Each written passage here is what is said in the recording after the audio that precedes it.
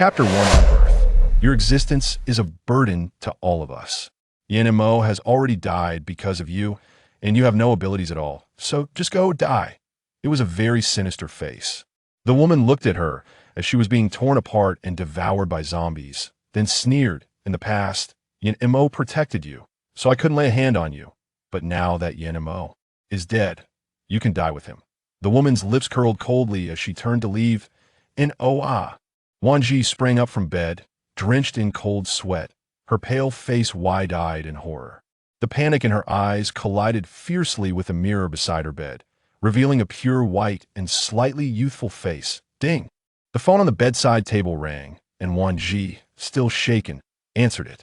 A gentle and charming voice came through, and Wan Zhi momentarily fell into a daze. Mo. Why could she still hear his voice?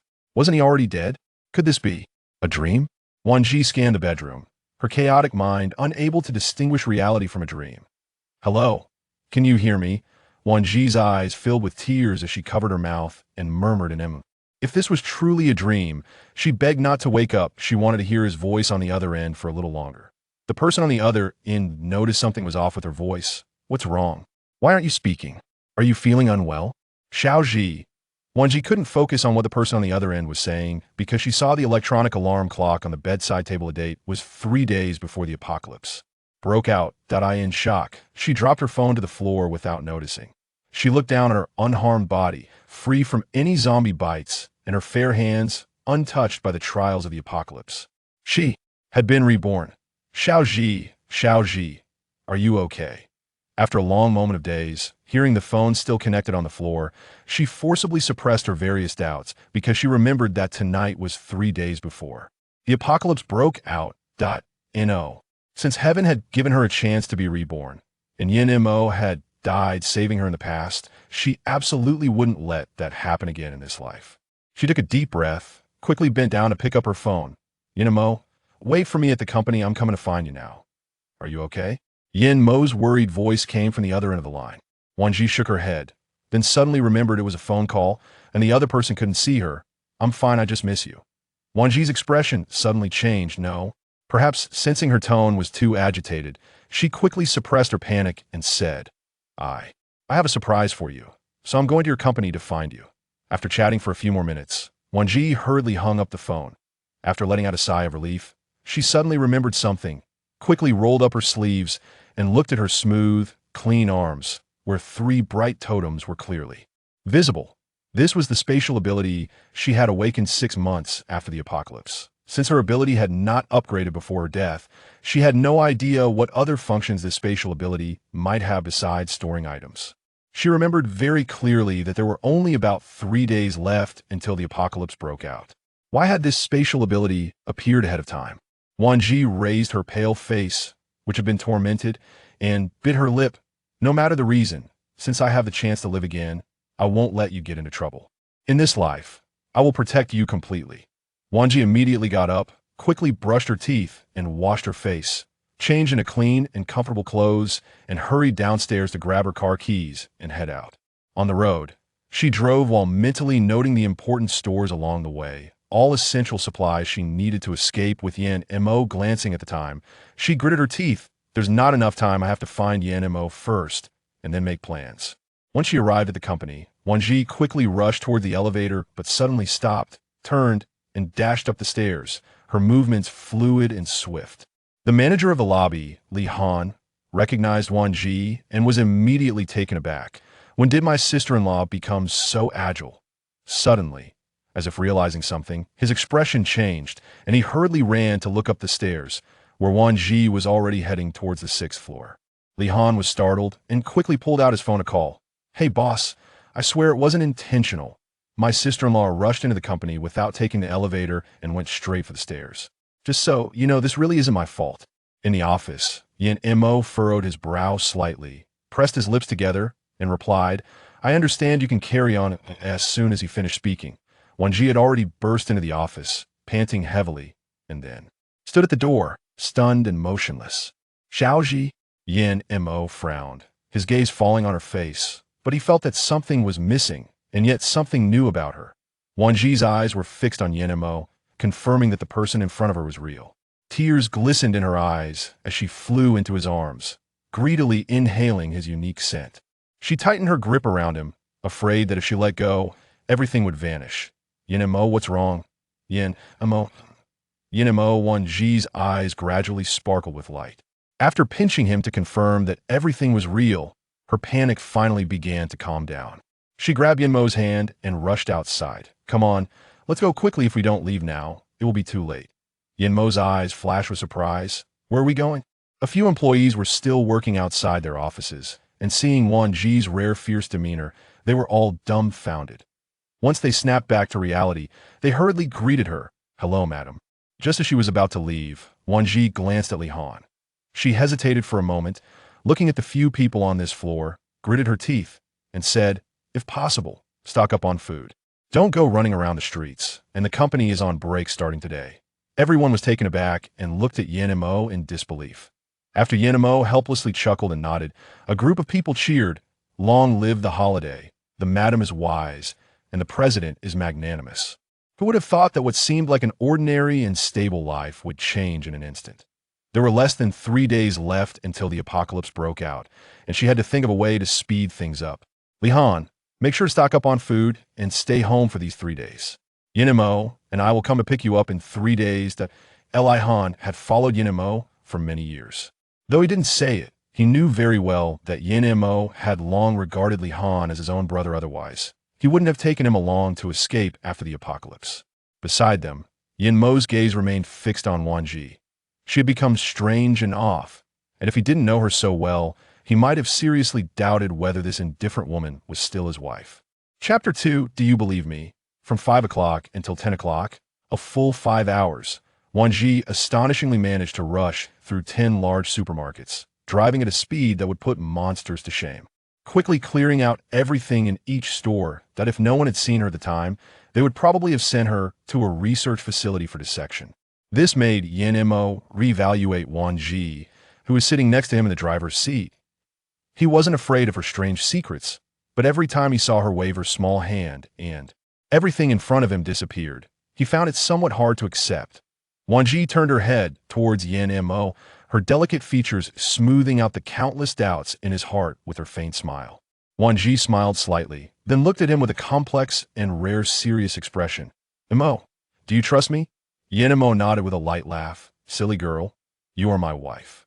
If I don't trust you, who else can I trust? That was what he said, but the questions in his heart grew like a snowball, and he had a feeling that soon they would have to discuss her strange actions and the mysterious secrets. She held.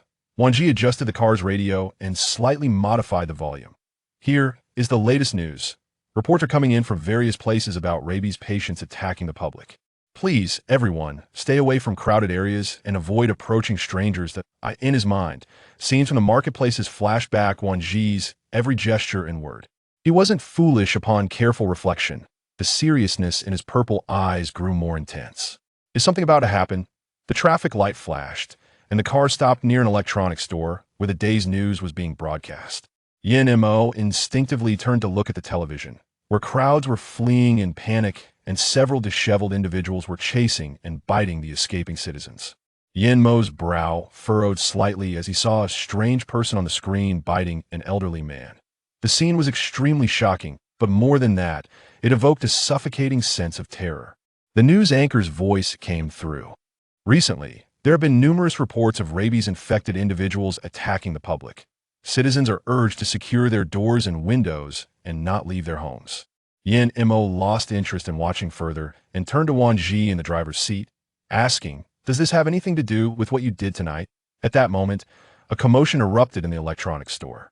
Wan Zhi's previously lazy expression suddenly sharpened, gripping the steering wheel. She pressed the accelerator and ran the red light. In 3 days, the apocalypse would break out. By then, who could still follow traffic rules? It was already commendable for people to not crash into the fleeing crowds.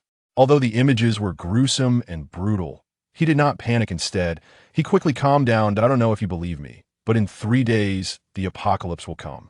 The sky will fall into darkness, and all living beings will fall into a deep sleep. Half an hour later, everyone will wake up.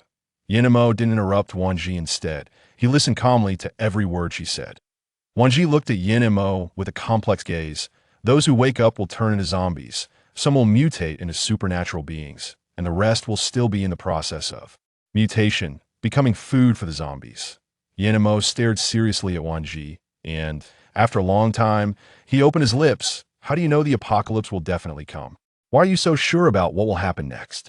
If he didn't know her so well, he would have doubted that this wife in front of him had been replaced.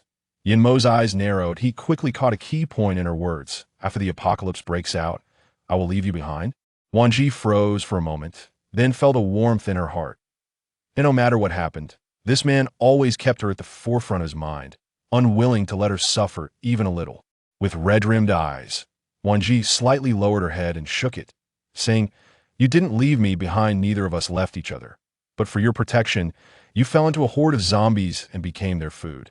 Seeing Wan Zhi's downcast emotions, Yin Mo's brow furrowed slightly. He easily read the answer he wanted from her eyes. He felt both pain for her experience and hated his own powerlessness. Yin and Mo tightly embraced Wan Zhi, holding her securely in his arms to comfort her. Tell me, what should I do? He wanted to protect her, just as he always had, cherishing and pampering her. He had seen movies about the apocalypse, the terrifying zombies, the shortage of food and water, and the most chilling ugliness of human nature. We need to stock up on a large amount of food and water, clothes to withstand the cold winter, self-defense weapons, and a vehicle. The vehicle should preferably be a modified Hummer with a high chassis. Wan Zhi knew that with Yin Mo's current status, these things could definitely be arranged. What she needed to do next was to activate his supernatural ability in advance. These are not difficult, leave them to me. Yin and Mo trusted her, as always, agreeing without any hesitation or doubt that why supernatural ability is space storage. I can store anything, no matter how big. Just go ahead and collect the items. After saying this, Wan Zhi blinked at him. Are you scared? Yin and Mo smiled lightly. When have you seen me scared? I'm only afraid of you not being by my side, afraid that I can't protect you in the following time. Wan Zhi and Yin Mo worked together. She was responsible for basic supplies, while Yin Mo was in charge of weapons and modifying vehicles, aiming to gather all the collectible supplies within 3 days. Wan Zhi found 2 pharmaceutical factories, secretly noted their locations, and went to the farthest one first. Watching the trucks loaded with medicines and medical supplies, she licked her lips and quickly stored the medicine from 5 trucks into her space when no one was paying attention, then quietly left. As she was about to get into the car, she happened to see 2 men leaning against the backdrop, and Wan Zhi instinctively divided her attention. Big brother, what do they mean by this? A slightly pale man with a refined appearance said angrily, The goods are what they wanted, and we worked hard to gather them. Now they just say they don't want them. All right, stop talking.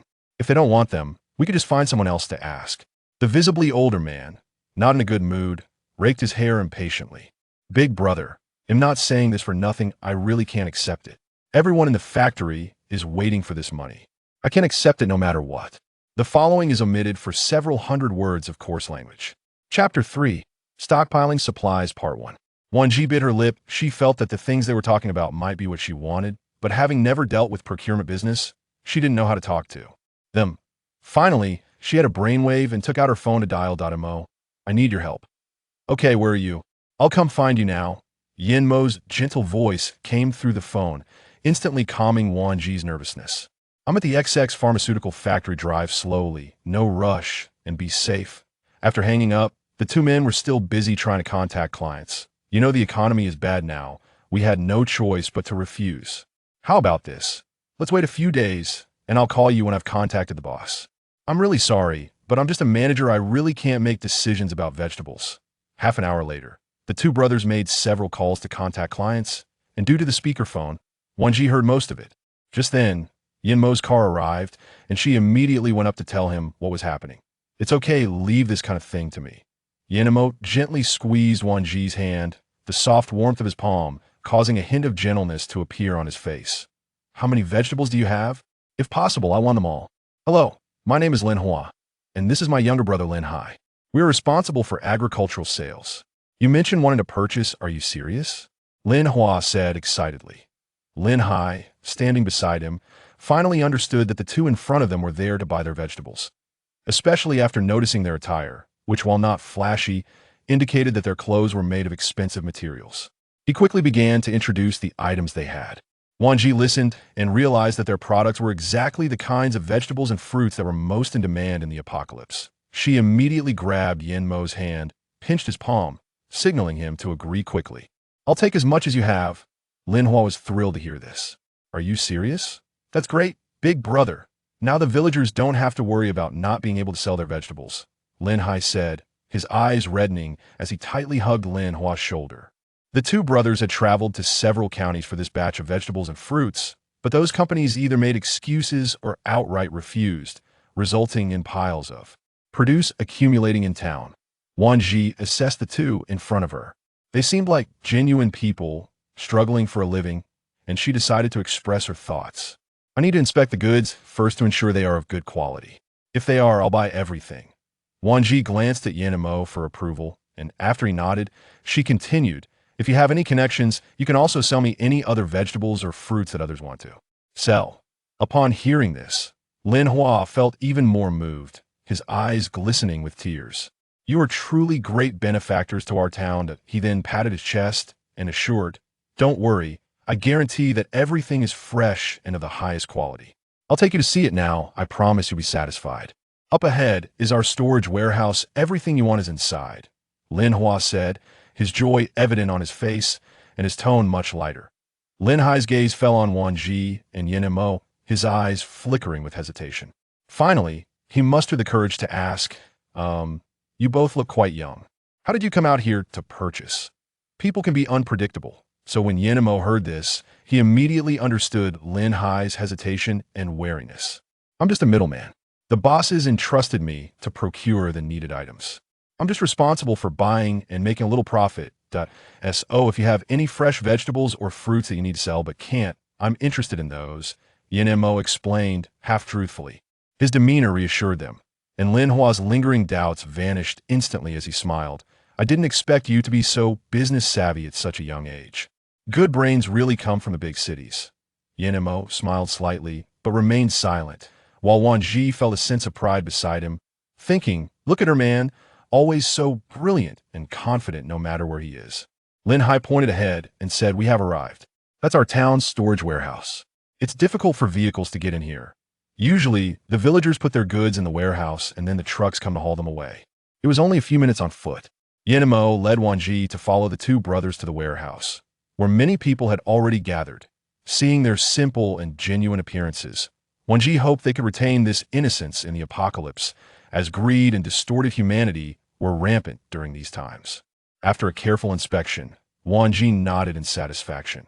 These supplies were scarce in the apocalypse, and since her space was completely still, apart from the initial testing with living things that wouldn't fit, everything else could be stored. She noticed there was still plenty of space available, and once these items were packed in, she could find time later to sort them out. Yin Mo noticed the satisfaction in Wan Zhi's eyes and turned to Lin Hua. All right, if you trust me with these goods, you can hand them over. I'll have someone come haul them away tonight. Wan Zhi was surprised at how well Yin Mo handled the situation.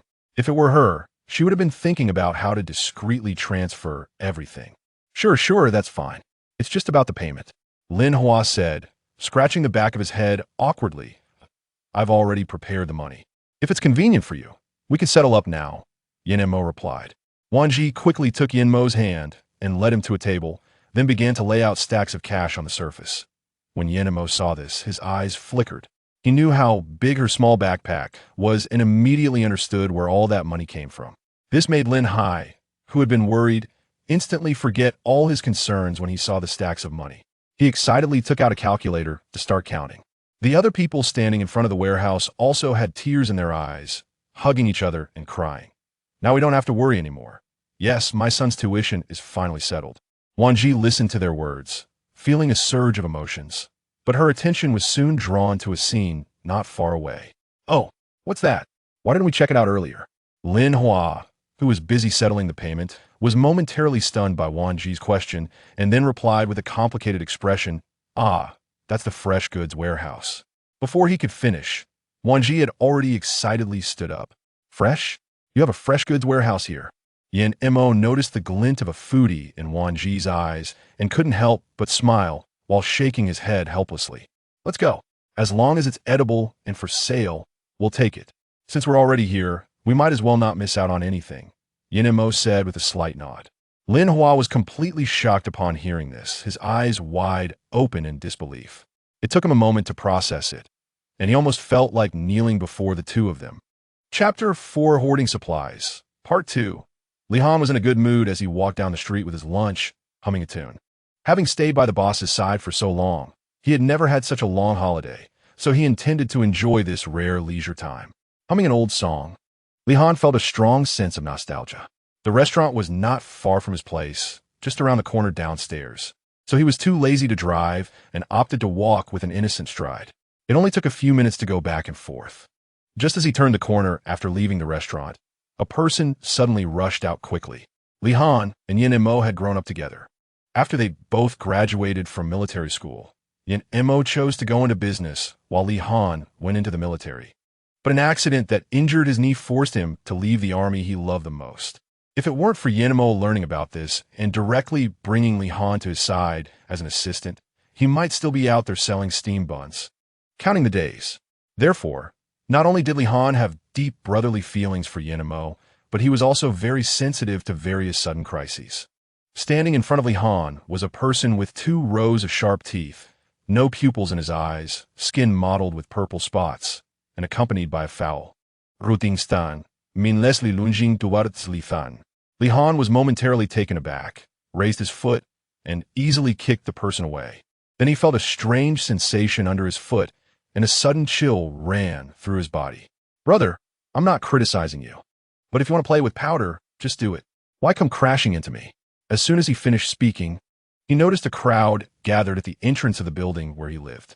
Li Han glanced at the person he had kicked away without much inspection and squeezed his way through the crowd. Make way, make way. It was strange. He had only gone downstairs to buy some food. So how could a crowd gather in just a few minutes? Was there a murder or something? Li Han frowned and squeezed out of the crowd to take a look. Hurry, catch him. Quick, call the police.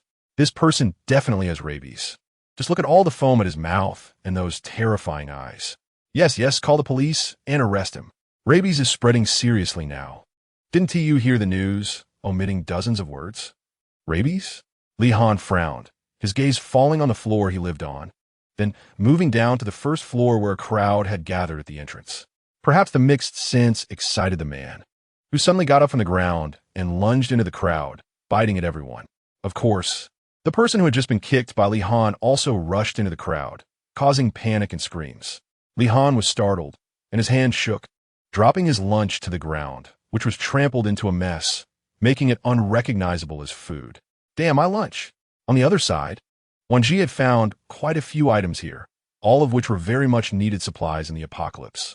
Are you sure you want to take all of these? This is quite a sum. Lin Hua was worried that the other party might pressure them on price due to insufficient funds. So he tried to piece together a deal during the settlement to make both sides happy. Yin Mo noticed Lin Hua's thoughts and said, You don't need to worry too much. Since I said I would buy, I am definitely prepared with enough money. While speaking, he signaled Wan Zhi to bring out more money. Understanding his cue, Wan Zhi took out several stacks of cash from her backpack. Looking at the stacks of bills on the table, even Lin Hua and the others were startled. Such a large amount of money, and these 2 young people were carrying it around. If they encountered someone with bad intentions, wouldn't they lose both money and life? The settlement for the fruits and vegetables was about 200,000, and the fresh goods were just delivered from the overseas fishery at 400,000. Do you want to take a look? Lin Hai calculated the price and told Lin Hua. Yin Mo's gaze landed on the amount and said bluntly, No need to calculate, just this price. As soon as Yin Mo finished speaking, Wan Zhi suddenly had a bright idea. Do you have any connections to find someone selling meat? Hearing this, a middle-aged man in the crowd ran out, Yes. In our village, we raise poultry and livestock. We have all kinds of meat. Wan Zhi jumped up excitedly, her eyes shining. Is there a lot?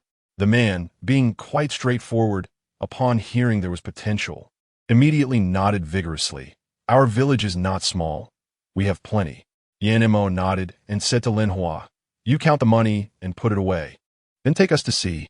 I want to buy meat. Lin Hua couldn't believe that these 2 were actually big spenders.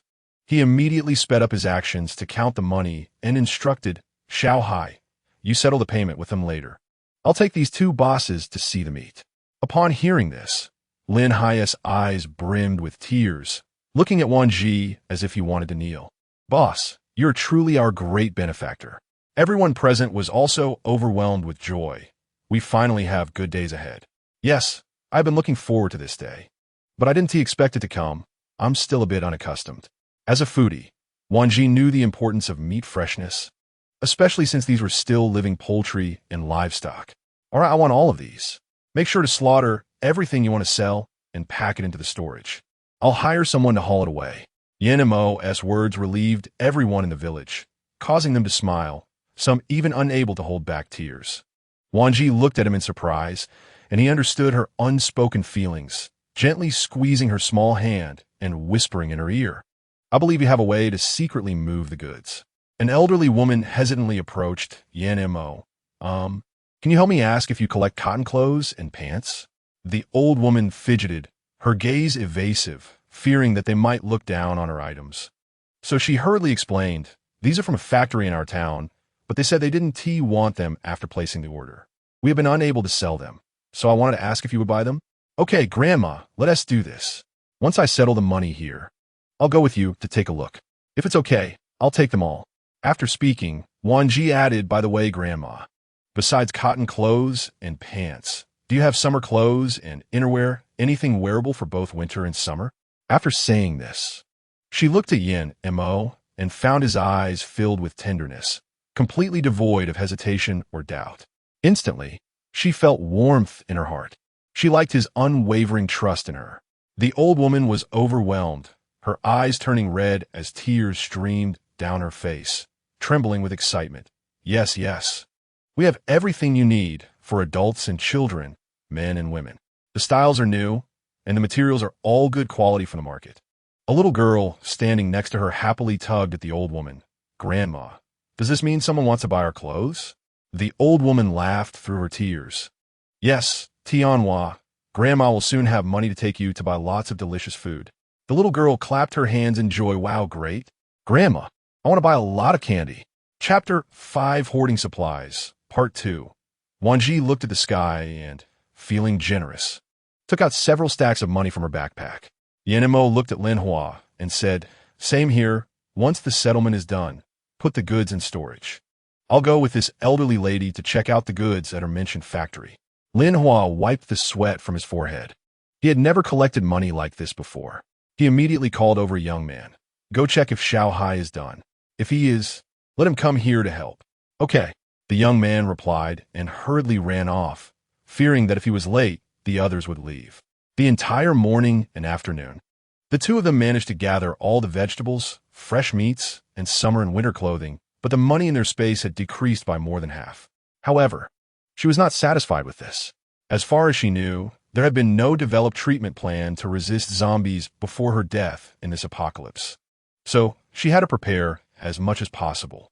Now that they had daily necessities and food, the next step was to stock up on oil, rice, seasonings, and cooking utensils. Without a stove, they were at a disadvantage.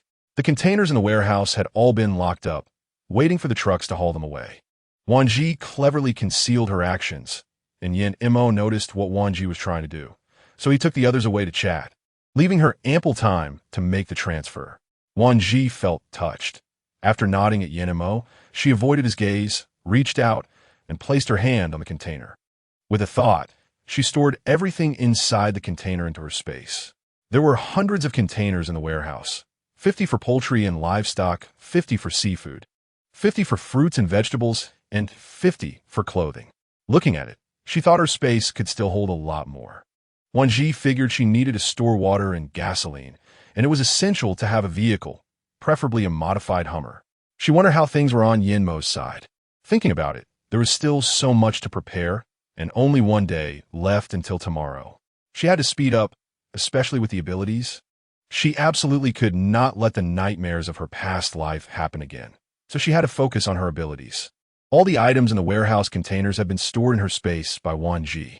She quietly organized the items in her space and then looked at Yin Mo, nodding to indicate she was done. Upon hearing this, everyone quickly nodded in agreement. After sending the two away, cheers erupted among the crowd. and many began to think about what they would do with the money they had received. Shortly after leaving, the two got into the car, just as Yin Mo's phone rang. After answering, his expression changed drastically. As soon as he hung up, Wan Zhi sensed that he was troubled. What had happened?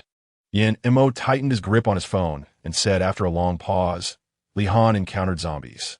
Wan Zhi gasped upon hearing this. Where's he? Is he okay? Wan Zhi was very clear that Li Han meant more to Yin Mo than just brotherly affection. This was evident from how they had stood shoulder to shoulder against zombies since the outbreak of the apocalypse. He asked fine. Yin Mo sighed and shook his head. Wan Zhi hesitated for a moment. Should we bring Li Han over here early? After all, I will need to help you activate your abilities. Yin Mo hesitated for a long time, then finally started the car. As he stepped on the gas, the car immediately drove out of the exit. If you're worried about my secret, you really can rest assured. Li Han is your brother. You trust him, and I trust you. Wan Zhi blinked at Yin Mo and smiled. Yin Mo was taken aback by her gaze, and a hint of tenderness appeared on his face. He freed one hand to gently hold hers. Li Han may seem carefree, but he is sharp-minded. He won't disclose your secret. On the way back, Wan Zhi was too tired and fell asleep leaning against the car window. Yin Mo turned to see her sleeping face and felt a pang of reluctance. But he still steered the car in another direction. As soon as the car stopped, Wan Zhi seemed to sense it and opened her eyes. Are we there? After Yin Mo hung up the phone, he slightly pursed his lips and said, If you're tired, sleep a bit more. I'll wake you when we get home. Wan Zhi shook her head. No need. I'm well rested. Not knowing if it was because she saw a beverage store by the roadside, Wan Zhi suddenly had a bright idea. Since she had already started stockpiling food, could it mean she could also stock up on some ready-made drinks and snacks? After all, once the apocalypse broke out, these items would dwindle quickly, and they had expiration dates, so they couldn't be stored for long. But her space was different. It was static. She had experimented with a cup of hot water yesterday, and after a night, it was still warm to the touch. With that in mind, she boldly took out her phone and started shopping on an online platform, ordering everything she wanted to eat and drink, adjusting the quantities to the maximum. Wow, after the apocalypse breaks out, she could kick back and have whatever she wanted whenever she wanted, letting those who bullied her feel envious. How wonderful. Yin Mo had no idea what Wan Zhi was thinking. He just saw her grinning foolishly at her phone, and he raised an eyebrow, then shook his head with a helpless smile. Before long, Li Han came out carrying 3 boxes of luggage. When he saw Wan Zhi in the car, he greeted her. Sister-in-law, please take care of me more in the future. Ding! A message notification sounded on Wan Zhi's phone. Li Han glanced at it and saw it wasn't his, so he volunteered. Where are you going? Let me drive. Yin Mo nodded. Not being polite, opened the car door and sat down. He then turned to Wan Zhi, who was sitting beside him, and said, The modified vehicle you wanted is all set. Do you want to go check it out now, or should we wait until tomorrow? Wan Zhi had already planned everything for tomorrow, so she shook her head and said, Let's go see it now. She had her own selfish motives. It was a good opportunity for Li Han to adapt to her abilities. Otherwise, it would be hard to explain later, and it would be interesting to see his reaction. A modified vehicle? You guys got a modified vehicle? As a retired Special Forces soldier who had come into contact with various armored vehicles, Li Han's imagination started to run wild upon hearing about modifications. Yin Mo glanced at him and suddenly said, Put away those unrealistic thoughts. Do you think those things are accessible to ordinary folks like us? After that, about 10 minutes later, they arrived at their destination.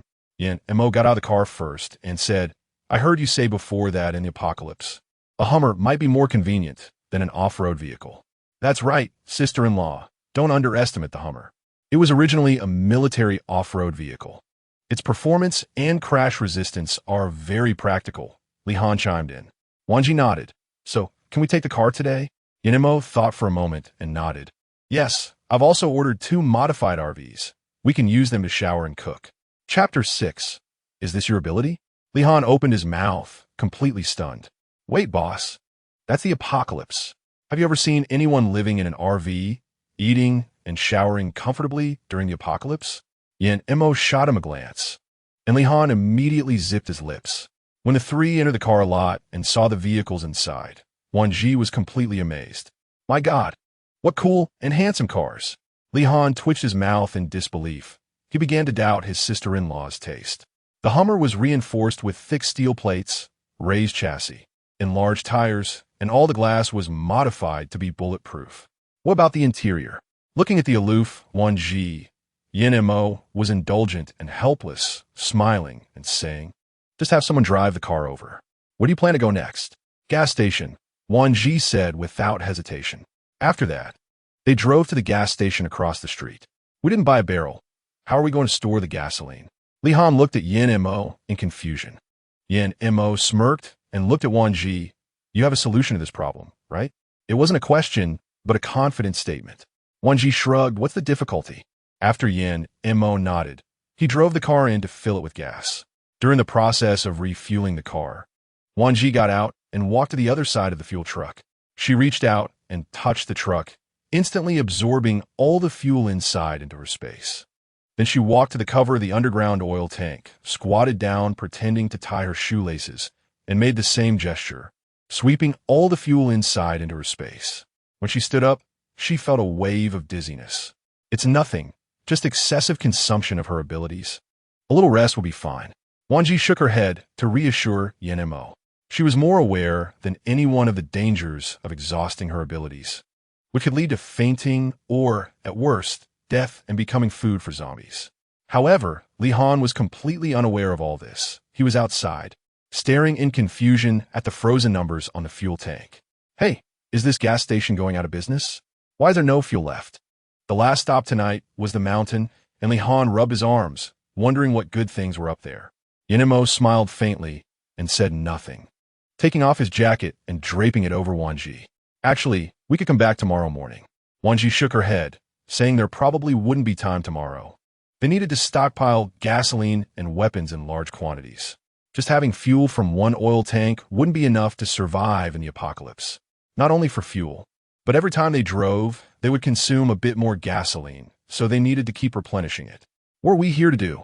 Li Han looked at the pitch-black mountaintop, feeling a bit strange. Wan Zhi stood at the peak and looked down, blinking her eyes, not believing in evil. She rubbed her eyes and opened them again, carefully observing the view below. The distant streets, illuminated by red lights and vibrant nightlife, were all in her sight, as if she had activated a satellite scan. Taking a deep breath, she filled her nostrils with the mist of the mountain stream and the scent of grass, while the sounds of insects crawling filled her ears. Wan Zhi opened her eyes and pushed against the large tree beside her, which immediately fell to the ground.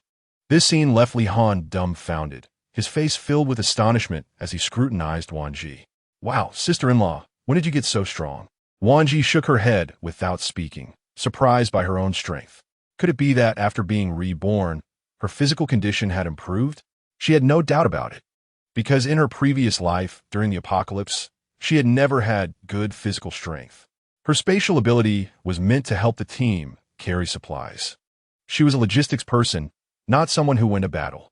Yin Mo's eyes brightened. "Is this your ability? If so, at least you won't be bullied in the apocalypse." Wan Zhi frowned and shook her head. "This isn't my ability. My ability is space. This is clearly a physical mutation. No matter what, at least you won't be bullied in the apocalypse anymore," Yin Mo said, a rare smile appearing on his face. Wan Zhi's expression flashed with a bitter smile. She didn't explain or say anything, just gazed at the seemingly boundless spring water, bending down to reach in. The coolness of the water instantly washed away her fatigue.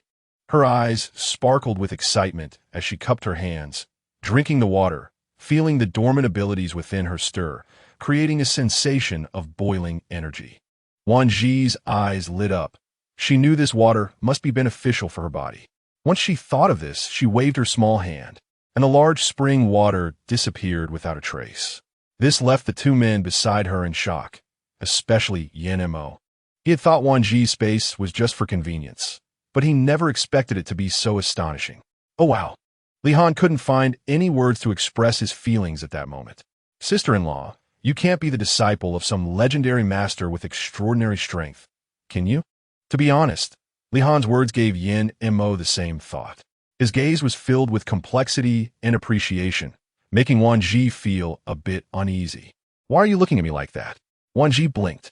"Tonight, I'll help you both activate your abilities. There's only one day left before the apocalypse begins. A hint of resentment flashed in Wan Zhi's eyes.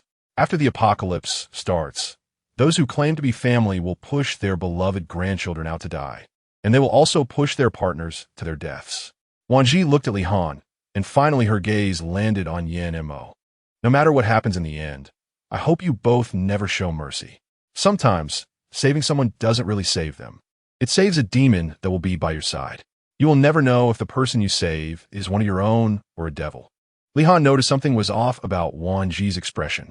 Smartly, he chose to remain silent and stepped aside, leaving it to Yan Mo to comfort her. He could sense that Wan Zhi had definitely gone through a lot before her rebirth, and Yan Mo's eyes, like an eagle, revealed a dangerous and fierce look.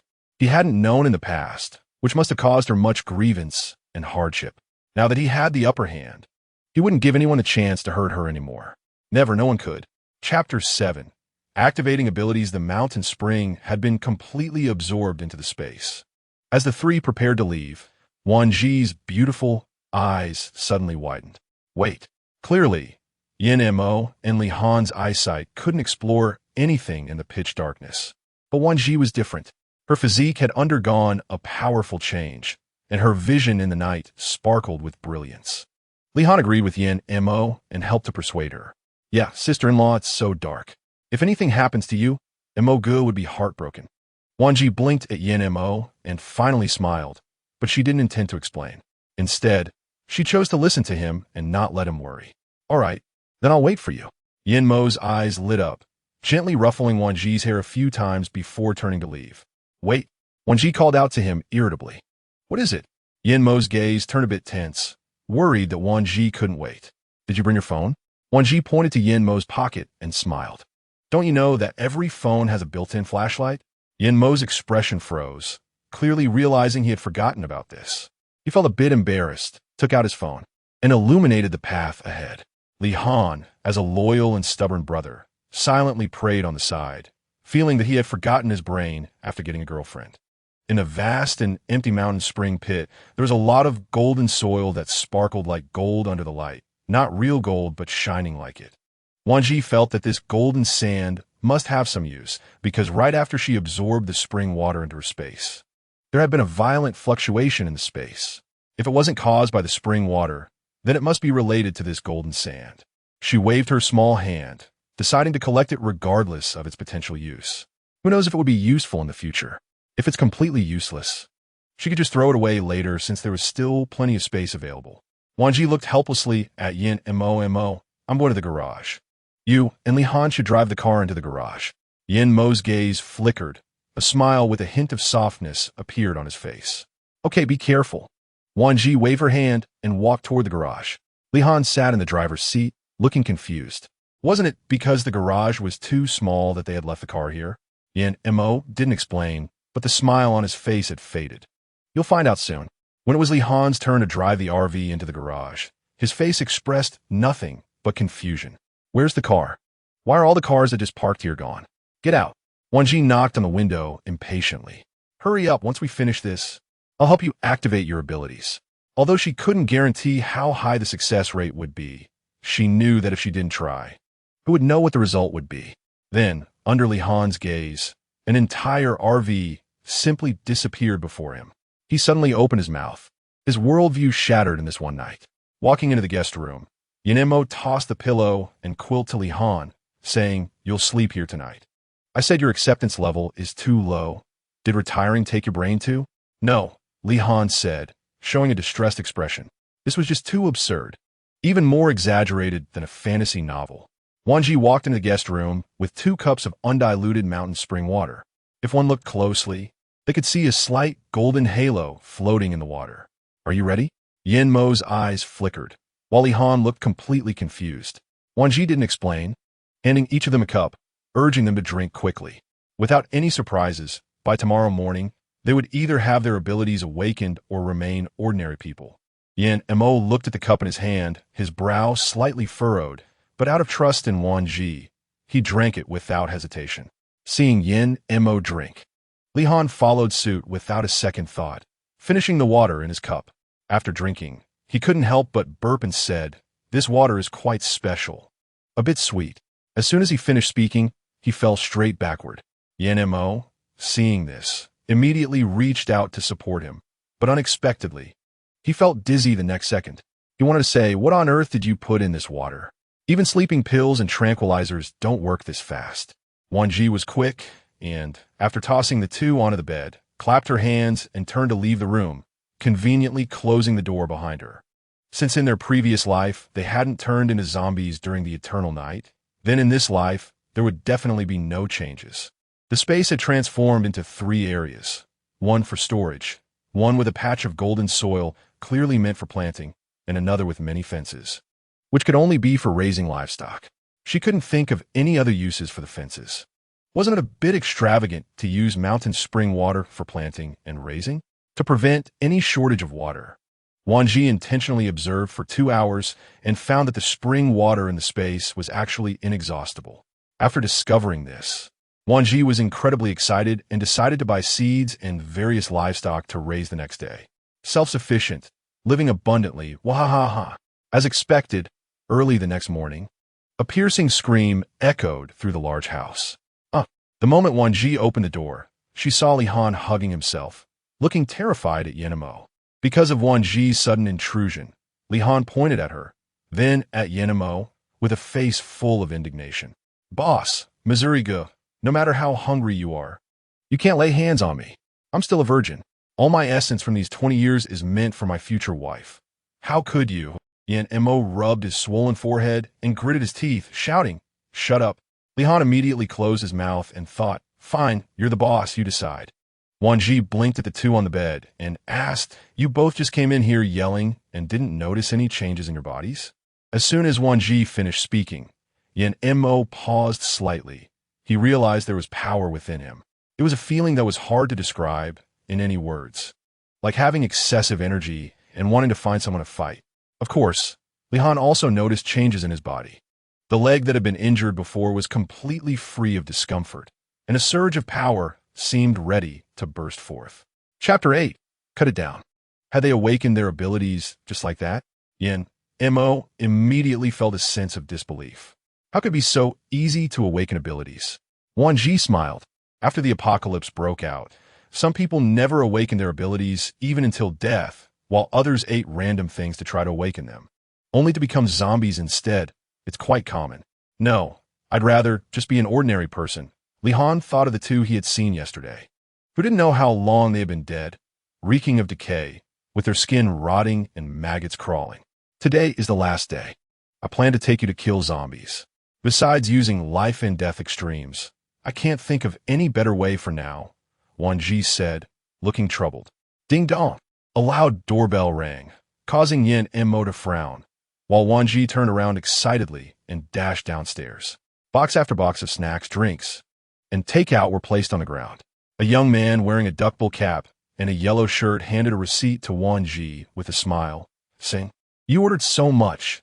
Are you planning a teacher-student feast?"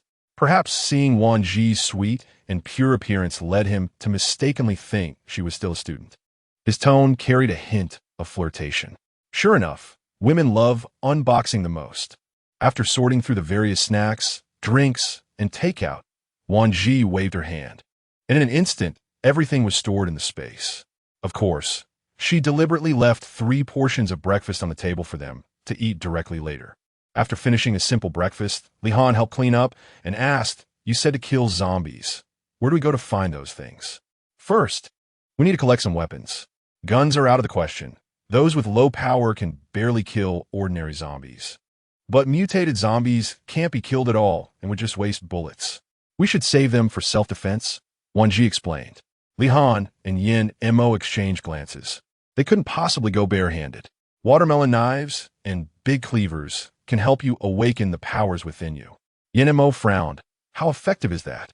If nothing goes wrong, there's about an 80 chance it can awaken. Wan Zhi wasn't lying. In her previous life, many people awakened their abilities during battles after the apocalypse broke out, but only half of them managed to retreat safely, while the other half awakened their abilities only to fall into a deep sleep and be devoured by zombies. So, I'll be right beside you. As long as you fall into a deep sleep, I'll take you away from danger safely. Wan Zhi explained the stakes. Li Han was inherently adventurous.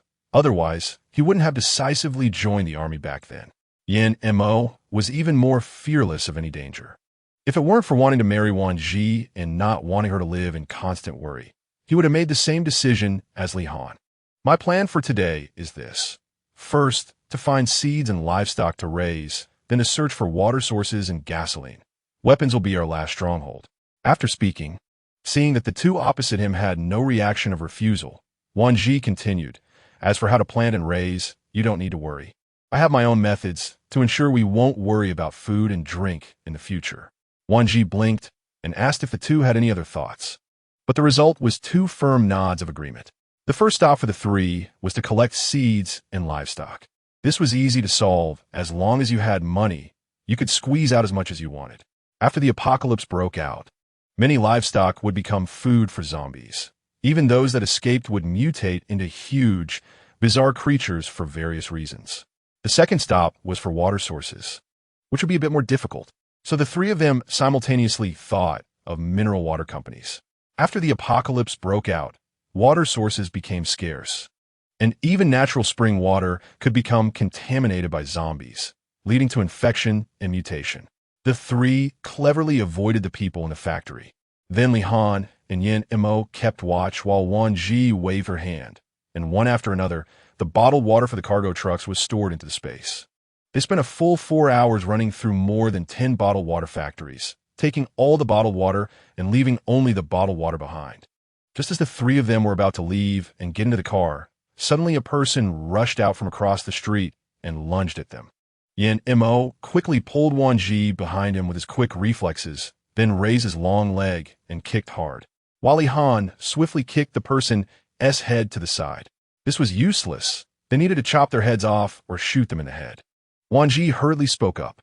If she had had a suitable weapon, she would have jumped up to chop off their heads directly. Chop off their heads. Li Han looked incredulous, unable to take action at all. Yan Mo's gaze fell on the zombie across the street, which could no longer be called human.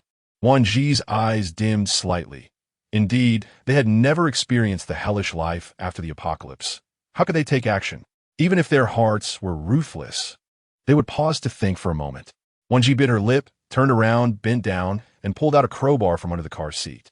Without thinking, she swung it hard at the zombie's head, instantly causing its head to explode, and the zombie fell to the ground motionless. The two looked at Wan Zhi, surprise evident on their faces. The reason was simple. At that moment, Wan Zhi had no warmth in her expression. Her gaze was cold and her face was devoid of emotion, which caused a twinge of pain in Yan Mo's heart. What kind of days must she have gone through to change a person who used to be cheerful and optimistic so completely? Yan Mo tightly embraced Wan Zhi, his large hand pressing her head against his chest, while the other hand gently patted her back as he comforted her. I'm sorry, I wasn't prepared. You must be very disappointed in me, right? In fact, Yan Mo had already mentally prepared himself from the very beginning, but when the situation unfolded before him, his mind went blank. These hands, which had once sworn to protect the country, now had to be used to kill those who were once people of this land. How could Yan Mo's thoughts be any different from Li Han's?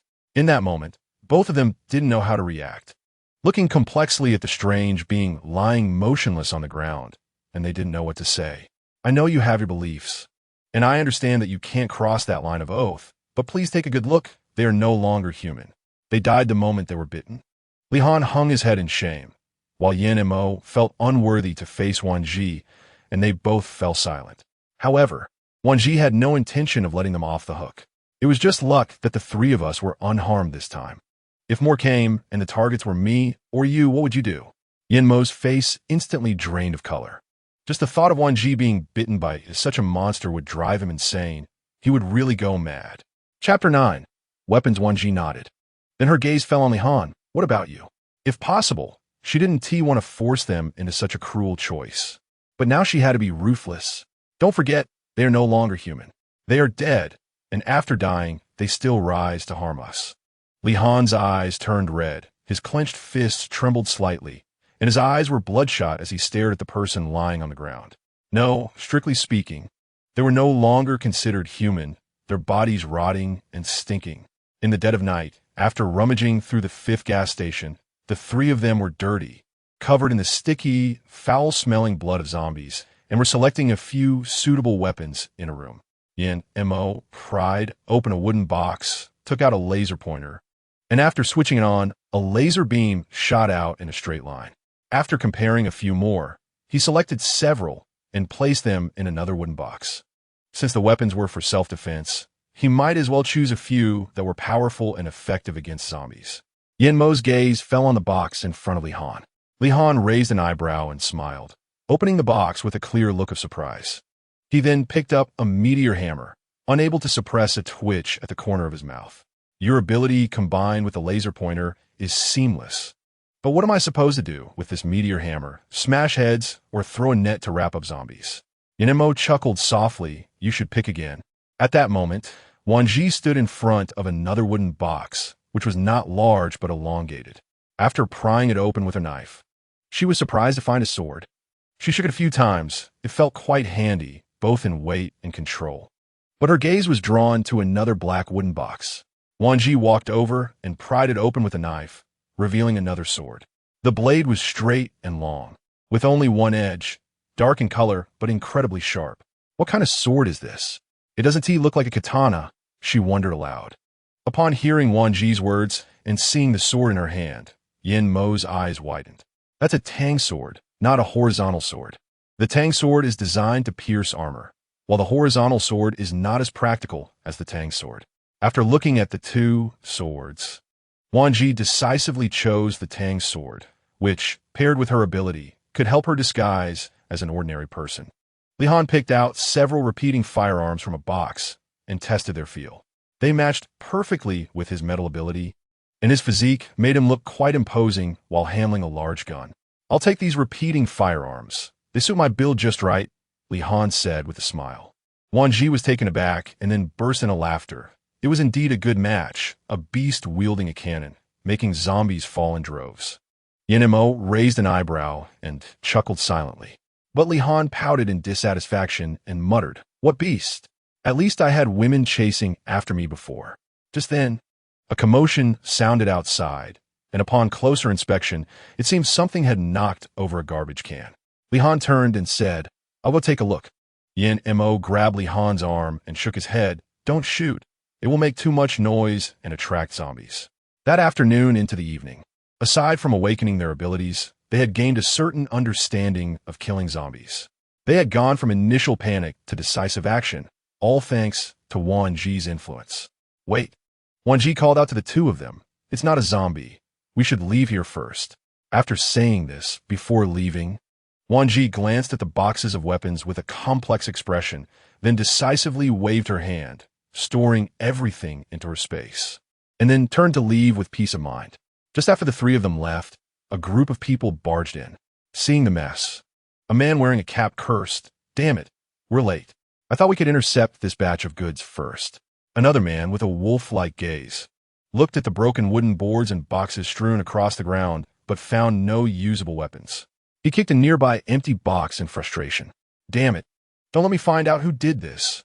Otherwise, I'll make them pay. The man with dyed, yellow hair said fiercely, Now that we have no weapons, how are we supposed to report to the boss?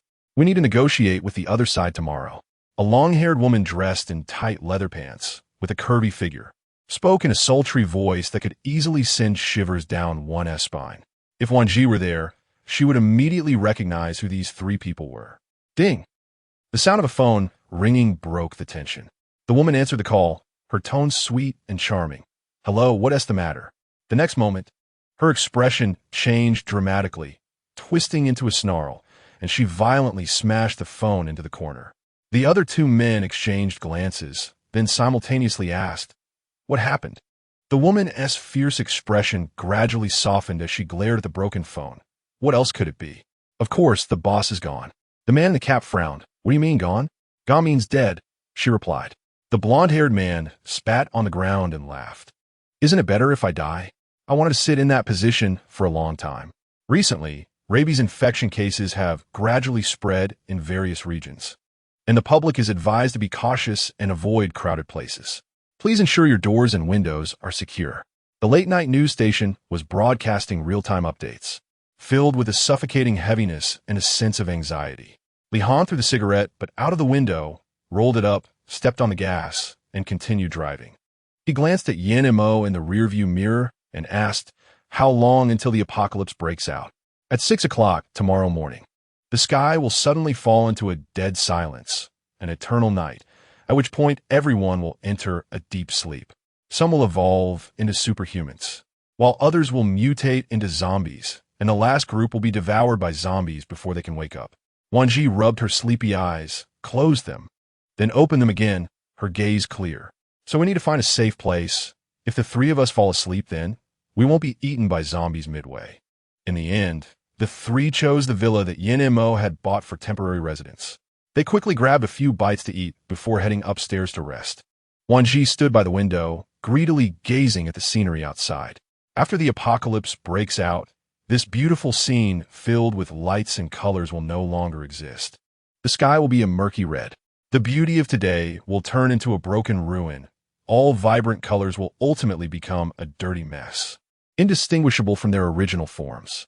After Yin and Mo finished a shower, he roughly wiped the water from his head and walked up behind Wan Zhi, gently wrapping his arms around her. Where was I before my rebirth? The topic was a bit heavy, but Yin and Mo didn't want to guess. He knew it must be because he wasn't by her side. Otherwise, with his love for her, he would never let her die. Wan Zhi blinked back tears, turned around, and pressed her forehead against his chest, choking on her words, expressing her fear. You died to save me, and then I was killed by others. Chapter 10. What happened to your hair? With just two simple sentences, Yin Mo's eagle-like gaze flashed with a hint of darkness. This time, we will definitely live well. He promised her with his life that he would never let her suffer any more grievances or harm. Wan Zhi said nothing, only tightly embraced his waist and nodded, but inwardly vowed to protect the important people around her this time. No one could hurt her again, not anyone.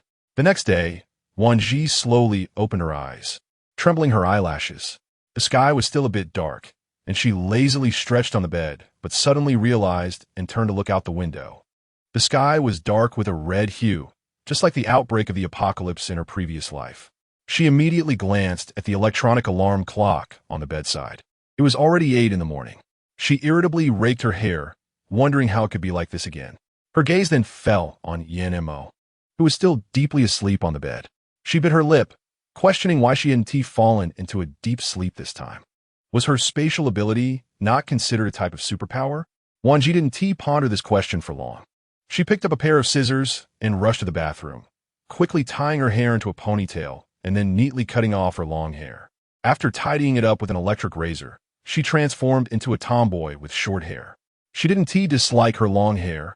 On the contrary, shortly after the outbreak of the apocalypse, various oppressive emotions would distort human nature. The elderly, weak, women, and children would become burdens in the apocalypse. And superhumans looked down on ordinary people, especially ordinary women. Even women with abilities would cut their hair short. The reason was simple. Long hair looks beautiful, but if a zombie grabs it fiercely, even the strongest superhuman cannot escape a fatal outcome. After finishing all the trivial tasks, she sat in the corner of the bed waiting for Yin and Mo to wake up, and of course, she didn't forget to enter her space to check. The breeding pens had also begun to see many animals breeding. A batch had already been slaughtered and placed in the space. The only difference was that after just one night, there was an unusual living thing in the space, a large tree occupying the entire space. Its roots clung to the walls of the space, using its treetops to engage in some strange behaviors, like planting, breeding, classifying items. Was this big tree treating the space as its personal farm? Perhaps because Wan Zhi's consciousness entered the space, the tree excitedly shook its lush branches and leaves, seemingly welcoming her arrival, as if showing off its hard-earned results. Then, a small fruit appeared at the tip of the tree, about the size of a baby's fist. For me, Wan Zhi felt a bit uncertain. The tree happily shook its branches and leaves, as if reminding her to eat it, because it was delicious. Wan Zhi instinctively touched her nose. Not eating, it would seem a bit unfair to the tree for its hard work overnight. After exiting the space, She indeed found a fruit in her hand. She took a big bite. The juice was abundant, and the taste was crisp and refreshing. In the end, she finished the fruit in less than a few seconds, and suddenly, Wan Zhi distinctly felt an unusual change within her body. It was a sensation similar to containing a large amount of superpower, and then an idea flashed in her mind. She casually put on a hat, took out a tang knife, and walked to the balcony, her eyes sharp. Her movements were not slow, with one horizontal sweep. The nearest car parked by the roadside was sliced in half. Wan Zhi's eyes lit up as she felt the abundant superpower at her fingertips. She pointed at the slanted car, and in an instant, a dark square box appeared, violently crushing it. In less than 2 seconds, the car turned into a pile of scrap metal. Wan Zhi stared at her hands in excitement, even a bit in disbelief that she had a space where she could plant and breed and had such a terrifying ability. I can finally stop being afraid of the apocalypse. Wan Zhi tightened her fists with red-rimmed eyes, no longer afraid that anyone would bully her. Even if there were only the 3 of them left in this world, they could still survive well. At this time, Yin Mo and Li Han also gradually woke up. The 3 sat on the sofa in the living room, looking at the small fruit in their hands. Sister-in-law, can eating this really change your physique? He couldn't shake off his skepticism. Xiaozhi, what about your fruit? Why we both have it, but you don't? Yin Mo frowned, not wanting her to give away her share to Li Han, only to find out she hadn't eaten any. Wan Zhi smiled, I've already eaten it. Yin Mo's face darkened. Don't lie to me. Did you give your share to Li Han? Wan Zhi felt embarrassed, her toes curling in frustration, wondering if he thought she was so foolish and kind-hearted. Ugh. In the end, unable to argue against Yin Mo, Wan Zhi had to take out the last remaining fruit, so all 3 of them could have one. Only then did Yin Mo finally let her go. But Wan Zhi hesitated as she looked at the fruit, unsure if eating 2 in a row would have any adverse effects on her body. However, Yin Mo's gaze was fixed on her, so she steeled her heart and quickly finished the fruit. Seeing this, Yin Mo finally showed a satisfied expression, and they both ate their fruits.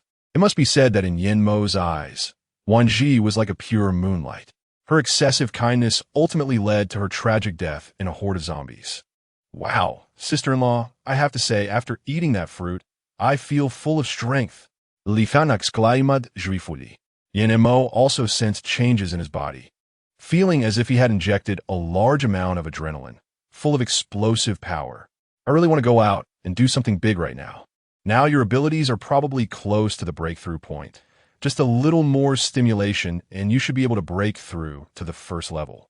But after that, you'll need to absorb crystal cores to upgrade. Wan Zhi blinked and touched her bangs on her forehead, awkwardly saying, my hair is too long. If a zombie grabs me, it won't be easy to break free. Besides, I don't want to end up with a bloody scalp just to escape.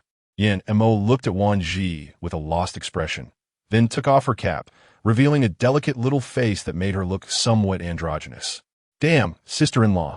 If I didn't know you were a girl, I would really suspect that the boss has been bent, Li Han said in shock. Yin Mo's gaze fell on Wan Zhi's face with concern. Let grow long. Don't cut it anymore. What he really wanted to say was that he would never let her suffer any harm, including grievances. His wife should be free and unrestrained, not carrying a sense of cold attachment. Chapter 11. Saving people. On the first day after the apocalypse broke out, the entire city center's traffic was paralyzed, plunging into a hellish state of terror. By the 3rd day of the apocalypse, those who needed to evacuate had left. Water and electricity were barely being supplied, but areas where water and electricity were damaged had already fallen into a state of blackout. On the 5th day of the apocalypse, the vast city fell into a dead silence. Aside from the swaying zombies outside, even the usual barking of dogs was gone. Do you want to go out and try your skills? The 3 of them had been cooped up in the house for 5 days, and every day was just eating and sleeping. Everyone felt like their bodies were rusting. Even Wan Zhi was getting fed up with being a lazy fish. She looked at Yin Mo with a sulky face and said, I feel like the house is full of salty smell. You guys aren't uncomfortable? I'm going crazy.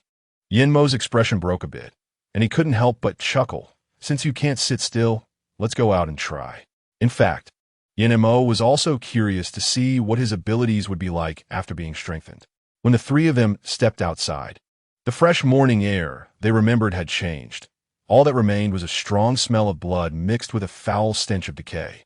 Of course, there were also many living people standing on high balconies, looking down at the three of them with varying degrees of disdain, seemingly mocking their recklessness. A few zombies that caught the scent of living humans let out a roar and lunged at them. However, as someone who had been reborn, Wan Zhi was already accustomed to such scenes. She drew her tang knife from her back and swept it out without a second thought. In the blink of an eye, after the sweeping strike, a zombie with a severed arm appeared behind Wan Zhi. Yan must pupils constricted sharply, and he quickly pulled out a laser pen infused with his abilities. A straight line shot out like a blade, severing the zombie's head, which instantly fell to the ground. Motionless, Wan Zhi glanced at a stone at her feet, and upon closer inspection, she clicked her tongue in disappointment. It was just an ordinary zombie. The people on the balcony instinctively shouted in excitement upon witnessing this scene. What the hell is going on? Is that thing so easy to deal with? Damn, look at that guy. He took down those monsters with just a laser pen. I think that skinny little white face is cooler. He looks just like Zorro from One Piece. So handsome. Wow, that guy's so handsome. If I could really walk out alive, I would definitely chase after him. At that moment, Li Han drove out a modified Hummer from the garage, instantly catching the envy of many, but more were still ridiculing their arrogance. Damn, did you see that? Their car is too badass. What's there to envy? With that modification, the fuel consumption must be huge. When the gas runs out, won't they just have to abandon the car and flee? Li Han slammed the brakes and shouted out the window, "Get in the car." Yin and Mo was the first to grab Wan Zhi, shove her into the back seat, close the door, and then jump through the window drive. Bang! A loud noise came from the roof, just as Wan Zhi was about to react. A hand that was almost unrecognizable as a hand reached in through the still-rising window. Wan Zhi reacted quickly without hesitation, raising her tang knife and stabbing upwards fiercely from the roof, then glanced at the surroundings outside the car. Seeing the zombies attracted by the sound of the Hummer, she gritted her teeth and shouted, "I'll clear the front from the roof. You be careful not to let the zombies get close to the car." Yin Mo's expression hardened. He knew this was not the time to hesitate. So, he tightened his grip on the laser pen and gritted his teeth. "Be careful.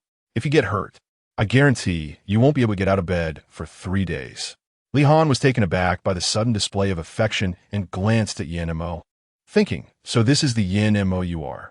Wan Zhi was momentarily stunned, and a hint of an unnatural blush crept onto her face as she nodded shyly and climbed up onto the roof, as if fleeing. Wan Zhi's agile and nimble movements made Yin Mo's purple eyes deepen, and a charming smile appeared on his face, revealing a sense of pride for his wife. "Boss, stop smiling. If you keep smiling, I won't even need to eat lunch," Li Han said disdainfully. Li Han's driving skills were decent, dodging zombies while keeping the vehicle steady. "Boss, we can't go any further. There are too many zombies. They'll break our windows." Li Han's expression grew serious as he occasionally glanced at the zombie horde in the rearview mirror.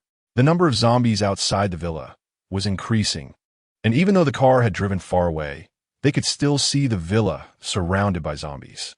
Yin Mo and Li Han's moods instantly sank, but Wan Zhi, who was on the roof, had already grown accustomed to the ever-changing environment of safety 1 second and ruins the next after the apocalypse broke out.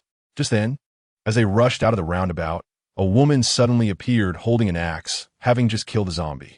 Wan Zhi instinctively thought of the woman, who seemed to be named Huang Mengxian.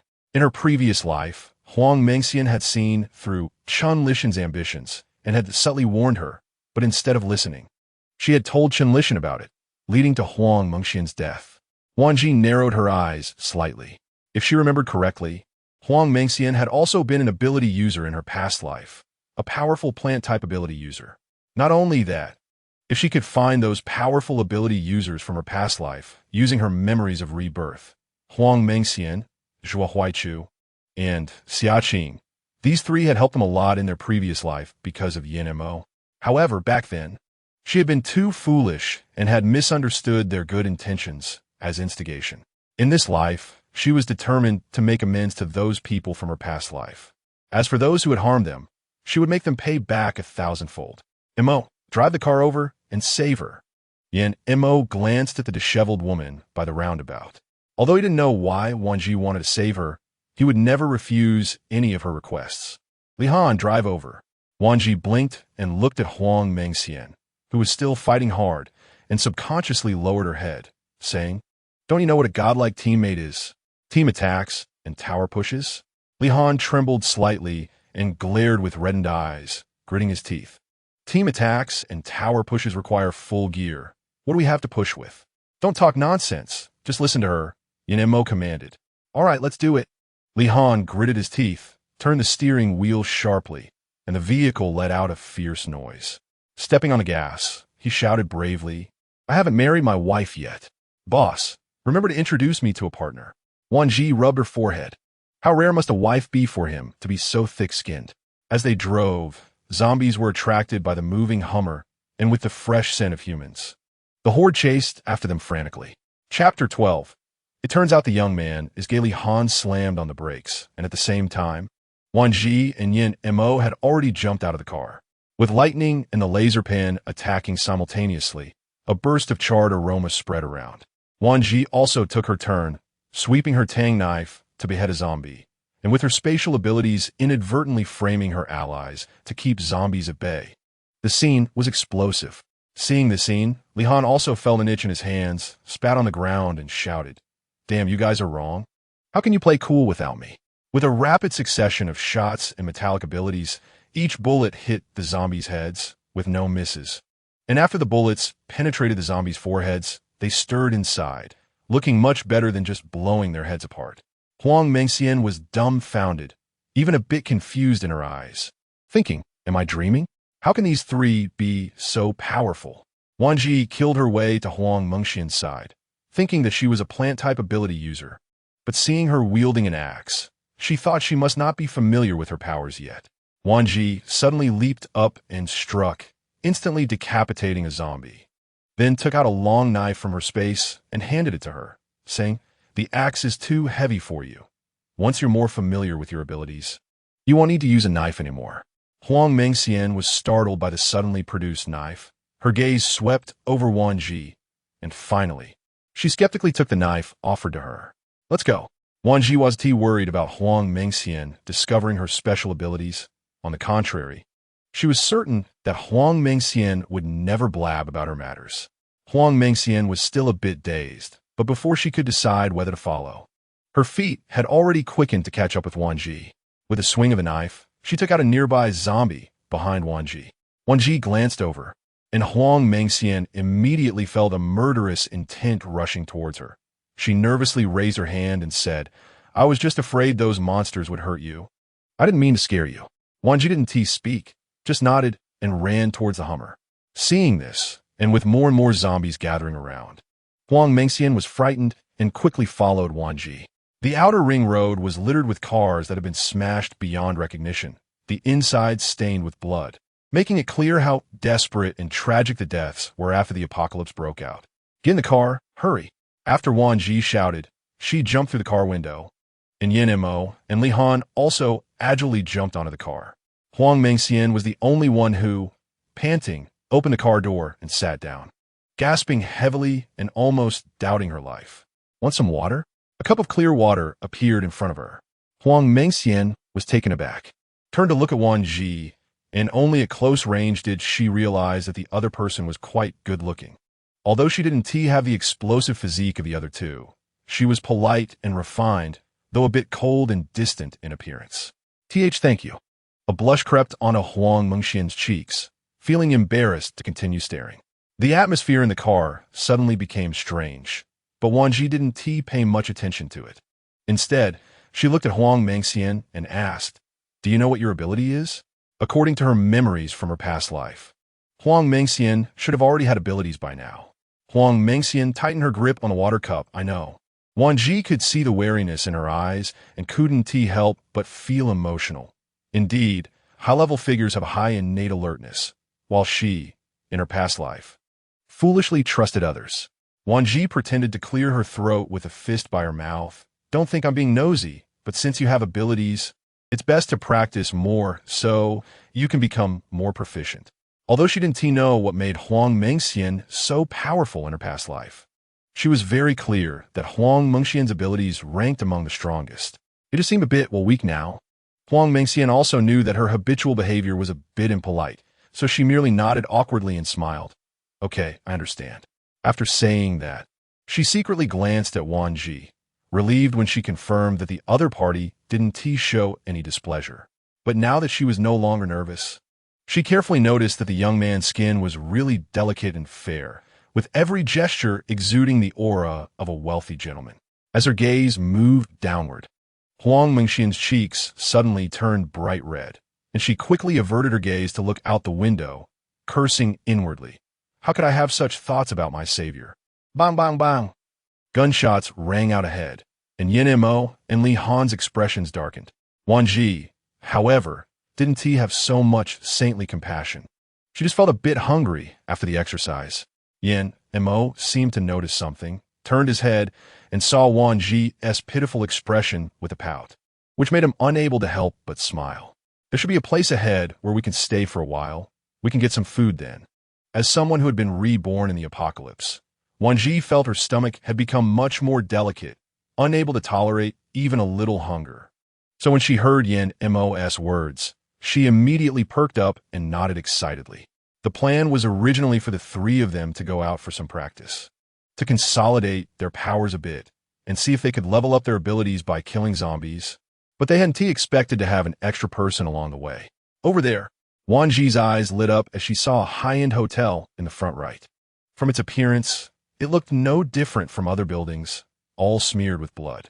But Wan Zhi's mental strength had reached an oceanic level, so she could easily see that the hotel inside was clean, obviously showing no signs of zombies. Li Han also noticed this, so without waiting for Yin Mo to speak, he gripped the steering wheel tightly and pressed the accelerator to drive over. When the car stopped at the hotel entrance, the three quickly jumped out, and Huang Mengxian hurriedly got out to catch up. Hey, wait for me. The four didn't try to hide themselves, so their movements immediately attracted the nearby zombies.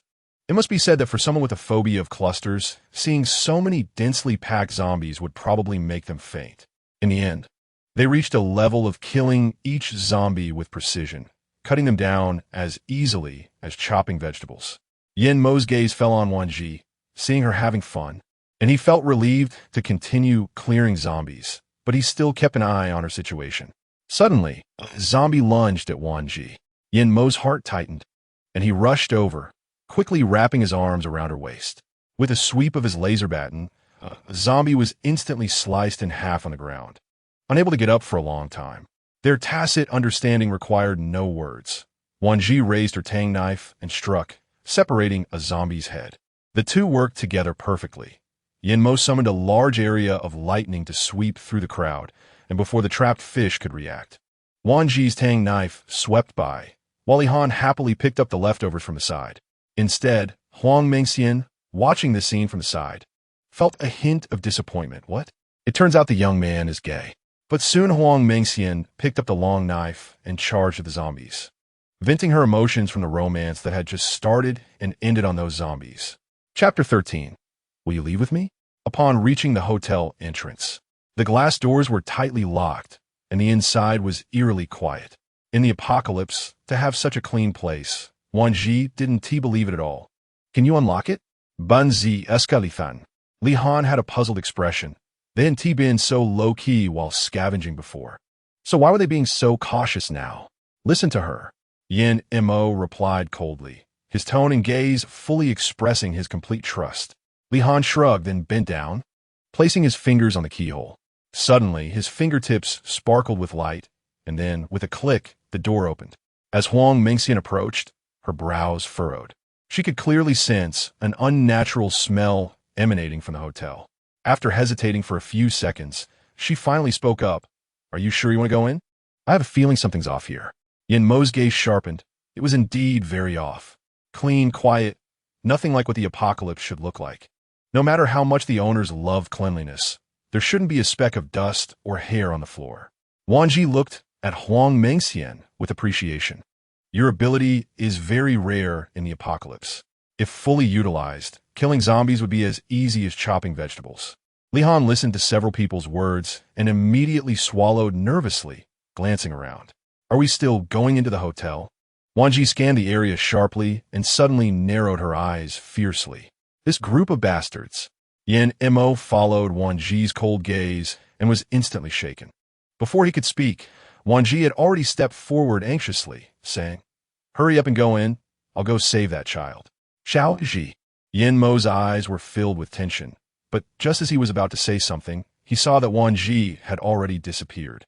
At this moment, on the balcony of the second floor across from them stood a small boy with tear-stained cheeks, looking out at the scene with tears in his eyes.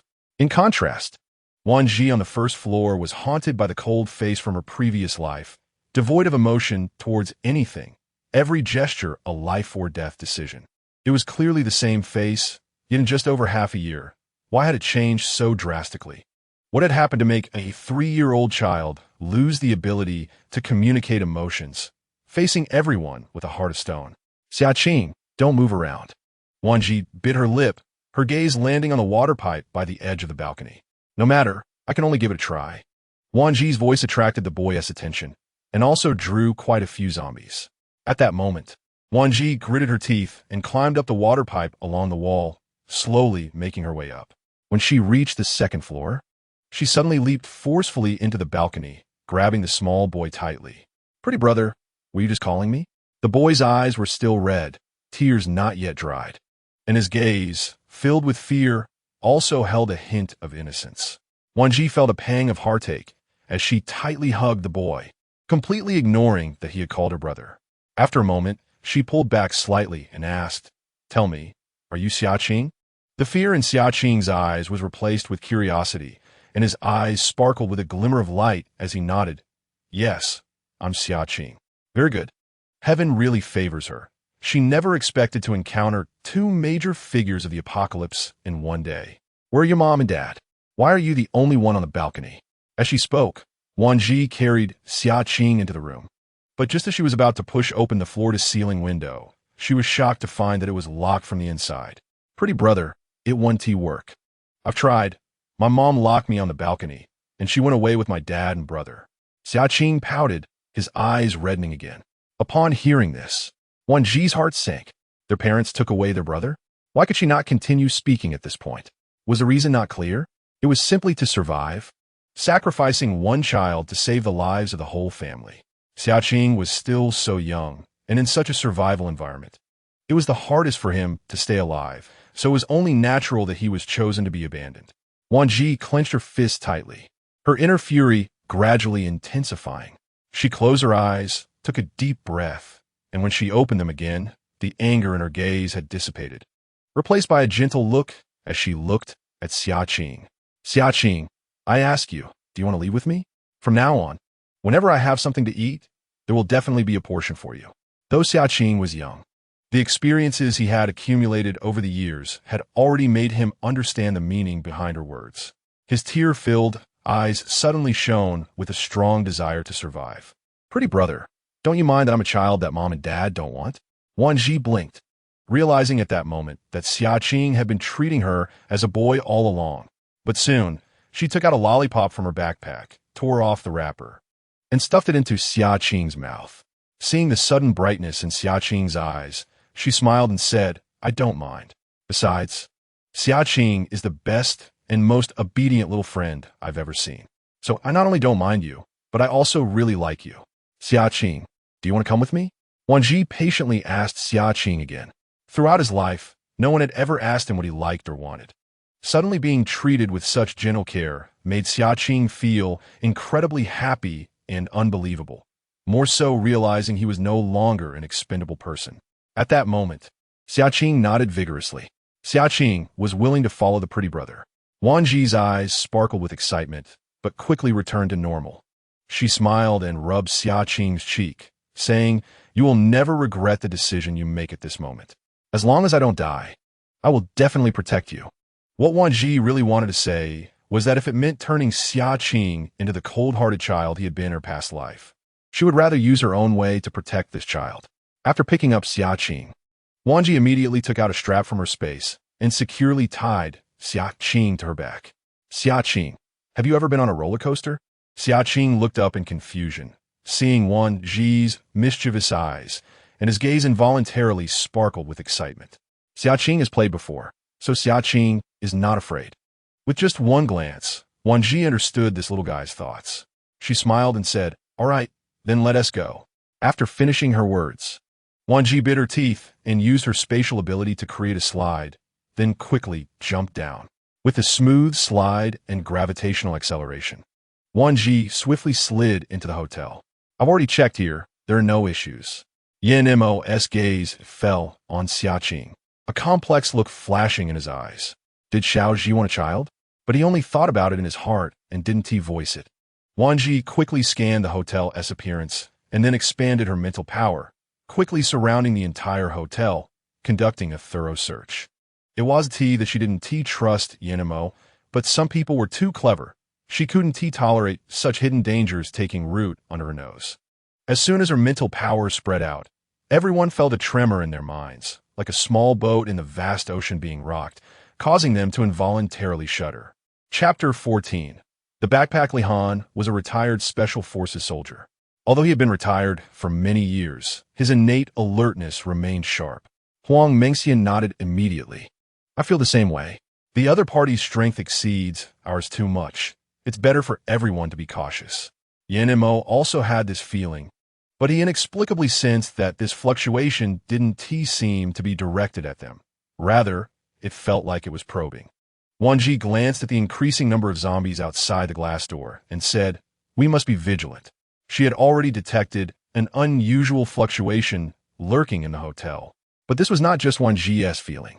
When her mental power expanded, Yin Mo had sensed it faintly, but because the fluctuation showed no aggression, he didn't pay it much attention. "Pretty brother, on the top floor, there's a zombie there." Xiaqing tugged at Wan Zhi and pointed towards the ceiling. Wan Zhi's eyes lit up, and she immediately bent down to ask Xiaqing, "Xiaqing, can you sense nearby living beings?"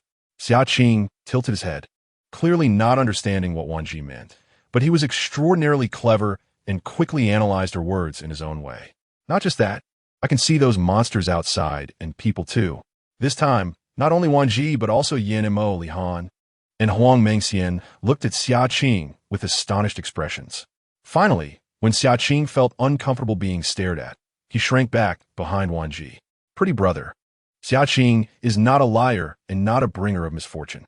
His voice was very soft, carrying a hint of heart-wrenching fear. Wan Zhi immediately hugged Xiaqing, casting a reproachful glance at the others before turning to Xiaqing with a comforting smile. "Xiaqing, don't be afraid. You're not a liar or a misfortune star. You have a special ability, a wonderful ability that can protect us all." She had already guessed that Xiaqing's ability was likely related to clearing minds, but she was unsure when he would be able to summon the beast from his past life. Many ordinary people have a vague or no understanding of special abilities, and in the beginning, they often regard these ability users as madmen or monsters. Wan Zhi recounted how Xiaqing's parents had abandoned him, expressing her disdain for such heartless parents who could throw away such a small child without a second thought. Huang Mengxian bent down with a pained expression and hugged Xiaqing tightly, saying, "It's okay, they don't want you, but we cherish you." Xiaqing's cheeks flushed, feeling shy and unable to look up at anyone. Growing up, even his parents had never held him so affectionately, and today, he was unexpectedly embraced by two good-looking strangers. "Mo, I want to adopt Xiaqing." The hope in Wan Zhi's eyes made Yin Mo's heart soften involuntarily. "Okay, if you like him, we can adopt him." The light in Wan Zhi's eyes grew brighter, and she happily pulled out 2 lollipops from her pocket, saying, "Here, take these. Once you take my things, you'll be part of our family." Xiaqing was momentarily stunned at the news, then a look of grievance appeared on his face. "Pretty brother, do you really not dislike Xiaqing at all? Everyone says Xiaqing is a bad child. Since Xia Zhi has decided to adopt you, you won't suffer any more harm." Yin Mo's eyes flashed with a hint of ruthlessness. Since Wan Zhi liked this child, he would do everything in his power to ensure that no one could harm them. Yin Mo's words made Xiaqing feel a suffocating kind of dominance. But this feeling didn't make him uncomfortable at all. Instead, the feeling of being protected moved him to tears. He would finally be a child who was cared for. Wan Zhi then had everyone rest for a while, preparing for dinner. Her stomach had already started growling, and she was almost hungry enough to eat a cow.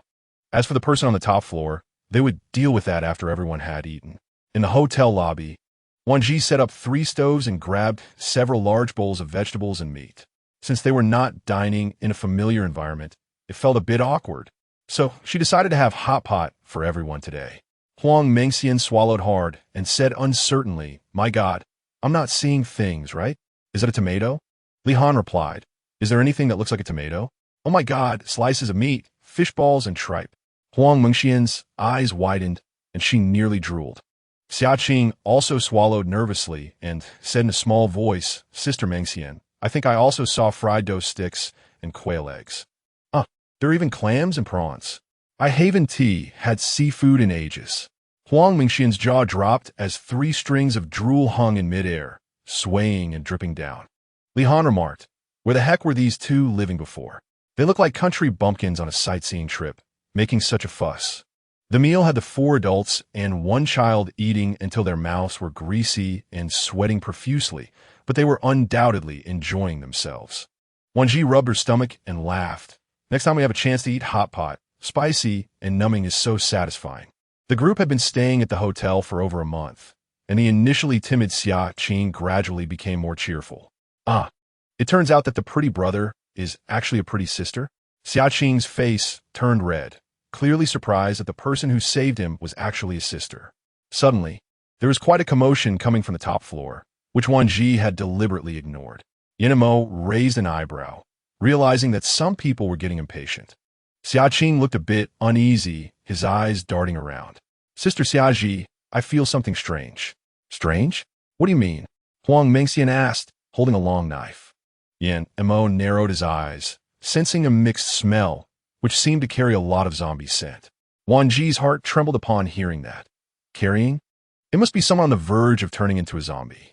Yin Mo's expression turned serious as he looked toward the staircase.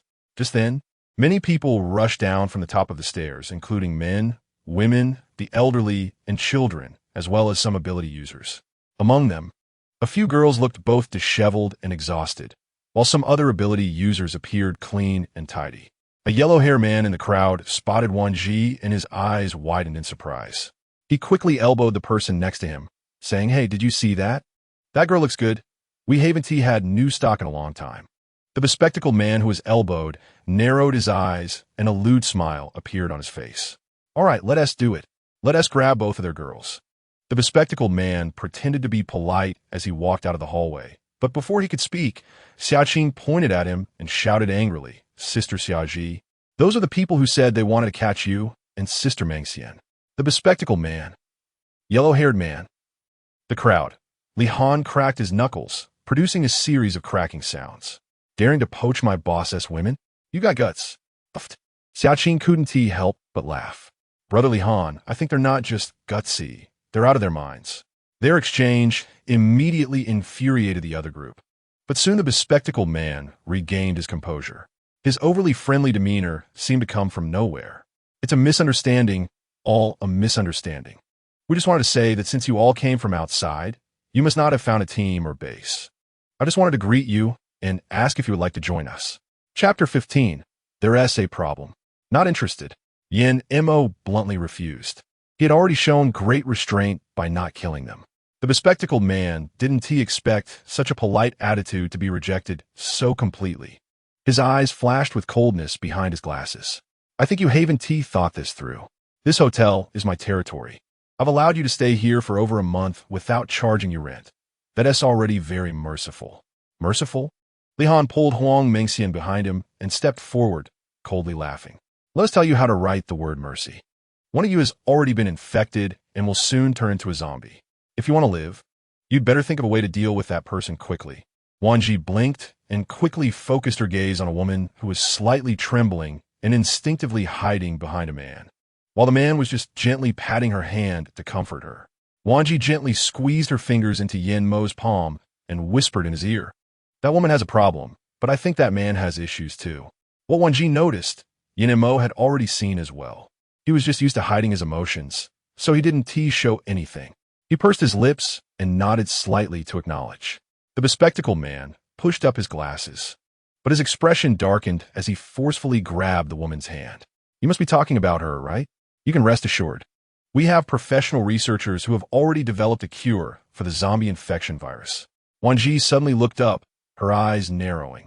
After carefully examining the bespectacled man's appearance, her gaze fell on every face in the hallway. According to her memory, before her death in her previous life, no one had developed a virus reagent. How could they have it now? Was it an accident after the reagent was developed, or was it never developed at all? Stop! Li Han aimed his gun at the bespectacled man and shouted, "If you come any closer, I'll shoot." The bespectacled man's eyes flashed with a cruel glint, and he quickly signaled for the group in the hallway to retreat. The ability users began to unleash a series of powers. In an instant, the commotion created in the hotel attracted the attention of zombies in the distance.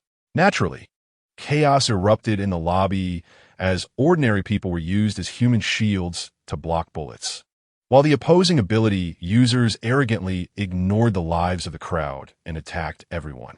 One doctor in a white coat shouted while holding a suitcase, "Help me. I have the vaccine reagent." Yin Mo's gaze flickered, and he immediately rushed forward to protect the doctor behind him. Wan Zhi's heart raced. "Mo, get away from him." Wan Zhi dashed forward, but Yin Mo suddenly felt a sharp pain in his back and instinctively kicked the white-coated doctor away. He clutched his back, his face looking extremely pale. "Mo, are you okay?" Wan Zhi asked anxiously, supporting Yin Mo. Then, with eyes that seemed poisoned, she glared at the white-coated doctor. "What did you do to him?" The doctor bit his lip and said nothing but quickly made a decision. He dashed toward the bespectacled man and drew a knife, slashing it across his neck. "You have no hope. You will never have hope." The bespectacled man, terrified, covered his neck and forcefully shot a fireball at the white-coated doctor. "Damn it, you actually gave a reagent to someone else." After saying that, his eyes viciously turned to Yin Mo. "That thing isn't yours. Get it back to me." Yin Mo's gaze was cold, but his face grew even paler. He tightly held Wan Zhi's hand behind him and summoned lightning, shouting, "Run." Yin Mo clearly felt something was wrong with his body. This was definitely not a reagent for treating zombies, but some unknown drug. So, he gritted his teeth and protected Wan Zhi, urging the others to leave quickly. "Everyone here has a problem. Mo, don't scare me." Wan Zhi nervously followed Yin Mo while keeping an eye on his condition. "Boss, are you okay?" Li Han couldn't imagine that the invincible Yin Mo would appear so pale, even running as if he might collapse at any moment. Xiaqing, held in Huang Mengxian's arms, felt very uneasy about the sudden change. "Get in the car first." Yin Mo gritted his teeth and said in a deep voice. At this moment, his vision was gradually blurring, and his body began to tremble uncontrollably. He knew his condition was dire. Wan Zhi worriedly threw the Hummer out of space, and after a few people quickly jumped into the car, Li Han decisively stepped on the gas and sped away. After 10 minutes, taking advantage of the spacious interior of the car, Wan Zhi rested in Mo's head on her lap. "Your face color is the kind that only the dead would have." Wan Zhi dared not speak. Her eyes began to fill with tears. How could this happen? Is it still impossible to avoid the kind of life and death separation from the last life? Yin Mo tightly closed his eyes, gritting his teeth as his entire body trembled uncontrollably. Sweat continuously soaked his clothes, and even the strands of hair on his head were dripping with sweat. Huang Mengxian, sitting in the front seat, couldn't bear to look and comforted Wan Zhi. "He definitely won't be in trouble. Don't worry too much." After speaking, Huang Mengxian felt that all the comforting words in this life were in vain, unable to express anything comforting. "Xiaqing, try to see where there are the fewest zombies. We'll take the route with fewer zombies." Yin Mo's condition was not optimistic. If more zombies appeared, they might not be able to protect even one patient and one child. "Okay, Sister Wan Zhi," Xiaqing nodded slightly. A fleeting image flashed through Wan Zhi's mind, but it was too quick to capture any key details, so she chose to ignore this episode. Soon, they found a temporary empty house. As the car stopped, Li Han took Huang Mengxian to check the house first. Wan Zhi firmly helped Yin Mo out of the car, and the strange, fragmented images swirling in her mind came rushing back, making her very anxious, but more so, uneasy. A sharp female voice screamed, "Die." Huang Mengxian's eyes widened as she raised the long knife in her hand, clearly frightened. Damn, what is this? Don't you know that scaring people can kill? Li Han wiped his face with his sleeve, wiping away the sweat dripping down. Is there any food? The girl looked to be around 16 or 17, very thin, but her eyes were fixed on them. Wan Zhi coldly helped Yan Mo sit down on a chair and then carefully looked around the house. Is there anyone else? No. Li Han said nervously. How is the boss now? Wan Zhi shook her head, glanced at the girl across from her, and then pretended to take out a small medical kit from her backpack. After tearing open Yan Mo's shirt, Wan Zhi's pupils immediately contracted sharply. She saw a considerable bruise on Yan Mo's lower back, but the center was black and purple, clenching her fists with nowhere to vent her anger. She tightened and then loosened them again, carefully disinfecting and bandaging. Damn it, what did that guy do to the boss? Why hasn't he woken up yet? Looking at the bruised lower back, even Li Han, a big man, felt unbearable pain. I can treat him. I could try to help. The girl's voice was very quiet, and her expression showed great anxiety. Why are you here? Wan Zhi looked at the girl sharply. Chapter 16. No one will abandon you. The girl's face was full of embarrassment as she nervously rubbed her palms. I'm waiting for my father. He went outside to find food. Just then, the sound of a car approaching came, and a man shouted, Turn off the engine, close the doors. Xin. The man rushed into the house, shielding the girl behind him with a wary look at everyone. Who are you? We are just looking for a temporary resting place. We'll leave tomorrow morning. The RV was parked relatively close, but Wan Zhi had no intention of revealing her identity as an ability user. The man took out the food he had found and handed it to the girl. There's nothing to eat around here anymore. Just make do with this. The girl obediently accepted the bread. It's okay. It's very hard to find food now. As she spoke, the girl thoughtfully tore the bread in half and gave it to the man. Daddy, I can't eat it all. You take this half. Li Han and Huang Mengxian looked at this scene with a heavy heart. The apocalypse came suddenly. Many people died without warning or escaped over the past couple of months. No, that's your food. We can't take it. The man was clearly shocked by Wan Zhi's gesture. In this apocalypse, food is scarce, and they should keep it for themselves. The girl, like her father, shook her head, refusing Wan Zhi's kindness. Wan Zhi didn't insist, opening the box to reveal neatly packed takeout meals. The smell was incredibly tempting, and the man and girl couldn't help but glance at it, swallowing their saliva. Wan Zhi took out a cup of fresh fruit juice and, without looking at the father and daughter, turned and walked to Yan Mo, squatting down to feed him bit by bit with a straw. Xiaqing saw that the father and daughter seemed genuinely starved, so he took the initiative to grab 2 portions of takeout without knowing what was inside and walked over to them. Uncle, sister, eat this. Sister Wan Zhi said you can eat. Don't be polite. The man stared in surprise at the little boy before him, clearly just a 3 or 4-year-old child. Yet he was well-groomed, obviously well cared for. In contrast, his own daughter seemed rougher, making the man feel guilty. Xin, it's Daddy's fault for not being able to find you more good food. The man's eyes reddened, and even his voice trembled with choked emotion. Seeing this, Li Han furrowed his brow and said, Let's not talk about that now. Hurry and eat before it gets cold. Yeah, it's fine for you adults, but don't let the child go hungry. Huang Mengxian immediately echoed, Thank you. The man kept expressing his gratitude. The girl also took the food from the takeout packaging and thanked them. Thank you. Early the next morning, Wan Zhi was sitting in a chair, leaning to one side, while a man lay on a makeshift bed. Yan Mo's face was flushed due to a high fever, but there were spots of dark red blood on his cheeks. His features were deep and three-dimensional. Wan Zhi suddenly woke up, got up, and touched Yan Mo's forehead. As soon as she made contact, she felt her palm burning. He was sweating heavily due to the fever. Perhaps sensing the coolness of her hand, Yan Mo struggled to open his eyes. His gaze fell on Wan Zhi's face, and he forced a bitter smile. If nothing unexpected happens, I might have been infected. Xiao Zhi, I will soon turn into a zombie. You need to find a way to deal with me or throw me out. Otherwise, once I become a zombie, I will definitely harm you first. Wan Zhi's heart sank little by little. She lifted the blanket and saw the purple bruises gradually appearing on Yan Mo's arm. Her gaze darkening as she reached out to touch it, her voice trembling slightly. You won't be in trouble. Don't worry, I will never abandon you. And I definitely won't throw you out or kill you. You'll be fine. Yin Mo's vision was already becoming blurry, but his tightly clasped hand refused to let go. Still trying to convince Wan Zhi. Listen, Xiao Zhi, I can't hold you back. You should know very well that the person I am most unwilling to hurt in this life is you. If I really turn into a zombie, I will hurt you. Wan Zhi took out a bottle of golden energy pure water from her space and fed it to Yin Mo without diluting it. I won't abandon you, not even in death. If you want to push me away, I will die right in front of you. Or I will jump into a crowd of zombies and let them bite me to death. Yin Mo gritted his teeth, trying hard to see the girl in front of him. Can't you just listen to me for once?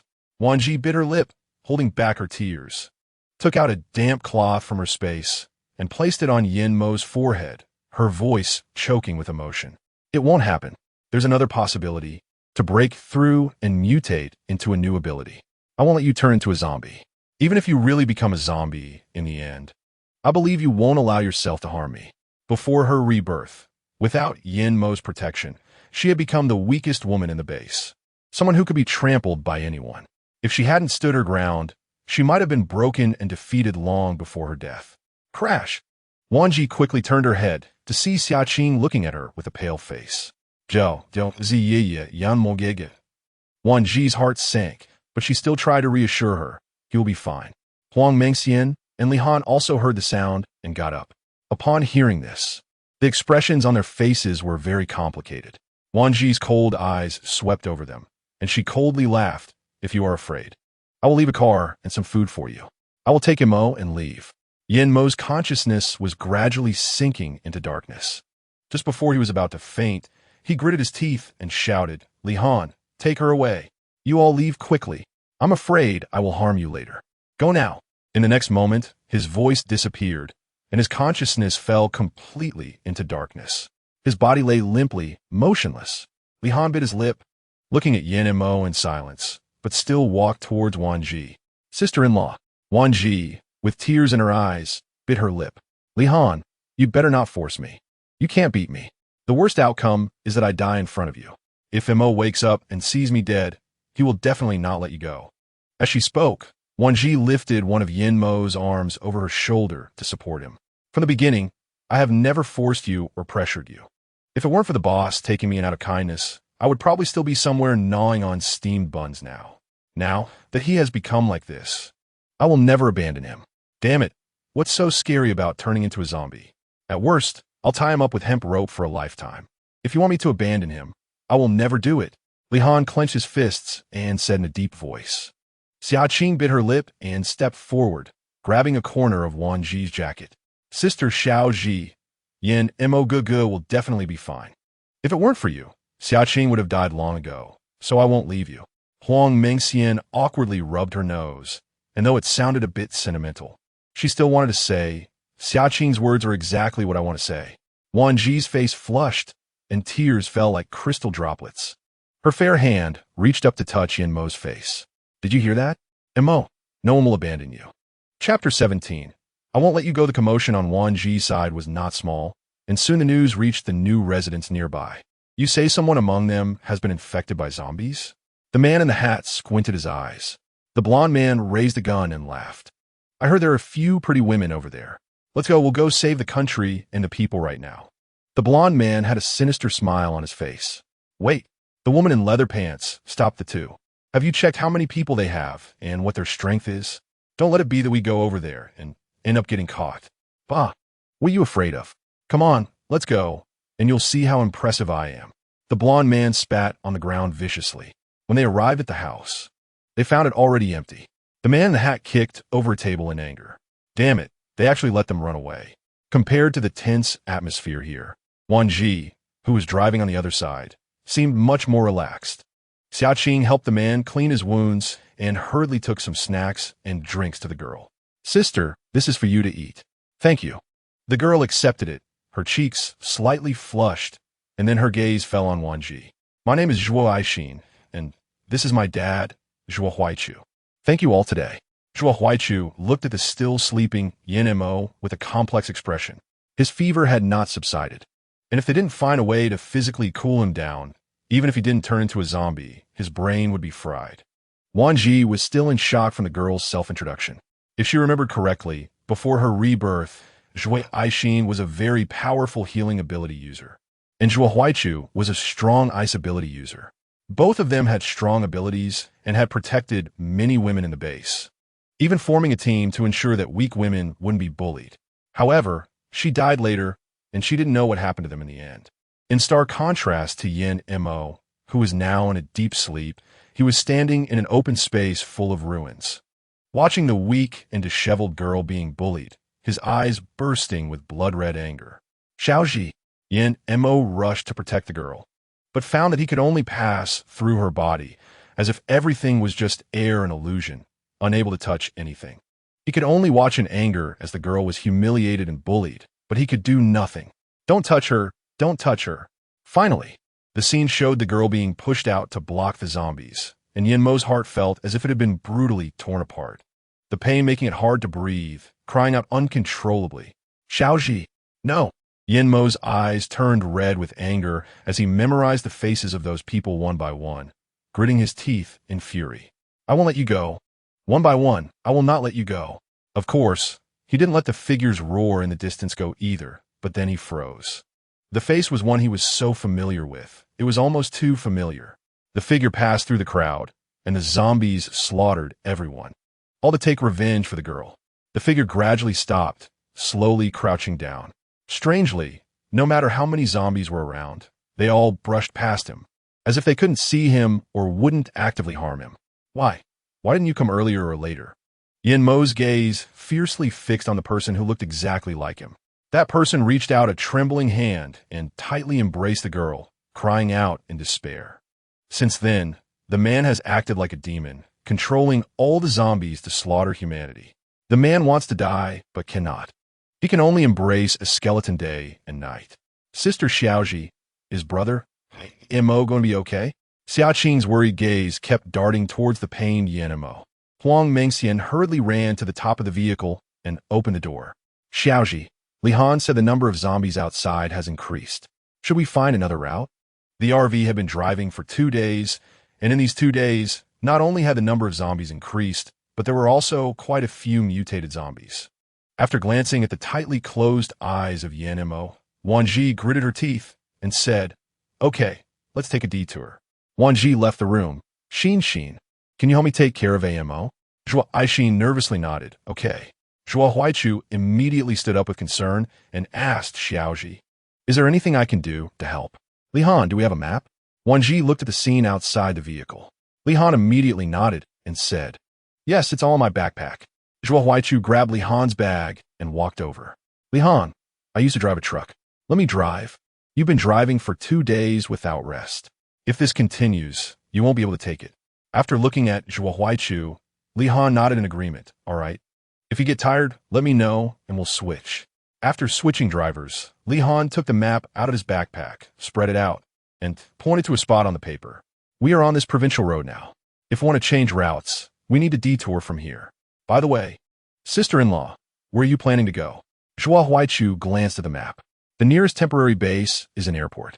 We were originally going there, but for some unknown reason, that temporary base was evacuated. Evacuated? Li Han's expression showed surprise, seemingly hard to believe. Yes, that base was said to be a temporary gathering of ordinary people. But later it was occupied by ability users, driving out the ordinary people. Later, for some unknown reason, some people in that base got infected by zombies, and it almost got completely wiped out by them. I'm not sure about the current situation. Wan Zhi frowned as she looked at the map.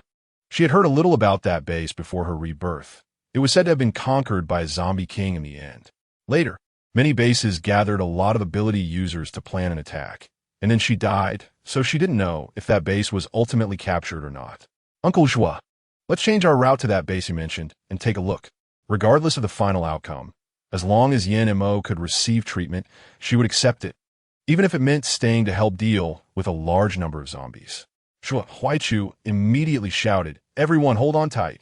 Then he turned the steering wheel and accelerated forward. Along the way, zombies gathered towards the speeding RV, but all were shot in the head by the people inside using their abilities. However, the endless stream of zombies kept coming. Wan Zhi, worried about Yin Mo and Zhuo Aixin in the room on the roof, immediately rushed up to the top of the vehicle. Seeing that both were safe, she finally breathed a sigh of relief, then opened the roof door, called Xiaqing over to keep you company. I'll go clear the zombies. Zhua Aishin nodded nervously. Sister Xiaoji, don't worry. After climbing on top of the RV, a fierce glint flashed in Wan Zhi's eyes as she drew her dagger and swiftly struck at a zombie, trying to jump onto the engine hood, instantly severing its head. In just a moment, Wan Zhi slashed sideways at another zombie trying to crawl through the window, splattering its putrid black blood on the window. She quickly dashed to the other side to repeat the action, then rushed to the back of the vehicle and saw two zombies climbing onto the rear bumper, trying to get to the roof. Without showing any panic, Wan Zhi raised her knife and struck down again, instantly separating two more heads, their bodies rolling down to the ground. After maintaining this for 3 full hours, Wan Zhi finally felt a bit fatigued, but her eyes still radiated unwavering determination. As long as she didn't die, no one could harm the people inside the vehicle, especially Yin-Mo. Several zombies had already climbed onto the hood, and with the intense exertion consuming her abilities, Wan Zhi was gritting her teeth as she fought to clear them. Chapter 18. Yin-Mo awakens with her superb skills. Wan Zhi used her abilities to lock onto each target and slice cleanly, without damaging any part of the vehicle.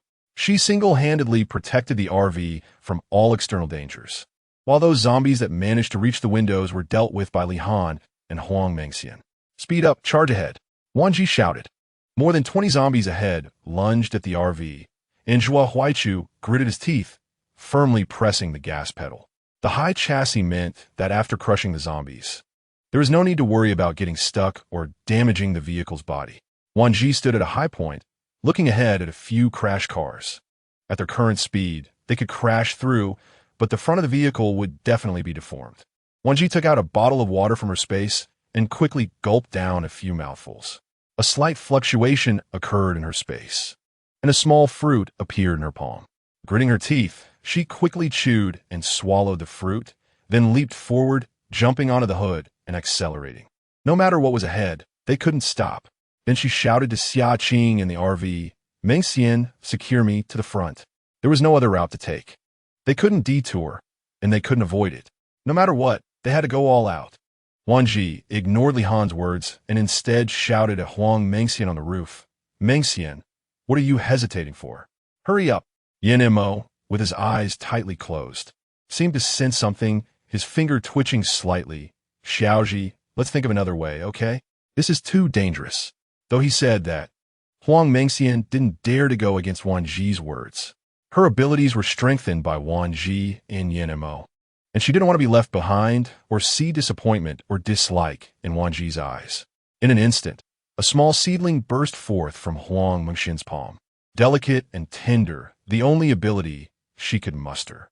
While crying, Huang Mengxian focused on securing Wan Zhi tightly to the front of the vehicle, choking back tears as she murmured, Xiaoji is so strong.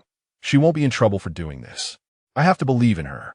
Yin-Mo, with his eyes closed, had an almost imperceptible frown on his face, and the trembling of his fingers became more frequent.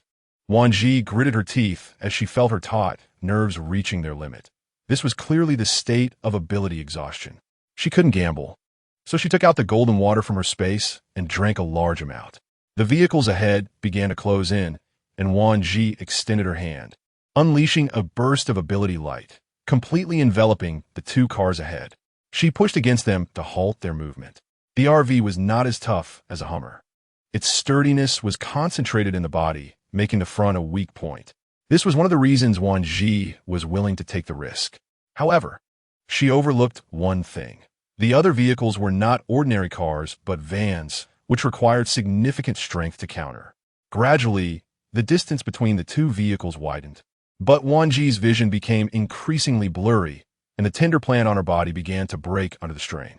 Blood started seeping from her mouth. Sister-in-law, Xiaoji, Sister Xiaoji. Xiaoji. Li Han's voice came from the window. Sister-in-law, we did it. Wan Zhi's lips curved weakly, but her vision went completely dark, and she fainted. Amo, I'm sorry, I can't hold on anymore. Seeing Wan Zhi fall forward, Li Han was startled and hurriedly reached out to grab her, but in an instant, his body was pulled aside. Damn, who dares to?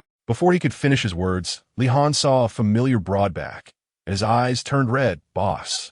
In the darkness, Yin Mo's ears were filled with the constant ringing. Xiaozhi will be fine. Sister Xiaozhi, hang in there. Sister Xiaozhi, don't die. Xiaozhi hasn't died? What happened to her? What happened to her? Don't be scared, Xiaozhi. I'm coming to save you. I'm coming to rescue you. Xiaozhi, don't be afraid. When Yin Mo suddenly opened his eyes, what he saw was Xia Qing with red, tear-streaked eyes, and a strange girl beside her, also crying.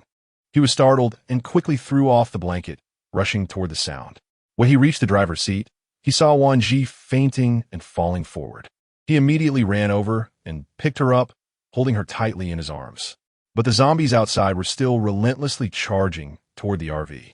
In their panic, Zhuo Huaichu and the others wanted to help, but before they could act, several bolts of lightning quickly surrounded the vehicle. Whenever a zombie got close, it would emit a bomb-like explosion, followed by the smell of burnt flesh, as dozens of zombies were blown apart, unable to even splatter blood. A man stood beside the driver's seat, extending one hand with fingers spread wide, directing the lightning, while his other arm securely held a woman. Boss! Li Han shouted excitedly, clenching his fists. The others, seeing this, also cheered happily. Mo, are you okay? Xia Qing rushed down, her face full of worry as she asked, Brother, Amo? Is Sister Xiaozhi all right? Yin Mo merely glanced at everyone and then surveyed the zombies gathering outside the vehicle. Suddenly, the zombies seemed to be stimulated and began attacking each other. Finally, with a cold look, Yin Mo unleashed several bolts of lightning. The zombies struck by the lightning convulsed madly, their decaying flesh shaking, and despite their numbers, they were uncontrollably attacking one another. Under the onslaught of Yin Mo's lightning, they quickly fell in waves. This all happened in less than a quarter of an hour, and in an instant, a group of zombies was completely wiped out. The others had also killed quite a few zombies, but none could match Yin Mo's terrifying efficiency. He cleared out a large area in one sweep. Seeing such a Yin Mo, everyone held their breath, unable to hide their excitement. Yin Mo carried Wan Zhi horizontally toward the bedroom on the RV's roof, leaving a message before departing. You all continue with Xiaozhi's original plan. Hearing this, the others exchanged glances, and Zhuo Huaichu immediately pressed the accelerator, continuing toward the airport. The others hurriedly began to tidy up inside the vehicle. Some drove, some bandaged wounds, some cleared the area.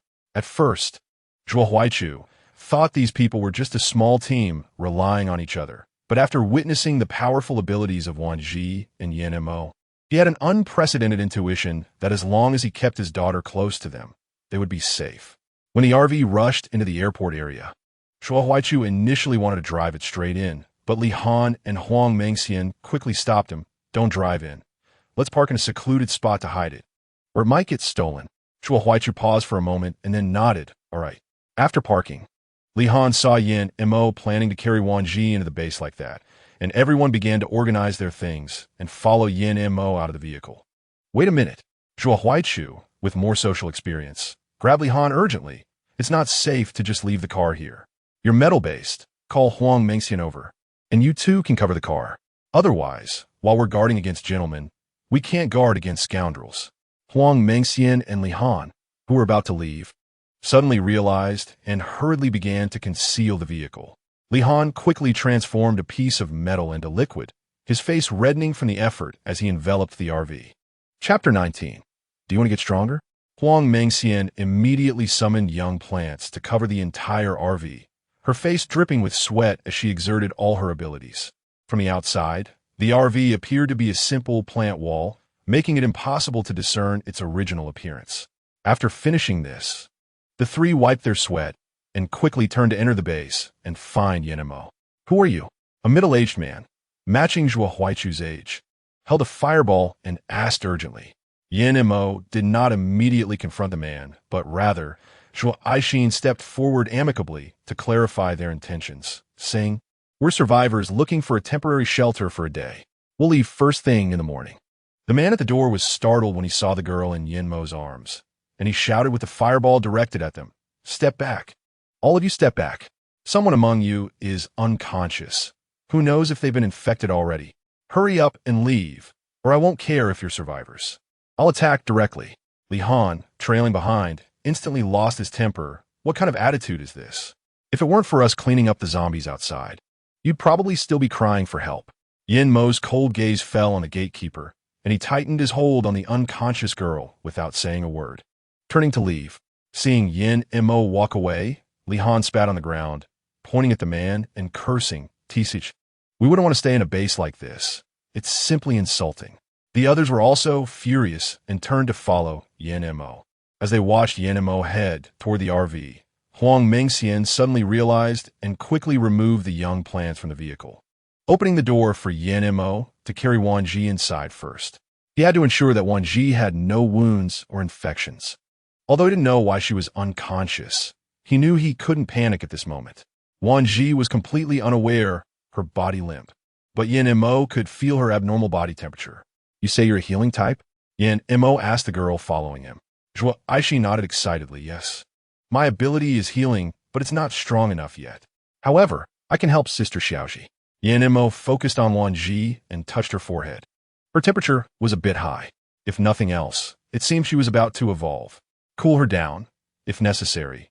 Use physical means to lower her temperature. I'll find some fever medicine for her. Yin Mo clearly noticed a layer of golden mist surrounding Wan Zhi.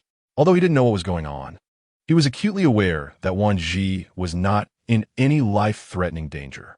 Moreover, he felt extremely displeased with the attitude of the people at that base. In the past, he might have tolerated it, but ever since he saw those images in his dreams, he could no longer bear to see the woman he cherished being treated that way.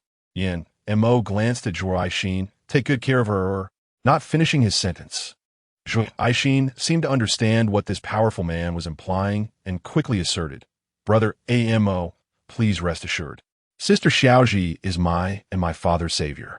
As long as we are alive, we would never betray her." "Boss, how is Sister?" Li Han asked nervously. "She's fine. She must just be exhausted," Yin Mo said, his gaze falling in the direction of the base. "Those people deserve to die. They don't know how to appreciate what they have. It's no wonder they're constantly being attacked by zombies." Li Han was fuming.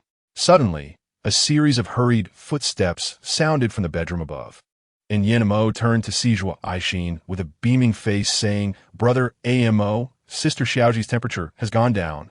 Yin Mo remained silent, but showed a look of appreciation in his eyes. After a moment, he said, "Well done, what's your name?" Zhuo Aixin's eyes sparkled with joy. "I'm Zhuo Aixin, and this is my dad, Zhuo Huaichu."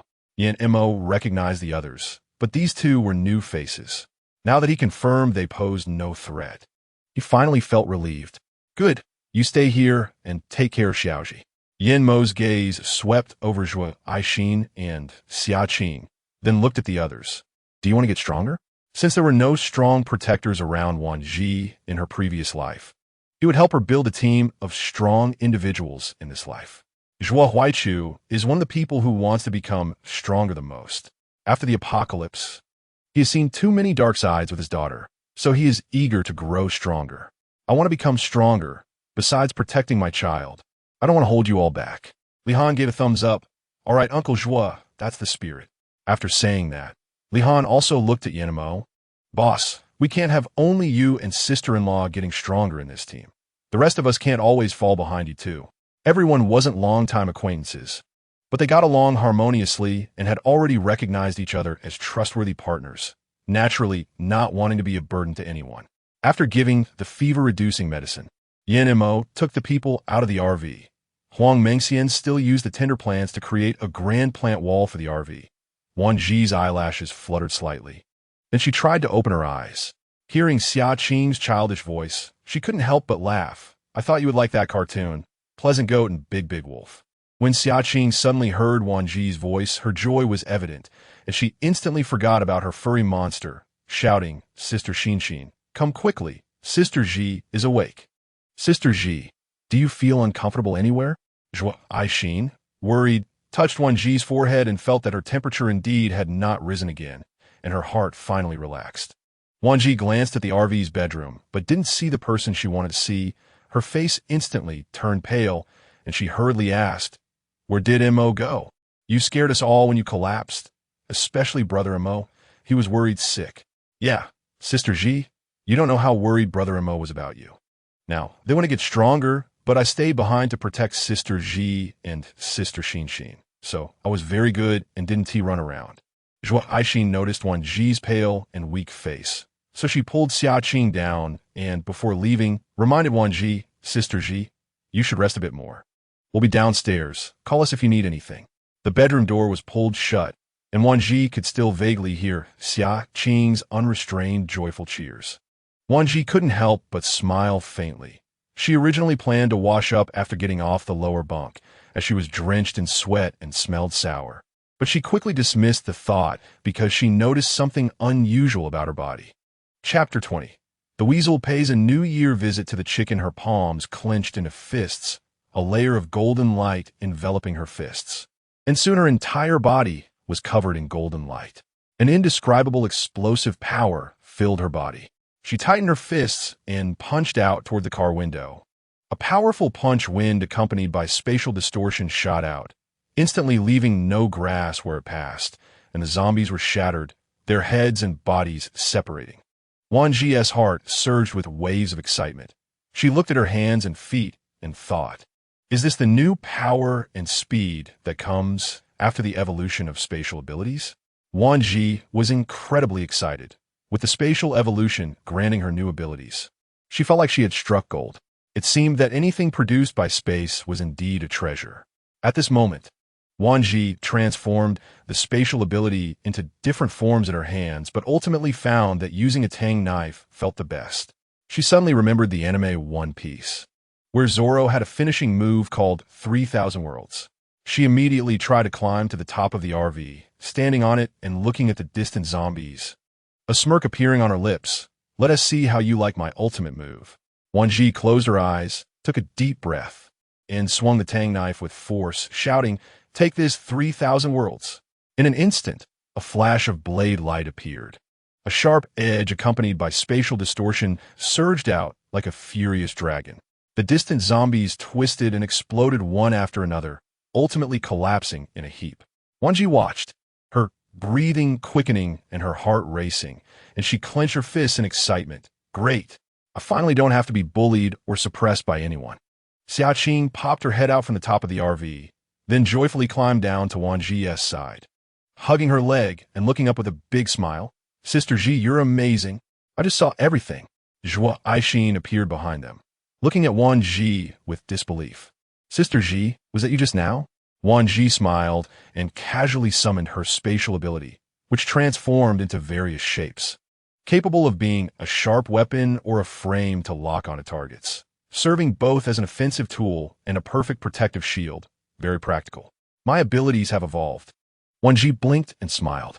Zhuo Aixin's eyes lit up, excitedly saying, Sister Ji, teach me how to become strong like you. Xia Qing chimed in. I want to get stronger too, so I can protect Sister Ji and everyone.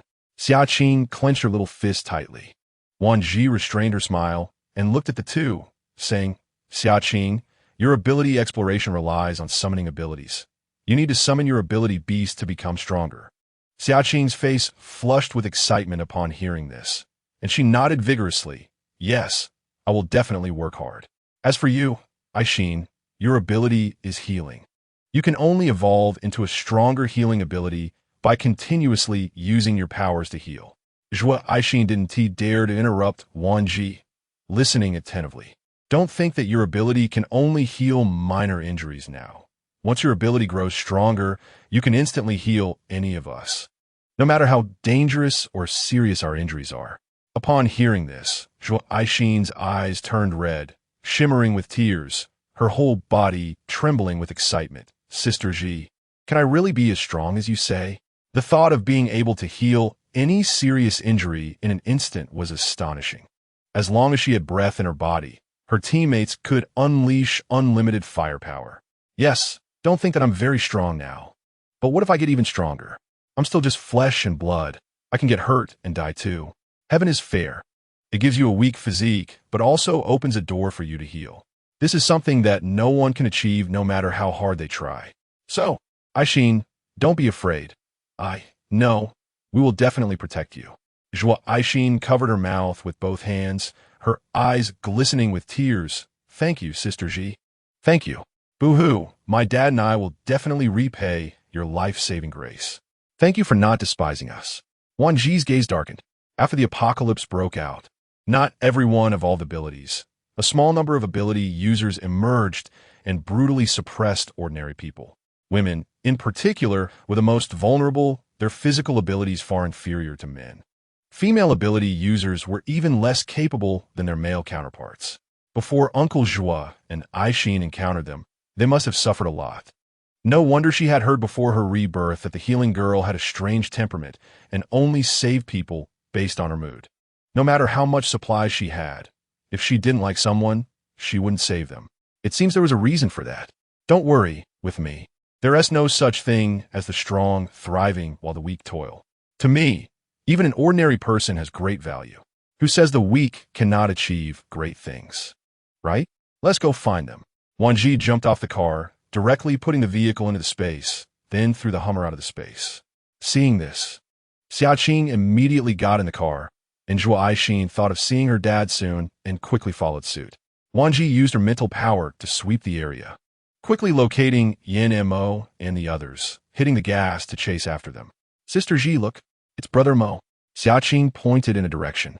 At this moment, Yin Mo was coldly observing the three people in front of him. The people from his dreams had appeared in reality. What did this signify? They had persecuted her before her rebirth, bullied her, harmed her, and ultimately didn't give her even a shred of dignity, even pushing her into a horde of zombies. How could the woman he cherished so much be treated this way? As he thought of this, Yin Mo's gaze turned as fierce as a bloodthirsty demon, glaring at them. A few of us came out from the base near the airport.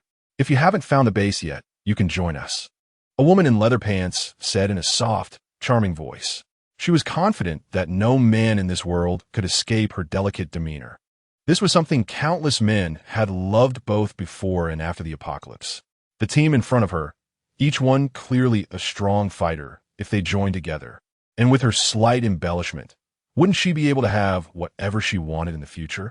A weasel wishing the chicken a happy new year. Who knows what will happen next? A pleasant voice came, and the people on Yin Mo's side immediately brightened their eyes and turned to look. Yin Mo's eyes flashed with a hint of tenderness. Are you okay? Wan Zhi's lips curved into a subtle and beautiful arc. Of course I'm fine, otherwise. How could I see this scene? Oh, so you still have companions. Our base has quite a few strong fighters, with your addition. Our base can definitely survive the zombie tide. The woman in leather pants looked at Wan Zhi's slightly effeminate face, along with the killing intent in her eyes, and suddenly felt impatient. She had never seen so many exceptional men before. This time, she was determined to capture them all for her own use. As for the rest of the unattractive women, she would send them off to other men. The greed in the woman's eyes did not escape Wan Zhi's notice. She secretly clenched her fist, making a cracking sound. That's her business. We won't join any base. Yin Mo walked to Wan Zhi's side, gently stroking her clenched fist to soothe her, saying there was no need to get angry with such people. And for now, they should focus on collecting crystal cores. Chapter 21. Level 1 Zombie. Wan Zhi's gaze flickered.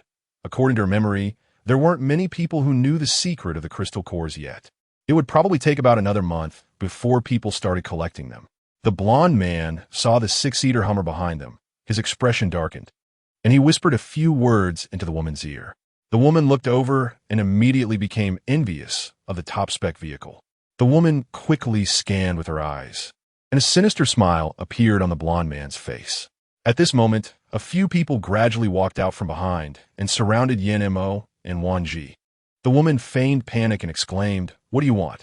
Wan Zhi rolled her eyes. Such poor acting. She really didn't know which she was blind in her past life to believe such people. A few men surrounded them, led by several middle-aged men, each with either a lecherous or greedy expression, giving off a vibe of a pack of wolves and dogs. Oh no, this pair of foxes and dogs were too unfriendly.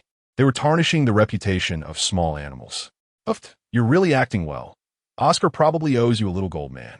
Huang Mengxian looked at them with disdain. Her eyes filled with contempt, which made the woman opposite her seethe with anger. This woman was truly meddlesome. The woman forced a smile, trying to appear charming and generous. as she eagerly ran between Wan Zhi and Yin Mo, attempting to squeeze in and say, "It's such a pity if you don't join the base. The base can provide you with stable living conditions, food, and shelter, much better than sleeping rough outside, right?" Wan Zhi moved away from the woman's proximity, her face cold as she looked at her. "Chen Lishan, you really haven't changed your thieving heart. You're everywhere. Why don't you take a look in the mirror and see what face you have to guarantee the base's safety?" Chen Lishan's smile faltered instantly, her expression darkening. "How do you know my name?" Wan Zhi's lips curled slightly. "If you want to keep something secret, you must not do it yourself. Let us see how far your reputation has spread. Even I know you." Yin Mo contemptuously walked to Wan Zhi's side. "Not only does she know, but I also know." Seeing the act couldn't continue, Chen Lishan lost her enthusiasm, her smile fading, revealing her true nature. "Since that's the case, you should understand that anyone I take a liking to can't escape." Huang Mengxian's finger twitched. "Oh, so you revealed your true colors? I thought you were a cute little fox. Turns out you're a rather lewd horse's leg. Bitch, what did you say about me?" Chen Lishan couldn't take it anymore. She had never suffered such humiliation.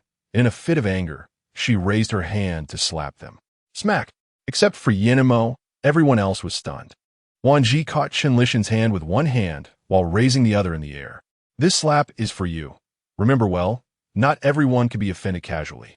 After shaking off Chen Lishan's hand, she signaled for the others to follow, then took Yin Mo's hand, leaving behind a parting remark, "My people, you're not worthy enough to make a move." Huang Mengxian's eyes sparkled with delight as she hurriedly followed. "Big boss, wait up." Chen Lishan glared fiercely at Wan Zhi's back, furious that this bitch had dared to hit her. "Li, are you okay?" The blonde man approached with concern. Chen Lishan came to her senses, realizing there were others around, her eyes reddening as she bit her lip and covered her face, choking out, "What did I do wrong? Why are they treating me like this? It's too much. I just like those two handsome boys. If they didn't like me, they could just say so. Why hit me?" Her tearful appearance instantly made many feel pity. "Xiao Li, don't mind them. Next time we see them, we'll help you get revenge." "Yeah, Li Jia, those people aren't tea worth your tears. Next time we see them, we'll give them a good beating to vent your anger." Only the hat-wearing man remained silent, coldly watching the backs of those leaving, casting a disdainful glance at everyone. "So stupid, that's clearly a tomboy, and they thought it was a man. They deserve to be slapped." After returning to the car, everyone got in. Wan Zhi glanced at the number of people in the car, hesitated for a moment, and said, "Let us go first. Later, we'll find a deserted place to split the car into two. The space is a bit small, not comfortable to sit." Li Han smiled. "Sister-in-law, did you forget? The boss modified a few larger Hummers. Even if we sit 9 people, it's still more than enough." Wan Zhi was taken aback, then slapped her forehead. "I forgot about that. Okay, let us find a place to switch cars later, and then look for a place to rest and eat something along the way." When Wan Zhi waved her hand to store the car into the space, and then took out a more robust Hummer, Zhuo Huaichu was completely stunned. Zhuo Aixin had seen it once, but seeing it again still shocked her. 7 people got into the car, and the space inside the black Hummer was still quite spacious. If a few more people came, we'd probably have to take 2 cars or an RV on the road. Wan Zhi's lips curled, looking at Yin Mo. "So what do you plan to do? Split into 2 cars or take the RV?" Wan Zhi boldly flirted in the car, and Yin Mo smiled helplessly. "Whatever you say goes." Li Han rolled his eyes, silently giving a thumbs up in his heart, thinking he would be full just by watching. Huang Mengxian irritably patted the back of the front passenger seat. Hey, how much dog food did you 2 buy? It's been so long, and you're still so lovey-dovey. Aren't you afraid of the dog food going bad?" Wan Zhi blinked and smiled. "Don't worry, anything placed in my hands has no expiration date. It's all the freshest." Huang Mengxian finally rolled her eyes in the same way as Li Han, truly exasperated. After speaking, she patted Li Han's shoulder. "You really have it tough following them around for so long.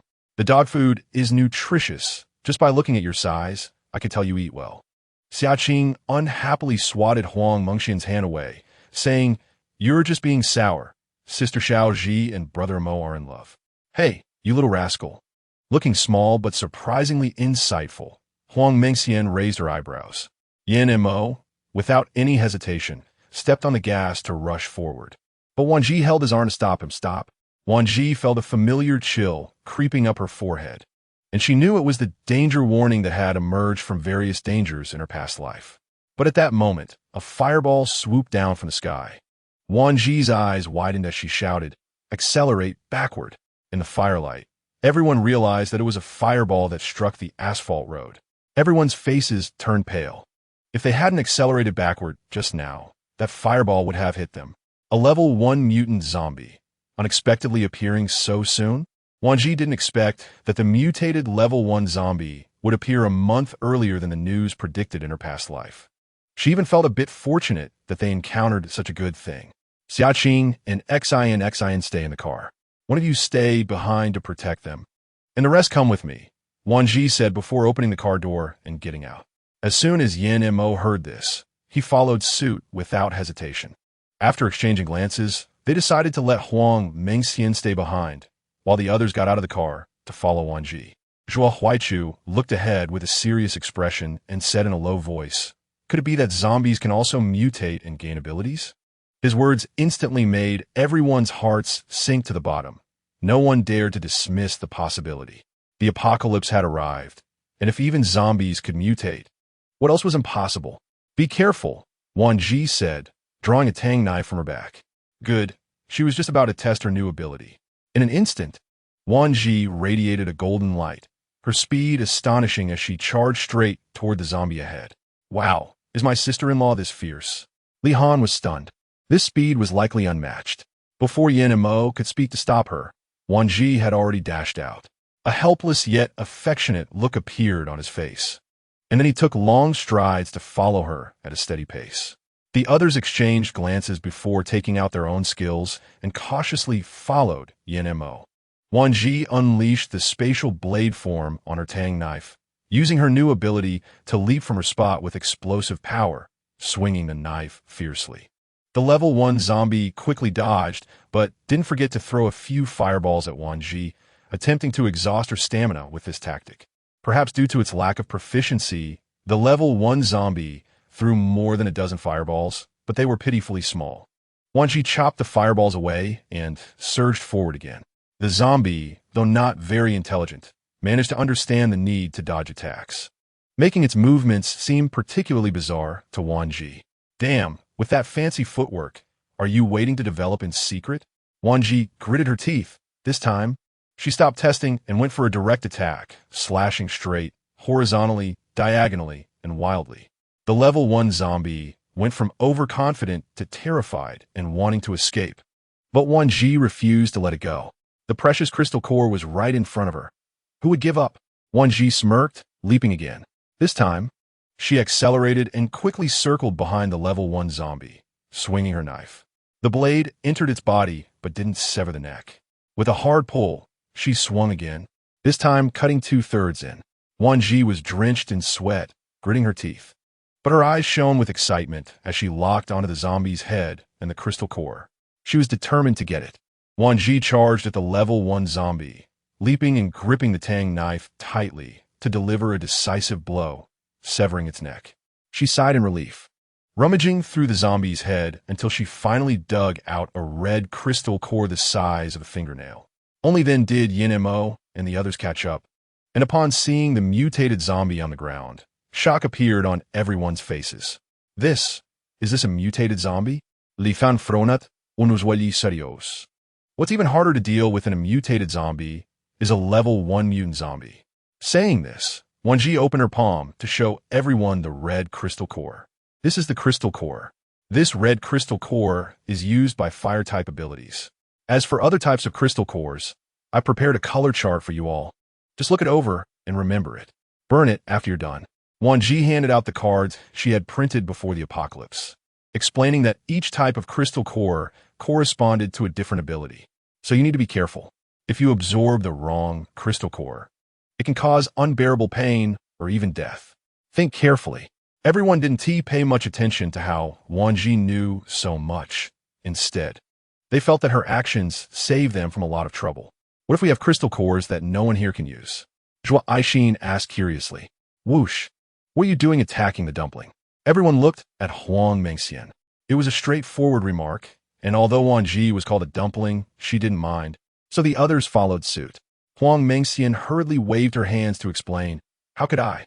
I wouldn't joke about Dumpling's sister, even if I were to kill myself. It's not her." Wan Zhi coldly looked down at the vines on the ground, but an uncertain thought flashed through her mind. The plants have mutated.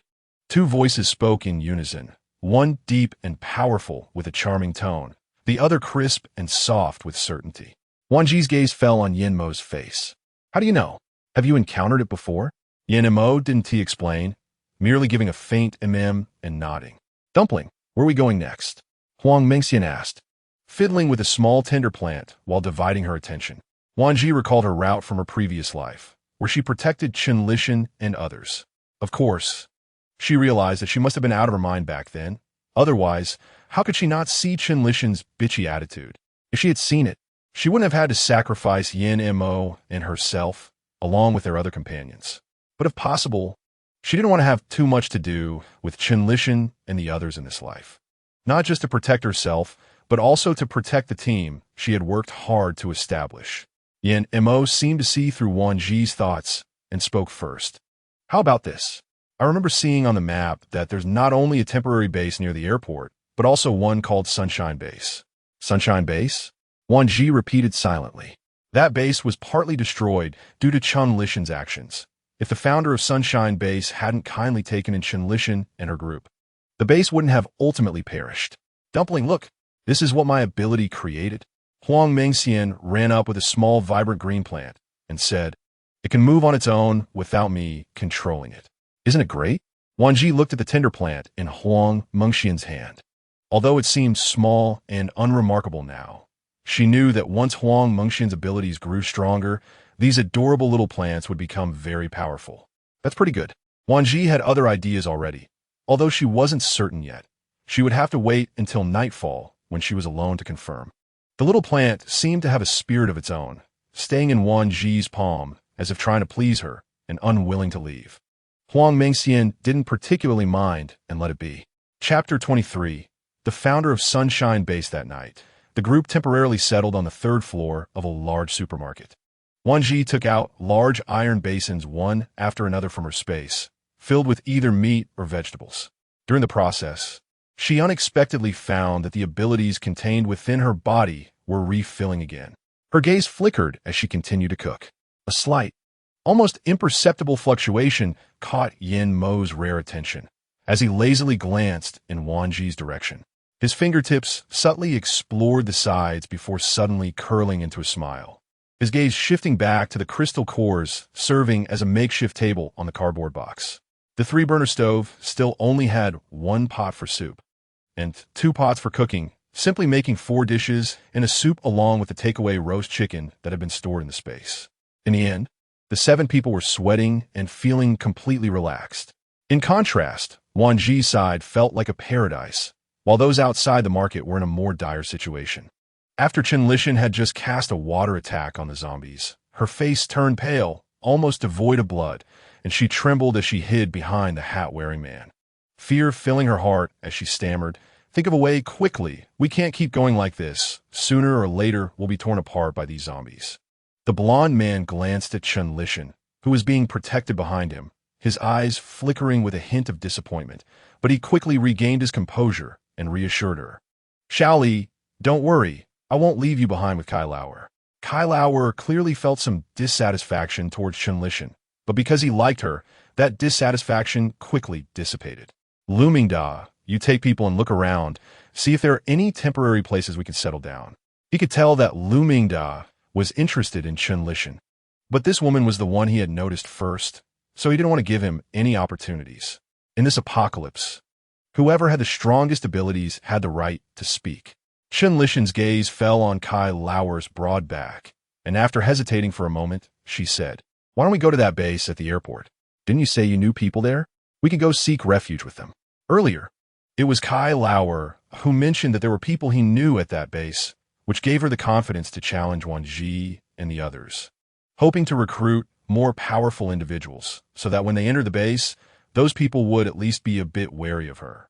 On the other hand, Wan Zhi, sitting next to Yin Mo, had been paying attention to him. After pondering for a moment, she said, You seem to have something on your mind. Do you want to talk about it? Yin Mo looked at Wan Zhi in surprise, and after pressing his lips together, he faintly smiled and said, I can tell you're very averse to those three, so I was wondering if they did something to you when I wasn't paying attention, or if they hurt you. A hint of surprise flashed in Wan Zhi's eyes. She was surprised by Yin Mo's perceptiveness, being able to easily see her dislike for Chun Lishan and the other two. But it was only a fleeting surprise. After all, before the apocalypse, Yin Mo was a talented individual skilled in various fields. So it wasn't impossible for him to have such insight. Yeah, I don't like them.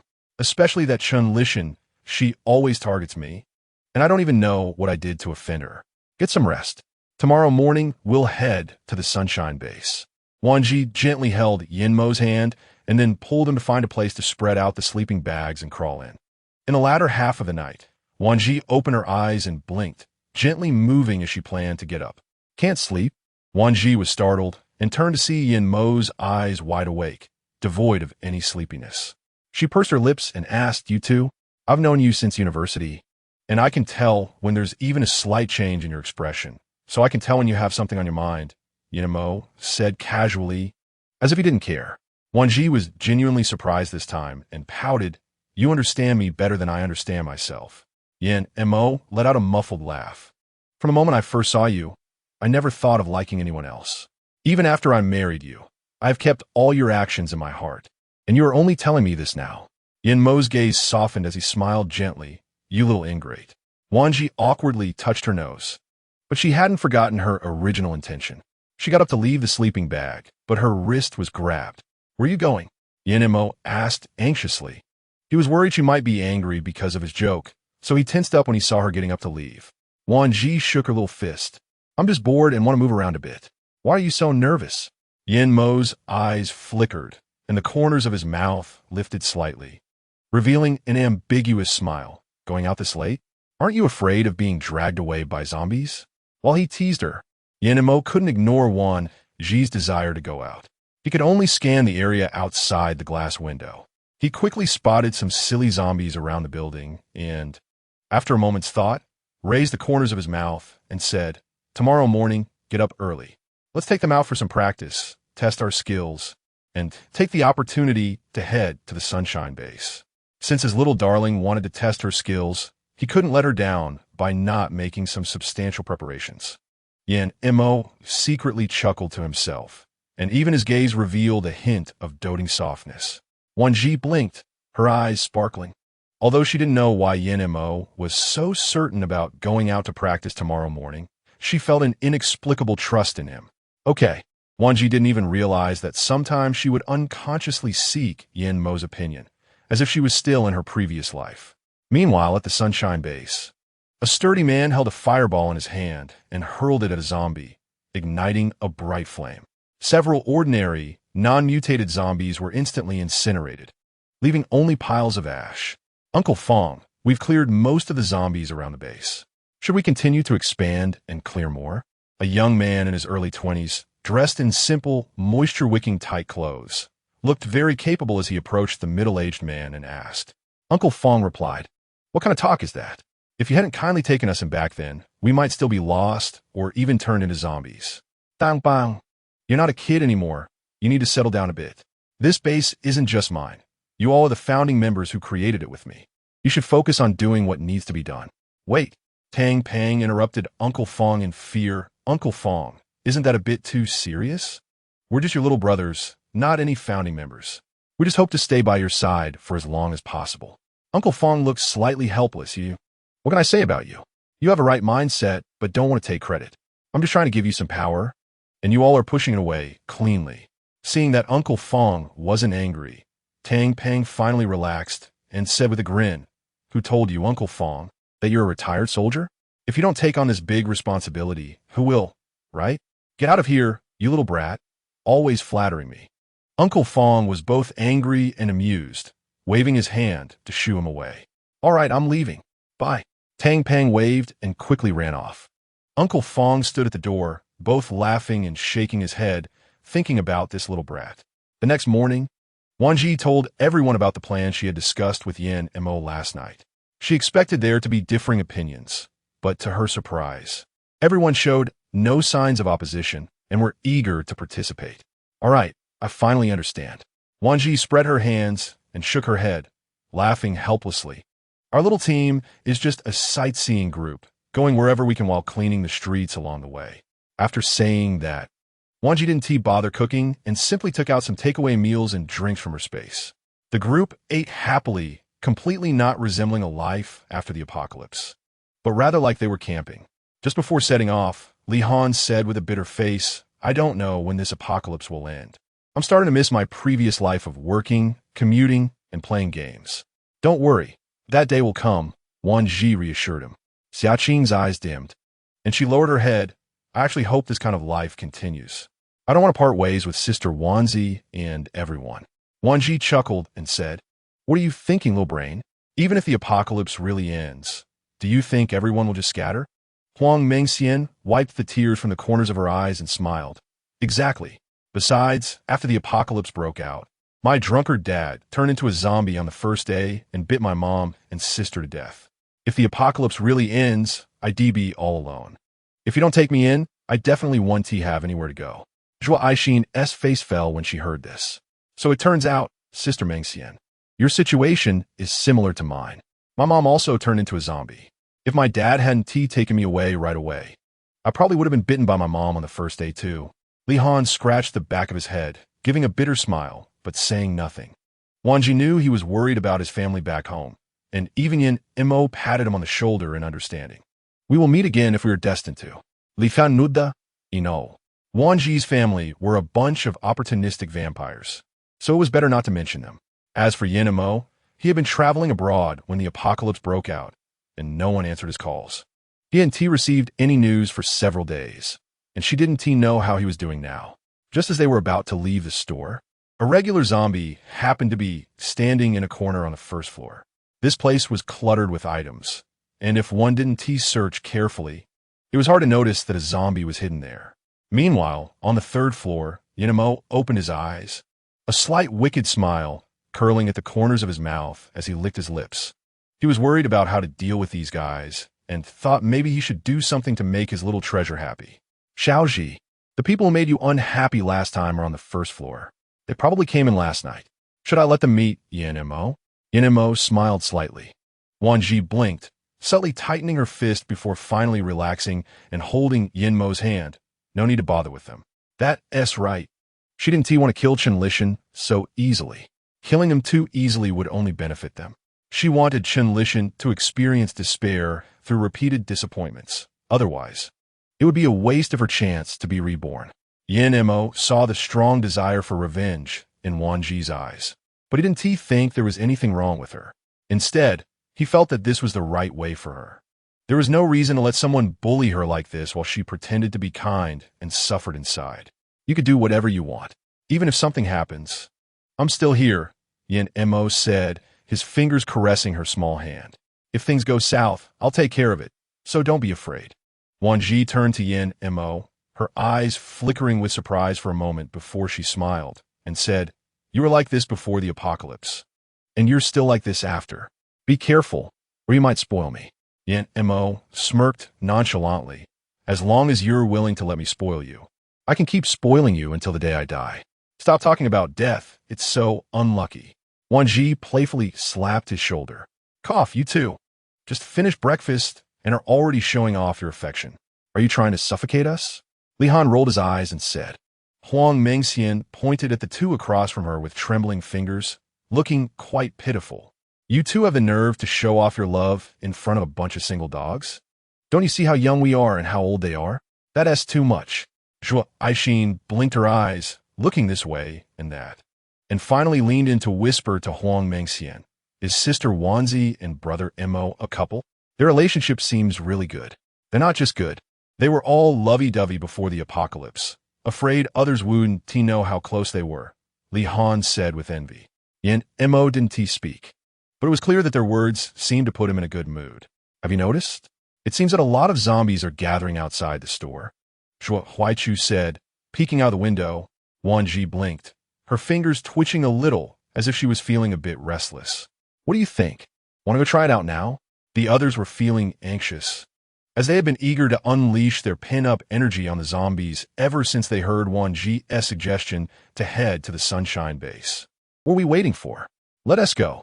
Li Han was the first to grab the machine gun and lead the way. Meanwhile, on the first floor, Chen Lishan and the others quickly finished eating their compressed biscuits and tidied up before grabbing their backpacks and preparing to leave. Wait, Kai Lao Dao stopped Lu Mingda hide. Someone is coming. Lu Mingda frowned. We all have weapons. What is there to be afraid of even if someone comes? Besides, we have abilities. The other party's numbers were about the same as theirs. Let us observe first. Better safe than sorry. Kai Lao Dao interrupted Lu Mingda's words and urged everyone to disperse and hide. Chen Lishan frowned. When are we going to the airport base? Kai Lao Dao symbolically pinched Chen Lishan's waist and smiled. What's the hurry? As long as you follow me, I guarantee you'll eat and drink well in the future. Although Chen Lishan disliked Kai Lao Dao's hand, she still wore a charming smile. You're so bad. There are so many people here. Everyone can see us. Lu Mingda, hiding in the shadows, noticed Chen Lishan's displeasure and said in a complicated tone, Lao Dao, stop playing. People are coming. Although Kai Lao Dao was not pleased, he suppressed his urge to act out and released his hand. Casting a dark glance at Lu Mingda before hiding with Chen Lishan behind a locker, Xia Qing was still too young, so she was held by Zhuo Aixin the whole time. Wan Zhi thought this was not convenient for movement, so she used a single bed cover to wrap Xia Qing and hold her in her arms. Zhuo Huaichu couldn't help but laugh when he saw this. You look just like your mom when she was young. Chapter 25. Advancing quickly. Is everyone ready? If you are, let us set off. Wan Zhi prepared waterproof and windproof jackets and pants, which greatly reduced the chance of being infected by zombie blood. Although the chances of abilities users getting infected were low, it was not completely impossible. All right, let us go. With a loud command, Wan Zhi was the first to charge forward, sweeping out a gust of knife wind with her tang knife, using her spatial abilities to push out a transparent wall, sending a large number of zombies away from the entrance of the store. Yan Mo also took out a laser pointer, cutting through the zombies like a hot knife through butter, and before the zombies could react, several fell to the ground. The zombies further away heard the commotion and started to gather towards them. Wan Zhi's eyes sparkled with excitement. Just in time, the others also got into action, using their abilities to launch attacks, and in an instant, various lights from their abilities erupted at the entrance of the store. The youngest, Xia Qing, and Zhuo Aixin were safely surrounded, and occasionally Zhuo Aixin would restore the physical strength of her partners. Here, drink some water if you're tired. Wan Zhi took the opportunity to hand a water bottle to Zhuo Aixin. As soon as Xia Qing saw the water bottle, she excitedly said, Sister Aixin, this is a good thing. Just take a sip when you feel tired, and you'll be fully revived in no time. Zhuo Aixin knew that everything Wan Zhi provided was extraordinary. From the water she drank to the food she ate, she could clearly feel that these were not ordinary items. So she cherished every rare bit of food and water. Thank you, Sister Wan Zhi, and thank you, Xia Qing, for helping me hold it. No problem. I got it covered. Xia Qing patted her chest and smiled.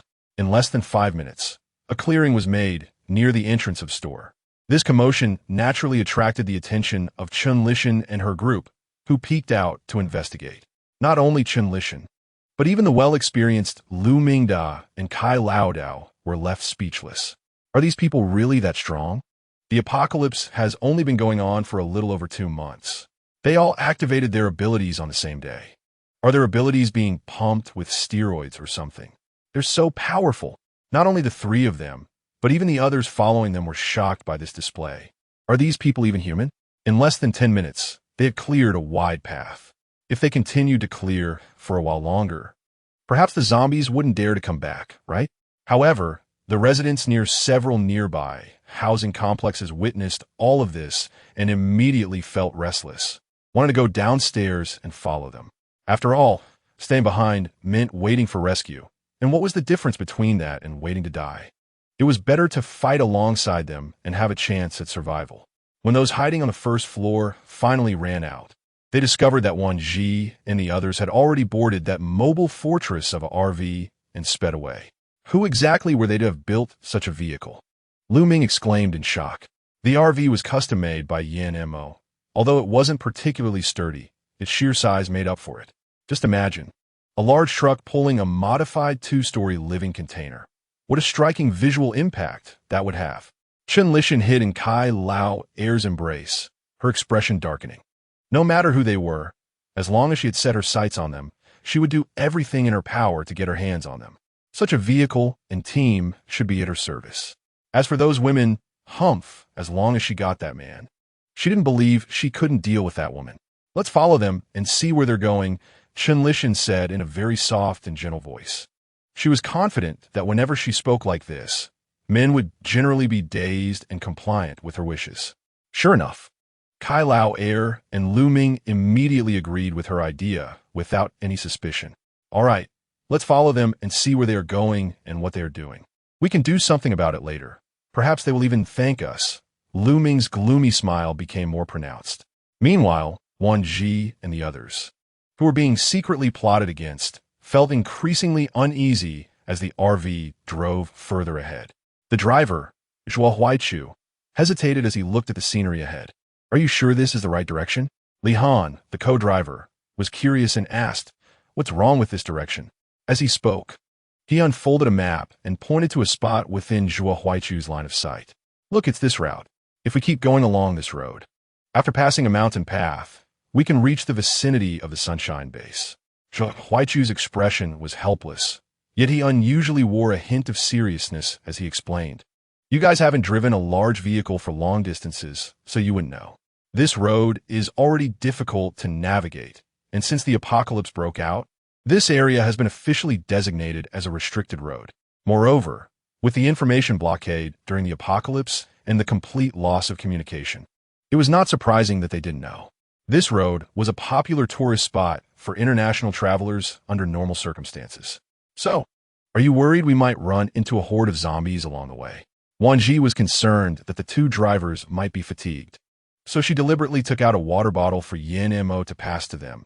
But as soon as she entered the driver's cabin, she overheard their conversation. Zhuo Huaichu nodded with a complex expression. I'm not very sure either. I've only heard about it, but it's always safer to be cautious. Yin Mo thought for a moment and said, Li Han, reinforce the vehicle a bit more. I'll go talk to Xiaozhi. Sure, I'll handle this small matter. Li Han nodded in agreement without hesitation.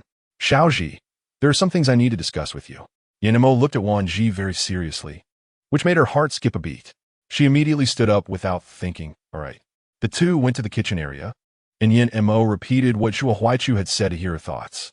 However, after listening, Wan Zhi nodded. This isn't too serious. I've heard about that place. It is indeed dangerous. The mutated beings there aren't just zombies. Even plants have mutated. Yin Mo did not interrupt her, carefully listening to her words. If you have any concerns, we just want to go. But my thoughts are very simple. Our team S abilities have already reached level 2. And although I'm at level 3, the zombies are constantly evolving and upgrading. We can't afford to be complacent. We must accelerate our own improvement to ensure the team's safety. Wan Zhi's words lifted Yin Mo's spirits. It seemed he understood what she was concerned about. The tension in his nerves relaxed slightly, and he smiled. Okay, I understand your point, but don't put too much pressure on yourself. I'm here for everything. Wan Zhi was taken aback and then leaned against Yin Mo's chest, resting her forehead against him. Mo, I can't rely on you for everything. I was like that in my past life, but now I need to change myself. I can't just depend on you for protection. Wan Zhi looked up into his deep, charming eyes. I want to fight alongside you. I want to protect you and not become a burden. Remember, you will always be my wife. Protecting my wife is not a burden at all. It's something I gladly accept, Yin Mo said seriously, looking at the little woman in his arms. Wan Zhi tilted her head and smiled. If that's the case, then handsome husband, can you accept that your wife might become stronger than you, or perhaps become a violent lowly? As she spoke, she raised her fist, which faintly radiated a powerful energy. I can already feel that I'm about to advance again. The next level will be level 4. Chapter 26. The mysterious mountain path. Yin Mo's gaze softened, and a smile appeared at the corner of his mouth. I've never been a conservative person. If you're stronger than me, even if one day I can't protect you, you can still take care of yourself. Who knows, you might even protect me one day. Wan Zhi felt a bit doubtful, sensing that Yin Mo's words seemed a bit off, but for a moment, She couldn't pinpoint what was strange about them, so she assumed he was joking with her. The RV quickly entered the mountain path, according to the route. The reason this area was designated as a restricted zone was not without reason. The road was littered with various rocks and corpses, making it seem even more desolate than the city center. The asymmetrical trees on both sides were not only densely packed, but also vast and boundless. When Chenlishan and her group followed in their vehicle, they were also frightened by the eerie scenery of the mountain path. Are we lost? This place looks too creepy and terrifying. Chenlishan instinctively squeezed closer to Kai Lao Air. Kai Lao Air did not refuse Chenlishan, who had come to him, but instead, he enjoyed holding her tighter. After casually scanning the surroundings, he paid no mind to the scenery. What are you afraid of? I'm here. In the passenger seat, Lu Ming was not as relaxed. He instinctively surveyed the surroundings with a serious expression. Lao Air, we might have entered the so-called forbidden area. Kai Lao Air's grip around Chenlishan's waist tightened, and his expression became stiff, nearly unable to smile. He shot Lu Ming a fierce glare. Can you be a bit more ambitious? The reason it's called a restricted area is because there are a lot of zombies. We brought at least 3 or 4 vehicles of people. What is there to be afraid of? Lu Ming's face wore an ambiguous expression as he said, That's not how it works. Aren't you afraid that if we get followed and discovered, they might trick us into the restricted area? Chenlishan also felt that Lu Ming's words made sense. Before she could speak, Kai Lao Air sneered. If you're so afraid of trouble and death, then you can get out of the car now. No one is stopping you. The atmosphere in the car instantly dropped to freezing point. Seeing that the vehicle was about to enter the mountain path, Lu Ming gritted his teeth and said in an unhappy tone, Fine, since you're so confident. Let us go in. On the other side, shortly after Wan Zhi and the others entered the mountain path, they were astonished by the sights inside. The trees were thick and towering, but branches jutted out from the trunks, with unidentified objects that had seemingly been drained of blood hanging from them. Is that a person? Huang Mengxian swallowed hard involuntarily, her gaze flitting nervously to the object hanging from the tree trunk. Wan Zhi's eyes turned in that direction, her expression slightly darkening. It must have once been a person, but why they ended up hanging in such a place? The mountain path was eerily quiet, almost dead silent, with towering, thick tree trunks on either side, their dense foliage blocking out the light. A strong stench of decay and blood hung in the air, and almost every stout tree trunk had 1 or 2 people hanging from it. Some were animals, but the only thing they had in common was that they had been drained of blood and bodily fluids. Numerous zombies occupied the area around the tree trunks, and the sound of the RV's engine caught their attention, their eyes glinting with an eerie green light, very strange. However, there was even stranger. Behind the tree trunks on either side lay a dense forest reserve, where pairs of eerie green eyes glimmered within the thicket. Li Han couldn't help but shiver, swallowing nervously as he said, Who can tell me what those things in the forest are? Has the world mutated? I didn't expect the global infection to spread so quickly. Is it because of her rebirth that the butterfly effect occurred, or has she changed the process, accelerating these changes? Sister Wan Zhi, have these plants and animals also turned into bad guys like the zombies? Xiaqing, being young, inevitably felt panic upon seeing this. Zhua Aishin held Xiaqing tightly. Would Xiaqing be scared? In fact, she was scared herself, but because no one else spoke up, she didn't dare voice her own fears, not wanting to add to others' panic. Xiaqing curled up in Zhua Aishin's arms, his delicate, pale face buried in her embrace. He extended his small pink fist, using his index finger and thumb to make a small gesture, and in a very soft voice said, just a little bit, just a tiny bit scared. Wan Zhi turned to look at Zhua Aishin upon hearing this, her gaze finally settling on Xiaqing. She walked over and gently touched Xiaqing's little head, assuring him, Don't worry, as long as I still breathe, I won't let anything happen to any of you. When she said this, her gaze unconsciously glanced at Yan Mo, implying that included him. She was determined to protect them all with her utmost effort. Yan Mo's fingertips itched. After rubbing them a few times, he clenched his fist, his face carrying a handsome yet cold gentleness. Me too. With both big shots having said this, even if others felt anxious in their hearts, they were calmed and reassured. As the RV moved on, Several people quickly noticed that the zombies here seemed to have undergone different changes compared to those outside. Look at those zombies. Don't they seem to have intelligence? Shua Huaichu pointed in a direction and said, "They're not like the zombies we've encountered before that would rush at us as soon as they caught a whiff of human scent. Li fan nuda inda. They clearly seem to have gained intelligence. Zombies without intelligence are easy to deal with. Just set a few traps to lure them in and kill them. However, once something has intelligence, dealing with it becomes exceptionally challenging. The mountain path stretched long. Before the apocalypse, this area was picturesque, with no human interference in development. Therefore, aside from the wide road, everything else remained very primitive, which also led to it being one of the first places to mutate after the apocalypse. The deeper the vehicle drove in, the darker it became. The dense foliage of the towering trees, coupled with the intricate growth of their roots, meant that many vine plants hung down from the branches. This not only obstructed the view, but also completely blocked out the light, making it far more eerie than those foreign jungles known as human forbidden zones. On the other side, a few cars that had been tailing from a distance were also frightened by the scene inside the mountain path. The eerie silence, combined with the visual impact, made everyone inside the cars tense up, fearful that any carelessness would cost them their lives. Those people really aren't afraid of death. Daring to venture into this forbidden zone, Lu Mingda gritted his teeth and said. Kai Lair glanced at him with disdain. What is so scary about a forbidden zone? We just need to stay alert and guard against those zombies. If you're really that scared, why don't you just get out of the car and leave? Kai Lair, what do you mean by that? Lu Mingda's temper flared up immediately. I'm just thinking of you all, and you're accusing me of being timid? Chen Lishan actually hoped Kai Lair would abandon the idea of continuing to follow, but from her observations, it was clear that Kai Lair was not someone easily swayed. Convincing him wouldn't be easy.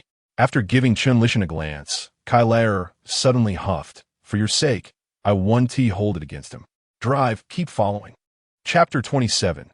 Advancement. It was unclear whether it was the invasion of humans into their territory or the loud sound of the RV, but as the vehicle drove deeper, the vines hanging from the branches began to sense something abnormal. Originally hanging silently from the branches, the vines suddenly seemed to receive some kind of command, rapidly descending from above and rushing straight towards the RV. Upon seeing this, the group immediately unleashed their various abilities. Yin Mo's gaze hardened as he quickly summoned lightning in an attempt to intercept the reckless vines, but the vines surged in from all directions like fearless death servants. Damn it! Yin Mo gritted his teeth and pulled Wan Zhi behind him for protection. Wan Zhi, however, remained completely unperturbed, her gaze still inquisitive as she looked at the vines. Finally, she drew a tang knife from her back, leaped up, and jumped out of the window, holding onto the window frame with one hand, saying, "You all stay here, don't come out. I'll go find the roots of the vines." Xiaozhi, Yin Mo exclaimed in surprise, and by the time he shouted again, she had already disappeared from the window. He let out a sigh of helplessness. I really can't have a moment of peace.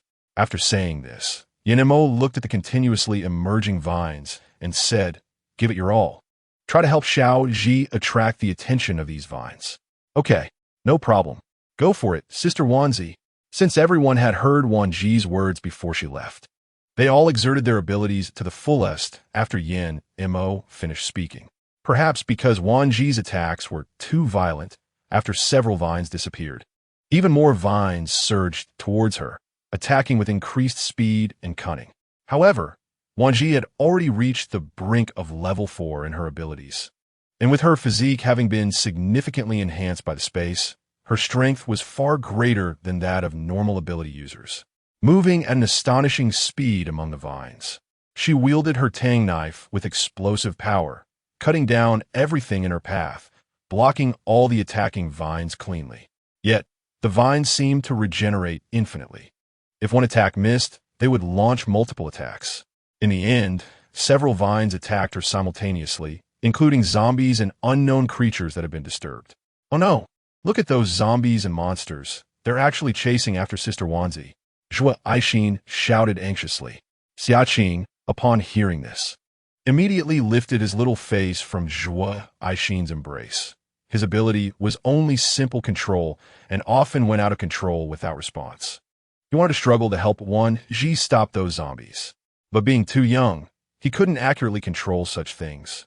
Soon, he remembered what Wan Zhi had told him. Your ability should be to summon ability beasts. If you practice summoning them diligently, perhaps we wouldn't be as powerful as your summoned beast. Xia Qing felt uncomfortable all over, breaking out in a cold sweat, biting his lip as he buried his face back into Zhuo Aishin's arms.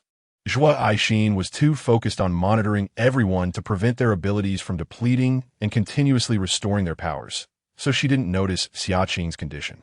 Meanwhile, on Wan Zhi's side, she had cut down quite a few vines and killed the mutated creatures and zombies charging at her, causing the soil to fill with the foul, rancid blood.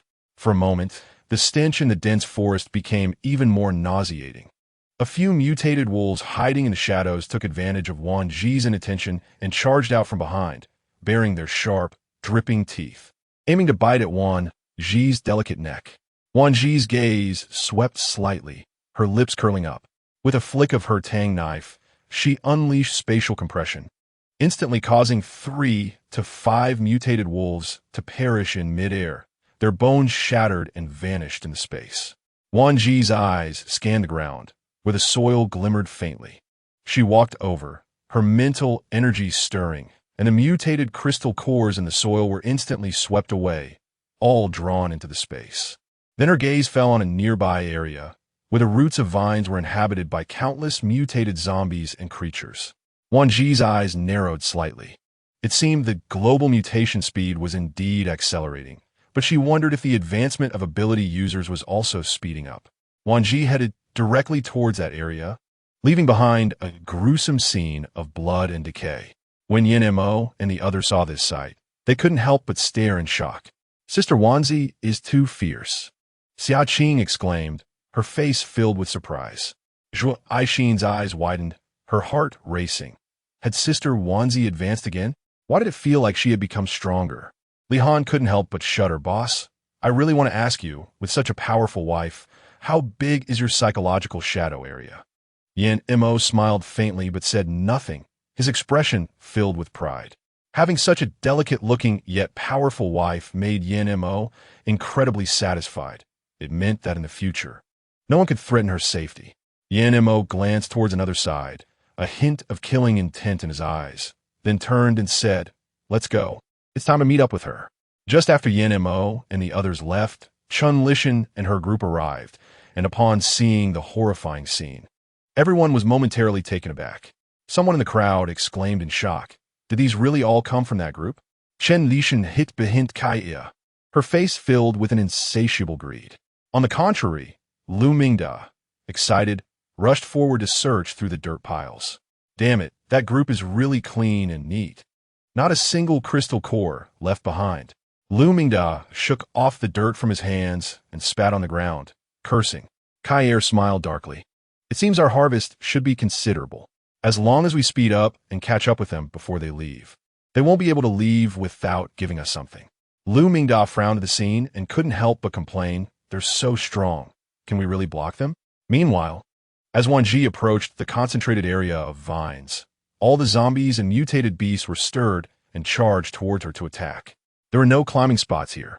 Even the trees were mutated plants.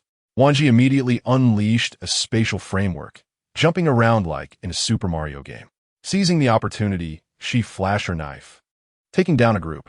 The mutated and advanced zombies and creatures quickly charged at Wan Zhi, but she remained calm, swinging her knife, instantly separating heads from bodies, then flicking her wrist to let the blood spray onto the ground. Wan Zhi smiled coldly, extending her middle finger towards the mutated creatures and playfully beckoning them. "Come here." The mutated creatures, possessing only basic intelligence, rushed forward to attack her, but unfortunately for them, Wan Zhi was strong and healthy, quickly knocking them out. She approached the roots of the vines, stabbed her knife forcefully, and unleashed spatial pressure, instantly causing the vines to wither into dust. She picked up an emerald green crystal core, blew on it, then took out a wet wipe from her space to clean it before retrieving the green plant material that Huang Mengxian had materialized last night. "Devour it, and I will help you advance." After that, you have to help me with something, Wan Zhi said as she roughly crushed the crystal core and stuffed it into the plant's roots. Then she tossed it into space, leaving it to the large tree there to nurture, and she couldn't be bothered to care anymore. Mo, are you okay? Although he knew she would be fine. As long as he didn't see her unharmed, he felt uneasy. Wan Zhi smiled, her gaze landing on Huang Mengxian. Mengxian, I've already helped elevate the plant you materialized. By tonight, at the latest, it will stabilize its level, and then I will need your help with something. Seeing Wan Zhi's playful demeanor, Huang Mengxian felt a rush of excitement and quickly nodded, smiling. Wan Zhi, you helped me elevate the plant and stabilize it, and I haven't helped you with anything. How can I let you ask for conditions? I should be the one to thank you. Wan Zhi tilted her head and laughed. You didn't even ask what my conditions are before agreeing. Aren't you afraid I might sell you out? Mo watched Wan Zhi indulgently from the side, not intending to intervene in the conversation between the two girls. Others realized that negotiating with someone of a higher status was self-deprecating, so they all stood by, not daring to speak up. Upon hearing this, Huang Mengxian chuckled, standing with her arms crossed, one foot in front of the other, confidently saying, Please, even if I don't know you well, I know you're not the type to scheme against others, so whatever your conditions are, I'm not scared. In fact, I'm looking forward to what you'll propose. All right, since you said that, I'll tell you directly. I plan to make your materialized green plant more effective. This will not only help reduce your ability consumption, but also assist you in combat. Huang Mengxian was stunned, but she didn't interrupt Wan Zhi. Instead, her eyes sparkled with excitement as she sensed the next words were crucial. I'll help you, but I need you to support the team. Not only assisting in battles, but also helping to protect Aishin and Xiaqing. Wan Zhi's eyes swept over Huang Mengxian. You should understand how important Aishin's role is in the team. She is a healing type ability user, capable of briefly restoring everyone's abilities during battles and healing teammates' injuries afterward. Right? Huang Mengxian swallowed hard and nodded, I understand.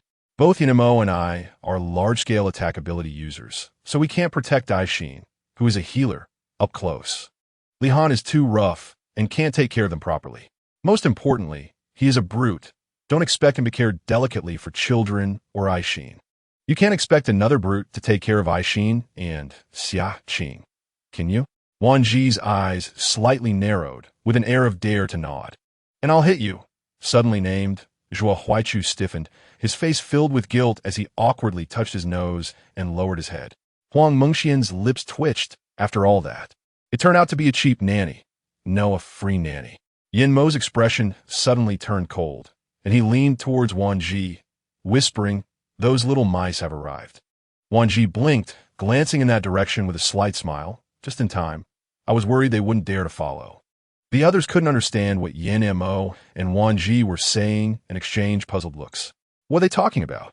I don't know. So what now? I don't know. Thus, Huang Mengxian was assigned a significant role by Wan Zhi to primarily protect Zhui Aishin and Xiaqing during battles while also caring for them in everyday life. Strangely, the zombies that had been chasing the RV outside the window suddenly stopped and turned away as if guided by something, all rushing into the dense forest. Chen Lishan and her group finally arrived at the site that had once seen fierce battles. They were terrified along the way, facing mutated zombies and altered creatures. With even the plants mutated, they had lost quite a few members. What had started as 4 full vehicles now had fewer than 10 people left. Chen Lishan's pupils contracted sharply as she nervously shrank behind Kai Laojiu and asked him, Should we continue? In truth, she was seriously considering giving up. The value of one vehicle was not worth more than a life. While Chen Lishan and her group were struggling to reach their vehicle outside the dense forest, they suddenly encountered a large number of mutated creatures and zombies, causing their faces to turn pale with fear as they immediately raised their weary hands to unleash the little remaining abilities they had. Continuing like this was not a solution. They needed to think of a way to break out of there. After Chen Lishan shot out streams of water, she retreated behind Kai Laojiu. Because she was hiding behind him, no one noticed the malice in her eyes. She instinctively reached out her hand, intending to push Kai Laojiu out to die, which would at least give her a chance to escape. But just as her hand was about to touch him, Kai Laojiu suddenly grabbed her. Chen Lishan was startled.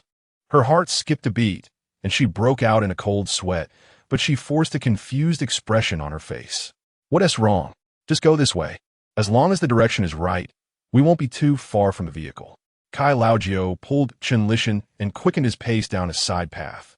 Chen Lishan's gaze flickered as she looked at the back of Kai Laojiu's head, feeling increasingly uncertain about whether he had noticed her earlier actions.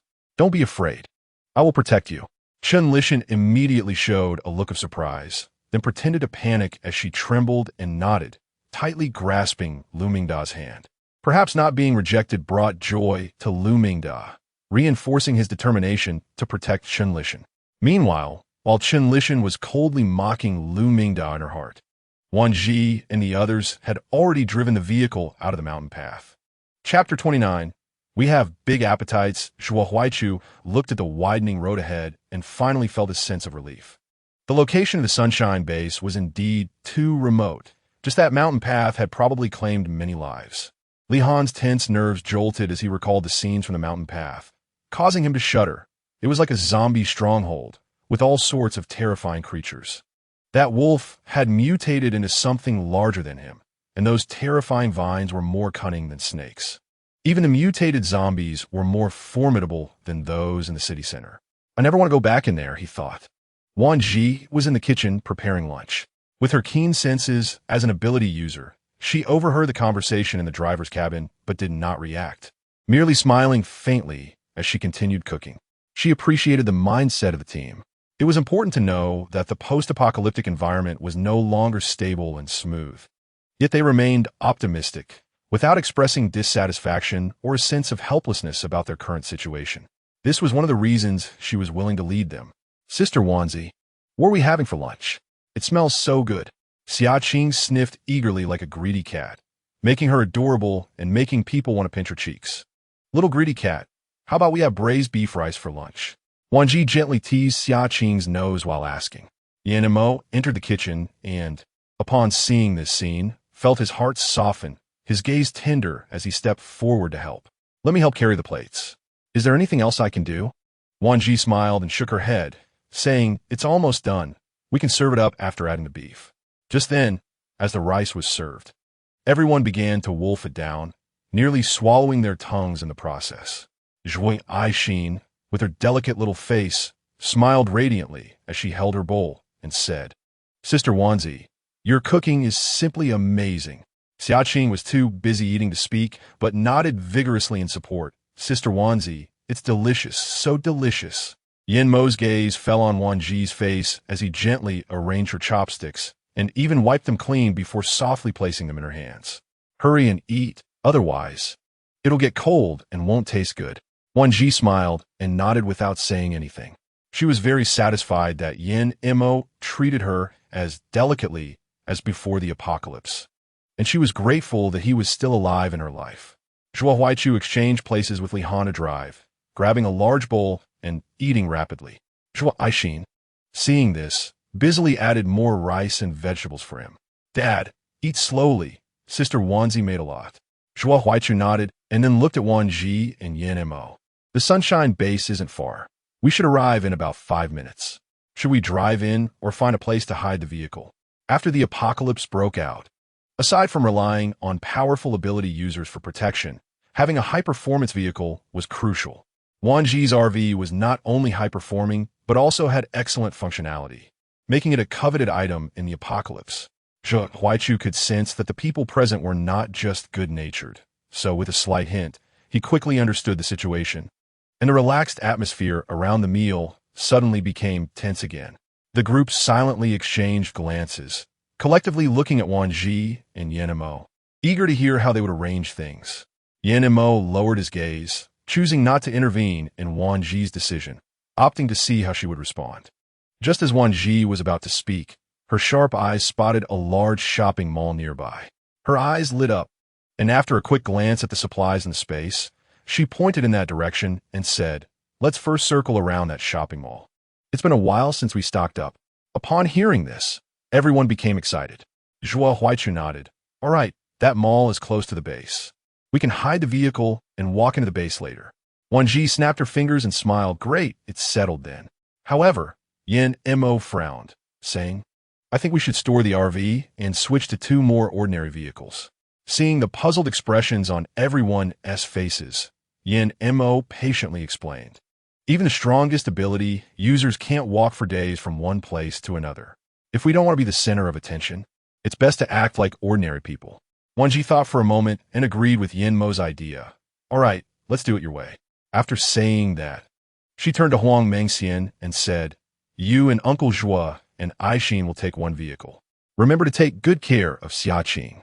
She could see that Xiaqing was not as naive as a typical child. On the contrary, she needed to allow them to grow independently. They couldn't always be the ones protecting them. After quickly finishing their meal, Huang Mengxian and Zhua Aishin began to help clean up. At that moment, Li Han, who was driving, called out, "The mall is just ahead. Should we find a place to switch vehicles?" The group found a secluded spot to park. After the 7 of them got out of the car, Wan Zhi quickly stored the RV in her space and took out 2 more ordinary vehicles. To avoid drawing attention, Zhuo Huaichu, Li Han, Zhua Aishin, and Huang Mengxian took one vehicle, while Wan Zhi, Yin Mo, and Xiaqing took another. "You 3 protect Aishin. Once we reach the mall, split into 2 groups. Grab whatever you see, and if you run out of space, come find me for bags." Wan Zhi handed them several large bags. After getting into the car, Yin Mo took the wheel while Wan Zhi, sitting in the passenger seat, took out a large bag to give to Yin Mo. Xiaqing received a smaller bag, and as usual, she could grab whatever she wanted, and if it was full, she would come to swap bags with Wan Zhi.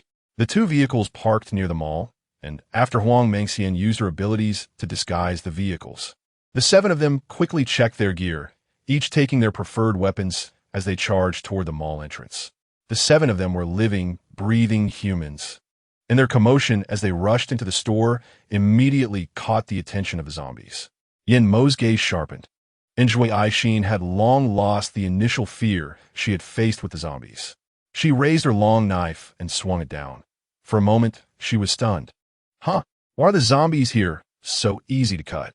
Wan Zhi, not suspecting anything, immediately smiled and explained, "They should be ordinary zombies, lacking intelligence, just mindlessly rushing at us, so they're much easier to cut." Yin Mo's eyes flickered, and he pretended to be silent as he followed Wan Zhi into the store. Wan Zhi was the first to enter the sales area, and she saw several ability users quickly packing things up inside. With her spatial ability and considerable strength, she immediately noticed that these ability users were only at the 2nd tier, so she subtly signaled to the others, "Quickly fill up and leave."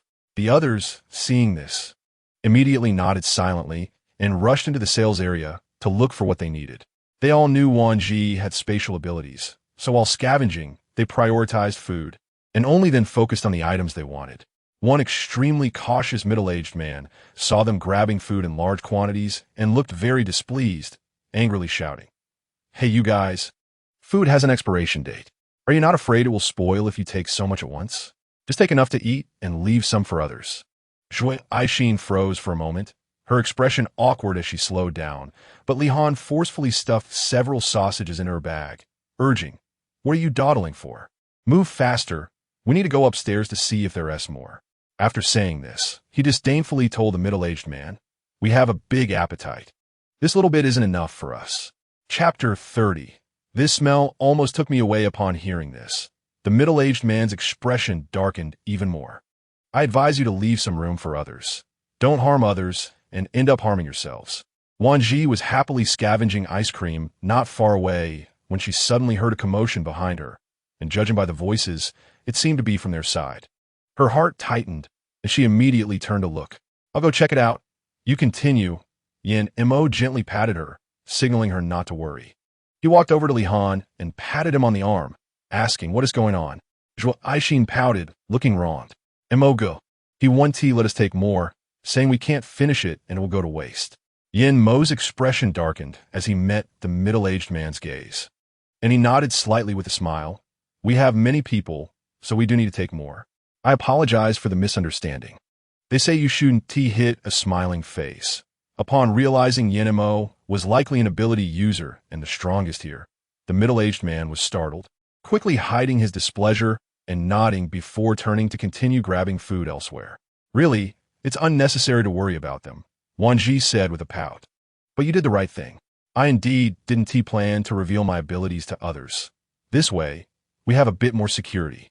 Going down to the second floor of the sales area, they arrived at the fruits and vegetable section. Although more than 2 months had passed since the outbreak, theoretically, the items here should have spoiled by now. However, since it was a store, there should be refrigerated containers. Xiaqing tightly hugged the plush monster he had just picked up in the toy area. Although he was young, he was very sensible, stuffing the plush monster into his clothes and putting everything visible into his bag, even though no one had told him what to take. Xiaqing smartly knew to take food first and then useful items. Wan Zhi blinked at a closed door, above which there was a red indicator pointing toward the freezer.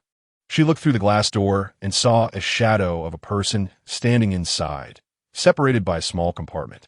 This compartment was likely a record-keeping room for the shelves, and the person inside was probably the recorder.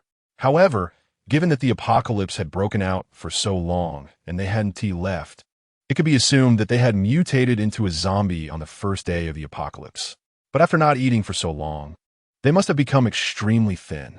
Wan Zhi looked at Yan Mo, her eyes blinking as she indicated that there was a zombie inside. He merely nodded and opened the door first, walking in.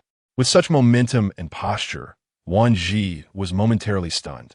Doesn't he need to consider the zombie's feelings at all? He just boldly opened the door and walked in. The expected fight did not occur. Following her doubts, Wan Zhi walked in and was immediately stunned. What's going on? The zombie was actually facing the wall, lost in thought. Yan Mo's gaze fell on the zombie. Then he shrugged and said, "Who knows? Maybe it feels guilty and can't face us."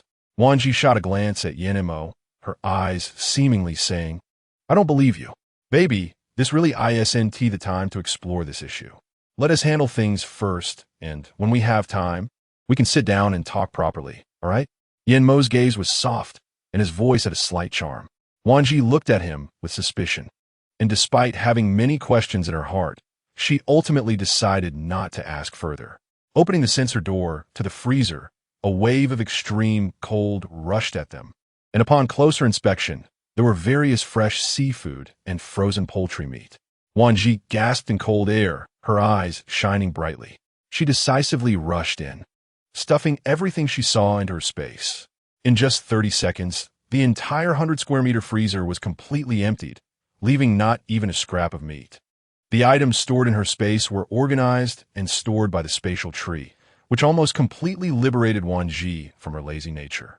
After all, the spatial ability belonged to her, yet she didn't have to worry about upgrading, and the internal planting and breeding of the space were not her concern.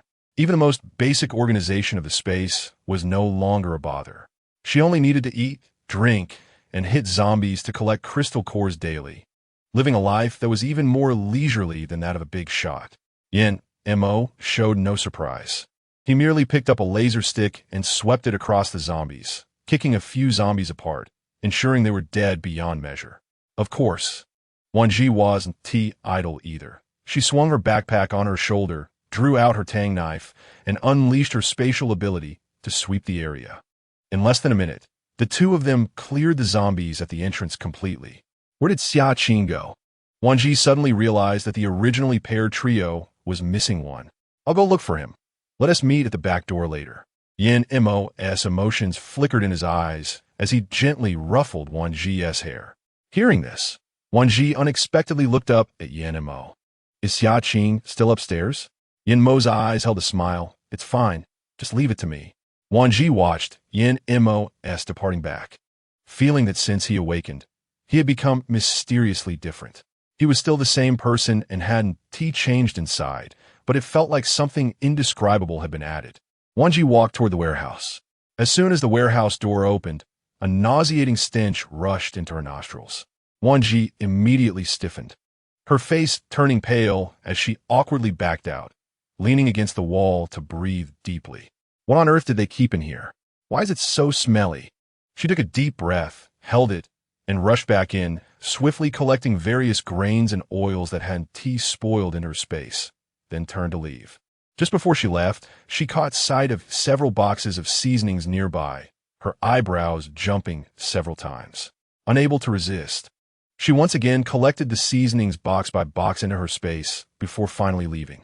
The moment she stepped out of the warehouse, she weakly leaned against the wall, breathing heavily through her nose, fanning herself with her hand several times until she no longer smelled the terrifying stench before finally relaxing.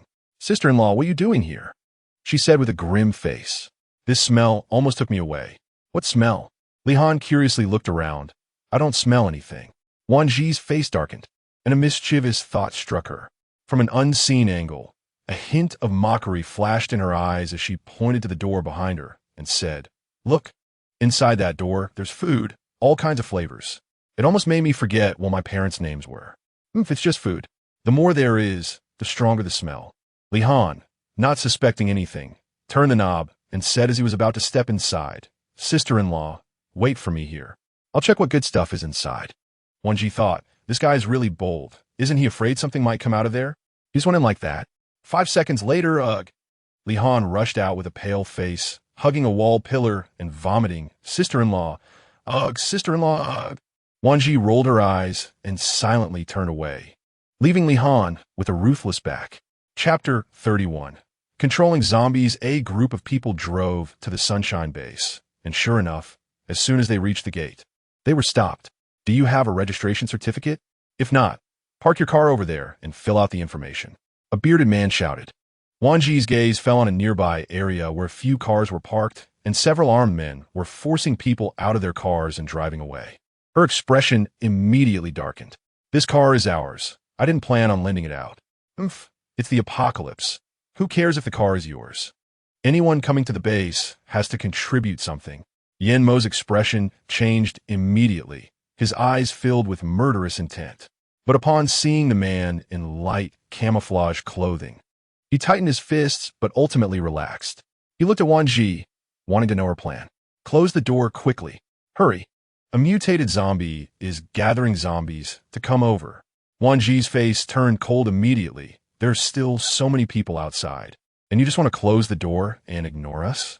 The crowd waiting outside panicked upon seeing this. "You can't just leave us behind. We came a long way. I brought my whole family and contributed a lot of food. Is this how you treat us? Let us in now," the bearded man shouted without thinking. "If you can do it, then go ahead. Don't act all morally superior. I'm not buying it. There is a whole horde of zombies out there." Another man in camouflage inside the gate glanced complexly at the scene outside, moved his lips, but ultimately chose to endure.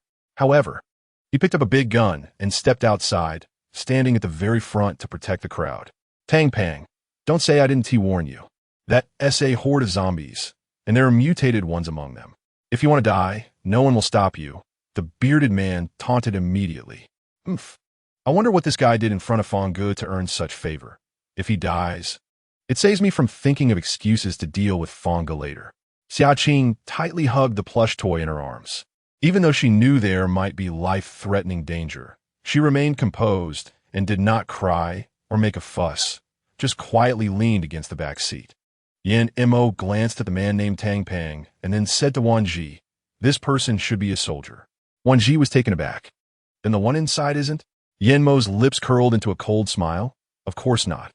Our Huaxia soldiers aren't as cowardly as him." "Li-Han, are Huaxia soldiers this afraid of death?" Zhua Huaichu gritted his teeth and said, "What Huaxia soldiers?" Li-Han disdainfully glanced at the bearded man. "Did you see the camouflage uniform he's wearing? That's what foreign mercenaries wear.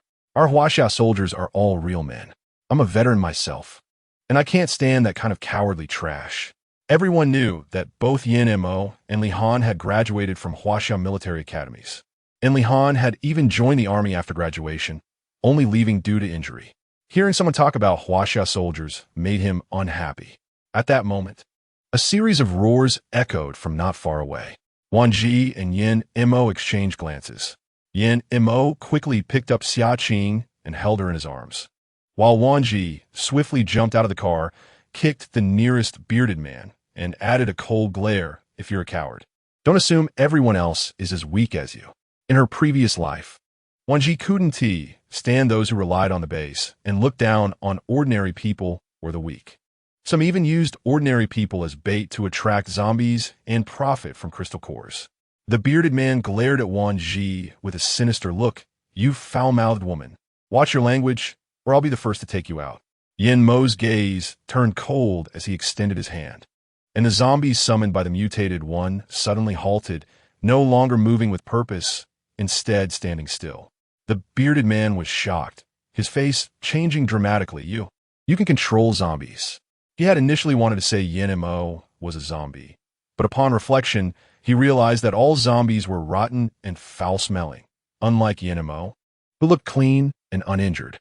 Wan Zhi's expression showed surprise.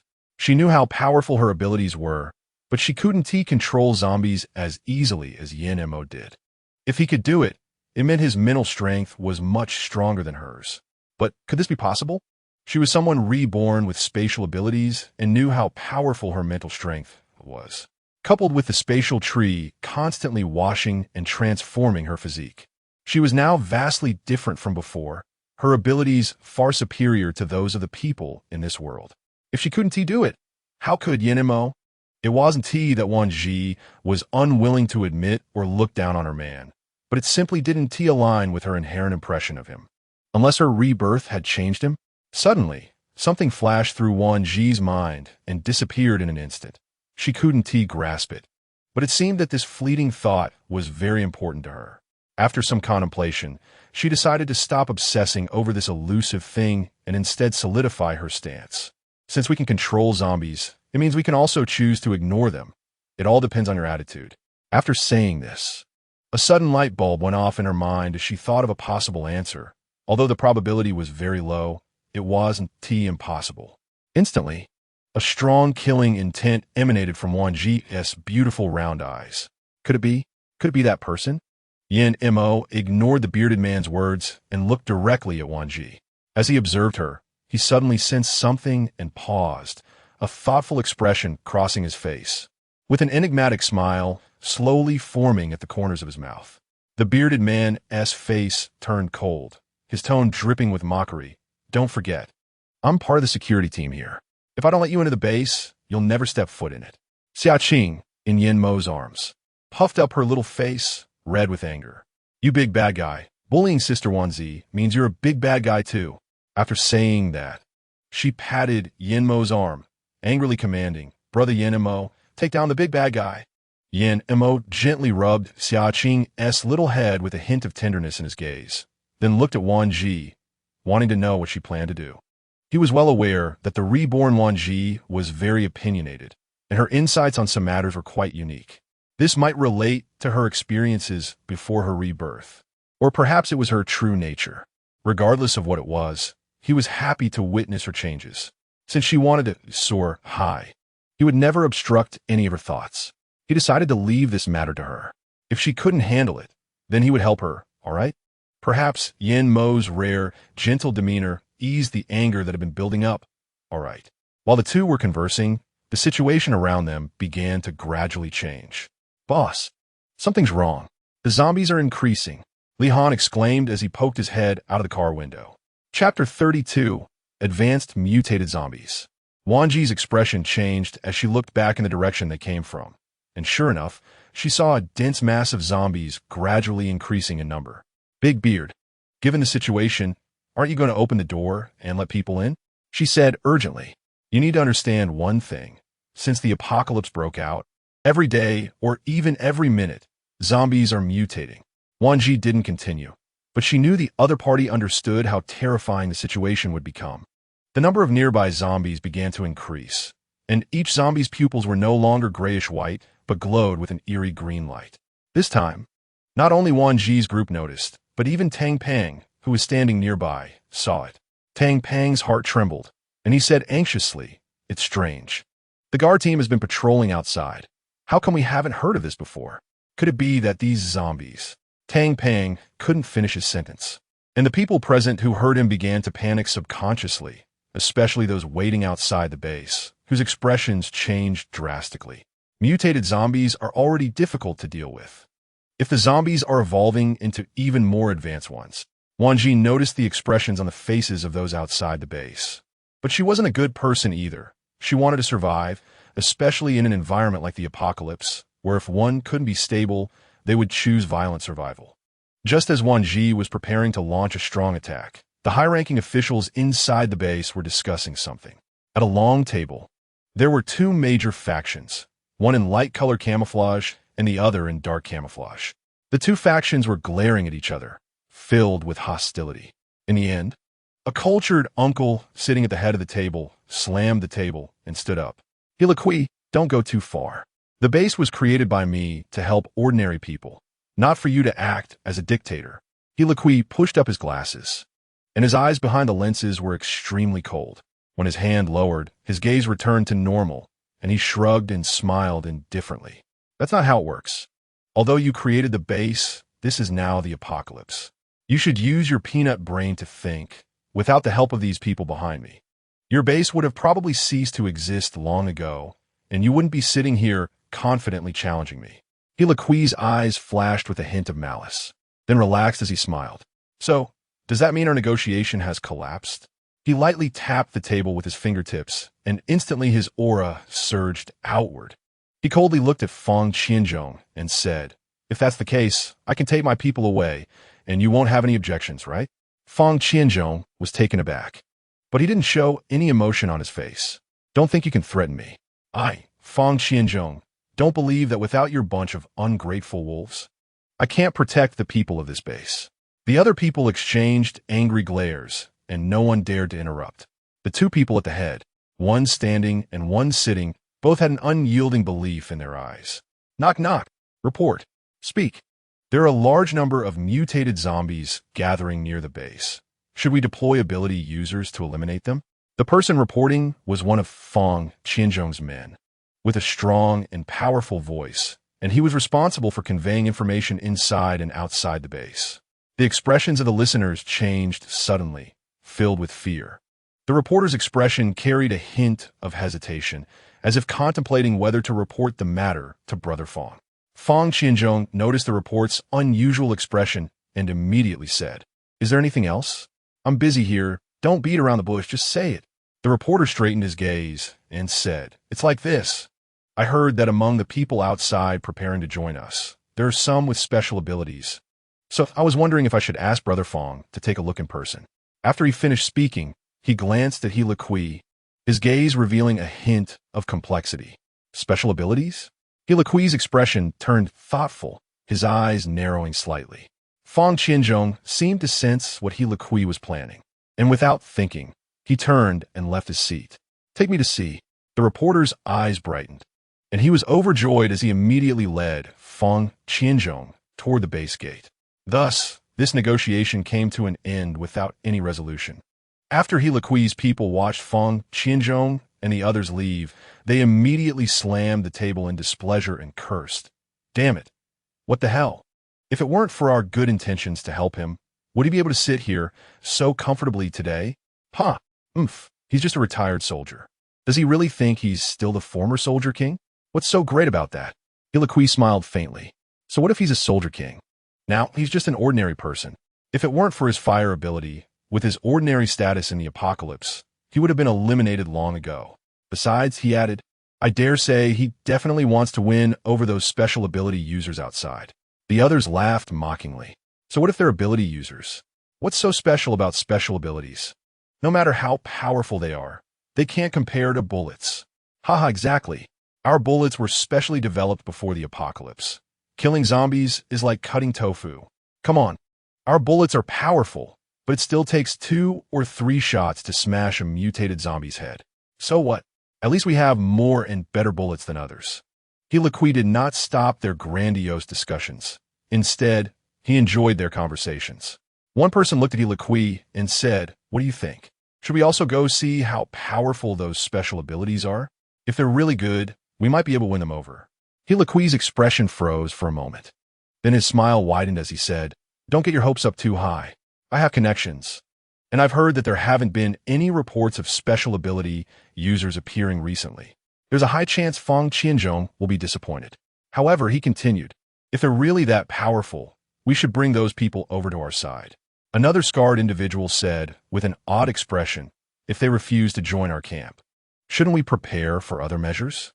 Hilakui pushed up his glasses, a cold glint flashing in his eyes. "If they can't be of use to us, then we can only eliminate them. The others exchanged glances, and after a moment of surprise, they seemed to understand, revealing relieved expressions. None of them were naive young men just entering society.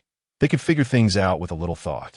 Fang Qianzhong quickly arrived at the base gate, and Wan Zhi immediately recognized that this person was the creator of the base. The reason was simple. This person exuded a righteous aura and walked with a steady and upright stride. Most importantly, Fang Qianzhong had a very distinct feature on his face, a square face. Covering face, Chapter 33, They're all my family. Brother Fang, it's this person. He can control the zombies. The reporter pointed at Yan Mo. The bearded man showed surprise when he saw Fang Qianzhong arrive, then quickly regained his composure and disdainfully stood by the door with a large gun, refusing to let anyone in. Lilian, what are you doing? Why aren't you opening the big door? Fang Qianzhong shouted unhappily. Lilian sneered. First of all, I'm not under your command, so I don't have to follow your orders. Secondly, mutated zombies are gathering near the base. If I open the big door, wouldn't that be equivalent to inviting the zombies to bite people? Just then, the base door was knocked down by a powerful force, and in the next second, the big door melted like ice, turning into a large iron puddle on the ground. Standing right in front of the entrance were 6 people. No, strictly speaking, 6 adults and 1 child. Lilian's face turned red with rage as he gritted his teeth and shouted, "Do you know what you're doing?" Wan Zhi glanced faintly at the crowd outside the base. Just one look was enough. She raised her hand and made a gesture, signaling everyone to rush inside. All the people hurried into the base. Upon seeing this, many people's eyes instantly turned red, and several couldn't help but shed tears. Some even silently shouldered their luggage and children and ran forward, while others abandoned their belongings entirely and rushed inside. There were even people carrying disabled elders from their families, hastening their pace to run. But the one thing that was the same for everyone was that each person passing by them would nod with a smile to show their gratitude, and some even gave them a somewhat awkward salute as they passed. This shock left Wan Zhi's heart unsettled for a long time. At this moment, her eyes slightly reddened. She clenched her fists, biting her lip to prevent herself from revealing the depth of her emotions under everyone's watchful gaze. Yan Mo noticed Wan Zhi's change in emotion, but said nothing, just gently held her small hand, giving her courage. Li Han was also moved by the actions of the crowd at this moment. Sister-in-law, I've never been treated this way by so many people in my life. If it weren't for you, I wouldn't have known that there are still so many people in this world who need us. Zhuo Huaichu and Zhuo Aixin were also speechless in shock. So many people came from different places, yet they were just a group of insignificant low-level abilities users, some of whom weren't even considered abilities users at all. Huang Mengxian was also moved to tears by this scene. We clearly haven't done anything. We just opened this door, yet they. Xia Qing, being young, couldn't fully understand this feeling of empathy, but he saw that as everyone passed by them, their faces wore expressions of small appeasement and gratitude, which made his heart flutter a bit. Sister Maru, are they going to be okay? Xia Qing tried to lift his little head to look at Wan Zhi. As of now, they want to die. What happens in the future is uncertain. When Wan Zhi said this, her gaze instinctively fell on He Kui, who looked as if he were out for a stroll, and her brows slightly furrowed. Why is he here? Could it be that in the last life, this person had a connection with Chen Lishan long ago? Wan Zhi thought carefully and quietly reminded Yan Mo with caution. Be careful of this person. If possible, it's best not to talk to him. Okay, he replied. At this moment, Fang Qianzhong approached Wan Zhi because he had just witnessed her directing the crowd to run into the base for refuge and spoke up about his intent. Hello, I am Fang Qianzhong, the person in charge of this base. I heard that someone among you can control zombies. Is that true? Fang Qianzhong actually had many doubts in his heart. After all, in the over 2 months since the apocalypse began, based on his observations, no human had been able to easily control zombie behavior, except for advanced mutated zombies. However, the research data sent from the Research Institute in the capital indicated that the higher the level of an abilities user, the stronger their powers would become after the outbreak. And the newly evolved abilities would also differ. But at this moment, he could no longer ask questions. The truth could only be known once this wave of zombies dispersed. All right, I understand. I hope that after all this ends, you can give me a definite answer, he said seriously. The The zombie horde came fiercely, and within just 3 minutes, thousands of abilities users had gathered inside the large base. There were complaints, but because everyone had family and loved ones inside the base that needed protection, they completed the gathering as quickly as possible. Ordinary people were protected in the innermost part. Ranged abilities users stood in front of them. Close combat abilities users were at the outer edges, and support-type abilities users were interspersed among the crowd. They were the most valuable and indispensable. As for Wan Zhi and her group, they stood at the very front, while Xiaoqing was placed among the ordinary people since his abilities had yet to be activated. So he could only be considered an ordinary person. Comparatively, the weakest among them, Huang Mengxian, was already capable of standing on her own and assisting everyone in battle. Zhuo Huaichu waved his hand, and the large iron block on the ground instantly transformed like an Unreal Engine 4 and 5, turning into a thick, sturdy iron door, even thicker than the original one. Instantly, everyone showed surprise on their faces, but more so, the ordinary people's voices reflected their fear and trepidation. Yet when they saw the iron door restored within seconds and looking even better than before, their hearts calmed a little.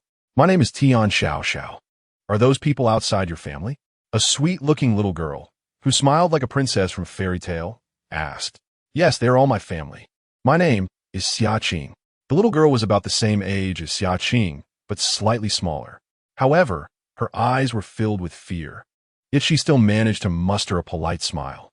"I envy you for having so many family members. Xiao only has my sister left."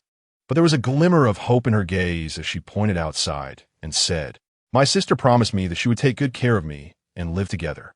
She is protecting me outside, and I am praying for her safety inside." Xiaoqing looked at her in surprise, feeling a complex mix of emotions. He had many people protecting him, but this girl, who was about the same age as him, only had one sister protecting her. Chapter 34. You're a girl? Don't be afraid. Sister Maru, Brother Amo, and the other sisters, brothers, and uncles will protect you. I promise they will also protect your sister, Xiaoqing assured, patting his chest. A light of joy appeared in Tian Xiao's eyes. "Really? Your family will protect my sister too?" "Yes, they definitely will," Xiaoqing nodded vigorously. At the same time, as everyone was prepared, Wan Zhi was the first to charge forward, and the overwhelming scent of humans made the zombies even more ravenous, speeding towards the base. Some of the higher-level mutated zombies that had developed intelligence cleverly did not rush into the crowd, but hid among the zombies to observe their surroundings, occasionally attacking isolated civilians. Wan Zhi drew the Tang Dao from her back and began to slaughter the zombies wildly. From a distance, it looked like a girl had plunged into the horde. In the next second, black orbs began to fly up from the zombie crowd, each one a clean kill, separating heads from bodies. On another side, Yin Mo, with his cold expression, pursed his lips, holding a laser stick, cutting through all living beings touched like a red line, creating an extremely bloody scene. Not far away, a strong man was equally fierce. With a wave of his hand, he unleashed a barrage of ice arrows that swiftly pierced through the zombies' heads and bodies. However, next to him, a robust man was also formidable, wielding a submachine gun and unleashing a barrage, causing any zombie hit in the head to immediately shudder and fall back, creating an eerie scene. Everyone was stunned by this sight, even forgetting what they were supposed to do, standing there in a daze, watching Wan Zhi and her group slaughter zombies.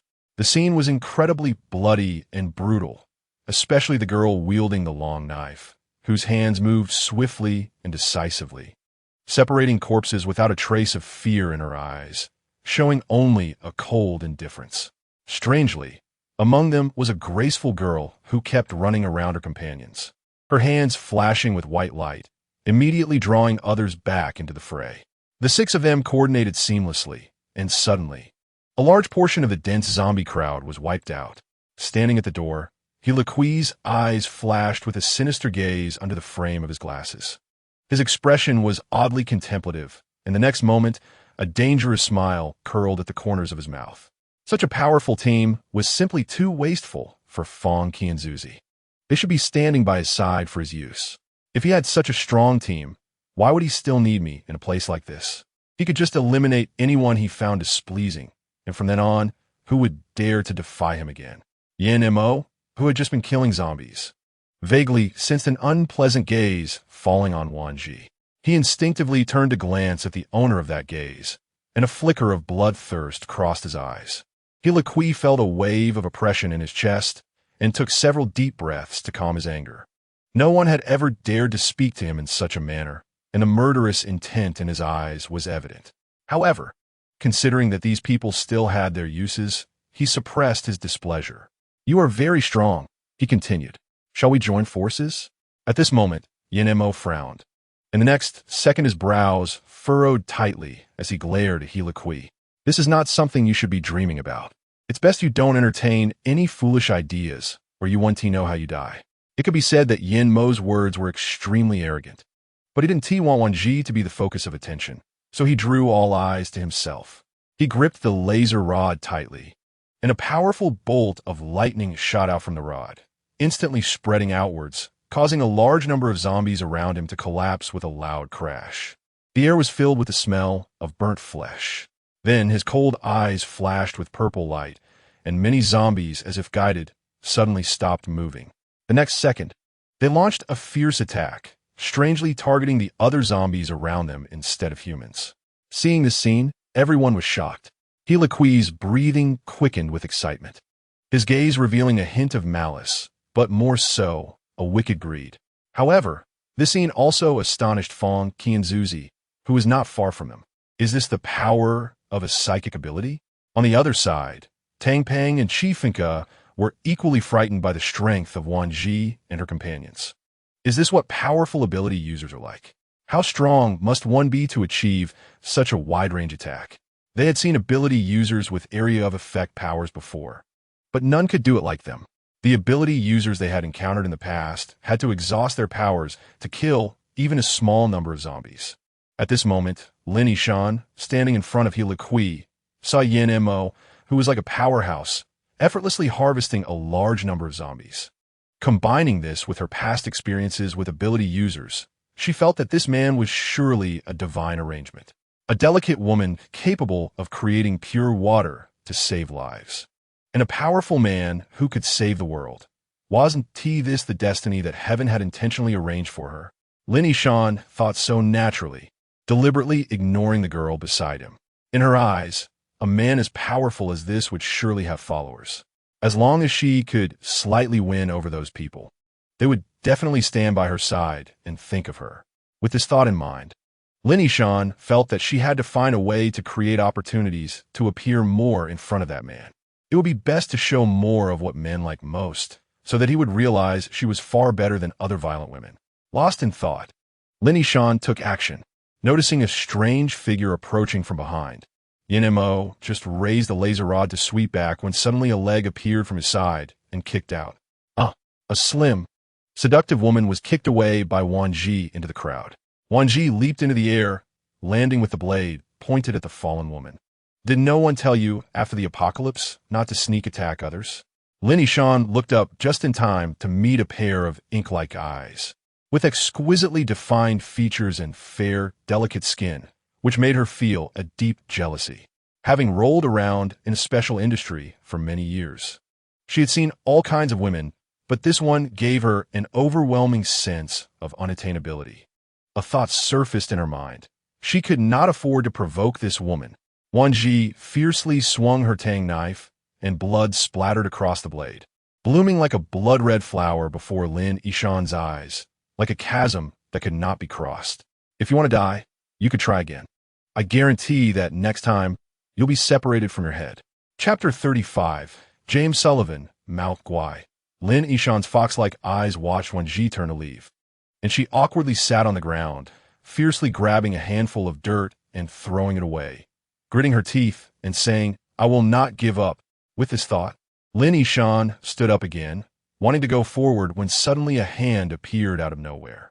A woman with any sense wouldn't go up to someone who has rejected you and ask for a slap in the face. Tian Feifei, what does this have to do with you? Lin Yishan's face darkened as she forcefully waved away the hand blocking her way. Get lost. Meanwhile, Xia Qing, who was inside the base, had been trying to keep an eye on the situation outside the door, so he clearly saw every move Lin Yishan made.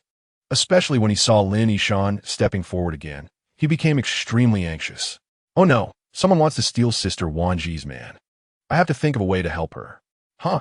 Who wants to steal a man? Whose man? Tian Xiao peeked in, looking for answers. Everyone else was distracted by the zombies outside, and didn't T notice the two mischievous little kids peeking out of the base, which created an extremely bizarre and thrilling scene. This bad woman wants to steal Sister Wan Zhi's man. What should we do? Xiaqing was in a panic, clinging to the iron gate and wanted to climb out. In the end, it was Tian Xiao who came up with a plan, pulling Xiaqing to a corner. I have an idea. Do you want to try it? What idea? Hurry up and say it. My brother Mo is going to be taken away. Xiaqing exclaimed. I'm not sure if this plan will work, but it's better than doing nothing, right? Xiaqing was taken aback and then nodded vigorously. You're right, but he added, Sister Wan Zhi said my ability is still unstable. I can't use it at all right now. Tian Xiao was stunned. What is your ability? Summoning, Xiaqing pouted. But I can't summon Mao Guai right now. Mao Guai, Tian Xiao exclaimed. Are you talking about the Mao Guai next to the big-eyed monster? Yes. That SM. He is very powerful, Xiaqing said, seemingly finding a kindred spirit and becoming very happy. Upon hearing this, Xiaqing also furrowed his brow seriously. What you said makes a lot of sense. Tian Xiao's eyes sparkled with excitement. Then it's fine. I'll help you. With that, she took off her little backpack and, after carefully looking around, used her small bag to shield, pouring all the crystal nuclei out of the bag. You hurry and pick which crystal nucleus you need. Quickly absorb it to summon Mao Guai. Xiaqing was startled, then looked seriously at Tian Xiao. Okay. On the other side, a woman suddenly lunged at Yin Mo from behind. Just as Wan Zhi kicked at Lin Yishan again, this time she didn't hold back, using all her strength to kick the person away. Just as she was about to chase after and deliver a finishing blow, a hand suddenly hugged her waist tightly. Don't mind her.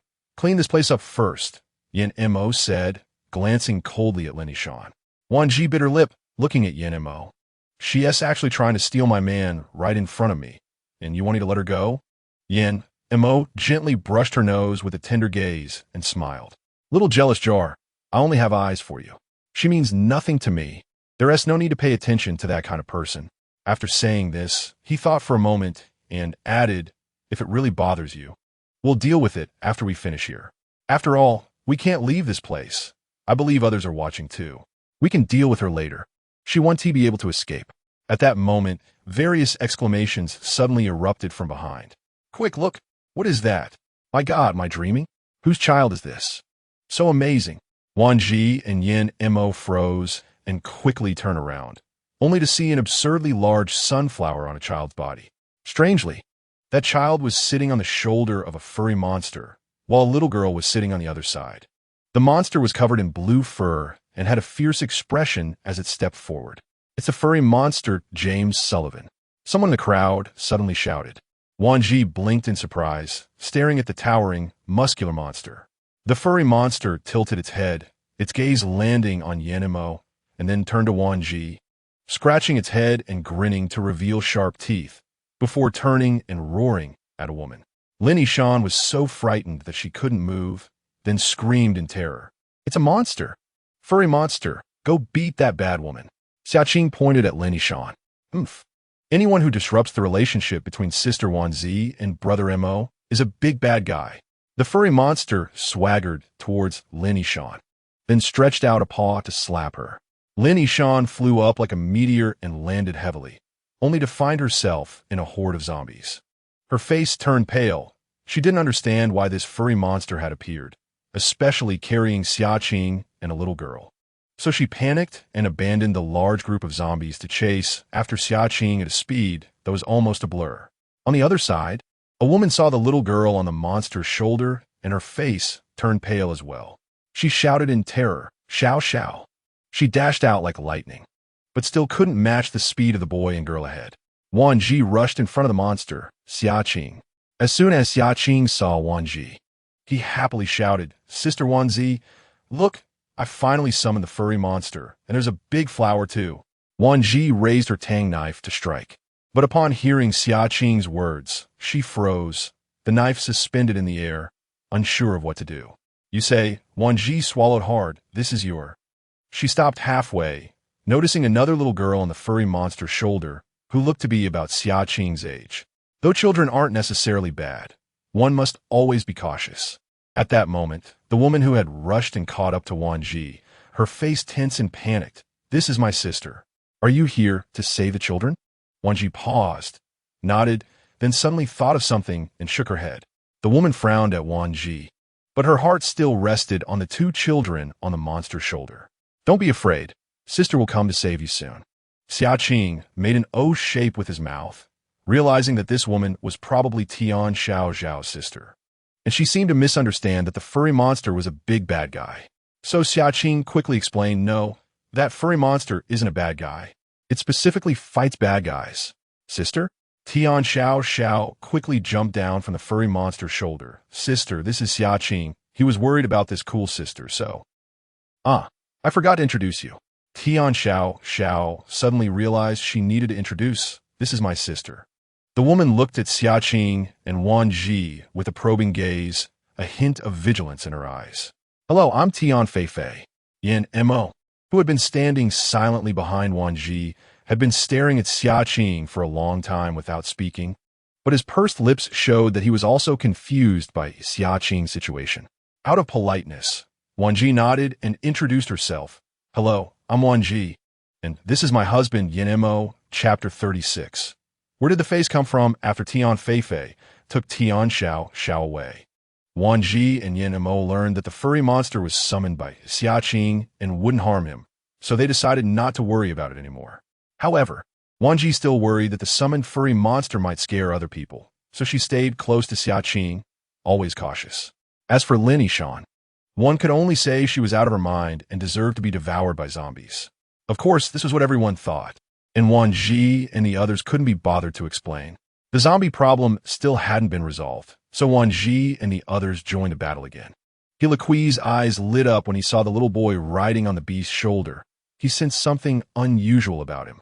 He subtly pushed up his glasses, a cold glint flashing in his eyes. Li Lian noticed the greed in Hilaqui's eyes and approached him, rubbing his hands together. "How about I take the brothers to have a little chat with them?" Hilaqui sneered. "No need. I have my own way to make them come to me. They're just a bunch of mindless zombies. Even if a few mutated high-level zombies show up, I believe those people outside can handle it. Right now, I need to think of a way to make them work for me." Of course, Hilaqui's gaze did not escape Yin Mo's notice. He immediately darkened his face, his clenched fist discreetly looking at a high-level zombie not far from him. Although the zombie looked a bit foolish, it was still usable. Wan Zhi continued to hide her abilities, and Yin Mo understood her intention, drawing everyone's attention to himself. Although Xia Qing was just a child, he was also perceptive enough to understand Wan Zhi's reasoning and learn to attract attention to himself like Yin Mo. In contrast, Xia Qing's perceptiveness made Zhuo Huaichu realize the situation. Although he was just a truck driver before the apocalypse, he understood the principle of having a jewel brings trouble and joined Yin Mo in drawing everyone's attention to themselves. The others, seeing this, also maximized their abilities, doing this only to protect their little Wan Zhi's safety. But they forgot one thing. Wan Zhi was not worried about her own safety. Her abilities were too rare and powerful, so she had to hide and act like an ordinary person.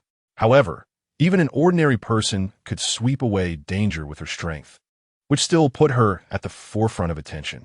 Many ordinary people were stunned by Wan Zhi's heroic demeanor. "Wow, what an amazing girl.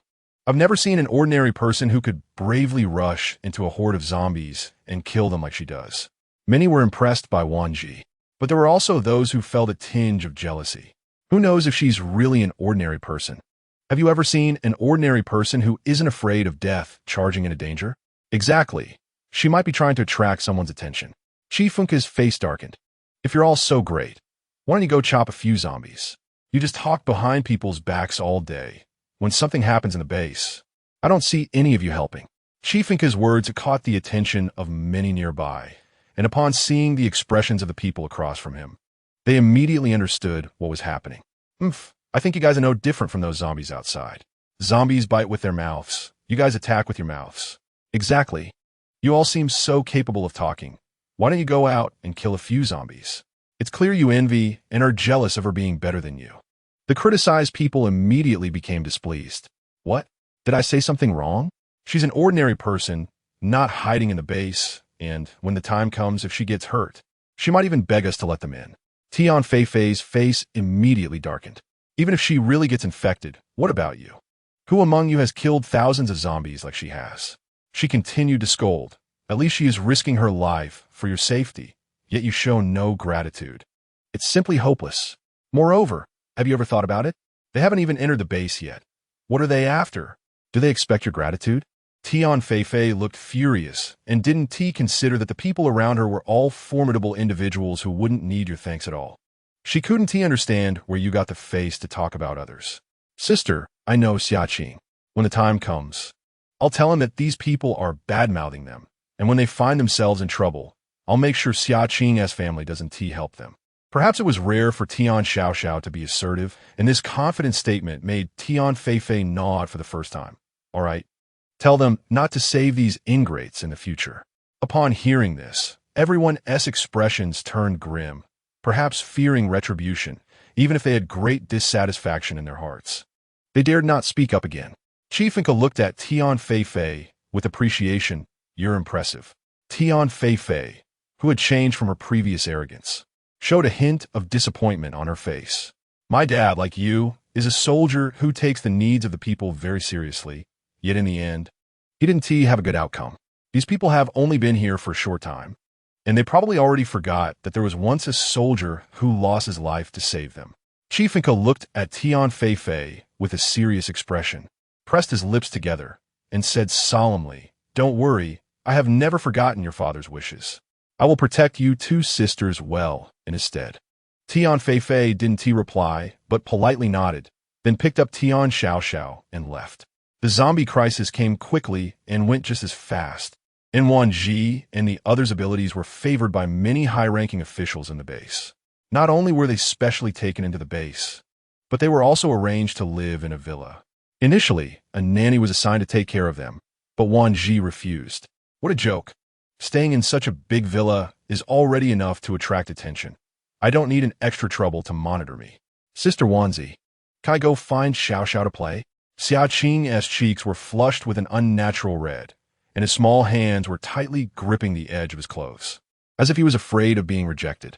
Wan Zhi glanced at the dark gray sky outside, squatted down to be level with Xiaqing, and said, Xiaqing, the sun has already set. Let us go find Xiaoxiao tomorrow morning, okay? Xiaqing thought for a moment and nodded understandingly. Okay, then I'll go find Xiaoxiao tomorrow to show her the big sunflower.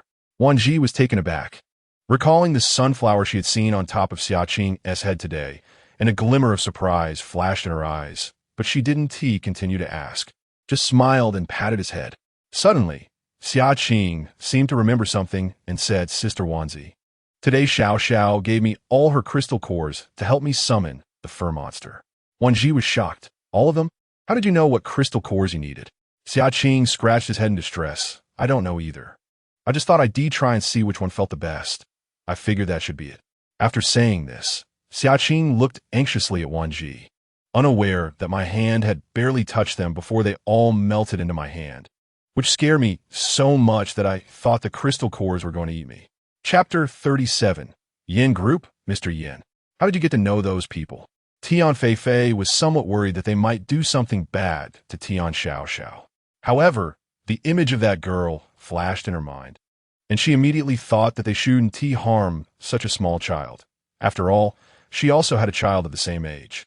Upon hearing this, Tian Xiaoxiao happily recounted everything that had happened today to Tian Feifei, of course, omitting the part about the crystal cores.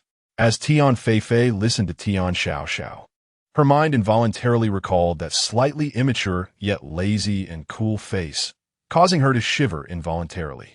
That girl was definitely not an ordinary person. Even if she was an ordinary person, she was certainly not an average one. Just think about it after the apocalypse broke out.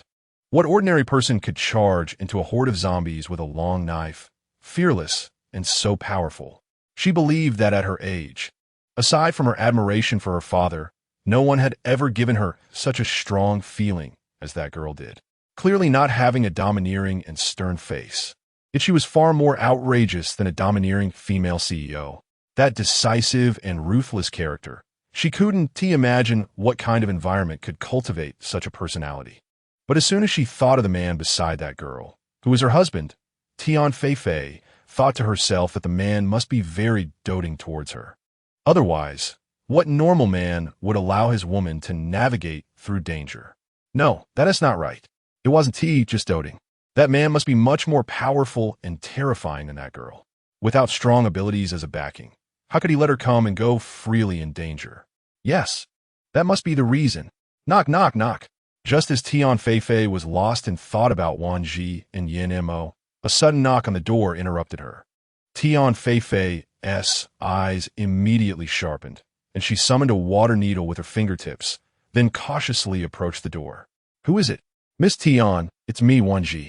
Tian Fei was taken aback, and the water needle in her hand melted into water on the floor due to her momentary daze. She looked at the puddle of water in annoyance and hurriedly opened the door. Sorry, I spilled some water earlier. It's a bit messy. Please come in. As soon as she opened the door, she saw Yin Mo behind Wan Zhi and Xia Qing in her arms. She couldn't help but be surprised and quickly lied to let them in first. Once Wan Zhi and Yin Mo stepped into Tian Fei's small and narrow room. It was immediately evident that while the house was small, it was arranged very warmly, clearly showing the handiwork of a caring person. You've decorated your home beautifully. You must have put in a lot of effort, right? Oh, well, it's okay. It's all stuff from before the apocalypse. I didn't spend much energy decorating it. I hope you don't laugh at it. Looking at the cute little girl's blinking eyes, Wan Zhi's heart melted, and she immediately squatted down to put Xia Qing on the floor. Yes, I brought Xia Qing over to play with you. You two can go play for a while. I have something to discuss with your sister. Is that okay? Tian Xiao, not suspecting anything, nodded with a sweet smile and pulled Xia Qing to the corner to play. Tian Fei watched as Tian Xiao was led away by Xia Qing, and a sense of caution arose in her heart. Miss Wan Zhi must have intentionally led Xia Qing to distract Xiao for some reason. Wan Zhi, who was half a head shorter than Tian Fei, looked up at her, and in her eyes flashed a complex expression, not one of disdain or impatience, but rather as if she were looking at her past self. So carefully facing everyone, always on guard against anyone, and having to remain cautious towards anyone who showed kindness. Wan Zhi smiled faintly and lifted the backpack she had just taken off, saying, Xiao must be afraid you'll be angry. She hasn't told you that she gave her crystal cores to Xia Qing today, has she? Without waiting for Tian Fei to respond, she continued, I'm the one who gave the crystal cores to Xia Qing, and I wanted to thank her for helping Xia Qing awaken his abilities. We can't neglect to thank her for this. And thank you for teaching Xiao so well. She was willing to help our Xia Qing. However, Wan Zhi paused for a moment, then said, Xiao is still so young, just an ordinary human child. It's not safe for her to carry so many crystal cores alone. We need to be cautious. If someone with ulterior motives sees them, they might do something we can't imagine. Tian Fei was taken aback. She hadn't thought much about it earlier due to the sudden zombie attack, and she had carelessly handed over all the crystal cores she had to Xiao for safekeeping, completely unaware that this could put Xiao in danger of being targeted. No matter what Xiao has done, I must first thank you all.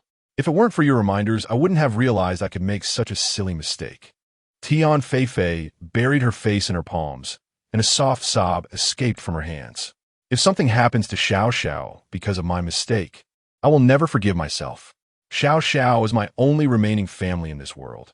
I really can't imagine what I would do without her in the future. Woe is me. Regretting my past actions made Wan Zhi's heart ache deeply.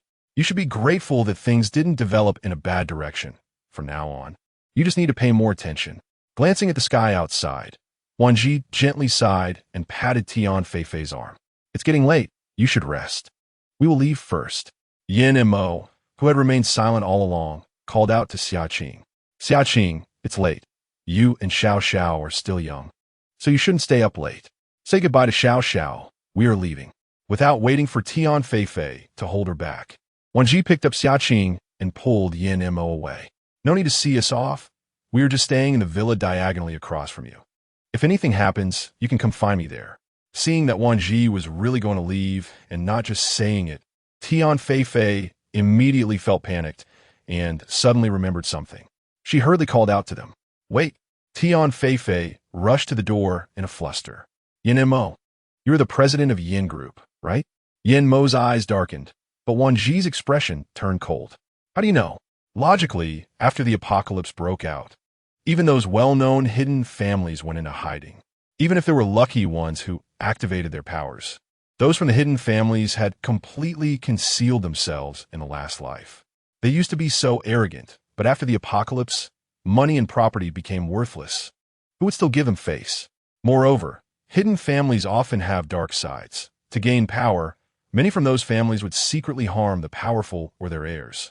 Therefore, not long after the apocalypse began, various strange and dark events occurred. In her previous life, she had heard about the Hu family, the Chao family, and the Luo family experiencing usurpation events, with many powerful figures dying mysteriously. So she had to be cautious and suspect Tian Feifei's intentions. Chapter 38. A good bird chooses its tree to nest. I used to be in the public relations department of Yin Group. I only saw President Yin once, and that was just a glimpse as I passed by the office door. Tian Feifei lowered her head awkwardly. "I just thought you looked like our president, Yin, and your name is the same as his, so I asked a bit more." A dangerous glint flashed in Yin Mo's purple eyes. "You say you are from the public relations department, but why haven't I seen you before? You should know that before the apocalypse, the public relations department of Yin Group was very busy, often working overtime until midnight. Any plan could expose anyone in the department, so it's strange that he had never seen this woman before." Wan Zhi tightened her jaw, contemplating whether to step in to help Yin Mo deal with this person. Even if Xia Qing has a good impression of Tian Xiao, it's possible that this person might have ulterior motives and is using Tian Xiao to approach Xia Qing. Sensing that the atmosphere was too tense, Tian Feifei immediately explained, "I'm just a public relations assistant. I'm not an important person."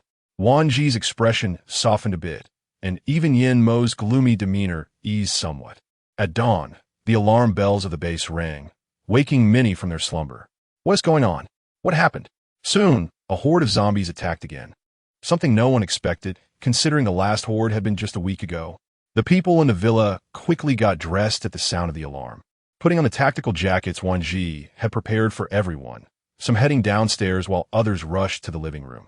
"Didn't we just finish not long ago? Why is it happening again?" Li Han asked in astonishment. Noticing something was off with Zhuo Huaichu's expression, Wan Zhi's gaze sharpened. "Zhuo, do you have something to tell everyone?" After glancing at Yin Mo, Zhuo Huaichu finally focused on Wan Zhi and nodded. "I just heard outside that someone in our villa can control zombies, and someone may have already been infected and turned into a high-level zombie." Upon hearing this, Yin Mo's heart tightened. He wasn't afraid of rumors. He was just afraid Wan Zhi wouldn't believe him. "I'm not a zombie." Seeing the warmth in Yin Mo's eyes, Wan Zhi held his hand tightly. "Don't worry, I believe you." Yin Mo's expression softened slightly. "I don't care what others say about me. I only care about you. In this world, anyone can be afraid of him, but not her. Even if the whole world doesn't believe him, as long as Wan Zhi still trusts him, he can ignore what others say." Holding Yin Mo's tense fist and looking at his serious expression, Wan Zhi understood what he was worried about. Her heart instantly softened. This man truly loves her so much that he thinks she would believe those people's words. She knows him and understands his character. Even if he could destroy the whole world, he wouldn't hurt her in the slightest. How could she possibly believe those people's words, let alone be afraid of him? "Do you know who is spreading this?" Wan Zhi's face turned cold as she secretly squeezed Yin Mo's hand, showing her support for him. Zhuo Huaichu pursed his lips and finally nodded. "There are suspects, but it's not certain yet." "Who?" everyone asked in unison. "I heard it's someone named Li Lian." Zhuo Huaichu's gaze fell on Wan Zhi. "It's the person who blocked us when we were trying to enter the base that day." Li Lian? Both Wan Zhi and Yin Mo had good memories and immediately recalled this person. Just then, there was a knock on the villa door, and Li Han frowned as he went to open it. "Good morning. Are you all here? I hope I'm not interrupting anything." He adjusted his glasses and walked into the villa with a smile. Wan Zhi knew that Li Lian was He person. He wouldn't be unaware that his people were spreading rumors in the base. After the alarm rang, instead of dealing with the zombie horde, He came to the villa, which definitely indicated a problem. Except for Wan Zhi, He gaze, when scanning the entire villa, was filled with evident excitement and greed. You should have heard the rumors in the base, right? He smiled. I wouldn't say much. I'm just tired of being asked by the people in the base. So I came here to conduct a simple investigation. I hope you all don't mind. What if I do mind? Yin Mo coldly shot him a glance, his expression icy and proud. Yin Mo was raised in the Yin family to be the heir, so the aura of someone in power was ingrained in him from a young age, instantly making others feel cold with just one look. He was taken aback, then felt a great satisfaction in his heart. This is the person he idealized, and only such a person would be worthy of him personally trying to persuade. I haven't introduced myself yet. My name is He the second in command of this base under the founder Fong Qinzhou. He believed that as long as he said this, they would certainly agree to the conditions he was about to propose. Of course, he was also sure that no one would be foolish enough to refuse his terms. Strangely enough, he didn't know who was spreading these rumors. But everyone, please rest assured, as long as I, He am here, I won't let you suffer. Yin Mo's eyes narrowed. He had managed Yin Group for many years and had seen all kinds of people. Even the toughest opponents avoided him like the plague. Therefore, the moment He spoke, he had already guessed what this person wanted to do. Of course, if it had been someone else, they would have been grateful. Unfortunately, He was facing Yin Mo himself, and he was someone who wouldn't be swayed by soft or hard tactics. His only greatest weakness was his wife, Wan Zhi. However, if one wants to move his wife, one must first see if one's own backbone is strong enough. But it's just a rumor. If we really get provoked, we can also go out and do our own thing. Yin Mo's gaze was cold as it fell on the other person's face, his tone showing not a hint of fear. He eyes behind his glasses flashed with anger. This person was too disrespectful to him. He had made his intentions very clear, yet he still dared to reject his goodwill. Did he not fear that he would escalate the rumors, making it impossible for them to survive in the base? I'm quite curious, Mr. He. Since you already know that the base is spreading such rumors, why not deal with it? Instead, you come here to say this, which makes me feel that there seems to be some ulterior motive in your words. Wan Zhi and Yin Mo were a married couple and had known each other for many years. Just a glance or a tone was enough to understand what the other wanted. Therefore, Wan Zhi was very impolite when she said this, completely not giving He any face. I guess Mr. He thinks we're doing nothing and living so well, so he wants to suppress us a bit. If Wan Zhi and Yin Mo were a loving couple with perfect tacit understanding, then Li Han and Yin Mo were like brothers, and the understanding between them was even more unspoken. They could practically tell what the other wanted with just a fart. He face looked extremely ugly. Compared to everyone else, are you still unaware of my influence in the base? As long as I want, I can make it impossible for you to survive in this base in a matter of minutes. But I still have a heart of compassion, knowing that you are newcomers and unfamiliar with everything, and I want to help you. A good bird knows how to choose a tree to perch on. I hope you'll think carefully. Fong Qianzhe is not a reliable fellow. The base he created was only possible today because of me, He. Chapter 39. Covert action. Everyone watched as Wan Zhi led Yin Mo and the others out of the base, eliminating the crisis wherever they went. It seemed extremely dangerous, but in reality, they did not feel tired at all, because they had the golden universal water to replenish their exhausted abilities. They had Zhui Aixin to heal their injuries, Huang Mengxian to assist, and in front, there were Wan Zhi, Yin Mo, and Li Han acting as tanks, while the others could be said to be sweeping through with all their might, getting more and more excited as they fought. As for Xiaqing, she seemed to be playing. With a big sunflower on her head, she occasionally tossed out little suns to replenish herself or others' energy. Sitting on the shoulder of the furry monster, picking up loot and crystal cores, having a blast. However, He in the base looked at all this with a particularly gloomy heart. Li Lian noticed He's anger. His gaze flickered, and he quietly whispered something in He's ear. He's expression softened, even revealing a smile, and nodded. Only then did Li Lian smile and turn a leaf. Fong Qianzhe inadvertently saw this scene and frowned, not knowing what to think. Dang bang. Hey, Uncle Fong, what's wrong? Be careful and follow Li Lian later to see what he does. Tang Pang was taken aback, then looked at He, following his gaze to the group of powerful teams, suddenly understanding the implication. Okay, I got it. Be careful not to get caught. On the other side, just as Wan Zhi and the others were having a great time, a large crowd screamed at the entrance of the base. Help! Zombies! Zombies have entered the base. There are zombies, run! Wan Zhi's expression tightened as she exchanged glances with Yen Mo, then waved to give a command. The 7 of them, plus 1 mutant beast, quickly rushed toward the entrance of the base. How could there be zombies in the base? The layout was clearly well planned. Could it be that somewhere had been breached without their knowledge? The few of them looked around and found that there was a high-level mutated zombie in the base, being controlled by Fong Qian's Huz, but it was obvious that he couldn't hold on for long. The high-level zombie continued to roar, its cries echoing back and forth. Without Wan Zhi and the others outside to hold them back, the speed at which the zombies outside the base gathered increased. Young Master Yin, Tian Fei ran over, holding Tian Xiao.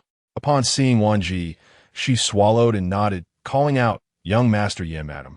Wan Zhi glanced at Tian Fei, her eyes revealing a hint of coldness.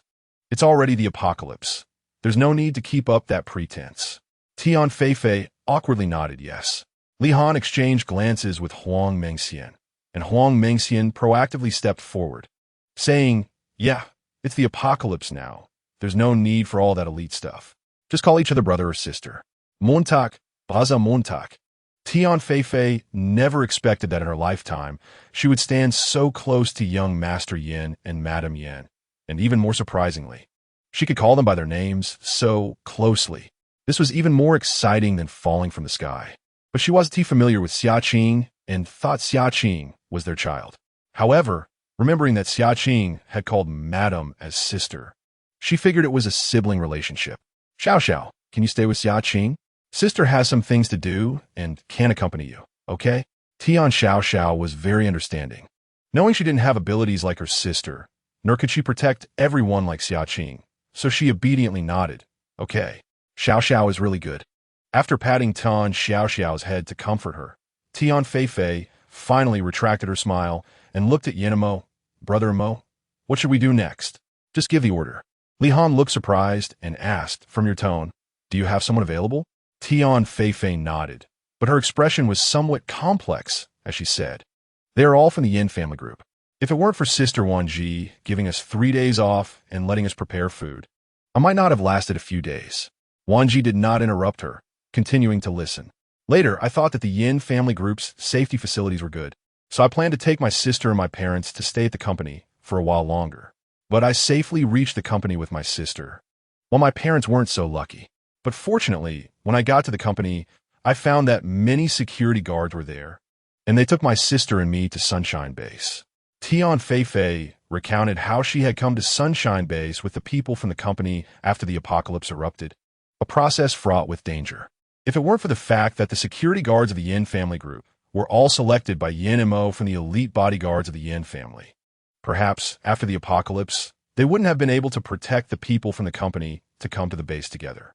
"How many people are still alive?" Yen Mo asked, his expression slightly heavy. Tian Fei bit her lip, her eyes red, apart from the security guards and us.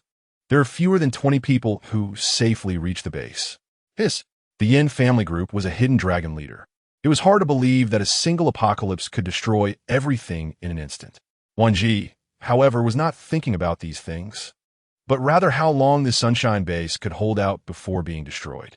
In her previous life, Sunshine Base had eventually turned into a wasteland for unknown reasons. Now it seemed that it not only involved Chen Lishan's actions, but should also include He Kui. Looking at the increasing number of zombies outside the perimeter behind her and the high-level zombie in the base, Wan Zhi's eyes narrowed slightly. Finally, she looked at Tian Fei. "Can you contact those who came out from the company?" Wan Zhi nodded, her gaze cold as she looked at He Kui. Since he wanted to occupy Sunshine Base, why not give it to him? After all, she was not without a place to build a base. She had supplies, food, weapons, and ability users. What difficulty would there be in establishing another base? She remembered that the Yin family group's company had safety protections that were not inferior to those of the base, with high floors and large office buildings. Why not just set up a large base for personal use in her own company instead of relying on others? Yen Mo was taken aback, then quickly reacted, nodding with a smile. I forgot we also have our own base. However, Yin Mo looked at Li Han. You helped Tian Feifei categorize the ability users. Besides that, find Fong Qianzhe's and have him come to see me. Several people quickly figured out what the two of them were planning. It was often said that the Yin group was comparable to a fortress. If a base were established there, not to mention the existing buildings, self-sufficiency would not be a problem. This matter should not disturb unrelated individuals. It was best to act in secret. Whether or not they survive to the end depends on their actions. Wan Zhi blinked. Li Han had been by Wan Zhi's side the longest, and he had witnessed how much Wan Zhi had swept away, so he was the first to get excited. Tian Feifei also understood how strong the company's defenses were and nodded vigorously, assuring them that this was her area of expertise and she would guarantee the task's completion. Don't underestimate her public relations skills. If it weren't for her boss fearing that she was too capable and would replace them, she wouldn't have waited so long for an opportunity to shine. Now that she had the chance, how could she let President Yin down? Chapter 40. Authority figures it might be that everyone had heard of the Yin Group's buildings. It took Wang Mengxian less than half an hour to agree to both tasks, and they smoothly gathered at the villa. Most of those present were elite bodyguards from the Yin family, so almost as soon as Yin Mo finished speaking, they all stepped forward in unison. We vow to follow young master Yin to the death. Their quick agreement was not just because they had been around Yin Mo for a while, but more so because they trusted his abilities. He always delivered on his promises. Since there was a safe path, why shouldn't they take a gamble with President Yin? What if they really succeeded? He now needed to bring out several key ability users first. The company would need to be restructured into private residences, as there was a lot to organize, and he hadn't yet figured out the plan, so he could only proceed like this for now. Wan Zhi shook her head. You keep busy. I'll go rest for a bit. In truth, she didn't need to rest.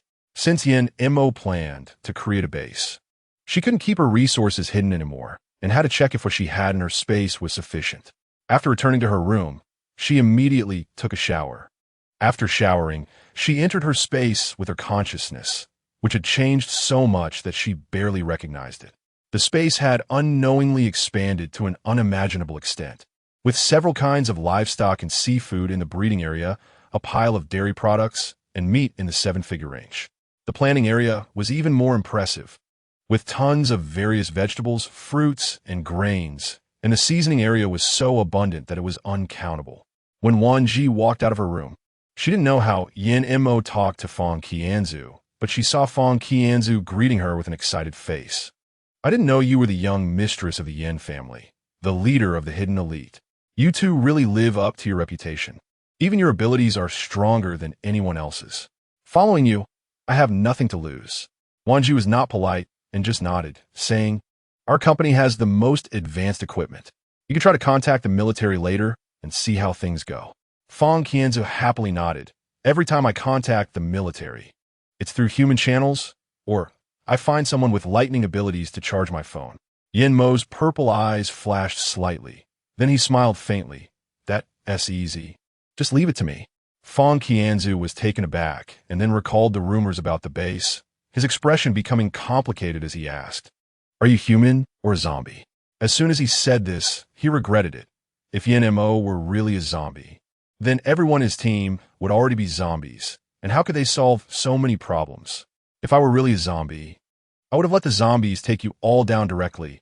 Why would I leave you for the new year? Yin Mo glanced at him lightly and stopped talking, which made Fong Qianzu feel incredibly awkward, and it further solidified his determination to never speak without thinking again. The advanced zombies attracted other zombies, and Wan Zhi and Yin Mo planned to ignore them, which led to He Kui coming to confront them. We're leaving. Who cares if there's zombies here? Li Han said, digging in his ear. He Kui was taken aback. What did you say? You're leaving. There's so many zombies outside. Are you leaving at this time? Where will you go after leaving? As soon as Fong Qianzu heard this, he stood up. Not just them, I want to leave too. He Kui's face flashed with a cold expression.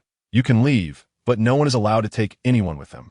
Fong Qianzu wanting to leave was exactly what He Kui wanted, but if Fong Qianzu left with a large number of ability users, that was not the outcome he wanted. He wanted the base to be complete, not a useless one. By the end of the night, the news that Wan Zhi and the others were leaving spread throughout the entire base. It was unclear how Fong Qianzu managed it, but only a few people in the base were willing to leave with him. Fong Qianzu looked at Yin Mo with an embarrassed expression, filled with regret. I'm sorry. They don't want to leave. They think there are too many zombies outside, and that leaving now is too dangerous. Chi Fong spat. Those willing to leave are all insiders. Fong Qianzu nodded in disappointment. Yin Mo tapped the table, his expression serious, as if he was contemplating something, and finally looked at Wan Zhi. What do you think? Wan Zhi shrugged nonchalantly. Those who don't want to leave don't have to. We'll just go ourselves. She remembered that in her previous life, she never waited for the human cure for the zombie infection before dying.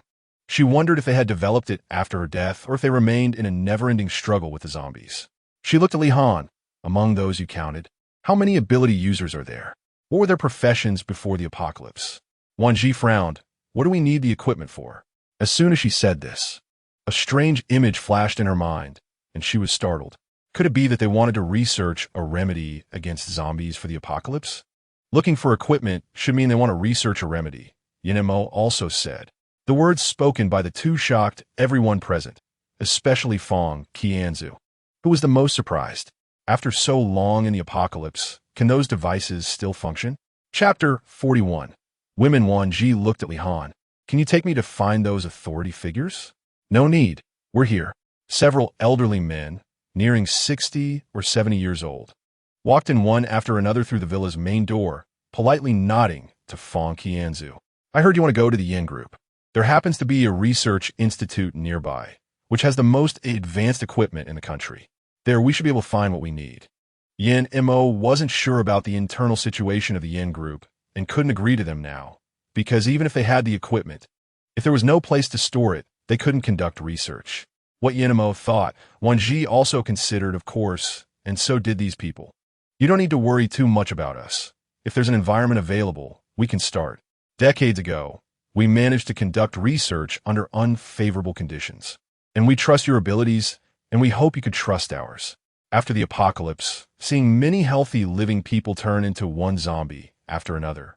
They were just ordinary people, without any special abilities, unable to help eliminate zombies or contribute in any way. Okay, I will try my best to fulfill your proposal. As for personnel, I will also do my best to help you find them, and thank you for not giving up on this idea. After speaking, Wan Zhi was the first to stand up and bow respectfully to the group of authoritative researchers. Wan Zhi's action made everyone present rise and pay their respects to them. For these authoritative figures, perhaps they had seen this kind of courtesy often in their lives, but at this moment, they felt as if they were bearing the hopes of all humanity.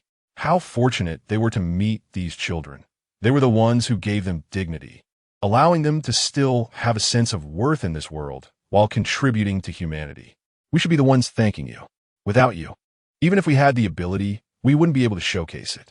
Later, after some introductions, I learned that these few people are not just authorities in their fields. They are at the forefront of the world in their respective areas. The planting expert, Mr. Liu, the breeding expert, Mr. Yang, and the medical expert, Mr. Meng. Calling them authorities is too simple. They have all been featured in foreign magazines as influential figures and are recognized worldwide.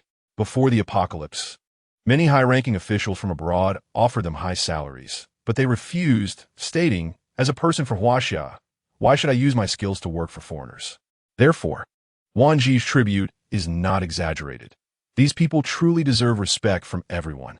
In the evening, with Yin Mo's ability to control zombies and Wan Zhi's top-notch RV, everyone was arranged onto 2 RVs. No one knew where the RVs came from, nor did anyone dare to ask. Just having such powerful people escorting them was a stroke of luck. The drivers were the old team members, Li Han, Zhuo Huaichu, Tang Peng, and Qi Fenke. Taking turns at the wheel, Xia Qing, holding the monster, was taken by Yin Mo to the front RV driven by the old team, while Wan Zhi sat in the RV driven by Tang Peng to prevent any accidents. Let's go. At first, Wan Zhi and Yin Mo didn't intervene to train the people in the 2 RVs, allowing them to act freely.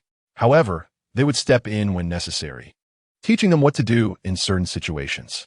They would unconditionally keep Wan Zhi's secret, and, when it was time to give their all, they would privately guide them on what to do, as teaching someone to fish is better than just giving them fish. The people in the two RVs were also impressed by Wan Zhi and Yin Mo's calm demeanor. Those with slightly lower abilities silently admired them, feeling they needed to work harder and not hold back the big shots. On this journey, there were plenty of zombies, and the mutated high-level zombies appeared one after another, with shattered remains littering the road. The hot weather filled the air with various foul odors that assaulted everyone's nostrils. But no one dared to speak. They even saw severed hands and legs by the roadside, slowly decaying in the air, which deepened their resolve to follow closely and not lag behind. Looking around, zombies were everywhere, and their numbers seemed to be increasing. Wan Zhi's previous thoughts were confirmed. High-level zombies indeed had a gathering ability, and it was formidable. While she could handle them, these new recruits definitely could not. Thinking this, Wan Zhi felt she needed to do something. She leaped up, jumped out of the car window, and with a few simple jumps, landed on the roof of the RV, leaving everyone inside dumbfounded. Many people looked through the windows at Wan Zhi on the roof, wielding a broadsword with short hair, striking a heroic pose that stunned many. Sister Wan Zhi is really cool. It would be even better if the sister had long hair. Though short hair is also pretty nice. Yin Mo's gaze flickered, and his deep purple eyes shone with a dark light. Those who didn't know might think he was looking at Wan Zhi, but only a few key personnel knew Yin Mo was helping her control the zombies. On the roof, Wan Zhi was concealed, so the people inside couldn't see her situation. But Yin Mo understood what she wanted to do and spared no effort to assist her. Wan Zhi's black eyes sparkled as she exhaled and swung her sword, creating a powerful wave of energy that disrupted the zombies, causing their heads to be severed inexplicably. The monster smartly jumped out of the window like a liberated beast, rapidly enlarging as it picked up crystal cores along the roadside and swept away the zombies. Once the bag was full of crystal cores, it handed them to Wan Zhi to store in her space. Some people realized for the first time that Wan Zhi's ability was spatial manipulation. While spatial abilities were not uncommon, most were just used for transporting supplies. Someone as powerful and abnormal as Wan Zhi was truly rare. The sound of the energy wave sweeping out was considerable, startling the high-level zombies, who immediately rushed towards them, but the two RV's occupants showed no panic. Just then, a scream rang out as a woman stumbled out from the front. Wan Zhi blinked and looked at her without speaking. Help me. The woman initially felt relieved seeing the two luxurious RVs, but when she saw a handsome man on the roof slaughtering zombies, she was so frightened that she stumbled over her words. Upon closer inspection, she realized the figure on the roof was not a man, but a girl, and a flash of unnatural emotion crossed her eyes. Help me, I have some food to give you. The RV had stopped, and as the zombies took this opportunity to approach, the woman began to grow increasingly anxious. I have a bag of rice. Please help me. Li Han was the first to open the car door and jump out. How many people are with you? The woman, seeing Li Han's strong physique, immediately lit up. Big brother, it's just me. Everyone else is dead. Please save me. I'm willing to give anything. As she spoke, she involuntarily lifted her skirt, which left little to the imagination. Li Han scoffed, secretly disdainful. Sister, have you looked in a mirror? You're filthy and covered in blood. Who want to touch that? Chapter 42. Complete elimination. Wan Zhi continued to observe silently from the side. She had long noticed something was off with the woman, whose face resembled that of a corpse, with dirty nails hiding grime. However, upon closer inspection, one could see the blackness under her fingernails. Although her clothes masked her wounds, Wan Zhi's keen sense of smell detected the rotting stench from a distance. It was clear that she was infected and on the verge of becoming a zombie. Wan Zhi's eyes darkened, and she leaped in front of the woman. Stop! The tip of her knife gleamed, causing the woman to halt in fear, emitting a pitiful whimper. Big brother, please save me. I'm really scared alone. Many people were puzzled, feeling Wan Zhi was being unreasonable, but each of them stood up to speak for the woman. After just a few hours together, they had already understood the personalities of this group of big shots, especially Wan Zhi, who seemed delicate and weak. Yet everyone regarded her as their backbone, obeying her commands. Thus, even if those in the RV felt a bit critical, they were too embarrassed to voice it. Seeing the woman attempt to approach, Wan Zhi blinked and unceremoniously moved the knife's tip slightly, cutting the woman's skin. Get any closer, and I guarantee your head will be separated from your body. Yin Mo's gaze fell on the woman's bleeding wound. Just one glance made his purple eyes darken instantly. Xiaozhi, stay away from her. Everyone was stunned. Why was even the powerful Mo Gu saying this? After a moment of silence, when they looked back at the woman, their expressions changed dramatically. They clearly saw the black blood on her wound, indicating she was infected and on the path to zombification. At that moment, everyone's expression shifted. Big shots are indeed big shots. They could spot something wrong with just one look. Wan Zhi initially intended to merely confirm her suspicions, and if everything was fine, toss a bag of food and a weapon to the woman. If there was a problem, she would simply resolve it. From the very beginning, she had no intention of taking this woman in. After all, it had been so long since the apocalypse began. It was impossible for a single woman to survive alone outside, unless... Everyone, don't move. Get out of the car. Wan Zhi blinked, watching the people gradually emerge from the RV. She finally understood why this woman was here. She was waiting for a fool to take advantage of. Are you sure you want us all to get out? Huang Mengxian chuckled. If all the people in their vehicle get off, then those people over there will be doomed. The people in their vehicle are not easy to mess with. Hearing Huang Mengxian's voice and seeing her muscular physique, the people across from them twitched their lips several times. But when they saw Zhui Aixin inside the car, their expressions changed, each one of them looking fierce and eager. Boss, we haven't touched a woman in a long time, and there seem to be quite a few in this vehicle. Why don't we? We can talk about that after we take them down. The one referred to as the boss didn't even glance at the people inside the car. His eyes were fixed on Wan Zhi.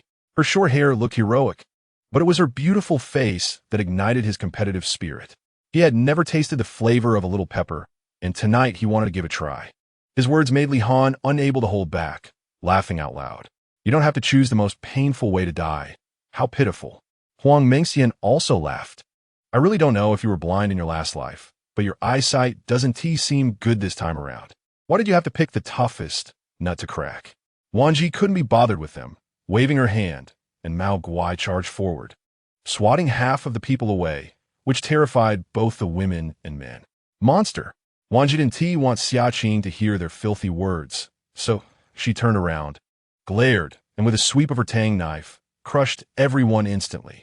The people inside the RV, except for Wan Zhi and Yin Mo's group, only saw Wan Zhi swing her knife, and those people were instantly cut into several pieces, her speed so fast that they couldn't see how she had struck. Their admiration for her grew even stronger. They thought they would get to test their skills, but it turned out they were so weak. Since you want to save us, then let us die together. If I can't have it good, neither can you, the woman said with a fierce expression. Oh, you're still alive?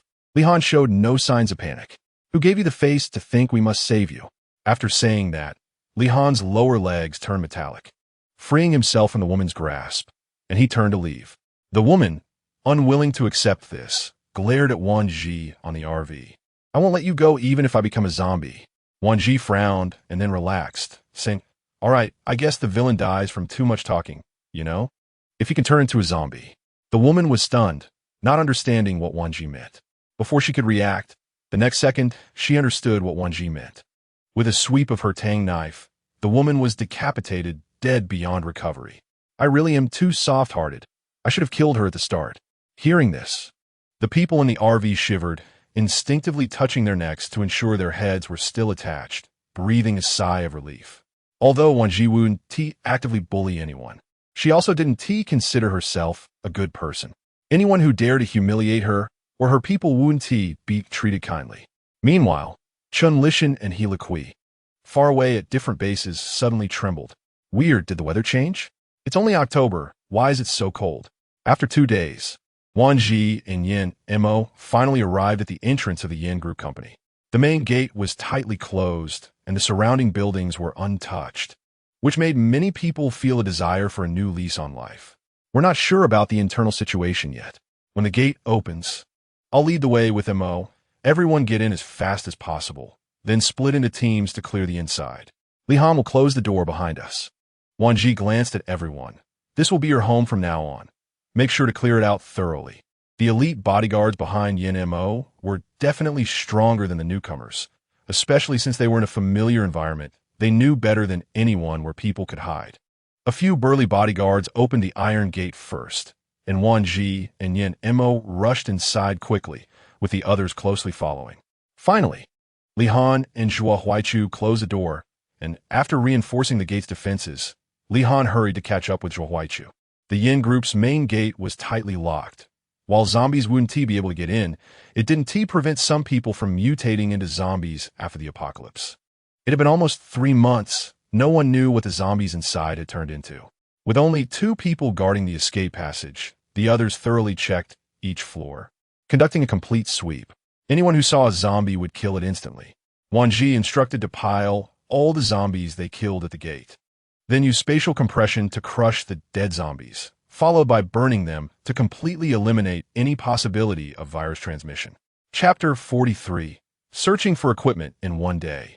Yin Mo and Wan Zhi led their group to clean the Yin group from top to bottom. Huang Mengxian took this opportunity to contribute her manifested green plant, allowing it to cover the entire building, acting as a surveillance network. As soon as any outsiders or zombies invaded the company, Huang Mengxian would be the first to notice. Of course, Wan Zhi had thoroughly transformed Huang Mengxian's green plant, giving it not only home care capabilities but also defense functions. Once it detected a zombie, it would directly kill it without needing Huang Mengxian's consent. Additionally, it would actively report sightings of unfamiliar survivors, functioning like a mobile alarm system, which intrigued many. After thoroughly clearing the company, Yin Mo, with metal and earth abilities, began to make extensive modifications within. Fortunately, the Yin group had enough height and space.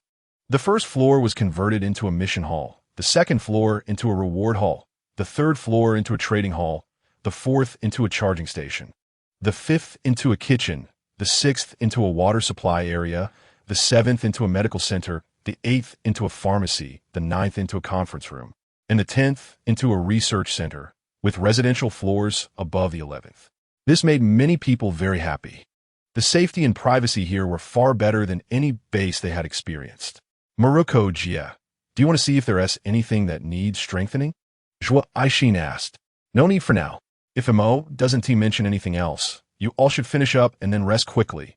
Wan Zhi smiled at her. After you're well rested, we'll start assigning tasks tomorrow to ensure everyone has work to do.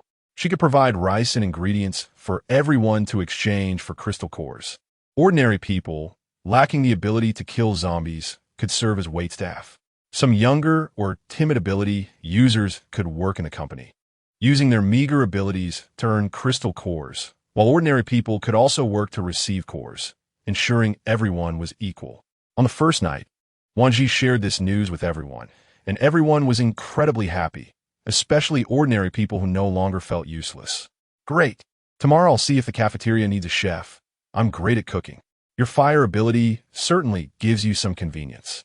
Hey, I'm a water ability user. I can make water for everyone, so I'll go work on the 6th floor tomorrow. I used to be a waitress. I'll see if there's a suitable position for me tomorrow. Everyone was probably too tired today. Xia Qing was playing happily with Mao Guai, and after a hearty meal, she fell asleep early. After Wan Zhi had coaxed Xia Qing to sleep, the elders Lu, Yang, and Meng arrived. We came to ask when you plan to look for equipment. The few authoritative elders inquired. Yin Mo glanced over without speaking, continuing to help Wan Zhi polish her tang knife, leaving everything to her arrangements. He was solely responsible for Wan Zhi's safety. The rest didn't concern him. Tomorrow. I was careless today, only thinking about settling everyone in and forgetting to look for the equipment you needed. I'm sorry. The next morning, Wan Zhi and Yin Mo found Li Han. We're going to find the things that Lu Lao and the others need. You stay here and keep an eye on Huang Mengxian. She might trust Fang Qian's Hushu and the others, but she doesn't trust the rest. People trained by the country won't have any issues, but it's hard to say about the others. Li Han's expression changed drastically. That's too dangerous. I'll go with you. Yin Mo glanced at Li Han with exasperation, saying, You're such a bright light bulb. You're ruining my date with Xiaoji. Li Han replied, We've been in this apocalypse for so long. Isn't it enough to be throwing dog food all day? Now we have to go out and torture single dogs? That's too much. Stop teasing him. Wan Zhi continued, This time we'll be gone for a while. Make sure to lock the main door properly. Don't let any zombies or infected people get in. Sure, leave it to me, Li Han promised, patting his chest. With that, Wan Zhi and Yin Mo felt much more at ease. They completely trusted Li Han. Boss, be careful when you go out with your sister-in-law. Li Han hadn't forgotten that there had been a lot of zombies gathered outside the company when they had just arrived yesterday. Wan Zhi and Yin Mo left through the back door. As soon as they left the company, they immediately threw out a car, which was a top-notch Hummer modified before the apocalypse.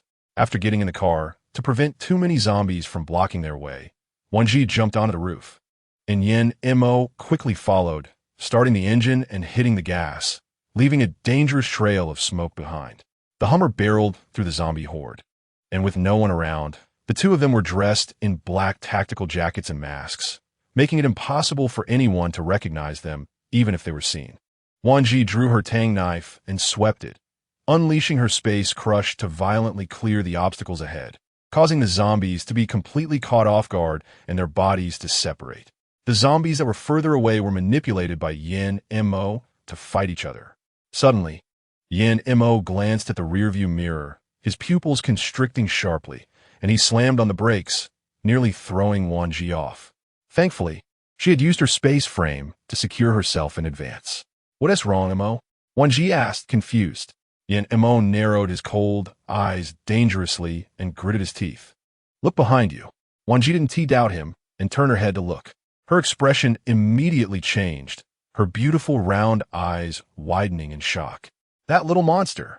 In the distance, she saw a group of pale blue-green fur creatures running, their reckless and unrestrained movements giving off a domineering aura.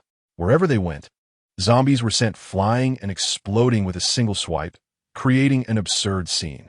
Helpless, Yin Mo had no choice but to stop the car and clear the nearby zombies with Wan Zhi while they waited for the creatures to come over. "Big Sister Wan Zhi, Big Brother Mo," a childish voice called out as Xiaoqing waved happily from atop the fur creature.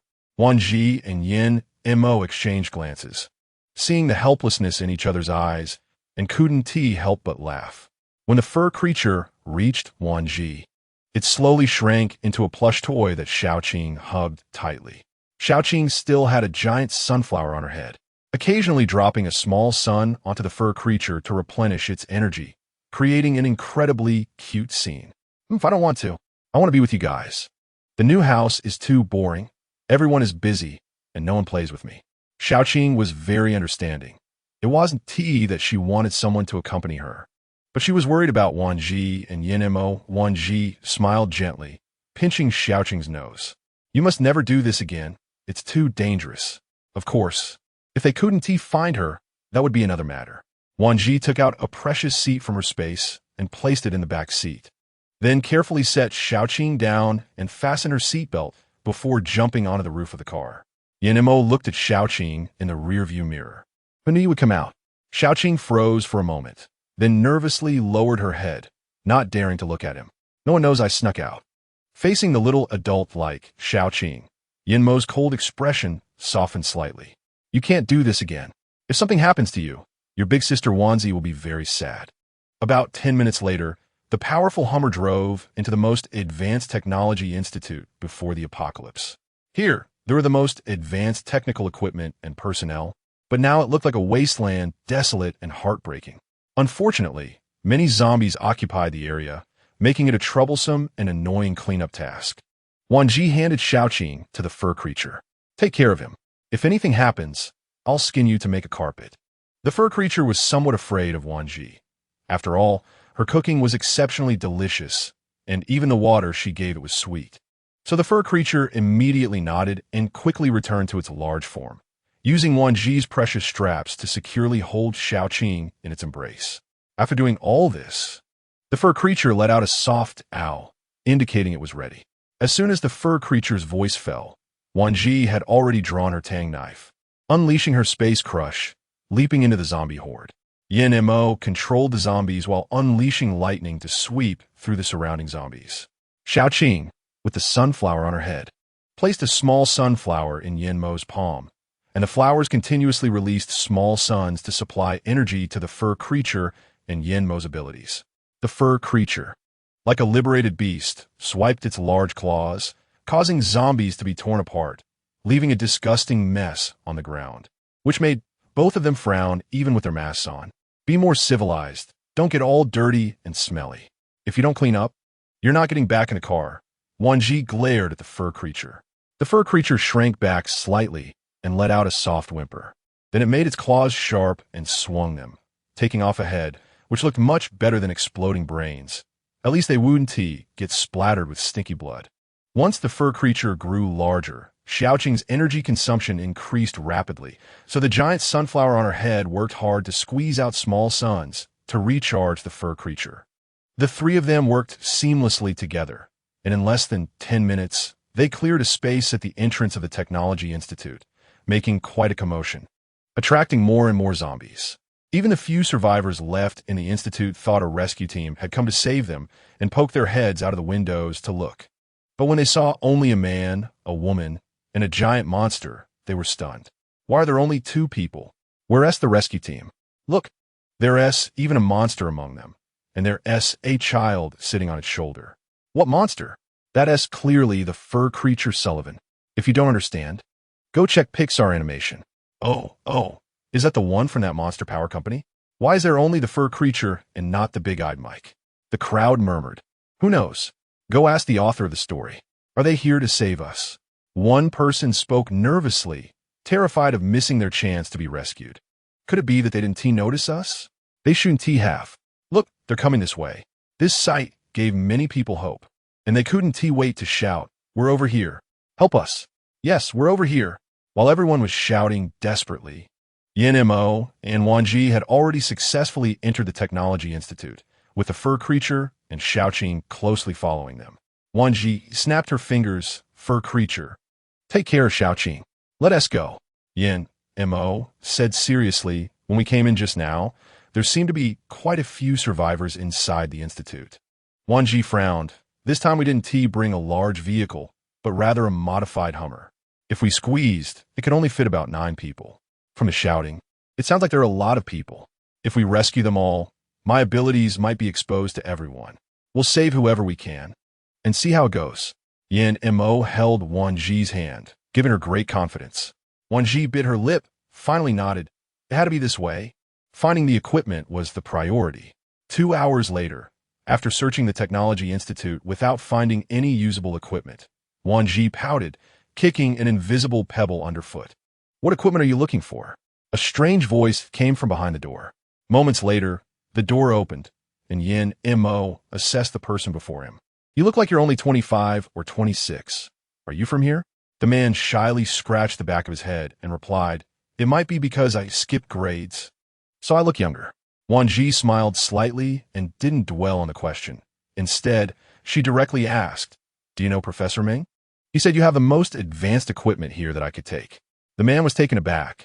Then his eyes lit up. You mean he's still alive? Seeing the reaction of the man in front of her, it was clear he was very happy to hear about Professor Ming. He eagerly nodded, saying, Yes, our Technology Institute mainly deals with equipment. It's normal that you couldn't find it. Those devices are generally not placed in plain sight. We keep them in the research labs. If it's convenient, please take us there, Wan Zhi said politely, seeing that he was easy to talk to. Yin Mo had been quietly standing aside without speaking, while Mao Guai had long since shrunk his size to be held by Xiaoqing. Are you sent by Professor Ming to rescue us, or are you from the military rescue team? At this moment, another slightly older man walked out from another door. Perhaps his question caught the attention of many, and soon several people followed him out, looking somewhat disheveled. Neither. Yin Mo's gaze landed on the person who asked the question. We just came to retrieve the equipment because Professor Ming said it was available here. He didn't say to rescue anyone. Hearing this, the expressions of several people instantly turned ugly. Who was Professor Ming? He was a world-renowned figure.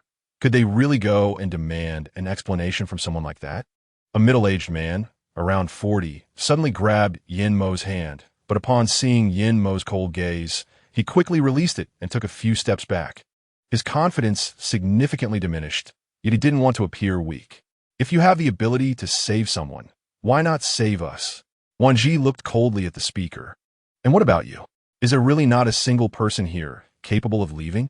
Yin Mo rarely spoke, but said one sentence, as you said, if you could leave. Why didn't you do so earlier and chose to stay here? But Outside, there are so many zombies. If we go out, won't we just get bitten? The speaker's voice was clearly lacking confidence, mumbling. Wan Zhi crossed her arms lazily, glancing at everyone with a dismissive look. You all know there are many zombies outside. So may I ask you, if you didn't know there were still living people here, would you think we would drive a big vehicle here to show off? Upon hearing this, everyone fell silent, some even blushing to the point of looking down, not daring to speak again. Yin and Mo no longer looked at them, but instead turned to the first man who spoke to them. Let's go. Take us to get the equipment. After saying that, Yin and Mo calmly took Wan Zhi's hand. The latter's eyes flickered, but she finally smiled, allowing Yin and Mo to lead her away. The rest watched the couple's affectionate display, recalling how they had just been silenced by the two, suddenly unsure of what to do. Chapter 45. You can't leave after finding the equipment. Wan Zhi considered the living people. Should we take them with us? Wan Zhi quietly asked Yin and Mo. She blinked, her eyes showing confusion, but in the end, Xiaqing held Wan Zhi's hand and said something unexpected. No matter if you save them or not, they might not even thank you. They might think that since you saved them, you should be responsible for their food, clothing, and shelter. Wan Zhi was taken aback, then quickly understood the meaning. She touched Xiaqing's head, feeling a pang of pity for her. What kind of family could make a child of such an age see things so clearly? Watching his seemingly flustered little wife, Yin and Mo couldn't help but show a helpless smile, picking up Xiaqing and following Wan Zhi. The man who had initially spoken stepped forward, pushing open a door to reveal an empty room, then walked to a bookshelf and opened a door, leading to a passage. Upon seeing this scene, Wan Zhi felt an inexplicable sense of eerie unease creep up her spine. She exchanged a glance with Yin and Mo, then followed the man into the passage. The passage was not long, and soon they reached the end, where new equipment and various instruments came into view. Wan Zhi immediately understood that this should be the equipment they were looking for. All our latest equipment is here, but how are you two going to move it? The man's expression was troubled as he looked at the instruments. Wan Zhi signaled to Yin and Mo with her eyes, and the latter immediately understood, nodding, then turned to the man. Apart from here, is there any other equipment? The man shook his head. No, all our equipment is here. Yin and Mo nodded, then somehow steered the man out of the laboratory, leaving only Wan Zhi and Xiaqing inside. Wan Zhi glanced at the door, swiftly and decisively collecting all the visible instruments, equipment, and materials in the lab into her space, before holding Xiaqing and leaving the lab. We are leaving. Do you want to count how many want to leave with us? No one knew what was happening in the lab. They only knew that these two were leaving and were willing to take them, so they all breathed a sigh of relief. Wan Zhi threw out several long knives from her space, picking up weapons, making it easier to rush out later. As soon as she said this, the surroundings fell into a dead silence. No one dared to speak until after a long time, someone finally spoke up. Did you not say you would take us with you? Since you're going to take us, you should protect us. Why do we have to grab weapons to save ourselves? Wan Zhi looked over. The speaker was a man around 30, with a disdainful expression and an arrogant attitude that made her feel extremely displeased. If you have weapons and fight, you still have a chance to survive. If you don't fight or try, you'll just wait here to die, Wan Zhi said coldly. If that's the case, we might as well stay here and wait for the rescue team to save us. The man's tone remained condescending, although Yin and Mo rarely spoke. His displeasure was evident at that moment. If you want to wait, then you can continue waiting here. After saying that, Yin and Mo took Wan Zhi's hand. Let's go. We don't need to waste our breath on them. Wan Zhi was also too lazy to persuade them, nodding. If you want to leave with us, pick up your weapons and come with us. Those who don't want to leave can stay. A few people were stunned upon hearing this, and in the end, it was the same man who reacted first, shouting, "No, you can't leave." Yin and Mo looked at the man with a playful expression. Why do you think you can keep us here? Wan Zhi crossed her arms, her gaze piercing into the man's eyes. After the apocalypse broke out, perhaps you could have left with those who did, but why didn't you want to leave back then? I think you know the reason better than anyone. I won't point it out. If you think you have the ability to match Professor Liu, Professor Yang, or Professor Meng, then I will truly take you with us. Now that it's the apocalypse, and you still refuse to make an effort, only wanting to sit back and wait for a rescue team to come for you, the rescue team will definitely come. But have you considered whether you can last until they arrive without convenient transportation and communication? How? Do you really think you're invincible? The world can't turn or move without you, right? What about your faces? With such big faces, why not just use them to debate morality with the zombies? Some people just don't know what they are until someone pours a bucket of cold water on them. The man's face turned red for being lectured, but he still wouldn't give up. Since you said you would take us away, then you should be responsible for protecting us. Why should we take up weapons to protect ourselves? Isn't that the same as going out on our own? When the others heard this, they felt that the man's words made sense, and their expressions began to show dissatisfaction. Yes, we are fine here. Since you said you would take us away, you should protect us. How can it be that we have to protect ourselves? Exactly. This is irresponsible. We don't want to go with you. Who knows if you would push us out to die to escape the zombies? Since you don't want to leave, then just stay here. Xiaoji, let's go. Yin Mo looked coldly at the few people across from him, suddenly fixing his gaze on one of them. The corner of his mouth involuntarily curled into a cold smile. After speaking, he took Wan Zhi's hand, signaling her to leave. Wan Zhi met Yin Mo's gaze and noticed the person in the crowd whose face was dark gray, with eyes already showing a grayish-white color, clearly on the verge of becoming a zombie. This group of people had such a high opinion of themselves. Yet none of them noticed. Wan Zhi blinked and then turned away coldly. However, just as Wan Zhi and Yin Mo were about to leave, the man who was about to become a zombie suddenly showed a fierce expression, drooling with a foul smell, and charged at the two of them without hesitation. No, you can't leave. None of you can leave. Since you won't save us, then stay here and protect us. The man's voice was hoarse and unpleasant, mixed with a rotten smell. At first, everyone thought it was just due to poor hygiene, so they didn't say anything, but they couldn't avoid the stench, and over time, they began to avoid that person. Now, with the man's skin and eyes showing signs of zombification, everyone realized what was happening and was immediately terrified. Some people reacted quickly and hurriedly moved aside, fearing being bitten or infected. Those who were slower were immediately grabbed by the man. He has been infected. Kill him, he's infected, he's going to become a zombie. Chapter 46, Spectacular and Appetizing Help. Help us. A few people showed a complex expression, not knowing where their courage came from, each one red-eyed as they picked up weapons from the ground and shouted at the zombie. Hacking away. Each blow landed on the unfortunate newly turned zombie, immediately splattering the surrounding area with foul black blood, and several people were also stained with the filthy, stinking blood and flesh. Much of this was emotional release. Since the outbreak of the apocalypse nearly 3 months ago, they had lived each day in fear and anxiety, never daring to take off their shoes while sleeping for fear of zombies coming in the night, unable to escape.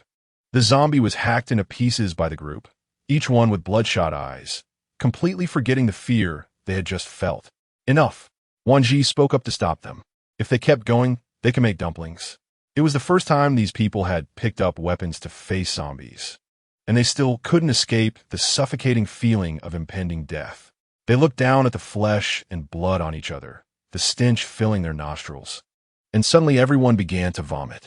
After they finished throwing up, they collapsed to the ground, crying hysterically. Wan Zhi watched a group of big men sitting on the ground like lost children, crying uncontrollably, and she awkwardly walked over to Yin Mo and touched her nose. Are we leaving or not? Yin Mo helplessly rubbed her head. Let's go. They don't want to leave, and it's useless to force them. Wan Zhi nodded and turned to leave with Yin Mo. Not sure if they cried enough or felt embarrassed. A few men helped each other up. Seeing that Wan Zhi and Yin Mo were leaving, they hurriedly picked up the weapons on the ground and ran after them. Others, seeing this, showed a hint of struggle in their eyes, but in the end, they picked up the weapons with complex emotions and followed, leaving only a few people standing still. A bunch of fools. They are just 2 people. What can they do? I don't care. I'm not leaving. I'm going to wait for the rescue team to save us. I'm not leaving either. They must be driving a small car. There are too many of us to fit. In the end, they will definitely use us as bait. I'm not stupid. I'm not going with them, right? I'm not going with them either. I want to wait for the rescue team to save us. The few people who had just picked up the remaining weapons laughed mockingly, saying they were right. You are just a bunch of cowards who fear for their lives. You don't want to make an effort, but still expect to be saved without working for it. We all know how vast the country is. Do you think zombies only exist here? Another person holding a weapon said disdainfully, exactly, rather than waiting for someone to save us. We might as well find a way ourselves. Who knows how long it will be until the rescue team arrives, and by then, the food will be gone. In the end, you might die from being bitten by zombies or from starvation. Why say so much to them? They usually act as if everyone owes them something. And even in the apocalypse, they still act like this, really thinking they're still those high and mighty researchers. Let us go, Mr. Meng is still waiting for us. Let them continue waiting for the rescue team that may never come. Meanwhile, at the base near the airport, Chun Lishan was complaining. Why are there so many zombies? What are we going to do now? The Sunshine Base. Let us go to the Sunshine Base. I heard they just reorganized the base. And we can definitely get in if we go there. Lu Ming said with a serious expression. Those few people seem to be at the Sunshine Base too. We could just find them there. Kai Lao hasn't given up on the idea of a motorhome yet. Chun Lishan's eyes flickered as she pretended to be reserved. Sing, what if we go to the Sunshine Base and they don't let us in? She had long found out that He Le Kui at the Sunshine Base was an ability user, and a powerful one at that, also the head of the entire base. Such a capable person, she had to win his heart, making him interested in her. Only with someone like him would be suitable for her. Don't worry, we still have plenty of food on hand. We could trade food for a better place to stay. Kai Lauer reassured her. When Lu Ming heard this, he instinctively clenched his fists, but when his gaze met Chun Lishan's innocent and pitiful eyes, his anger quickly eased. Well, we still have a lot of food. We can negotiate with them. Even if we can't exchange for a good place, we won't let you go hungry.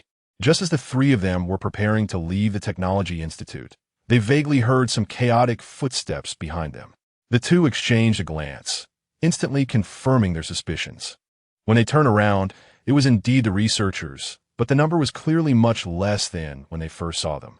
Not knowing what the others intended to do, Wan Zhi immediately became alert. What are you here for? A man who initially led the group to find equipment stepped out from among them, his face slightly blushing with an awkward smile. We all want to leave here. As long as you are willing to take us, we will try our best not to be a burden. Seeing that each of them was holding the weapons that Wan Zhi had just thrown to them, Jan Muskau's exultant. Since they were already mentally prepared, they might as well wait here for a moment. After saying this, he looked at Wan Zhi, telling her to go bring the car over. When Yen Mo spoke these words, his eyes signaled to her that he would support whatever decision she made. Wan Zhi understood the look in Yen Mo's eyes, tightened her jaw, and nodded. Then her gaze fell on Xiaqing. Before she could say anything, Yen Mo spoke again. You take Xiaqing to the car, then hurry up and bring the car over. I know. The container was modified. Wan Zhi had anticipated this. Generally, small vehicles couldn't carry many survivors, but if they had one or two of these container trucks, they wouldn't have to worry about not being able to transport the survivors. The sound of the truck's engine was quite loud, immediately attracting a swarm of hungry zombies. However, they were all knocked back by Wan Zhi's truck, and with a twist of the large tires, various rotten meat patties collapsed on the ground, creating an extremely spectacular and appetizing scene. Chapter 47. Level 3 Zombies. When the truck entered everyone's view, the shock left them all wide-eyed. I can't be mistaken, right? Is that a truck? Oh my god, I actually see a container. What a huge container. Look, that container is modified. How terrifying. Did they really drive such a flamboyant vehicle all the way here? While everyone was still marveling, Yenmo also noticed the zombies being attracted over. If they wanted to get on the truck, they would first have to take down a wave of zombies. Instantly, Yenmo spoke coldly. Why are you still standing there? Hurry up and clear the zombies to get on the truck. Xiaqing got off Yenmo and blushed as she summoned one large sunflower after another to stand on the ground. In an instant, those with weapons began to slash at the zombies for survival, while those without weapons used their abilities to throw at the zombies, creating a visually shocking and frightening scene. Before long, some people with abilities turned pale as their energy quickly depleted. Xiaqing immediately shouted, "Quick! Those who have run out of energy, come here to replenish." After everyone quickly replenished their energy, they continued to kill zombies. Wan Zhi saw this and said helplessly, "Stop focusing only on killing zombies. Others hurry up and get in the truck." Thus, some people helped others get on the truck. Yen Mo was the first to jump onto the truck. placing Xiaqing in the passenger seat before sitting down and starting the vehicle. After Wan Zhi gave him the driver's seat, she quickly jumped onto the roof of the truck, while swinging out her tang knife to sweep away danger. She also used her spatial ability to buy time for everyone to get on the truck quickly. Get on the truck. Xiaqing, in the back cargo container, summoned 6 sunflowers in one breath. Until now, she had only summoned a maximum of 3 large sunflowers, so the remaining 3 were smaller. And the energy they released was only half of what the large sunflowers could provide. But this was already more than enough for everyone. Once everyone was on the truck, Mao Guai helped close the cargo doors from the back, and then quickly turned to pick up the crystal cores on the ground. At this moment, Yin Mo stepped on the gas and drove away. The sound of the truck's engine was loud, still attracting countless zombies to rush over. Wan Zhi, on the roof, faced the wind, no longer caring whether her abilities would expose her, and began to frantically use her spatial ability. When her abilities were depleted, she took out energy water and drank it in large gulps. In an instant, the number of zombies around the RV was reduced by more than half, and the people inside the cargo truck finally breathed a sigh of relief. Just as they relaxed, they noticed that the energy they had depleted was actually recovering. Look, the energy I just used up is actually coming back. Not only that, but I feel like I'm about to break through to level 2 abilities. Really, I'm also close to a breakthrough. Suddenly, someone in the crowd started crying, which drew everyone's attention. Why are you crying when we've all been saved? Wah. I'm crying because I finally have abilities. This statement shocked everyone once again, prompting those who had not yet awakened their abilities to try and see if they had any abilities. As a result, a portion of these ordinary people actually awakened their abilities in such a short time. This led everyone to cry tears of joy. Great. I have abilities now. I finally have abilities. Me too. I also have abilities. The windows of the modified container were a whole row, just like a train compartment, so everyone could clearly see Wan Zhi on the roof of the truck. She single-handedly swept away crises from all directions, while a furry, indescribable monster outside was running wildly, collecting crystal cores while sweeping away zombies. The sunflowers inside the truck continued to work hard, releasing small suns to replenish everyone's abilities. Suddenly, everyone silently lowered their heads, and in just a moment, everyone clenched their fists. That girl on the roof should only be a few years younger than us. Yeah, she looks young. She should be around 22 or 23. She's younger than us and is willing to save a bunch of people.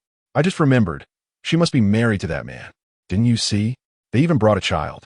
This statement silenced everyone again, but some couldn't hold back any longer. No. Before we hid and cowered just because we were scared. Now that we've taken this step, it doesn't make sense to keep letting others protect us. Me too. I'm a man. I can't keep being protected like this. It was fine when I didn't have abilities, but now we all have abilities. And with these flowers to help us recover our abilities, we can't just sit back and do nothing. Yes, they're our saviors. We can't just stand by. We can use these windows to help them with the zombies. That way, the girl won't be so tired. The people inside the truck ignored the hearing of the high-level ability users, and everyone's conversation was clearly heard by the 3 of them. Yin Mo's cold face instantly softened. Xiaqing happily nestled in her seat eating candy, and Wan Zhi's lips curled up. They were a group that understood gratitude. It was indeed worth it for her and Yin Mo to save these people. However, if they were to run over, it might not be feasible, as the people inside would probably have a tough time. Everyone inside, hold on, Wan Zhi shouted, once again using her spatial ability. This time, she released the maximum spatial ability without regard for the energy consumption, trying to clear the obstacles in a short time. Just as Yin Mo drove the vehicle closer, the spatial ability Wan Zhi unleashed crushed the obstacles. A thin layer of sweat formed on her forehead. At that moment, a group of zombies rushed out from across the street, one of which was a zombie flickering with flames. It was a zombie missing an arm that had been bitten off. Its gaze was not dull, and its movements were very quick. It was attracted by the fresh human scent of the truck and immediately locked its gaze onto the more conspicuous Wan Zhi. As soon as it saw Wan Zhi, it immediately howled excitedly, a sound that was no less jarring than scratching glass, with a volume that stimulated the eardrums. Using her memories from her past life, Wan Zhi immediately recognized the difference between this zombie and other high-level zombies. Mo, be careful. That's a level 3 high-level zombie. It has mutated and gained abilities. Just as Wan Zhi shouted this, the level 3 zombie charged toward the front of the truck, completely different from the high-level zombies they had encountered before, with flames shooting up as it approached the truck. In a split second, Yin Mo's superb driving skills allowed him to react quickly, turning the truck sharply and then ramming forward, causing the level 3 zombie to be knocked back several steps. Wan Zhi jumped down from the car roof and stood firmly on the front of the car. At that moment, the zombies probably didn't expect to be knocked back. Just as the zombies steadied themselves, the car struck again. Chapter 48. Yin Mo's ability evolution. Wan Zhi glanced at Yin Mo, who nodded at her. She pressed the accelerator hard, and Wan Zhi once again unleashed her spatial crush to quickly trap the zombies. Yin Mo's mental attack caused the third-level zombies to lose their ability to resist for a brief moment, just before the front of the car violently crashed into the zombies. Wan Zhi withdrew the spatial crush, instantly turning the zombies into meat patties. Before the two could catch their breath, the zombie horde beside the car surged forward again. Wan Zhi stood at the most prominent position on the front of the car, and the zombies naturally locked their targets on her. Don't mind me, accelerate. This time, Wan Zhi did not use the spatial crush. Instead, she compressed her spatial ability into razor-like tornadoes, swiftly sweeping around the car. Then, wielding a tang knife, she fiercely swept everything at the front of the car, even freeing one hand to create a spatial barrier around the vehicle. Now, whether it was the large group of zombies or the stray ones, none could approach the car.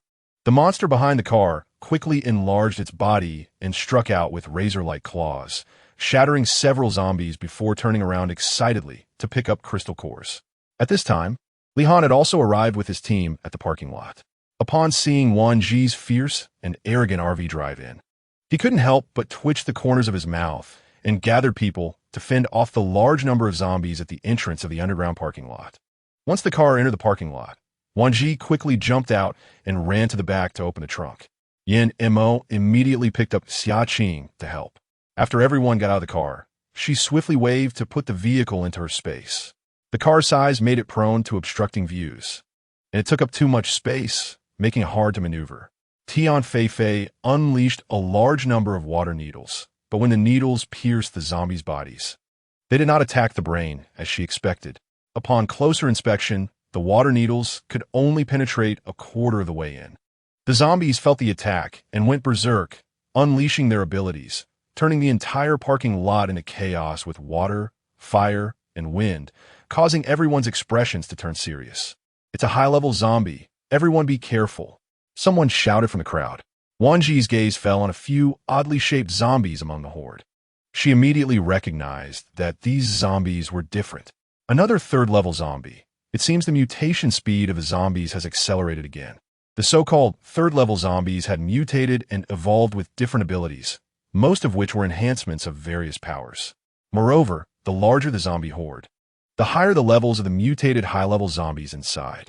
Even if their levels weren't high, there would be quite a few high-level zombies hiding within.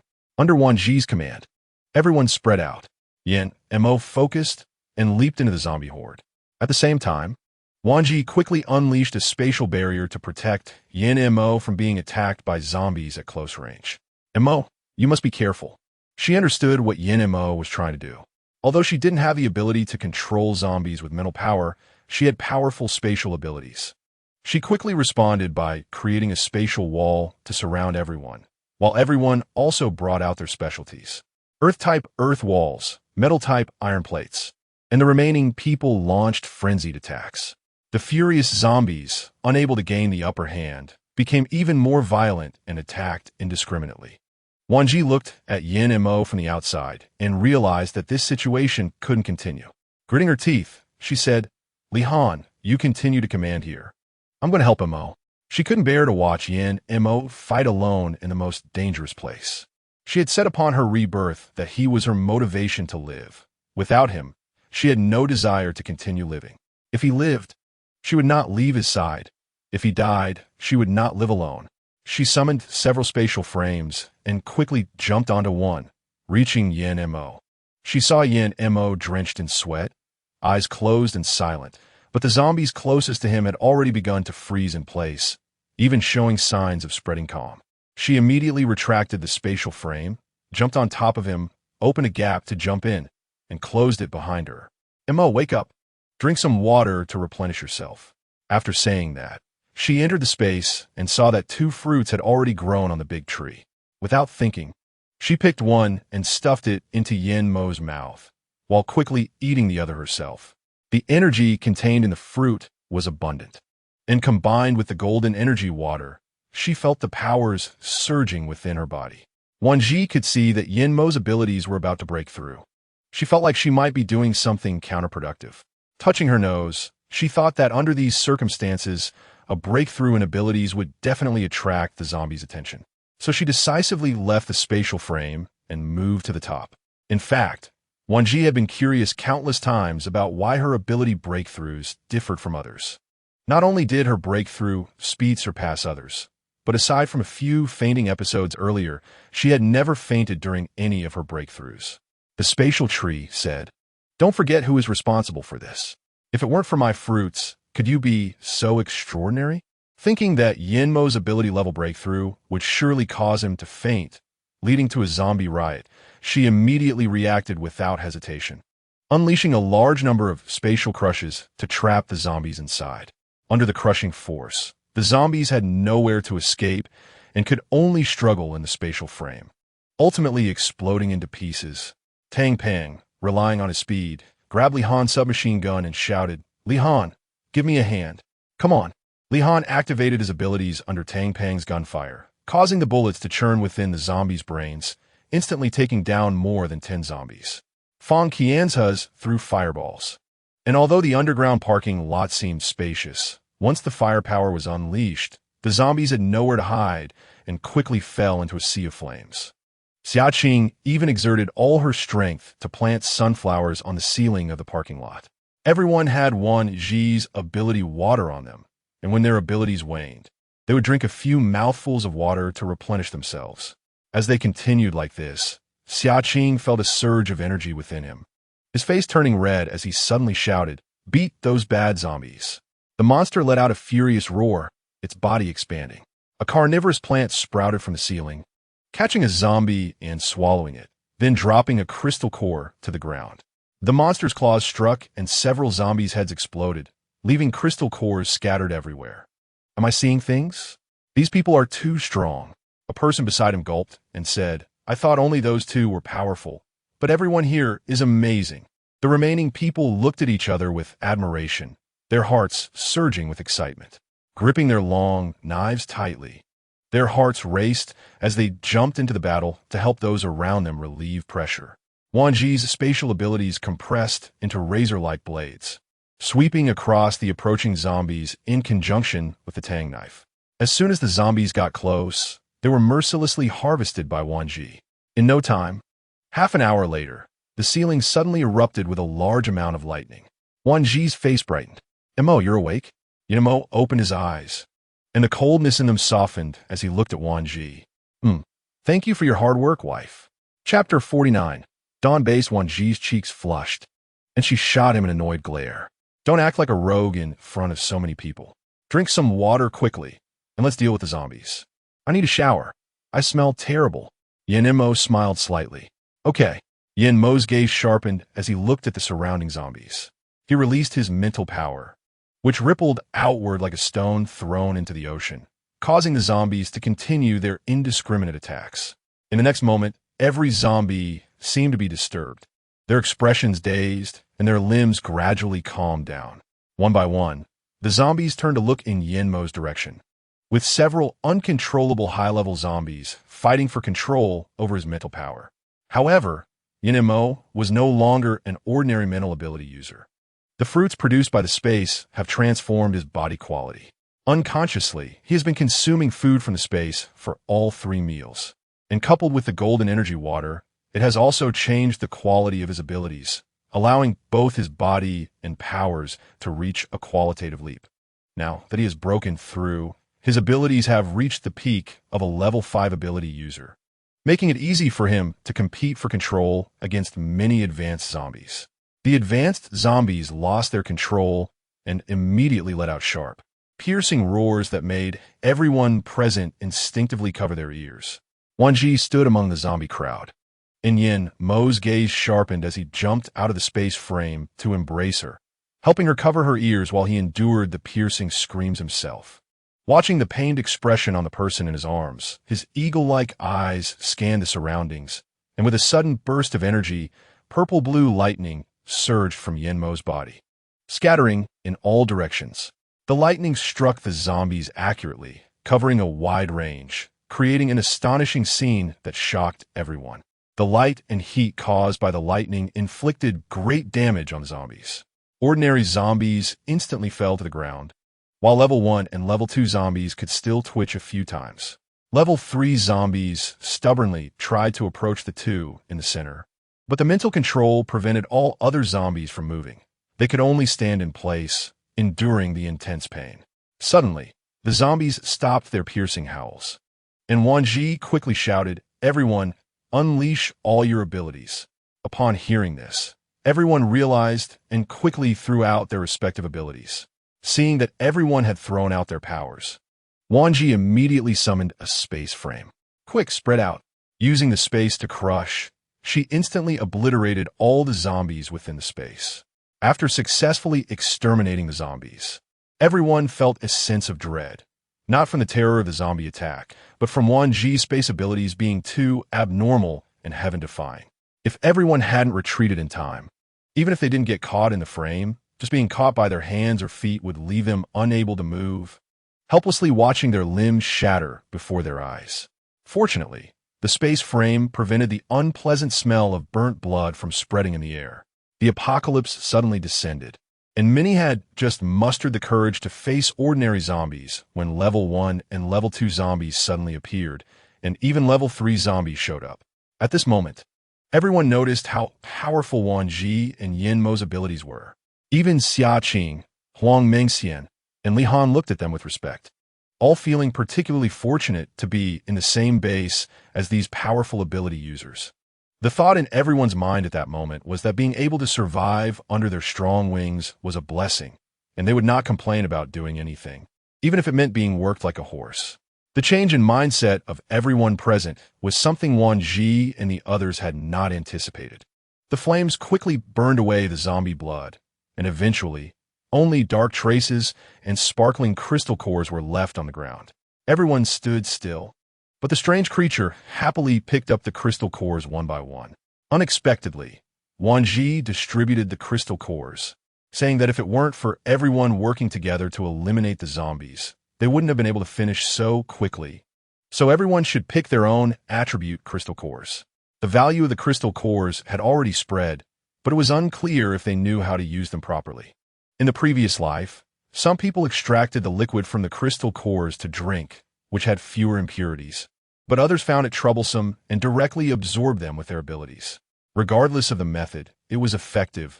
The absorption of abilities was slower, while the extracted crystal liquid worked faster, but different extraction methods yielded different results.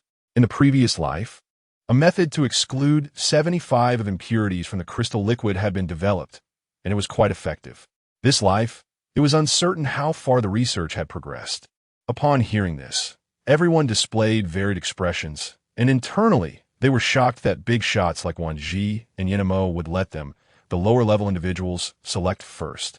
Everyone looked at Wan Zhi, Yin Mo, and the others in disbelief, but they seemed completely unconcerned, truly not caring at all, not feeling any reluctance. Because both Yin Mo and Li Han knew Wan Zhi's secret, especially the effects of the golden energy water, although its effects were not as powerful as the crystal cores. It was abundant and could be consumed in large sips from time to time, making it much faster than absorbing crystal cores. Over time, their ability levels would surely break through faster than other ability users, and the consolidation during the breakthrough period would be more stable than with crystal cores.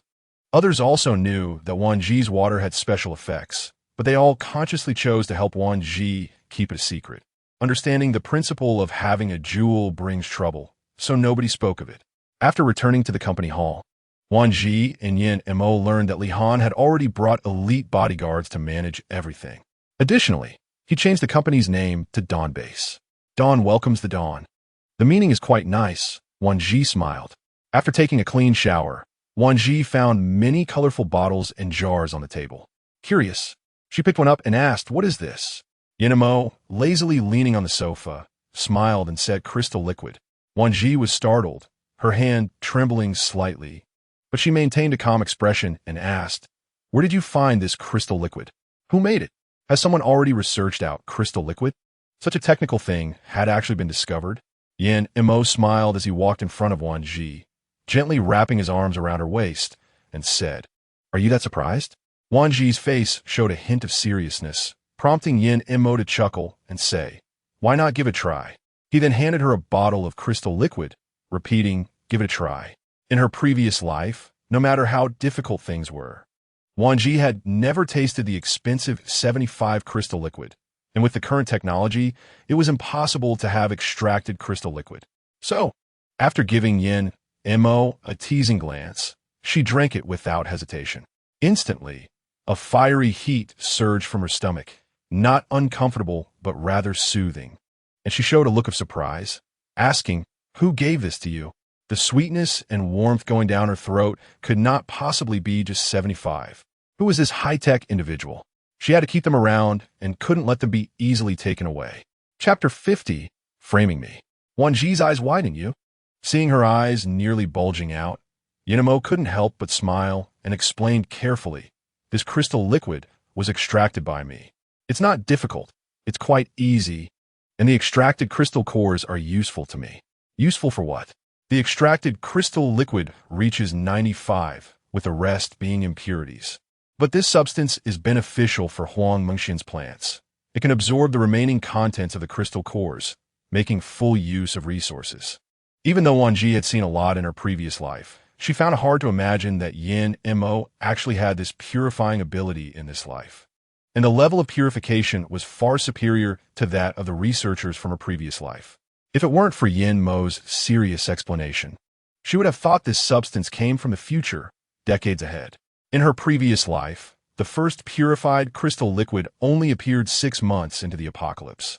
With an initial purity of just 15, which improved by 10 every few months, and before she died, she could barely exchange a bottle of 75 crystal liquid at a high price. Unexpectedly, there was now a ready-made version, and the creator was her closest person, which made her feel both shocked and delighted. Wan Zhi looked at the 10 or so bottles of crystal liquid on the table and seriously pondered. How long does it usually take you to purify a bottle of crystal liquid? Yin Mo thought for a moment. At first, he didn't know how to control the strength of his ability. Extracting a crystal core liquid took half an hour. Now, he could extract a first-level crystal core liquid in just 1 minute. 4 higher levels, the time required would double.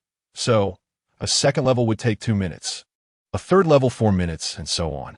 Just as Wan Zhi was about to study the crystal core liquid carefully, a loud knocking sound came from outside the door, accompanied by urgent shouts. "Boss's sister, there are a lot of zombies outside the Dawn base." Before long, the backup power boxes filled with lightning-type abilities were buzzing with alarms on all floors.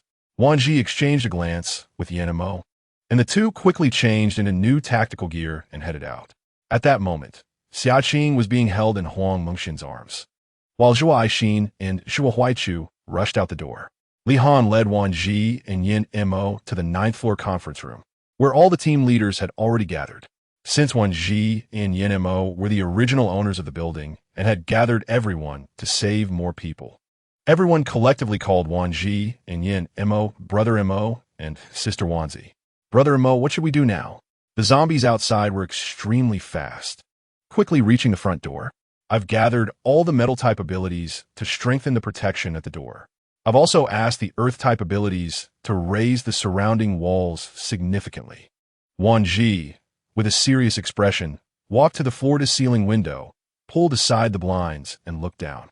A mass of zombies surrounded the entire Dawn base. This was clearly not a good sign. Initially, it might have been manageable, but now the pressure outweighed the chances of success. Yin Mo and Fang Qiantushu were both retired soldiers. But Fang Qian's Hushu had joined a mercenary group later and was not inferior to Yin Mo in combat command abilities. How about this? Ranged fighters at the back, melee at the front, support closely following the melee, and healers moving around. Fang Qian's Hushu's suggestion was quite good. But Wan Zhi said, "We'll go with your method, but I have space abilities, so I must play guerrilla tactics." How could zombies gather in such a short time? There must be a high-level psychic zombie nearby, summoning the others. Fang Qian's Hushu frowned. "It's too risky for you to go alone." "Don't worry, I'll go with her." Yin Mo interjected before the words were finished. "Sister Wan Zhi, I want to go with you." Xiaoqing looked at her with an irresistible gaze. "I have Mao Guai and Hua Hua to protect me." Wan Zhi quickly noticed something unusual in a corner. She picked up a paper bag, sniffed it, and her expression immediately turned grim. "Who put this here?" Everyone was unclear about what Wan Zhi was holding. It looked like a simple craft paper bag containing something small. "No one is talking, huh?" Wan Zhi said again. Li Han walked over Wan Zhi. "Sister, we have surveillance cameras. The boss charged the surveillance equipment long ago." The power supply for the surveillance equipment at Yan's group was separate from the main power switch, so after everyone arrived at the company, they found that the cameras were not operational. To prevent any accidents, Yin Mo had privately ensured the surveillance equipment was functional. Moreover, the most important thing was that all the recordings were backed up on Wan Zhi's computer, which was exclusively hers. Even Yin Mo rarely touched it. "Let's check the surveillance." In the crowd, a woman, drenched in sweat, huddled in a corner, terrified of being seen. Upon hearing about the surveillance check, she panicked, planning to sneak out of the base, not expecting to be discovered so quickly, thinking the base would soon be dismantled. The surveillance quickly locked onto a woman who sneakily tossed something in the corner at the entrance and quietly left when no one was paying attention. "Huh, isn't this Xiao Chen's girlfriend, Wan? Why would she do such a thing? Could have been a mistake?" Hearing the comments in the crowd, Wan Zhi coldly smirked and said, "This is something zombies love, fresh human flesh. Let me ask you, no matter how hungry you are, who would eat human flesh?" Soon, a sharp scream echoed from around the corner, and Huang Mengxian sneered, "If you're not doing anything wrong, why are you trying to sneak away?" As soon as she finished speaking, a green plant tossed a tightly bound woman at Yin Mo's feet, and the little green plant nudged his thigh with its leaves as if seeking praise. The disheveled hair concealed the woman's face, and for a moment, no one recognized the bound woman on the ground. It wasn't until Huang Mengxian roughly grabbed the hair from the woman's face that everyone gasped in surprise. It's Xiao Chen's girlfriend. It really was Wan's doing. "Wan, everyone has treated you well. Why would you do this to frame us?" Wan glared fiercely at Wan Zhi. "This woman has never treated us well. She takes the best for herself and only gives us the leftovers. They live on the top floor and won't be bitten by zombies, while we have to stay on the 11th floor. Plus, the food we get is so little, while they eat so well every meal." As soon as she said this, everyone fell silent, staring at Wan in shock. "What are you looking at? I don't believe you don't have grievances. I'm just clarifying things for you." Wan continued to complain loudly. Wan Zhi lazily leaned against Yin Mo, crossing her arms as if to watch the show, clearly enjoying the moment. Yin Mo went to the extreme in pampering his wife, simply bringing a chair for Wan Zhi to sit down. However, outside the Dawn base, unnoticed by anyone, Yin Mo silently spread his mental power, controlling most of the zombies to prevent them from damaging the base's structure. Chapter 51. You're always welcome to leave. You young masters and ladies have no idea about the hardships we lower-class people face. You only know how to use the best, eat the best, and sleep the best. You don't even lift a finger for any labor. How could you possibly understand our struggles?" Everyone listened as Wan continued to spout nonsense, completely unaware of their own wrongdoings. Wan Zhi raised her eyebrows slightly and smiled, saying, "So according to you, my home should be given to you. The food I work hard to find should be given to you. My bed should be yours. And all good resources should come to you first." Wan lay on the ground, arrogantly lifting her chin, and said fiercely, "You know that's right. With your powerful abilities, these things are nothing to you. You should be protecting us vulnerable groups." Wan Zhi stood up and walked in front of Wan, looking down at her and saying, "Oh, so you want to learn from Uncle Peter that with great power comes great responsibility, right? If that's the case, why should I save you?" My small team can live just fine on our own, enjoying the good things ourselves. Instantly, Huang Mengxian, holding Xia Qing, walked behind Wan Zhi and Li Han Zhuohuaichu. And others also stood behind Wan Zhi, looking unfriendly at Wan and the hundreds of others opposite them.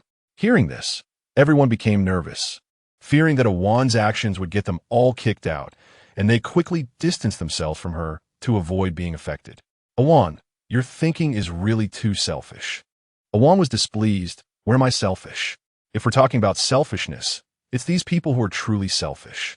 Why should we work like beasts for just a little food and supplies? Wan, don't blame others. They have treated us quite well. Think about the bases you stayed at before. Who would want an ordinary person like you there, let alone give you such an easy job? If you think it's easy, you can do it. You say so much, but it's only because you get more in exchange than I do. If you had to do my job, you'd have starved to death long ago. Wan still didn't realize what was wrong, continuing her rude and disrespectful attitude. You're just an ordinary person. What kind of easy job do you want? Are you still dissatisfied with the task hall job on the first floor? How about you switch with me? I'll do your job, and you can go kill zombies. Juan scoffed. Isn't it just using a weapon to kill zombies? My little Chan can do it too. Then why didn't you do it when the jobs were assigned? Juan was momentarily speechless, and her attitude became even more arrogant, saying, who knew the job would be like this? Now, even if I want to switch, it's not possible, don't you know? The others wanted to scold her, but Wan Zhi stopped them with a wave of her hand. Juan thought Wan Zhi was feeling guilty, which made her feel smug, completely unaware that things were gradually exceeding her expectations. Still smiling with self-satisfaction. But unexpectedly, in the next moment, Wan Zhi directly sent her to hell. You are right, I am too selfish. The job I gave you is not only not what you want, but it also deprives you of the fun of killing zombies. Juan was stunned, and an ominous feeling crept into her heart. From now on, Juan's job is cancelled, and she will join the ranks of zombie killers. Her food and lodging will be exchanged for crystal cores. Without crystal cores, her current residence will be cancelled. When Wan Zhi finished speaking, Juan's face showed disbelief. And at that moment, Juan's boyfriend, Xiaoqing, rushed out of the crowd, shouting no way. Juan is an ordinary person. She can't kill zombies. She will get hurt. Upon seeing Xiaoqing, Juan seemed to gain confidence, becoming even more arrogant, raising her chin, but still cleverly pretending to be weak as she confided in Xiaoqing, look at these people. They are bloodsuckers and they still want me to kill zombies. It's too much. Yin Mo's gaze slightly sharpened. Then what do you want to do? Wan Zhi unceremoniously pulled Yin Mo behind her, saying that she didn't want to do a job that didn't involve killing zombies, and she couldn't do the zombie killing job. What do you plan to make her do? The young lady? Huang Mengxian, who was listening nearby, couldn't help but laugh, mocking, what time is it now? Where's their young lady? Li Han also stepped forward. In this apocalypse, even my family's president's wife is killing zombies to survive and find resources. You, with no looks, no figure, no abilities, what can you pick and choose to do? Wan Zhi lazily leaned against Yin Mo, blinking, Xiaoqing, this is your woman's decision. Aren't you afraid she will resent you for making decisions for her? Xiaoqing's eyes flashed with a hint of coldness, but he didn't notice that this fleeting moment was caught by the sharp-eyed Wan Zhi. Xiaoqing had already thought of his words, but before he could speak, Wan Zhi took the initiative to seize the conversation. Since neither of you wants to stay in my base, that's fine.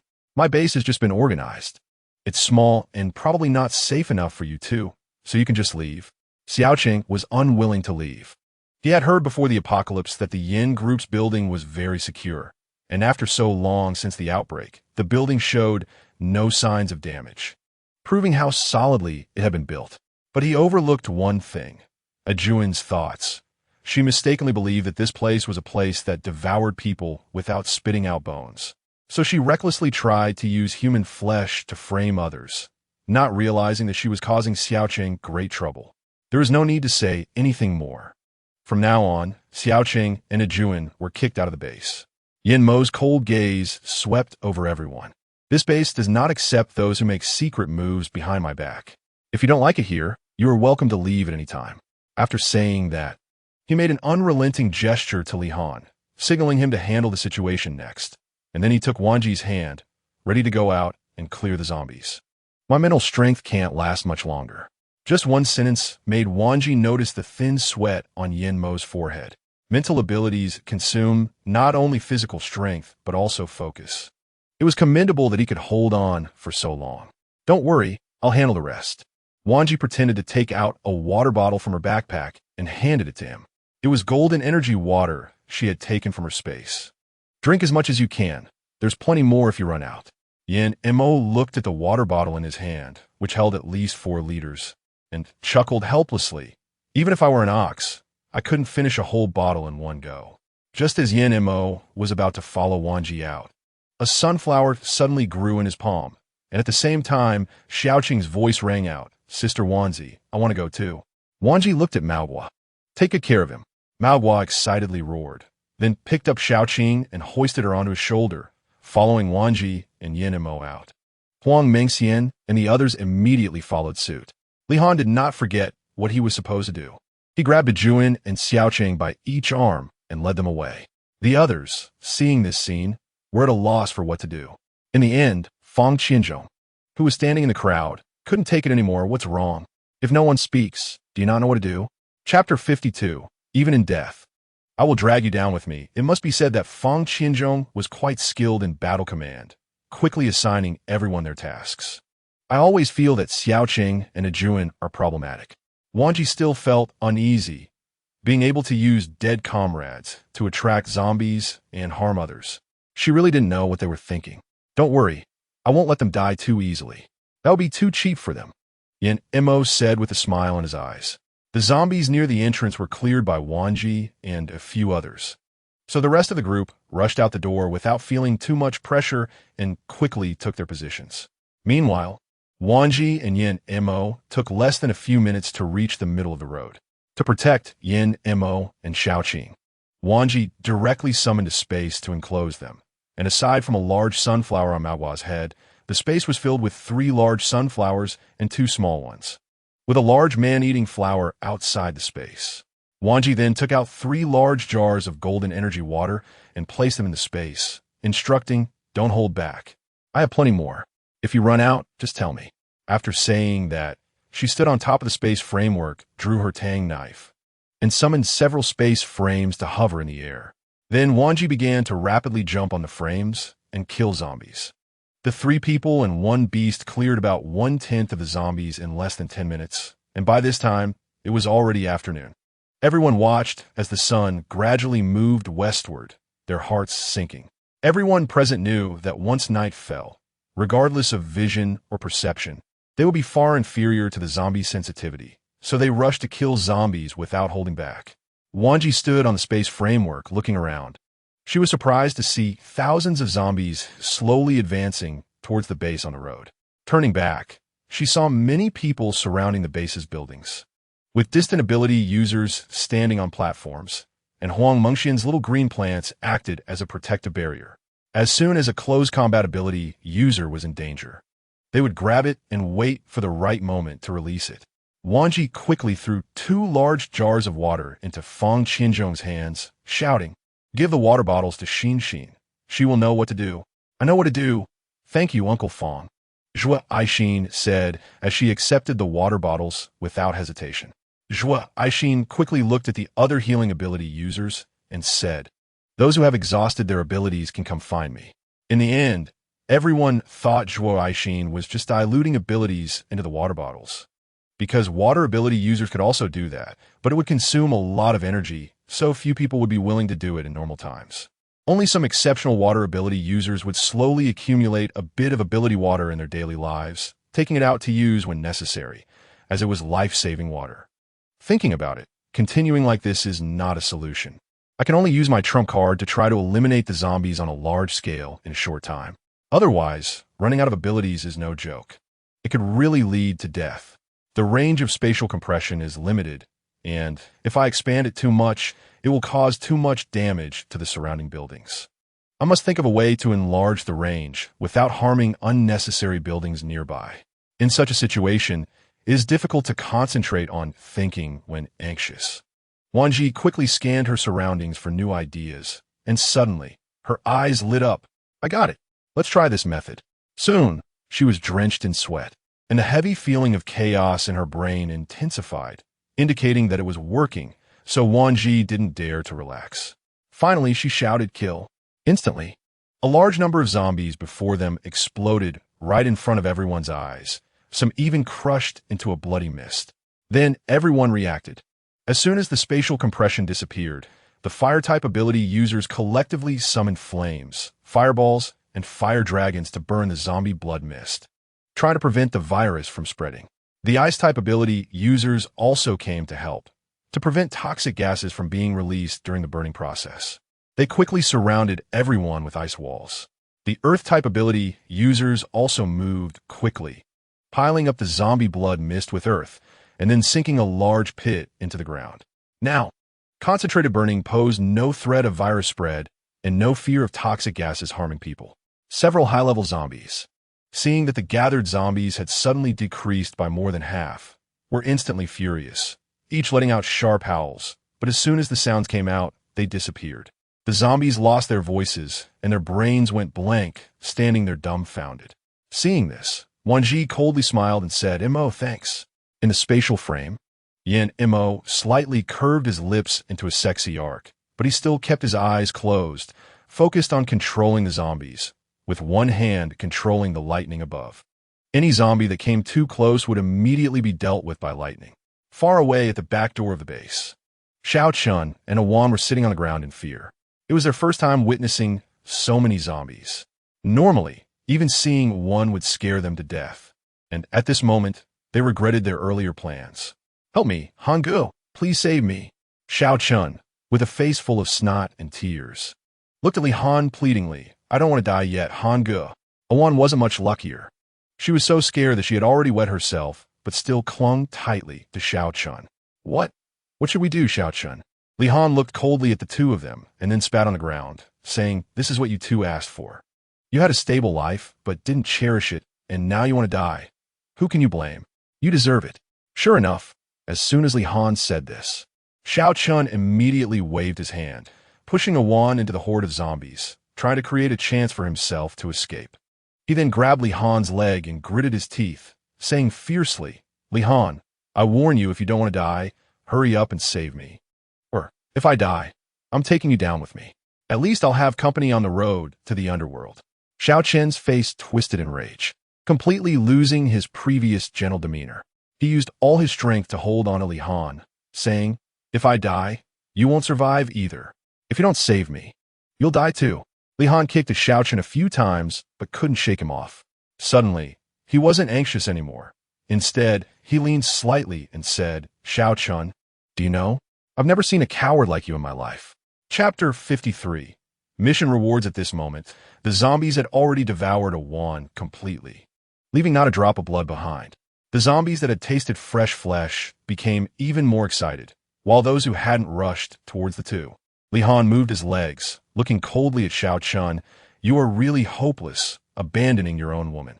Xiao Chun felt a sudden wave of unease in his heart. The next moment, he widened his eyes, watching a flash of light pass by. He closed his eyes tightly, and before he could sense anything, he felt a sharp pain in his arm. When he opened his eyes, he saw two white arms far away from him. My haunt, my haunt. Li Han, you son of a BTSH, how dare you cut off my hand?" As soon as he finished speaking, Li Han unleashed his metal abilities, with several metal shards viciously piercing through Xiao Chen's body, then scattering around, instantly shredding Xiao Chun to pieces. Still trying to force me to save you? A person like you is not worth shedding a tear for, even if you die 1,000 times. After saying this, Li Han turned and joined the battle. This time, Xiao Chun died instantly amidst his screams, which could be considered Li Han doing one last decent thing for Xiao Chun, preventing him from dying too painfully and stopping him from turning into a zombie and harming others after death. Everyone who witnessed this felt relieved that they hadn't spoken up to plead for Xiao Chun, not to mention his earlier betrayal of the base. Just pushing Wan into the zombie pile and trying to harm Li Han was already enough to make countless people hate him. This scene did not escape Wan Zhi's eyes in the middle of the zombie horde. Unexpectedly, Yan Mo in the spatial frame suddenly spoke. Some people will not remember deeply without going through certain experiences. Wan Zhi coldly smiled, fearing that some people would never give up until they faced the grave. The hair monsters didn't need Xia Qing's commands at all. They quickly dealt with the nearby dumbfounded zombies, and the man-eating flowers accurately swallowed the approaching zombies one by one, soon pulling out a brilliant crystal core from behind the flower heart. These hair monsters picked them up and tossed them into the spatial frame, while Xia Qing happily collected them one by one in her bag. After filling the bag, she called out for Wan Zhi to ask for a new empty bag. By the abandoned traffic lights next to a derelict building, several high-level zombies were hiding. Wan Zhi raised her hand without hesitation and dealt with them, then swiftly pressed the tip of her knife against their foreheads, instantly obtaining the crystal cores, which she tossed into the space. A loud rumble of thunder echoed. The hair monsters once again joyfully charged into the horde of corpses, sweeping away zombies while picking up the crystal cores on the ground, having a great time. Looking at the fallen zombies behind her, Wan Zhi looked at Yin Mo in surprise and said helplessly, "If you want to control the zombies, then don't get distracted." Yin Mo looked at Wan Zhi with a gentle expression. "I can't bear to let you fight alone. As long as I have the ability, I will definitely help you." What he actually wanted to say was that he didn't want to see her in danger while he couldn't help her. So besides controlling the zombies more diligently, he also made time to help her kill zombies. Wan Zhi touched Yin Mo's cheek with a heartache. "I'm your wife. You don't have to tire yourself out like this. Controlling such a massive number of zombies with mental abilities consumes a lot of mental energy, and she understood this better than anyone else." Seeing Yin Mo drenched in sweat, she couldn't help but imagine what would happen if she hadn't provided him with that energy water, or if Xia Qing's sunflowers weren't there. At this moment, Wan Zhi felt extra grateful for having such a spatial ability, and of course, she hadn't forgotten her ultimate wish since her rebirth. Xia Qing secretly looked up in admiration at Yin Mo. "Brother Mo and Sister Wan Zhi are the best and the strongest." Wan Zhi smiled and rubbed Xia Qing's head. "Our little Xia Qing is also very strong." Hearing this, Xia Qing's eyes sparkled as she laughed. "I'm strong, and my hair monsters are also strong." The hair monsters, still silently picking up crystal cores, suddenly heard their name and looked up at Xia Qing. Seeing her happy smile made them even more excited to gather the crystal cores. "I found something strange in that building." Wan Zhi told Yin Mo about the high-level zombies hiding inside. "It is indeed strange." Yin Mo thought for a moment. "Do you want to go in?" Knowing her personality, he understood she was the type to dig deep into things until she got to the bottom of them. With a loud rumble, the entire ground began to tremble violently. Wan Zhi's eyes narrowed as she followed the sound, and sure enough, there was an explosion coming from the building they had just left. At that moment, two advanced zombies sprang out from the ruins, their eyes rolling around. Wan Zhi clearly noticed a flicker of human-like thought in the gaze of these two advanced zombies. Was it that the advanced zombies of her past life were well hidden? Or had her rebirth in this life changed everything? "Stop daydreaming. Let's hurry. The number of zombies is increasing again." Yin Mo reminded her as he tightened his grip on her hand. "Wan Zhi, my little green told me that there are indeed a lot of zombies outside, and the number keeps rising, including quite a few of the advanced ones you mentioned." Huang Mengxian pointed to the green plants on the ceiling as she spoke. A dangerous chill emanated from Wan Zhi's gaze. She didn't speak, but the coldness in her heart grew stronger. Seeing this, Yin Mo gently pulled her into his embrace. "Don't put too much pressure on yourself. There will always be a way to solve things." Wan Zhi frowned tightly. "I know. I'm just worried about what is causing these advanced zombies to gather.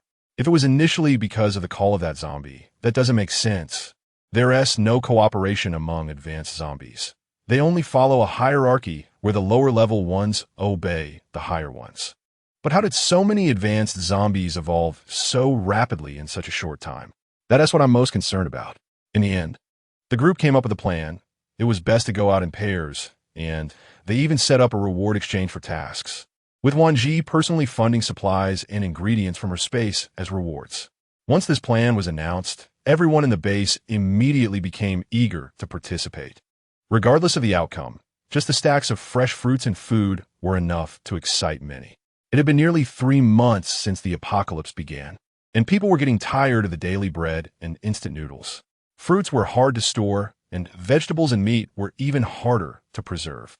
Many live poultry and livestock had already been turned into zombie food when the apocalypse broke out, making it impossible to find fresh ingredients. Soil contamination also prevented many fruits and vegetables from being grown. Chapter 54. Results of drug development, but the ingredients Wan Zhi brought out were clearly fresh. Even the fruits had droplets of water on them, and the vegetables still carried the fresh scent of soil. The freshness of the meat was undeniable, making everyone swallow hard. Instantly, everyone became restless. I sign up. I sign up first. Wait, I was here first? I sign up. Seeing everyone's emotions ignited, Wan Zhi's mood gradually became more excited. She looked at Feng Qian's Zhu, who nodded in understanding. Everyone, please be quiet and listen to me. Feng Qian's Zhu waved his hand. Everyone has a chance to take on tasks, but to accept the task, you must meet several conditions. What conditions? Quickly tell us. Feng uncle. Yes, what conditions? We can't wait. Feng Qian Zhu looked at Yin Mo and Wan Zhi, and seeing both of them agree with his decision, he confidently addressed everyone. There are 3 conditions. First, you must form a team of at least 5 people. Second, the team's strength must reach at least level 1 ability or above. Third, the method of exchanging tasks will be based on the number and level of crystal cores as the reward standard. If all 3 conditions are met, you could directly accept the task. Yin Mo stepped forward, his gaze sweeping over everyone's faces, and added, team formation needs to be verified. Once verified, a team information card will be issued, and from then on, you must use the information card to enter and exit the base. Anyone whose information does not match will not be allowed in or out. This also served as a form of identity card, allowing them to narrow down and identify any outsiders infiltrating the base. Regarding accommodation, you can use the number of crystal cores you have on hand to rent the rooms you like. I should clarify that floors 11 to 15 consist of single rooms, while accommodations above the 16th floor range from 5 to 10 people per unit, with bathrooms and kitchens available. Each household has a room for each person. When these words were spoken, everyone was stunned. They had thought it would be single rooms for everyone, but they didn't expect there to be multi-person units. Yin Mo glanced at the crowd and continued. You can choose according to your situation. The units above the 16th floor are mainly set up for teams, making it convenient for team discussions and group living. I must say, Yin Mo's words provided a lot of convenience for many. Single rooms were convenient for those who acted alone, while the multi-person units were more suitable for team operations and discussions. Thus, verifying everyone's identities took nearly a week. Organizing team formations took another week, and finally, it took about a month to complete the overall setup. The task hall on the 1st floor, the reward hall on the 2nd floor, and the trading center on the 3rd floor had undergone a series of streamlined operations and were finally on track 3 months later. No need to rush. Let's operate like this for now to ignite everyone's survival spirit. We can always improve later, Yin Mo explained, shaking his head. Knock, knock, knock. Just then, there was a knock at the door. Yin Mo stood up to open it, saying, I'll go check. When the door opened, Feng Qian Zhu was the first to enter, followed by Qi Fengke, who was dressed in neat gear, seemingly ready for a journey. Wan Zhi asked in surprise, What are you guys doing? The news from the imperial capital is that communication has been restored, and we can use communication devices to contact each other in the future. Feng Qian Zhu was the first to speak, then patted Qi Fengke on the back, adding, This kid heard that the imperial capital is gathering troops, and asked me to bring him to say goodbye to you. After saying this, Feng Qian's Zhu gently nudged Qi Fengke. I've opened the way for you. You can say the rest yourself. Thank you, Feng uncle. Qi Fengke scratched his head. Sister Wan Zhi, Brother Mo, I've reported the situation here to the imperial capital, but I didn't mention the core personnel, including your abilities. Feng uncle said this needs your consent. Seeing Qi Fengke's awkward expression, Wan Zhi immediately understood that the imperial capital likely wanted assistance from them to eliminate zombies. Did the higher-ups mention the results of the research on the drugs currently being developed at the research institute? Wan Zhi bluntly asked the question she wanted to know most. Surprise flickered in Qi Fengke's eyes. Sister Wan Zhi, how did you know the research institute is working on these? Wan Zhi lightly tapped her fingers on the table a few times. I not only know what projects the research institute is working on, but I also know they should be encountering difficulties. If she remembered correctly, Foreign researchers had likely already safely arrived at the imperial capital.S Research Institute by now. In her past life, around this time, those foreign researchers had conducted some illegal research in China using existing resources. You mean the imperial capital is... Not only was Qi Fengke surprised, but even Fang Qian's Zhu wore a face of shock and disbelief. Wan Zhi was deep in thought, ignoring it wasn't her character. But if she intervened, it would provoke resistance from the higher-ups in China. After all, before things were fully revealed, those researchers had been hired with high salaries to help. If she took action, it could escalate into a provocation and, in serious terms, embarrass the higher-ups in China. In that case, it would backfire on her good intentions and create trouble. Qi Fengke had spent enough time with Wan Zhi and Yin Mo to understand them fairly well. So when Wan Zhi said these words, he had already anticipated this situation. Don't worry about this. I will prioritize getting information from the imperial capital and then inform you. Qi Fengke pressed his lips together and added, I will delay my departure by a week. Once I understand the situation better, I will let you know immediately. After sending off Fang Qianzhong and Qi Fengke, Yin Mo sat beside Wan Zhi, his warm hand tightly holding her cool little hand as he said, What happened in the imperial capital in your last life? Although he had seen many scenes through that dream, they were all related to Wan Zhi, and he was unaware of the rest. However, having just heard Wan Zhi's brief words, he sensed that this was definitely not a good thing and might even be more serious. Wan Zhi closed her eyes, her mind filled with painful memories from her past life. Slowly opening her eyes, she looked at Yin Mo and said, At this time in my last life, Huaxia hired several foreign researchers at high salaries, but I won't go into what they were researching. Chapter 55. I said you should leave. Yin Mo narrowed his eyes dangerously, but still patiently listened to Wan Zhi without interrupting her. I don't know what the final outcome for Huaxia was in my past life, but I know that before I died, other countries had already developed suppressive agents, while we in Huaxia couldn't produce a single competent agent. Yin Mo's gaze sharpened, revealing a deep purple light, mysterious and dangerous. Could it be that these matters had not caught the attention of the higher-ups? Had no one ever investigated? Wan Zhi sneered. I suspect that our country's military is so powerful. How could they not notice? It must be that the research projects are restricted from being followed by non-research personnel, or that others are strictly forbidden from viewing them. Either way, they definitely weren't allowed to see or understand. Otherwise, we wouldn't have ended up without any agents by the end. Yin Mo's cold purple eyes flashed with ferocity as he gritted his teeth. Do they really think they can bully Huaxia? They all want to step on us? Don't worry. Once we confirm the news from Qi Fengke, the imperial capital won't need us to act. We'll sneak over ourselves. Wan Zhi had already anticipated what answer would come from the imperial capital. By the way, how much crystal core liquid have you managed to gather now? Wan Zhi blinked, looking at him. Yin Mo smirked. Give me some benefits. I don't want to do all the work for nothing. Wan Zhi rolled her eyes at him. The things in my space are depleting quickly these days. If we really head to the imperial capital, we definitely need to stock up on some prepared food. Yin Mo nodded. It was indeed inconvenient to cook food outside. However, that didn't hinder what they needed to do next. As long as they prepared food in the next couple of days, they should properly deal with life's major matters now. You insatiable wolf. Can't you think of something else? Wan Zhi swatted Yin Mo's outstretched hand away. Yin Mo pressed his tongue against his cheek. You tell me, how long have we both been hungry? Wan Zhi shrank her neck. Let's wait a little longer. Wait? If I wait any longer, I'm going to explode.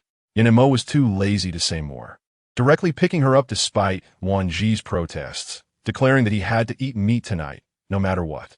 Are you saying there are a group of people leaving with a few powerful ones? Chen Lishan looked at the dense mass of zombies outside the base. Certain it was those few people.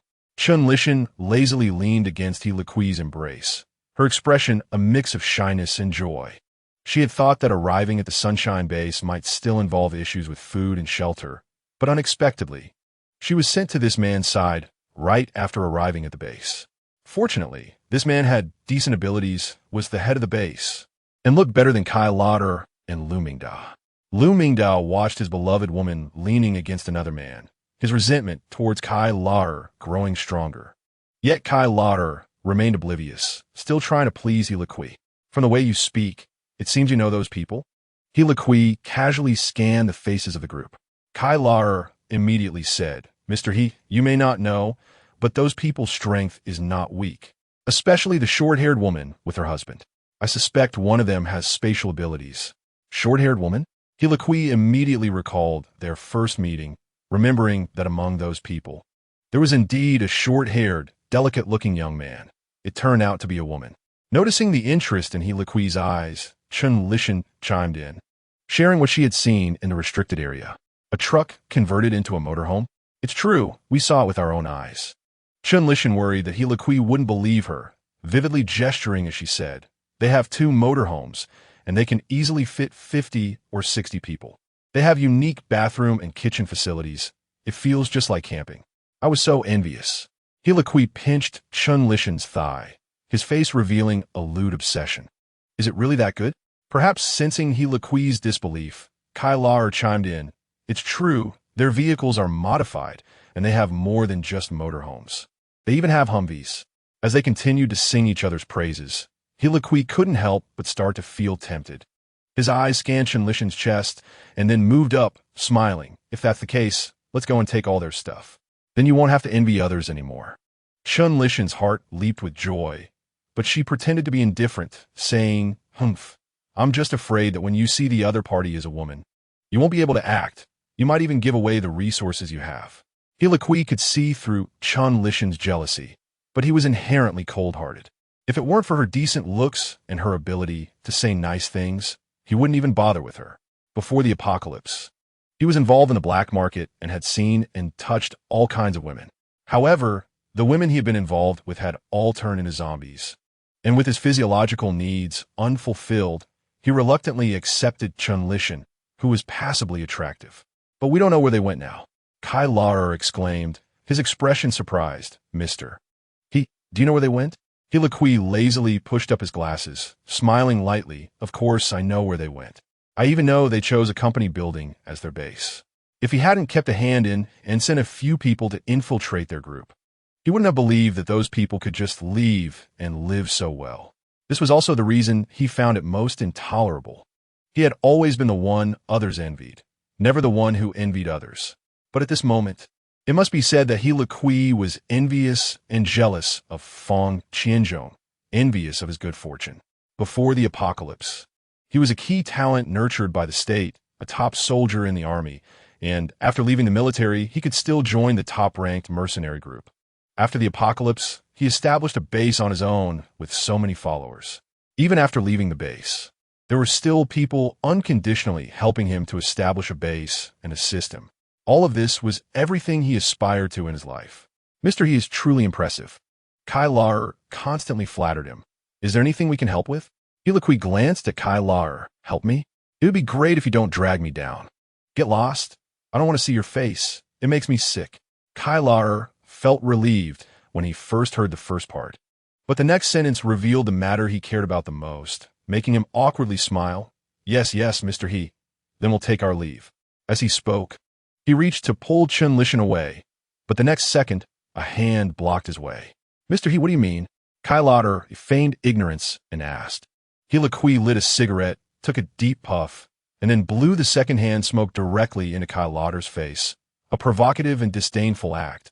I said you should leave. But I didn't say my woman should leave with you." Chapter 56, No More Endurance, 6 months after the outbreak of the apocalypse boss, sister-in-law, in the past half-month. Everyone has been actively exterminating zombies, and now there are clearly more than half fewer zombies outside the base. It won't be long before we can nearly wipe out the zombies near the base. Li Han excitedly opened the door and shouted. At that moment, Huang Mengxian hurriedly burst in, and upon seeing several people in the living room, she anxiously shouted, "Wan Zhi, why did Qi Funke suddenly decide to leave? It's only been 3 or 4 days since Qi Funke received the notice from the capital. Why is he in such a hurry to leave today?" "Li Fanaska?" "I agreed to let him go," Yan Emo said, looking out the window. "He told me about the situation in the capital yesterday, and I thought he would at least wait a day or 2 before departing." Wan Zhi blinked at Yan Emo, biting her lip as if deep in thought. "Let's go find Qi Funke and talk."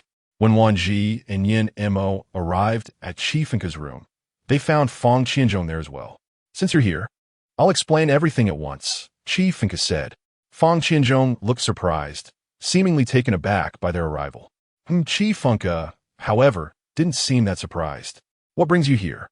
If we didn't come, were you planning to leave without saying goodbye? Wan Zhi said irritably.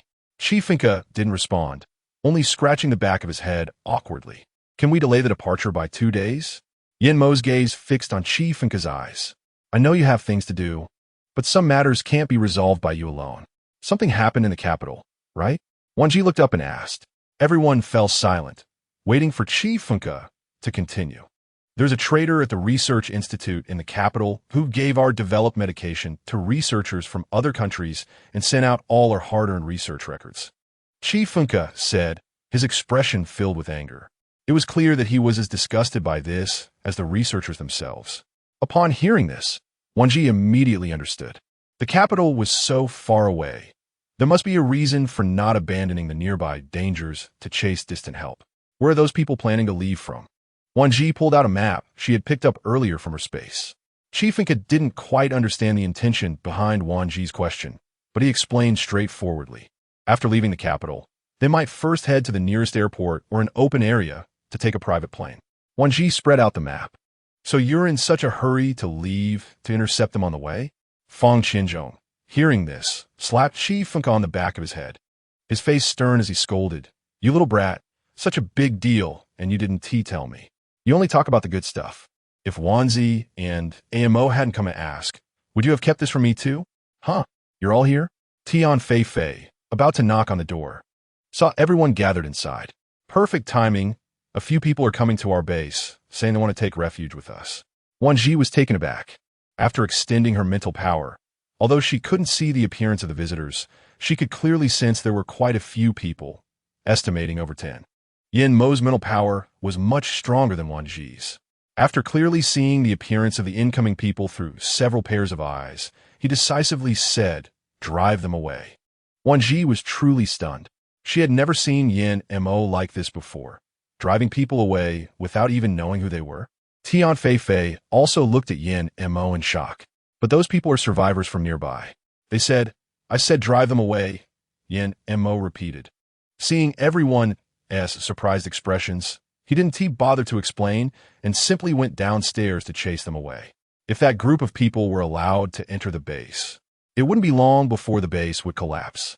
He really didn't want to reveal his dark side in front of Wan Zhi, but he could no longer endure allowing those people to continue living. He might have been ignorant before, but after that dream, he had seen too much. Putting aside the truth of that dream, just those few people were enough to deserve death 1,000,000 times over.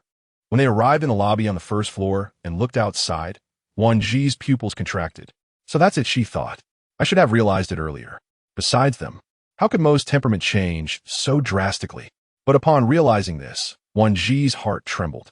She had never told him who had harmed her in her past life, nor had she gone into detail about what had happened.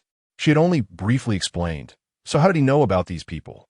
Perhaps sensing Wan Zhi's thoughts. Yin Mo didn't explain further, but simply said, I don't plan to let them go for your sake. Wan Zhi abruptly stopped, looking at Yin Mo's departing figure. Her heart suddenly felt anxious. What had he just said? Did he know? How'd he know? A series of questions exploded in her mind. Before her rebirth, Chun Lishan had been such a good actress, deceiving her completely. Yin Mo and many others had advised her countless times. Yet she still believed Chun Lishan and even thought others were sowing discord. Wan Zhi let out a bitter hum. It was her poor judgment and foolishness that led her to be abandoned by everyone in her past life. As Yin Mo stepped out of the base, Kai Lao Air immediately pointed ahead and said, It's him, that's the one. Ilaqui's eyes narrowed. I heard you have a lot of good things on hand. Upon hearing this, Yin Mo quickly understood and realized that the people before him were falsely seeking refuge, but genuinely trying to extort something. So what? Yin Mo's gaze sharpened, a strong killing intent radiating from his eyes. No one could take anything from him. Ilaqui sensed Yin Mo's killing intent and furrowed his brow. I don't think I've offended you. Then Wan Zhi, who had just arrived, heard Yin Mo's words and felt a warmth in her heart. This was probably the safety that came from having someone to rely on. What are you? How dare you speak to Mr. He like that? One of Ilaqui's lackeys stepped forward, attempting to push Yin Mo away. Just as his hand was about to touch Yin Mo, Wan Zhi drew her tang knife. But before she could strike, a thunderous bolt descended from the sky, and that person had no chance to scream before instantly turning into a charred corpse, falling straight back. Chapter 57. A windfall from the sky. Chen Lishan, Kai Lao Er, and Lu Mingda were all shocked and took a big step back, while He Kui narrowed his eyes slightly, pushing up his glasses as he said, "Guests are coming. Is this how you treat your guests?"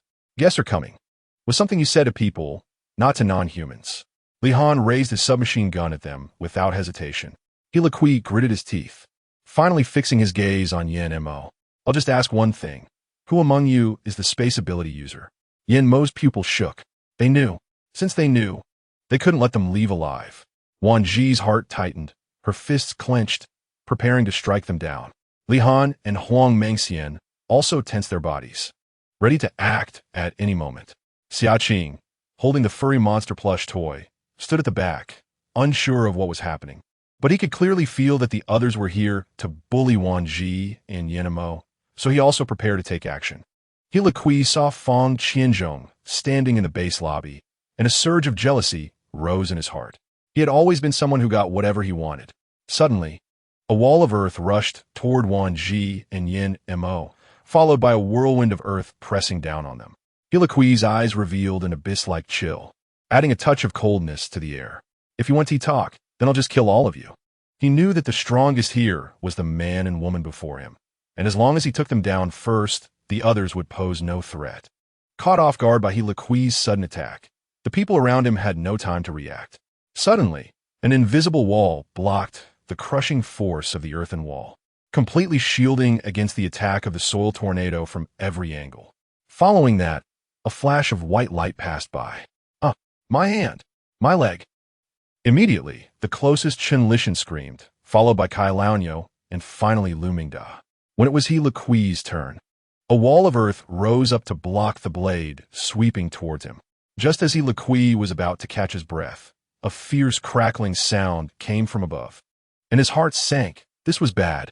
He quickly raised a wall of earth to cover his head, but thunder and lightning came from all directions, penetrating the wall and striking He Kui's body.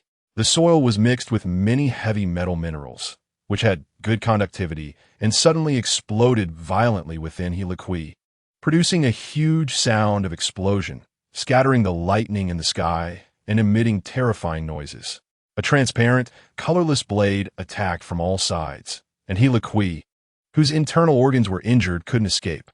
He could only brace himself for the painful impact, but he didn't want to die yet, so he grabbed randomly. "Don't kill me. Please." He grabbed Kai Laonyo and brought him in front of himself as a human shield. Lu Mingda, with a broken leg, trembled uncontrollably, trying to crawl backward. He didn't want to end up like Kai Laonyo, being used as a shield to die. Meanwhile, Chen Lishan was already so frightened that she fell to the ground, and without her wrists, she was too scared to move, biting her lips tightly and not daring to make sound. "You shouldn't have touched her." Yen Mo's voice was cold and cruel. Anyone who wanted to harm her deserved to die. The murderous intent. He had never been so close to such a terrifying opponent. This person was not to be provoked. Wan Zhi walked to Yen Mo's side, her gaze falling on Chen Lishan and He Kui. She and T intended to send them on their way so early they had brought it upon themselves. He Kui was stunned. He was dumbfounded. The gap in abilities was too great. That was his first thought. "I haven't offended you. Is that so?" Wan Zhi said lazily with a smile. "What? You can only use the logic of a bandit, and I'm not allowed to resist?" He Kui looked at Wan Zhi in disbelief, misunderstanding. "I don't care if you are from the 5th Association or the 6th Association."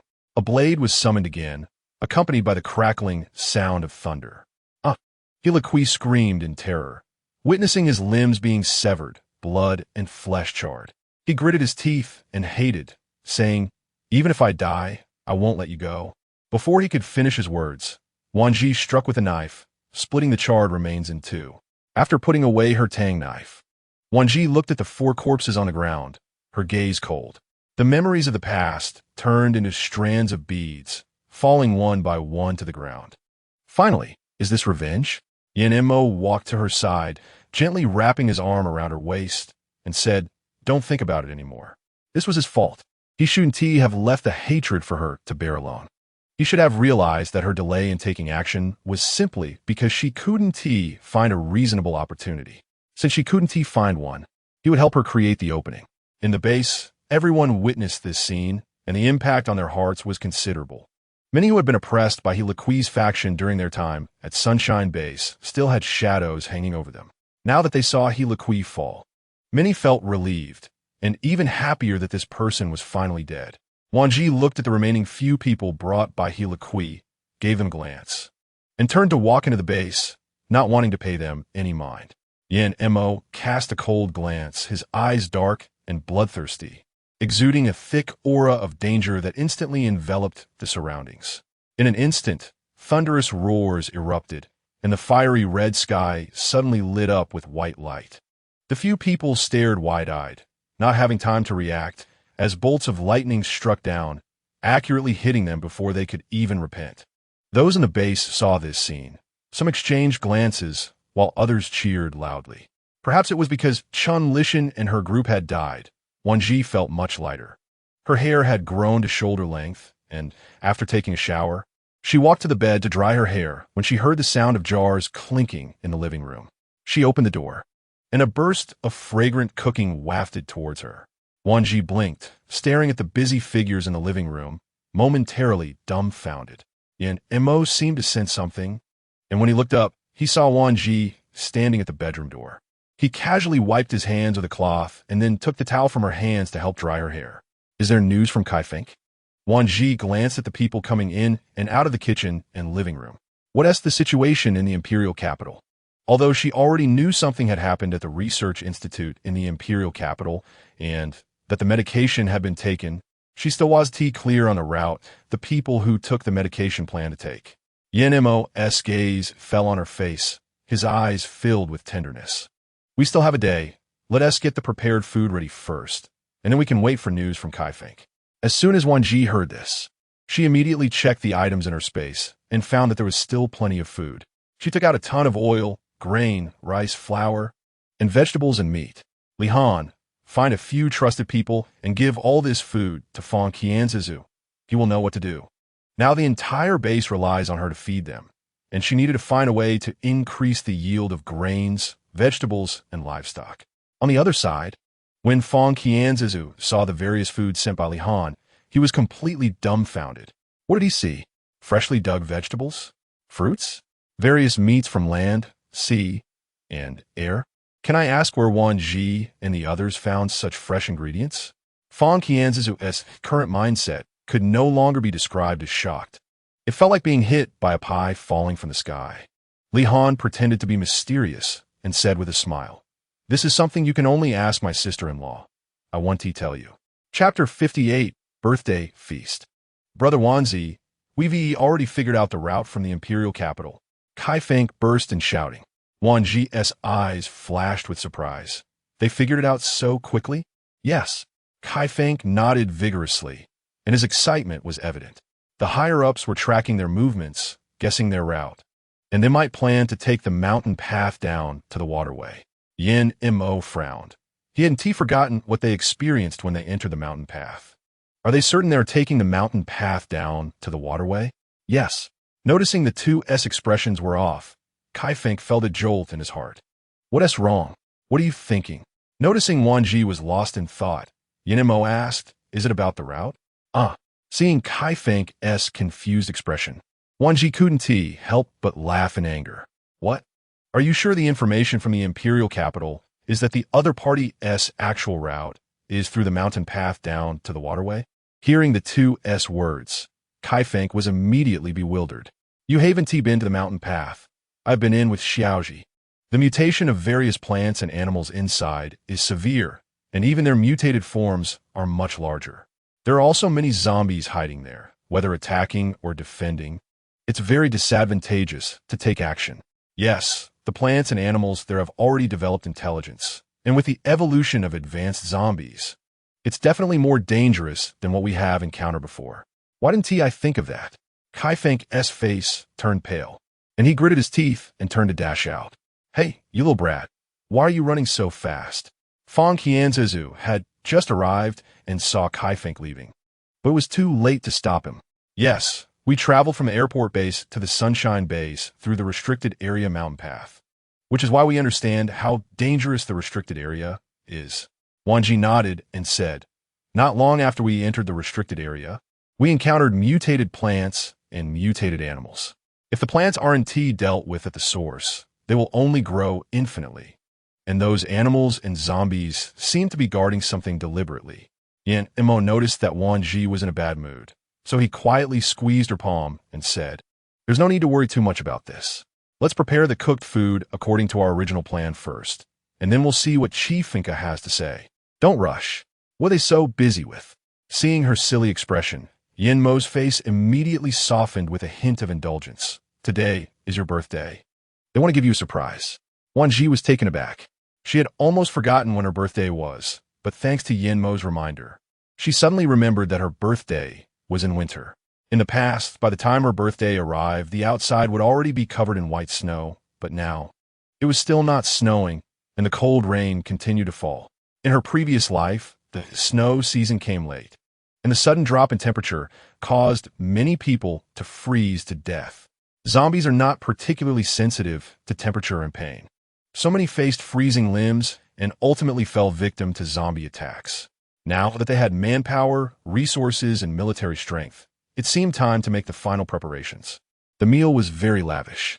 Wan Zhi invited all 12 members of her old team to dine together. The table was filled with a sumptuous feast, and everyone had joyful expressions on their faces. Happy birthday, little round girl. The first to speak was Fang Qianzhong, who raised his glass and said, I won't say much. I'll drink to honor you first. Although he was always curious about where the ingredients came from, he understood the principle of having precious things brings trouble. At the Dawn base, there were space abilities, but after the apocalypse broke out, food was scarce. Even though a lot of manpower and resources had been gathered before the apocalypse, it had already been over half a month, and logically, the remaining food shouldn't be so abundant. Moreover, the food looked freshly processed, and the rich supply not only alleviated the needs of everyone in the base, but also gave them hope for survival in the apocalypse.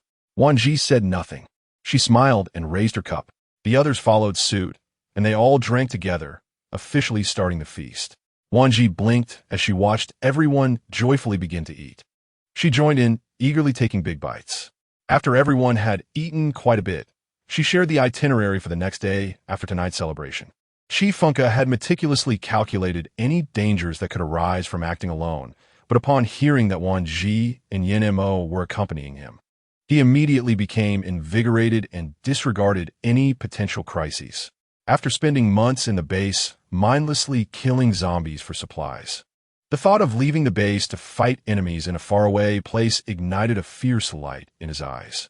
Yan Mo planned to set off in 2 days, using this time to prepare a large amount of cooked food in case they didn't have time to cook on the road. Is it really okay for just the 8 of you to handle such a dangerous task? Fang Qianzhong was still worried.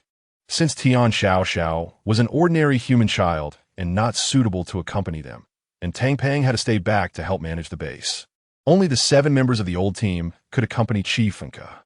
Wan Zhi smiled gently, meeting Fang Qianzhong's gaze with absolute confidence, and said, it's not just about preparing cooked food these days. I will be conducting secret training for everyone. Yan Mo nodded in agreement. Although our strength is considerable, and facing a horde of zombies is not a problem, we are going to the Forbidden Mountain Path, and the dangers inside are beyond your imagination. Except for the 7 members of the old team, none of the others had seen the situation in the Forbidden Mountain Path. Wan Zhi agreed, saying that the inside was fraught with danger, especially with the advanced mutated zombies, not to mention numerous mutated plants and animals, so training was indeed necessary. Thinking of cooked food, Zhuo Huaichu volunteered. I can make some basic pancakes. Leave this to me. Before the apocalypse, he used to make pancakes to take with him while driving long distances and would also make them for his wife and children at home. When he thought of his deceased wife, a look of loss crossed his face, but after some comfort from Zhuo Aixin, he managed to smile again. Chapter 59, Departure. The discussion concluded with Yan Mo and Li Han in charge of cleaning and preparing the ingredients, Wan Zhi and Huang Mengxian handling the main dishes, and Zhuo Huaichu and Zhui Aixin taking care of the snacks and noodles. As for Xiaqing, she was responsible for designing the menu and tasting. Usually, food was scarce, but now that they had plenty of ingredients, they could afford to be generous with their preparations. With various exquisite dishes being made and desserts and snacks prepared by Zhuo Aixin and Uncle Zhuo Huaichu, it was truly delicious, making their stomachs rumble. Glancing at the ample milk and other items in the space, Wan Zhi had a sudden idea. Xin, can you make drinks? Zhuo Aixin's eyes lit up as she instantly understood what Wan Zhi meant. Sister Wan, as long as you have the ingredients, I can make anything. Zhuo Huaichu shook his head with a smile. Wan Zhi, you really found the right person. Xin used to work at a drink shop. As long as you have the ingredients, she can whip up a whole bunch of trendy drinks. Upon hearing this, Wan Zhi quickly took out a large batch of tapioca pearls, coconut jelly, grass jelly, and various ingredients, milk, and tea leaf from her space. Then she patted Zhuo Aixin on the shoulder and winked, saying, Xen, I have high hopes for you. Remember to prepare more. No problem, leave it to me. Zhuo Aixin looked at the abundance of ingredients and felt nothing but joy as she eagerly accepted the task. At this moment, the Dawn base was filled with happiness, while the Sunshine base was experiencing immense suffering. Gunfire rang out, accompanied by shouts of curses. Damn it, a bunch of good-for-nothings who only eat and don't work. Lilian kicked the nearest man and scolded. Frustrata, Lilian kika atseir asida. Adong, what do you think Liqui means? He said he was going to ask for supplies, but it's been days since he left. Damn it, could he have gone to join those guys? Lilian raised an eyebrow at him. Should we send a few people to check on them? Lu Feidong shook his head and patted his shoulder heavily. Don't rush to find them yet. Our priority is to get more food out of the base. Lilian immediately frowned. Are we out of food again? Thinking of Liqui's unpredictable temperament, Lilian suddenly shivered. I'll find a few brothers and figure out a way to go look for it. Lilian's face suddenly showed a cold, sinister smile. Since we need to bring more people, I'll take those disobedient ones along too. Lu Feidong thought for a moment and nodded, saying, that sounds good. If anything happens, we can just push those people out to die. Let's not lose our own men. 3 hours later, Lilian spread the news throughout the base. Everyone was dumbfounded upon hearing it. Didn't we just hand in food a few days ago? How has it gone again? I finally found a big bag of rice the day before yesterday, but it was all taken away. Later, they gave me a small bag of rice, but when I looked, it was all moldy and had worms. My wife hasn't eaten anything for 2 days. We've only been surviving on flour paste these days. How can we have anything left to hand in? Lilian picked up a megaphone and said, quiet down and listen to me. The loud voice of the megaphone drowned out all the complaints below. This time, I've decided to take a few people with us to look for food. If anyone at home has nothing to eat, come with me. We'll share the food equally. For those who don't come, don't say we won't share with you later. Discuss it among yourselves. We'll set off in 2 days. 2 days later, Wan Zhi, Yin Mo, and 6 others set off, with 2 modified Hummer vehicles already started in the underground parking lot. Fang Qianzhe was still a bit worried and reminded Qi Fengke, you guys take this food with you. If Wan Zhi gets hungry on the way, she can eat in the car. Brother Fang, you can keep these. They prepared plenty for me. Qi Fengke politely declined Fang Qianzhe's kindness. Fang Qianzhe feigned an unhappy expression, thinking to himself, they are them, I am me. All I can do is this for you. Are you saying what I gave you is not enough? Brother Fang, you know that's not what I mean. Upon hearing this, Qi Fengke was touched and quickly accepted the items, saying, thank you. Fang Qianzhe looked at Qi Fengke, his eyes glistening, sighed, and patted his shoulder, saying earnestly, take care. Fang Qianzhe also held back tears. Although it was painful, he still endured it, as everyone knew how dangerous the journey ahead was. The 8 of them split into 2 vehicles, with Li Han and Zhuo Huaichu each driving one, while Wan Zhi, Yin Mo, and Xia Qing sat in Li Han's car, and the other 3 sat in Zhuo Huaichu's car. Wan Zhi rolled down the car window and looked at Fang Qianzhe. I'm leaving the base to you. I've left a few cars here as backups, so use them carefully, and I've also left a few barrels of gasoline. Hearing Wan Zhi's words, Fang Qianzhe nodded seriously without speaking, making way for a few metal ability users to help open the iron gate. Yin Mo glanced at Fang Qianzhe, nodded slightly, and they set off. As soon as the gate opened, the zombies outside were attracted by the strong human scent. Wan Zhi's expression turned sharp as she picked up the intercom and said, "Follow my car. We need to speed up." After putting down the intercom, Wan Zhi looked at Li Han and said, "You drive at full speed." She wasn't worried about Li Han's driving skills. Yin Mo's mental power control wasn't suitable for driving, and her own abilities weren't suitable either. Only Li Han was the most suitable for driving. If there were any abandoned vehicles blocking the way, Li Han could use his powers to clear them. Otherwise, it would waste the training he had undergone over the past 2 days. Yin Mo's gaze was cold as it fell on the surrounding zombies. Once his mental power was activated, it spread rapidly like ripples, causing many zombies to tremble and freeze in place. As the car drove past, Wan Zhi unleashed her spatial powers, crushing the zombies into pieces instantly. In Zhuo Huaichu's car, Huang Mengxian and Qi Finke were not falling behind at all, and there was even a sense of friendly competition between them. Each controlled their abilities, and plants and soil spiraled like they were free, sweeping away the remaining zombies. As for the furry creature, it was simply restless, joyfully running behind and happily collecting crystal cores. As long as the bag was full, it would throw everything into the car and then switch to another bag to continue picking and playing. Meanwhile, an old man in the Dawn base was hurriedly running out of the research room. When he heard that Wan Zhi and Yin Mo were leaving the base, he sighed in disappointment. Chapter 60. Heading to the capital city, Old Meng was angrily hitting Fang Qianzhe's. "It's all your fault. You should have told me in advance that Wan Zhi and the others were leaving so I could give them some good stuff." Fang Qianzhe didn't understand and only saw that Old Meng had several strange bottles in his hands. "The good stuff you're talking about isn't these weird bottles, is it?" Old Meng became irritated and smacked him on the forehead. "What strange bottles? These are all good things, the crystal liquid extracted from the crystal cores." "Ugh, you won't understand. Go away." After that, Old Meng looked for Tang Pang and asked, "Do you have any way to contact Wan Zhi and the others quickly?" Tang Pang thought for a moment and suddenly had a bright idea. "Yes, since they haven't gone far, we can use the intercom. But if they're too far away, they might not receive it. Quick, hurry up." Old Meng waved his hand in urgency, fearing that if they delayed any longer, they would miss them. Tang Pang hurriedly took out the intercom from his pocket, turned on the audio, and tested it. Wan Zhi, can you hear me?" The intercom crackled, and after a while a familiar voice came through. "What is it?" Old Meng was overjoyed and quickly told her about his findings and the results of his research.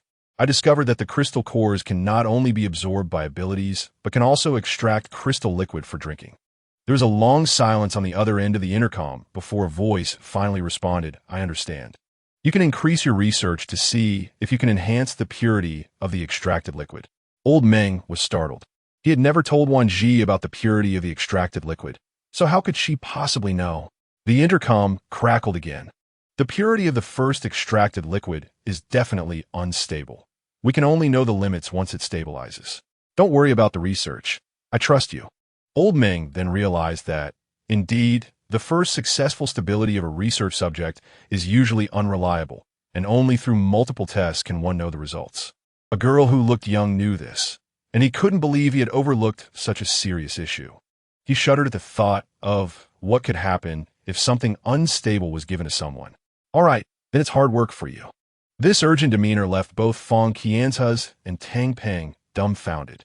After Wan Zhi and Yin Mo had been on the road for more than 10 minutes, Qi Finke suddenly received a message that was entirely unrelated to the pursuit of the potion. What do they want with this? Zhuo Huaichu glanced at Qi Finke through the rearview mirror and saw he was also looking confused. Not daring to jump to conclusions, Zhuo Huaichu quickly picked up the intercom to relay the message to Wan Zhi and Yin Mo to see how they planned to proceed. Li Han parked his car parallel to Zhuo Huaichu's. Wan Zhi frowned and said, "Did they say anything about the situation in the capital?" He was also puzzled as to why the people from the capital were curious about who was traveling with him. Did they suspect he had colluded with those people? After the message was received, only 5 minutes passed before another message came through. Qi Finke relayed the content of the message to Wan Zhi. Looking helplessly at the people in the car, "What should we do now? Should we go directly to the headquarters? Or—" Actually, when Wan Zhi heard the word family, she felt disgusted, but thinking that there might be Yin Mo's family among them, she felt it necessary to take a look. It was possible that it truly was someone from the Yin family, it wouldn't be so unfortunate as to run into her family members. Yin and Mo could see Wan Zhi's hesitation and took the initiative, saying, "You ask who the family members are. Once we know for sure, we could decide whether or not to go to the capital." He understood Wan Zhi's hesitation. Her family was full of oddballs, always concocting reasons to ask for money before marriage, and even more unscrupulous after marriage. If it weren't for the last time when Wan Zhi had threatened to call the police, they might have continued to harass her. "I remember warning them once. Logically, they shouldn't be contacting you again." Yin and Mo voiced his doubts. Wan Zhi's eyes narrowed coldly as hatred surged within her. Those people are blood-sucking leeches. They won't shed a tear until they see the coffin. Their quietness is only temporary. Once they react, they will start again. Li Han remained silent, but had also encountered Wan Zhi's bizarre family. Just thinking about them made him shiver. It was likely that the words greed and shameless were created for people like them. Ding! Another message alert came through. Chief Inca opened it and saw that both the Wan and Yin families were involved. Yin Mo's expression turned surprised, based on his understanding of his family. It was impossible that they would still be in contact with the Wan family, especially not during the apocalypse. Wan Zhi's reaction was similar to Yin Mo's. How did they end up together? Chief Inca could tell that neither Wan Zhi nor Yin and Mo wanted to go to the capital, but due to family obligations, they felt compelled to go. His initial good mood about going to the capital quickly faded. He nodded and said, "All right, but if you go to the capital if you're not happy there, you don't have to consider my feelings. Just do what you want." Chief Inca felt bold enough to say this because he knew that both of them had personalities that wouldn't engage in actions detrimental to the country. "Don't worry. We're the kind of people who would compromise ourselves, but we won't make things hard for you either," Yin Mo said with a slight smile. Thus, the original plan to recover the stolen potions was changed to a trip to the capital. "Mo, if my parents see you, what will they say?" "Just ignore them." Wan Zhi reminded him in advance. She hadn't forgotten that before the apocalypse, her family had intended to sell her to Old Chun next door to her grandmother in the countryside. If it weren't for Yin Mo's significant family background, they might have tricked her out and sold her again. After the apocalypse, her family became not only bizarre, but also shameless. Sometimes she truly doubted whether she was their biological child.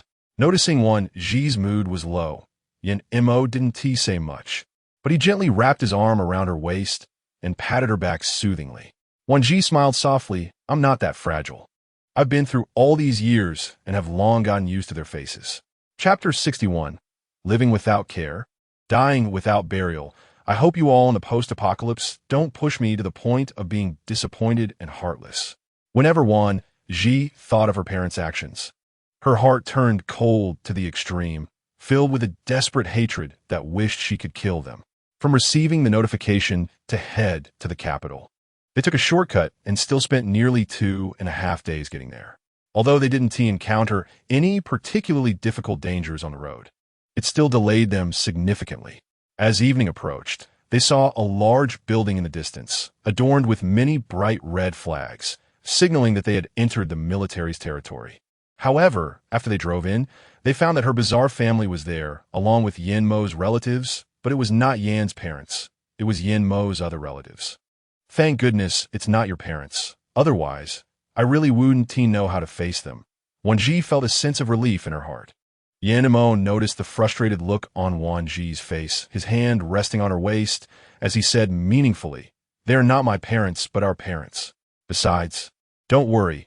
Your family doesn't have the ability to gain anything from my relatives." As members of the Yin family, although they appeared to be law-abiding intellectuals, none were simpletons. To gain benefits from them, one had to be a member of the Yin family. Otherwise, it would only be a matter of following the rules. "Mo, Xiao Zhi, is that really you?" Upon seeing the people getting out of the car, Yin Mo's relatives greeted them enthusiastically. "How are you two doing? Is everything all right?" These relatives had watched Yin Mo grow up. Although he had always been quiet and wore a serious face, thankfully he wasn't unwanted, and he finally married Xiao Zhi. However, thinking about Xiao Zhi's bizarre parents always left them feeling uneasy. "We're all fine," Yin Mo replied calmly. All right, you just arrived. Let the kids rest for a bit. We can talk later," said the second uncle, glancing at Yin Mo. "You've worked hard on the way. Let us go inside first." Yin Mo nodded and took Wan Zhi's hand to walk into the base, intentionally ignoring Wan Zhi's parents throughout the process. Hey, Xiaozhi, you didn't even greet your parents when you saw them. Who did you learn that from? You have no manners. Wan Mu yelled as she ran behind them. All right, can you be quiet? Can't you see she's ignoring you? Wan Fu glared at Wan Mu with disgust, but in the end, he still yelled at her. Holding Yin Mo's hand, Wan Zhi looked at Yin Mo's family and felt puzzled. After the end of the world, she had lost contact with all her relatives.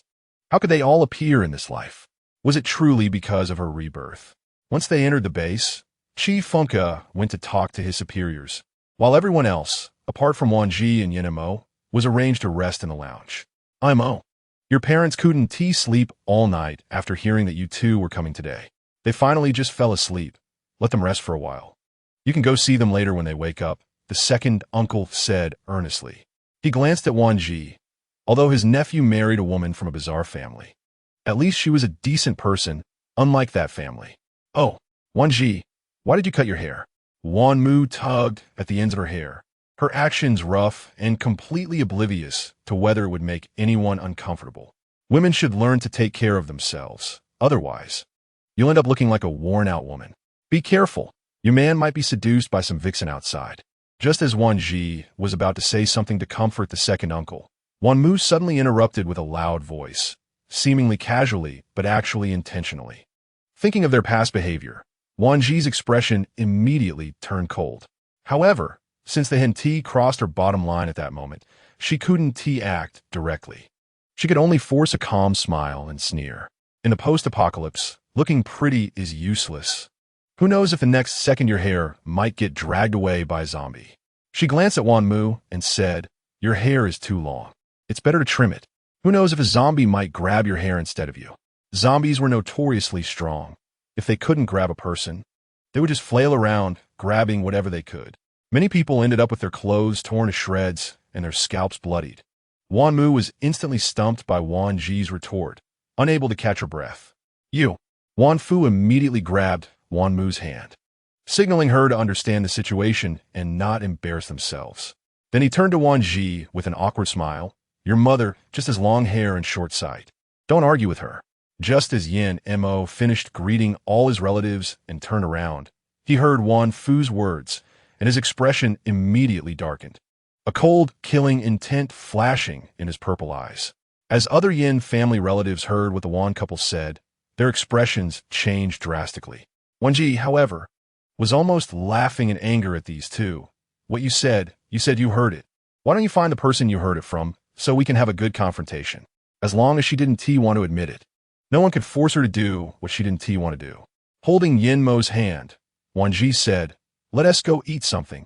After eating, we can rest and then go see my parents. Wan Fu didn't expect Wan Zhi to disregard him and attempt to leave right in front of him. A hint of displeasure appeared on his face, but he was thick-skinned and immediately grabbed Wan Zhi's hand tightly. You're not going anywhere. Yin Mo's eyes suddenly filled with murderous intent as he pulled Wan Zhi to his side and asked, what are you trying to do? Wan Zhi gently squeezed Yin Mo's hand and smiled at Wan Fu. What? The apocalypse didn't wear down your thick skin. It just made it thicker. With that ability, why don't we see you making a name for yourself in the main base? Wan Fu was rendered speechless, unable to respond. In the end, it was Wan Mu who jumped out to throw a fit. You ungrateful girl. We raised you. Can't you show some filial piety and comfort us old folks? As she spoke, Wan Mu began to wail sharply and theatrically. Look at this ungrateful girl. Now that she is doing well, she wants to kick us out. Doesn't she think about how we suffered to raise her? This is unfilial. How will I face our ancestors if I die? If the phrase enduring hardships were to be applied to both of you, then the dictionary really would need to be revised. Wan Zhi sneered and said, since I can remember, haven't you always made me do housework in exchange for food? Didn't I earn my own tuition fees and was required to send you money every month? Wasn't my marriage dowry something you insisted on demanding 2 million for before allowing me to marry? When you accepted the dowry, didn't you clearly say that once the money was given, you wouldn't need to support me in life or bury me in death? You said there was a younger brother at home. I didn't need to fulfill any filial duties. How come you've forgotten all that now? After saying this, Wan Zhi coldly glanced at the surprised expressions of the two in front of her. Chapter 62. Breaking ground. Yin Mo glared fiercely at the two members of the Wan family. That's right, the agreement was documented and witnessed by a lawyer. Both our families signed it. Are you trying to go back on your word? In fact, he genuinely hoped that the Wan family would reverse their stance so that he would have a chance to deal with them. The relatives of the Yin family felt a deep sympathy for Wan Zhi upon hearing her words. Having such parents was really tough, but thankfully the documents had been signed. Mom and Dad, why are you up? Yin Mo's gaze swept over Yin father and Yin mother. Wan Zhi blinked and tilted her head, cheerfully calling out, "Hello, Mom and Dad." Good, good, good. Luo Xiaoye smiled, so broadly her eyes squinted. It's good that you're alive. I don't ask for much. Just that you both stay safe. Yin Xingming glanced at Yin Mo and Wan Zhi and nodded. It's good as long as you're fine. Have you eaten? Should we go eat something first? Hey, I say, in-laws, I'm talking to my daughter. How can you be so rude as to leave? One mother complained incessantly, claiming to be some kind of noble, while I think all that upbringing was wasted on the dogs. Upon hearing this, the faces of the Yin family darkened, and even Yin Mo was seething with anger, his eagle-like eyes revealing a fierce, killing intent. In the end, it was Yin's second uncle who spoke up. Our upbringing may not compare to yours, after all. You are the kind of person who would push your daughter into the fire for money, and you have no manners to curse and insult others in the street, nor the upbringing to turn black into white. Thinking about how his niece would come from such a family, he felt particularly sorry for Wan Zhi. What family doesn't have sons or daughters? Yet no one would do such a thing. Others shared the same sentiment, feeling particularly heartbroken for Wan Zhi, who had such blood-sucking parents. Wan father and Wan mother thought that wealthy families valued their reputation and would never air their dirty laundry in public. But they didn't expect to be humiliated in front of everyone. Wan mother, with no shame, glared at Wan Zhi with venomous eyes and then forced a smile that looked worse than crying, saying, no matter what, Wan Zhi is still a piece of flesh that came from me. Without me, how could you, Yin Mo, marry such a good wife, right? Yin Mo secretly laughed and said, if that is the case, why did you demand a dowry of 2 million in the first place? Claiming you wouldn't support me in life or bury me in death. You, Wan mother was furious. I don't care. Wherever Wan Zhi goes in the future, we'll follow her. Wan Zhi's eyes brightened. She exchanged a glance with Yin Mo, and they both saw amusement in each other's eyes. Wan Zhi immediately formulated a plan in her heart, but maintained a calm exterior, saying, do as you wish.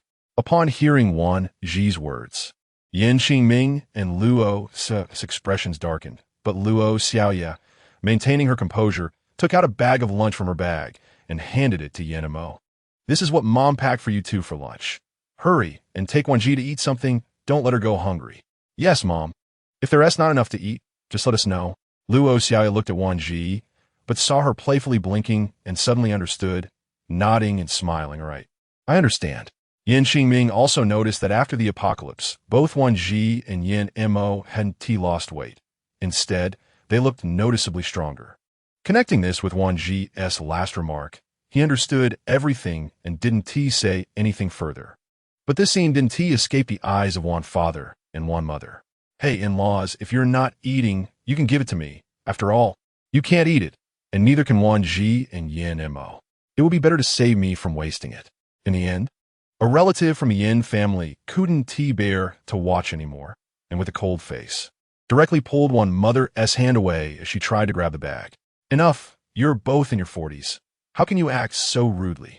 Trying to steal food in broad daylight? Is it that the main base usually gives you too little to eat?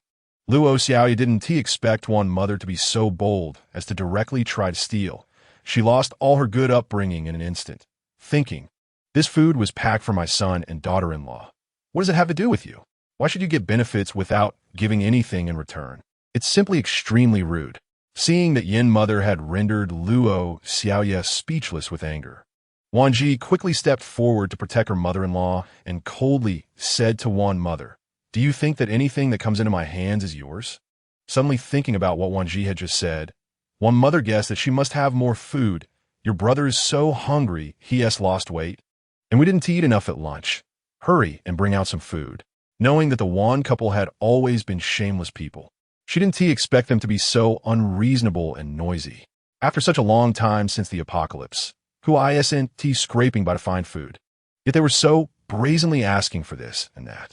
Yin Mo's gaze fell on Wan father and Wan mother, his sharp eyes radiating a strong, killing intent. Say that again. Wan mother and Wan father felt their hearts tighten in fear, as if a cold snake were crawling up their spines. In the end, Wan father, trying to put on a brave front, spoke up, "Don't forget we're the elders. Even if it's through Wan Zhi, we're still your parents." What kind of attitude is this? As he spoke, he attempted to pull Wan Zhi over, thinking that as long as he brought her over and talked some sense into her, she would surely listen to them in the future. However, Yin Mo swiftly unleashed a bolt of lightning, crackling loudly, and the surrounding area was filled with thunderous sounds, with the dust on the ground turning charred black from the lightning, a sight that was truly shocking. If you make another sound, I'll let you experience what it's like to feed zombies. Yin Mo's eyes were filled with a strong, bloody, killing intent, exuding the aura that he would truly rush forward and snap their heads off if they spoke again. Wan Zhi followed closely behind Yin Mo and the Yin family. Noticing that Wan father and Wan mother didn't have the audacity to follow, she then quietly said to Yin Mo, "There's no need for you to take action against those people. I have a way to deal with them. Your hands shouldn't be stained with their blood. It's too much of a waste to use a sledgehammer to kill a chicken." After the apocalypse, although people's personalities were somewhat restrained over time, all the dark sides hidden beneath the surface would be exposed. Yin Mo was one of them. Before the apocalypse, he tried hard to control his emotions and temper, tried to avoid showing his bad side in front of her. But after the outbreak, as he encountered more people and things, witnessing the myriad of human conditions, the darker side he wanted to keep hidden began to break through the surface. "Do you think I'm scary?" Yin Mo's voice held a chilling cruelty. Anyone who wanted to harm her would not be let off easily. Chapter 63. Delicious food. Wan Zhi raised her eyes, blinked at him, then smiled and shook her head.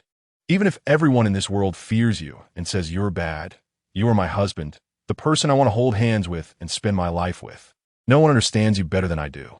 A person willing to use everything to protect their own. She didn't believe he would truly do anything to harm her.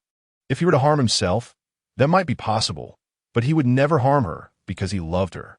Mo, I believe you because I love you, so I'm never afraid that you would do anything to hurt me."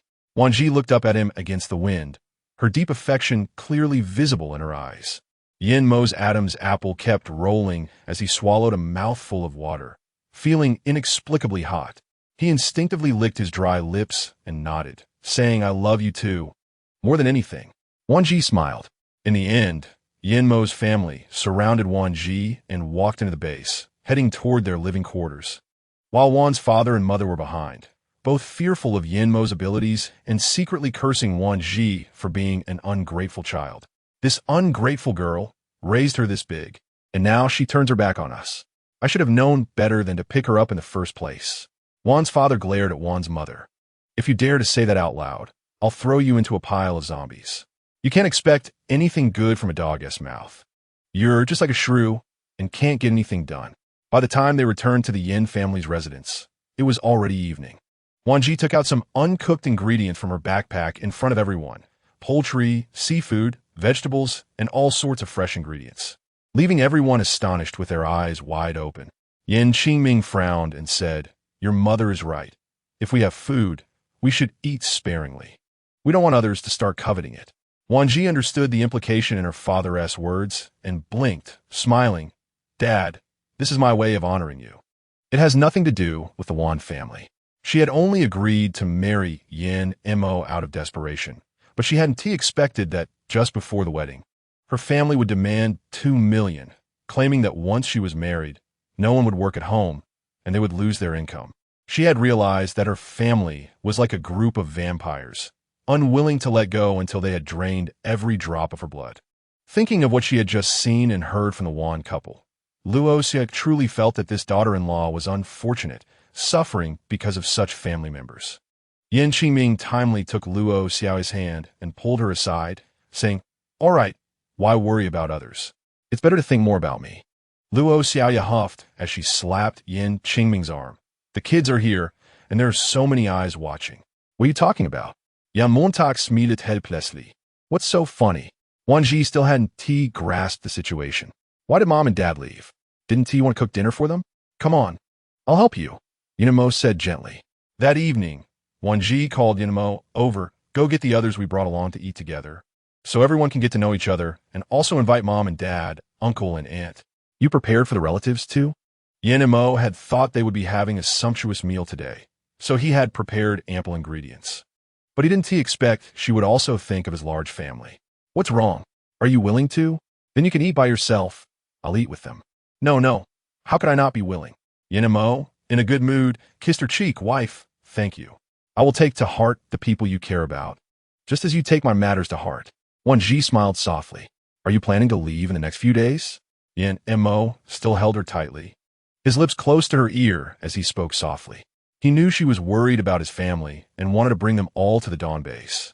But this trip was fraught with danger, not to mention the Wan family of 3. Wan Zhi squeezed his large hand on her waist, shying away from the warmth by her ear, and turned to face him, saying, You should know my character. I treat those who treat me, well, even better. She lowered her head and buried her face in his chest, continuing, Even if they don't say it, I can see they've lost quite a bit of weight. They smile and say it's fine, but before the apocalypse, they were used to a different kind of life. How can they endure this kind of life? Yin Mo's heart softened. Then you might need to think of ways to persuade them. Wan Zhi took a deep breath and smiled. Don't worry, leave it to me. Go call everyone to eat.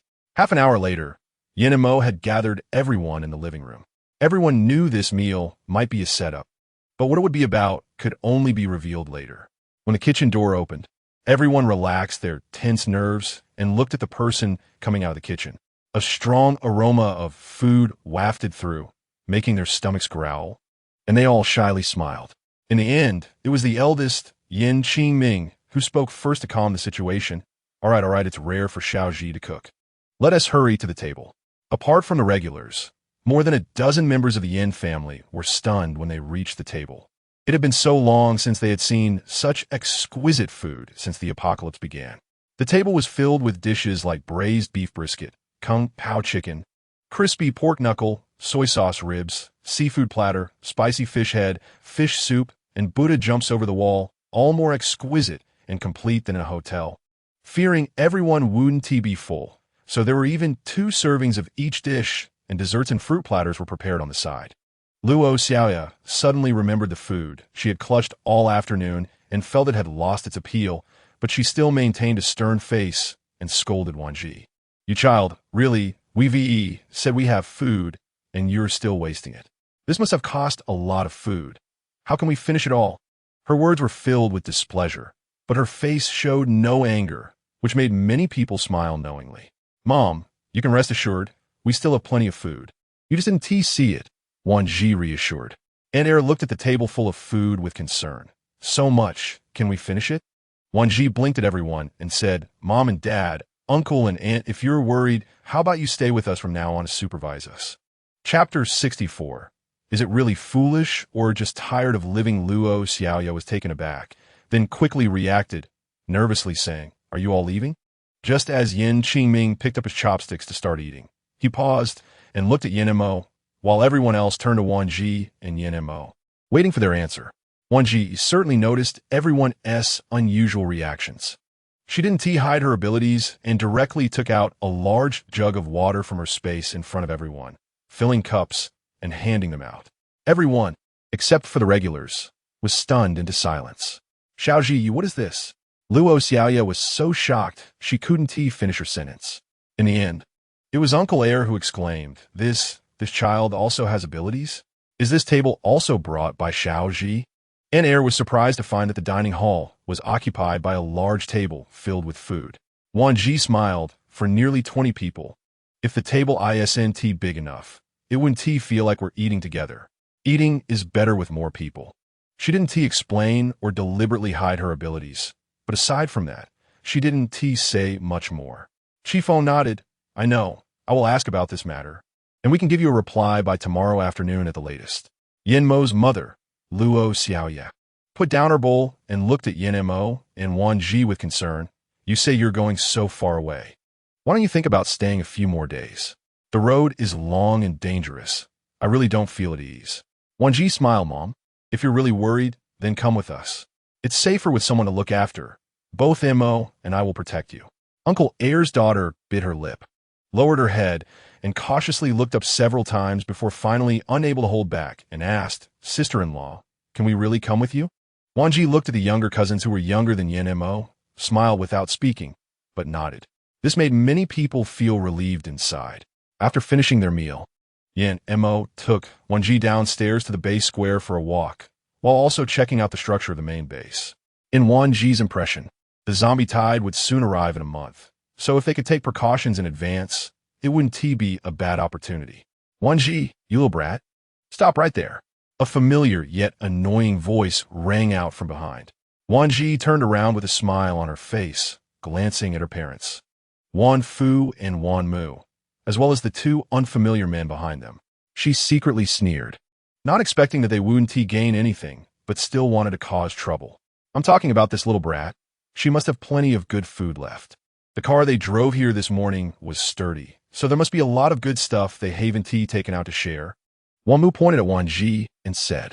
Wan Fu and Wan Mu, filled with indignation, blocked Wan Zhi and Yin Mo's path, while the two men kept them from retreating, clearly intending not to let them leave. Wan Zhi's gaze fell on the two unfamiliar men behind her. Judging by their build and stride, they should be ability users, but she didn't know their levels. Wan Fu slightly moved aside, allowing the two unfamiliar men to come into her line of sight, stating that if they did anything outrageous, it wouldn't be something she and her mother could stop. Wan Zhi's expression turned cold. How much more effort did she have to put in before they would truly let her go? I heard you have quite a few good things, right? One of the buzzcut men looked Wan Zhi up and down, then coldly laughed. It seems you must be a space ability user. Hand over your things, and we can let you go. Mo's gaze fell on the man speaking. And at that moment, Wan Fu immediately pointed at Mo, shouting, Be careful, he can shoot lightning. He attacked me and my wife with that lightning today, and I don't even know what he said. He has been brainwashing my daughter so that she doesn't recognize us anymore. Oh, a lightning ability user? The long-haired man stepped forward, flicking his hair, and coldly said, Perfect, I'm also a lightning ability user, level 3. How about we have a little contest to see who wins? Not interested.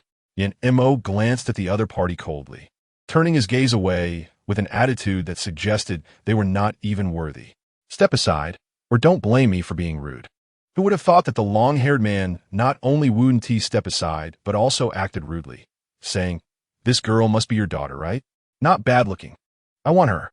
Upon hearing this, Mo raised his head, a cold glint flashing in his eyes, and an overwhelming aura of killing intent and despair suddenly radiated from him.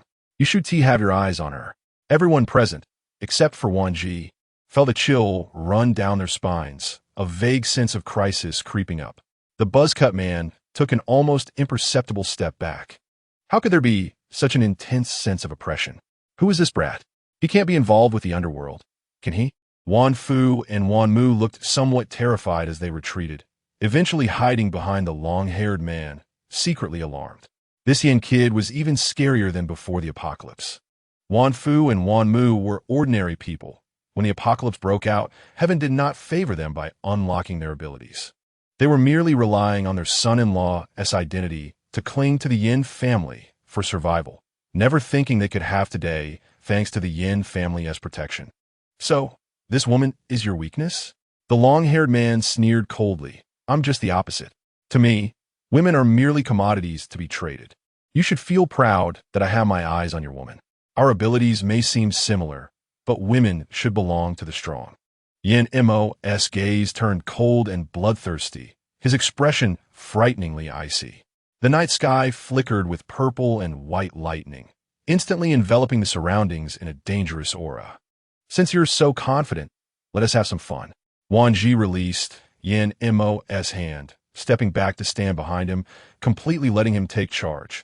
Because she knew better than anyone that although Mo appeared refined, his abilities had already reached level 5, and his mental strength was even more precise and terrifying than radar. 2 lightning strikes fell simultaneously. The first one accurately struck Mo, while the second one devoured the first and then surged toward the long-haired man. The latter was taken by surprise, quickly dodging, but his movements were still slower than the speed of lightning, and his calf was directly struck, emitting smoke. The buzz-cut man realized the long-haired man was far inferior in strength, so he turned his attention to Wan Zhi. Based on his experience with space ability users, he only saw them as having the ability to store items and nothing else, so he was very confident he could take down this woman in one move. Wan Zhi noticed the buzz-cut man's intentions, gave him a cold glance, then turned away, secretly laughing in her heart. He actually thought of targeting her. She didn't know whether to consider him truly foolish or just tired of living. Then, Wan Zhi subtly exposed herself, and the buzz-cut man was momentarily stunned. Then, coldly smiled, thinking that women were just women, and expecting her to be difficult to handle was foolish. She was just a pretty face with a dumb brain. Chapter 65. Indeed, don't judge a book by its cover. Taking advantage of Yin Mo's moment of distraction, the buzz-cut man quickly reached for Wan Zhi.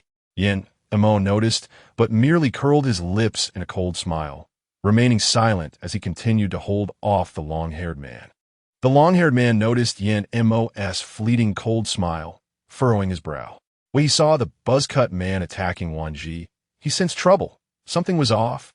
The buzz-cut man didn't care about the long-haired man's warnings. To him, she was just a woman. How could she possibly hurt him? Just as he was about to succeed, his eyes gleamed as he focused on Wan Zhi's back. Got you. The buzz-cut man rolled on the ground, clutching his severed hand. My hand!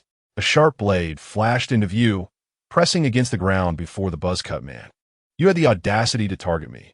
I really don't know whether to commend your courage or to say you're naive. Did you not realize you've been used as a pawn?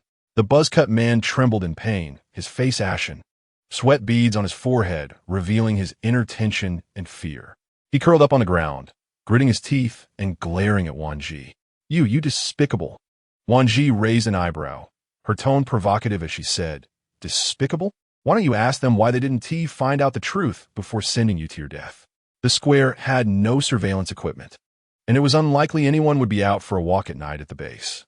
Most people didn't venture out at night, except those collecting crystal cores. So Wan Zhi was not worried about anyone discovering what was happening.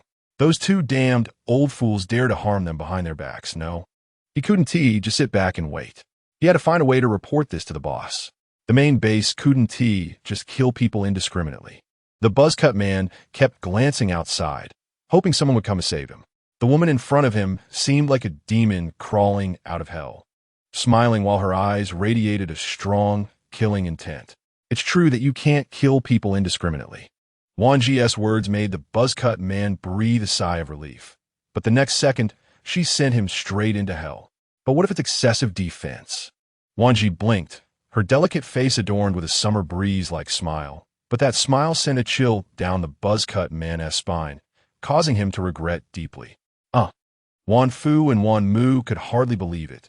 Their daughter, who had been beaten and scolded since childhood, could so easily make a living person disappear. Dead. Dead girl, you dare to kill. Wan Zhi threw the knife on the ground, then tilted her head to look at Wan Mu, saying, He was going to kill me.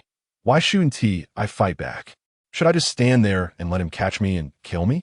Wan Mu knew that reason couldn't convince her, so she immediately rushed forward to pick up the watermelon knife and aimed it at Wan Zhi, fearing that she might turn around and kill them. Wan Mu frowned and said, But aren't you fine now? It's over, we're doomed. When she brought these two people with the old man, many people saw it. If they ask about it later, what will she do? You're not me. How do you know I'm really fine? I'm still sore all over. Wan Zhi raised an eyebrow and said. Wan Fu and Wan Mu's jaws twitched several times in an instant, almost losing their composure. Wan Mu glared at Wan Zhi with a fierce look. You little brat. Your arms are all twisted outwards. We are your parents. That man is gone. If that's the case, we can just get another one. His so-called parents are just a bunch of idiots fooling you. Exactly. You actually think they treat you as one of their own? You're my biological child. How could I harm you? Van Fu Kaimdin. When Yin Mo heard this, he was so angry that he didn't want to drag it out any longer. He unleashed a burst of spiritual energy, and the long-haired man immediately widened his eyes, blood spraying from his mouth as he pointed at Yin Mo. You Before he could finish, he fell straight back. Yin Mo quickly moved to Wan Zhi's side, wrapping a strong arm around her possessively and coldly smirking. Since the man is gone, let's create an opportunity for you to change men. Wan Fu was dumbfounded, and Wan Mu was so scared that her legs shook uncontrollably. You two have already killed 2 people. No, you can't. Which of your eyes saw us kill someone? Wan Zhi blinked innocently, tilting her head and asking, Mo, did we kill someone? After saying this, she casually threw the laser stick she had in her space onto the ground, then seemingly accidentally kicked it further away with her foot. Yin Mo noticed Wan Zhi's actions and raised an eyebrow, shrugging. I didn't see you kill anyone. Did you see me kill anyone? Wan Zhi shook her head. I didn't see you kill anyone either, but Yin Mo pointed at Wan Fu and Wan Mu. I saw you 2 kill someone. Wan Zhi looked at Wan Fu and Wan Mu. I saw you 2 kill someone. As soon as the words came out, Wan Fu and Wan Mu were shocked. Before Wan Zhi and Yin Mo could say anything else astonishing, Wan Mu hurriedly shouted, What nonsense are you 2 talking? How could we kill someone? Wan Zhi looked at Yin Mo, and they both shook their heads, saying, How will we know why you want to kill someone? Wan Fu and Wan Mu knew the sarcasm in those words, but they truly didn't have the courage to stop the 2. However, they felt panic at the thought of what was to come after they left. On Yin Mo's handsome and cold face hung a wicked smile, his voice deep and cruel, like a demon from hell, making one shiver with fear. Get lost. Wan Fu and Wan Mu felt their hearts shrink in fear, as if a cold snake had crawled up their spines, wishing they could sprout 2 more legs to run away immediately. But just as they were about to turn around, Wan Mu remembered the thing she feared the most in her heart, and immediately weighing it all, she halted her steps. Why should we leave? You killed the people. What does it have to do with us? If you have the guts, shout that you killed them. Wan Mu brought up the past again, and Wan Zhi was instantly speechless, secretly cursing in her heart. So stupid, like a pig. Clearly scared to death, but still afraid of being found out. Let us see how I can deal with these 2. Oh, what did you just say? I didn't hear clearly. What should I shout? Wan Zhi dug in her ears, pretending she hadn't heard what the other party had just said. Wan Mu, not suspecting anything, shouted sharply and loudly. Shout that we killed those 2. Do you dare? Because Wan Mu's voice was loud, it immediately attracted the attention of many onlookers. Wan Fu also noticed the laser stick that had been kicked away. Although he didn't know its use, his greedy nature made him run over to pick it up, before he could feel joy from having something in hand. Upon hearing Wan Mu's words, his face instantly changed, his neck bulging with veins as he gritted his teeth. You old hag, what nonsense are you spouting? Wan Zhi exclaimed, Oh, I understand now. So it was you who killed someone. Yin Mo's eyes smiled, genuinely surprised to see that Auntie actually had such courage. Indeed, one should not judge by appearances. Wu Xiaoyin, I didn't expect you to be this kind of person. A muscular man walked out from the crowd. You want someone? I can lend you, but you dare to kill my people? As soon as these words were spoken, Wan Mu finally realized what she had just said. Before the muscular man could speak, Wan Fu and Wan Mu spoke in unison. Sun Ge, you misunderstood. We didn't kill anyone. It was her. It was them who killed. Chapter 66. Dare to say it again, the muscular man grinned menacingly. If you didn't kill them, then why were you shouting so loudly that you killed them? And daring them to do something? Do you think I'm deaf? Wan Zhi blinked, looking pitiful and snuggling tightly into Yin Mo's arms, shivering. I'm just a space ability user. My husband and I were taking a walk here, and we just happened to see them arguing. Then, out of nowhere, the 2 of them fell down, and suddenly they blocked us. It was so scary, seeing Wan Zhi so dependent in his embrace. A barely noticeable smile flashed in Yin Mo's eyes. He stretched out his long arm, holding her tightly in his embrace, enjoying this rare opportunity of her throwing herself into his arms. Wan Zhi, an actress, was getting into character, but suddenly being held so tightly, her expression almost gave her away. She secretly bit her teeth and pinched his flesh at his waist. Wan Zhi, you pervert, don't be so reckless. Yin Mo, I'm not being reckless, I'm being affectionate. The muscular man looked at the injuries on the bald man's body, which were clearly from being cut with a sharp blade, while the long-haired man beside him was already charred beyond recognition, making it impossible to see his face. He then focused on the laser stick in Wan Fu's hand and the watermelon knife in Wan Mu's hand. The muscular man's expression turned strange as he glanced at the two, saying in a low, dark tone, "What you two are holding should be the tools that killed them, right?" It was not a question, but an extremely certain tone. Wan Fu and Wan Mu were shocked, hurriedly throwing the things in their hands to the ground, explaining anxiously, "Sun Ge, you really misunderstood. These weapons were thrown to the ground by them. We just picked them up to prevent them from using them to kill us again." Wan Zhi slightly lowered her head, looking like a weak victim, and cautiously asked, "May I and my husband leave now?" Wan Fu and Wan Mu were startled. "Don't leave." "What will happen if you leave?" The muscular man glanced at Wan Zhi and Yin Mo, thoroughly sizing them up. But seeing that neither of them showed any signs of dodging their gazes, he nodded and waved his hand, signaling them to leave go. After Wan Zhi and Yin Mo left, Wan Fu and Wan Mu immediately felt their legs go weak, as if the sky was about to collapse, crying out, "Sun Ge, you have to believe us. We wouldn't dare to kill them, even if we borrowed courage from the heavens." Wan Fu desperately nodded in agreement. "Yes. They are all ability users. We aren't. We're just ordinary people. How can we possibly kill them? If it's really as you say, that they killed someone, since you two saw it with your own eyes, why didn't they kill you and instead threw the weapons on the ground for you to pick up? Do you take me for a fool?" Upon hearing this, Wan Fu and Wan Mu looked in astonishment at the weapons on the ground, their gazes immediately falling on the muscular man's face, and they quickly realized that they had been set up by Wan Zhi, and it was the kind that could kill without compensation. "From now on, I will be with you." Yin Mo gently wrapped his arm around her shoulder. The morning of the apocalypse still had a sky splashed with gray-red clouds, but the weather had noticeably started to cool down. A thin layer of moisture on the glass window indicated a significant temperature difference between indoors and outdoors. Wan Zhi got up and took out a few winter jackets from the space. After getting dressed, she helped Yin Mo zip up his jacket and handed the remaining ones to them. Yin Mo looked gently into her eyes and said, "Thank you for everything you do for my parents. You also said that your parents are my parents. They treat me well, so of course, I will treat them as my own," Wan Zhi replied. She pecked him on the lips and stepped back, watching Wan Zhi flee in embarrassment. Yin Mo shook his head and smiled helplessly. This woman just knows how to tease but doesn't follow through. While Wan Zhi was making breakfast, she suddenly thought of something and looked at Yin Mo, who was helping to cook porridge nearby. "Montak, can you go call my parents and the others to come eat breakfast?" "Okay, I'll go as soon as the porridge is ready," he replied. "I'll watch the porridge." "You go ahead," Wan Zhi urged. As soon as Yin Mo left, Wan Zhi quickly took out some golden energy water from the space and poured it into a large kettle, filling another iron basin before continuing to prepare breakfast. When the porridge was almost ready, she added the energy water and turned up the heat to cook it down.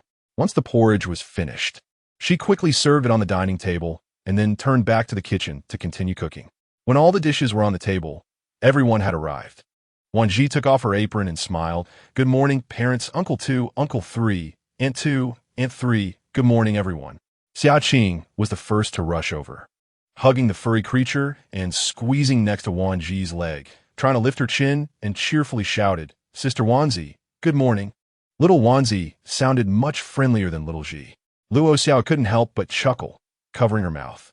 As the head of the family, Yin Xingming saw the delicious spread that Wan Zhi had worked hard to prepare and quickly urged everyone, "Come on, everyone, stop standing around and sit down and eat breakfast." The breakfast spread was rich and plentiful, allowing everyone to eat heartily without caring about their image, and the atmosphere at the table was warm and cheerful. "Bang, bang, bang. Wan Zhi, you stinky girl, open the door for me. I know you're inside. Hurry up and open the door." A familiar yet annoying voice rang out from outside. Everyone, having seen many storms, frowned at the deafening voice. Luo Xiao worried that Wan Zhi would be at a disadvantage and said with concern, "Little Zhi, who could be looking for you so early?" Upon hearing this, Wan Zhi put down her utensils, secretly sneering, but still maintained a calm expression to reassure, "It's nothing. It's Wan Tian." The old acquaintances didn't understand who Wan Tian was, but the Yin family members changed their expressions upon hearing his name and watched Wan Zhi get up and leave the table to open the door. Luo Xiaoya, somewhat dissatisfied, put down her utensils and complained, "How much more blood Do the people from the Wan family want to suck from little Zhi? They're all heartless bloodsuckers. It's unfortunate that little Zhi was born into that environment. Yan Qingming placed a piece of food in Luo Xiaoya's bowl and said in a comforting tone, "Don't worry so much. Our daughter-in-law has her son to protect her. You said not to get angry while eating. So why are you getting angry now?" Luo Xiaoya, not pleased, lightly tapped Yan Qingming's hand with her chopsticks. "I'm just worried about this child, little Zhi. Thankfully, she married into our Yan family. Otherwise, who knows how much suffering she would have to endure." Wan Zhi opened the door. "What are you doing here?" As Wan Tian was about to speak, he suddenly caught a whiff of a complex yet familiar and enticing aroma. His eyes brightened, and he immediately pushed past Wan Zhi to enter. However, Wan Zhi was now a level 5 supernatural being, and there was no way an ordinary person could move her. Wan Tian, realizing he couldn't push past Wan Zhi, froze for a moment, then angrily exclaimed, "Stinky girl, I'll settle the score with you later. Get out of my way." Wan Zhi didn't indulge even Wan's parents, let alone her younger brother, Wan Tian. She immediately grabbed his collar. "Who are you calling a stinky girl? Say it again if you dare. And don't forget, you're younger than me. When did you become my elder?" Chapter 67. Pink Bubbles. Wan Tian was nearly out of breath from being held like that, his face turning red and purple as he quickly started to plead. "Why, you misheard. Misheard. And no, I was wrong. I was wrong. Please let me go. I can hardly breathe." After Wan Zhi released him, she crossed her arms and leaned against the wall. "What do you want?" Wan Zhi knew very well that Wan Tian wasn't inherently bad. He was just spoiled by their parents and had a sense of entitlement. However, whenever Wan Zhi was scolded or beaten by their parents, Wan Tian would always speak up for her. That's why she didn't immediately punish him upon seeing him. Wan Tian coughed several times while holding his neck, almost gasping for air. After a while, he finally managed to calm down and slowly got up from the ground. "You." Wan Tian saw Wan Zhi glaring at him and awkwardly grinned, though his smile was laced with embarrassment. "Sister, I'm hungry." Wan Zhi continued to look at him coldly. "What exactly do you want?" She repeated. What he didn't say was that a neighbor told him that because their parents killed Sun Ji's subordinates, Sun Ge directly dealt with their parents in the most brutal way. However, Wan Tian didn't really believe that his parents had the guts to kill anyone, but last night, many people heard them shouting in the square, claiming they had killed 2 of Sun Ji's subordinates. Wan Zhi raised her eyebrows at Wan Tian. "So what do you think?" Wan Tian took a deep breath and finally expressed his thoughts. "Of course, I don't believe it. I know how timid my parents are. How could they possibly kill someone? They must have been framed." Wan Zhi's face remained calm, showing no signs of someone whose parents had just died. She nodded and asked, "And then? What do you plan to do?" Wan Tian gritted his teeth, his fists clenched tightly. "What else can I do? Of course, I need to find the real killer to prove my parents are innocent." Wan Zhi's gaze flickered a few times, but she remained silent. Just as he finished speaking, Wan Tian suddenly slumped against the wall. "I know what my parents are like. After staying in the base for so long, anyone who knows them knows they would eventually get into trouble. I didn't expect it to happen so soon." When the apocalypse struck, Wan Tian couldn't find Wan Zhi, and his heart sank. With zombies everywhere, how could his sister survive alone outside? Until he heard that his sister was alive and coming to the main base. He was so excited he couldn't sleep all night. Sister, Wan Tian didn't dare to face Wan Zhi, but deep down, he hoped she could be like when they were kids. "At home, you're all I have left." The fact he had been avoiding finally climbed into Wan Zhi's heart. Her pupils constricted fiercely. Yes, in this family, she never had a place. Yet she continued to do things she didn't want to do, all because of a useless brother. But now, although Wan Tian was curious about what Wan Zhi and her group were eating, he didn't ask much. Instead, he anxiously rubbed his stomach, looking pitiful like a little dog. He pouted and said, "Sister, I'm really hungry." Wan Zhi couldn't help but laugh. "Really hungry?" A hint of unnatural redness crept onto Wan Tian's face, and he awkwardly nodded, almost unable to speak. He carefully pulled out a dry piece of flatbread from his pocket. "I was supposed to give this to you last night, but my parents wouldn't let me go out. I just heated it up. I thought you might be hungry and wanted to give it to you." Wan Zhi initially wanted to tease him, wondering why he didn't give it to her last night if he wanted to. But hearing the rest of his words and seeing the awkward smile on his face, she softened and changed her tone. "Come in." She stepped aside to let him in. Wan Tian's mood instantly lifted. his eyes shining as he quickly shoved the flatbread into Wan Zhi's arms and said, "Thanks, sister." He dashed to the dining table. "Hello, brother-in-law. Hello, uncles and aunts. Hello, brothers and sisters. My name is Wan Tian."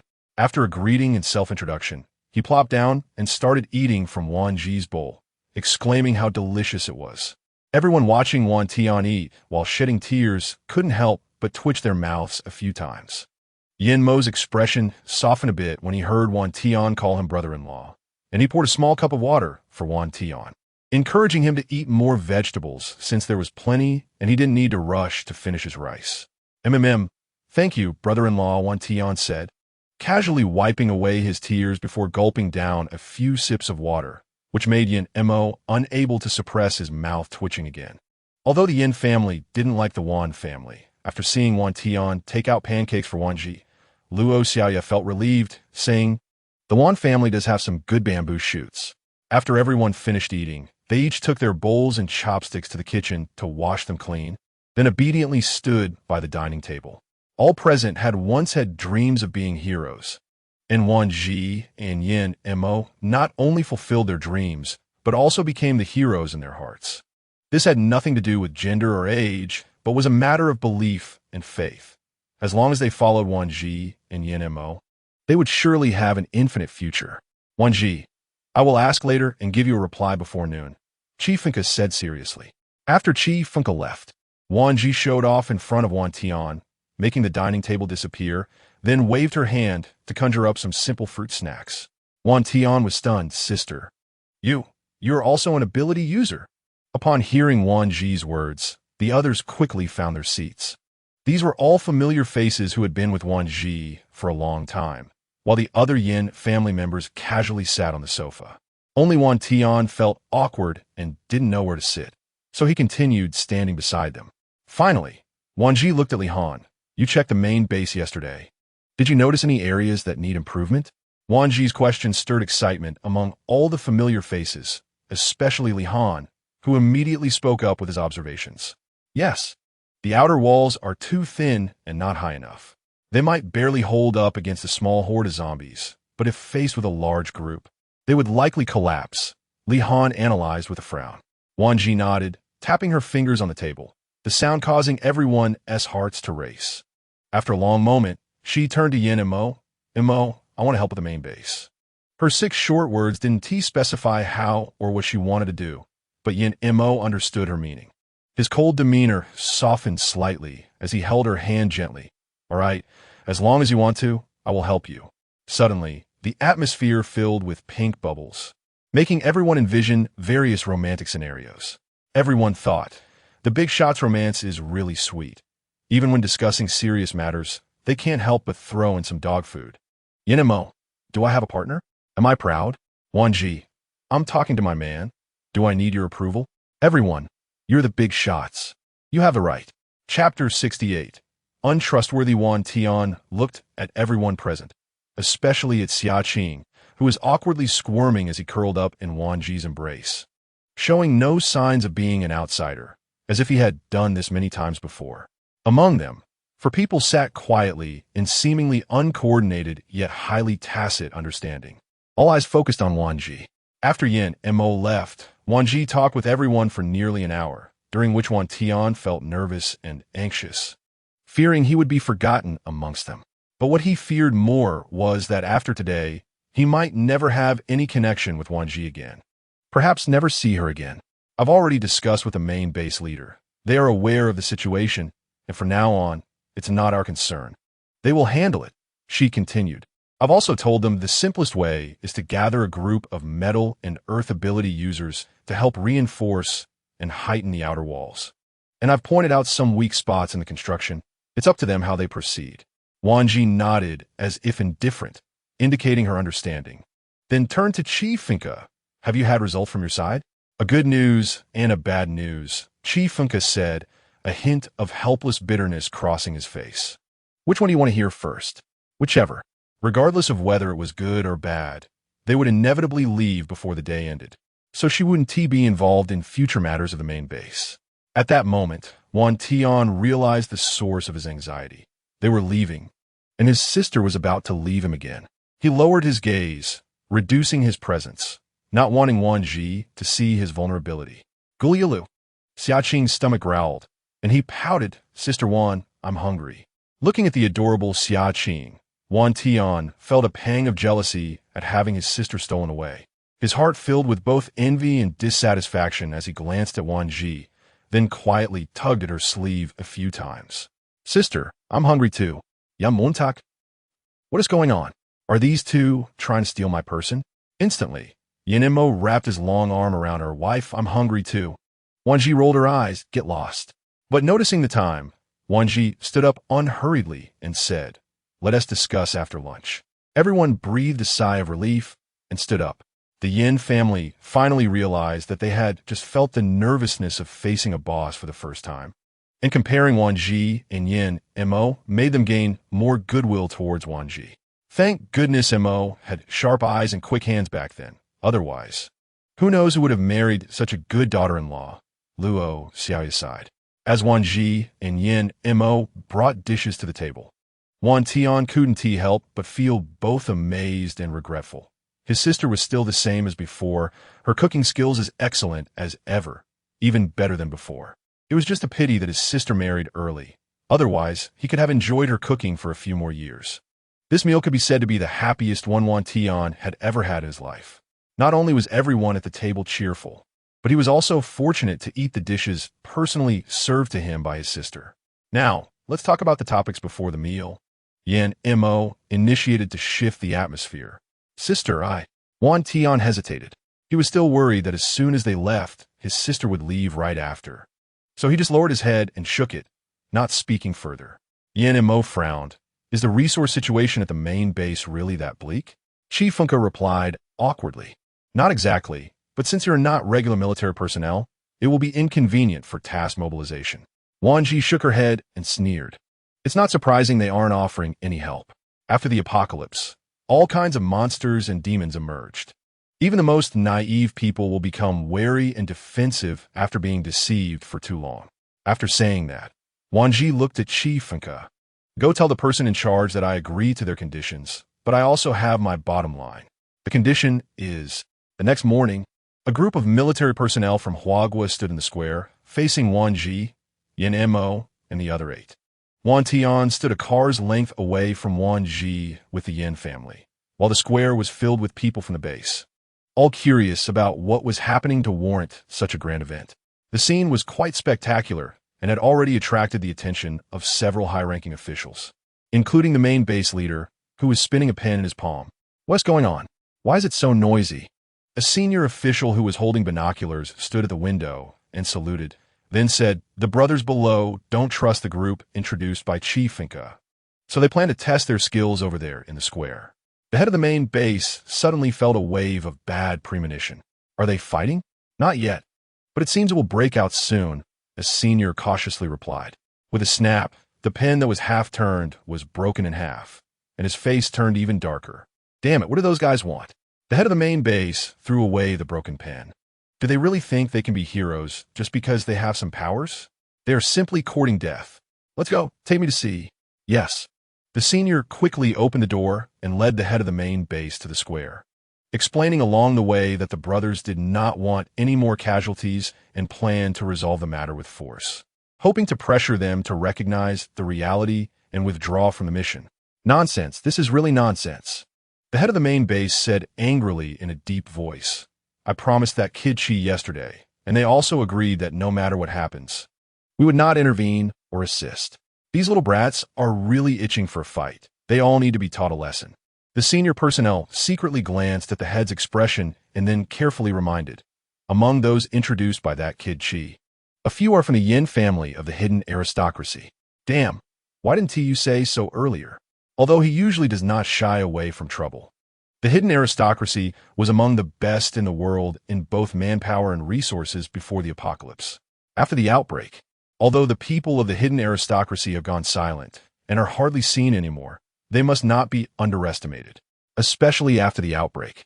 With the rise of many superpowered individuals, no one can guarantee that there are no powerful superpowered members of the hidden aristocracy.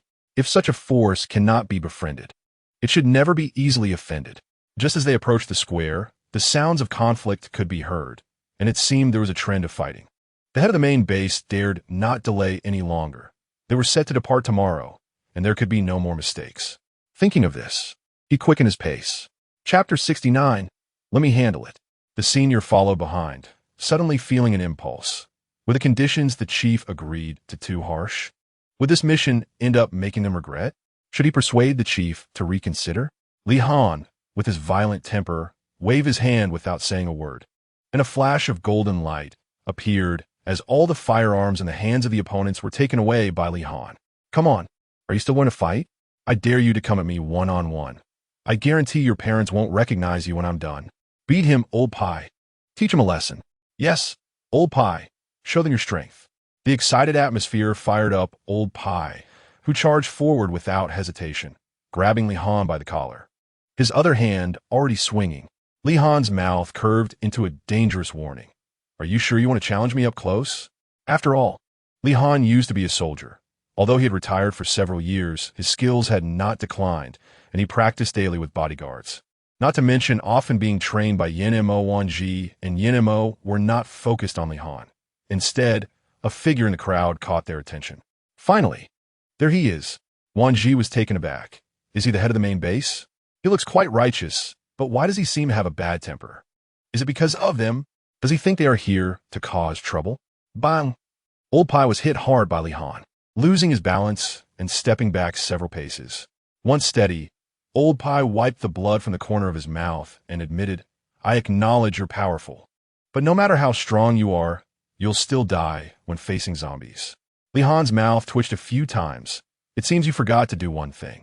Old Pie was stunned, his expression puzzled. Forget what? As soon as he said this, he immediately regretted it. Didn't you just say that if I don't beat you to the point where your parents won't recognize you, you'd bark like a dog? Li Han said with a cheeky tone. Old Pie stiffened and growled through gritted teeth. Impossible. He said this while preparing to charge forward when suddenly a gunshot echoed through the crowd, creating a wave in the air as a bullet abruptly stopped in front of Old Pie's chest and then fell to the ground. Wan Zhi stot beside Jan Montag.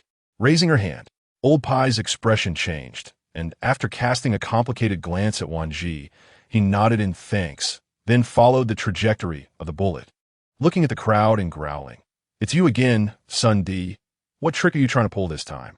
Sun Di stepped out of the crowd, his demeanor both arrogant and domineering. Yesterday, I thought you two were just ordinary humans. I didn't expect you to have such skills. That performance last night must have been staged by you two, right? Wan Tian was stunned, his gaze falling on Wan Zhi, who remained calm, seemingly unbothered by being exposed. Wan Tian opened his mouth, but ultimately said nothing. You were the first to have such speed to block my bullet, Sun Di continued. How about joining my team? I have power and food, everything you can think of, nothing we lack. Wan Zhi glanced at Sun Di, her eyes full of sarcasm as she coldly replied. I have power, I have supplies, and I probably have no less manpower than you. What do you think you can offer to tempt me? The head of the main base stepped out of the crowd, looking at Sun Di coldly and said, It's best to know your limits. What's the point of shooting from behind? Sun Di shrugged, adopting a nonchalant attitude, and laughed. Just a joke. Besides, your people are fine, aren't they? Whoosh! A flash of white light passed, cutting off a few strands of hair from Sun Di's bangs. Realizing this, Sun Di was internally shocked, but the people behind him immediately stepped forward aggressively. You want to die, don't you?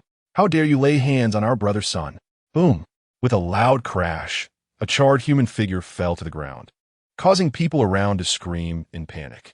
Why was the show going so well, and suddenly someone died? If you can't say anything nice, then it's better not to say anything at all. Yin Mo's intense, murderous gaze slowly swept over every face present, and if anyone dares to disrespect her again, I don't mind killing a few more people. Sun Di frowned. Could he really not gauge this man's power level? Is this man's power level really higher than his? Should he try to recruit him into his team? But that woman had already refused. Would this man be willing to abandon her to join him? Wan Zhi and Yen-Mo had no idea that in such a short time, Sun Di had thought so much. If there is nothing else, we'll take our leave. Yen-Mo's cold gaze fell on Sun Di's face, and then she took Wan Zhi's hand and turned to leave. Stop! Sun Di probably felt his tone was too harsh and immediately softened his tone, smiling. I genuinely think you two have good strength and would like to recruit you. After thinking for a moment, he added, why don't you name your conditions? As long as I can meet them, how about that? Li Han was taken aback. But before he could speak, Xiaqing had already rushed to Wan Zhi's side, hugging her leg, and said, Sister Wan Zhi, let me speak. Our team's benefits are 3 meals a day plus late-night snacks until you're full, plus snacks, fruits, and drinks. Li Fang, holding a sumakinagun, also stepped forward and said, the conditions are very simple. Anyone can do it. We are all on the same side, united and supportive. If there is something to discuss, we want to stab each other in the back, united against outside forces. We will do our best to defeat our opponents. One by one, the old members stood up and even loudly stated their conditions, their voices powerful and deafening, shaking the hearts of everyone present. Wan Zhi slowly drew out a tang knife from her back, tapping it against her palm, and asked, so, what do you think you have that can tempt me to betray my team? Food? Supplies? Or what else? With each word she spoke, she took a step forward until she stood in front of Sun Di. Although Wan Zhi was not taller than Sun Di, her disdainful expression felt as if she was trampling him underfoot in humiliation. You will definitely regret the decision you made today. Sun Di disregarded the advice of those below him, shook off his subordinates, and then shook his coat and turned to leave. Yin Mo said nothing, wrapping his arm around Wan Zhi, ready to leave as well, when suddenly he grabbed Wan Zhi's shoulder with one hand and clenched the other into a fist, striking hard at Wan Zhi's abdomen. Ah! Sun Di suddenly cried out in pain, only to see his fist blackened and smoking, with blood seeping out from time to time. In a fit of rage, Sun Di glared at Yin Mo. Yin Mo held Wan Zhi's shoulder. Did that hurt? Wan Zhi smiled. With you around, no one can hurt me. Isn't that what you said? Yin Mo smirked. Then his gaze turned sharp as it fell on Sun Di, a strong killing intent instantly enveloping him. It seemed that without giving you a lesson, you would never understand right from wrong. Montak, there's no need for you to take action against this kind of person. Wan Zhi gently brushed his shoulder. Let me handle this. Just right? She had been bored these past few days without going out to kill zombies, so she decided to use this person to test her skills. Yin Mo smiled with an ambiguous expression. Sure, if anyone dares to hurt you, I'll make sure they turn into zombies immediately. The old crew members and Chifinka were also excited, finally able to witness little Wan Zhi in action again. Even Wan Tian, who had complicated feelings, felt inexplicably excited. The head of the main base frowned, noticing that after the young girl said this, the mood of those present seemed to change. It seemed that there was something about her that caused everyone to unite, something he had rarely seen since the apocalypse. What could it be? Chapter 70. What is her name? The senior personnel and Old Pai were also stunned by this scene. An invisible, intangible power emanated from that girl. Such strong cohesion. If this girl were on the battlefield, she would definitely not be underestimated. One of the senior officials' words made the head of the main base's pupils tremble. Yes, it was cohesion. It seemed that this girl was the faith of this small team. What is her name? Hearing Chi Feng say that this girl's surname was Wan and that she was the eldest daughter-in-law of the Yin family, the head of the main base was shocked. The eldest daughter-in-law? She's married? The head of the main base looked at Wan Zhi with not only surprise, but also a hint of serious contemplation. Wan Zhi's gaze swept over Sun Di and his few crooked subordinates behind him, finally landing on Sun Di. The corners of her mouth curled into a cold smile, her tone arrogant and unrestrained. Let me introduce myself. I am Wan Zhi, the leader of the team, and also your enemy. Wan Zhi said coldly, you killed my parents. How could I not see you as an enemy? Wan Tian was taken aback. His eyes instantly brightened, and he clenched his fists excitedly. I knew it. My sister could never have killed Mom and Dad. Someone must have framed her. Absolutely. I remember you just entered the base a few days ago. I haven't seen your parents. Sun Di mistakenly thought the other party was looking for an excuse to step down and looked at Wan Zhi with disdain. Haven't seen them? Wan Zhi raised an eyebrow, her lips curling into a fierce, cold smile. Then you should clean your ears and listen clearly. She spoke word by word. The couple you killed yesterday were my parents. Upon hearing this, the Yin family's expressions instantly became complicated. Their impression of the Wan couple had always been that they were sly and cunning, but upon learning of their deaths, it was hard to believe. I didn't intend to hold this against you, but since you are so deserving of a beating, I will beat you until you are satisfied. She loosened the zipper of her jacket slightly and tightened her grip on the tang knife, spinning it a few times. Sun Di's eyes showed a probing gaze, adding a hint of significance to the atmosphere. If it were your man challenging me, I might not be very confident, but since it's you, Sun Di took off his leather jacket, revealing a muscular body, his long arms brimming with power, holding a metal rod that transformed into thumb-sized iron beads spinning around him. Li Han and Zhuo Huaichu stepped back with serious yet excited expressions.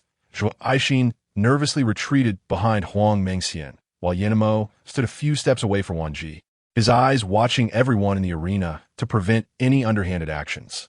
However, the head of the main base suddenly walked to Qi Finka's side. If I remember correctly, these are the few people you mentioned before and yesterday, right? The head of the main base nodded without asking further questions, his gaze fixed on the girl in the arena. Wan Zhi gripped the tang knife tightly, retracting her abilities, activating every cell in her body. Good. She wanted to test how far her skills could go against an ability user without exposing her own abilities. If you lose, you have to take your people to the base square and shout 10 times to those victims you once tormented, "I'm sorry, I'm a waste." Wan Zhi shot a cold glance, emphasizing each word. As soon as Wan Zhi said this, everyone in the square looked at her in shock, many with hopeful eyes, while some glared fiercely at her. "What is her name?" the head of the main base asked. Qi Finka was taken aback, turned to the speaker, pursed his lips, and, after a long pause, finally said, "Wan Zhi." With Wan Zhi's shout, even those not in the square deliberately rushed over to witness this rare scene. After all, there had been people challenging Sun Di in the past, but they had all ended up being ruthlessly beaten and humiliated. The Yin family also nervously watched this scene. Yin Qingming looked at the bodyguard next to Yin Mo and asked, "Does the eldest lady have confidence?" He was considering how to help her if Wan Zhi lost. The eldest lady supports the entire base and has trained her own people. Yin Qingming was taken aback. "Are you saying she alone?" "Yes. The eldest lady's ability is very special.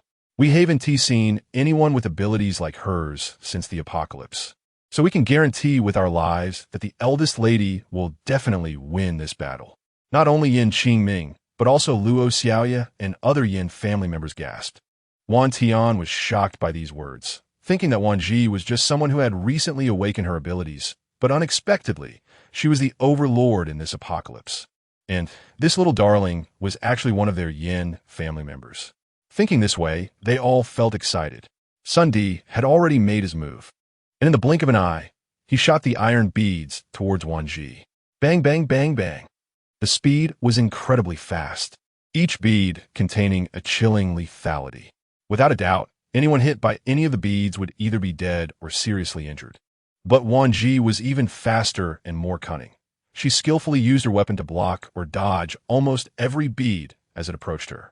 The tang knife was forged through countless refinements using metal abilities by Li Han, so Sun Di's elementary metal abilities were simply not a match for it. Sun Di's expression changed drastically, and he became more serious. This time, he did not underestimate Wan Zhi, but exerted all his strength, using his most powerful skills, including close combat. However, he did not know that Wan Zhi had been through hell in the apocalypse of her past life, and she was not someone Sun Di could easily deal with. Therefore, from the moment the two began to clash, they quickly attracted everyone's attention. Whether in speed or ability, Sun Di was clearly at a disadvantage, and the subsequent physical struggle and the flexibility of his abilities were completely incomparable. If one had to use a term to describe it, it would be like a college student bullying a middle school student in knowledge. It was simply bullying. Most of the people in the base went from watching at the beginning to cheering for Wan Zhi alongside those around them. At that moment, Sun Di was fooled by Wan Zhi's feint. He was startled and quickly summoned his powers again, concentrating the iron beads into a sheet of iron to block Wan Zhi's attack. However, how could a mere metal ability user compete with the battle-hardened Tang Dao? With a loud bang, the iron sheet was sliced in half like tofu by Wan Zhi. She gave Sun Di no chance to react, using her body to push against his back and kicking off, sweeping her Tang Dao towards Sun Di's waist and abdomen. Chapter 71. Appreciation of Wei Wuxing's Sun Di's pupils constricted sharply as he looked at the blade coming towards him, and he panicked. Instinctively, he wanted to rush into the crowd to avoid Wan Zhi's attack and find a chance to escape amidst the chaos. But just as he swung the iron beads again, he glanced at Wan Zhi's long knife, his cold eyes narrowing. What if she had a knife? These beads were made of special materials that could penetrate tanks. She was doomed. Just as the iron beads were about to strike, they were all suddenly controlled, and he could no longer manipulate them. At that moment, he finally felt fear. Wan Zhi's strength and speed, enhanced multiple times by the fruit from the space tree, had reached an inhuman level, and her body's agility was terrifyingly high. Almost the instant Sun Di moved, Wan Zhi swiftly swung her Tang Dao like a sentient weapon, cutting at his waist and abdomen in a tricky and cunning manner. Sun Di couldn't dodge in time and summoned a thick iron plate to defend, but the long knife still sliced through it effortlessly. Sun Di's 5 fingers were nearly severed, and he curled up in pain, his face ashen, cold sweat on his forehead revealing his fear and agony. Even though he gritted his teeth, low moans escaped through his clenched jaws like a wounded beast. His dirt-colored face twisted in agony, veins bulging on his forehead, his eyes reddening and widening in terror, revealing despair as if he were in a dying struggle. Seeing this, Sun Di's subordinates clenched their fists and rushed in front of Wan Zhi, surrounding her tightly, daring to harm their brother's son, demanding her life. They unleashed their powers simultaneously, various abilities crashing towards Wan Zhi. At that moment, Yin Mo's gaze sharpened, his purple eyes emanating a dangerous chill. He moved swiftly. Enli Han and the others followed suit, turning the one-on-one confrontation in the square into a chaotic brawl. The high-ranking officials were alarmed and blurted out that something was wrong. They rushed forward to stop it, but were unexpectedly blocked by a hand. "Wait," the head of the main base said calmly. "Don't rush to intervene." Bang, bang, bang, bang, bang. A series of heavy crashing sounds erupted, and in the center of the square, apart from Wan Zhi and Yin Mo, all of Sun Di's subordinates, including him, fell to the ground, howling in pain and unable to get up. The crowd gathered in the square, witnessing this scene, seemed to release the pent-up frustration in their hearts, erupting into thunderous cheers. Great! Finally, someone could subdue these bastards. So satisfying to watch. These guys deserved a good beating long ago, always acting like they own the place. Ugh! Seeing everyone's expressions, Wan Zhi felt quite satisfied with this outcome. She had not revealed her secret and had managed to inflict damage on the ability users with the strength of ordinary people. Is this enough to be satisfied? Wan Zhi paused, looking up at Yin Mo. The moment their eyes met, she instantly understood something and smiled. "You figured it out." Yin Mo didn't ask further but smiled faintly. "Even if it's exposed, I have the ability to protect you. You won't become the target of everyone's attacks." Wan Zhi blinked and tilted her head closer, playfully whispering, "So confident? If I reveal all my secrets, how long can you protect me?" In fact, she was just joking and never expected Yin Mo to explain anything. Yin Mo looked at her with a doting gaze, his eyes softening. "I will always protect you. Until the moment I die, I will guard you." Wan Zhi's heart tightened suddenly. Perhaps it was because her life had been too smooth since her rebirth that the heart-wrenching memories she had almost forgotten resurfaced. "You're still the same as before." She slowly lowered her gaze, a self-deprecating smile appearing, always standing in front of her to solve all her problems. Yin Mo walked in front of her, gently tucking her shoulder-length hair behind her ear. Then his gaze fell on her face, pulling her into his embrace. "Because of you, it's worth it." At that moment, the base square suddenly fell silent. The head of the main base, Wei Wuxing, slowly walked step by step to stand in front of Wan Zhi and Yin Mo. His gaze swept over Li Han and the others before finally resting on the two who held the most secrets. "Hello, I am the head of this main base." Wei Wuxing. After a pause, he continued, "I wonder if you could spare some time to talk?" Yin Mo slightly lowered his gaze at Wan Zhi, not expressing any attitude and fully handing the decision-making power over to her. He just wanted to stay by her side and be her dedicated knight. As for the others, they all looked to Wan Zhi, waiting for her to speak. If she agreed, they would go together. If she refused, they would leave together. Wei Wuxing also sensed that the decision-making power in this small team rested with this girl. He admired this unconditional trust and understanding. The leader of this small team must have remarkable qualities. Wan Zhi blinked and tilted her head. Did Chief not tell you? We're leaving today. Wei Wuxing frowned slightly. But thinking of the other party's identity as a base founder, he tried to ask, even if the main base has prepared ample resources for you, you still don't want to stay? In Wei Wuxing's mind, Wan Zhi and her team had merely created a small base, and it was a waste of talent for such people to remain in a small base.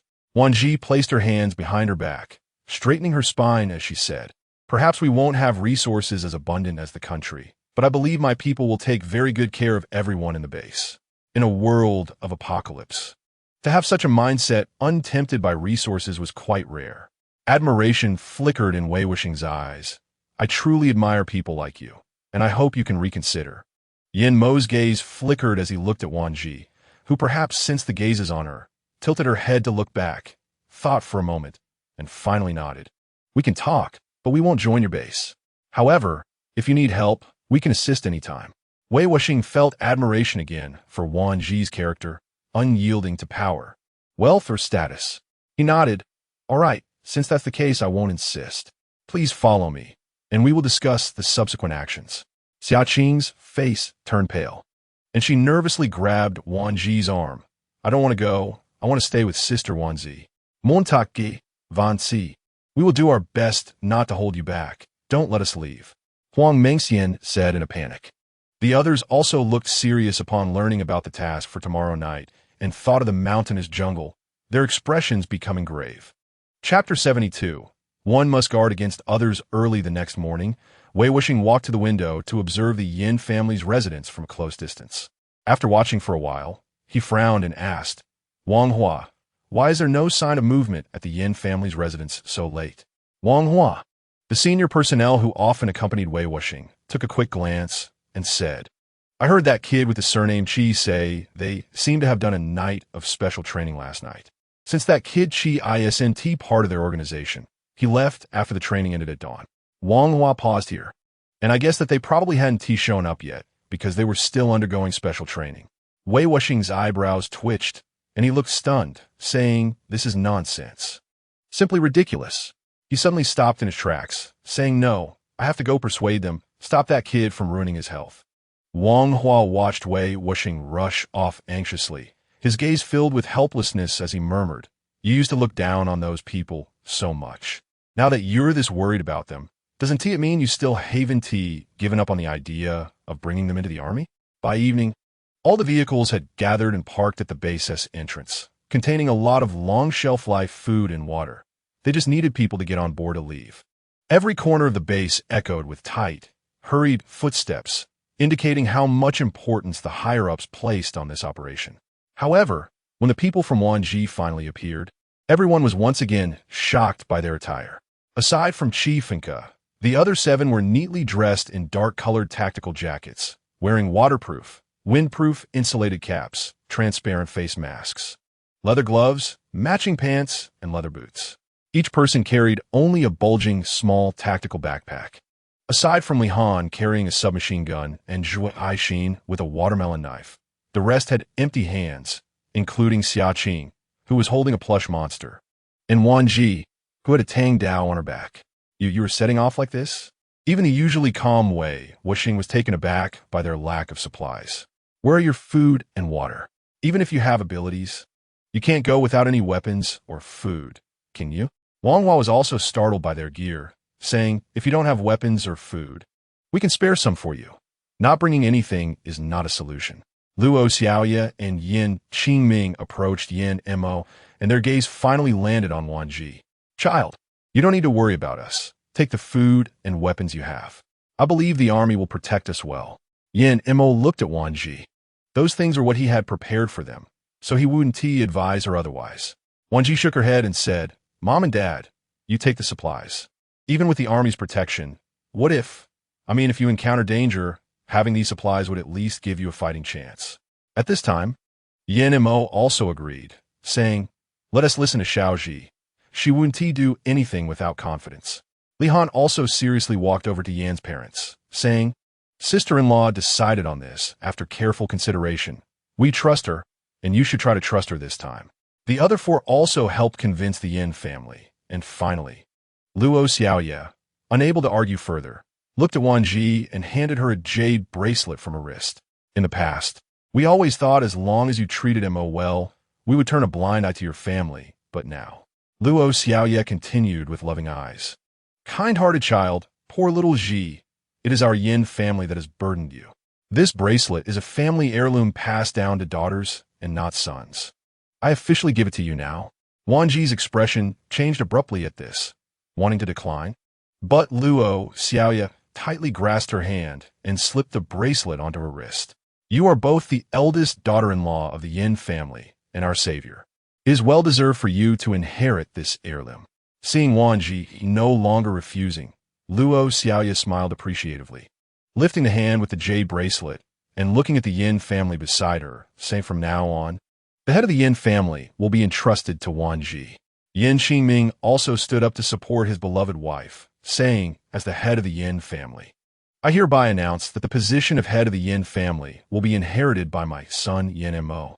The decision of authority was instantly agreed upon by everyone in the Yin family. Report. Suddenly, a young man in camouflage ran up to Wei Wuxing, saluted, and said, We don't have enough vehicles. How absurd. Wei Wuxing shouted in anger. Wasn't everything arranged? How can there suddenly be not enough vehicles? The young man in camouflage, sweating profusely, lowered his head, looking panicked, and said, It's that idiot Sun Di and his gang who took the vehicles. He swallowed hard and continued, he said, We let outsiders bully the people in the base, and they were unhappy, so they wouldn't let us use the vehicles and just took them away. Wan Zhi's expression turned cold. She remained silent, quickly scanning all the vehicles present.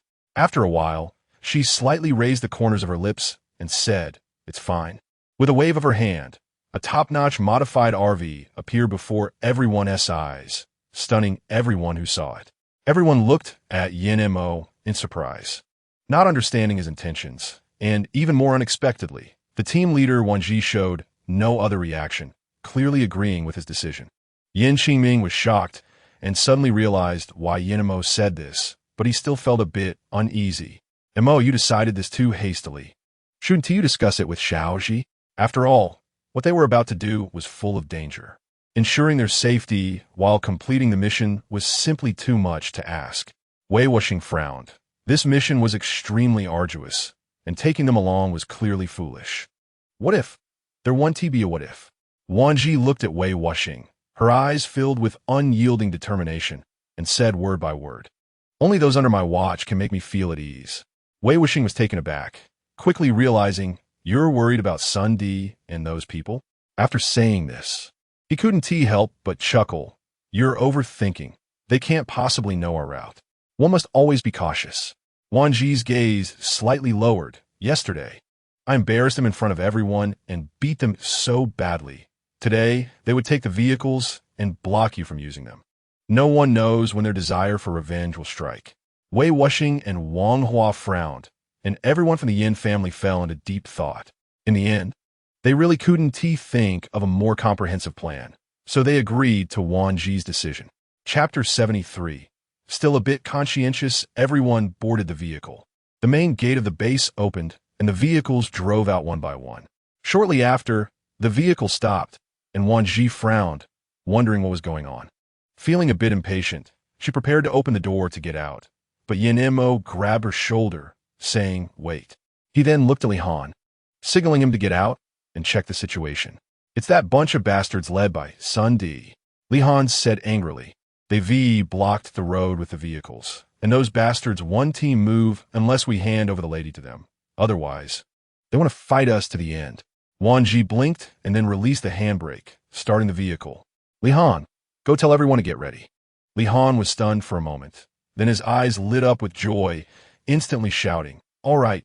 On the other side, Sun Di, with his bandaged hand already soaked in blood, shouted, You won't get away unless you hand over that person today.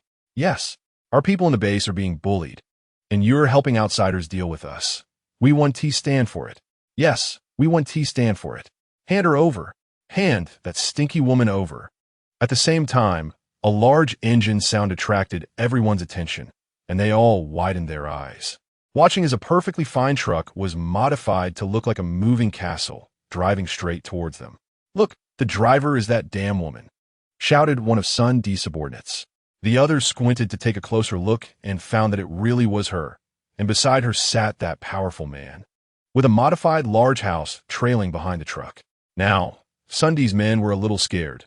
There were at least 10 people in that large shipping container. They started to hesitate about whether to continue blocking the way. If the people inside jumped out to attack them along with the ones in front, they probably wouldn't even be enough to fill the gaps in their teeth. "Brother Sun, what do you think? Should we retreat?" Sun D immediately became furious and slapped the person who spoke across the face. "Retreat? We have so many vehicles here. If she dares to fight us with the people in that container, she won't even get close." That said, Sun D still called over a subordinate with experience. "Go. Put down road spikes on the way, the more the better. I don't believe this won't kill them. Everyone stand firm. If anyone dares to run, I'll be the first to kill him." Sun D glared fiercely at the group behind him and shouted. The truck was speeding towards them, and Yin Mo narrowed his eyes. They had placed a lot of spikes on the road ahead. "Do you have a plan?" Wan Zhi smirked. "Simple. Tell everyone to stick close to my vehicle. We need to accelerate and leave this place. If the trailing vehicles get caught, let them figure it out themselves." After saying that, she stepped on the gas to speed up, regardless of how Yin Mo intended to remind the others. Wang Hua took a walkie-talkie and ran over to Wei Wuxing, handing it to him. "It's the new head of the Yin family." Wei Wuxing was taken aback and quickly took the walkie-talkie. "What's going on?" Sitting in the passenger seat, Wei Wuxing pursed his lips and remained silent, his expression very serious. "Is it true that there are a lot of road spikes ahead?" Wang Hua looked up towards the front and saw Sun D's group with their provocative and arrogant expressions. Wang Hua was furious. "It should be true. As long as we stick closely to that girl, we'll be fine." In fact, he wasn't very sure either. But now there was no other choice but to trust her. Wei Wuxing's anger surged at Wang Hua's words, and he gritted his teeth in hatred. "Those guys are really persistent. I haven't even settled accounts with them, and they are already pulling this stunt." Wan Zhi's large vehicle sped past, and with a display of her ability, a spatial tornado suddenly swept through, lifting rows of road spikes off the ground. Sun D and the others changed their expressions in an instant. "Brother Sun, what kind of ability is this? How do they sweep all the spikes away?" "No," someone suddenly shouted. "Look, they've moved all the spikes under our vehicles." Sun D's face changed dramatically, and he immediately shouted, "Quick, stop them." After the apocalypse, once a vehicle was damaged, nobody could repair it, especially tires. One less was one less. The modified truck roared towards them, showing no sign of slowing down, and even seemed to be accelerating. Sun D was drenched in cold sweat, a bad premonition creeping into his heart. Wan Zhi's mind moved as she coldly laughed, using their own methods against them. However, Sun D and the others stared wide-eyed, unable to believe that the modified truck was accelerating towards them. Sun D's face changed drastically as he shouted in shock, "Run! Get out of the way! That damn woman really wants to run us over!" The dozen or so people who had stepped aside were dumbfounded, unable to think or act. They watched as the modified truck ruthlessly crushed their vehicles like a steamroller, one by one deforming right before their eyes. Coupled with the spikes underneath, the tires burst, and the bodies of the cars became unrecognizable. She, Sun D trembled with anger. How dare she be so arrogant? The dozen people stared blankly as several vehicles roared past, all of them turning pale. "Brother Sun, what do we do?" They've run away. In an instant, everyone panicked. Sun D was furious. No one could stop him. Suddenly, a naive young man asked, "Brother Sun, they ran away. Should we chase them?" "Damn!" Sun D's face turned ashen as he slapped the person who spoke away. "Try chasing after one. See what happens. The vehicles are gone. How do you chase?" "Useless." Sun D was furious. "They're all useless. Aside from the modified truck." Everyone else in the vehicles was stunned by Wan Zhi's temperament. Wei Wuxing turned to ask in shock, what kind of family can raise such a little monster? With a family like that, how could she marry into the hidden Yin family? Not only that, but with such a large spatial range, her ability was impressive, and everyone around her had incredible combat power. How lucky could one be to gather all of that? Yay! After breaking through Sundi's formation, everyone cheered. This girl is awesome. It's so satisfying. Did you see how Sundi's face twisted with anger? It's just too enjoyable. Exactly. That group needs to see some consequences. Otherwise, they really think we're easy to bully. They had stayed in the main base for several days without any actions. And although they hadn't explored the outside situation further, it was inevitable to feel a bit uneasy about the unknown future. Several vehicles sped forward. The sound of the engines attracted many nearby zombies. Despite their efforts to avoid encountering zombies based on the routes they studied the previous day, they couldn't escape a confrontation. Yin focused his mind, and suddenly, the zombies began to tremble and then stopped moving altogether, as if they had been hit by a freeze spell, which shocked everyone present. Psychic ability! Someone shouted from the crowd. This must be a psychic ability user controlling these zombies. Wei Wuxing's expression changed, and he immediately issued orders to speed up. Quick, pass the message down. Let everyone speed up to avoid these zombies. He didn't know how powerful this psychic user was, but controlling so many zombies would surely drain their energy quickly. They didn't have much time left. When Wan Zhi received the order to accelerate, she looked at Yin who had his eyes tightly closed. She slightly raised the corners of her lips. At least they had a bit of conscience. Chapter 74. She can do it apart from the initial escape from Sundi's trap, led by Wan Zhi. The rest of the journey was mostly led by Qi Funke's vehicle as the spearhead. The hairy monster still disliked staying quietly inside the car, playfully jumping out the window to kill the zombies gathered nearby, happily collecting crystal cores while having fun. Wan Zhi provided several vehicles with excellent performance and safety, so everyone arrived safely at the mountain road outside to rest before dawn after a night of travel. It's best to leave someone on night watch tonight.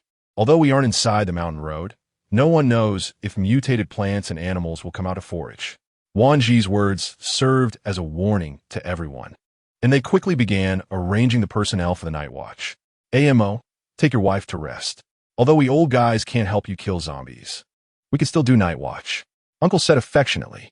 Yin Qingming also came over, placing a hand on Yin Mo's shoulder in agreement. Go rest.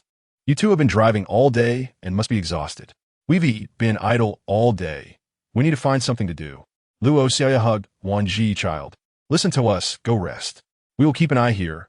If anything unusual happens, we will definitely wake you up. Wan Zhi thought for a moment and finally nodded in agreement. Then Mom and Dad, I'll leave it to you. Foolish child, compared to you, these trivial matters are something we can only wish for, Luo Xiaoya said with a smile.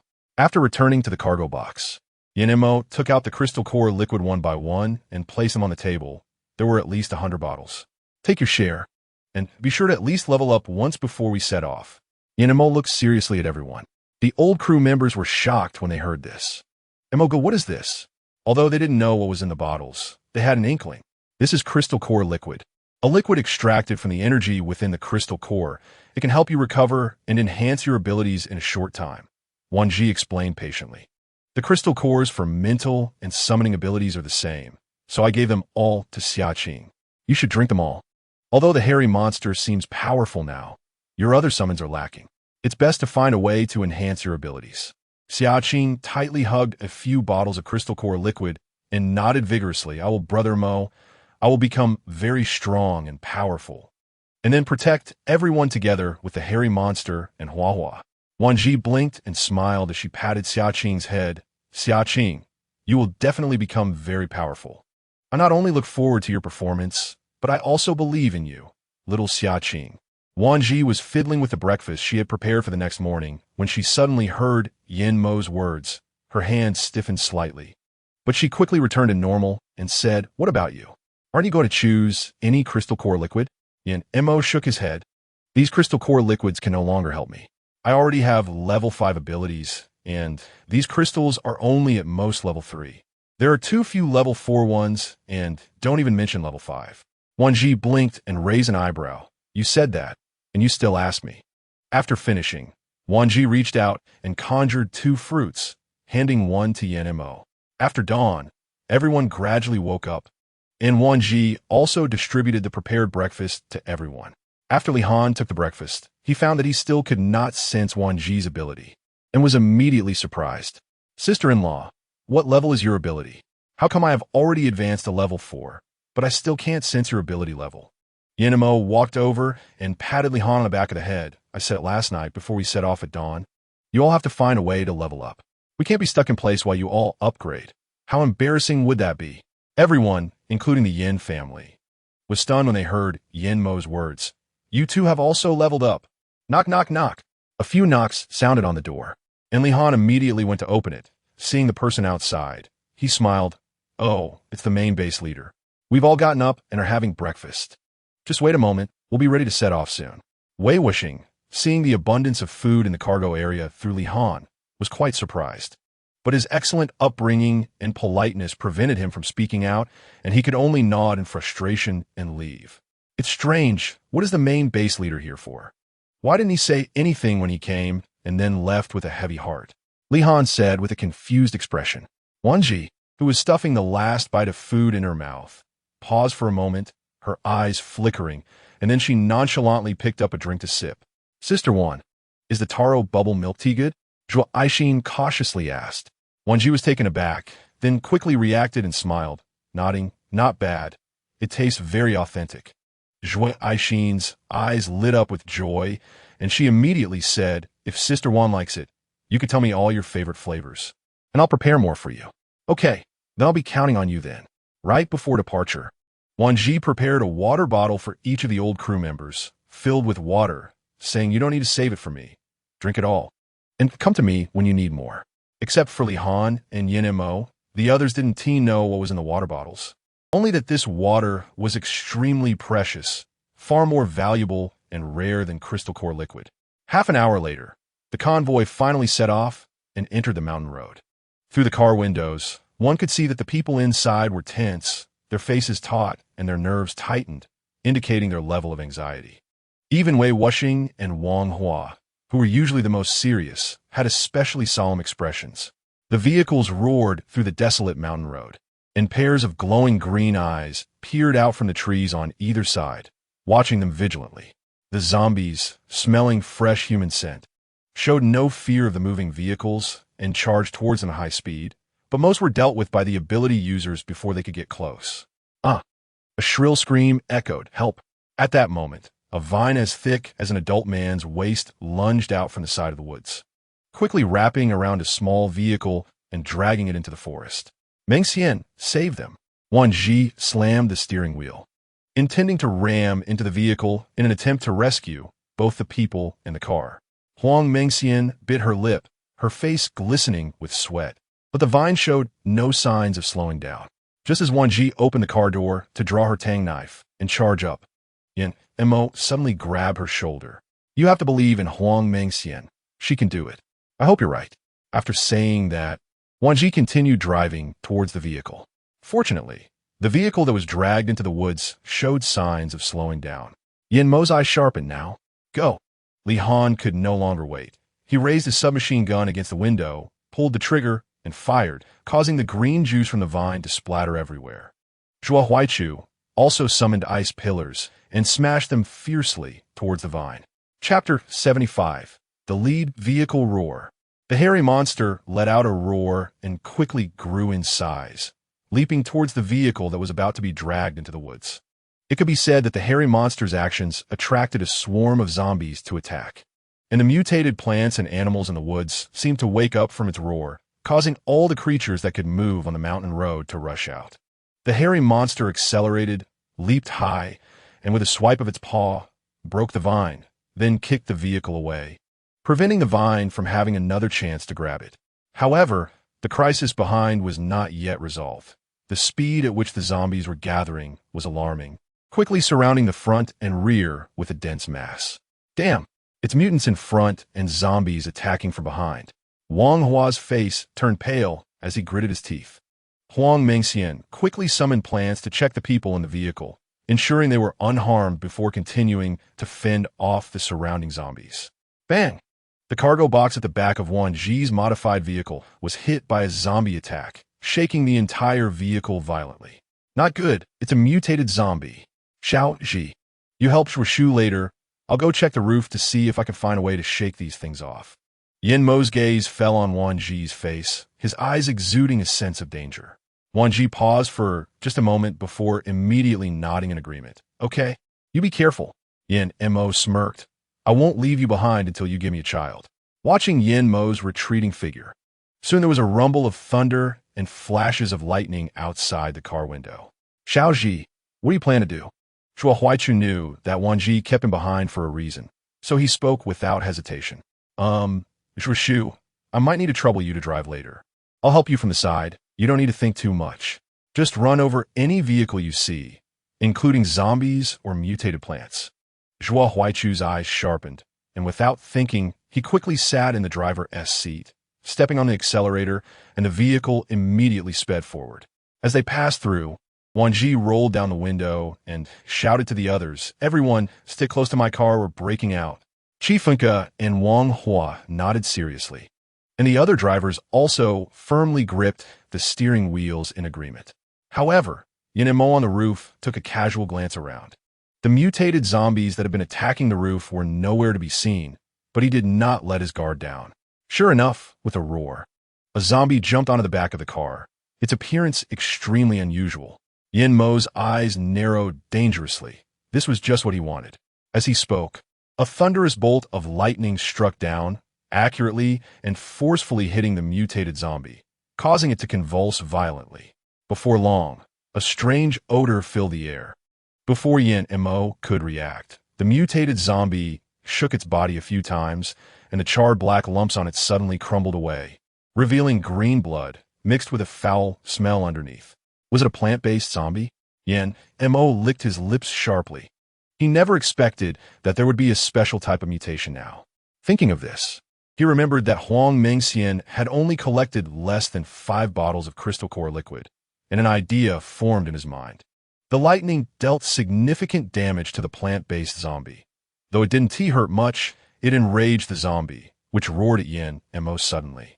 A transparent, unidentified object appeared beside him, and the zombie was collectively crushed, eventually bursting apart. Yin Mo's expression softened, but when he looked at the plant-based zombie again, the gentleness in his eyes had vanished, replaced by a cold and bloodthirsty gaze. The moving convoy continued to speed ahead as before. Wan Zhi entered the cabin and handed all the ingredients to Luo Xiaoye. "Mom, we might need your help to cook these ingredients into meals. After this, everyone will probably be too exhausted to cook." Luo Xiaoye nervously took Wan Zhi's hand. "Child, I'll find a way to make as much as you need. You and AMO must pay attention to your safety." Wan Zhi nodded. The quantity would be large since it was for everyone involved in the action. "So just tell me if we run out of supplies. I guarantee everyone will eat until they're full." "Xiao Zhi, we might not be able to go out with you to kill those monsters, but this little task is something your second aunt can handle." The third aunt laughed as well. "I don't even know how long it's been since I cooked, so I'm not sure if I've regressed. But since it's for everyone, we'll put in our best effort." The second uncle and third uncle exchanged glances, and finally, the second uncle said, "Your third uncle is great with noodles. I learned a bit in a restaurant before. If you don't mind, I guarantee I can make a full banquet." Just then, Li Han burst into the cabin, shouting, "Sister-in-law, the Vanguard convoy is under attack." Wan Zhi's expression changed, and she tried to keep her face calm so as not to scare those here. "Mom and Dad, I'll leave the cooking to you." After saying that, she quickly followed Li Han out. In the past, it was AMO who supported the Yin family. Now this child Xiao Zhi is becoming more and more like the young mistress of the Yin family, the second uncle side. The third aunt side. If Xiao Zhi were in ancient times, she would definitely be a heroic female general. At this moment, the beloved Wan Zhi was using her abilities to clear a path beside Zhuo Huaichu. "Uncle Zhuo, drive faster. We need to get ahead of the lead car. We'll take the lead," Wan Zhi said, looking ahead. Upon hearing this, Zhuo Huaichu nodded seriously and stepped on the gas, and the modified truck sped forward. The modified truck was very large, making a prime target and immediately drawing the attention of all mutated creatures. Zombies below level 3 lacked intelligence, so they were easily attracted to the modified truck. Wan Zhi glanced coldly and curled her lips, then raised her hand, unleashing invisible spatial blades that swept along the side of the truck, reaching the last vehicle. Instantly, all mutated creatures were drawn to her truck, and they turned to see Yin Mo on the roof. The mutated creatures, starved for months, excitedly abandoned their pursuit of the food in front of them and charged straight for the large truck. Wei Wuxing's pupils constricted sharply. This was simply too reckless. Did they even know what they were doing? The furry monster closely followed to pick up the scraps, and the slower ones were directly smashed and caught by the furry monster, which then quickly picked up the crystal cores from the ground and continued forward. Yin Mo noticed all the mutated creatures approaching them and immediately controlled them, raising one hand as bolts of purple light flashed and shot out like thunder, striking down one after another. The mutated creatures that had already developed intelligence quickly dodged upon, sensing the lightning, while those unable to escape were turned into charred dust scattered in the air. Li Han was at the window, firing in a circle. Under the activation of his abilities, the bullets stirred within the heads of the mutated zombies, causing them to convulse and then fall straight down. Some higher-level mutated zombies could not be penetrated by the bullets from the submachine gun, but their lower limbs could be shot off, preventing them from advancing any further. Chapter 76. Yin Mo's anomaly Huang Mengxian further controlled plants to directly confront the vines, using the same plant properties to thoroughly disrupt their movements. Xiaqing summoned a large number of sunflowers on the roofs of every vehicle, along with a few man-eating flowers to assist in the attack. Wan Zhi glanced at the man-eating flowers on the roofs and felt that their attack speed was still a bit slow. She thought for a moment, tightened her grip on the tang knife, and said to Zhuo Huaichu, "I'll have Xiaqing come over to help you soon. I'll go check the situation outside." Zhuo Huaichu nodded, "Okay." Before leaving, Wan Zhi summoned several spatial blades to clear the surrounding mutated creatures.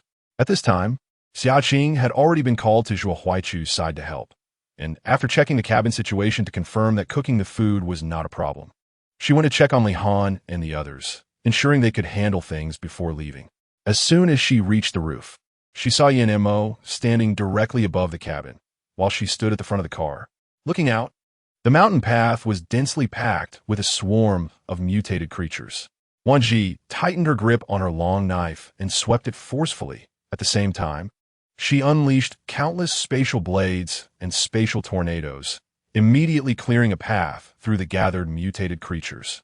It was unclear if it was due to Wan Zhi's advancement or her physique being too refined, but she managed to tear apart all the mutated creatures.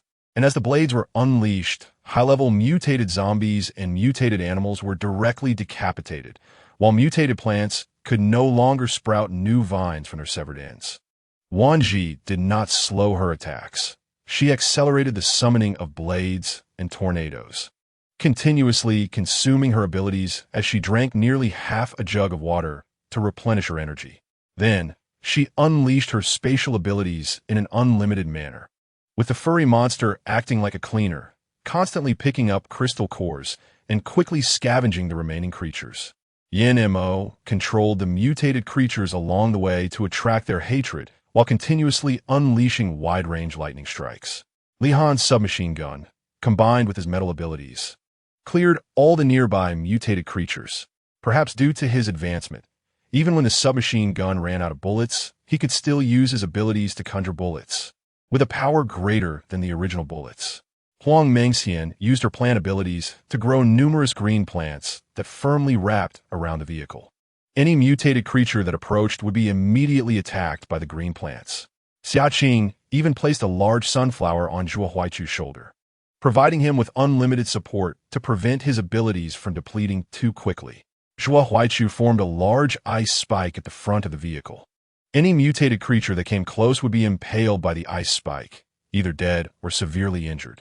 Suddenly, Wan Zhi's gaze turned towards the woods, and she keenly sensed the fluctuations in the space, which were quite significant. She instinctively glanced at the situation inside the space, but found that this fluctuation was not from within, but rather a warning from the space that it needed an external object. Wan Zhi bit her lip. Did you really need this kind of thing? The lush branches and leaves of the space tree shook violently, as if telling her that this thing was extremely important and that if she missed it, she might never see it again. Wan Zhi didn't dare to gamble and could only glance at Yin Mo in the carriage. Finally, she threw out a sentence for everyone to continue moving forward, then quickly jumped down from the top of the car, summoned one space frame after another, and leaped into the woods.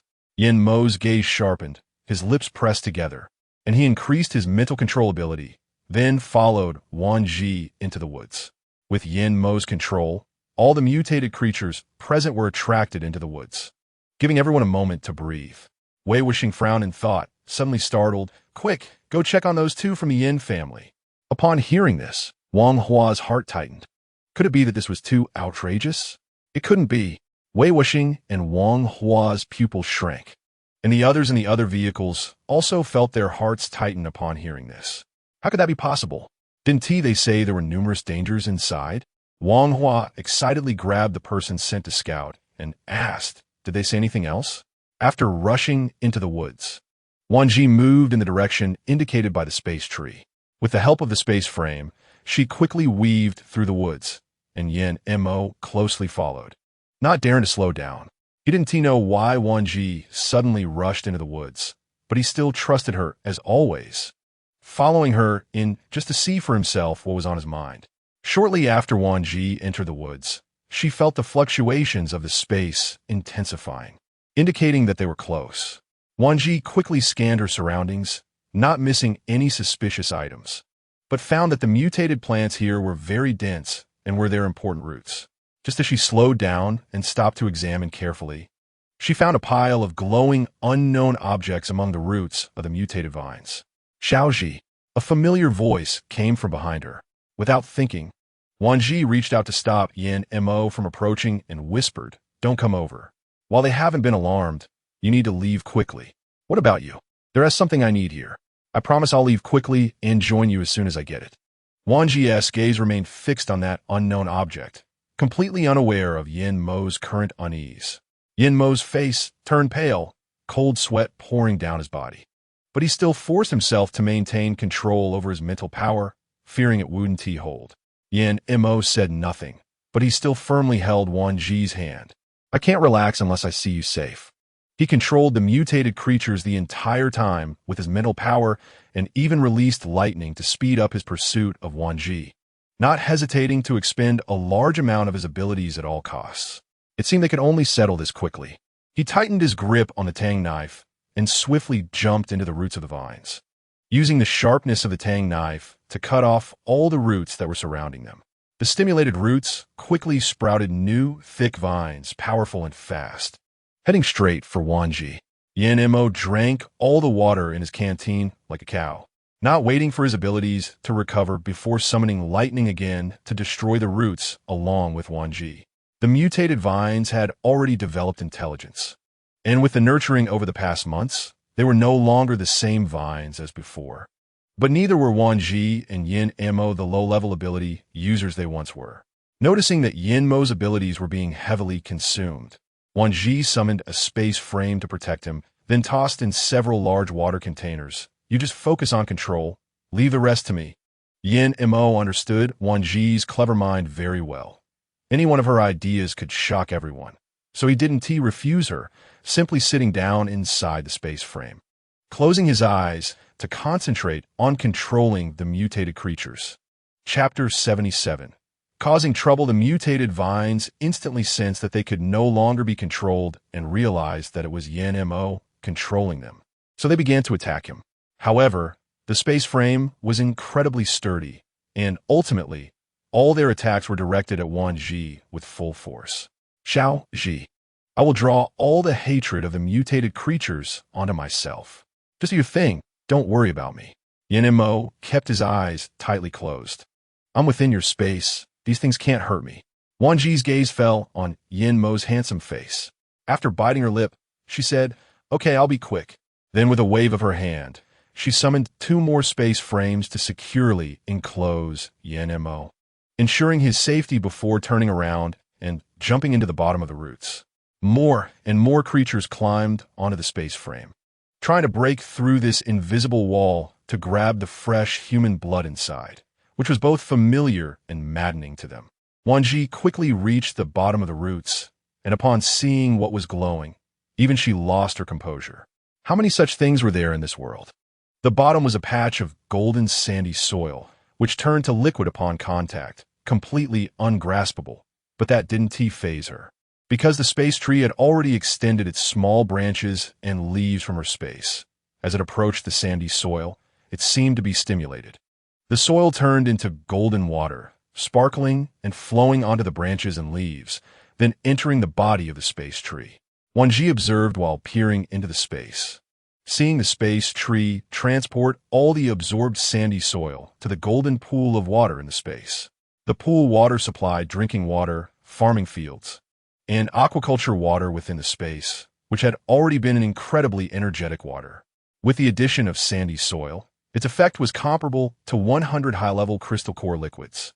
It seemed that in the future, the dilution of drinking water would need to be reduced from 30 to 5. Otherwise, drinking it would probably burst one's body. After all the sandy soil was transported into the space, Wan Zhi suddenly frowned. Underneath was a square plastic box covered with dirty soil.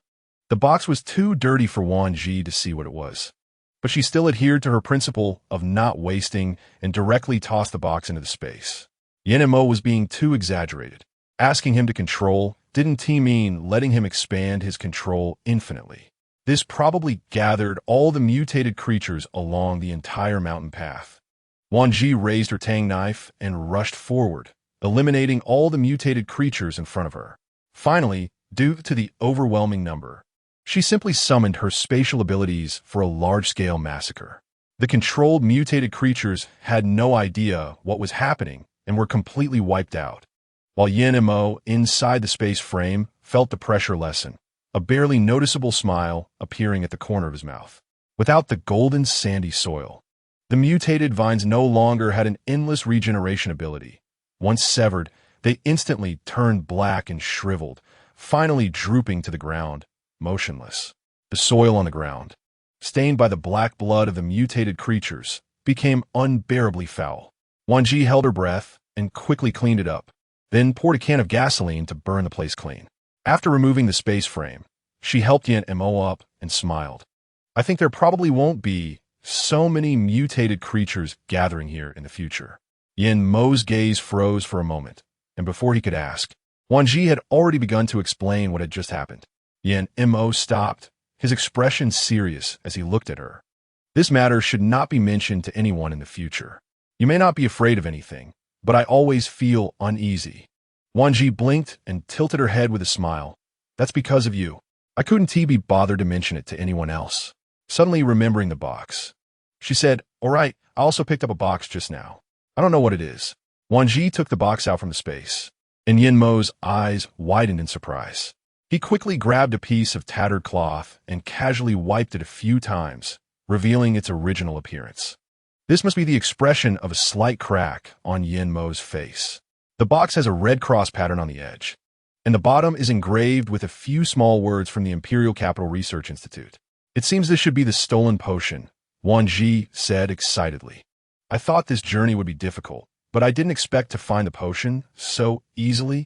When the two of them quickly dashed out of the woods, they found that all the cars and people were still in place. Clearly, after the two of them entered the woods, everyone had stopped their vehicles.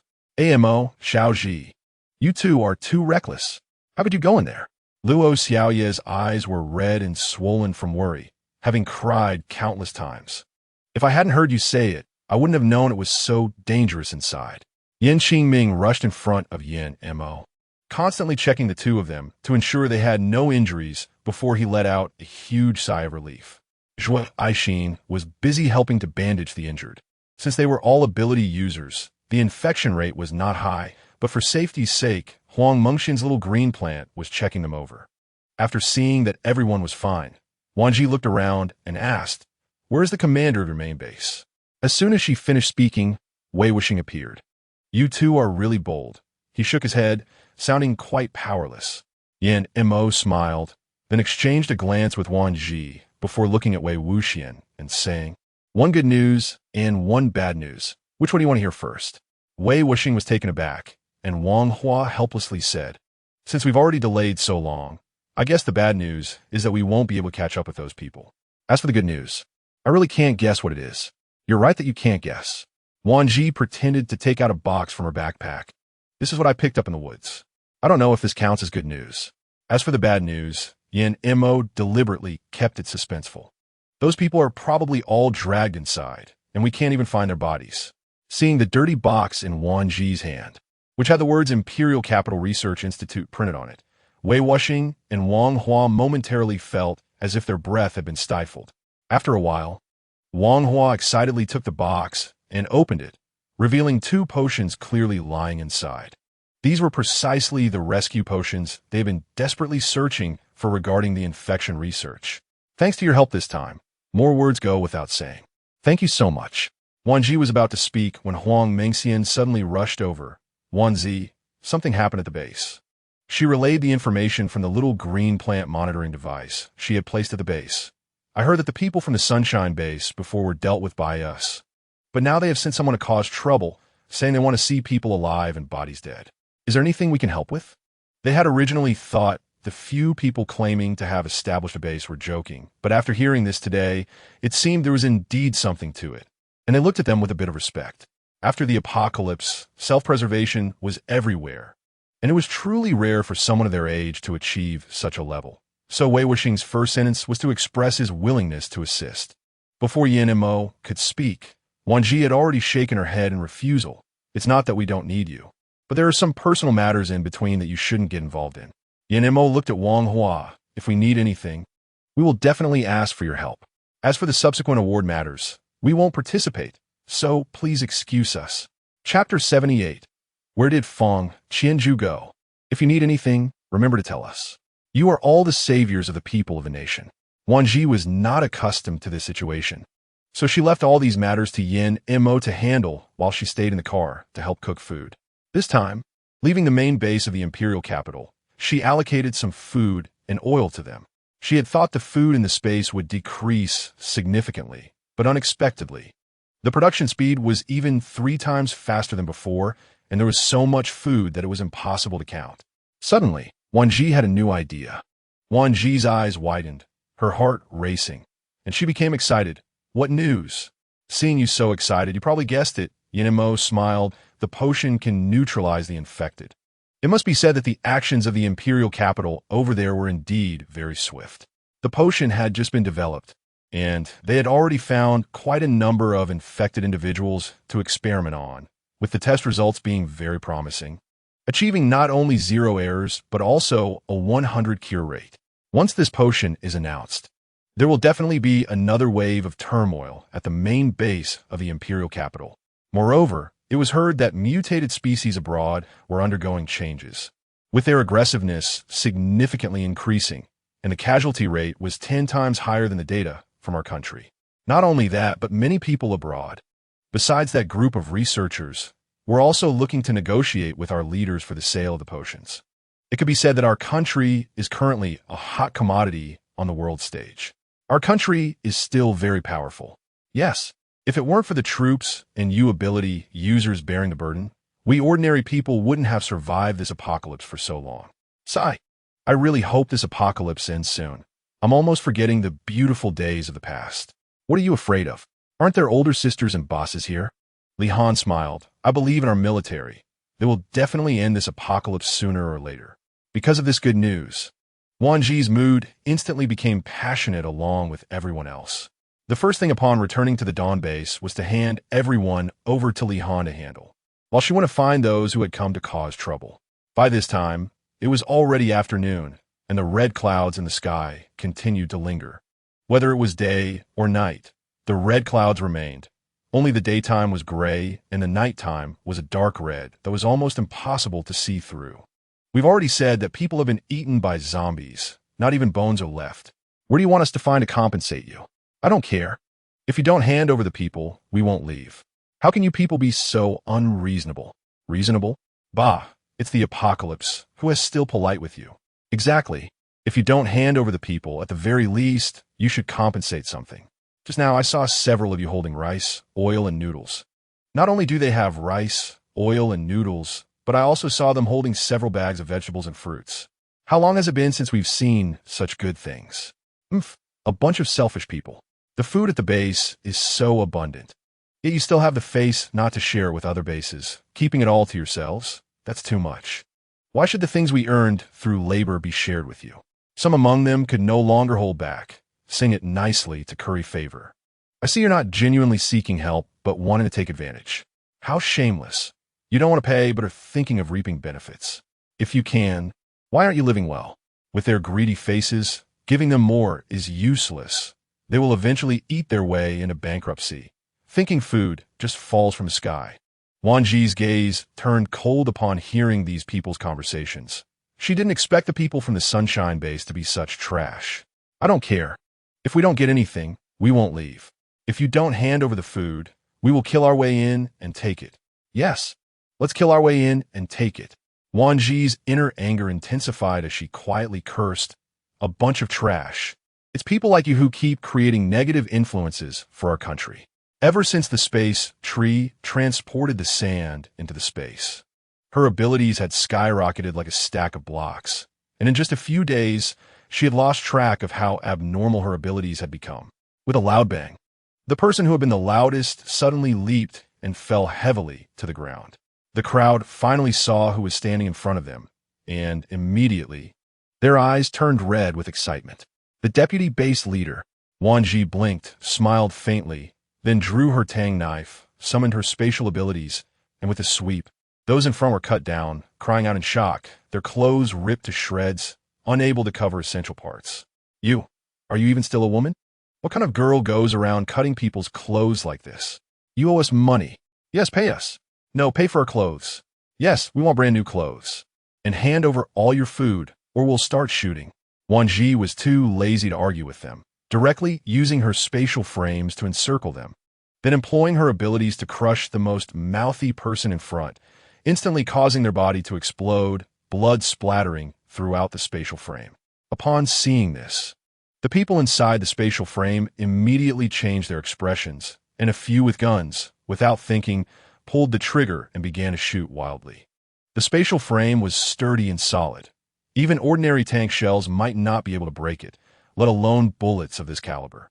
The few people shooting inside the spatial frame soon found their bullets ricocheting chaotically, ultimately killing themselves with their own shots. Wan Zhi shrugged. You all saw it. I didn't kill anyone, so don't blame me. Yin Mo's lips curled slightly, and with a flick of his fingers, thunder struck down, instantly reducing their numbers by more than half, leaving several charred marks on the ground.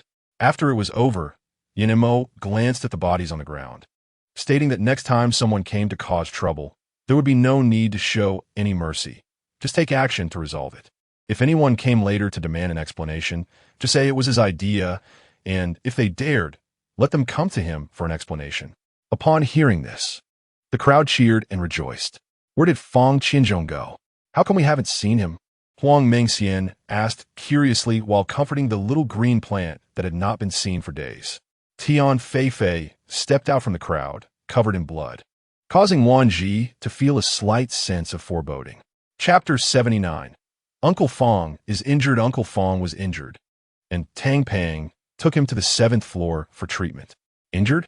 Wan Zhi frowned, her expression indicating displeasure. This couldn't actually be blamed on Uncle Fang. Those people were too despicable, immediately targeting the highest-ranking individual without explaining their intentions, and shot Uncle Fang. Tian Feifei thought Wan Zhi was upset because Fang Qinzhong was injured, and in a panic, she hurriedly explained. Even Grandpa Meng said that bullet was special. Uncle Fang's fire-based ability couldn't stop it, and many metal ability users also couldn't handle those bullets. Special bullets, Yin Mo murmured softly. What's wrong? Wan Zhi looked over. Have you seen this kind of bullet before? Yin Mo seriously focused on the bodies on the ground and said, before the apocalypse, I heard that someone used special channels to bring in a batch of strange firearms. I didn't pay much attention at that time, but it seems those people got their hands on that batch of firearms. Wan Zhi's eyes flickered. Are you saying those weapons might be the ones we got during those days before and after the apocalypse? She had forgotten that she, Yin Mo, and Li Han had all chosen their weapons from that batch. Yin Mo was taken aback. Later, you should compare the bullets with Uncle Fang's to confirm if they are from the same batch. Wan Zhi pressed her lips together. Fine. If they are from the same batch, I think I know what to do. Among the group, Wan Tian finally found Wan Zhi. Sister. Wan Zhi glanced at Wan Tian. I thought you weren't going to show up. Haven't you been hiding from me happily these past few days? Wan Tian lowered his head, unable to meet Wan Zhi's gaze. his nerves tense, feeling anxious and unsure of what to do, his fingers twisting together. Sister, it's not that I want to hide from you, but I don't know how I can help you. Even ordinary, unevolved ability users can kill a few zombies. And you? How many of you killed these past few days? Wan Zhi said bluntly. Wan Tian had suddenly developed a high fever and fell unconscious the night before leaving the main base. The Yin family thought he was infected, but only Wan Zhi knew he was infected, but was in the process of evolving into an ability user, which was extremely unstable for most ability users. Your ability is unstable mainly because you aren't familiar with it. The less familiar you are, the more you need to practice using it.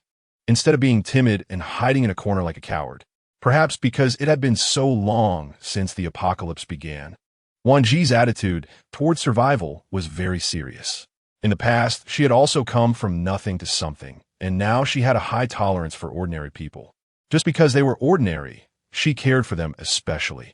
Only through enduring hardship could they truly understand the desire for survival. She strongly urged ordinary people to work like ability users. They might not need to kill zombies, but they should exchange labor for what they deserved so they wouldn't feel despair in the apocalypse. Sister, I'm sorry I was wrong. Wan Tian lowered his head, cautiously sneaking a glance at Wan Zhi. In truth, she was not angry that Wan Tian wasn't helping, but that he had not yet realized what he should do. After the apocalypse broke out, anyone would be scared, but if he just acted like a turtle hiding in its shell, no one could save him. Wan Tian shamefully lowered his head, gently tugging at Wan Zhi's hand. Sister. Wan Zhi's gaze flicked slightly, causing Wan Tian to quickly let go. Sister, give me another chance. This time, I won't embarrass you or let you down. Don't put so much pressure on him. Yan Mo gently wrapped his arm around Wan Zhi's shoulder. You and I both need time to grow. He is no exception. I know I have high expectations for him, but I also hope he can become independent in this environment. Wan Zhi sighed. In this apocalypse, the weak are prey to the strong, and if he can't accept that, he will eventually be eliminated by this world. Upon hearing this, Wan Tian was shaken. Sister, don't worry. I just lack confidence, but I will never be a coward. My sister is so capable. I won't be any worse. Good. Yan Mo nodded, continuing. Then tomorrow I'll take you for some training and see where your skills are at. Wan Zhi also agreed with Yan Mo's suggestion. You rest well today. Tomorrow, your brother-in-law and I won't help, unless it's a life or death situation. Otherwise, you have to find a way to solve it yourself. Wan Tian excitedly clenched his fists, energized by this fiery spirit. Sister, don't worry. This time, I will not back down. When Yan Mo brought Wan Zhi to the medical facility on the 7th floor, the first person they saw was Grandpa Meng, who was busily running around like a headless fly. Grandpa Meng, I heard Uncle Fong was injured. How is he? Is he okay? Wan Zhi asked after searching for a while and not finding Fong Qianzhou. You're talking about that boy Fong. Grandpa Meng didn't look up, continuing to busy himself. That kid is lucky to be alive. That bullet's power is comparable to a dum-dum bullet. It hit him in the chest and nearly shredded his thoracic cavity. If it weren't for the help of a metal ability user who handled it urgently, that bullet might have exploded inside him. Yan Mo took the bullet extracted from Fong Qianzhou's body, examined it, and then handed it to Wan Zhi. You check if it's from the same batch. Before Wan Zhi even took the bullet, she was enraged by Grandpa Meng's words. In this apocalypse, instead of uniting against external threats, they were still scheming to harm others. Such people deserved to be punished severely. But upon seeing the bullet, her previously fiery emotions skyrocketed. She tightly gripped the bullet, gritting her teeth, and angrily said, Since they are so arrogant, I need to show them some consequences. Elder Meng glanced at Wan Zhi, knowing her strength well. So he did not persuade her, but instead made a request. I heard that you went to the imperial capital this time, because the research institute lost the most important potion. Has it been found? Elder Meng was overjoyed. Had it really been researched? He immediately took out the crystal core liquid they had previously worked on, saying, If you hadn't told me it had extraction value, I wouldn't have known that the liquid extracted would be so effective. When Elder Meng spoke about the efficacy of the crystal core liquid, Yan Mo's gaze flickered slightly, and he handed him 70% of the crystal core liquid. I found this at another base. You can study it from here and see if you can break through the existing technology to extract a higher purity. Yin Mo's mix of truth and deception made Elder Meng believe him completely. What is this? This is 70% of the crystal core original liquid, Yin Mo said seriously. Elder Meng, you can't just study this. You also need to find Elder Lu and Elder Yang to start research and cultivation. There are quite a few people in our base, and they all need work. We can't just support them without giving them jobs. That would make them useless. Elder Meng's expression became serious at once. You're right. The apocalypse has lasted for so many months. We can't let all the labor fall on the ability users. Ordinary people should also contribute some labor. After thinking for a moment, he added, don't worry, I will discuss this with Old Lu and Old Yang. I want to let this base become the next Sunshine Base. When Sunshine Base was mentioned, Wan Zhi's expression changed slightly. I happen to be going to Sunshine Base tomorrow to seek justice from those people. Even if it's not for Uncle Fong, I must seek justice for those victims. Chapter 80. Deserving to be bullied the next morning. After Yin Mo confirmed that Uncle Fong was fine, he took Wan Tian out. Sister Wan Zhi, where are you going? Can you take me with you? Xia Qing rushed in front of Wan Zhi, hugging her leg, her eyes blinking pitifully as she looked at her and Yin Mo. Wan Zhi squatted down to meet Xia Qing's gaze and gently rubbed her head, saying, Xia Qing, Brother Mo and I are going to handle serious business. If I take you with us, I won't be able to take care of you. If you get hurt, I will feel very guilty and sad. Xia Qing's eyes sparkled with excitement as she clenched her little fist and said, Sister Wan Zhi, I will work hard to become stronger. I will definitely protect you in the future and won't give you a chance to be sad. After leaving the base, Wan Tian asked curiously, Sister, where are we going? Looking at the gradually receding base, he felt both nervous and excited. It wasn't until they drove for a day and a night that they arrived at a ruin. After Yin Mo got out of the car, Wan Tian followed suit, and only then did Wan Zhi look at Yin Mo and say, I'll leave Wan Tian to you. Yin Mo smirked. If you don't come back after we're done, we'll come looking for you. Wan Zhi thought for a moment and nodded. All right, I'll leave a car for you. See you then. Yin Mo leaned into the driver's seat, gently kissed her forehead, and said, Be careful. I'll wait for you. After watching Wan Zhi drive away, Wan Tian asked in confusion, Brother-in-law, where's my sister going? She doesn't seem to be in a good mood. Yin Mo didn't explain, merely casting a cold glance at Wan Tian's face. Where she goes isn't important. What's most important now is that if you can't become stronger, you won't be able to work with us in the future. Why? Why can't I go with you? Wan Tian became anxious. Because you're not strong enough and will hold us back. Looking at Yin Mo's back, Wan Tian clenched his fists tightly, gritting his teeth and murmuring, I want to hold you back. I must become stronger today and make you all look at me differently. Up ahead. Yin Mo remained silent, but his mental energy had already begun to expand outward. Meanwhile, as they approached Sunshine Base, Wan Zhi noticed a crowd gathering outside, some of whom were even harming humans. The victims included ordinary people and ability users, but the ability users appeared to be low-level ones. However, what caught Wan Zhi's attention was the leader among them. She had seen him next to the bespectacled man before, with a scruffy beard. He clearly looked like a bad person. Li Lian, the bearded man, seemed to sense something and turned to see the modified Hummer, his eyes instantly widening. Damn, Lu Feidong. Look at that car. It must have good performance. Li Lian pointed in a direction. Lu Feidong followed Li Lian's finger and immediately spotted the modified Hummer Wan Zhi was driving, a greedy look flashing across his face. Indeed, that's a good car. Let's go intercept it. Lu Feidong's face wore a sinister smile. If they don't let the car go, we'll just take it. With a sneering grin, Lu Feidong said, What could happen? The people sent out have only been gone a few days. As long as it hasn't been a week or half a month. There is no need to think too much. They're probably just trying to intimidate people. After saying that, he walked towards Wan Zhi's car. Ignoring the other matters for now, Li Lian eagerly followed him. Wan Zhi drove to the entrance of Sunshine Base, where several people were already lying outside the gate. Seeing that they were still fiercely resisting, Wan Zhi felt no sympathy. She had already given them a chance before, and it was their own fault for not seizing it. So she wouldn't feel sorry for them now. Upon seeing a woman with good looks get out of the car, both Lu Feidong and Li Lian's eyes lit up with wolfish greed. Look, it's a woman. Should we? Li Lian's face quickly twisted into a lewd smile. Lu Feidong squinted his eyes, confirming several times that she was indeed a woman, and began to entertain lewd thoughts. It had been a long time since the brothers had encountered new goods. If this woman was willing to submit, they would give her more food. But if she wasn't, Li Lian's eyes gleamed with malice as he said, I understand. If she doesn't behave, she'll suffer. Lu Feidong stepped in front of Wan Zhi. Initially, he felt a sense of familiarity, but he couldn't recall where he had seen her.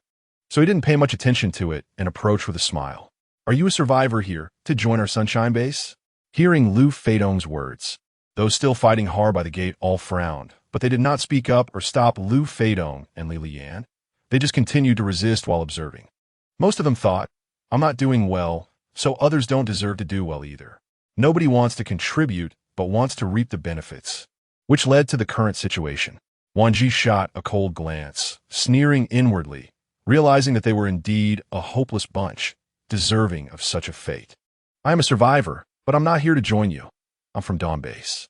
Since Dawn Base was established late, most people present had hardly heard of it, and given the distance between Dawn Base and Sunshine Base, they mostly thought she was just another beggar from another base. What is Dawn Base? Never heard of it. You're not here to ask for food, are you? Our Sunshine Base doesn't have much food left. If it weren't for the many zombies in the farther places, I would have gone looking for food yesterday instead of starving like this. It shouldn't be, right? Didn't you see? That car looks almost brand new. The modifications are so detailed. She must be from a big base. I wonder what she's here for. Li Lian's expression changed drastically. If she might come from a big base, then her background was not small.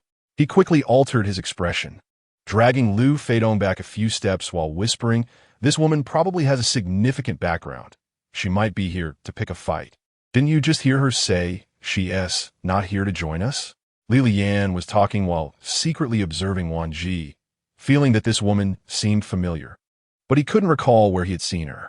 Meanwhile, Wan Zhi's gaze was cold, but inside she was secretly laughing at this group of losers who dared to send someone to cause trouble at her base. Although Lu Feidong was being pulled by Li Lian, his mind was completely captivated by the luxury car, and he didn't care about Li Lian's words at all. So what if she had a big background? We have so many people here. She is just one person. How can we not handle one woman? Seeing that Lu Feidong was entirely focused on the car, Li Lian's flustered expression gradually calmed down. He exchanged glances with the people behind him, gave a signal, and sneered. You're right. We have more people, and she's all alone. It's not a loss for us. Chapter 81. Enjoy it well. Wan Zhi did not miss Li Lian and Lu Feidong's little actions. She made it clear. Let me put it this way. I came today because of your earlier disturbance at my place caused by Helikui. I had already given you a chance. Later, you sent people to provoke me again and even hurt my people. So, there's only one chance. Since you didn't seize it well, don't blame me for turning against you. As soon as she said this, the other side immediately moved, encircling Wan Zhi. These people were all ability users, with a few ordinary people still holding farming tools, following the crowd. At the same time, Li Lian quickly stepped forward, wanting to capture Wan Zhi alive. His eyes were filled with greedy lust. So you're the woman who took away many people from my base. Heaven has given me a chance. Since you are here, don't think about leaving. Although Li Lian was a water ability user, he had thoroughly understood his powers. An ice line shot straight towards Wan Zhi, freezing her feet in place. Even Enwa couldn't fix your intelligence. You sent people to my base without even checking my strength first? Wan Zhi smiled, but her eyes had already revealed a murderous intent. With a snap, a human-shaped parabola flew from one end to the other and heavily landed on the ground, raising a cloud of dust. Wan Zhi was not only a space ability user, but also had her physique adjusted by the space tree, making her speed, strength, and abilities among the most advanced in this world. Thus, easily breaking an ability user's powers was a piece of cake for her. The intense pain made Li Lian curl up, wailing in agony. Seeing Li Lian being knocked down and flying so far, Lu Feidong quickly pulled out his gun and bravely fired several shots at Wan Zhi. Wan Zhi casually waved her hand and immediately summoned an invisible space wall that blocked Lu Feidong's bullets. After the bullets fell to the ground, Wan Zhi recognized that they were from the same batch as the ones in Feng Qian's body. Seeing that all the bullets had been blocked and unable to see how the opponent had done it, Lu Feidong's face changed dramatically. You're also a metal ability user. Besides that, he couldn't think of any other ability user who could manipulate bullets. Wan Zhi sneered. I haven't detained anyone from your sunshine base. As for that Mr. He you mentioned, I assume you're talking about the four-eyed frog, right? Wan Zhi blinked and tilted her head, appearing to be in thought, then coldly laughed. I didn't detain him, but I know who did. Lu Feidong narrowed his eyes and coldly said, Speak. Zombies. Wan Zhi shrugged, showing an indifferent attitude that enraged Li Liyan. Nonsense. It must be you foul woman. Who plotted? Otherwise, how could such a powerful person like Mr. He possibly die? Wan Zhi's sharp gaze exuded a strong, killing intent. Since you think it was me who killed him, are you planning to take revenge, or what? Li Liyan's face changed instantly as he recalled the strange skill from earlier, and he immediately fell silent, afraid to speak again. Lu Feidong saw Li Liyan shrink back like a frightened turtle and felt a surge of frustration.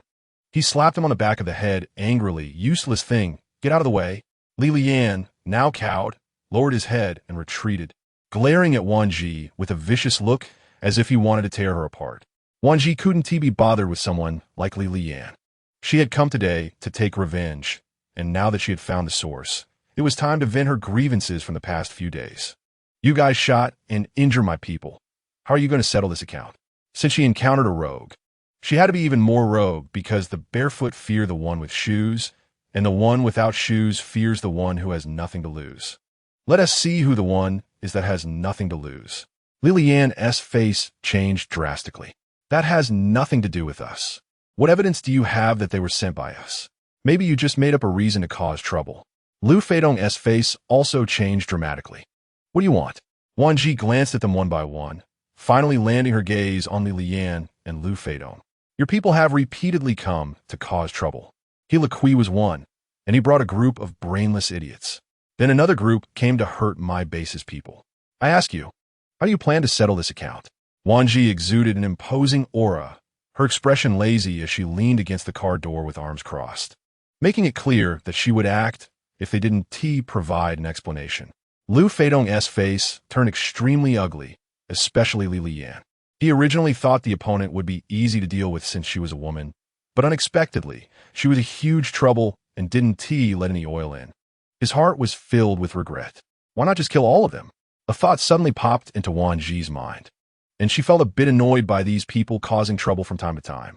With her current strength, combined with her experience from her previous life, it wouldn't be difficult to eliminate these people considering the changes brought about by the mutated beings in the apocalypse.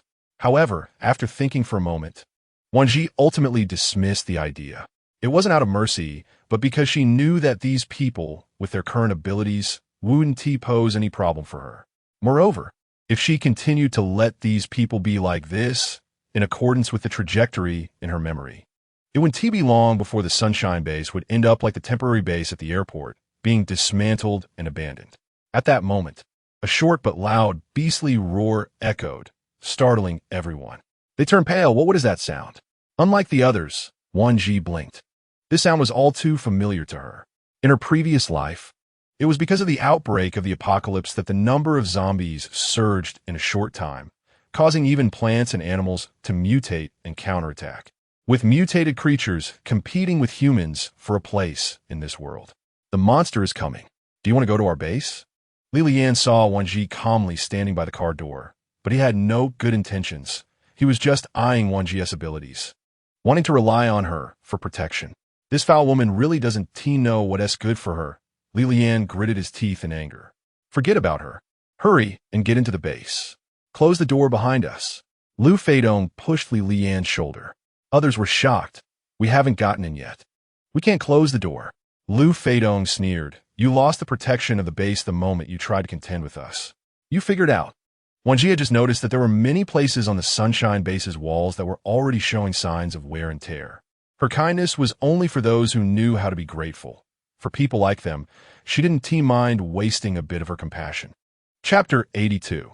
This thing is too difficult to deal with. The beastly roars echoed in Wan Zhi's ears, and she smiled, stepping on the gas pedal and driving straight towards the source of the roar. Although mutated zombies are inedible, some mutated animals can be consumed, And the higher the level of evolution after mutation, the safer it is to eat them. For this reason, an incredible thought emerged in Wan Zhi's mind, and she smiled broadly, realizing it was time to think about how to make money. After driving at a speed of 130 for nearly half an hour, a massive beast resembling a rhinoceros crashed through the fence and charged onto the road, knocking over telephone poles and trees along the way, fully embodying what it means to be unruly and savage. So big, is this a joke? Wan Zhi doubted her life for a moment, wondering if this was really what a standard domesticated pig looked like after mutation. It was too outrageous. If it weren't for the beast's head characteristics, she would have found it hard to believe that this monster was indeed a domesticated pig. Its teeth, originally meant for chewing, had mutated to resemble the large, thick teeth of a hippopotamus, which was chilling to behold. The mutated giant pig, now the size of a hippopotamus, overturned an abandoned car parked by the roadside. As soon as Wan Zhi's vehicle entered its line of sight, the massive beast charged straight at her. Just in time, I don't even have to look for you. Wan Zhi was filled with wild excitement, imagining the delicious dishes like braised pig trotters, scallion pork, three-cup pork, and sweet and sour pork ribs, causing her salivary glands to work overtime. The mutated giant pig, perhaps starving for too long, became excited at the sight of a living human. And both the human and the beast radiated a desperate hunger, especially the mutated giant pig, which unconsciously drooled. In an instant, Wan Zhi summoned a spatial frame to trap the mutated giant pig, leaped onto the frame while gripping her tang knife, deliberately leaving a space above. With a swift stab, she accurately pierced one of the pig's eyes. In intense pain, the mutated giant pig was enraged, crashing its head against the spatial frame repeatedly, blood splattering everywhere. Wan Zhi's gaze turned cold and bloodthirsty, and the mutated giant pig felt an unprecedented sense of danger enveloping its heart. Escape at this moment. It could only think of fleeing from this human. Want to escape? Wan Zhi smiled coldly. Too late. Tonight you have to be on my table for an extra meal. At the same time, Wan Zhi turned her palm, and an invisible blade shot out from her palm, quickly striking the mutated giant pig on the head, penetrating through to split it in two at the tail vertebrae. The mutated giant pig twitched a few times in the spatial frame before falling still. Wan Zhi laughed gleefully. Haha, I can have an extra meal tonight. She slapped the pig's face a few times to confirm it was dead, then tossed it into the spatial frame. After wiping her face and hands with a clean towel, she decisively ran to the nearest ruined building to the Sunshine Base. It would be a waste of my effort if I don't see your desperate expressions. This time, I must witness it with my own eyes. Wan Zhi happily found an excellent vantage point, set up a table and chairs from her spatial frame, laid out snacks and drinks, then lazily sat down to watch. Previously, I didn't take action because I was too lazy to bother, but you thought I was easy to bully. Now I want to see if you still have the guts to continue being arrogant. Wan Zhi planned that if this wave of mutations didn't wipe them out, she would help those mutated creatures. After all, she was a good person. Just as Wan Zhi was sitting back to watch the show as a bystander, the Leaf family, one of the top families in the wilderness, fell into silence. The reason was simple.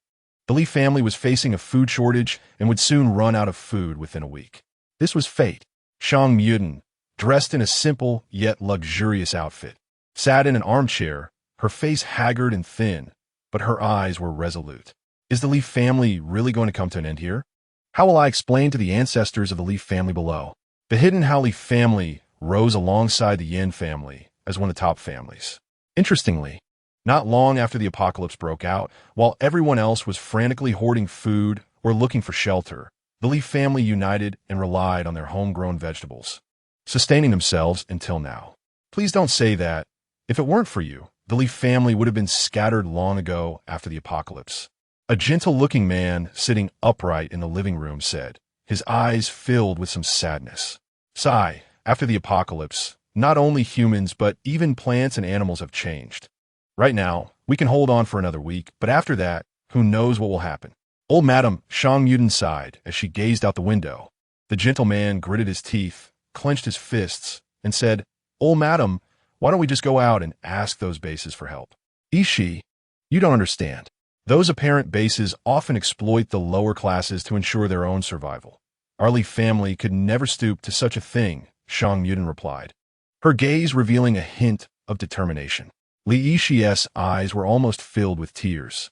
"Old madam, us young people might still be able to hold on. But what about you? We have enough food for this week, but what about after that?" The thought of having to watch the elderly suffer from hunger was unbearable for him. Just then, a hurried figure burst through the door, exclaiming, "Good news, very good news.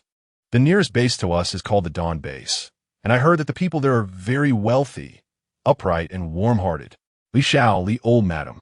We are saved."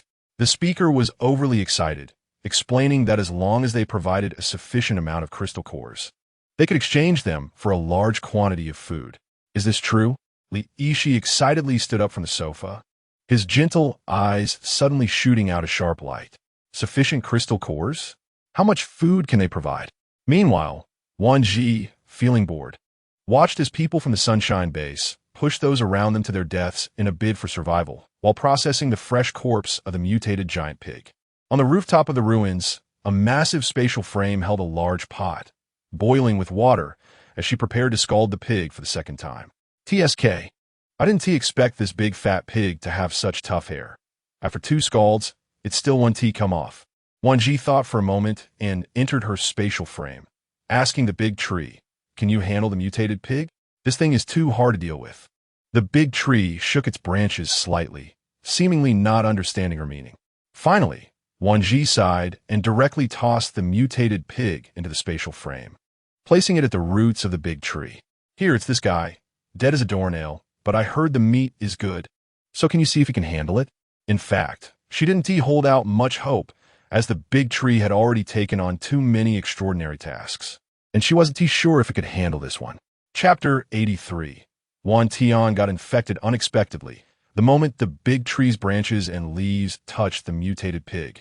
It seemed to trigger some hidden button, causing it to shake violently, even shedding several leaves in excitement.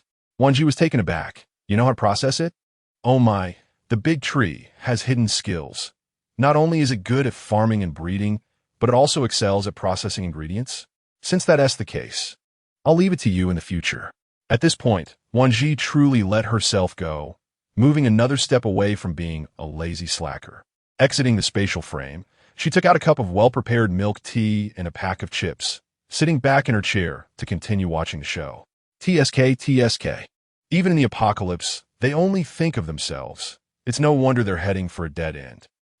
If you can't even fill your stomach, why cling to a box of gold and jewels? It only adds weight and wastes space. With such poor abilities, they still dream of harming others. They deserve to be caught and sent to their deaths. In just 5 minutes, a fluctuation came from the space again. This time, Wan Zhi did not enter the space. Instead, she took a look at the mutated pig she had brought out. Sure enough, it was already processed, plump, and clean. This big tree is truly a good partner, handling everything unconditionally without asking for a commission or needing rest. After Wan Zhi sighed, she continued to heat the oil and then, with a spatial blade, the mutated pig was instantly divided into dozens of evenly sized meat chunks. She then took out some seasonings and spices from her space to marinate the pork. Before long, the blood began to seep out, and after that, she quickly stir-fried the meat. As she sprinkled the seasonings and spices, a rich aroma wafted out, constantly stimulating her sense of smell, even making her salivary glands produce a large amount of saliva. Wow, it smells so good. Wan Zhi couldn't help but pinch a big piece of meat, tasting it with a grin. Wow, it's amazing. The taste of mutated poultry and livestock meat is indeed extraordinary. Hee, it seems I can indulge a bit more in the future. Boom! At that moment, a loud noise suddenly came from the direction of the Sunshine Base. Wan Zhi paused with the large spatula in her hand and looked over. The wall finally collapsed. Wan Zhi curled her lips and began to stir-fry vigorously to reduce the sauce, then filled a large iron basin, followed by 2 more. After filling 3 large basins, she started to pack up her things. She saw 2 big men helping each other out of the Sunshine Base. Wan Zhi squinted her eyes, coldly watching without making any moves or sounds. Those 2 were Li Lian and Lu Feidong, who, for some unknown reason, had started arguing. In the end, Lu Feidong shot Li Lian in the leg, then turned and ran away, leaving Li Lian to be torn apart by the zombies amidst his cries of despair. Should I go give that guy a knife to make him company with brotherly Lian? Wan Zhi smiled, tapping her lips with her finger. After tidying everything up, relying on the abilities of her spatial frame, Wan Zhi quickly caught up to Lu Feidong. Before he could react, she swept her tang knife across. Ah! A piercing scream erupted, blood splattered, and the fresh scent of blood immediately attracted nearby mutated creatures. What the hell is this? Lu Feidong still couldn't figure out what had injured him, with a gaping, bone-exposed wound on his back, causing him to breathe heavily as he leaned against a tree trunk for a brief rest. But Wan Zhi would not miss such a good opportunity to catch a mouse. She quickly hid her body, taking advantage of the movements of the mutated plants around her, and occasionally summoned the spatial blade to greatly affect Lu Feidong's mental state. What the hell is this? The reason was simple.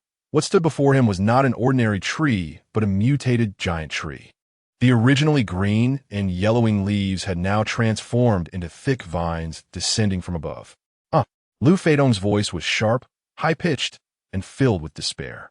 In just a few seconds, a living person was pierced by mutated vines, blood flowing as the vines continuously sucked it until Lu Feidong's body became a dried corpse, discarded like a rag on the ground.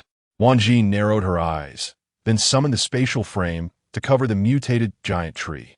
She quickly took out a barrel of gasoline from her space, jumped onto the top of the frame, poured the gasoline down, then lit a fire. The mutated vines emitted a painful screech before turning into a charred stump. After doing all this, Wan Zhi's gaze fell back to the sunshine base, a cold-blooded look in her eyes that she hadn't noticed before. She moved quickly, jumping across several spatial frames to arrive directly above the sunshine base, took out several explosives, and dropped them down before swiftly turning to leave. Bang, bang, bang. Boom! Flames erupted, and wails filled the air. It was not that she was ruthless or cold-blooded, but those people were too selfish. If only Li Lian, or Lu Feidong had found someone to stand up and stop the trouble at the sunshine base, she wouldn't have been so angry. Even when she got out of the car earlier, the looks those people gave her contained everything but sympathy and compassion. Not even a hint of anger was present. She was not a savior, nor was she a good person. She only saved those willing to believe in her and entrust their lives to her. As for the rest, she truly felt no sympathy at all. Wan Zhi didn't dare to think any further, opened the car door, and quickly jumped out, scanning her surroundings for any signs of human activity. When Wan Zhi climbed up the last step, she saw Wan Tian lying on Yanmo's body, Yanmo nervously holding Wan Tian, while around them were a group of mutated cattle and pigs drooling with strings of saliva, and even a large turkey and a fat goose. Are you filming Animal Planet? Or discussing what animal to feature next on the Discovery Channel? Xiaoji? Yanmo turned his head upon hearing the voice and urgently said, "Hurry, Wan Tian has been infected." Wan Zhi's expression changed drastically. "With you here, how could Wan Tian get bitten?" Yanmo frowned. Looking at Wan Tian with a complicated expression, "I used my mental power to attract the zombies, but instead of zombies, these mutated animals came. Wan Tian stood by my side, fearing I would get into trouble, and we've been resisting until now." He took a deep breath and continued, "These mutated animals can't harm me, but Wan Tian's constitution is still too weak to withstand the infection from these mutated creatures' blood." Wan Zhi walked to Wan Tian's side and saw his pale face and uncontrollable trembling, perhaps due to their sibling bond. Wan Tian seemed to sense something and used all his strength to open his eyes. He forced a smile that was more painful than crying at Wan Zhi. "Sister, I'm not a coward. I'm trying very hard. Don't talk." Wan Zhi looked at Wan Tian with a complicated expression. How long has he been infected? Although she was looking at Wan Tian, Yanmo knew she was asking him. About 5 minutes. Wan Zhi closed her eyes and took a deep breath, then took out undiluted golden energy water from her space. She could only treat it as a dead horse, trying to be a live horse. Wan Tian struggled to open his eyes and bitterly smiled. "Sister, it's okay. I'm just too useless." Before he could finish his sentence, Wan Zhi roughly poured the water onto the infected wound, instantly causing Wan Tian to widen his eyes in shock. groaning and rolling his eyes while gritting his teeth to hold back his pain. Chapter 84. I won't hand you over to anyone. Help me hold this. I need to clean his wound. The infected wound would accelerate the rotting process. If the rotten flesh was not removed in time, the only option left would be amputation. The worst-case scenario was amputation. Otherwise, it would lead to death. Wan Zhi's voice trembled slightly. Even she didn't realize the panic and fear in her heart at that moment. Sister, I'm not afraid of pain. You don't be afraid. Shut up, Wan Zhi shouted, then quickly summoned a large spatial frame, enclosing the three of them securely, unaffected by the collisions of the mutated creatures outside. Next, Wan Zhi took out a delicate small knife from her space. While Yin Mo helped pour the energy water to rinse the wound, she began to cut away the rotten flesh with the small knife. However, due to her nervousness, she couldn't grip the knife steadily, and it accidentally sliced her finger. Xiaozhi, ya Montag started. The reason was simple. Wan Tian's infected blood had splashed onto Wan Zhi's wound, and the three of them fell into a tense silence. Sister. Wan Tian's eyes widened in shock, and the veins on his neck bulged. Brother-in-law, hurry and disinfect my sister. Squeeze out all the blood. As Yin Mo was about to act, Wan Zhi, with a calm expression, continued to dig away at the rotten flesh on Wan Tian's hand. Don't move, it's almost done. Sister. Tears were about to fall from Wan Tian's eyes. Sister, please don't worry about me. Can you not care about me anymore? Why? Why has it always been like this since childhood? No matter what happens, you always have to put me first. Can't you live for yourself, just once? Wan Tian lamented in sorrow. Yin Mo gritted his teeth and stared at Wan Zhi, saying, if you get into trouble, I won't survive either. He had already lost her once. He couldn't bear to lose her a second time. Wan Zhi blinked and looked at Yin Mo. Don't forget, I'm a high-level ability user. Yin Mo's gaze fell on Wan Zhi's face, but deep down, he felt a chill creeping in. It was a typical case of infection. But now he really couldn't say anything because he had already seen Wan Zhi's face begin to flush, a symptom of fever and a precursor to infection. Wan Zhi also sensed the change in her body's temperature, but she said nothing. She vaguely felt that since she accidentally cut her finger, there had been no fluctuations in the space around her, as if it were an ordinary cut. After properly treating Wan Tian's wound, Wan Zhi finally breathed a sigh of relief, but the sudden relaxation of her tense nerves resulted in her blacking out. Where is this? Old Meng, who had rushed over, lifted Wan Zhi's eyelids and checked her heartbeat, jokingly saying, what's wrong? You don't even remember your own clinic? How long was I out? Wan Zhi glanced around, and then her gaze fell on the rushing Yin Mo. Is my brother Wan Tian okay? After turning to leave, Old Meng didn't forget to mumble to himself, his voice growing fainter. Ah, being young is so good. Back then, I housed Wan Tian's infection. He's fine. Grandpa Meng has already checked him. Yin Mo pursed his lips, hesitated for a moment, and finally said, Grandpa Meng said Wan Tian wasn't infected at all. So we shouldn't worry. Wan Zhi widened her eyes in disbelief. How is that possible? She clearly saw that Wan Tian's wound had already turned purple and black, which is a clear sign of infection. How could he not be infected? Yin Mo tightly held Wan Zhi's hand, and she easily felt the tremors coming from his palm. Wan Zhi frowned at him, feeling a tinge of unease in her heart. What's wrong with you? Yin Mo suddenly hugged her tightly. Xiaozhi, I won't let anyone take you away, no matter who it is. Wan Zhi's heart flashed with an unbelievable thought. No way. Xiaozhi, promise me. You will never talk about what happened today. Yin Mo looked at her seriously. If he couldn't get a promise from her, he might really go insane. He didn't know what he would do. How can you be so sure it's me? Wan Zhi was truly taken aback. As if afraid she wouldn't believe him, he explained. The speed of zombie infection is extremely fast. As long as the blood turns black and the limb isn't amputated, it will quickly spread throughout the body, eventually becoming a walking corpse, a zombie. But after your blood touched the infected wound, the originally infected area unexpectedly recovered without warning, and fresh red blood flowed out. What does this indicate? Do I need to explain further? At that moment, Wan Zhi truly understood. She raised her eyes to Yin Mo. But before she could finish her words, Yin Mo had already cupped her face, his tone filled with desperation. Please, I'm begging you. The capital has already developed a serum. There's no need to sacrifice a living life to protect this world. Xiao Zhi, my heart can be vast and wide for you, but without you, my heart will be completely dead. Do you understand? Don't let me lose you. Even if the chance is slim, I don't want to gamble.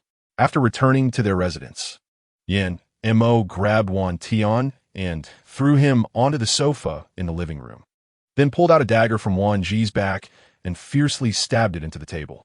Wan Tian didn't know what was happening, but seeing his brother-in-law's fierce side, even he, despite his dullness, felt a strong sense of invisible pressure. Brother-in-law, shut up. From now on, listen carefully. Not a single word can you miss. Wan Tian was caught off guard by Yin Mo's ferocity and immediately straightened his posture, feeling anxious inside. Could it be that the zombie virus in his blood hadn't dissipated, and he was about to die? I want you to forget everything about being infected today, Yin Mo said word by word. Huh?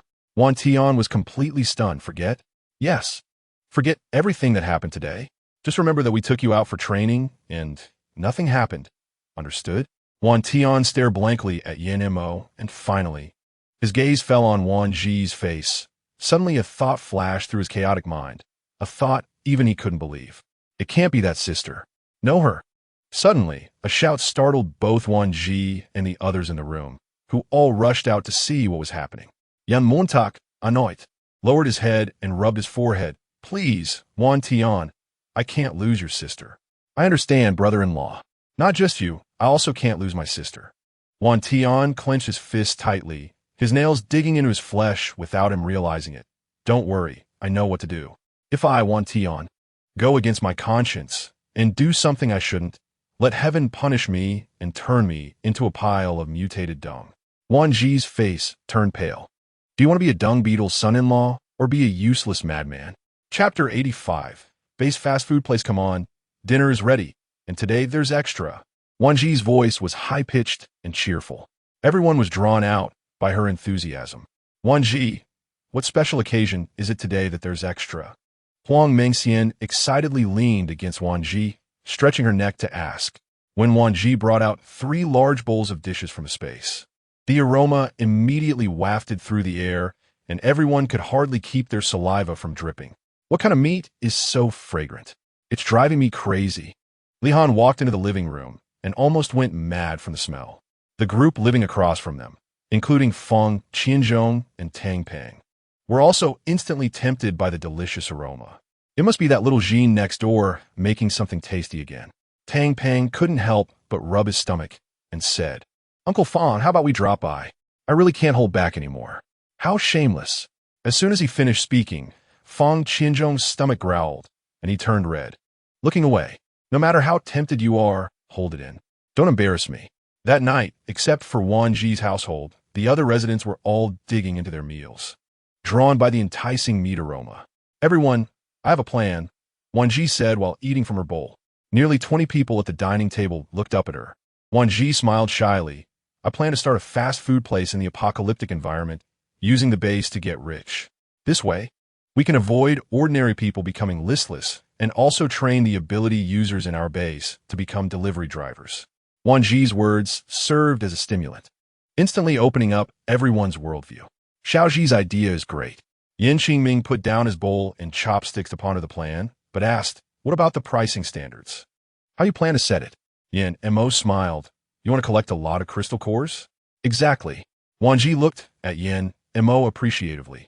I believe the current currency should be crystal cores, and the higher the level, the fewer crystal cores there are. She continued, in the future, leveling up for ability users will become more and more difficult, requiring more high-level crystal cores. But right now, to help the people in the base stabilize their lives faster in the apocalypse, we need to find ways to help them establish a more complete daily plan. Additionally, the job division between ordinary people and ability users should be clearer, giving everyone job opportunities. This way, not only will they have food and shelter, but they will also have greater hopes and goals for the future. Yin Mo looked at Wan Zhi's confident face as she spoke eloquently. He followed her words and instinctively praised, I didn't expect your brains to be just as sharp as the Yin family's business talent. Gazing into her eyes, he parted his lips, his voice deep and slightly magnetic. At this moment, Yin Mo had already arrived behind her. His warm palm, sliding from her shoulder down her graceful silhouette to her waist through her sweater. His long fingers seemed to have magic, igniting a warmth wherever they touched, while his other hand firmly grasped Wan Zhi's hand in a possessive manner.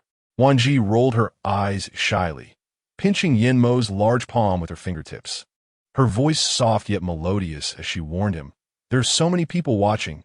What are you doing?" Yin Mo's gaze flickered, but his expression remained calm. "I haven't done anything. I just think you are absolutely right." Watching Wan Zhi's playful and cute eye-rolling, he knew that this was not the time to tease her. Indeed, in his eyes and ears, every frown and smile from his wife was like a gentle scratch and lick on his heart, leaving no room for seriousness, even melting his body and mind. Observing the couple's sweet exchange, Luo Xiaoya's eyes sparkled with joy, realizing that it wouldn't be long before the Yin family could welcome a new member. "That's great. In the future, we can help little Zhi with the kids, allowing them to do whatever they want," said second aunt with a smile. Third aunt chimed in, "Indeed, these two kids have been married for so long without any news. Adding new members in this oppressive post-apocalyptic environment can surely bring happiness." Yin Qingming, along with second uncle and third uncle, instead discussed what Wan Zhi had just said, eventually calling Yin Mo over to join the discussion. An hour later, the conclusion of their discussion was that since you already have a preliminary plan, just go ahead and do it. "We old folks should retire. If there's anything we can help with at the base, just call us," said Yin father, Yin Qingming. "What your dad said is right. The Yin family has always been united, and the apocalypse is no exception. If you need anything, just let us know. Second uncle may not have many skills, but I can still help with farming and cooking," he added. "Well, I can help raise some livestock as well. The other younger members of the Yin family can assist you as well." Upon hearing about raising animals, Yan's little niece immediately perked up and said, "Brother, sister-in-law, I also want to help raise animals." Third aunt laughed upon hearing this and affectionately tapped her forehead, saying, Raising animals isn't just about keeping little pets like rabbits or dogs. It's real hard work." Luo Xiaoya smiled and said, "If she wants to, let her try. Maybe she'll develop an interest. It's good to try new things and take responsibility when you find what you like."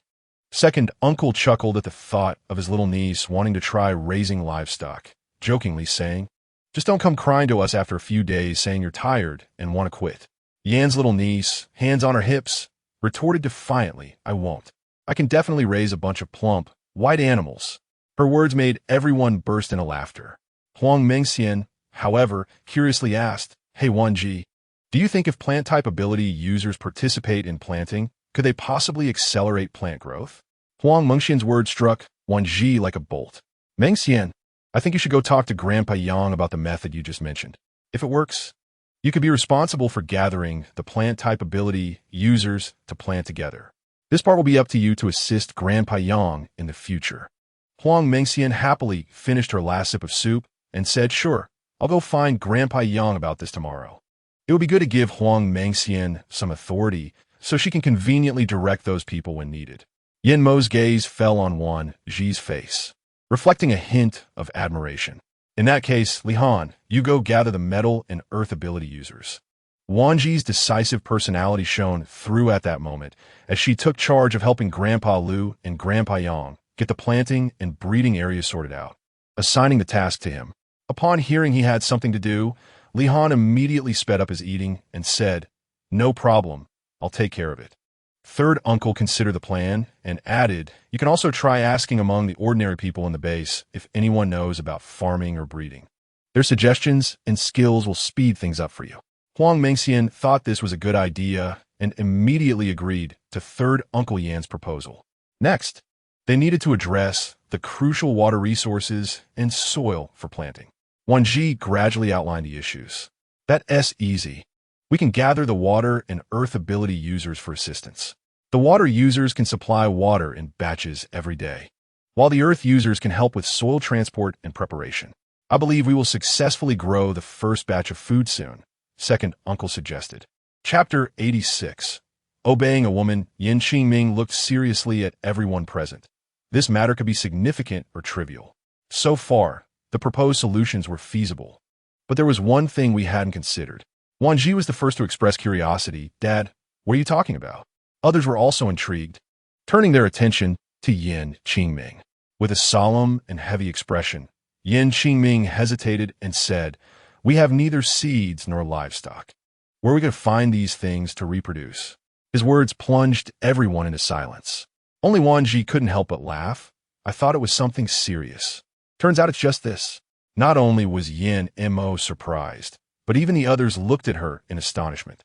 "So you're saying you have a way to get those things?" Wan Zhi blinked, tilting her head with a teasing smile. "Of course.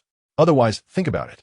How could I supply enough livestock, vegetables, and grains to support an entire base and still send a portion to the main base in the capital?" As soon as she said this, everyone gasped in shock. Li Han stammered, "Sister-in-law, you don't mean you have those things in your space?" He trailed off, his expression complex and unable to finish the thought, but he was already too shocked to say anything. The others quickly connected the dots, and their expressions shifted from warm affection and respect to one of admiration. Yin Qingming's expression changed drastically as he immediately stated his position and attitude. "Everyone, you better keep this to yourselves. If anyone dares to leak this information, I, Yin Qingming, will not spare you. Even if it costs me my life, I will deal with you." Luo Xiaoya immediately stood by him, saying, "That's right. Little Zhi is my daughter-in-law. I will not allow anything to harm her, even the smallest thing." Yin family's matriarch's words reminded Yin Mo of the events from that afternoon, and he immediately fell into deep thought. At that moment, Wan Tian also realized how serious the crisis his sister faced was, especially given her blood had a strong resistance to the zombie virus. No wonder his brother-in-law had warned him so carefully in the afternoon. The base's fast food operation needed to be initiated soon. It couldn't be delayed any longer. "I don't care about the survivors from other bases, but we must protect our people at this base," Wan Zhi stated. Just then, Huang Mengxian suddenly exclaimed in surprise, as a small green sprout poked in through the window, brushing against her ear before swaying a few times, causing her to instinctively glance at Wan Zhi and Yin Mo. "Maruko, someone claiming to be from the Li family has come to find the base leader." "The Li family? The hidden noble family?" Yan Montak found it. "What do they want with the base leader?" Yin Qingming exchanged glances with his two uncles and said, "Amo, it's best not to be at odds with them in this apocalyptic environment. Let's go see what they want." The Yin and Li families have never had much interaction, and after the apocalypse broke out, the hidden noble families lost contact with each other. Now, with a member of the Li family suddenly appearing, it left them feeling bewildered. "I heard that you have a supply of materials for a price, so I came to understand the situation." Before they even reached the entrance, they overheard the conversation outside. Wan Zhi smiled faintly. She knew that to quickly establish the reputation of the fast food base, the connections of the hidden noble families would be the best springboard. Thus, she could leverage these people's influence to spread the news about the fast food base, achieving the advertising effect she desired, which would speed up her collection of crystal cores. When everyone arrived at the entrance, the person outside was immediately stunned upon seeing them and exclaimed, "Yin Mo, why is it you?" Li Yishi was surprised to see members of the Yin family. The two families had never interacted much and often clashed privately. To meet under such circumstances left him momentarily at a loss. "You're the leader of this base?" Li Yishi bluntly stated his purpose. "I heard you supply materials for a price. Is that true? Materials for a price?" Yan Montak found it. Hearing this, Wan Zhi also scrutinized the other party. The idea of the fast food base had only been conceived today, and they had just completed the initial proposal. How did the other party know about this news? And how did they know it was their dawn base? Li Yishi, experienced in business, could see from the expressions of the two that their abrupt arrival was unwelcome. He decided to lay out the situation of the Li family. "Our Li family is facing a food shortage and will likely encounter a food crisis in about a week.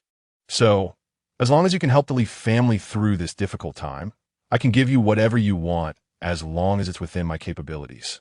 Yin Mo didn't respond directly, but instead handed the decision-making power to Wan Zhi, who stood beside him. "You need to ask my wife about this. She makes the calls on everything in the base." Upon hearing this, Li Yishi was taken aback, looking at Wan Zhi with disbelief. Then his gaze shifted to the building behind them, where the name of the Yin group was still engraved. "I didn't expect the president of the Yin group would defer to a woman. This really opens my eyes.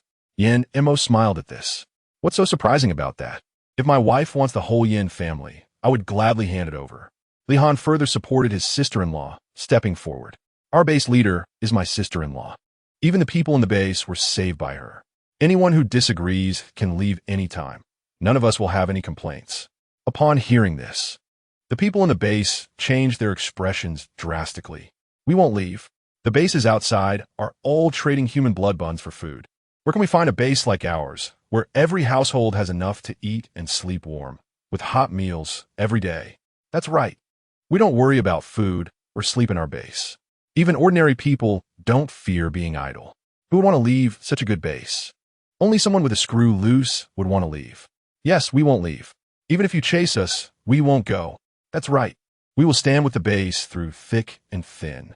Li Yishi was taken aback by the crowd's outcry. He didn't expect that such a simple statement would provoke so much resentment, and he felt regret for his impulsiveness. Yin Mo, I'm not here to argue with you. Li Yishi glanced at Wan Zhi, his doubts dissipating and replaced with sincerity in his eyes. We genuinely want to do business with you. Just name your price. Chapter 87. The strange white-robed zombie. Li Yishi's pupils constricted as he looked incredulously at the young woman before him. He had lowered his dignity to such an extent and spoken so sincerely, yet she was actually trying to chase him away. Upon hearing this, a relaxed expression appeared on Li Yishi's face. But that's fine. Deal. Wan Zhi smiled appreciatively. My food is simple. One ordinary crystal core for 100 grams of materials. Li Yishi pursed his lips and lowered his gaze, his expression weighing the pros and cons. After less than 5 seconds, he seemed to have made a decision. Fine. I will carefully consider your terms. Today, I was abrupt. We will meet again in a week. Wan Zhi nodded with a smile. All right, see you in a week. Before leaving, Li Yishi glanced at Wan Zhi. No wonder the Yin family protected the president's wife so fiercely, keeping everything under wraps. It turns out it was like this. A woman with such business acumen would also be cherished and protected by their Li family. Yin Mo, your eyes are indeed sharp to have encountered such a woman. Meanwhile, while Wan Tian was undergoing rigorous training, Xia Qing, holding the furry creature, stealthily followed the adults out the door. Upon seeing a doctor in a white robe not far away, her big round eyes flashed with confusion. How strange. Shouldn't the doctors be busy on the 7th or 8th floor with the old man? Why is this doctor standing alone under the big tree? The small sprite, Xia Qing, stealthily approached, preparing to scare the other party, when she suddenly looked up and saw that the doctor in the white robe had a bloodied and mangled face. Upon closer inspection, the skin on their face was rotten and blackened, emitting a nauseating stench. Xia Qing covered her mouth and hid behind the big tree, her large round eyes wide open, not daring to blink. The furry creature seemed to sense its little master's unease and immediately scanned the area, spotting the source of her distress. Hiss! 2 voices sounded simultaneously. The white-robed zombie caught the scent of humans after a long time and excitedly lunged towards Xia Qing. The furry creature, fiercely protective, saw the filthy and stinky creature about to harm its little master and assumed a battle stance, its fur standing on end, its size instantly increasing, using its formidable physique to shield Xia Qing behind it. The white-robed zombie leaped forward, but the furry creature swatted it away with a paw. The zombie climbed back up and lunged at Xia Qing again, only to be swatted away once more by the furry creature with a roar. Back and forth, the white-robed zombie was slapped into a state of doubt about its undead existence, glancing at the furry creature with a hint of wariness. But the fresh scent of the human child was too enticing, and in the end, the white-robed zombie gathered its courage and charged forward. This time, the furry creature did not hold back. It understood the weight of Xia Qing in Wan Zhi's heart. As long as Wan Zhi recognized someone as her own, she would be extremely protective. If she found out that it was present and Xia Qing got hurt, not only would the delicious food be lost, but it might also lose its little life. So, the moment the white-robed zombie lunged at Xia Qing, the furry creature acted with lethal intent. In less than 3 seconds, as the zombie lunged towards Xia Qing, the furry creature used its claws to firmly grab the white-robed zombie and then ruthlessly tore it apart, splitting the zombie in two. That's the sound of the furry creature. Huang Mengxian exclaimed. Is the little one in trouble? Li Han anxiously rushed towards the sound of the furry creature. Wan Zhi and Yin Mo also quickened their pace to follow. When everyone arrived one after another, they found the furry creature squatting with its back to them under the big tree, seemingly doing something. Wan Zhi was the first to notice the surrounding chaos, the signs of a struggle, and the stench of black blood. Her heart raced. Furry creature, where's Xia Qing? Hearing her voice, the furry creature turned around, its big round beast eyes filled with grievance and fury. Upon seeing this, Wan Zhi's breath caught, and she trembled slightly. I asked you where's Xia Qing? She repeated it again, but this time her tone had clearly risen by more than one level. Although Xia Qing was not her biological child, she had personally taken care of her for over half a year, and she could not accept that such a lovely and well-behaved child was just gone. Why were you outside the base? Why didn't you keep an eye on her? Wan Zhi shouted in tears. Sister Wan, did you call for me? A voice like a heavenly melody came from behind the big tree, startling everyone who quickly ran to the back of the tree. Xia Qing, are you okay? Wan Zhi was the first to tightly hug Xia Qing, then carefully checked her, only to find that Xia Qing was completely unharmed, not a drop of blood on her. If you're not hurt, why were you hiding? Yin Mo noticed that Xia Qing's expression was not right, and then recalled the obvious signs of a fight around them and the horrible stench of black blood on the ground. Did you encounter a zombie? It wasn't me. I saw a doctor standing under the big tree, and then he turned into a zombie and tried to bite me. It was Mao Guai who killed him. Xia Qing replied. Xia Qing was still young, and her logic was not precise, but everyone could sense the danger in her words. However, Wan Zhi noticed a point of doubt. Since you're fine, and Mao Guai killed the zombie, why did Mao Guai look? Upon hearing this, everyone finally understood the reason, and the tense nerves in their hearts relaxed. Wan Zhi looked at Mao Guai, who felt confused under her gaze, fearing punishment. He instinctively whined and shrank into a smaller size, burrowing into Xia Qing's arms, too scared to move. Wan Zhi blinked, gently picked up Mao Guai, and after rubbing its head said, I misunderstood you and was too harsh. Thank you for protecting Xia Qing today. After saying this, Wan Zhi finally had time to carefully examine the corpse of the white-coated zombie. The presence of a white-coated zombie near the base was clearly very unusual. But when she flipped the body over, her pupils suddenly contracted sharply. How could it be him? Yin Mo also momentarily lost his focus upon seeing the corpse, then furrowed his brows and squatted down to examine it closely. Didn't he die a long time ago in that hotel? Li Han also took a closer look and suddenly recalled that he was the male doctor who had injured Yin Mo with a weapon back in the hotel. How did he get here from such a distance? Li Han couldn't help but murmur. Huang Mengxian, suppressing her urge to vomit, bent down to take a look, and just one glance made her turn away in disgust, but she was also full of questions. That hotel was several hours away from here. How did he get here? And what was he doing here? Yin Mo clearly understood what Wan Zhi's words meant, whether this person was infected before or after injuring him. Chapter 88. Mental Illness After Returning to the Base. Wan Zhi took Yin Mo and, separated from the others, to find Old Meng in the research center on the 10th floor. Oh my! What wind blew these two great deities here? The sharp-tongued words came from Old Meng, but his eyes revealed a kind and gentle expression. Grandpa Meng, if we haven't visited you for a few days, you shouldn't feel dissatisfied with us. That's not good. At your age, with menopause and all, hormonal imbalance is not a good thing. Wan Zhi teased, winking. Go away, you girl. Your mouth is getting more and more unhinged. You dare to say anything. I'm already in my 60s. Where would I have menopause and hormonal imbalance? Old Meng was both angry and amused. After a few pleasantries, Wan Zhi finally got to the point. Grandpa Meng, can you help me check how long this corpse has been infected? See if it can be determined. As she spoke, Wan Zhi threw the thing packed in a black garbage bag onto the surgical table in front of Old Meng. Upon hearing this, Old Meng furrowed his brows and opened the black garbage bag, and a stench of decay immediately filled the entire research center. Cough, cough. You cough. You stinky girl. How could you bring something like this to the research center? It stinks. Old Meng struggled to catch his breath, nearly gasping for air. Grandpa Meng, if I told you this corpse walked here alone from hundreds of miles away, you wouldn't dislike it so much anymore. Wan Zhi knew old Meng's values regarding research. If there was no substantial research value, he wouldn't waste time and energy on it. Sure enough, Wan Zhi's words caught his attention. Hundreds of miles away? How could that be possible? Yin Mo told old Meng about what happened at the hotel.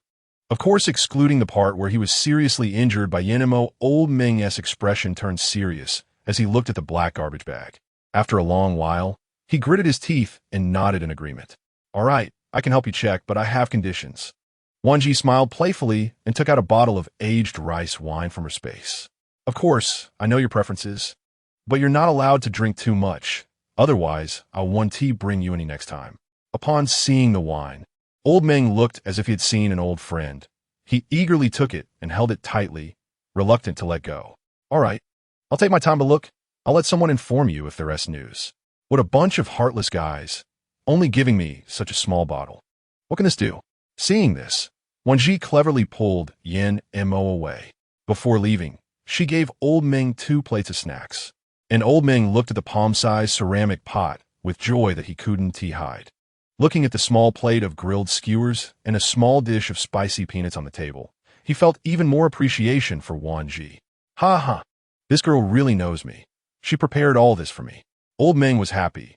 He thought, I need to go show off to those 2 old guys. Otherwise, I'll get moldy if I stay here all day. At this moment, the 2 old guys old Meng was referring to were sitting on a sofa, listening to Wan Zhi's proposal. You mean you want to develop fast food for the base? Let's invest manpower to research breeding techniques? Both old Yang and old Lu were shocked and stood up from their seats. Soil will be delivered by Earth-type ability users, and as for the water source, we don't need to worry. We have water-type ability users to irrigate it in batches, Yin Mo said with a smile. That's impossible. This is our greatest skill. No one can steal it and make us forget our roots, old Yang said confidently. Old Lu nodded in agreement. That's right. We devoted our lives to researching these things before the apocalypse. We could forget everything, but not our skills. That's great. I plan to start a paid supply of resources in half a month. By then, it will depend on your abilities, Wan Zhi smiled. I will send plant-type ability users to help you. And for the breeding part, I'll have to ask old Yang to take care of everyone. Yin Mo also nodded and said, we will arrange some people with breeding experience to assist, mostly ordinary people, and we plan to let them join in.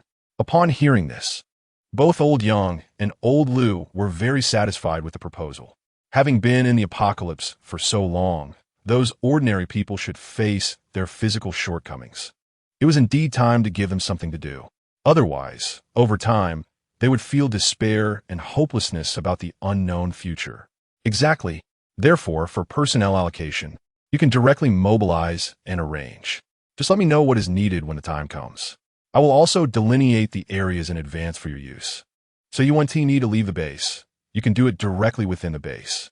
Wan Zhi almost cleared away all the difficulties, so that when the time came, old Lu and old Yang just needed to bring people and start their research. Such a good thing made both of them too happy to refuse. Wan Zhi sighed inwardly. You don't know how panicked I was when I saw you unconscious. Just as the rain passed and the sky cleared, a thunderbolt struck unexpectedly. She pressed her forehead against his chest, trying to give herself a little warmth and security this way. Just in case, I'll give you my blood. Originally, he was in a state of bliss with his wife eagerly throwing herself at him. But upon hearing this sentence, the warmth in his heart gradually dissipated, and the light in his eyes turned cold and sharp. Say that again and see what happens. I don't need your blood, and you'd better abandon any thoughts of using your blood to save anyone from this moment on. Not even as a thought. The crimson in Yin Mo's purple eyes intensified. I won't give you any chance to leave me again. Mo, you've misunderstood my meaning. Wan Zhi knew he had a heart condition, but she never realized it could be this severe. Just concerning her could turn the usually calm him into a mad beast. You love me just as I love you. Wan Zhi comforted him. You fear losing me. Don't I fear losing you too? With just a few words, the nearly frantic him suddenly calmed down. He tightly held her in his arms, inhaling the fragrance from her hair. I wish I could hide you away. The more you shine in the darkness, the more danger you attract, even threatening your life. In the apocalypse, no one can remain unscathed. Wan Zhi couldn't help but sigh. Let's retreat behind the scenes. So you can feel more at ease, right? Yin Mo looked into Wan Zhi's dark eyes. For the first time, he saw how selfish he was in her eyes. Just because he loved her, and she loved him too, she was willing to compromise for him. You've had this fast food plan in mind for a long time. Haven to you? He pressed his lips together. Is it worth it for me? Because it's you, everything is worth it. That night, Yin Mo couldn't sleep. He no longer thought that having Wan Zhi by his side was enough. He urgently needed to become stronger. He knew that even if Wan Zhi retreated behind the scenes for him, the lurking dangers would still find their way to them.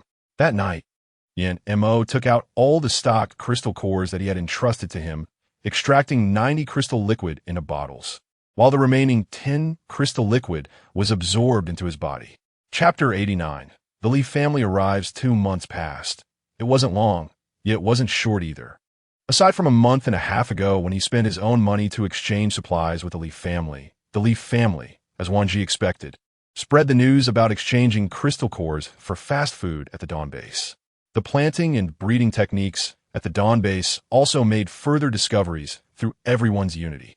Currently, the global fungus mutation had revealed that not only was the water quality polluted and damaging biological cells, but the soil was also found to be contaminated and damaged. Elder Meng sighed. The changes in the apocalypse are too great. This is almost a global catastrophe. Elder Lu also sighed. Because the red clouds in the sky blocked the sun's ultraviolet rays, even with healthy soil and water, photosynthesis cannot occur, which is a significant disaster for fruits and vegetables. Elder Yang nodded in despair. Yes, without photosynthesis, the growth of animal bones will slow down significantly, and this also has a serious impact on humans. Listening to everyone's discussion, Wan Zhi's mind flashed with an extremely important piece of information, but it was fleeting and difficult to capture. Sai, forget it. Let's go check the crops. You'll understand what I mean. Elder Lu made a gesture of invitation.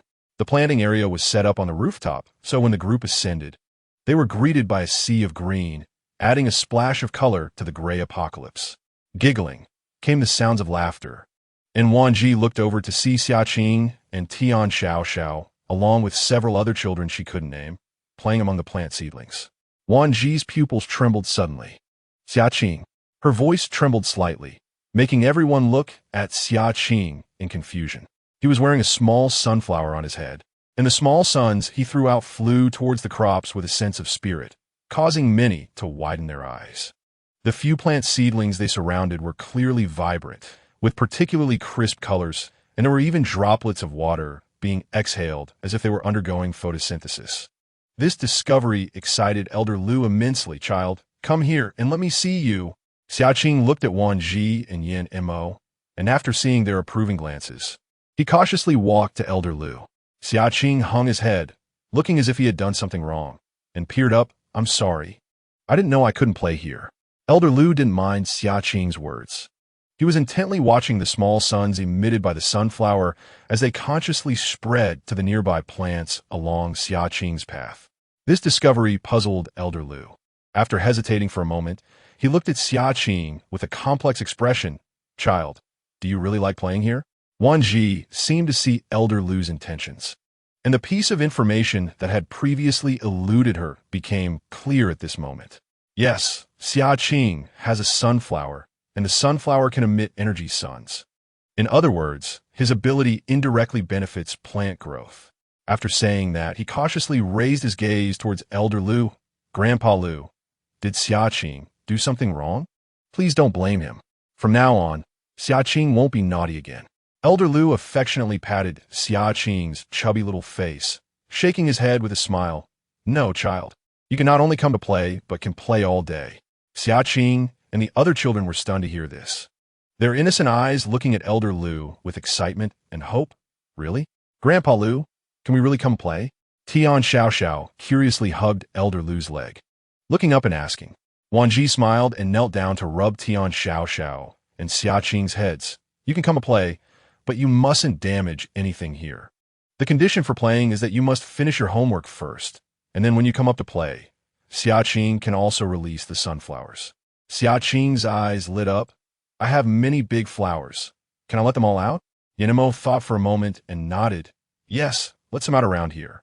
These plants also like your sunflowers. Xiaqing seemed to think of something and immediately asked, Can I also put the flowers with the little pigs and sheep? Xiaqing's innocent words touched Elder Yang, who was envious. Xiaqing, right? You can put the sunflowers anywhere in this base if you want. I believe all plants and animals, as well as humans, will thank you for your efforts. Tears sparkled in Elder Yang and Elder Lu's eyes. From now on, if anyone dares to say that the Dawn base has ulterior motives, I will risk my life to demand an explanation. Yes, in the apocalypse, no one can remain unscathed. Only our base harbors goodwill, and even such a small child can contribute so much to this world. Elder Meng couldn't help but wipe the tears from the corners of his eyes.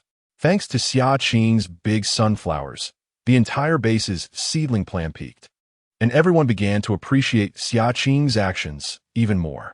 Many secretly gave him a few of their crystal cores. In an instant, Xiaqing became the joy and protected treasure of the Dawn base. Meanwhile, cultivating plants and animals became the most focused matter for the entire base. The fast food plan was in full swing, and the personnel had been selected. Several cooking talents were chosen from ordinary people who had previously worked as chefs, while others were selected from those with rich planting and breeding experience. In a moment, the status of ordinary people nearly caught up with that of ability users, allowing many to live a more stable life.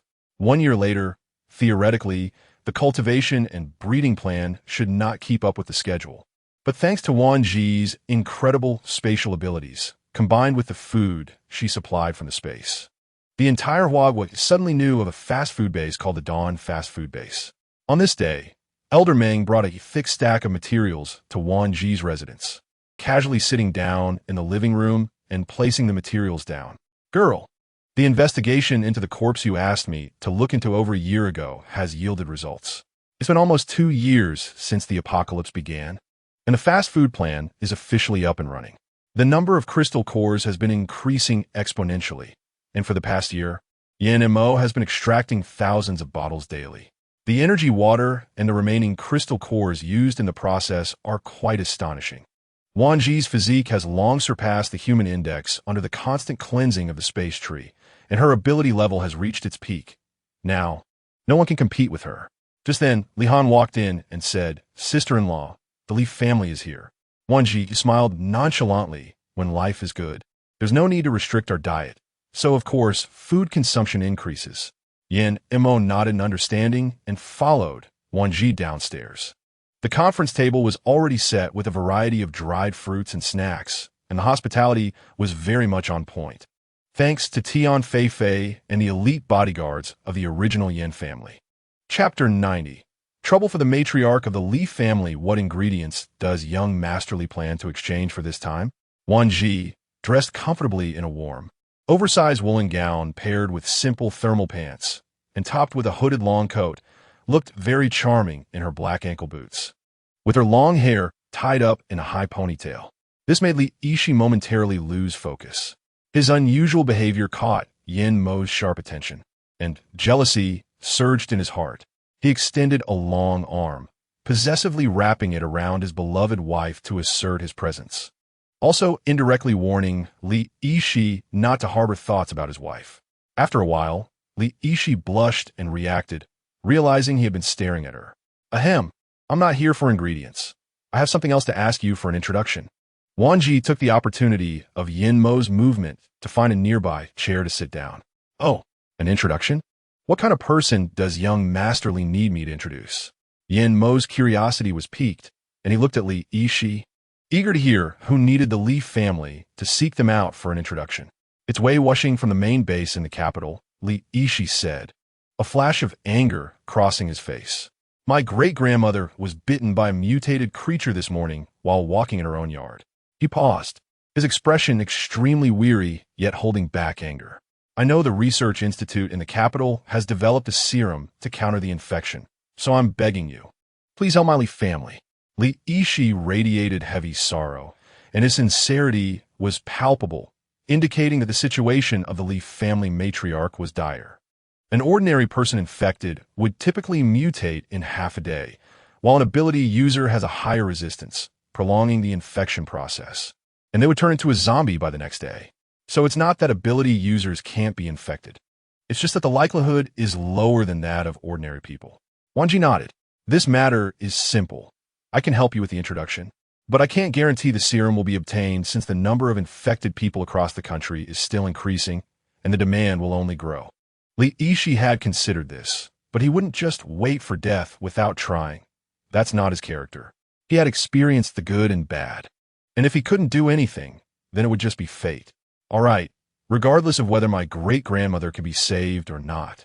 Miley family will thank your Yin family for today's actions. Li Yishi stood up and respectfully bowed to Wan Zhi and Yin Mo to express his deepest respect.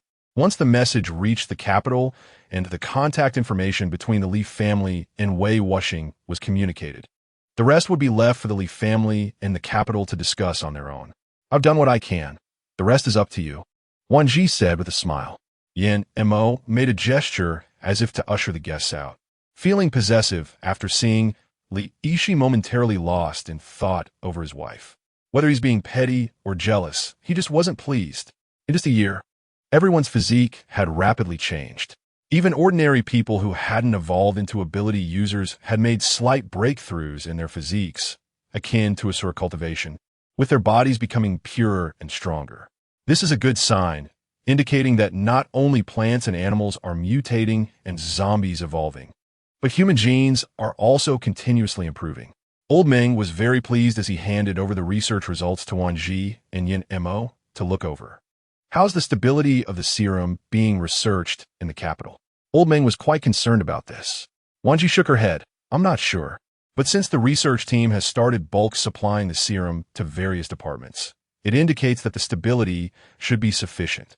Casually glancing around, Wan Zhi noticed apples on Old Meng's desk and picked one up to start peeling, clearly craving some fruit. Seeing this, Old Meng smiled. It's good to eat more fruit. This past year, Old Lu has given me a lot of fruit. I can barely eat anymore. Wan Zhi remained silent, focused on peeling the apple, while Yin Mo continued to sift through the materials at hand. Old Meng didn't feel awkward. Instead, he cheerfully continued, You two have been married for so long. You haven't. Since the apocalypse, have you? You're still young. That's not good. With a loud thud, Old Meng instinctively turned to the side, startled, and quickly got up. Yin Mo also sensed a strong fishy smell and turned to look, immediately putting down the materials in shock. How careless. Old Meng hurriedly took out some disinfecting tools to help Wan Zhi disinfect her finger wound, muttering. Wan Zhi rolled her eyes in annoyance, but her face still bore an unnatural blush. This is all your fault, Old Meng. Why say such things? Yin Mo squatted down with a worried expression, took the unfinished apple from her hand, and said, Next time you want to eat, let me peel it for you. Don't do it yourself. Wan Zhi wore a lazy and helpless expression. You cook, you take care of the household chores. Even the simplest laundry and drying are done by you.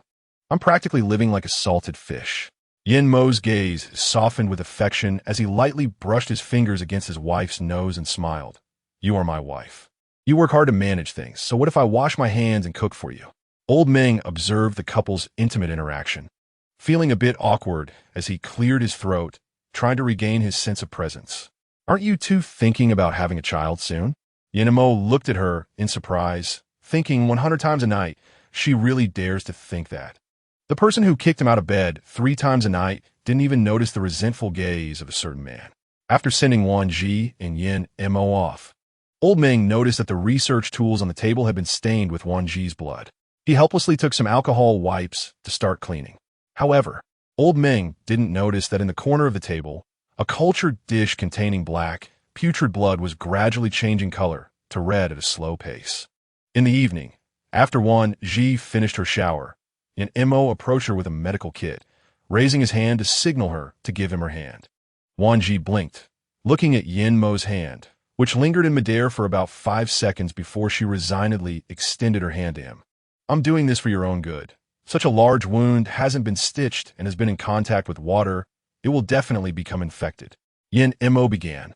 Even if your physique has strong antibacterial properties, you shouldn't ignore it. It's better to be careful. Knock, knock, knock. A series of urgent knocks interrupted everyone in the residence. Li Han was also drying his hair with a towel, clearly just out of the shower. Who is it so late? Even Zhuo Huaichu, Zhuo Aixin, and Xia Qing came out of their rooms holding a large bowl, looking confused. Sister Wan, do you want to eat? Uncle Zhua made fish-flavored shredded pork stir-fried noodles. It's delicious, sweet and sour and spicy. Chapter 91. Thunder on a clear day at this moment. The knocking outside the door stopped, and immediately a familiar, urgent voice called out, "Wan Zhi, hurry and open the door. I have something urgent. It's a big deal." As soon as the door was unlocked, the person outside rushed in, grabbing Wan Zhi with one hand and Yinmo with the other, and hurriedly left just as quickly. In the end, it was still Huang Mengxian's diligent green plant that closed the door. "Grandpa Meng, where are you taking us?" Wan Zhi was completely puzzled. Yinmo's gaze fell on Grandpa Meng's sweaty face, and for some reason, a wave of unease surged in his heart. With a ding, the elevator doors opened, and Grandpa Meng hurriedly pulled the two inside the research center.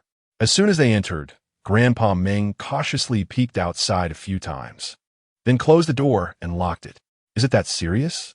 Wan Zhi looked at Grandpa Meng, who was busily darting around like a hard-working little bee. After confirming that there was no one outside, Grandpa Meng let out a slight sigh of relief and carefully placed a petri dish under a microscope, adjusting the magnification before finally getting to the point. "You both better come and take a look at this." Yinmo's expression darkened. He recognized that petri dish.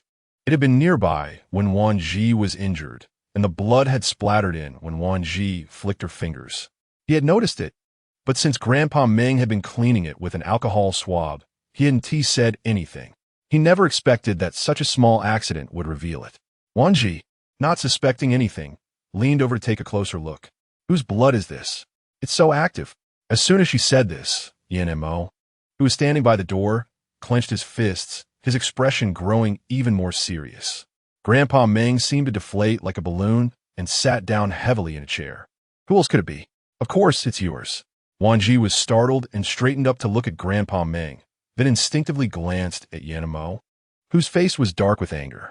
At that moment, she finally believed Grandpa Meng's words. "Why do you have so much of my blood?" Wan Zhi asked, confusion evident in her voice. Grandpa Meng noticed her thoughts and didn't overlook Yinmo's fierce expression by the door. "I'll just sit down. Let me pour you some water. If you trust me, you can listen to my opinion. Yun Muskow's a shopent. She can't be involved in any research, and she can't leave my sight. No one can use her for any experiments." Wan Zhi hadn't expected Yinmo to react so strongly, so she quickly tried to calm him down. "Wait, let's hear what Grandpa Meng has to say. Young man, don't be so hostile. If I really wanted to do something to Wan Zhi, I wouldn't need to secretly bring you both here. I could just make a phone call, and it would be much more convenient. You dare." Yinmo's fierce gaze instantly radiated a strong, killing intent, enveloping the entire research center. Grandpa Meng's words had truly touched a nerve. For Yinmo, everything hinged on Wan Zhi. Can you calm down?" Wan Zhi found it hard to imagine how Yinmo's inner turmoil was related to her. Why just mentioning her could make him lose control like this? Grandpa Meng sighed and waved his hand dismissively. "Listen to me, young man. I have no intention of researching this girl, let alone doing anything to her. I brought you here just to tell you this matter." Grandpa Meng glanced at Wan Zhi, then his gaze landed on Yinmo's face. "The blood of this girl is too violent. It has completely purified the zombie blood I was studying. This is a serious issue. If you don't want anything to happen to Wan Zhi, it's best not to let this matter leak out. The safest way is to keep it to ourselves." Upon hearing this, Yinmo, who had been tense, finally relaxed his furrowed brow. "I don't want this matter to be exposed. No, I hope that no fifth person knows about it." Wan Zhi lowered her head, keeping her lips pressed together in silence. Grandpa Meng asked with a curious expression, "From what you're saying, who has the fifth person besides you two?" "Wan Tian, Wan Zhi's brother." Yinmo's eyes flashed with a hint of killing intent, as if considering whether to eliminate him tonight.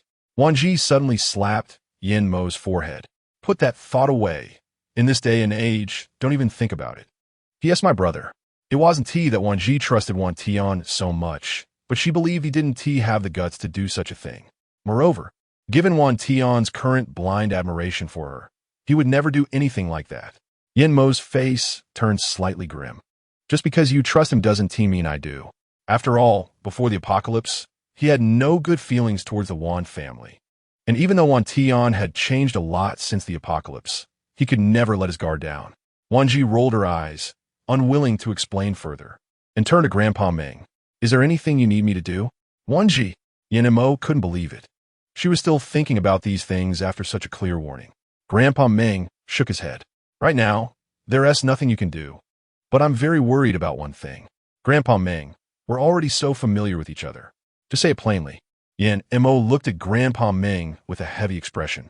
As things stand, it's known that Wan Zhi's blood can save everyone. But what if Wan Zhi gets injured or loses a lot of blood? Can her blood accept transfusions from others? Grandpa Meng directly pointed out the key issue. What do you mean by that? Yin Mo shuddered, suddenly feeling like he had been struck by lightning. Wan Zhi can't accept other people's blood? Grandpa Meng looked at Wan Zhi speechlessly. Your choice in men is really questionable. His abilities are good, but his brain. Wan Zhi blinked, showing no opinion. Yin Mo said, don't think he can't tell that this is an insult. What I mean is, Wan Zhi's blood cells are too aggressive. They might reject any freshly introduced blood. But this is just my preliminary judgment. There's no basis for it yet. Grandpa Meng glanced at Yin Mo, as if asking if he understood.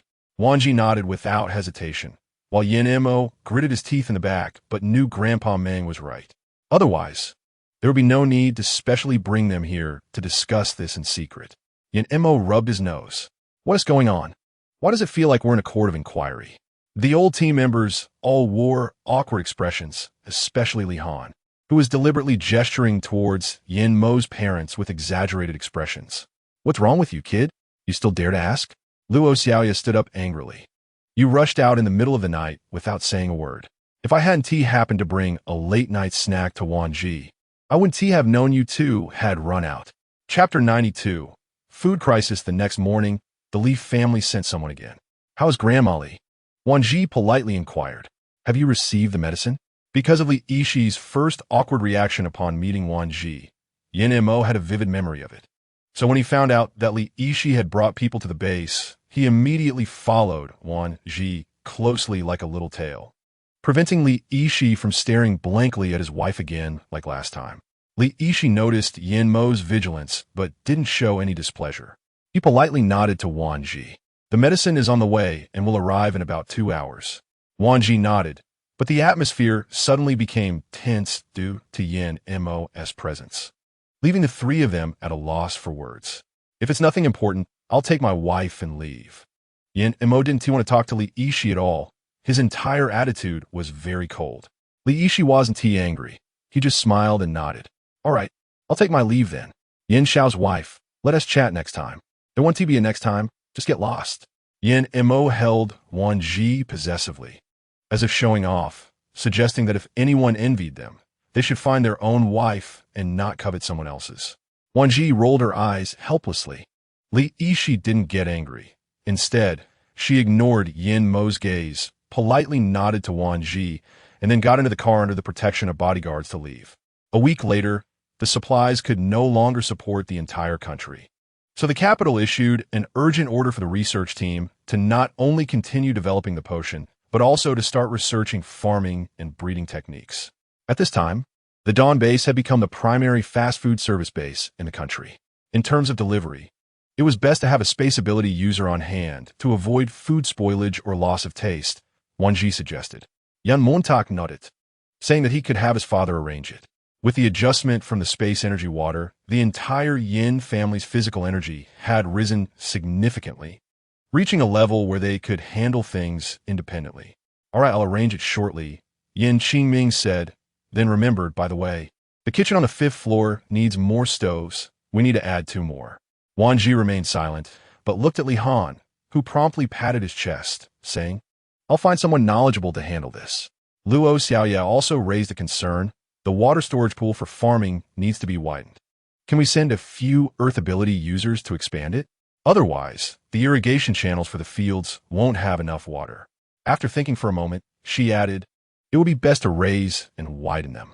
Li Han took notes on all the suggestions from everyone, planning to arrange them later. Ding! A notification sound rang out, and everyone turned to Li Han, the only one with a mobile phone. Li Han glanced at the message, his expression shifting to one of complexity and hesitation as he looked at Yin Mo and Wan Zhi. Just say it. Don't beat around the bush.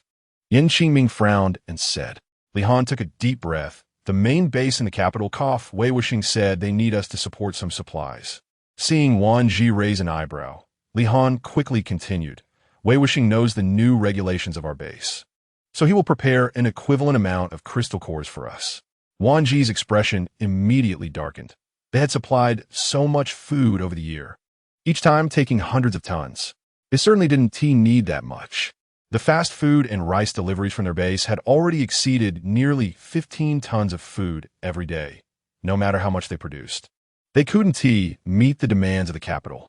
Yin Mo's gaze turned cold. There must be a problem with this. Wan Zhi's expression became grim. Although her space upgrade allowed her to produce nearly 200,000 tons of food daily, alongside the crops grown at the base, it didn't mean her food could be wasted. This was the result of the hard work of the space tree, and she would not allow anyone to tarnish it. As Yin Mo's senior secretary before the apocalypse, Li Han knew that the national grain consumption before the apocalypse was nearly 400 million tons a year. Now, with the human population reduced significantly, it was impossible for them to consume that much. Moreover, with each research center promoting farming and breeding, it shouldn't be this severe. It was clear that there was a serious issue. We must investigate this matter thoroughly, Wan Zhi said, her expression serious, glancing at Li Han and coldly stating, "My food is not so easy to take." The killing intent. Li Han had never felt his sister-in-law's strong hostility so closely, and he shivered involuntarily. Even the others sensed the terrifying aura Wan Zhi emitted, and they instinctively took a few steps back. Only Yin Mo continued to look at his wife with a doting gaze, his expression seeming to carry a sense of pride. 3 days later, in the morning, Yin Mo drove the modified Hummer to the Li family villa. Perhaps due to the apocalyptic environment, the outer walls of the entire villa had been raised, with electricity connected, and patrol teams were always searching for suspicious individuals. Wan Zhi guessed that if one attempted to enter without notice or permission, they would likely be turned to charcoal or beaten into a beehive in the next second. "Who are you?" a patrolling soldier shouted, raising his gun upon seeing the car. Yin Mo rolled down the window and looked at the man, his tone slightly displeased. "Tell Li Shao, we are from the Dawn base. My surname is Yin." As soon as he finished speaking, Li Yishi came out, saying, "I thought who had the guts. It turns out to be you." His gaze instinctively searched, and when it landed on Wan Zhi in the passenger seat, his expression softened, and he smiled. "Come in if you have something to discuss." "No need. We will be leaving tomorrow for a long trip, so I'm sending the ingredients over in advance for about a month. You can count them yourself." Yan Macau interrupta Li Yishi's invitation. Li Yishi's eyes flickered. "Where are you planning to go?" Wan Zhi replied, "I feel that Mo's mood is a bit volatile today." Li Yishi was not annoyed and still smiled gently. "If you need any help, just let me know. I may not have connections like you, but I definitely have enough manpower." "No need." Yin Mo scoffed disdainfully. "One of my people can equal 10 of yours." Wan Zhi thought to herself, "Is it really necessary to show off so much? Don't you know that those who boast often meet a swift end?" She rolled her eyes internally. "Want to tell Li Yishi, come on, can't you see that man next to me is jealous?" If she dared to say a word, it was clear he would explode again.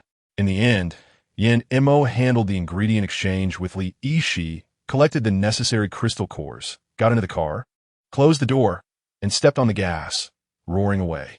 Li Yishi hadn't exchanged a single word with Wan Zhi throughout the entire process. Watching the car disappear, a strange light flickered in his eyes, but the education instilled in him since childhood prevented him from doing anything wrong, so he just watched a little longer, until the car was out of sight before he reluctantly turned and entered the villa.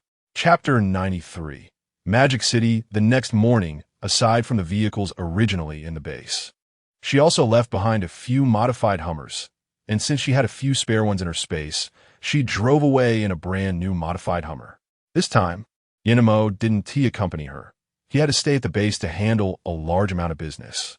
And she didn't take her old team with her either, as every department in the base needed them to be present.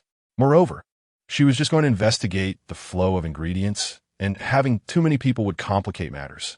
The first stop was the nearest base, the Wanderer's base. This base was originally formed by a group of ordinary people, and now, nearly 2 years into the apocalypse, the human genes had significantly changed. possibly due to solar ultraviolet rays. What do you want? A man with a steel baseball bat shouted. Wan Zhi opened the car door and stepped out. I'm from the Dawn base. Upon hearing this, the man with the bat immediately changed his attitude, putting it away and smiling honestly. Oh, it's the Dawn base. What can I do for you? Well, I received news that supplies are running low nationwide from the capital. You know, I work in the fast food industry. So I came specifically to inspect the supply situation at each base, Wan Zhi explained, mixing truth with lies. The man with the bat frowned upon hearing her explanation. I see. Our Wanderer's base isn't particularly well off, but we're not in dire need of support either. You know your fast food is nearby, so if you need anything, you can just exchange it for crystal cores. So we haven't considered applying for support yet.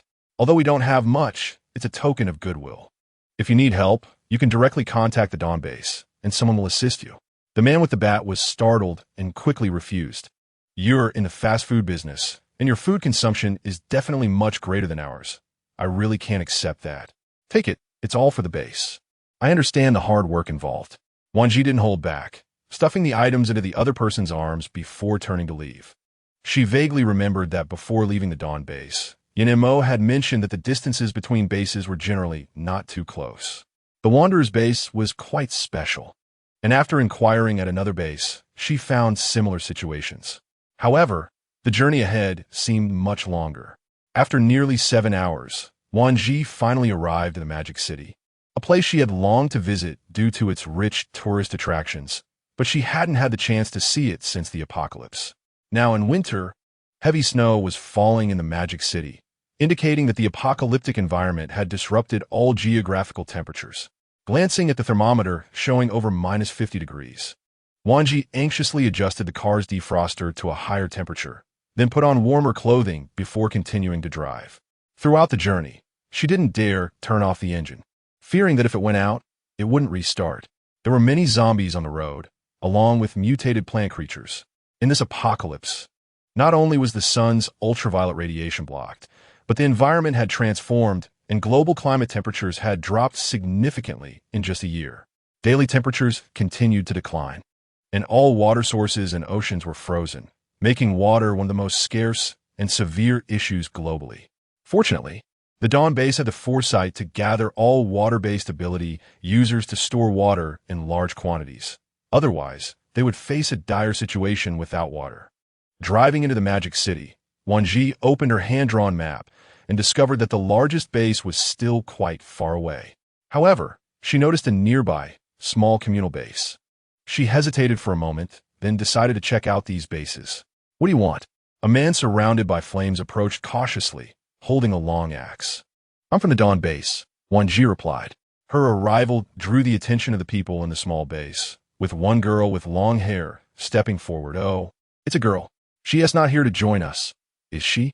Although she came from a wealthy base. Why would anyone leave a good base to come to a small one? Who knew if she had been kicked out for doing something wrong? The girl spoke with a tone full of disdain and sarcasm, not caring at all about offending anyone. Wan Zhi's expression darkened.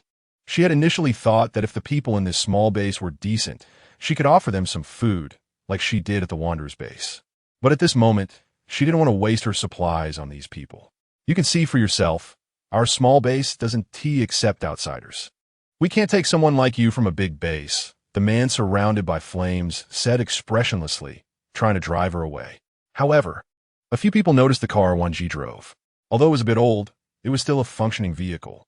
She would rather let a monster handle it than let these people touch it. One of them whispered something to the flame-encased man. This girl looks clean. We can use her. If we get tired of her, we can use her as bait to attract mutated creatures. A sinister smile appeared on the flame-covered man's face. All right, we can use her to create some illusions. Hearing this, the others understood and their greed intensified. Wan Zhi's expression darkened. With her high-level abilities, she clearly heard their conversation. Of course, she also caught a hint of information. Perhaps she could find some clues among these people. Wan Zhi calmly pretended she hadn't heard their whispers. If this were her old self, she would have turned and left immediately, but now she couldn't. The entire country's food supply was facing a major crisis. Although it wasn't her responsibility to handle this, she was in a fast food business and didn't want to waste food on these people. She wasn't running a charity. Upon entering the small base, she saw many people wearing simple, warm clothing, some even made from torn blankets sewn together. It was clear that life in this small base was not easy. "I like your clothes. Take them off and give them to me," the long-haired girl demanded arrogantly. Wan Zhi looked down at her clean, warm clothes, then at the filthy girl opposite her. She said nothing, not even glancing at her. "What are you having for dinner tonight?" she simply asked, not intending to eat their food, but wanting to understand their food sources. As soon as she spoke, all their expressions changed. The long-haired girl pushed Wan Zhi's shoulder forcefully. "Hey, I'm talking to you. Are you deaf or just pretending not to hear me?" Chapter 94. United as one at that moment, with her high-level abilities, Wan Zhi heard the sound of an approaching engine from outside. "Don't go too far. It's an honor that I want your clothes. Don't be ungrateful." The long-haired girl continued to insist on taking her clothes, but Wan Zhi ignored her completely. Sure enough, about 10 minutes later, hurried footsteps were heard outside. "Whose car is that? Move it, don't block the way." Then came a fawning voice, "Boss, this car was just driven in by a new girl. She's really pretty, and we're saving her for you. With such a broken car, it doesn't matter how pretty she is. Move the car, we need to unload." Hearing this, Wan Zhi's eyes lit up. Unload? It had been nearly 2 years since the apocalypse broke out. What goods required a truck to transport? Could it be mutated creatures? "You must be the new one today, right? You probably haven't eaten yet. I'll share some of mine with you." A sudden voice interrupted her thoughts. Wan Zhi turned in surprise to see a woman in her 30s looking at her with a strange expression. Then she grabbed Wan Zhi's hand and pulled her into a corner. "No matter what happens, don't make a sound. I heard you drove here, right?" The woman looked Wan Zhi up and down. "With your outfit, you must be from a big base. I'll help you, but you need to find a chance to leave here quickly. This isn't a place for a girl like you." "Thank you." Wan Zhi pulled her hand away from the woman's grip. "Where do you get your food from?" The woman looked at her in surprise, her expression complex and hesitant, as if considering whether to speak. "I come from the Dawn base. You should know that food there is abundant, but the main base in the imperial capital is so deprived that they need support from other bases." Wan Zhi believed she had made herself clear. It depended on what the woman would do next. It wasn't that she trusted this woman. Rather, the woman seemed to have some conscience left, and perhaps she could find a way to work with her. Upon hearing Wan Zhi's words, the woman's eyes brightened, then dimmed again. "You don't understand. This place is a den of demons. They force us women into body trades, and they push those who are of no use out as bait or sacrifices." It turned out that the people in this small base had imprisoned some weak individuals. The woman traded her body for food and shelter, while others were forced to act as bait to attract mutated creatures, or some were used as sacrifices. As for food sources, there was no real source. They were just robbing other supplies. Wan Zhi's eyes narrowed slightly. These people were truly trash. It seemed she needed to find a way to contact Mo and have him bring people over. Otherwise, with her alone, solving the food problem would take even more time. Fortunately, the communicator was in the space. She entered her consciousness into the space, typed out the message, took the communicator out of the space to send it, and then threw it back into the space. It looked cumbersome, but only took a second or two in total. "Lin Shui, you better not meddle. This woman is meant for the boss." The long-haired girl was immediately filled with jealousy when she saw the woman pulling Wan Zhi into the corner. When she was just captured, she had never seen Lin Shui protect her like this. Why did the newcomer get such good treatment? What are you yelling about? Don't you have work to do? Suddenly, a burly man with a long scar on his face walked in, looking like he was not to be trifled with. "Boss Shuang, look, I've reserved a beauty for you. You must remember my kindness." The long-haired girl flirtatiously rubbed against the man. As soon as the scar-faced man saw Wan Zhi, who looked delicate, the fierce look in his eyes gradually dissipated. He cleared his throat, a glimmer of appreciation flashing in his eyes. She was quite pretty. "Chen Yao, you did well." His gaze fixated on Wan Zhi, as if a hungry wolf had spotted meat. His eyes couldn't move away, scanning her up and down. Since she didn't look like an ability user in height or build, he relaxed considerably, and a more nakedly greedy look appeared on his face. Lin Shui felt her heart sink as she saw Ba Shuang's gaze on Wan Zhi. She instinctively looked at the charming Wan Zhi and thought, if this girl falls into Ba Shuang's hands, she would probably be done for. Wan Zhi blinked, already bursting with laughter inside, pretending to be the boss. What a ridiculous title. So funny. Boss Zhuang leaned closer to Wan Zhi, sniffing, catching the clean scent of soap. He was momentarily surprised, then delighted. It was incredible to find such a clean woman in this environment.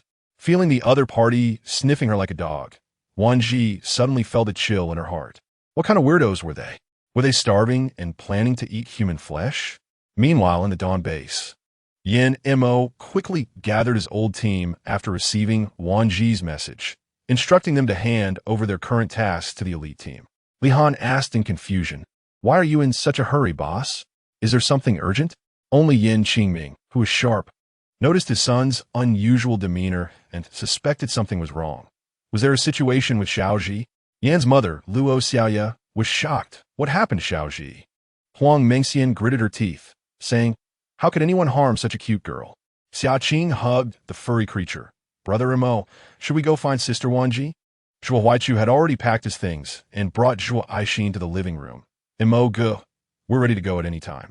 Li Han's eyelids twitched a few times. "All right, Uncle Zhuo, your speed is getting faster. Wait for me. I'll pack my things too." Mo, tell me honestly, did something happen to your wife? Yin Qingming looked seriously at his handsome son. She knew Wan Zhi's character well.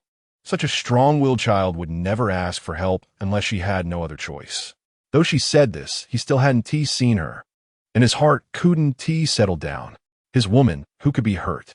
In just 3 minutes, one by one, people came out of their rooms, all dressed in the warm, tactical jackets and pants, with fur boots, carrying their backpacks filled with ready-to-eat food, crystal core liquid, and energy water bottles, each holding their weapons.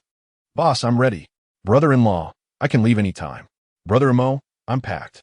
Emoga, I'm ready." 6 people spoke in unison, their voices resonating strongly, instantly infecting everyone else in the living room with their unity. Chapter 95. What it means to respect women.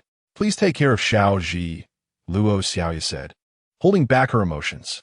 "Do you know the location?" Yin Qingming asked, stating the most crucial question. Yin Mo's eyes sharpened. "I know. She is in a magic city." Magic city. Everyone was shocked. The magic city was thousands of miles away, and even at top speed, it would take several hours to get there, especially with the heavy snow outside. Roar. The furry creature suddenly let out a roar, drawing everyone's attention to Xia Qing. Xia Qing thought for a moment and asked the furry creature, "Is this really okay?" The furry creature roared again. "Will it be dangerous?" Xia Qing asked again. The furry creature jumped to the floor, stood up, and quickly patted its chest while roaring. Huang Mengxian raised an eyebrow curiously. "Xia Qing, what is the furry creature saying?" After thinking, Xia Qing looked at Yin Mo. "Brother Mo, the furry creature says that it's icy outside and driving is unsafe. We should switch to a snowmobile. It can pull the sled." The furry creature had long, coarse fur and sharp claws, moving as quickly as lightning. Importantly, it was strong and smart, making it perfect to be a sled dog. "No way." Zhuo Huaichu, with years of experience driving large vehicles, immediately explained the seriousness of the situation to everyone. The temperature outside is at least minus 60 or 70 degrees, and the Magic City will be even lower, probably around minus 40 or 50 degrees. If we recklessly use a sled, we could freeze to death just walking on the ice. Xia Qing suddenly turned and ran into a room, then came out with a toy. "Brother Li Han, can this boat be used outside?" Zhuo Huaichu looked at it in surprise. "Isn't this the one I made for you?" Before he finished speaking, he froze. Yes, why hadn't he thought of this solution? He looked at Li Han. "I figured out a way to move in the freezing cold." 2 hours later, an air-cushioned boat appeared at the base's gate, simulating a water cruise method, which ensured warmth. The furry creature looked at the air-cushioned boat with envy and curiosity. Li Han smiled. "I'll control the machinery. Uncle Zhuo, you drive." "Okay." Just as Yin Mo and the others were about to leave the Dawn base, Wan Zhi was also pushed into a room filled with a musty smell. The room's bed looked filthy, with bloodstains everywhere. Soon, a man walked in, the same man called Boss Zhuang. In just half an hour, Wan Zhi had figured out that this small base was run by a man named Kai Mu, and that Boss Zhuang was one of Kai Mu's subordinates, especially taken care of because of his physique and abilities, making him the second in command of the small base. At this moment, Boss Zhuang saw Wan Zhi's gaze at him from the bedside, which he found very displeasing. He strode over to Wan Zhi and threatened, "Don't think anyone will save you tonight. Lin Shui has already been given to my subordinate. If you don't obediently listen, your fate will be the same as Lin Shui's." Wan Zhi's heart sank. What scum! If she tolerated this kind of person any longer, she wouldn't be called Wan Zhi. Seeing the cold, indifferent look in Wan Zhi's eyes, Boss Zhuang continued, "You better think of a way to please me. If you make me comfortable, maybe I'll let you stay a few more days. In this base, no one can save you without my permission." After saying this, his gaze began to roam over Wan Zhi without any restraint. When he saw that Wan Zhi no longer seemed to want to escape, he finally walked up to her with satisfaction. Daring to threaten her, Wan Zhi sneered inwardly. Did he really think she was a soft persimmon to be squeezed? It seemed this small base needed a good overhaul and a new leader. When Zhuang Laoda's hand was about to touch Wan Zhi, he suddenly looked up, feeling an inexplicable chill in his heart. What kind of gaze was that? It was even more terrifying than those high-ranking figures he had encountered. He chuckled to himself, thinking that as long as he got through tonight, women would become devoted once they lost their bodies. He wanted to see if this little pepper would still be so stubborn after tonight. Zhuang Laoda was no longer anxious. He directly took off his shirt, ready to push her down. Wan Zhi's gaze instantly radiated a strong, killing intent, her lips lazily curving up. With just one motion, Zhuang Laoda was instantly enveloped by a spatial barrier. Zhuang Laoda, still in an excited state, was baffled when a transparent, invisible cover suddenly enveloped him. He kept banging and shouting, but his voice couldn't penetrate, let alone call for help. Wan Zhi tilted her head and blinked. It was quiet now. At the same time, she deliberately created a slight crushing storm within the spatial barrier. Zhuang Laoda felt his internal organs being crushed, making it hard for him to breathe as he stared at Wan Zhi. It was at this moment that he realized this seemingly ordinary woman was actually a superhuman, and her level seemed to be much higher than his. "Who exactly are you?" Zhuang Laoda tried to force himself to calm down. "You don't have the right to ask me questions," Wan Zhi said with a faint smile, lazily propping her feet up on the edge of the bed. "Now, I ask you, you answer. Otherwise, I can't guarantee what will happen in the next second." Zhuang Laoda's expression darkened. He was cursing the person who brought this woman in his heart, wishing he could tear that person apart. But he didn't want to die, so he started trying to play the victim to make the woman feel soft-hearted and let him go. "I don't know anything. I'm being forced. You don't understand the rules of our small base. If I don't obediently do my job, I could be killed too. Have some pity on me. I still have. Are you trying to say you have an elderly mother to care for and an 8-year-old child?" Wan Zhi couldn't help but sneer. She was not some naive 16 or 17-year-old girl. She was fully aware of what Zhuang Laoda was plotting in his mind. "You better not give me any useless stuff. I ask you, where does your food come from?" At the same time, she increased the crushing force of the spatial barrier. "If you don't speak, I have many ways to make you tell the truth, though they might be bloody and violent. I'm the type who hates seeing blood the most." The suffocating feeling of his organs being crushed filled Zhuang Laoda with dread. At that moment, he realized that the woman in front of him was far more terrifying than those high-level zombies and mutated creatures.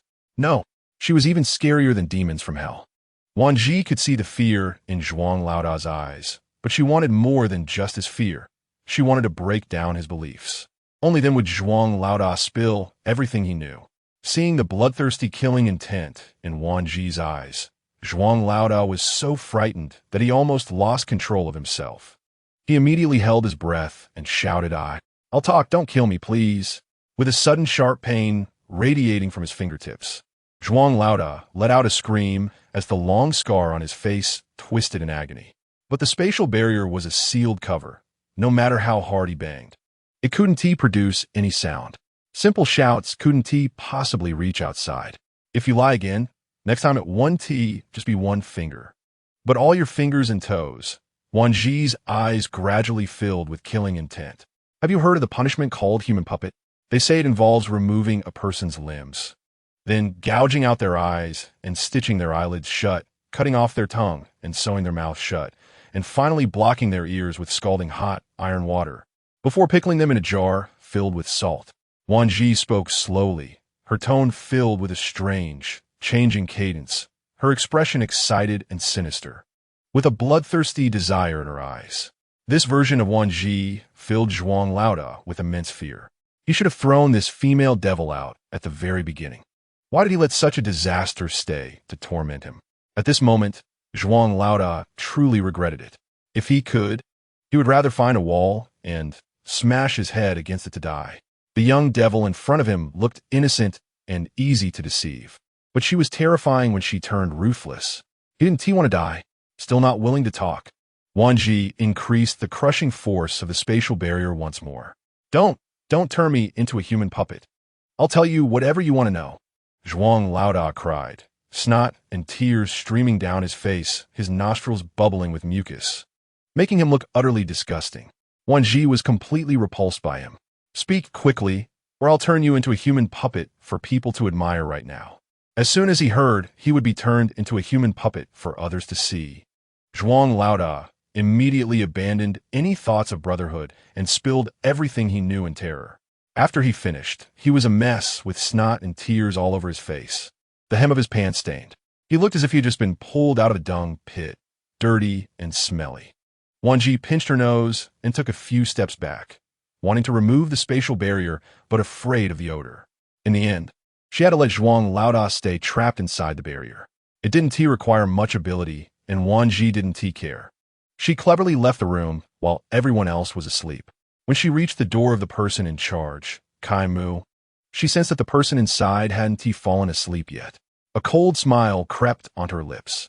Unexpectedly, Wan Zhi just entered the room, tightened her coat, and quickly jumped out of the window, leaving Zhuang Laoda utterly exhausted, collapsing onto the floor. Outside Kai Mu's window, Wan Zhi saw a bearded man seductively dancing in front of the mirror.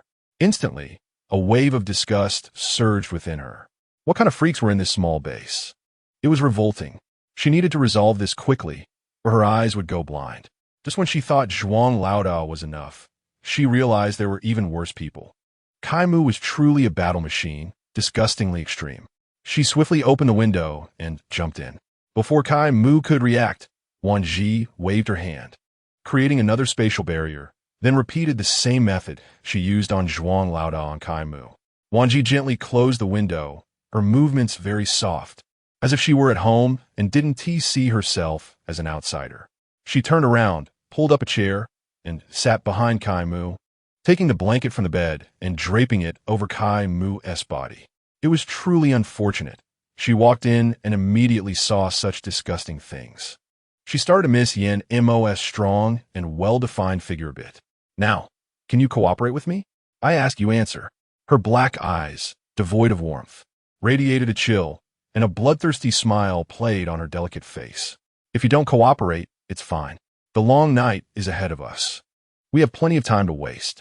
The charming image on Wan Zhi's face contrasted sharply with the demonic aura she exuded, delivering a nuclear-level shock to Kai Mu, shattering his inner beliefs. He had always thought that by building this base, he had begun to realize his villainous dreams, believing he was the strongest and untouchable. Plus, since he had done so much without being caught or facing anyone daring to act against him, his arrogance had swollen over time. Wan Zhi smiled. Very good. She repeated the questions she asked Zhuang Laoda. I don't know who I'm connected with above. I'm just a bottom-level subordinate. They just want me to deliver food to them. Kai Mu was afraid that Wan Zhi would not believe him, so he quickly pointed under the bed and said, "What I'm saying is true. They're responsible for connecting with us and even gave us crystal cores, asking us to deliver food to them."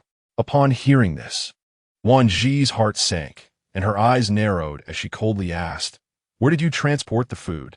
Indeed, there was a problem with the food scarcity in Hua country. It seemed someone had overreached. What was their intention in doing this? As soon as she finished speaking, Kai Mu's expression changed. I remembered. They once let slip that they wanted to transport food abroad. Yes, to abroad. Abroad? Which abroad? It seemed they had quite a boldness to extend their reach in a Hua country. But did Wei Wuxing know about this? I don't know. I really don't know. We rarely talked. Once we dropped off the goods, they just chased us away. Kai Mu's face distorted with pain, fearing that the unfamiliar woman before him might crush him for not providing answers. What I'm saying is true. We just deliver the goods. Noticing the evasion in Kai Mu's eyes, Wan Zhi immediately narrowed her eyes sharply. At dawn, a gentle knocking sound came from outside the car window. Wan Zhi opened her eyes, glanced at the person outside, smirked, and got out of the car. Sorry for worrying you. Did you suffer any losses? When Yin Mo thought of just having seen Kai Mu and Boss Zhuang, his expression turned cold, and his tone was slightly frosty. I've dealt with everyone in the small base. Simply killing them would be too lenient. Remembering the news he received yesterday nearly drove him mad. Wan Zhi blinked, her heart slightly startled, quickly understanding the implication of his words. Aren't you going to ask me why I did this? No need. The sharpness in his eyes gradually dissipated as Yin Mo lightly coughed, a hint of softness flashing in his eyes. Because I understand you. Wan Zhi smiled, giving him an appreciative look. So, what do you plan to do about this? Investigate yourself or hand it over to Wei Wuxing. If it could be avoided, it would be best to leave it to Wei Wuxing. Wan Zhi recalled the woman who had saved her before. How did you handle the women in the small base? Yin Mo's gaze flickered slightly, as if he thought of something, and his expression didn't seem too pleasant. What were you planning to do? Wan Zhi thought for a moment, but ultimately remained silent, already walking towards the small base. Upon entering, she felt a twinge of reluctance at the sight inside. They must have burned it all. Everyone inside was bitten to death by zombies. You did a clean job. Chapter 97. They should be here soon. You are Wan Zhi? A sharp, annoying voice sounded. Wan Zhi turned her head to look, her charming eyes filled with anger as she glared at the speaker. She smirked and lazily leaned against Yin Mo, one hand possessively around his neck, and said with a lazy smile, Chinyaya, right? I remember Boss Zhuang calls you that. I didn't expect you would know me. She wondered how that woman named Lin Shui was doing and if she was still alive. Recalling Lin Shui's face filled with resentment yesterday and her compassionate look when she helped her. Senior Mo, don't listen to her nonsense. I was forced. That Boss Zhuang is ruthless. As a woman in the apocalypse, I have no one to rely on. Chinya bit her lip and cautiously stole a glance at the man in front of her. She never expected the person she had a crush on for years would appear before her now. Long ago, she knew Yin Mo was extraordinary, with his demeanor and exceptional family background. If she hadn't controlled herself well, she might have become the Yin family's young mistress back then. Yin Mo's gaze fell on Wan Zhi, not sparing a glance for Chinyaya. I don't know her. A casual remark suddenly dropped the atmosphere to an absolute zero. Wan Zhi keenly sensed something off about Yin Mo's gaze and looked up, seeing the anger in his eyes. What was he angry about? Did Chinyaya do something to him in the past? Thinking carefully, it was indeed possible. Just judging by Chanyaya's attitude yesterday, one could guess how self-righteous she was. Wan Zhi's eyes shifted. Hubby, I'm hungry. Let's go eat together. Disgusting, it'll drive you crazy. Chinyaya, feeling neglected, couldn't believe Yin Mo ignored her. How could he not be moved by such a beautiful woman? Senior Mo, thank you for saving me. I knew you had feelings for me. Chinyaya feigned a proud stance, puffing up her chest, and shot a disdainful glare at Wan Zhi, huffing, not believing she could sit still. Senior Mo, how could you compare me to a beast? Chinyaya's face turned pale, nearly collapsing. Senior Mo, I've had feelings for you for a long time. I know you must have some interest in me. Otherwise, why would you save me out of so many women? Yin Mo glanced at Chinyaya, his eyes revealing a bloodthirsty intensity. Though he wore a smile, it exuded a chilling coldness. If he had known saving her would lead to such a misunderstanding, he would have let her fend for herself. At the very least, she could have fed those mutated creatures to give them a better chance to escape. Chinyaya looked somewhat terrified, taking a few steps back in fear of Yin Mo's oppressive aura. Her face showed an expression of disbelief. Senior Mo, how can you say that? We're classmates after all. Early in the morning, if you want to act flirtatious, please turn around and exit the door. There are plenty of mutated creatures outside interested in you. Wan Zhi chuckled coldly. Wan Zhi, you shameless. I'm talking to Senior Mo. What does it have to do with you? Chinyaya was furious, her face turning red from humiliation. He is my husband, with a marriage certificate, so what do you think it has to do with me? Wan Zhi lazily ignored her, pulling Yin Mo away. Seeing the two about to leave, Chinyaya suddenly reacted, her face pale as she rushed over. No, I can't let Senior Mo leave. If he goes, how can I seduce him? I refuse to believe that there are men in this world who don't cheat. It must be that Senior Mo was reluctant to reconnect with her because of that wretched woman. Yes, it must be like that. Yin Mo frowned deeply, his purple eyes filled with intense killing intent. Finally, with a wave of his hand, a bolt of lightning struck down, and at the same time, he added, noisy. Chinyaya's eyes widened, and before she could react, she saw a terrifying bolt of lightning strike down, followed by smoke dissipating with a burnt smell. It's not worth getting angry over someone like that. Wan Zhi smiled helplessly. Hearing this, Yin Mo raised an eyebrow, recalling the scenes he saw upon arriving yesterday. Finding it amusing. You say it's not worth it. I wonder who played with them to death yesterday. Wan Zhi paused, recalling the events of last night, and smiled unintentionally. You can't blame me. They were the ones who chose to provoke me. Yin Mo smiled lightly, but he watched every expression of Wan Zhi closely. You are right. It's their poor judgment. Wan Zhi chuckled, taking Yin Mo's hand. Let us go. I feel like it's been a long time since we ate together with everyone. Yin Mo's eyes were filled with affection as he followed her into the modified vehicle. Upon entering the cabin, the aroma of food greeted them. Wan Zhi took a deep breath, satisfied. Long time no see, everyone.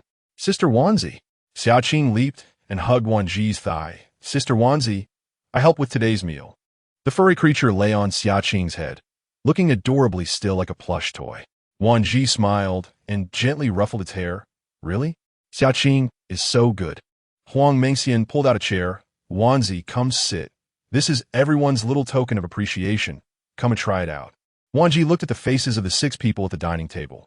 Li Han, Huang Mengxian, Xiaoqing, Shuo Huaichu, Wu Aixin, and Wan Tian. Each of them wore a bright smile, something she had never seen in her past life.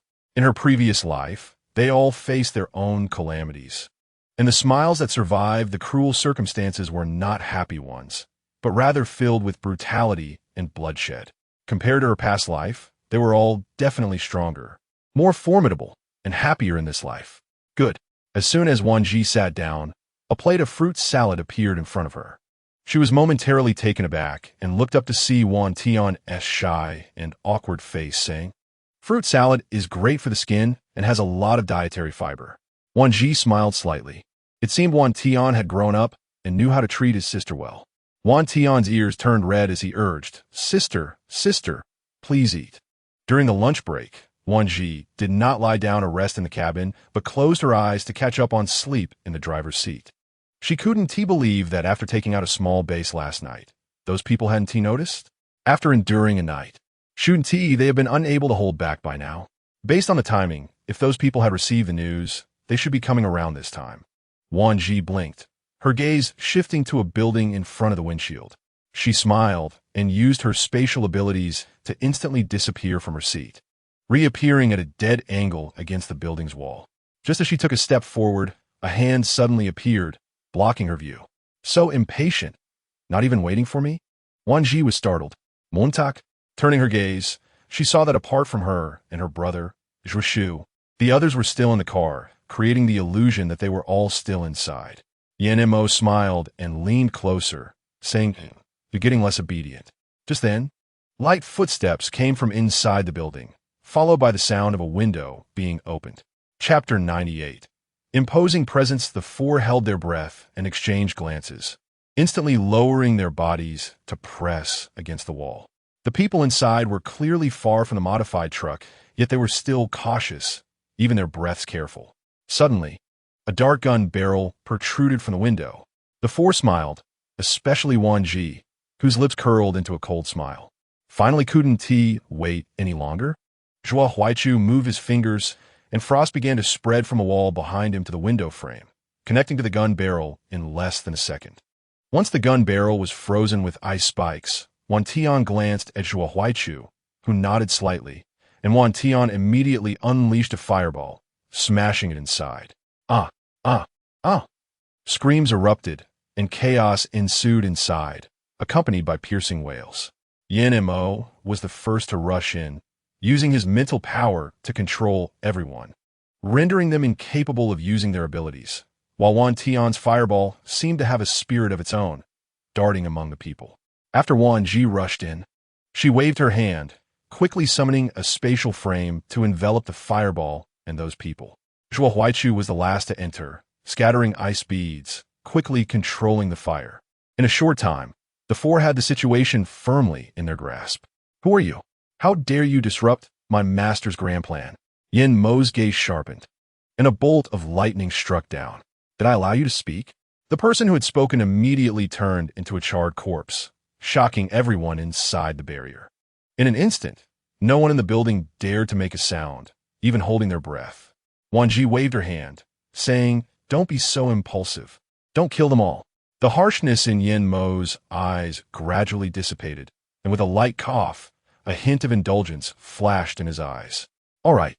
Wan Tian moved a sofa behind Wan Zhi, saying, "Sister, brother-in-law, it's less tiring to sit." Zhuo Huaichu couldn't help but stifle a laugh at Wan Tian's obsequious demeanor. Yin Mo glanced at the sofa, giving Wan Tian an appreciative look before leading Wan Zhi to sit down. This look made Wan Tian very happy. He felt that his brother-in-law was good, and indeed, treating his sister well meant he would stand by his side. Yin Mo, with a smile in his eyes, gently pinched her face, saying, "Lazy cat, just like you." Everyone wondered what they were there for. Surely, it wasn't tea just to feed them dog food, right?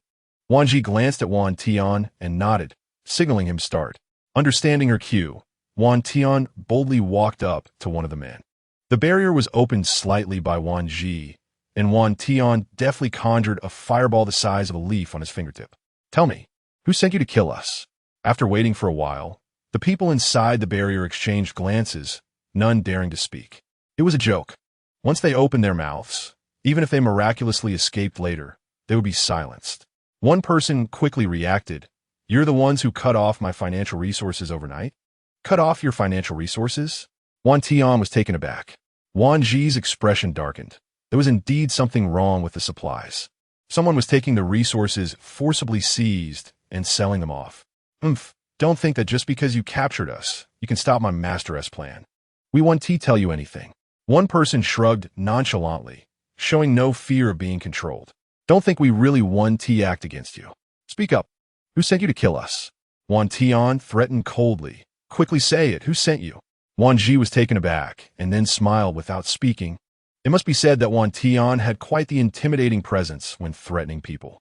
After a long time passed, no matter how Zhuo Huaichu or Wan Tian coerced or lured them, the people inside the barrier refused to budge, showing a resolve that they would rather die than speak. Perhaps they had maintained their stance for too long. Yin Mo twisted his neck, producing a series of cracking sounds. "You don't seriously think that once we capture you, someone will come to rescue you, do you?" The expressions of the few people inside the barrier stiffened as they exchanged glances. "What do you mean?" One of them frowned tightly. "Are you also planning to rob our food?" This group of fools, were they out of their minds? Robbing their own food was amusing. Wan Zhi stood up and suppressed Yin Mo's originally murderous intent. "Let me handle this. I don't know if the person who leaked the news last night told you how we operate."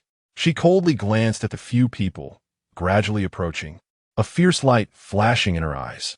The little patience she had vanished entirely, and without hesitation, she said, "Do you know what a human pig is?"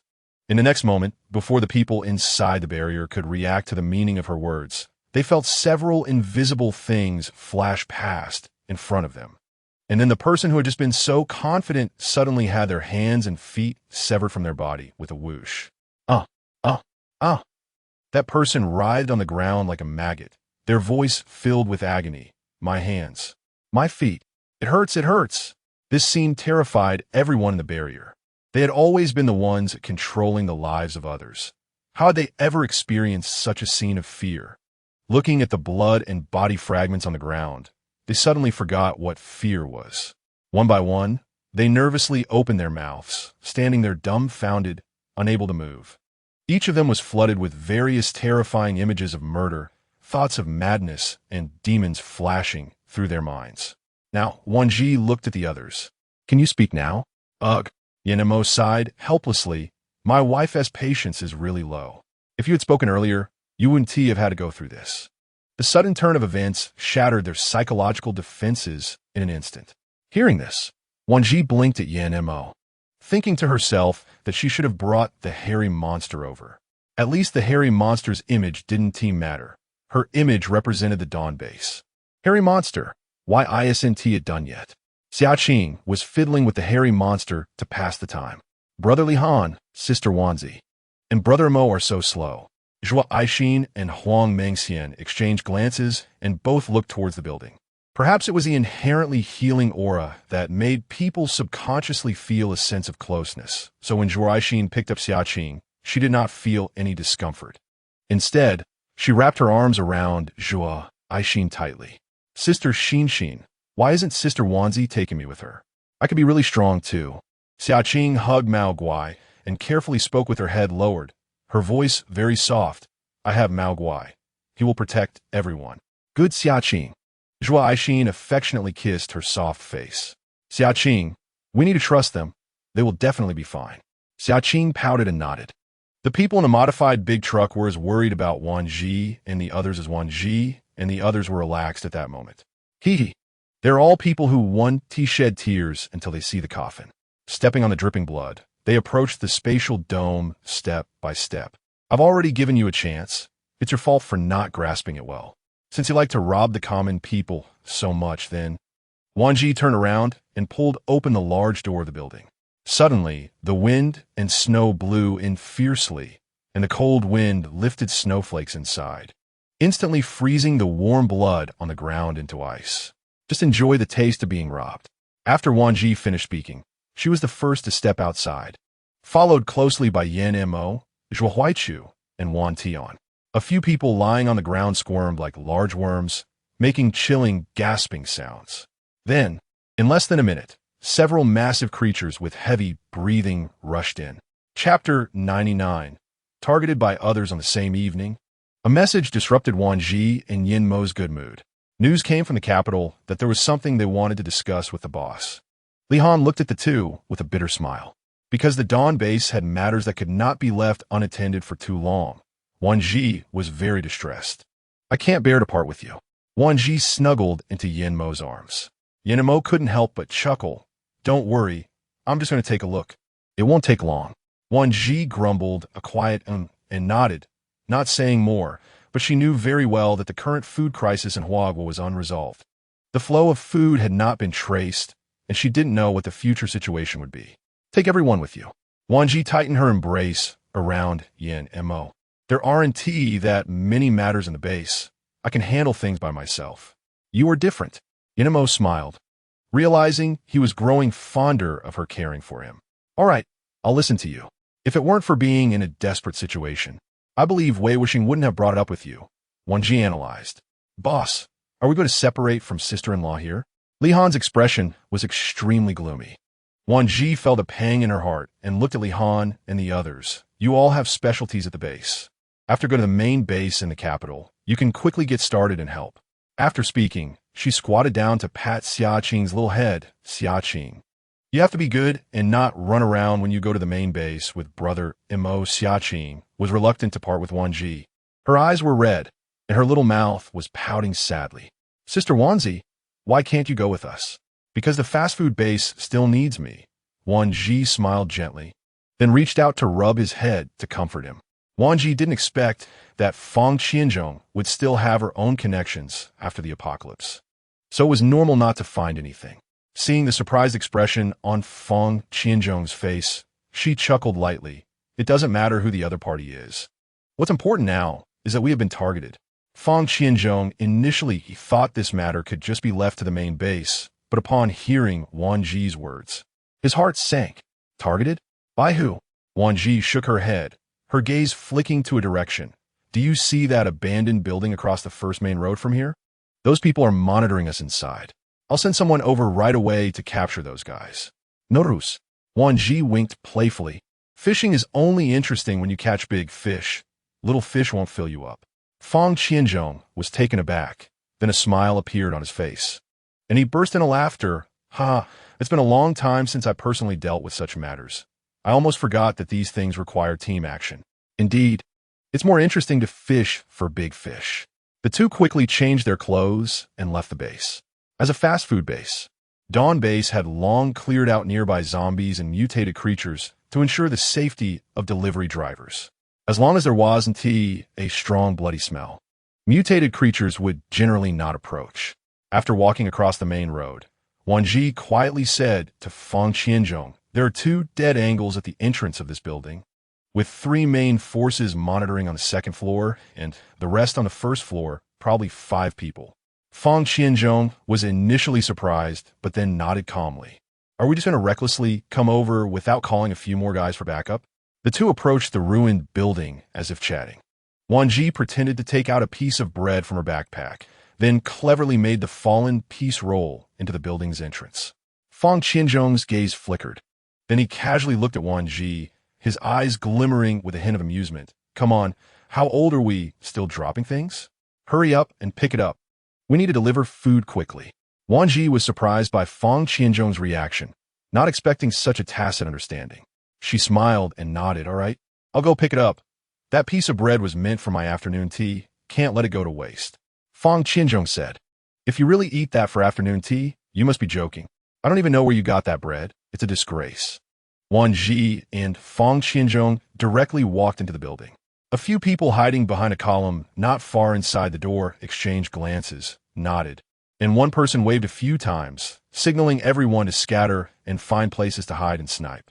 That person then retreated to crouch behind the counter, slowly aiming the weapon at the 2 entering, finger on the trigger, ready to shoot. Upon receiving the signal, the others quickly found places to hide, preparing for a deadly strike. As Wan Zhi walked inside, relying on her thick clothing, she slowly bent down to pick up the bread, her gaze quickly scanning the hidden positions of a few people, the killing intent in her eyes growing more intense and gloomy. It seemed these people were well prepared. They must have followed her all the way from Magic City, but she didn't know what they planned to do. "Are you done?" Fang Qianzhong, fearing Wan Zhi would run into trouble, deliberately made his presence known to attract the attention of those people. "Hurry up, let us go. It's getting late." "I'm coming," Wan Zhi replied. Fang Qianzhong shook his head. "Really, next time, be sure to hold on to the food. Don't keep them waiting. Let us go." Bang! Just as Wan Zhi finished speaking, gunfire erupted. At the same time, Wan Zhi moved, waving her hand, and an invisible transparent wall enveloped her and Fang Qianzhong. Gunfire erupted around them, and Fang Qianzhong was stunned by the scene before him. The bullets seemed to be controlled by some unknown force, all stopping in front of them, then falling to the ground one by one. 1, 2, 3, until there were no more bullets falling to the ground. Only then did he realize they had almost been turned into a porcupine. "Damn! One of them is a metal ability user," one person shouted. Fang Qianzhong was taken aback. A metal ability user? He instinctively looked at Wan Zhi. He clearly remembered she was a spatial ability user. How could she be a metal ability user? But the bullets being controlled to stop was indeed something only a metal ability user could do. Could it be? Wan Zhi scoffed contemptuously, her smile laced with disdain. "What? Is there no one among you who is a metal user? Or did the person who sent you overestimate you? So you're all just ordinary people?" She had her doubts before, wondering why it had been so long since she and Fang Qianzhe entered. Yet these people still hadn't made a move. It turned out the problem lay here. Originally, the cold weather had left everyone's faces pale. But after hearing Wan Zhi's words, the 5 of them instantly turned ashen, brandishing their guns and coldly shouting. "So what if you are an ability user? You still can't control all of us at once." "That's right. No matter how powerful an ability user is, it's still just a matter of a bullet." Wan Zhi smirked disdainfully, her smile chilling. "Indeed, no matter how strong an ability user is, they cannot evade or block bullets. But that refers to others. For me." She slightly raised her head and coldly said, "Bullets can't hurt me." Chapter 100. Large mutated animals have appeared. The 5 were taken aback. Even Fang Qianzhe was momentarily stunned. Could a metal-type ability user really withstand so many bullets at once? Wan Zhi noticed Fang Qianzhe's thoughts and couldn't help but smile helplessly. "Don't think too much. Whether or not I am a metal-type ability user won't hinder our safety." Anyone can talk big," the man hiding behind the pillar shouted. "You only have 2 people, and you still have to protect one another. There are not just 5 of us here. Let's see how long you can hold out." Wan Zhi raised an eyebrow and smiled, too lazy to waste time explaining. "It seems you don't know how much firepower we have." Before she finished speaking, a hint of impatience flashed in Wan Zhi's eyes. She didn't give the opponent a chance to react. Her fingers moved secretly, summoning several spatial shields, locking onto the target and dropping them. Sure enough, after the opponent finished speaking, they seemed to sense something, their expression suddenly changing as they shouted, "Shoot! Kill these two! Quickly! Yes, hurry and kill them!" One person raised a bomb in their hand and threw it with all their might. "Brothers, blow them up!" As the bomb was about to hit them, fear surged in the eyes of the few. Who were these people that could even control explosives? This seemingly long process only took a few seconds. As the bomb exploded, 3 snipers from the second floor rushed down. "Kill them! Don't let them escape!" With this shout, Wan Zhi's lips curved into a cold arc. "Just the 3 of you probably can't kill me."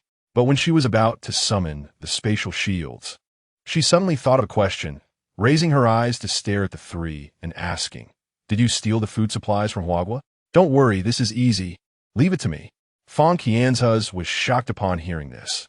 He couldn't imagine that Wan Zhi was actually a dual ability user, and judging by her proficiency, both abilities were likely quite strong. If he were to oppose her without knowing, facing her in the future would mean total annihilation. Fang Qianzhe was immensely grateful that he was an ally, not an enemy of Wan Zhi. Before leaving, Wan Zhi disarmed the 3 of them, leaving behind a broken body for Fang Qianzhe before turning to leave. Wan Zhi nodded. "I understand. By the way, have you seen Uncle Fang?" Tang Peng curiously asked. I've arranged something for him." Wan Zhi nodded and smiled, then looked out the floor-to-ceiling window at the building, estimating he was currently racking his brains on how to handle things. Tang Peng couldn't believe it and rubbed his hands, eagerly asking, "What is Uncle Fang busy with? Can I help?" Seeing that Tang Peng was a gossip lover and couldn't sit still, she smiled and nodded. "Sure, you can go help Uncle Fang. It will save him some trouble." Tang Peng nodded and left. Watching Tang Peng's back, Wan Zhi smiled. She could tell that Fang Qianzhe wanted to cultivate Tang Peng, so she agreed to let him help, perhaps giving Fang Qianzhe a chance to teach him a lesson. As Wan Zhi prepared to turn and leave, suddenly, the ground shook violently, followed by another tremor, accompanied by a terrifying beastly roar and distant, frantic screams. "What is this?" Wan Zhi's heart trembled violently upon hearing the beast's roar, immediately recalling a rumor from her past life before she died. Mutated animals were starting to evolve, with beasts growing to terrifying, immense sizes, developing intelligence, speed, and greatly enhanced strength. Wherever mutated animals appeared, they caused unimaginable destruction, bringing unprecedented fear and despair to humanity. She could imagine that a large number of giant mutated animals appearing would be like a locust plague. Now, in the post-apocalyptic environment where cultivation and breeding had just begun, if they were to be destroyed again, this would be the beginning of despair for humanity. Wan Zhi's gaze turned unusually serious as she looked out the floor-to-ceiling window. She pursed her lips and contemplated for a moment, as if making a decision. "I hope the meat of these mutated animals won't be too bad." The people at the Dawn base watched as Wan Zhi drove towards the source of the shocking beastly roar. Even Tian Fei, who had just fed Tian Xiao, hurried to the window. Everyone was shaken and anxious by the series of beastly roars. When Wan Zhi drove to the area where the beastly roars were most concentrated, she suddenly slammed on the brakes, causing the speeding car to skid to a stop, her gaze shifting upward, her pupils contracting sharply. "No way." Wan Zhi's eyes widened in disbelief, unable to swallow her saliva. Had these creatures been drinking hormones like water? They were so fat and enormous. At this moment, not far in front of Wan Zhi, separated by an office building, there was a sheep as large as an American elephant and 2 pigs taller than an adult man. But it wasn't just their size that shocked everyone. It was their bizarre appearance.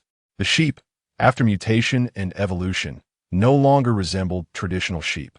Not only were they enormous, but their wool had evolved into something spiky and long, resembling a hedgehog. As for the pigs, they were even more astonishing, with their entire bodies covered in long, black bristles. Their teeth seemed to have reverted to those of ancient, hellish wild pigs, and their claws were incredibly sharp, with immense strength. People around were constantly screaming and fleeing. This was already the second small base they had destroyed, showing their destructive power was even more terrifying than that of rampaging elephants. "What the hell is this? If Nizengans can't hurt them, how can we kill them? Quick, the tank is coming!" Someone shouted in delight. Find a place to take cover, run. From behind a building not far away, a small number of army green tanks appeared. Wan Zhi narrowed her eyes slightly. Even the military had mobilized, indicating these three creatures had likely come from elsewhere. Boom! As the cannon fired, a mushroom cloud rose from the ground. Dust and mist filling the air, and debris flying everywhere. The crowd was shaken to the ground. Some quickly fell to the ground, covering their ears, while more were knocked down, staring in shock at the three giant beasts. Roar! Three rough roars rang out, causing the faces of the crowd to change drastically. One by one, they opened their mouths in fear, unable to make a sound until... How can this be? They can't be killed. It's over. Humanity is doomed. The mutated, evolved zombies were already terrifying enough, and now such enormous monsters had appeared. How could they fight back? It's over. Everything is finished. Food, water sources, even places to take shelter. Now there's nothing left. We're going to die. We're all going to die. Chapter 101. Three giant beasts. The surrounding crowd fell into a state of frightened despair, a sense of hopelessness for survival. Suddenly, a sound pierced through the dust and mist, and with a bang, flames erupted as a tank fell from the sky, chilling everyone's hearts. Run! Some people had already started to panic and were shouting, "Run? Yes! Hurry and run! Even the tanks can't stop them. I don't want to die." At that moment, a large number of armored artillery vehicles appeared one after another from around the street corner, beginning to expertly bombard the three-headed giant beasts. This scene caught the attention of the people at the Dawn base as well. They were stunned by the sight of these three monsters. Beads of sweat the size of soybeans on their faces, their eyes wide open in shock, their hearts hanging in suspense. "Have we made contact with the main base?" a person asked, forcing their trembling body to hold steady, their face ashen, beads of sweat on their forehead revealing their inner fear. Yet they still gritted their teeth and stood at the front to command. The surrounding tall buildings have been severely damaged by the three-headed beasts, appearing from a distance like broken, jagged blocks, swaying precariously in the blizzard, covered by a thick layer of white snow, with mutated plants and rotten soil buried beneath. Lurking in the snow, the saliva dripping from the three-headed beasts filled the air with a nauseating, suffocating stench. Wan Zhi turned to look, her eyes momentarily wide in surprise. Then she smiled, realizing that the Huagua army was still trudging forward, just like before the apocalypse, ensuring the peace and prosperity of the people. "Old Pai, have you contacted Captain Wei?" Old Pai immediately ran over, took a deep breath, and grabbed the walkie-talkie. Before he could speak, he heard Wei Wuxing's voice. How was the situation under control? The main base leader's voice trembled slightly, but Old Pai bit down hard, recounting the dangers posed by the three-headed beasts. The other end of the walkie-talkie fell silent for a moment, and, after a while, a slightly angry voice came through. "Hold on. No matter what, you must hold on. I will send people over to support you immediately." Old Pai's eyes turned red as he clenched his fists, looking at the three-headed beasts. His tight throat produced a coarse voice. "Yes, main base leader, Old Pai will fight to the death. Old Pai, protect yourself and your brothers. Wait for me." The walkie-talkie fell silent for a moment, and Old Pai's throat tightened, a sour block in his chest. He bit his lip hard, speaking with strong conviction. "Don't worry. Since the day I joined the Huagua army, I have given my life to Huagua, and I will defend it to the death." Everyone around heard the words from the walkie-talkie, their faces serious yet filled with an unyielding determination, shouting in unison. "We will defend with Old Pai and wait for Captain Wei." Wei Wuxing's voice came through the walkie-talkie. "Good. Let those mutated beasts see that our Huagua is not so easily bullied, especially to let those people see clearly that Huagua is not something anyone can touch. Brothers," Wei Wuxing's voice came again. "While defending, I hope you can also protect yourselves. Huagua still needs you." Just as his words fell, the roar of beasts erupted again from behind. Old Pai's body shook, and, after dropping the walkie-talkie, he shouted to the others, "Hold on. We will surely break through this difficulty." Wan Zhi blinked at the few people, smiling lightly, thinking that Old Pai was indeed still like he was at the main base. She cast her gaze over the giant beasts, her fingers itching to tighten their grip, her eyes falling on the Dawn base. She lowered her gaze and smiled. realizing it was time to think about how to help Huagua solve the food crisis. Wan Zhi drew her tang knife and leaped down. "Look, our shells made the monster bleed," one person shouted, pointing at the giant beast. As soon as this was said, it indeed caught everyone's attention as they saw the wounds on the three-headed beast, immediately displaying expressions of joy. "The shells work. As long as we hit them accurately and hold these monsters down, we can wait for Captain Wei." Old Pai shouted with bloodshot eyes. He knew that the shells could kill these monsters, but what then? Who could guarantee that future monsters could be dealt with this way? If even more ferocious monsters came, could Huagua really hold on? No one could guarantee that, could they? Suddenly, Old Pai's gaze swept to a familiar yet strange figure beneath the building. He froze, blinking hard, then looked again, his expression shifting to one of surprise. Rubbing his eyes for a closer look, a smile gradually appeared on his face. "How did I forget? Their base is right in the city center."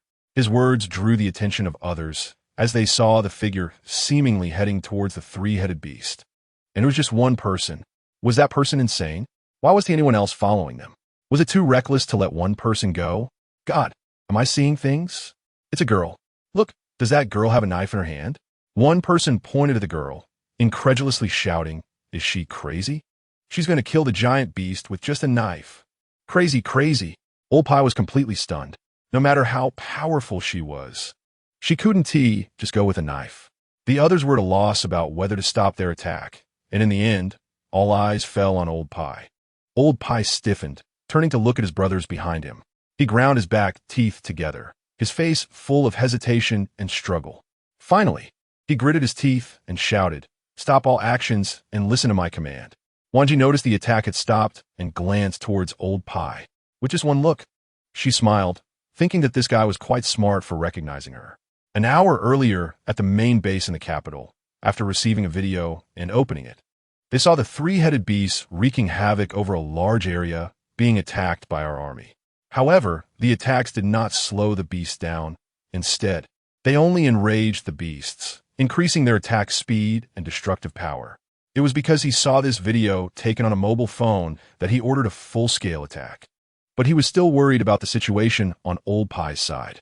"Are you saying these three-headed beasts are near the dawn base?" Yen Mo's gaze fell on the screen.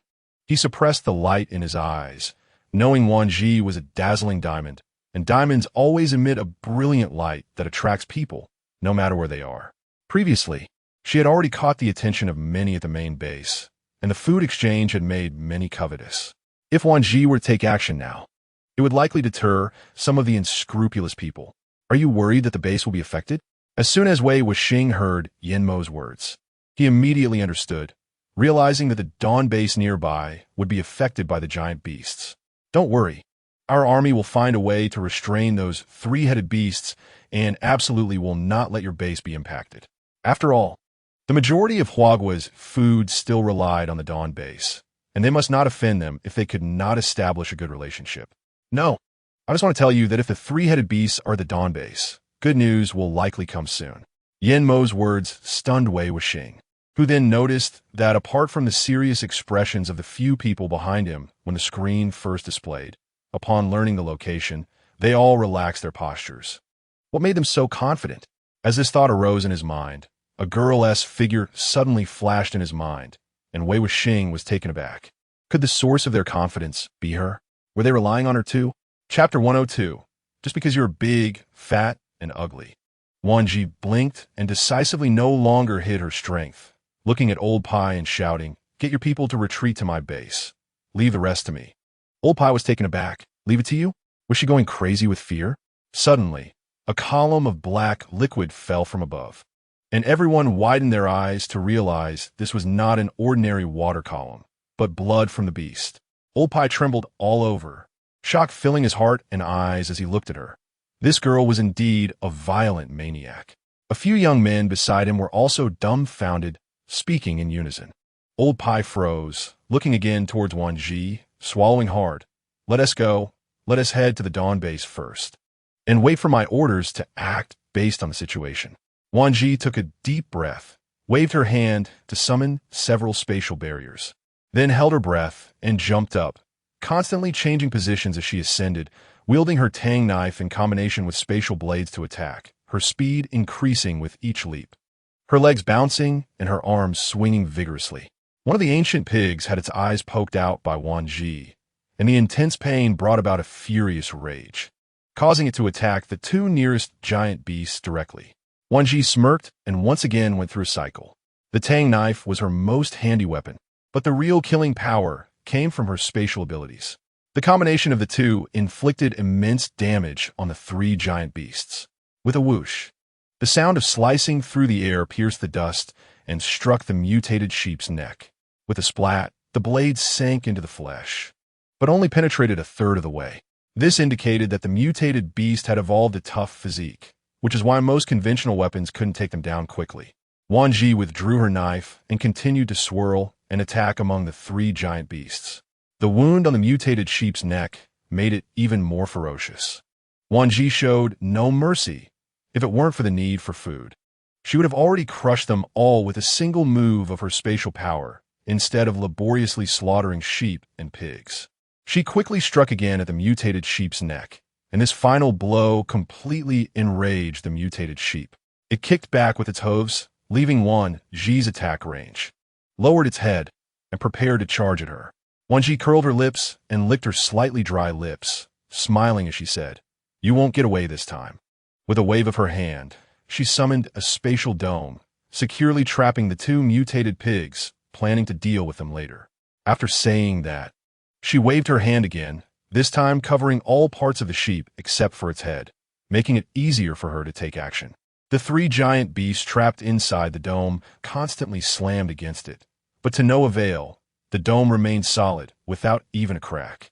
Wan Zhi blinked at the mutated sheep and blew it a kiss, saying, "I'm coming for you, mutton." With that, the blade flashed, and a sheep's head fell to the ground.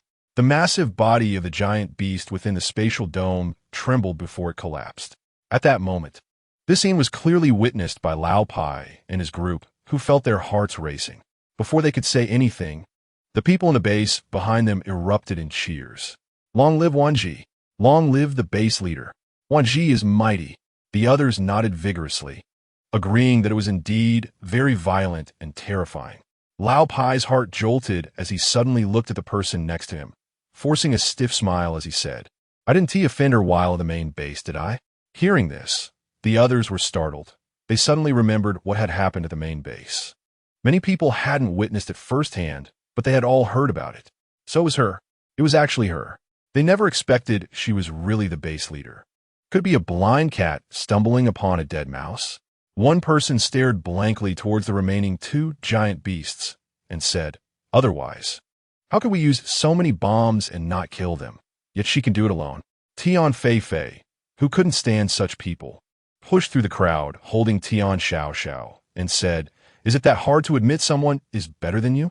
If you're really that capable, why don't you charge in and try to see if you can kill the giant beast like Wan Zhi?" The person blushed in embarrassment at her words, quickly lowering his head and daring not to speak again. Tian Fei looked at Lao Pai and his group and said, "I don't care who you are or where you came from, but I need to remind you of one thing. At least 1 in 5 people in all of Huagua is eating food sent out by our Dawn base. The food from Dawn base is actually sourced from this base." This thought suddenly struck everyone, leaving them in shock. However, Wan Zhi was completely unaware of the situation at Dawn base. She had just thrown the killed mutated sheep into the space to be processed by the spatial tree. "Now it's your turn," Wan Zhi said with a cold smile as she raised her gaze. The two mutated giant pigs trembled all over, feeling that this ant-like figure in front of them seemed a bit terrifying. Unfortunately, at that moment, Wan Zhi didn't care about the two mutated pigs. In her eyes, anything that could become food was good. It could fill her stomach, enhance her physique, and eliminate threats to the people. Why not? In the eyes of a foodie, as long as it could satisfy hunger, nothing was an issue. Wan Zhi jumped a few times on the spatial dome and arrived in front of the giant pig. Drawing from her survival tricks from her past life in the apocalypse, combined with the physique and abilities modified by the spatial tree in this life, she charged at the mutated pig with her knife. "Come on, be my food." After removing the dome from one mutated pig, she repeated the method used on the mutated sheep, only covering the body and leaving the pig's head exposed. One knife after another fell, easily taking down the first pig. Wan Zhi looked at the sky. Only you were left. The mutated pig inside the dome made its final struggles, using its body to ram around, trying to find an escape route. Having already gained experience from the previous two beasts, Wan Zhi decided to be cautious this time, still covering the mutated pig with the spatial dome, leaving only the pig's head outside. She smiled brightly, thinking about what delicious dishes to make tonight. The mutated pig's inner fear grew larger. Why could she kill it and not care about its dignity? It wanted to kill too. Not only did it want to kill, but it also wanted to eat all these ants. Wan Zhi noticed the thoughts reflected in the mutated pig's eyes and sneered. Just look at you, fat, big, and ugly. Without a second thought, she summoned a spatial frame and jumped in front of the mutated pig, taking a deep breath and channeling all her strength into her knife and spatial blade. With a whoosh, the sound of slicing through the air rang out as the knife, combined with the spatial blade, struck, instantly slicing through skin and flesh to the neck bone. The mutated pig struggled in pain, its roar deafening, but unfortunately, its body was restrained by the spatial dome, preventing it from moving. It could only twist its neck to shake off the debris on its limbs. Wan Zhi blinked as she looked at the neck, which was deep enough to see the bone. She pulled out the tang knife with force, and black blood spurted out like a fountain. At the same time, Wan Zhi once again gathered her strength and swept down with her knife. The pig's head falling to the ground, the severed edge revealing stark white bone and large, soft blood vessels gushing out black blood. At that moment, everyone at the entrance of the dawn base was stunned. They knew Wan Zhi was a spatial ability user. But for a spatial ability to encompass 3 giant beasts was not something every spatial user could achieve. She really killed those 3 monsters by herself. Lao Pai was so shocked that he felt dizzy. What terrifying combat power! The group was left speechless. About half an hour later, after a thorough inspection, they found nothing left except for the blood on the ground. Not even a scrap of meat was left for them. Lao Pai, one person asked helplessly, "How should we write the report?" Lao Pai was also bewildered and then turned to look at the dawn base behind him, recalling the scene of people chasing mutated plants along the mountain path in the past. He sighed and decided to report the truth. As for whether the base leader would believe it, that was beyond his control. Wait, a familiar and chilling voice appeared. Lao Pai turned around at the sound to find it was young Mistress Yen. His eyes lit up, feeling overjoyed. Then we shall rely on young Mistress Yen. Leading a group of people into the interior of the dawn base, they found it peaceful, with many people coming and going in the hall, each face radiating happiness. Children were playing in the corners, showing no signs of fear, while the people around chatted openly, completely devoid of the despair seen after the apocalypse erupted. Old Pai also noticed that the entire dawn base was filled with warm colors, which were clearly added later. The vibrant and colorful hues highlighted the childlike fun and the longing for the future, reflecting the bright inner world of the painter. The base was filled with warmth and happiness, something that Old Pai and the others could hardly imagine. Who would have thought there could still be such a paradise after the apocalypse? Look at those children, how happily they are laughing. It's hard to imagine that in a world filled with difficulties, children can be raised so well. Have you noticed? The people here look very healthy, showing no signs of hunger at all. Everyone has a happy smile on their face, and even their gazes are bright, with no hint of darkness. This place is like a sanctuary, completely isolated from the apocalypse. Dawn Base is indeed a good name and a good place. Uncle. A little girl with 2 adorable ponytails held out a big apple, saying, "This is for you. Mom said you are all hardworking people carrying heavy burdens. With your protection, we can grow up happily." Old Pai felt a pang in his heart and knelt down, biting his lip. "Thank you." The few people behind Old Pai felt an indescribable bitterness in their hearts, like a big stone blocking their throats, making it hard for them to speak. They were all people who had navigated through severe hardships, running away from danger wherever it appeared. Having seen the greedy and selfish sides of humanity after the apocalypse, standing in such a place filled with childlike joy and hope evoked deep feelings in them. Thank you, Miss Yen, for creating this paradise for everyone. Indeed, calling it a paradise is no exaggeration. They still work and earn a living just like before the apocalypse, except that their pay has changed from money to crystal cores, which they use to buy things they like. Capable individuals go out to kill zombies and mutated species to obtain crystal cores in exchange for food, allowing everyone to have the ability to support themselves, not to be defeated by the harsh environment of the apocalypse. Here, they could see no trace of despair at all. Wan Zhi didn't explain or say much, just wore a faint smile. After entering the elevator, they were once again astonished, thinking of the lightning-type ability users. They suppressed their inner shock. But Old Pie still had many questions and had to ask, in such a large base, where does all the electricity come from? When Old Pie and the others saw the sign on the elevator wall, they took a closer look. Mission Hall, Reward Hall, Trading Post, Charging Station, Kitchen, Water Supply, Medical Center, Pharmacy, Conference Room, Research Center, 15 individual compartments, 16 household types. Each floor had a clear purpose, which once again shocked Old Pie and the others. Wouldn't team managing such a scale be chaotic? Wan Zhi smiled. No, there are dedicated people to guide and arrange everything. It won't be chaotic. The first few days might be a bit unaccustomed, but once you get the hang of it, it's fine. While waiting for the elevator, when they arrived at Wan Zhi's living quarters, she explained the purpose and planning of each floor in detail to Old Pie and the others, leaving them in awe. Have a seat. Wan Zhi casually took out some drinks and snacks from her space and placed them on the table. You must be tired after a long day, and probably haven't eaten anything yet. Have a little something to fill your stomach. I'll go cook something for you. Old Pie was startled and quickly stood up to refuse. No, that's not good.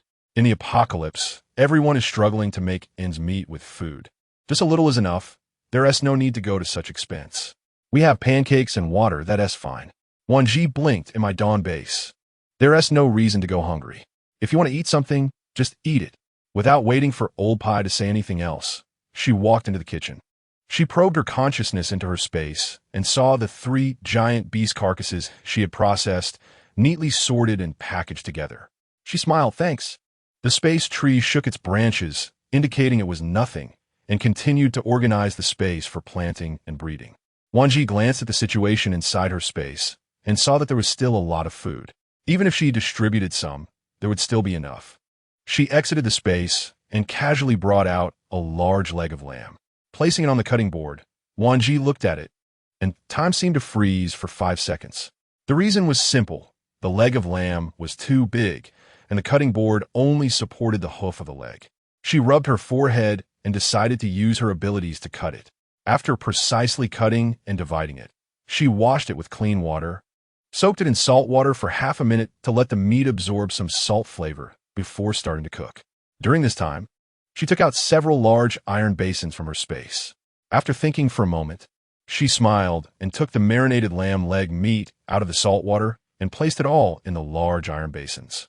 After the poultry and livestock underwent mutation and evolution, the quality of the meat and the vitamins inside had greatly changed. You don't need to eat much to feel full, and most importantly, it can enhance the physique and minor ability values of ability users. If one were to consume mutated poultry and livestock for a long time, the enhancement of abilities could be imagined. She put the iron basins one by one into her space, then cleaned the kitchen and walked to the living room. Let us eat well today. How about barbecued meat? Old Pie and the others were startled. Barbecue? After the apocalypse, let alone roasting sweet potatoes, even roasting thin slices of meat was very difficult, not to mention barbecue.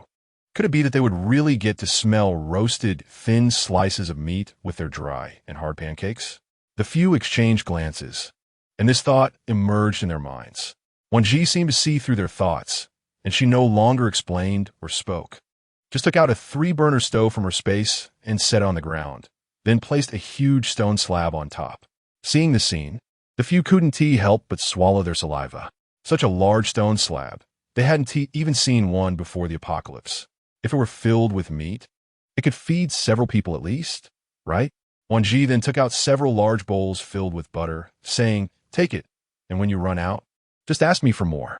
Old Pie saw that his young men were too shy to reach out, so he had to muster his courage to take a share first and then pretended to be serious as he said to the others, come on, why aren't you taking it? Are you waiting for someone to serve you? Everyone was taken aback, their eyes brightened, and they quickly took the bowls, each placing them on their laps, their eyes glued to the stone slab. not daring to look away. Wan Zhi saw this and shook her head with a smile. Xiaqing had never been this obedient. Xiaqing replied, "That's because there are too many people eating. You have to be obedient or the food will be gone." Under everyone's expectant gaze, Wan Zhi finally brought out the main dish for the night, several large basins of lamb leg meat chunks. "Hurry up and take it over. Once the stone slab is heated, we can start grilling." "What are you looking at?" "Just looking 1 tea, fill your stomach." Hearing this, everyone's eyes turned red as they took the large iron basins, all of them swallowing in unison. Old Pai subconsciously scanned his men. Just a glance was enough for him to look away. Seeing his young men staring intently at the meat in the basin, his face turned beet red, feeling embarrassed, angry, and shy. But he couldn't make a sound to stop them because he was just as greedy. Wan Zhi pulled out a chair and sat down. Seeing that the others were too shy to make a move, she had to take the lead, scooping some butter onto the stone slab to melt, then generously tossing a few pieces of meat onto the slab. When Old Pai saw that Wan Zhi had already started, it wouldn't be interesting if they just stood there being obedient. "Come on, can you grill? If you can get moving, do you expect me to feed you?" As soon as everyone heard this, their eyes lit up and they quickly began grilling the meat. In no time, the entire living room was filled with a rich, meaty aroma. Wan Zhi got up and opened a window on the balcony to ventilate the room. The stone grill made the air stuffy, and without ventilation, it could lead to problems. As soon as the window opened, a cool breeze rushed in, and everyone breathed a sigh of relief. Their nostrils filled with the scent of meat, continuing to fixate on the food before them. "Mrs. Yan, how come you still have so much meat? Has your base's breeding and cultivation technology reached this level?" Old Pai voiced the question that had been on his mind. Wan Zhi smiled and said, "I'll take you to find the answer after we finish eating. For now, let's eat. There are more surprises waiting for you after we're done." The group began to unleash their appetites. Seeing everyone enjoying the meal, Wan Zhi took out some pre-prepared dipping sauce. "Here, don't say I didn't take care of you. Dip this in and you want to swallow your tongue." Sure enough, everyone was tempted, dipped a piece, and put it in their mouths, their eyes instantly sparkling. "Delicious. This is simply amazing. Mrs. Yin, stop keeping us in suspense. What kind of meat is this? It's already so good without the sauce, and with it, it's even better, right? I've never tasted such quality meat even before the apocalypse. What is it?" Old Pai's face suddenly turned pale as he met Wan Zhi's meaningful gaze. His eyes trembled. Could it be? Seeing Old Pai's face grow white and his nausea, Wan Zhi smiled slightly. "You can vomit if you want, but it's best if you listen to what I have to say first. After that, if you still want to eat, you'll have to trade for it with crystal cores. Otherwise, you'll have to catch it yourself." With the conversation reaching this point, the group, if they couldn't understand, would have wasted their years of intelligence. For a moment, everyone's expressions varied, full of excitement. As you might have guessed, this is from one of the 3 giant beasts you saw today. Wan Zhi chuckled at their expressions of holding their breath and covering their mouths. "Don't rush to vomit just yet." She explained the various benefits that this mutated livestock could bring to people. "So you mean you've already eaten this yourself?" Old Pai felt a bit uneasy. "Not only am I eating it with you now, but I also started consuming this meat earlier. Because I didn't experience any adverse effects and actually found it beneficial for my health, I wanted you to try it too." Hearing this, everyone immediately recalled the extraordinary abilities of those people, each level being astonishing, and any one of them could easily attract followers if they announced plans to establish a base. As far as I know, these are poultry and livestock raised before the apocalypse, for other species. I'll need to find time to research further before I can give you an answer. After speaking, Wan Zhi looked at everyone, of course. "You can also find experts in research to study this. I won't stop you, since I'm willing to share this with you. I'm not afraid of you expanding your research scope. But remember one thing." Wan Zhi's gaze turned sharp. Although these mutated species are edible, their aggressiveness is extremely high. If someone gets injured, the infection rate is equally high. If you don't have absolute confidence, it's best not to act rashly and hunt them alone. Are you all full now? Wan Zhi glanced at the iron basin of the empty plates, smiled, and said, "Let us go. I'll take you to tour our burden.Before breeding technology. If you think it's feasible after seeing it, you can replicate it." When they reached the top floor, they found a completely different world. The environment here was remarkably different from the outside, and the air was exceptionally fresh. Miniature suns floated in the garden. Regardless of what was planted, the styles were vibrant and full of life. Chapter 105. Ambition and Greed. Old Pai sat in the car, and everyone inside was silent, clearly still in shock from witnessing the breeding technology.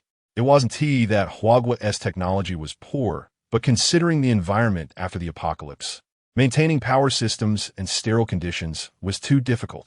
So even with Huagua's top technical team, they had to assess the existing environment. Because of this, their breeding and cultivation grew faster and healthier than anywhere else in Huagua. Wan Zhi calmly thought about it. Given the current apocalyptic environment, it wouldn't be long before the world's soil and water sources became unusable. What could she do to help Huagua through this crisis? While Wan Zhi was troubled by the food crisis, Yin Mo and others were holding a private meeting at the main base in the imperial capital. Boss, I think this time, sister-in-law has been exposed to the officials. Moreover, with Wei Wuxing and his group, they will definitely find out the source of the Dawn base's food supply. By then, sister-in-law might take them to the base to have a look. While it might intimidate the officials, I fear there might be those desperate enough to suppress our base. Li Han analyzed the pros and cons of the situation. Yin Mo nodded. In the future, in a few years, once the food supply and mutated species stabilize, human greed and selfishness will erupt without restraint. It's just because the laws and rules have been broken and are no longer effective. This is just the beginning, and greed and selfishness are already surfacing. Once Yin Mo said this, everyone present immediately understood. Our lives were saved by you and Xiaozhi. If it weren't for your appearances, I'd probably still be wandering aimlessly with Xinxin, not knowing where I'd end up. Right, Brother Mo, you and Wan Zhi are our saviors. Huang Mengxian said sincerely, so don't be polite with us. Just tell us directly what you need us to do. Brother-in-law, just say it. Do you want us to do something next? Wan Tian still felt a bit incredulous, thinking that the 2 years since the apocalypse had been like a dream. If it weren't for his sister and brother-in-law, he might have long since rotted away somewhere. You don't need to rush. Huagua's food supply has been temporarily resolved. Right now, we have something more important to do, Yin Mo said sharply. We allocated so much food to the imperial capital this time. It will definitely attract attention. Therefore, our priority now is to help Xiaozhi stabilize all the issues outside the base. The surplus food and water sources are the ultimate origin of human conflict. Yin Mo's words resonated with everyone, and they immediately realized the gravity of the situation, their expressions turning serious. At that moment, faint footsteps could be heard, and the 7 of them exchanged glances. Yin Mo was the first to gesture for silence. Xiaqing quickly turned off all the lights, plunging the surroundings into darkness. The footsteps grew closer, and the voices became clearer. Do you think what we're doing is really okay? Are you stupid? Of course it's not okay. But who told us our power is smaller than theirs? Not only Yin Mo heard the voices outside, but Li Han and the others also caught it, their expressions slightly changing. It seemed that their supplies were making others greedy. Yin Mo's gaze sharpened. The initial shock on Li Han and others' faces turned into murderous intent upon hearing his words. Why should the supplies their base worked so hard to cultivate be coveted by others? If that is the case, why not just not give any? They could continue to maintain their fast food, couldn't they? Xiaqing, being the youngest and most straightforward, said, Brother Mo, all this food is thanks to Sister Wan Zhi's hard work. We can't let her efforts be wasted. Yin Mo smiled coldly. They're just thinking about it. It's useless. The 7 of them cleverly used the environment to avoid others and reached Wei Wuxing's residence. When Wei Wuxing, tired from his bath, stepped out of the room and saw Yin Mo, his eyelids twitched several times, a bad premonition rising in his heart. Why is Yin Xiao here so late? Yin Mo smiled without speaking, but the kingly aura he exuded revealed that he was in a bad mood at that moment. Li Fan, as a longtime follower of Yin Mo, immediately took a step forward and said, I heard that you people from the imperial capital have gotten hungrier and want more? Wei Wuxing's forehead throbbed, and his face turned pale as he angrily rebuked, Nonsense. After cooperating for so long, don't you know my character? You know we've been working together for a long time, but I just happened to hear someone asking for an outrageous amount. I don't know how you plan to resolve this matter, base leader. It can be said that Yin Mo's words blocked Wei Wuxing's retreat, meaning that even if the final investigation shows that Wei Wuxing wasn't responsible, he would still face public outrage due to his mismanagement. Wei Wuxing's heart tightened suddenly, and he looked at Yin Mo with an ugly expression. Then what do you want me to do? Half an hour later, the main base leader convened a meeting that all those in power had to attend. This order caused some dissatisfaction among certain individuals. Could it be that Wei Wuxing has sensed something? Chang Yifei frowned and said. Li Dongha had a sinister smile on his face. Even if that guy did sense something. So what? As long as we find a way to make him slip up, it won't matter if Huaguo wants to protect him. Chang Yifei raised an eyebrow at him, then realized and couldn't help but frown. Don't rush to act. We need to make sure everything is foolproof. What about those who are delivering supplies? Li Dongha's eyes lit up. Have you heard of the Dawn Base? Chang Yifei narrowed his eyes slightly, revealing a sinister glint. I've heard of it. How could I not? It's a so-called fast food base with countless supplies. The Dawn Base is no small matter. Its leader was from a Yin family, a prominent family before the apocalypse, with deep roots. Otherwise, they wouldn't have been able to establish such a base while everyone else is struggling to survive. Li Dongha's face showed a greedy sneer. Just think, if we have them under our control, wouldn't everything in Huaguo be at our discretion? Chang Yifei's inner ambition gradually expanded upon hearing Li Dongha's words, and his greedy desire began to grow in his eyes. All right, you take care of this matter. A week later, are you leaving? Wei Wuxing said incredulously. Yin Mo's gaze fell on Wei Wuxing's face as he smiled lightly. The investigation results have come out. As long as the ingredients haven't been officially delivered abroad, it isn't serious yet. We will surely find the rats along the clues. Chapter 106. Accumulated Pressure.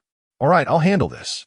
Wei Wuxing glanced at Yin Mo, hesitation flashing across his face, but ultimately voiced his concerns. After this exchange, Wei Wuxing's heart leaped with joy, standing up immediately. Quick, let him in. Tell him I have something to ask him. Yin Mo's eyes flickered. A barely visible smile appeared, signaling the others to prepare to leave. Since you have something to do, we will leave first. In such a hurry? Aren't you going to stay and listen to Old Pai's report? He knew that Old Pai must have gained a lot from this trip, and after Wei Wuxing saw what he brought back, he would definitely have a change of heart about the Dawn Base. Some things didn't need to be openly negotiated. A show of strength would suffice. 15 minutes later, Old Pai walked into the conference room, looking disheveled and without changing his clothes. Only Wei Wuxing and other core leaders were present. Yin Xiao and the others were not seen. Captain Wei, you were looking for me? Old Pai glanced at the others and nodded to indicate he had greeted them before directly asking. Old Pai, tell me everything you know. Wei Wuxing said seriously. Old Pai sighed, took out his phone, and connected it to the projector to play the footage he had recorded. Everyone waited with bated breath, and when the footage appeared, everyone gasped, holding their breath in shock until the footage ended. Wei Wuxing realized he was drenched in cold sweat. He had thought that their limits were reached during the mountain path incident, but he didn't expect them to be so strong. In such a short time, they had become significantly stronger. Old Pai nodded seriously. Not only that, but the evolution speed of the mutated species has also started to accelerate. If we continue to rely on hot weapons, the consequences could be unimaginable. Also, their food source is not from external sponsorship. They're truly capable. Old Pai opened the player again. Did you see that? This is their breeding and farming technology. They're not worried about starvation at all. Captain Wei, the Dawn Base is a beacon of hope for us in Huaguo. Old Pai could hardly forget the image of the tender green shoots and small livestock he saw at first glance. They are not dependent on Huaguo. On the contrary, their hearts are tied to Huaguo. We cannot afford to lose the Dawn Base. Wei Wuxing's heart trembled. Indeed, each region in Huaguo has its own breeding and farming technology. In fact, many are widespread, but after the apocalypse broke out, sunlight was affected by the red fog, leading to weakened illumination. This has hindered the advancement of breeding and farming techniques. Plants grow very slowly without proper photosynthesis, and soil infected by fungi cannot be sterilized, which damages the seeds. The same goes for livestock farming. However, none of these issues affected the Dawn Base. On the contrary, the food they consume not only provides satiety, but also greatly enhances physical quality. Send the order down. We must ensure the protection of the Dawn Base. Wei Wuxing stood up, exuding a cold and serious aura. As for food distribution, each regional unit should collect it on their own. Oh, the eyes of everyone present lit up. Now that food supplies are scarce, they're actually allocating cooked food to them. Quick, let us take a look. When several large food containers were brought out, everyone was transfixed by the chunks of meat inside the transparent containers, and they couldn't help but swallow hard. But when Old Pai opened the lid of the container, several high-ranking military leaders from Huagua widened their eyes in shock. Meat! One person couldn't help but exclaim, "My God, this is so extravagant. Just this piece of meat is as big as a fist. If we save some, it could last several meals." Wei Wuxing couldn't help but swallow as well, a blush rising to his face as he looked at Old Pai. "Cough, what are you waiting for? Hurry up and bring it over." As the meat was picked up, its golden color revealed a soft and tender sheen. Wei Wuxing once again swallowed hard. The moment the meat entered his mouth, his taste buds felt like they had been rehydrated after a long drought, awakening one by one. The aroma constantly invaded his nasal cavity, and his salivary glands kept secreting saliva. When he bit into the meat, it felt like it had been sautéed over high heat, yet when his tongue touched it, it was as tender as if it had been slow-cooked for dozens of hours. After chewing and swallowing the meat, Wei Wuxing suddenly opened his eyes wide. "What kind of meat is this? It's so delicious, something I never experienced even before the apocalypse." Old Pai shook his head, hesitating as he opened his mouth. "Mrs. Yin just marinated in brine for a while and then put it on the stone slab to roast. There are no special seasonings or recipes at all." Hearing this, everyone was stunned, and their gazes turned back to the meat. "It has nothing to do with the recipe or cooking technique." One person was taken aback. Could it be related to the meat itself? Everyone immediately thought of the breeding technology at the Dawn base, and their breaths quickened as they excitedly asked, "Is this meat from the Dawn base?" Old Pai's mouth twitched. No. He remembered before leaving Mrs. Yan's reminder to inform them about the meat source in advance. Otherwise, they wouldn't get to taste this delicacy. So to change Huagua's food crisis, he could only act first and report later, letting them taste it before revealing that it was meat from mutated animals. 10 minutes later, everyone initially savored the meat slowly, but ended up gulping it down as they finished the contents of the containers, sighing in contentment. Such delicious food might never be encountered again in the future. It was worth it for this lifetime. Listening to Wei Wuxing's exclamations, Lao Pai felt deeply anxious. He was a bit worried that after revealing the source of the meat, he might be in danger. Damn it, this time Mrs. Yin had really put him in a tough spot. Another 5 minutes later, loud, furious voices came from outside the conference room. "Say that again." Yes. It was Mrs. Yin who said it. She said if she told you in advance, none of you would dare to eat it, so she asked me to hide it from you. Lao Pai had a swollen face with a big shoe print on it. "Damn it, this is meat from mutated species. Eating it has a high chance of infection. It could kill people." One of the executives shouted angrily. Lao Pai felt ashamed, but inside he was already laughing so hard he was about to burst. No wonder Mrs. Yin had specifically instructed him. It was too hard to see their expressions of despair, and only this way could he relieve their long-accumulated pressure. After countless mental preparations, Lao Pai finally said slowly, "Actually, it's not just you who ate it. Even the members of our team that went out this time have eaten it. Moreover, I heard that those people at the Dawn base have long been consuming meat from mutated animals." "What did you say?" Wei Wuxing's eyes widened, shocked, with even the crow's feet at the corners of his eyes stretched out. "Not only us, but you all have eaten it? They've been eating it for a long time?" If it weren't for the fact that they were discussing mutated meat, bystanders who didn't know might think Wei Wuxing had done something utterly heinous. Chapter 107. Self-inflicted wounds cannot live. Wan Zhi glanced at the message on her phone and couldn't help but smile. Truly a bunch of old children who cared too much about face. Putting down her phone, the screen still displayed the message. "Wan Zhi, you almost scared the life out of me. Next time, just talk about it verbally. Don't use those terrifying tricks." She turned and left her residence, wanting to go downstairs for a walk to clear her mind. After all, the expanded area of the base could now accommodate tens of millions of people, and the space was enough for her to walk or run. What she needed most was to find something to do to relieve her longing for him. After going downstairs, she found a large crowd gathered at the entrance of base. She frowned. where they tried to attract mutated species to the base at this late hour?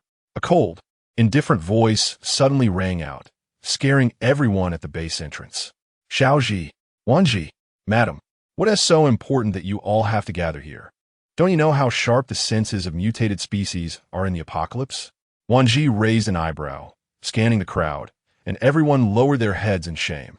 Those people are causing trouble at our base entrance. Yes, they want to eat for free without any crystal cores, and when they were found out, they blamed us for the high prices. Exactly. They even said our goods are of unknown origin and threatened to report us. Wan Zhi looked in the direction the few people were pointing and saw only 4 people, 3 men and 1 woman. The woman looked delicate and easy to push over, while the men appeared emaciated with greedy, lecherous eyes. Tian Xiaoxiao tugged at Wan Zhi's sleeve and whispered, Sister Wan Zhi, I'm telling you, these people don't look good. Don't let them into our base, okay? Little girl, what are you talking about? We're just passing survivors. If it weren't for the health of all the people in Huagua, who would want to come here to eat your leftovers? One man, hearing Tian Xiaoxiao's words, seemed to feel exposed and immediately became flustered. His words ignited the crowd's anger. If you dislike leftovers, then don't come to eat. In the apocalypse, who still caters to you? Exactly, when there's nothing to eat, people will fight over even feces.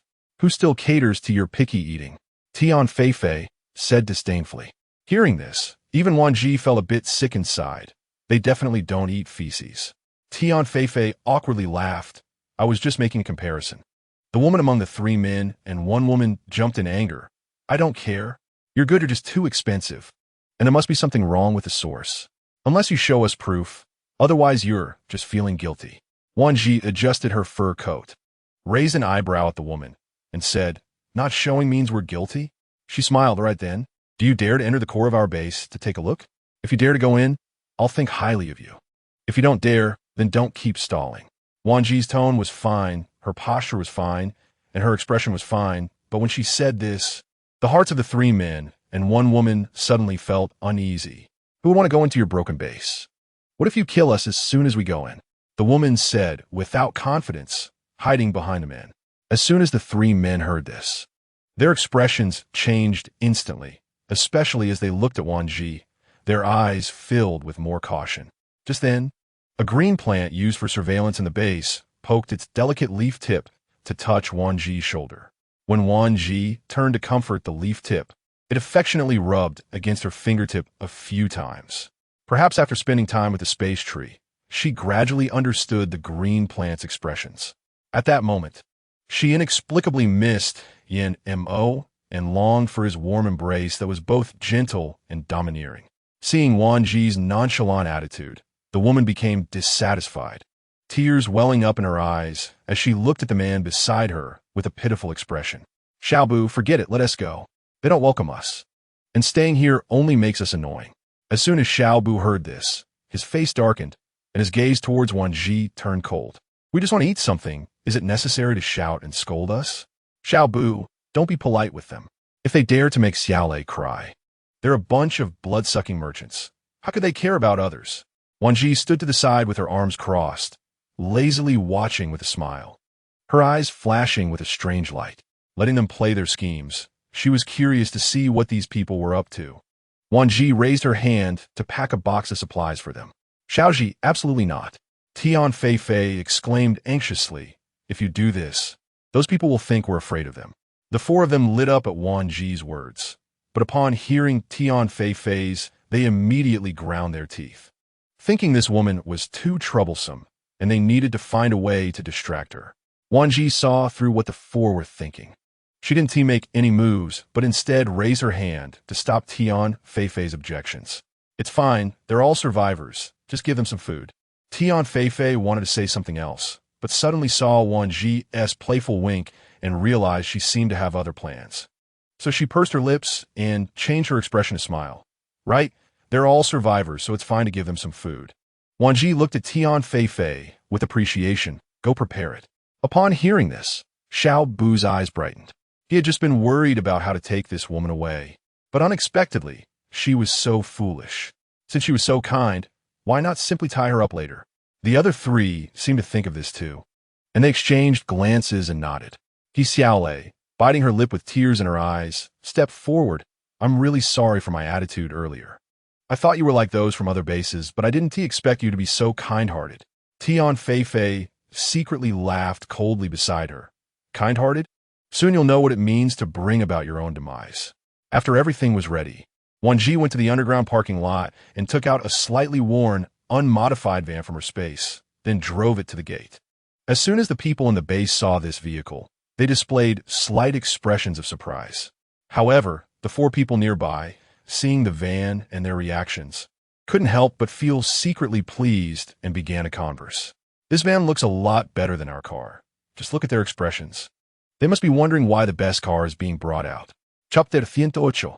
No regrets? Listening to Xiao Bu, Xiaolei's gaze flickered, and she cautiously bit her lip and whispered, will this cause trouble for her? Xiaolei, you're too nice. That is why you always get bullied wherever you go. Don't worry, since she dared to drive it out, we dare to use it. Who told her to drive such a good car? Xiao Luo and Ani. You two find a way to have one sit in the passenger seat and the other right behind her, and then we'll see how to tie her up. Upon hearing this, Ani revealed a sinister smile. If we tie her up, all the food in this base will be ours. Xiaobu grinned wickedly. That's right. I heard this base produces its own food, and then we won't have to worry about food and drink anymore. Xiaolei pressed her lips together, her eyes revealing a cold smile. Perhaps afraid of being discovered, she deliberately lowered her head. But if one looked closely, they could still see her sinister gaze hidden beneath her bangs. At this moment, Wan Zhi had already reached the peak of level 6 in her abilities, and these people had clearly underestimated the visual and auditory capabilities of advanced ability users after evolution.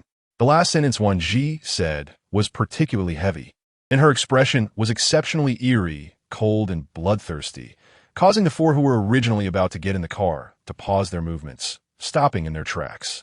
Xiaobu, why does that woman's smile seem more and more creepy? Could it be a trap? Ani asked nervously. Xiaobu couldn't help but glance at Wan Zhi, who had an icy gaze without a hint of warmth, as if she truly saw him as a monster ready to devour him. He shivered and swallowed hard, trying to muster courage. What is there to be afraid of? As long as we get in the car and leave here, everything will be under our control. Xiaolei's legs felt a bit weak. She didn't dare to look at Wan Zhi, her gaze only daring to rest on the 3 beside her. Even the food, which usually seemed harmless, now felt like poison, making her too afraid to speak. She understood their mindset well, both fearful and wanting to harm, so they would never give up such a good opportunity. Sure enough, when they heard Wan Zhi say she was leaving, they became anxious immediately. No, that is not true. Not true at all, Xiaobu hurriedly said. Yeah, we're just worried this might be too much trouble for you, Xiaolei quickly explained. Wan Zhi's gaze swept over the 4 of them. Then she nodded with a shallow smile. It's fine, get in the car. After exchanging glances, the 4 quickly looked around and noticed that everyone was watching them with strange expressions. To avoid revealing their plan, they quickly got into the car as planned. After the vehicle left, the crowd outside the Dawn base gradually began to voice their thoughts. These people really don't know when to stop. If it weren't for the base rules, I would have killed them at the gate. One person spat on the ground. A bunch of trash looking for death. They should check how the food from our Dawn base is spread all over Huagua, yet they dare to come here and eat for free. Tian Feifei smiled and reassured. Don't worry, who is Xiao Zhi? She only ever tricks others. Who can trick her? Besides, this base was founded by her. Tian Feifei paused, then looked in the direction of the departing car and smiled. That group dares to come here looking for death. Xiao Zhi won't let them go. I hope in their next life, they'll be smarter and not provoke Xiao Zhi again. On Wan Zhi's side, as she drove the 4 through the ruins, suddenly a white knife was pressed against her neck. Wan Zhi didn't say anything, but instead smiled. Wan Zhi was already quite good-looking, and with the fruits and vegetables produced from her space, along with the strange fruits from the space tree, her appearance and aura had drastically changed, now exuding a sweet beauty with a hint of coldness. Charming yet not overly seductive, still maintaining purity. Thus, when she smiled, she captivated the attention of the 3 men, especially Ani, the most unruly among them, who couldn't help but swallow hard. Beautiful, really beautiful, It's a pity to give her to those above. But if they get tired of her, maybe I'll have a chance to try her out? Abu's eyes flickered with emotion, but he didn't speak. Instead, he darkly thought about tasting the fruit before handing her over, as no one would know if they didn't say anything. Xiao cast a resentful glance at the other three men, her feelings evident, but none of them paid her any attention. She bit her lip. Her face darkened as she lowered her head, her tightly clenched fists tightening even more. This damn bitch, stealing everyone's attention the moment she appears. I'll make sure she doesn't survive this. Wan Zhi glanced at the four through the rearview mirror, clearly seeing their expressions and thoughts, and coldly narrowed her eyes. Since they were looking for death, she wouldn't be blamed. You better not make any sudden moves, Xiao Bu warned fiercely, pressing the knife closer to her skin. Ani smiled sinisterly. That's right, from now on, this car and person are ours. The knife is at your neck. I advise you to behave. Haha, exactly. If you scream or move, we might get scared and accidentally cut your artery, and then it won't be our responsibility, Xiao Luo threatened with a sneer. Xiaolei's eyes flickered, and the next moment, she pleaded softly, don't be so fierce, you'll scare her. After all, she is still a girl. Xiaobu smiled and wrapped an arm around Xiaolei to comfort her. Xiaolei, you're just too naive. It's been 2 years since the apocalypse. A woman capable of running a base. How timid could she be? Exactly. Xiaolei, you've seen too few bad people. Some women, while appearing cold and indifferent, are actually fiery when the clothes come off. Ani sneered, his eyes greedily and lewdly studying Wan Zhi. Watching Wan Zhi appear so nonchalant, with no sign of fear, Ani coldly smiled in his heart. He had played with many women, but hadn't he had the chance to touch a spicy one like her? This time, he would definitely enjoy it. Xiaobu was still flirting with Xiaolei, completely ignoring Wan Zhi. Chapter 109. Who sent you? He deliberately paused and elongated his tone. Perhaps we can make your future days a bit more comfortable. Xiaolei, hearing this, had a fierce glint in her eyes beneath her lowered hair. Comfortable? Impossible. She would never allow a bitch to steal everyone's attention. After thinking this, she bit her lip and pretended to be scared, whispering, don't scare her. If she gets angry, I'm afraid she'll do something foolish. Xiao Luo laughed at this. That's right. Xiaolei is the most innocent. We can't bear to hand you over. You're our benevolent goddess. Ani's gaze towards Xiaolei flickered, a hint of disdain crossing his mind. But the feeling came and went quickly, so he dismissed it, focusing all his attention on Wan Zhi's graceful figure. Wan Zhi coldly smiled, then her fingers moved, and in less than a breath, the knife pressed against her neck was taken over. Xiaobu stared in shock at his empty hands, then looked towards Wan Zhi. Quick, grab that woman. Is there still a way to threaten me? The knife twisted and played at Wan Zhi's fingertips, and in the next moment, that seemingly inconspicuous small knife pierced Xiaobu's palm, firmly pinning it to the wheelchair. Xiaobu's face contorted in pain, cold sweat breaking out on his forehead from the intense agony. The others were stunned, their faces turning pale, realizing that the control had suddenly shifted. Only Ani reacted the fastest, kicking the back of the chair hard, trying to make Wan Zhi, sitting in front, lose her grip, then looking for an opportunity to pounce and grab the knife. His timing and idea were spot on, but he didn't expect that when he kicked, he was jolted, a tingling pain shooting up from his foot. Damn, so hard. Wan Zhi blinked, her fingers moved, and instantly summoned a spatial shield to protect herself securely. You better think of a way to deal with me quickly, or else all 4 of you will be dead soon. Wan Zhi's cold voice spread in the car. The 4 people's expressions changed drastically. Xiaobu was the first to throw a fireball at Wan Zhi, but she rolled her eyes. Are you stupid? Throwing a fireball in the car will either burn yourself or me. Wan Zhi was now a level 6 ability user, and her spatial shield was indestructible. Even a nuclear bomb might not break it, let alone a mere level 2 fireball. The 4's pupils constricted, and Xiaobu realized he couldn't control the fireball in time. The fireball ignited in the sealed car, and without needing oxygen or combustibles, the flames quickly got out of control. It was only when Xiaolei summoned ice shards that the fire was slightly reduced, but it was still useless. Since the outbreak of the apocalypse, Xiaolei had been living a life of luxury, a false saintly white lotus, unaware that she should have been practicing her abilities, leaving her stuck at level 1 ice powers even after 2 years, only able to create a few blocks of ice to melt for water. The car had already been enveloped by Wan Zhi's spatial frame, and she had protected herself with another spatial shield, rendering all abilities used by the 4 inside the car ineffective. Open the door. Hurry up, or I'll be the first to burn you. Xiaobu began to panic. Ani regretted not being fully prepared, realizing that he had lost both the lady and the soldiers in this situation. Do you think I'll let you go? Wan Zhi leaned back lazily against the car door and smiled. Sure, tell me who sent you, and I might consider letting you go. The 4 were taken aback, their gazes flickering. Xiaobu tightly held He Xiaolei with one hand, unconsciously gripping her arm hard due to the pain. Ani's vicious gaze fell on Wan Zhi, filled with excitement mixed with malice. You're looking for death. Xiao Luo couldn't bear the oppressive fear any longer and was the first to pull out the knife piercing Xiaobu's palm and lunged at her. He Xiaolei suddenly looked up, her eyes revealing a sinister excitement. Kill her, quickly kill her, then we can escape.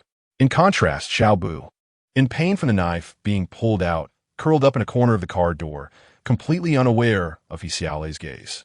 Wan Zhi let out a cold laugh, using just one move of the spatial frame to firmly trap the 4, then allowed the flames to burn inside.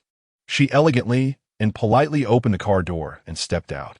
Opportunity, I've given it to you. It's up to you to seize it. With a cold glance, she added, the spatial pressure released, and blood and foam instantly exploded within the spatial frame. She turned her head to look into the distance, using her mental power to scan, and indeed saw several cars gathered behind the ruins. There were many ruins here. It would be too impractical to use them as a base, which only left one possibility. They were waiting for these 4 to intercept her and join them. After glancing at the sky and hesitating for a moment, she finally moved the spatial frame from the car to the outside, scattering all the dirt onto the snow before getting back in. In this icy weather, I'm not stupid enough to stand outside and freeze. I want to see what those people are up to. She lazily took out a cup of hot taro bubble milk tea from her space and opened a few bags of chips to eat. Among the cars hidden behind the ruins, a muffled sound of painful whimpering could be heard from one car, while a few men stood outside with guns. What are they still waiting for? The displeased expression on the man's face was evident. Mr. Wang, should we just go over? Another suggested. I'm afraid those people can't handle the ones at the base. Can't handle them? The man looked at the cars with their lights on in the distance and laughed. I'm just worried they've already dealt with that woman in the car. As soon as he finished speaking, a muffled groan came from one of the cars, and the man sneered disdainfully. What a bunch of fools, still cherishing that worn-out piece of trash. Mr. Wang, you can't say that. Since the apocalypse broke out, women with decent looks have been moved elsewhere. Having a woman now is already quite good. Moreover, as he spoke, he glanced at a certain car and paused for a moment. From the looks of it, food is still more important than women. Mr. Wang scanned around, his lips curling in disdain. Do I not know food is more important than women? It's those few maggots who only know how to play with women. They end up dead at the hands of women sooner or later. Mr. Wang impatiently got out of the car and walked to a certain vehicle, knocking heavily on the window. The car shook, and a startled cry was heard before falling silent. The window then rolled down. What's going on? Lu Matzi, if you want to play with women, I don't mind, but at least consider the situation. It's already this time, and you're still messing around. Mister. Wang glared contemptuously at the women in the car before fixing his gaze on the man by the window. Chapter 110. Trump card. This man, named Lu Matzi, lived up to his name, his face covered in pockmarks. After adjusting his clothes, he pushed the woman next to him out of the car and smirked with satisfaction. Wang Qi, when I get the chance, I'll find you a clean and nice woman. Then you'll understand the wonderful taste, haha. Wang Qi glanced at the woman inside who was throwing flirtatious looks at him, sneering disdainfully. Turning his gaze, he looked at the car that was still shining its lights and smiled coldly. Oh, interesting, really interesting. Lu Matzi gave Wang Qi a meaningful glance and a lewd smile. I thought you weren't interested in women. I didn't expect your taste to be so refined, setting your sights on the one they want, huh? You have good taste. Wang Qi's gaze remained fixed on that car, and he couldn't help but frown slightly. I feel something's off. Why is the car not moving? Lu Matzi looked over, and a sinister smile appeared on his face. Don't rush, young man. You need to find something to do while your blood is still hot. Just wait a few more minutes. At worst, a few people will die. Who cares how many? To prevent unexpected events, we need to directly control the situation. Wan Zhi took a step away. Lu Mozi's gaze turned cold, and with an extremely dissatisfied expression, he squeezed the woman beside him before reluctantly getting out of the car. Fine, fine, I can't argue with you.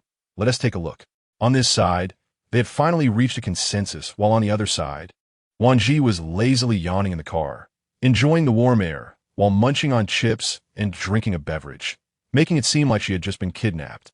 TSK. Really dragging things out. Do I really have to drive the car over myself and deliver it to them? Wan Zhi pouted, but the next second, when she saw the other side getting into a car and driving towards her, a glimmer of excitement flashed at her eyes. Oh, finally can't wait anymore. With a flick of her fingers, the tang knife instantly appeared in her palm, and her gaze flickered as she turned off the car lights and killed the engine. Strange. What are they up to? Why did the car lights suddenly go out? The gaze remained fixed on the headlights ahead, and when the sudden light disappeared, a strange feeling surged in Wan Zhi's heart. Could something have happened? TCH, you're being too cautious, Lu Mozi said nonchalantly. They probably just saw us and are trying to cover something up. Lu Mozi's tone was extremely lewd, as if he had done this many times before and was completely familiar with it. Wan Zhi still felt a bit hesitant, sensing that something was off. It was better to be careful. Lu Mozi looked at him with obvious mockery in his eyes, as if to say, "It's just a woman. How about she turn things upside down for you?" Just as if to validate this statement, a loud bang came from the roof of the car, causing the entire vehicle to shake violently. Wan Zhi, sitting upright, was only slightly startled, but Lu Mozi, who had been indifferent from the beginning, was knocked off his seat. He covered his head and cursed, "Damn it. What the hell? Can you even drive?" Wan Zhi's body stiffened, and in the next second, he quickly jumped out of the car. Seeing Wan Zhi suddenly jump out, Lu Mozi's face changed drastically, and he hurriedly followed him out in panic.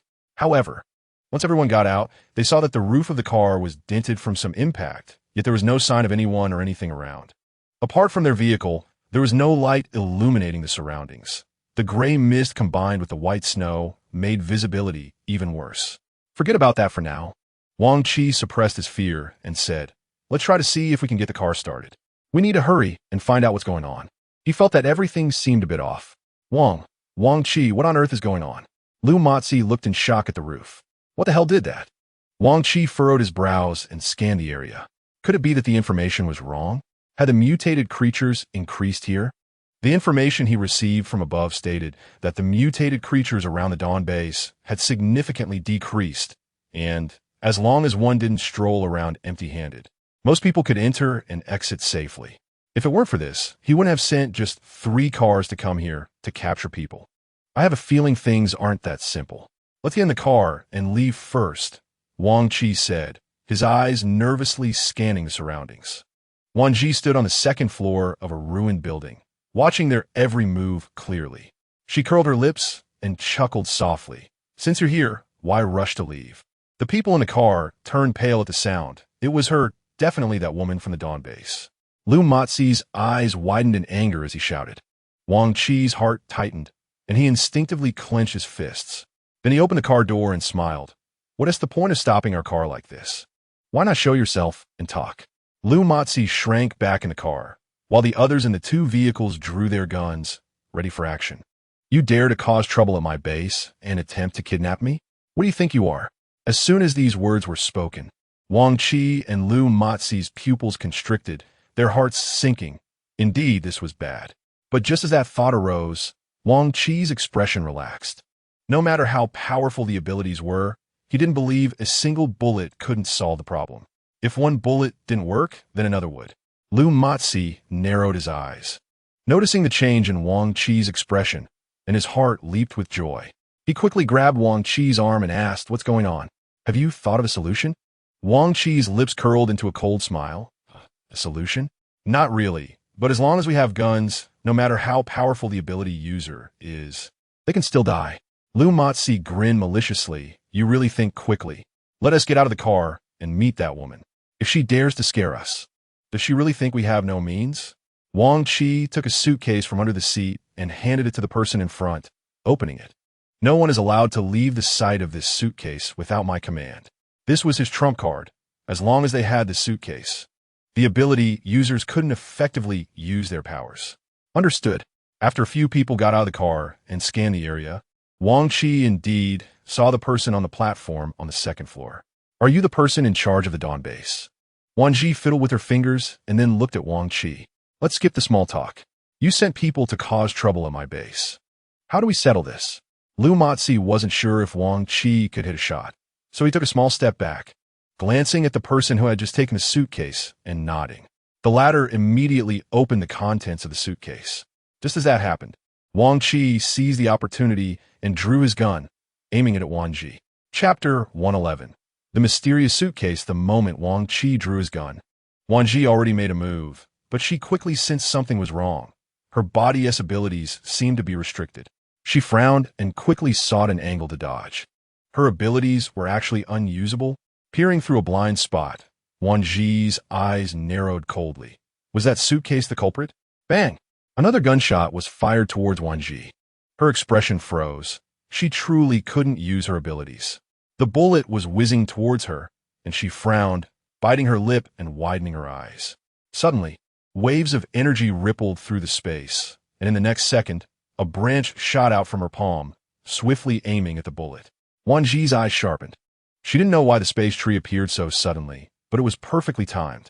Can you help me figure out a way to hold them off? The waves in the space surged again, and Wan Zhi's gaze narrowed coldly. Good, next. She needed to figure out what that suitcase was and why it prevented her from using her abilities. Damn, your aim is terrible. Lu Motzi complained to Wang Zhi before turning around and pulling out a submachine gun from the trunk. He swung the bullets onto himself and shouted at Wan Zhi. Let us see how you dodge this time. If you don't want to be turned into a beehive, surrender obediently. Otherwise, don't blame me for not being gentle. Wang Zhi looked at Lu Motzi holding the big gun and hurriedly stopped him. Don't rush. She still has her uses. If she dies, we want to get the food.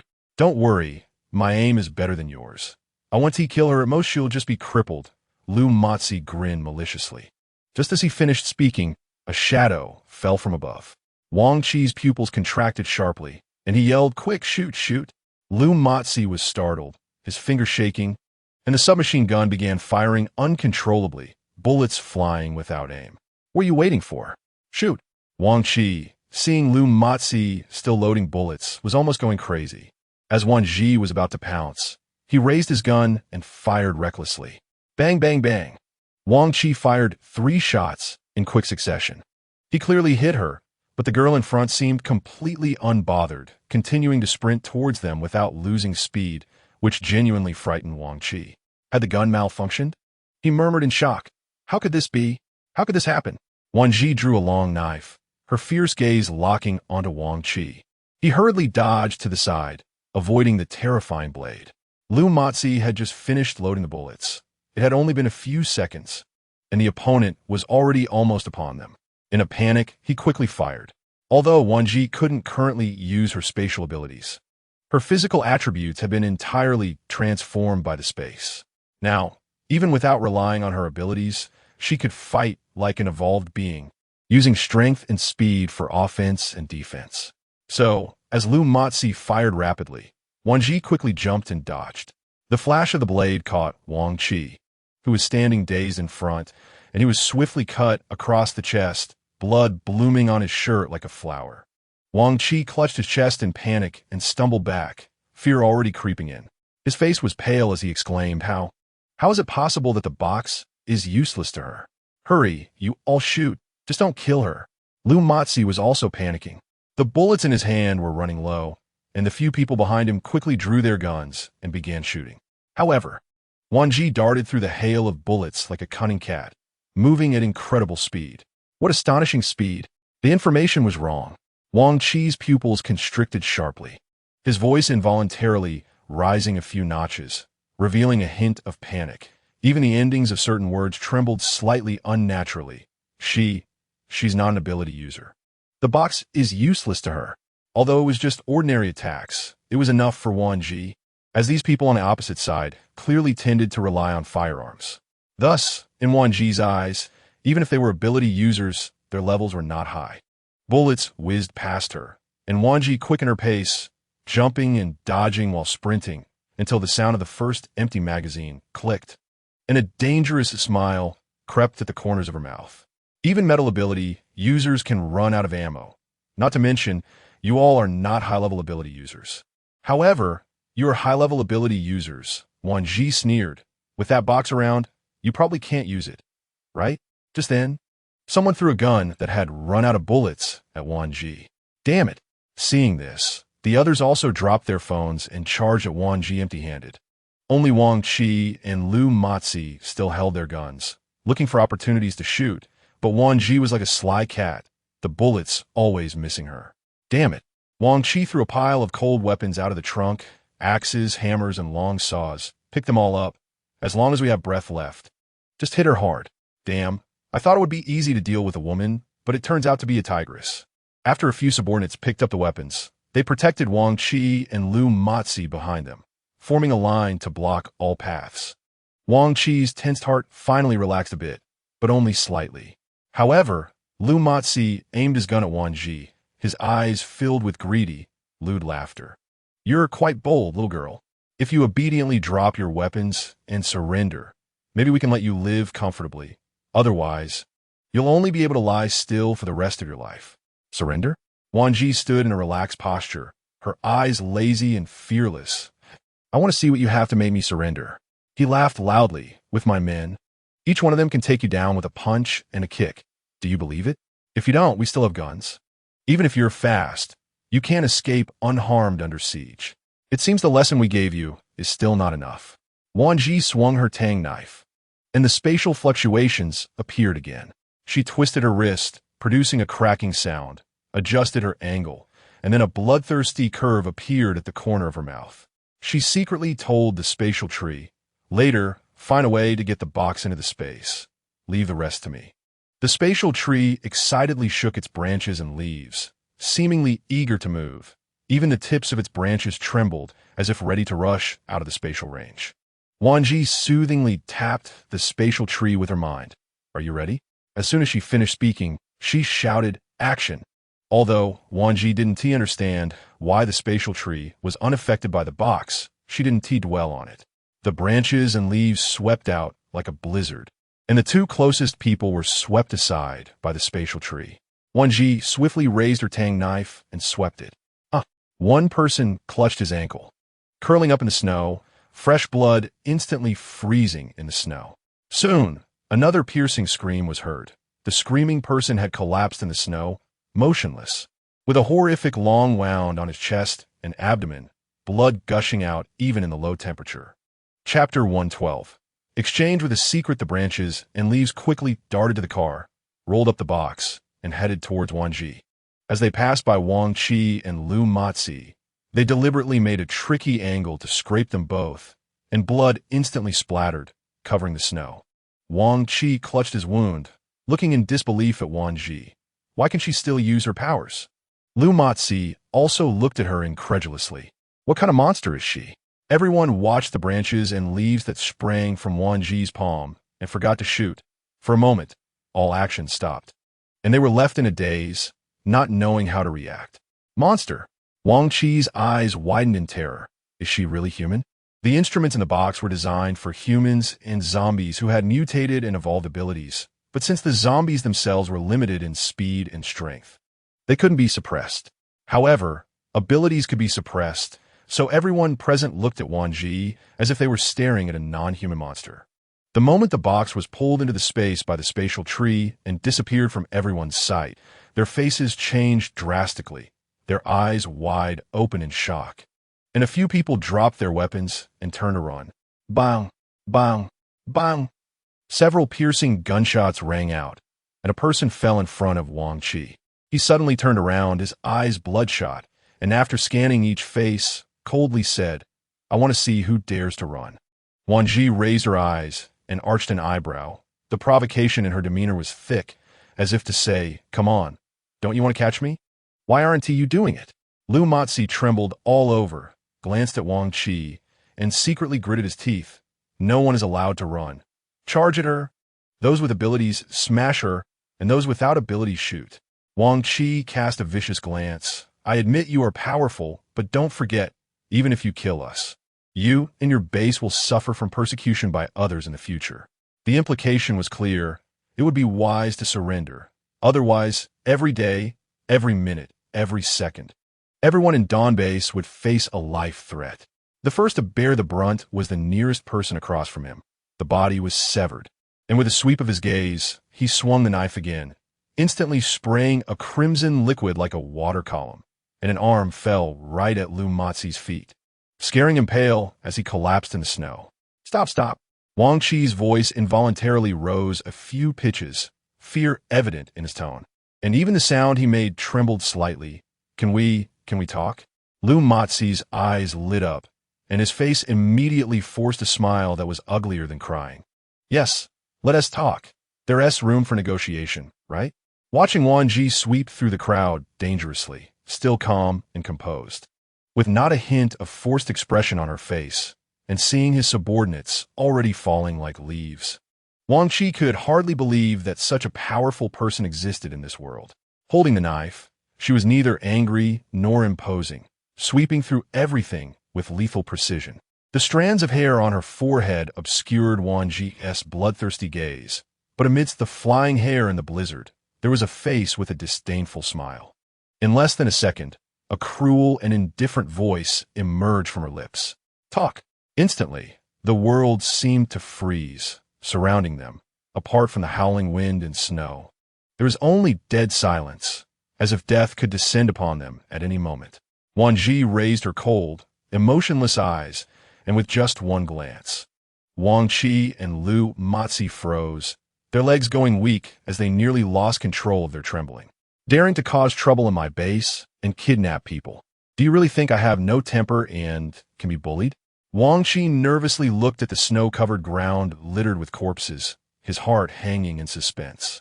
His throat suddenly constricting, unable to make a sound, his eyes filled with fear as he stared at her, not daring to shift his gaze.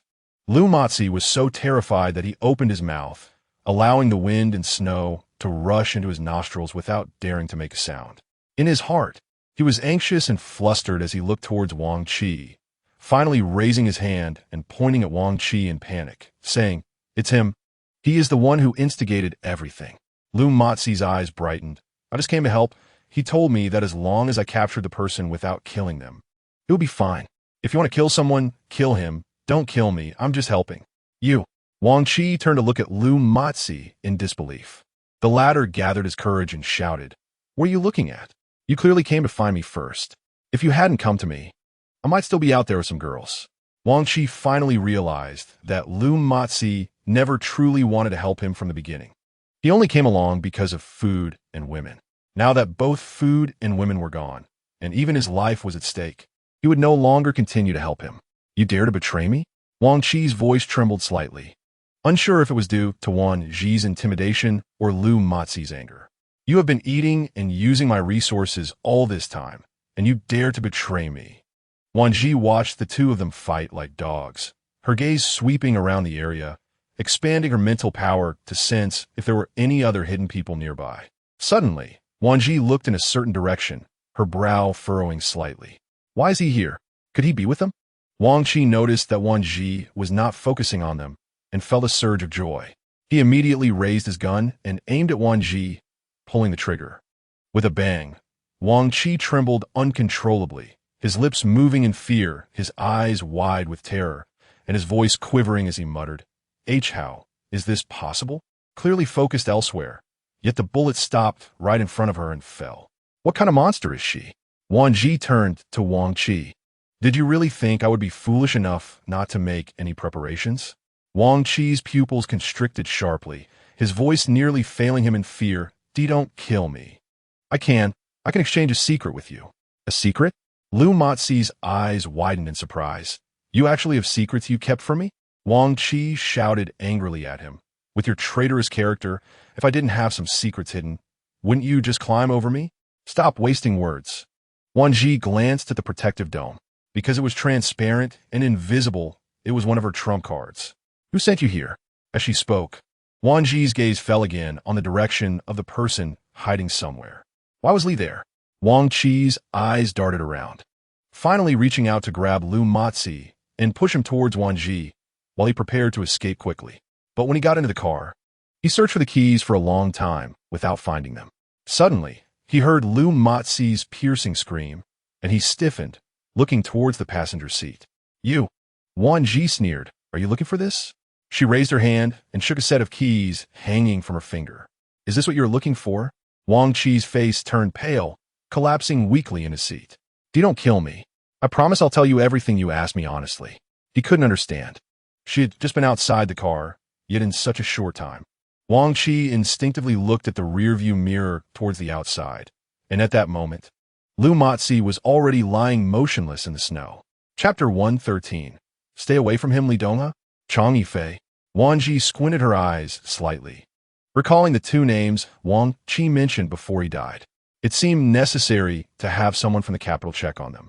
After getting out of the car, Wan Zhi poured a bit of gasoline on it, then lit a match and turned to leave, glancing back at the spot where Li Yishi had stood. There was no one there now. What was Li Yishi here for? Wan Zhi entered the house, and as usual, hugged Yan Mo, resting her cheek against his chest. She also told him about what had happened earlier. I have a feeling things in the capital might not be too peaceful. Yan Mo smiled and said, That doesn't concern us. We just need to take care of our own matters. Wan Zhi thought for a moment. I feel like we need to do something. Yan Mo raised an eyebrow, perhaps sensing her thoughts. You want to help Wei Wuxing? Wan Zhi lifted her face. Don't you think Wei Wuxing is quite pitiful? In such a chaotic environment, everyone around him is betraying him. Fortunately, he is a soldier. Otherwise, he might have collapsed long ago. Seemingly recalling the mutated pork, she couldn't help but smile. I really want to see what expression he will have. Early the next morning, the other 6 people in the house learned about Wan Zhi's plans. They all reorganized their backpacks and left the room to sit in the living room. If I had known you were going to the capital, we might as well have waited for you there, Li Han said with a smile. Li Han, find a way to contact Wei Wuxing and ask him if there are people named Li Dongha and Chang Yifei in the capital. If there are, tell him that to make up for his shock, I will give him a big gift. Wan Zhi looked out the window, the words Wang Qi said before he died resurfacing in her mind. This has nothing to do with me. It was all Mr. Li and Mr. Chang's instructions. They said as long as I captured the leader of the Dawn base and handed him over, they would promise to give me food and crystals. I didn't know. Those foods were all handled by Mr. Chang. He never told me where they were supposed to go or what to do with them. Mr. Chang is Chang Yifei, and Mr. Li is Li Dongha. About 10 minutes later, while everyone in the room was busy organizing the freshly washed and dried clothes, Li Han suddenly walked out of the room. Sister-in-law, Wei Wuxing said he wants to talk to you. Wan Zhi smiled without speaking, while Yan Mo's gaze lifted. Give me the phone. I'll talk to him. Watching Yan Mo walk away with the phone, Wan Zhi had already guessed that the two of them were probably in the main base in the capital and held significant positions. If she were to make a move, Wei Wuxing would definitely intervene. 2 hours later, all 8 of them were in the car, ready to set off. Don't worry. Your mother and I will take good care of the base, Yin Qingming said sincerely, hugging Luo Xiaoya. After all, Yin Qingming had mastered the major business circles of the Yin family in his youth, so temporarily taking over a base that was already on the right track was too easy for him. Mom, don't worry about me. Look, it's not just me and Mo. There are others with us. I won't be in any danger, Wan Zhi reassured with a smile. Yes, with us here, we will definitely not let sister-in-law, Wan Zhi, get into trouble. You can rest assured. Everyone in the car knew that if there was anything that even Yin Mo and Wan Zhi couldn't solve, it was likely that no one could help. Once Wan Zhi and the others left, Luo Xiaoya sighed, I really don't know when this apocalypse will end. In the Dawn base, perhaps it wasn't he felt too much. But in other places, as a father, Yin Qingming understood the meaning behind Luo Xiaoya's words. Children have their own paths to walk. If we cannot protect them, we can only ensure they have no worries. Sister-in-law, you don't need to worry so much. Yin Ershao comforted from the side, a hint of bittersweet smile on her face. They are all exceptional people and will surely sail smoothly. In the apocalyptic environment, with people's hearts being treacherous, who could predict what would happen in the next moment? Since they, as elders, could not stand in front of them to protect them, They could only stand behind them to ensure they had no worries. Sister-in-law, what we need to do now is not to worry about them, nor to let them worry, but to help them manage the base well. Yin Sanshu looked into the distance and took a deep breath. We can't let them worry about the base, and us while they are out there fighting. Several members of the Yin family turned to look at him. The Yin family group, initially thought to be wasting time and money due to Yin Mo's unique vision, had forcibly transformed the group despite the Yin family's opposition. Little did they know it would become their home in the future. As a few people outside the Dawn base side, Wan Zhi and others drove 2 modified Hummers on their way to the imperial capital. Mo, if you're tired, just rest. There's no need to use your mental power to sweep the area the whole way, Wan Zhi said, gently touching Yin Mo's hand. Yin Mo tightened his grip on her small hand and shook his head, saying, "It's fine.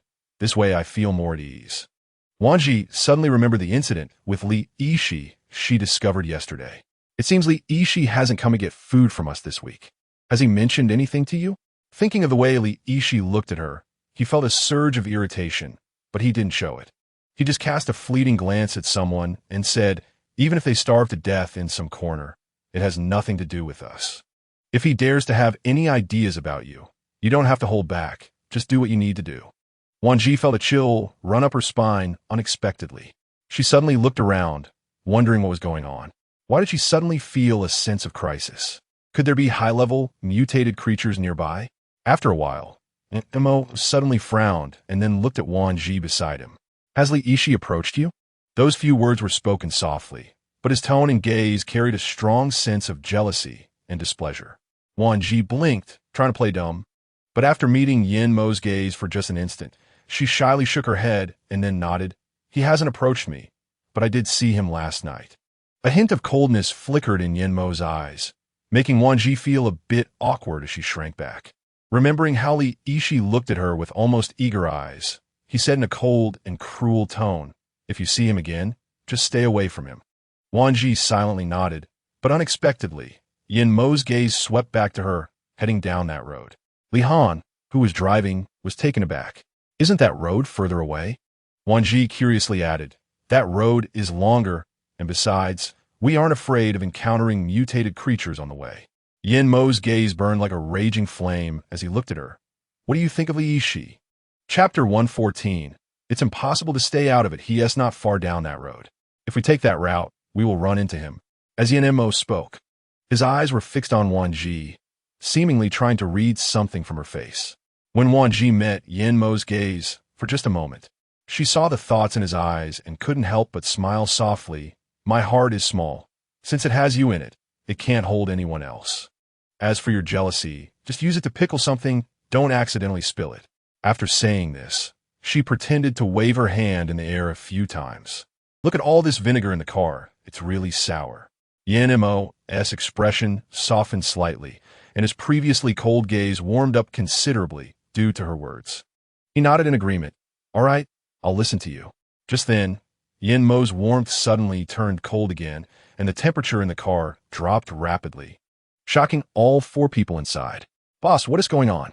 Li Han tightened his grip on the steering wheel, quickly scanning the surroundings. Yin Mo's gaze became increasingly sharp. "Someone is coming." He glanced at Xia Qing, who was seated in the front passenger seat, picked her up, and handed her to Wan Zhi, then moved to the front passenger seat to signal Zhuo Huaichu, "We need to accelerate."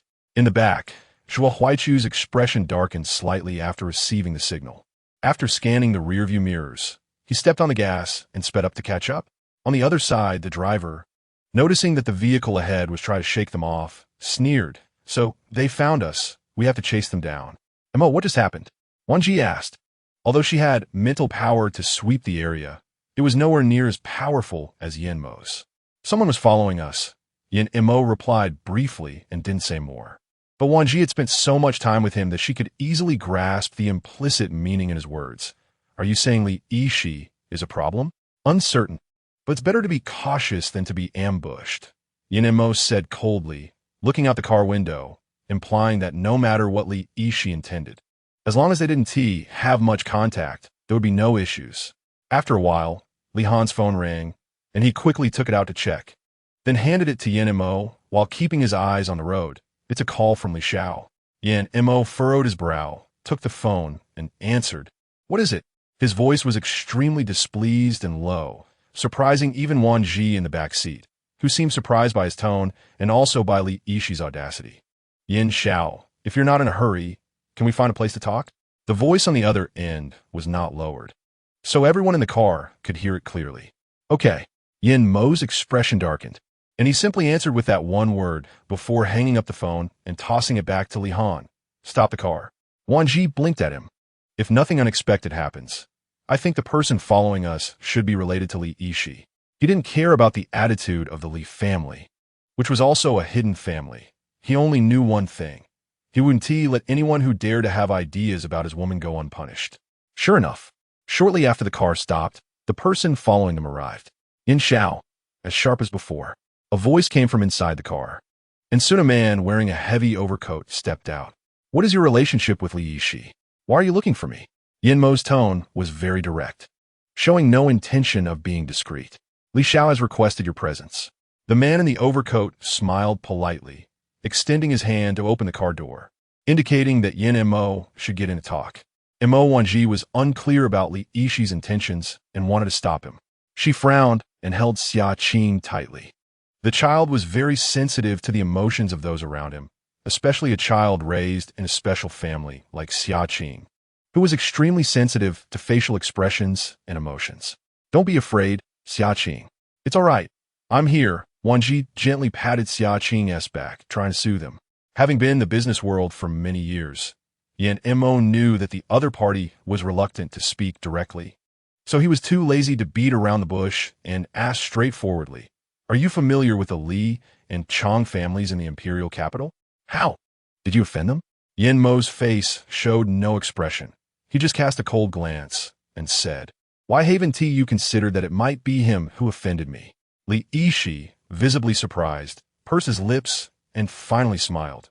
"Well, given your current status, you really wouldn't care about provoking anyone." After saying that, he nodded and continued, "I've heard that they want to become independent, but the imperial capital is strong. If they want independence, they have to find a way to monopolize all civilian resources." At this point, Li Yishi looked at Yin Mo. "The first target is your dawn base." Yin Mo's expression showed no change at all to Li Yishi's words. He remained calm, as if he hadn't heard anything. His hawk-like eyes focused on the back of Wan Zhi's head through the windshield. Li Yishi wanted to say something else, but suddenly saw Yin Mo's unflappable attitude, causing his words to falter. After he steadied his emotions, he said, "Aren't you afraid they will target the people around you?" Thinking of the gentle woman who always smiled during food exchanges, he couldn't help but feel a bit envious of Yin Mo, wondering why he couldn't meet such a good woman. Li Donghe and Chang Yifei were no simple characters. Once they had their eyes on someone, it would be very difficult to shake them off. "They want to have that opportunity," Yin Mo said, casting a faint glance at him, his tone filled with a wild arrogance, "unless they're tired of living." It wasn't that he was overly confident in himself, but he understood Wan Zhi too well. To try to control her was harder than climbing to the sky, let alone his presence. He would not give anyone the chance to hurt his person. "Huh, you're still the same as before." Li Yishi shook his head and smiled. "All right, I need to go to the capital to find someone anyway. Do you mind if I tag along?" He seemed worried that Yin Mo would refuse, so he added, "Don't worry. I won't bother you with eating and sleeping on the way." Yin Mo glanced at him indifferently. "Do as you wish, just don't get too close to her. I won't interfere with anything else." The implication was clear. Don't have any ideas about my woman, or you'll have to bear the consequences. After getting back into the car, Wan Zhi was curious. "What did he just talk to you about?" "The capital is indeed not peaceful." Yin Mo revealed everything that had just happened. "It seems impossible for us to stay out of it." Wan Zhi fiddled with her fingers, teasing Xia Qing and making him laugh, but her mind was pondering another matter. Perhaps it wouldn't be so troublesome. Chapter 115. Huang Mengxian and Zhua Aishin abducted. Wan Zhi smiled. Some people can't be changed just by hitting or scolding. Special people need special treatment. Throughout the journey, Li Yishi indeed did not trouble Yin Mo and the others with eating and sleeping. However, by the next evening, after entering the capital, the 8 of them revealed their identities. Anyone who had previously been to the Dawn base to trade for food would have seen the 8 of them. Therefore, Almost everyone they encountered on the way rushed out to trade food with them. Crystals were no longer useful to Wan Zhi. Her physique had completely merged with the space, and her upgrades relied entirely on the fruit provided by the space tree. Sometimes, she would also give the excess fruit to Yin Mo. For the others besides Wan Zhi, crystals just meant an increased demand, so trading was still very useful to them. This is our newly established small base. If you don't mind, you can stay here for the night. The person in charge of the small base warmly welcomed them. Yin Mo's gaze darkened slightly. Then he nodded all right. After saying that, he looked at Li Han and said, "You take people to help organize the things later. Be gentle and don't create trouble for them. Understood?" Li Han looked at Wan Zhi with a surprised expression before finally looking back at Yin Mo. "Yes, understood." Wan Zhi frowned and tugged at Yin Mo's hand. "What's wrong? Why do you look so serious?" Li Han pursed his lips and nodded seriously. "I understand, Xiao Yan. Take people to help organize the things. Be cautious and check around. Move gently and don't create trouble for them. Don't let anyone find out." Such subtle yet intelligent instructions were tactics that Yin Mo and Li Han had been accustomed to using during negotiations with opponents. Therefore, Li Han's expression only showed a moment of surprise before returning to a normal, businesslike tone, which also conveyed to Yin Mo that he understood the underlying meaning. But Wan Zhi could not comprehend it, so she could only watch blankly as Li Han took Zhuo Huaichu and Wan Tian to busy themselves. However, she could clearly sense the tense emotions between Yin Mo and Li Han. Did something happen? Wan Zhi unknowingly lost her smile. Although the atmosphere was extremely tense, everyone except Wan Zhi used their abilities without any hesitation. This was completely different from before. Previously, they would hide their abilities to protect their team members. But this time, everyone seemed to be completely liberated, not caring at all about others' gazes, using their abilities flamboyantly and recklessly. This reminded Wan Zhi of the box used by those people before. As soon as she thought of the box, she quickly found a safe place and entered her space with her consciousness. The box had already been closed by the space tree using some unknown method. Wan Zhi studied it for a long time, but couldn't figure anything out. It seemed she would have to leave it to old Meng for inspection to know the result. "Look, those people are amazing." Wan Zhi glanced at them without speaking, but just at that moment, a familiar exclamation reached her ears. Wan Zhi's eyes widened, and her body moved faster than her brain, rushing over. "Who are you? No entry without inspection. Get out." Wan Zhi was blocked outside a two-story villa. Her eyes filled with rage as she unleashed her spatial frame to lock the person beside her, then quickly rushed into the villa. Wan Zhi's commotion was significant, and Yin Mo and the others immediately sensed that something was wrong. After scanning his team, he asked, "Where did Xia Qing, Zhuo Aixin, and Huang Mengxing go?" As soon as he said this, Zhuo Huaichu was the most affected and immediately rushed towards Wan Zhi, but Li Han reacted quickly and grabbed his hand. "Don't panic. Let's go together." Zhuo Huaichu took a deep breath, suppressing the panic in his heart, and nodded. Yin Mo's gaze fell on the person who had been pinned down outside the villa by Wan Zhi, and he stepped forward with steady and powerful strides. "You better be honest and tell me where the people are." The man's lips were pressed tightly together, his eyes flickering uncertainly, not daring to look at Yin Mo, and beads of cold sweat formed on his forehead due to his guilt. "It seems you've made up your mind not to say anything," Yin Mo said in a low, succinct voice. Although his tone sounded emotionless, his eyes held a gaze that seemed to look at a dead person. Suddenly, a piercing scream came from inside the villa, prompting everyone in the base to lean out and look, with many showing cold, mocking smiles. Seeing the expressions on the various faces, Yin Mo's eyes turned cold. "It seems your base has some thoughts about my people. Since that's the case, don't blame me for being rude." Many people in the small base had traded food with the Dawn base, and upon hearing Yin Mo's words, their faces turned pale, and despair and fear filled their eyes. "No, you can't do this." One person tried to speak up to change the impending consequences, fearing that Yin Mo and the others would refuse to trade food with them again. "We have nothing to do with them. We just live in the same base." With one person speaking up, more voices of moral coercion followed. "Yes, you can't make us bear all the blame because of their relationship. That's not fair to us. We haven't done anything. You can't sentence us to death just because of this. It's unfair." "Right, unfair." Hearing this, The four from Yin Mo immediately showed a strong killing intent in their eyes. Yin Mo's gaze swept over everyone, his eyes like an eagle's, exuding a chilling depth. If you had strength, you wouldn't fear unfairness. Yin Mo's voice was extremely cold and gloomy, but not only are you weak, but your character is also poor. Seeing that some were being unjustly persecuted and yet remained indifferent, they still had the face to bargain with them. Li Han couldn't stand it anymore.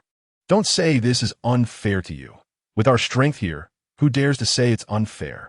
Everyone's faces turned ugly as they lowered their heads, not daring to meet the gazes of those people. They had initially held the mentality of avoiding trouble.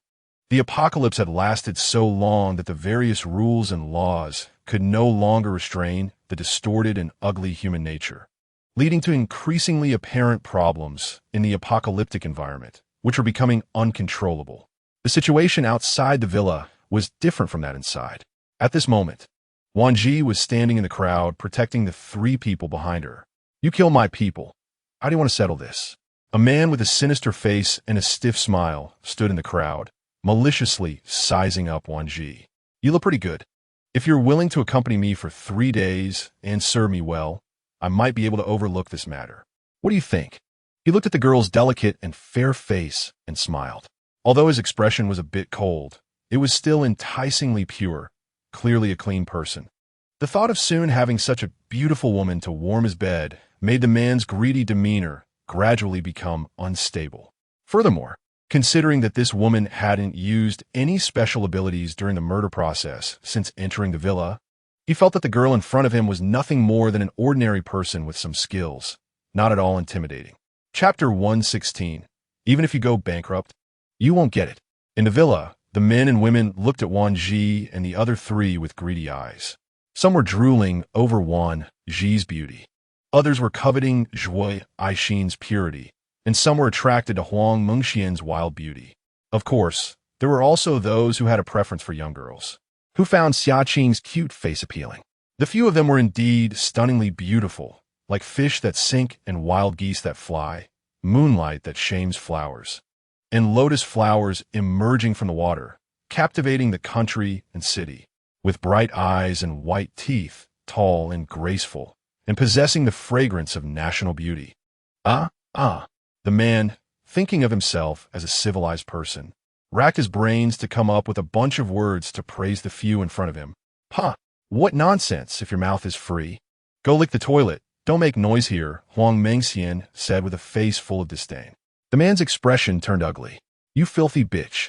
Don't think just because you're a woman I won't move against you. Say it again if you dare. Huang Mengxian raised her chin leisurely and scoffed. You must be a screw, right? Want me to twist you? Fine, I'll say it again as you wish. If your mouth is free, go lick the toilet. Don't seek attention here. Wan Zhi smiled and patted her shoulder to comfort her. You've had the rabies vaccine, right? Wan Zhi laughed when she heard this. Since he had already had the rabies vaccine, why bother saying so much to him? Zhuo Aixin, who was silently holding Xia Qing, also had shining eyes, while Xia Qing's eyes were filled with cunning light. Huang Mengxian realized the situation and her eyes brightened. Right, why say so much to them? Just act directly. Xia Qing even threw the furry creature in her arms outside and shouted, Go, furry creature, fight for world peace, beat them all up. The furry creature, upon hearing this, grew larger and roared fiercely. Hearing this, Wan Zhi glanced at Huang Mengxian. Don't tell me this is your teaching. Huang Mengxian awkwardly touched her nose. It's probably my usual loudness that this kid overheard. Zhuo Aixin chuckled while holding Xia Qing, and the four of them showed no fear of being surrounded. Instead, they chatted lazily and easily. While things were easy inside the villa, it was equally relaxed outside. Wan Tian waved his hand, and a flame shot out like a fire dragon, causing two burly men to immediately unleash their water and ice abilities to defend. The scene was extremely violent and bloody. Wan Tian had been rigorously trained by Yin Mo and others, and with Wan Zhi's energy water transformation of his physique, he was no longer the unstable little lighter he used to be. Aside from Wan Zhi and Yin Mo, who had level 6 abilities, the old team members around him had at least reached level 5 abilities, and even Wan Tian had nearly reached the peak of level 4, close to level 5. It really couldn't be blamed on them for being too powerful, living on energy water and eating food from the space, along with occasionally supplementing with a large amount of mutated beast meat. If they couldn't be powerful, it would be a waste of so much food and energy water. The fire dragon was unleashed, instantly vaporizing the water and ice, and nearly cooking the two men alive. Zhuo Huaichu saw that it was enough to intimidate them, and summoned a snowstorm to extinguish Wan Tian's flames, but did not ice the injuries of the two, letting them roll in the dirty snow while crying out in pain. Since you advocate the principle of the strong being respected and the weak being preyed upon, I will comply with your wishes. Now, who else wants to try? Yin Mo's cold gaze swept across the crowd. The crowd was instantly frightened pale, retreating several large steps, fearing they would become the next victims. Meanwhile, the atmosphere in the villa was quite amusing. Wan Zhi sat lazily like a queen on the sofa, eating the fruits that Huang Mengxian handed her one by one. Zhuo Aixin sat beside Wan Zhi, preparing a fresh shake for her. Sister Zhi, is it too sweet? Should I add some large pearls or coconut jelly? No need. This is just fine. It's really delicious. Wan Zhi sighed, realizing this was the leisurely life of a salted fish. As for Xiaqing, she stood beside the sofa cheering for the furry creature, her chubby cheeks flushed and sweating as she waved her fists and shouted, "Furry creature, steal his peach. Right? Bite him, pull his hair. Oh, scratch his face, scratch his face. Furry creature, you have to show your momentum for world peace and beat them up. Everyone, author, come out. Who's so violent in the name of world peace?" The author shrugged. No way. I have to cater to the reader's wishes. If there's a grudge, it should be settled immediately, and, if not, just consider it physical training.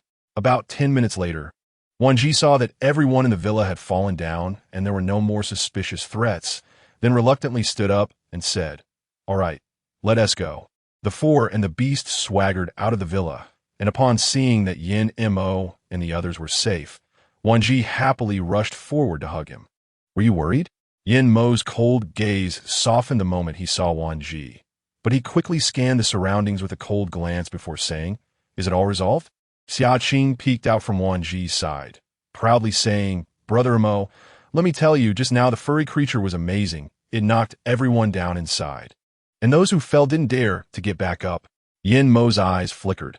He could tell from Xiaqing's words what had happened inside. Although it was just a few brief and casual sentences, he could detect the situation that had occurred. Not to mention, he had been emitting mental energy to watch over Wan Zhi. "Yes, Xiaqing's furry creature is really impressive," Yin Mo said, gently with a smile.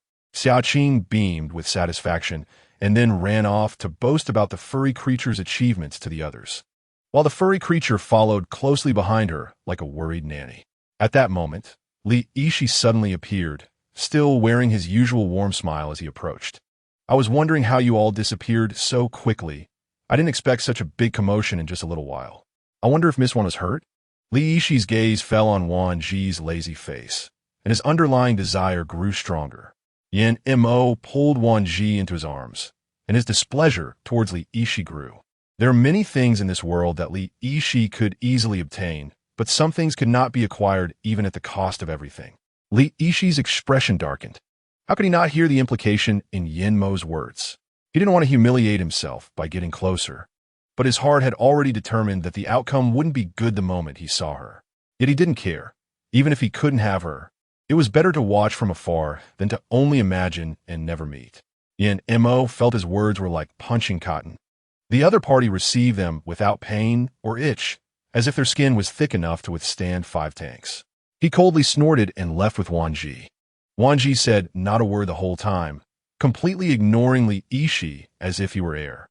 Li Yishi stayed behind, watching their departing figures, his warm and elegant gaze revealing a hint of gloom.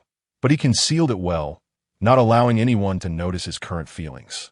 "Did you find out anything?" On the way, Yin Mo clearly sensed that Wan Zhi had something on her mind, so he didn't intend to guess and directly asked. Chapter 117. Treating everyone to a meal, Wan Zhi's gaze fell on the distant horizon, a faint smile appearing on her face. "Yes. There is indeed a problem in the imperial capital. The families of Chong and Li have extended their hands too far, intending to monopolize the livelihood resources. I suspect that if they didn't have enough confidence, They wouldn't dare to do such things. Yin Mo raised an eyebrow slightly. Are you doubting that they are not the masterminds? Isn't it obvious? Wan Zhi smiled. Li Donghe and Chang Yifei were just small-time gangsters before the apocalypse. Just imagine, without enough confidence, how could he confront a military bigwig like Wei Wuxing? Yin Mo lightly scratched the tip of Wan Zhi's nose. At least you're not stupid. Just then, the small base leader suddenly appeared. I'm really sorry that something like this happened on your first visit to our base. Yin Mo showed no courtesy to the small base leader. So, what are you planning to use to compensate us? Upon hearing this, the small base leader's face instantly darkened. Are you implying that you intend to pursue this matter? Wan Zhi remained silent, trusting that Yin Mo could resolve the issue. Yin Mo smirked lightly. Li Han, give me your phone. The small base leader's eyes flickered, a hint of unease rising in his heart. Without asking a word, Li Han directly handed his phone to Yin Mo and then stood aside like a professional bodyguard. At this moment, the old team members also lined up behind Wan Zhi, each with teasing looks. The small base leader's face turned red after witnessing the fierce abilities of those people. He had initially planned to take a gamble and snatch the phone while there were only two of them, but seeing them come forward, all his plans vanished. Cursing inwardly, the small base leader thought, isn't it just about whose fist is harder? The capital can't reach here for now, so let's see what these people can do to me. He watched as Yin Mo opened the phone and dialed someone, then heard her briefly say, from now on, the Shengshi small base is not allowed to exchange food with them. Although Yin Mo and Wan Zhi never sought trouble, it didn't mean they were afraid of it. The small base leader's face instantly went pale, his legs weakened, and he slumped down in the snow. It's over. This was the first thought that surfaced in his mind. He knew better than anyone in the base that if this base was abandoned, he could lose his position at any time, and that was just a minor issue. His life could also be at risk. At that moment, a person rushed into the villa and shouted, "Something happened. Everyone inside is dead." The small base leader trembled and broke into a cold sweat. Everyone in the villa is dead? Just because of those 3 women and a little kid? This is impossible. Just as he finished speaking, he glared at Yin Mo and the others, roaring, "Who the hell are you?" The people living in the villa were all serious criminals from prison, each a demon who wouldn't blink at killing. How could a few women have killed them all? It was absolutely impossible. Huang Mengxian couldn't help but chuckle. I heard in the feudal era, women used to have their feet bound, but you're good. You've wrapped your head instead. After saying this, regardless of how ugly the small base leader's expression was, Huang Mengxian continued to mock. What? In your eyes? Women are just decorations, right? Even if their abilities are lacking, their agile skills can still take down you self-righteous scum. Yin Mo suddenly turned her gaze to the entrance of the small base, her eagle-like purple eyes narrowing slightly, and the corner of her mouth curled up in a provocative smile as if challenging someone through the base gate. Yin Mo's gaze remained steady, but her long, beautiful hand raised, and suddenly a terrifying lightning bolt shot out from her palm, followed by a piercing scream within less than a second. However, the next second, another bolt of lightning shot towards the entrance of the small base. Wan Zhi, from her angle, couldn't clearly see what was happening outside the gate. So she looked curiously at Yin Mo, her eyes filled with confusion. Someone is secretly monitoring us, Yin Mo said coldly with a smile. Suddenly, a car drove in through the gate, and the small base leader's eyes lit up with excitement as he hurriedly got up from the ground and rushed over. Young sir. Mr. Hu. Li Han smirked in disdain. Could it be another troublemaker? Yin Mo's gaze flickered, her expression showing no emotion. No need to pay attention to them.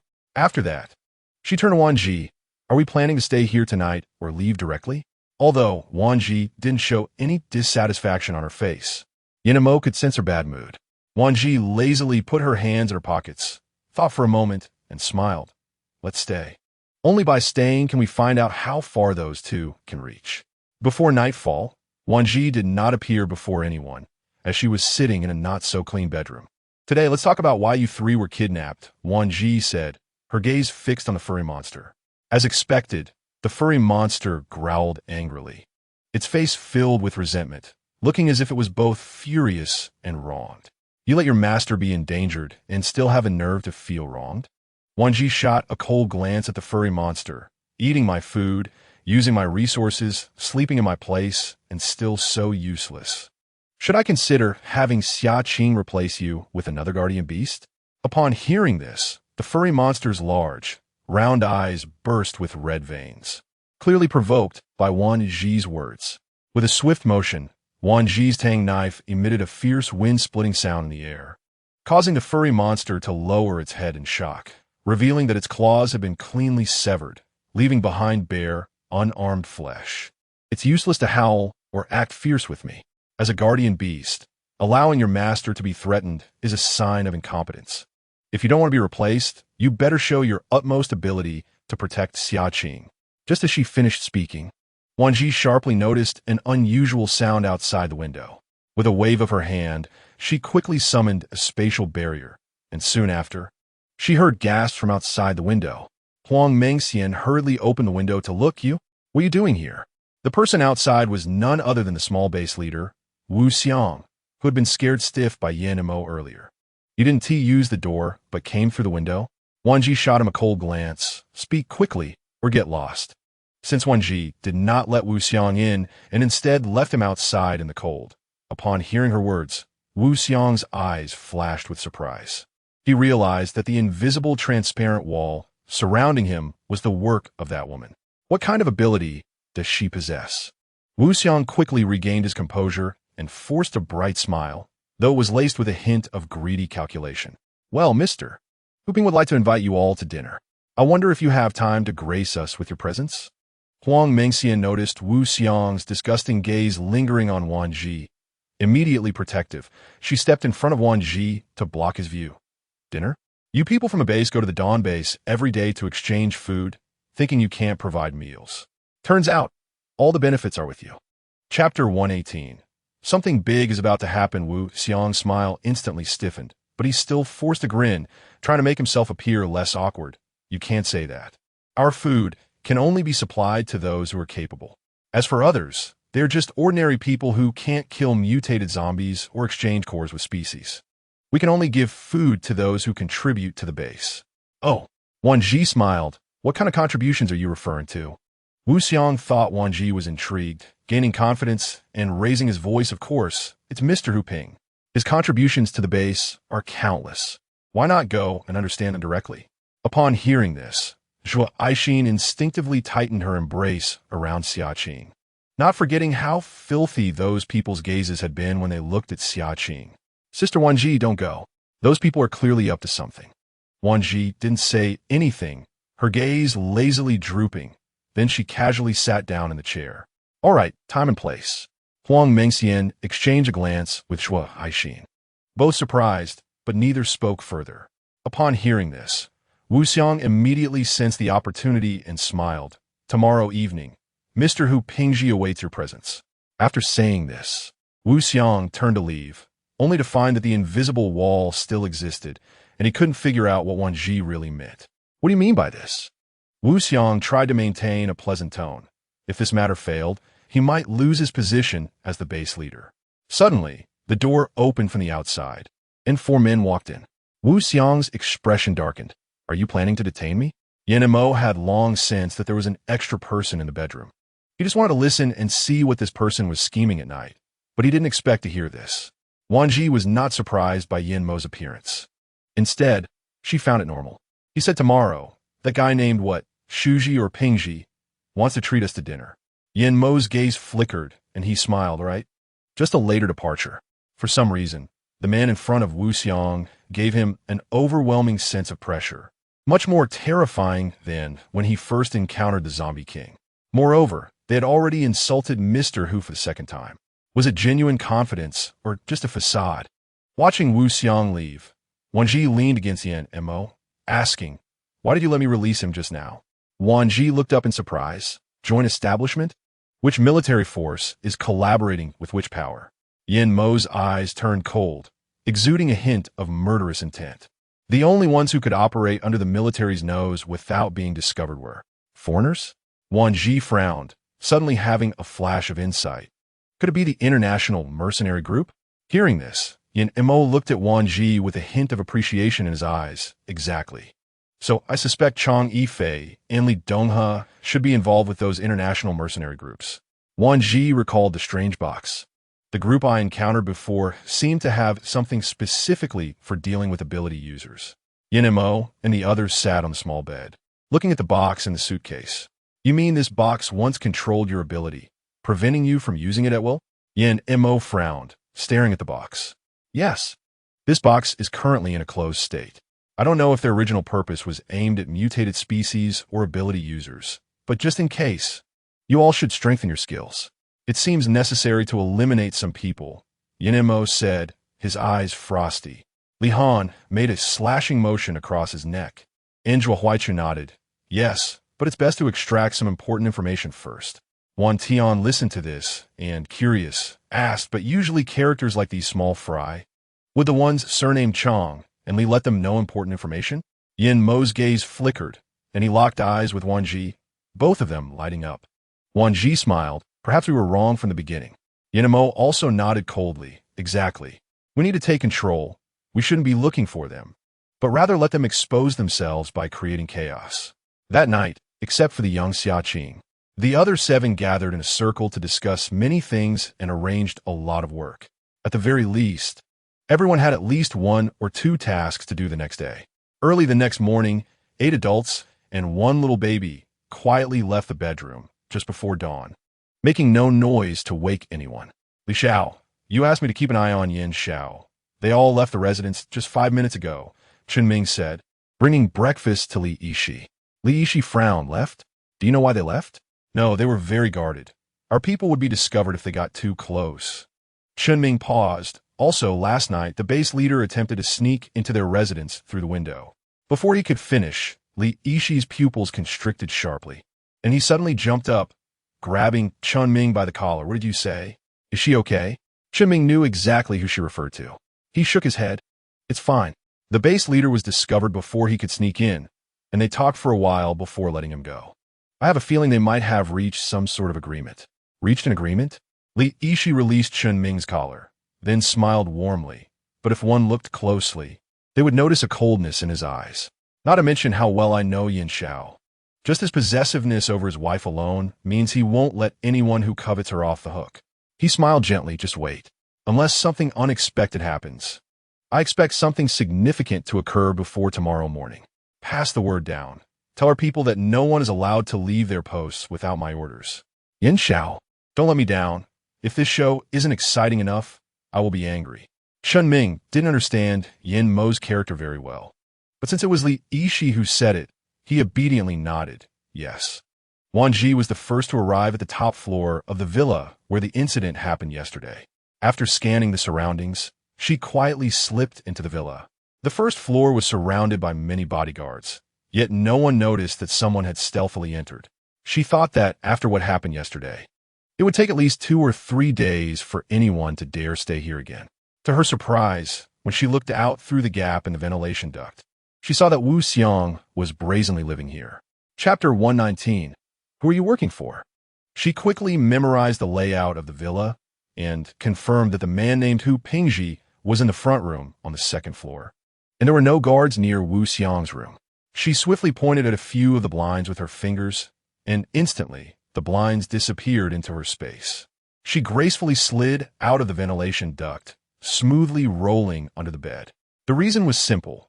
Wu Xiang was lying on the bed, soundly asleep, completely unaware of the danger nearby, and was even cuddling the woman beside him, who was also fast asleep. Wan Zhi rolled her eyes under the bed, thinking, luckily, the 2 of them are covered well, otherwise I might go blind. Wan Zhi turned over on the floor and used her spatial abilities to cover the 2 sleeping individuals, then silently used her space to crush them, resolving the situation in less than 5 seconds. When Hu Pingji woke up, he was greeted by a room full of people, causing him to jump out of bed in shock. What? Upon closer inspection, he saw that the room was filled with his people, including Yin Mo, Wan Zhi, and the other 8. Hu Pingji's face turned ugly as he glanced at the person closest to him, coldly saying, "What's going on? Don't you know I dislike having others around when I sleep?" Hu Pingji firmly believed that after saying this, no one would dare act arrogantly in front of him. Everyone in the base knew his temper, and when he got angry, who wouldn't bow down and try to please him. However, the next second, the person closest to him suddenly knelt down, pleading with a distressed expression, "Mr. Hu, please, please don't torment us anymore." The rest of the sentence, he couldn't find the words to express. Just the thought of being brought into the villa and seeing a room full of dead bodies shattered his composure. Hu Pingji turned around in surprise to look at the person kneeling on the ground, just as he wanted to show off his authority. The words were on the tip of his tongue, but had not yet been spoken. Except for Wan Zhi, Yin Mo, 8 others, and 1 beast. Everyone else inexplicably knelt down. The person speaking to Mr. Hu had a face full of terror and said, "They're all gone. It's all over." Hu Pingji's eyes widened as he stared at the person, his face and neck turning bright red. "What did you say?" He scanned everyone in disbelief, but quickly noticed that his bodyguards were missing. This had never happened before. Even when he was discussing personal matters, his bodyguard would never leave his side, let alone while he was sleeping, when they would patrol nearby for his safety. "Chun Ming!" Hu Pingji began to feel a deep sense of unease. He shouted, "Where's Chun Ming? He's gone." The person speaking had a face full of fear. Tears and snot mixed together. "Mr. Hu, they are all gone." Hu Pingji felt as if he had been frozen in place, standing motionless by the bed.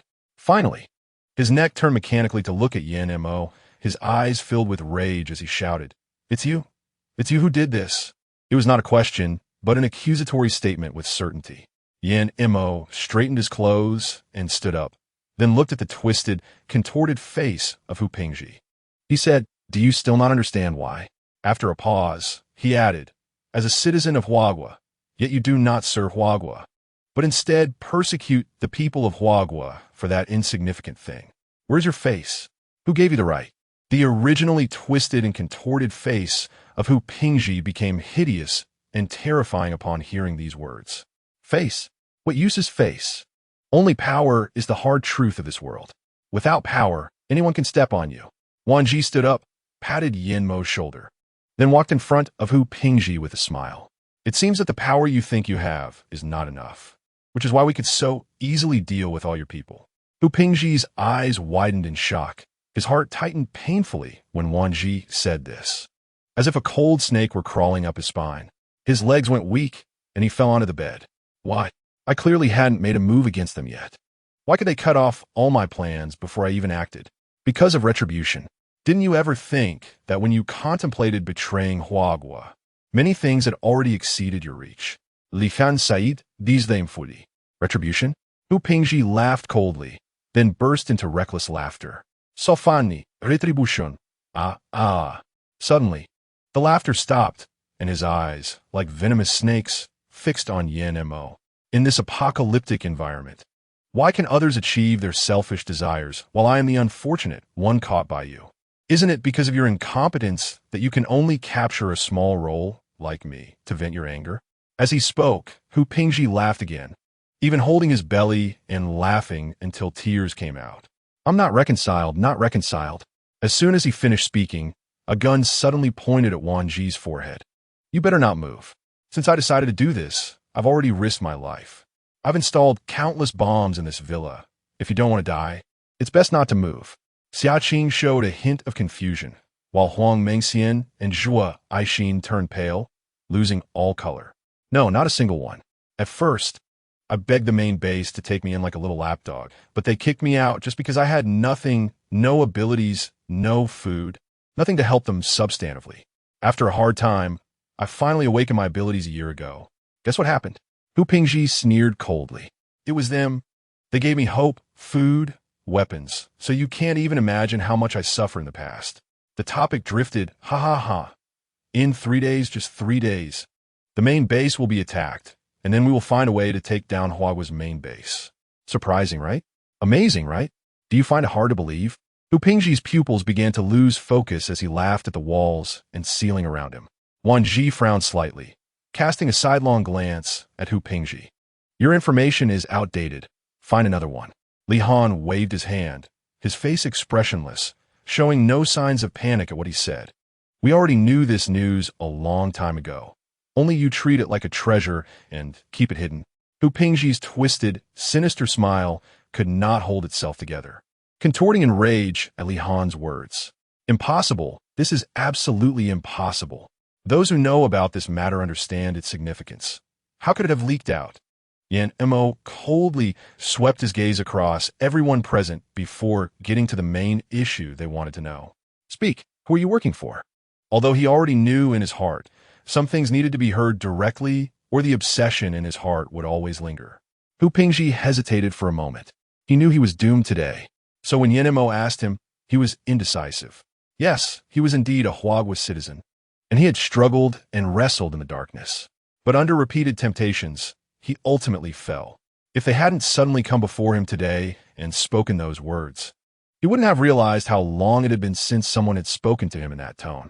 Thinking carefully, the last person who had spoken to him in that way seemed to be his family. But those people, like blood-sucking insects, secretly killed his family to make him wholeheartedly work for them. He had thought about revenge, but whether in power or strength, he had no ability to contend with the other side. Chapter 120. Wan Zhi's background. I can tell you everything I know. Hu Pingji raised his head to look at Yen Mo, but as a condition for exchange, you must agree to one of my requests. You, let him speak. Li Han's word just left his mouth when he was interrupted by Yen Mo. Hu Pingji looked at Li Han with a somewhat smug expression. But when he turned to see the woman beside Yen Mo, his expression stiffened slightly. He just concealed it well enough that no one noticed. I can tell you everything I know, but you must help me accomplish one thing, and I must see this thing completed before I tell you everything. Hu Pingji firmly believed that anyone with a functioning brain would not agree to his deal. And for him, whether the other party agreed or not, it was only beneficial. So he was betting on the other party's choice of interests. However, things were a bit beyond his expectations. As soon as he finished speaking, before Yen Mo could open his mouth to make a decision, Wan Zhi had already jumped in to help Yen Mo make the decision. Sure, state your condition. Hu Pingji was taken aback. Are you sure you don't want to think it over? Maybe what I want you to do is against your conscience, something that harms others. Wan Zhi looked up at him. I thought your conscience had long been worn away by the apocalyptic environment. Although she was unclear about what Hu Pingji wanted them to do, a person willing to advise others to think twice might have a dark heart. But their essence would not be too bad. Hu Pingji's gaze on Wan Zhi slightly darkened. You. He paused for a long time before continuing. Are you surnamed Wan, living in the north? Do you have a younger brother and a pair of parents? Wan Zhi's eyes flashed with a sharp glint. She lazily leaned against Yen Mo's arms and smiled. It's a pity you don't go become a fortune teller with such a knack. A brief sentence already indicated to Hu Pingji that he had guessed correctly. Hu Pingji smiled, a smile filled with bitterness and relief. Good, really good. He smiled, and suddenly tears streamed down his face. Thank goodness, heaven is truly open-eyed. MOU. Oh, MOU. Good people will be rewarded. Wan Zhi furrowed her brows and stared warily at Hu Pingji, while Yen Mo's gaze flickered subtly, but he concealed it well, preventing others from noticing his emotional change. Hu Pingji looked at Wan Zhi and asked, What is your name? Wan Zhi. Although she seemed to answer every question, a careful listener could detect the defensiveness and coldness in her tone. Wan Zhi, the blooming gardenia, a beautiful name, truly beautiful. Hu Pingji's gaze toward Wan Zhi gradually became hazy, as if he were looking through her at another person. So similar, it's almost uncanny. If she knew of your existence, she would surely be very happy. What a pity, there is no chance now. Wan Zhi frowned and looked at Yen Mo, who also shook his head in confusion, his eagle-like purple eyes revealing an ambiguous expression. Hee, I originally intended to have you help me with this matter. But now that I think about it, it's unnecessary. Hu Pingji's gaze remained fixed on Wan Zhi's face. You shouldn't have the surname Wan. Your true surname is L. The L family in the capital is your real home. I've said all I need to say. Whether you believe it or not is up to you. You're talking nonsense. Wan Tian's eyes turned red with anger as she lunged forward, punching Hu Pingji in the face. She is my sister. She will always be my sister. I want to allow you to spread lies and ruin my relationship with her. Hu Pingji fell to the ground in a disheveled state, looking at Wan Tian's furious demeanor, and he laughed again, wiping the blood from the corner of his mouth. It seems you all know nothing. How touching. Stop talking nonsense. Wan Tian shouted. Yen Mo reached out to block her from advancing, then looked at Wan Zhi, his eyes filled with a complex expression even he didn't understand. We have time to investigate this matter. Let's first deal with the important issues.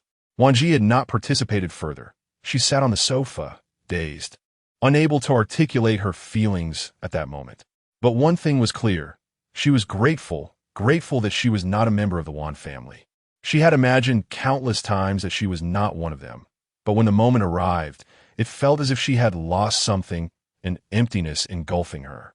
In the past, she was like a child without a home, never having felt maternal love, paternal love, or the warmth of family. Now, she was truly without a family.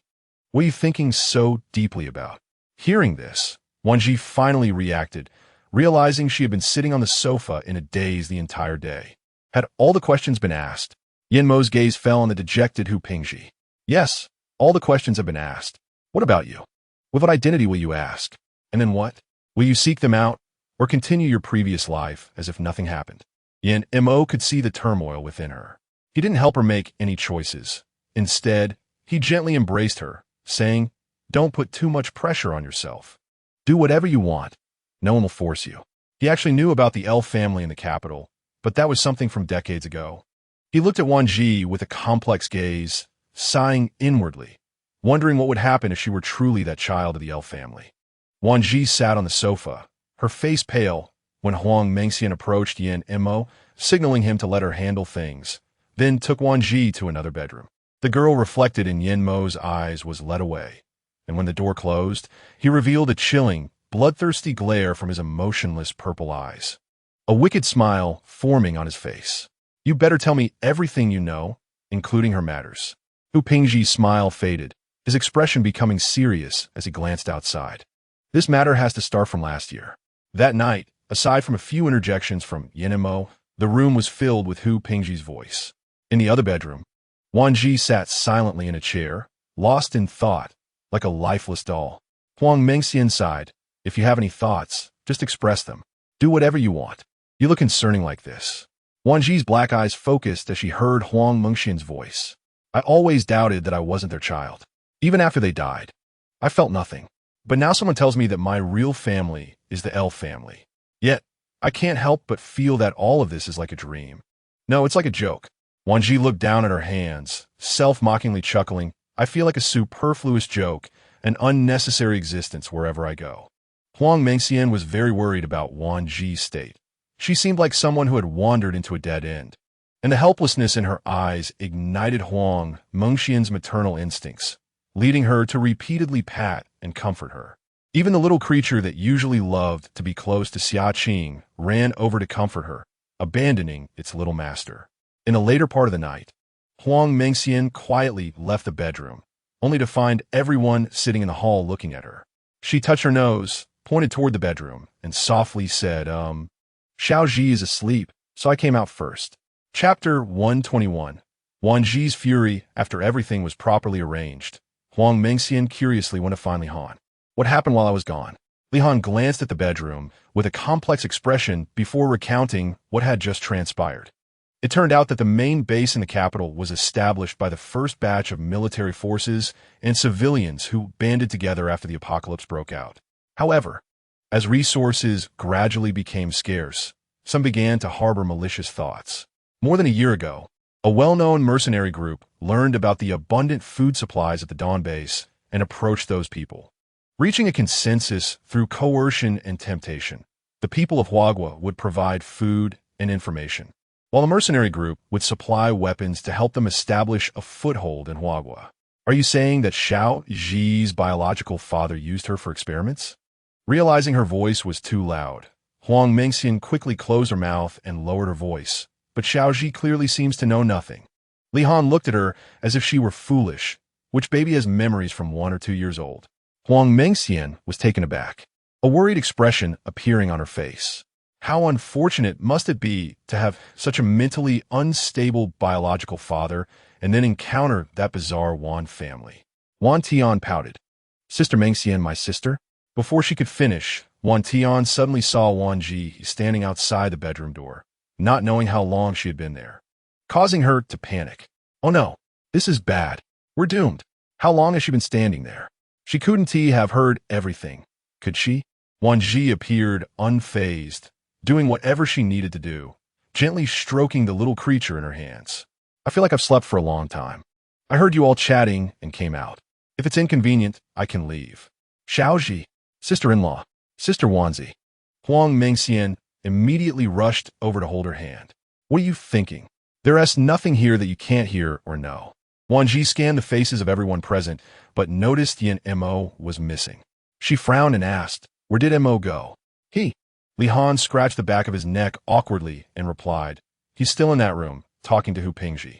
Wan Zhi discerned the implication in Li Han's deliberately vague words, but pretended not to understand, nodding.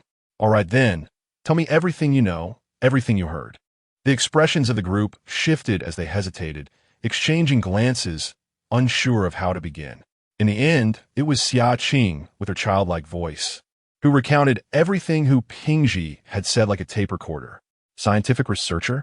Wan Zhi's gaze turned cold as she instinctively touched the arm hidden beneath her clothing, recalling the 3 vivid totems.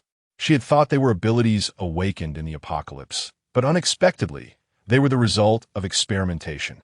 The imposing aura that Wan Zhi erupted in an instant gradually spread to every corner of the villa, and the bloodthirsty brutality in her eyes was fully revealed at that moment.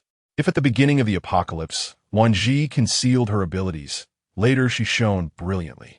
At this moment, Wan Zhi was evidently someone who no longer hid her strength. Whether before or after the apocalypse, I have never actively harmed anyone. What wrong have I done to be targeted and dug into repeatedly? My biological father experimented on me. My adoptive parents treated me as a cash cow for their own desires. And even after the apocalypse, there are still people who want to take everything I have worked hard for. Why? What gives them the right? Wan Zhi's aura gradually shattered the tiles on the ground, and the objects around her began to levitate unconsciously. A thick, brutal, killing intent surged in her dark eyes. Li Han and the others were knocked off balance by this inexplicable force from Wan Zhi. Suddenly, the bedroom door burst open, and a figure rushed towards Wan Zhi at high speed. "Xiaozhi, I haven't done anything wrong. Why does everyone have to be my enemy and target me? Do they think I'm easy to bully or that I'm weak?" Wan Zhi's voice was filled with anger and grievance, making Yin Mo feel a sudden pang of reluctance. "Even if everyone in this world stands against you, I will always stand in front of you, helping you eliminate all thorns and obstacles. Xiaozhi, you still have me. And in the future, we might even have our children." Children?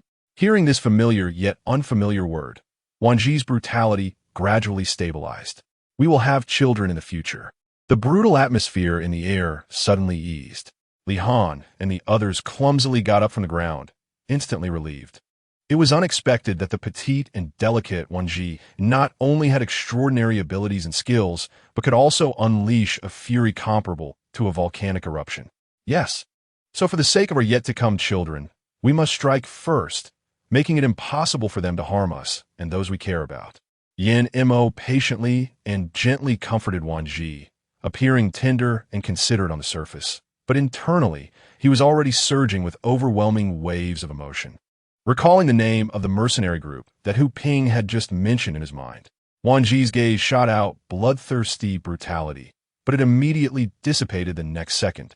Yes, we need to catch them off guard, striking first to make them realize that we are not people they can easily bully. Li Han nervously leaned closer and tentatively said, "Sister-in-law, you're not angry anymore, right?"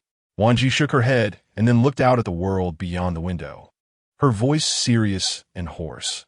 "If their survival depends on me begging for mercy, then I will show them brutal arrogance." Once these words came out, a firm belief surged in the eyes of the 7 people present. Yes, for a long time, those who thought they held the lifeline were only hoping for Hua country to beg for mercy and offer everything. Since that is the case, why not represent Hua country to intimidate those who covet its resources? In that moment, the atmosphere inside the villa was drastically different from outside. As morning arrived, the 8 people and 1 beast left the base without alerting anyone. When Li Yishi woke up and found them all gone, her face turned red with anger. Wasn't it supposed to be a 24-hour surveillance on them? Why did no one notice their departure? What on earth were you doing? Of course, that was a later story. It didn't concern Wan Zhi, and she wouldn't want to know how furiously she was. Next, we'll start from here. Yin Mo pointed to a particularly discordant building. Although it was only a two-story house, it gave off a sense of abundance inside. Wan Tian mischievously suggested, "What do you think if we disguise ourselves and break in? Will we have unexpected gains?" During this short time, Wan Tian had learned a lot from Li Han, not only in skills, but also in the control of abilities, gaining a deeper understanding of solving problems. All right, let us disguise ourselves well. Wan Zhi had already thought of a great plan to harm others. The red mist of the apocalypse obscured a large amount of light, just as the 8 of them began their murderous task. Chapter 122. Strike first as a psychic ability user. Yin Mo was the first to reach the window along the path he had scouted. He made a few gestures, and in an instant, Li Han and Zhuo Huaichu climbed through the window, while Huang Mengxian led Zhuo Aixin and Xia Qing through a ventilation duct. The remaining Wan Tian quietly climbed up the water pipe to the roof. Yin Mo glanced at Wan Zhi, who nodded slightly in understanding, then found another way into the house. Yin Mo crossed over a high wall to reach the back door of the house. The 8 of them disappeared in a planned and tacit manner, as if they had never existed, without alarming the neighboring residents. Huang Mengxian made a shushing gesture to Xia Qing, then extended a tender green plant from her palm into the bedroom through the ventilation duct. Through the green plant, Huang Mengxian clearly saw that everyone inside was asleep. "Let us put the furry monster in there later," she whispered, audible only to the 3 of them. Xia Qing nodded excitedly, while Zhuo Aixin pointed to herself and asked, "Sister Mengxian, what should I do?" Huang Mengxian shook her head, making a gesture to wait and see, then gently removed the slats from the ventilation duct, moving extremely quietly, causing the 2 beside her to hold their breath. Just as everyone silently infiltrated the house, Wan Zhi also found the person they were looking for. Yin Mo arrived at that moment, and his keen psychic energy scanned a nearby room in the house, revealing many mutated zombies, some of which had evolved into high-level intelligent zombies. He stopped Wan Zhi, who was about to kill, saying, "Don't kill him yet." He informed her about the situation with the imprisoned zombies. Wan Zhi's eyes widened as she stared at someone still fast asleep. What does this guy intend to do by imprisoning so many zombies? "Who are you?" The person in bed finally woke up and, upon seeing several people surrounding him, quickly pulled the blanket tight and shouted, "Tell me, what are you planning to do by imprisoning so many zombies?" Wan Zhi's gaze shot out a chilling, killing intent. What a terrifying woman, he thought, never having felt such strong and close-up terror before, causing his heart to tighten. I don't know what zombies you're talking about. I'm just hiding in a broken little house. Is that bothering you?" Yin Mo smirked coldly and said, "If you don't start being honest, no one will be able to help you when something happens." Meanwhile, Wan Zhi blinked and signaled to Li Han, who was closest to the man. Li Han nodded in understanding and smiled. Since the bed was a spring structure, he merely raised a hand, and the springs within the bed shot up like countless little snakes. This scene terrified the man who was sleeping naked. "What are you going to do?" "Don't do anything reckless. I'm from the main base. You can't just do anything to me." Yin Mo's eyes lit up and then looked at Wan Zhi, who smiled and stopped Li Han's actions. "From the main base? Who's your backing at the main base?" The frightened man, hearing this, saw the spring stop moving and immediately thought the other party was wary of the people from the main base, giving him more confidence. "Oomph. You're not worthy to know their names. If you're smart, hurry up and let me go, kneel in front of me and bow your head, and leave the woman to serve me. For 3 days, I'll spare your life." Huang Mengxian rolled her eyes, truly doubting if the stones used to repair the sky could help with his intelligence. It took some courage to say such things. Xia Qing and Zhuo Aixin, nestled in Zhuo Aixin's arms, couldn't he help but laugh. "Sister Mengxian, the spirit stones are for repairing the sky, not for boosting intelligence." Huang Mengxian clicked her tongue and shook her finger, explaining, "You wouldn't understand. Why is it called a spirit stone? It's called a spirit stone because it has spirit. If even the spirit stones with spirit cannot increase intelligence, then wouldn't that mean their intelligence is negative?" Wan Zhi couldn't help but chuckle at Huang Mengxian's absurd logic. The frightened man could tell that these people were mocking him and immediately pulled out a gun from under his pillow, aiming it at the laughing Huang Mengxian shouting die. Wan Zhi raised an eyebrow and silently shook her head, estimating that his intelligence wasn't negative, but rather non-existent. As she spoke, she waved her hand, and a crushing storm erupted within the spatial barrier. The man was startled and immediately pulled the trigger, firing wildly. Unfortunately, the spatial barrier was not made of visible material. How could bullets penetrate it, let alone the destructive power of the bullets in the space? As expected, after firing 7 bullets, they ricocheted in the space, and the man, terrified and with nowhere to hide, watched in horror as the bullets pierced through his body, ultimately glaring at everyone in the room with his body riddled with holes. You will all die a bad death, the man gasped, glaring at everyone.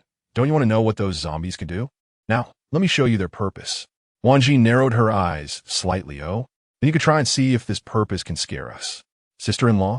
Li Han looked at her in surprise. Huang Mengxian exchanged glances with Zhuai Aixin and then laughed, while Xiaqing also hugged the furry creature and giggled. Huang Mengxian shot a glance at Li Han, nudged him with her elbow, and disdainfully said, "Don't you understand Mo's strength?" Yin Mo expanded his mental power, making all suspicious people and things around him unable to hide. If combined with Wan Zhi's speed and spatial abilities, even suspicious targets would have no chance to escape. Wan Zhi couldn't be bothered to waste time, directly dealing with the person with a spatial crush, and then the 8 people and 1 beast quickly left. When the news reached Chang Yifei and Li Donghe at the main base that day, both were shocked. Who was going against us? Li Donghe slammed the table in anger. Chang Yifei looked at the documents on the table with a cold gaze. It seems we were careless. Li Donghe's gaze fell on the documents. Do you have any good ideas? Mercy is the last thing a person who wants to achieve great things needs. If you want to do it ruthlessly. Chang Yifei smiled with a sinister expression, and Li Donghe's eyes also revealed a hint of murderous intent at this statement. This matter must be dealt with first. Send someone to capture them directly. Chang Yifei's eyes sparkled, licking his dry, peeling lips. Are you coming or am I? Li Donghe smiled sinisterly. Or maybe we both go together. Chang Yifei's eyes shone with excitement as he chuckled a few times. You're still the same old fox as before. Fine, in that case.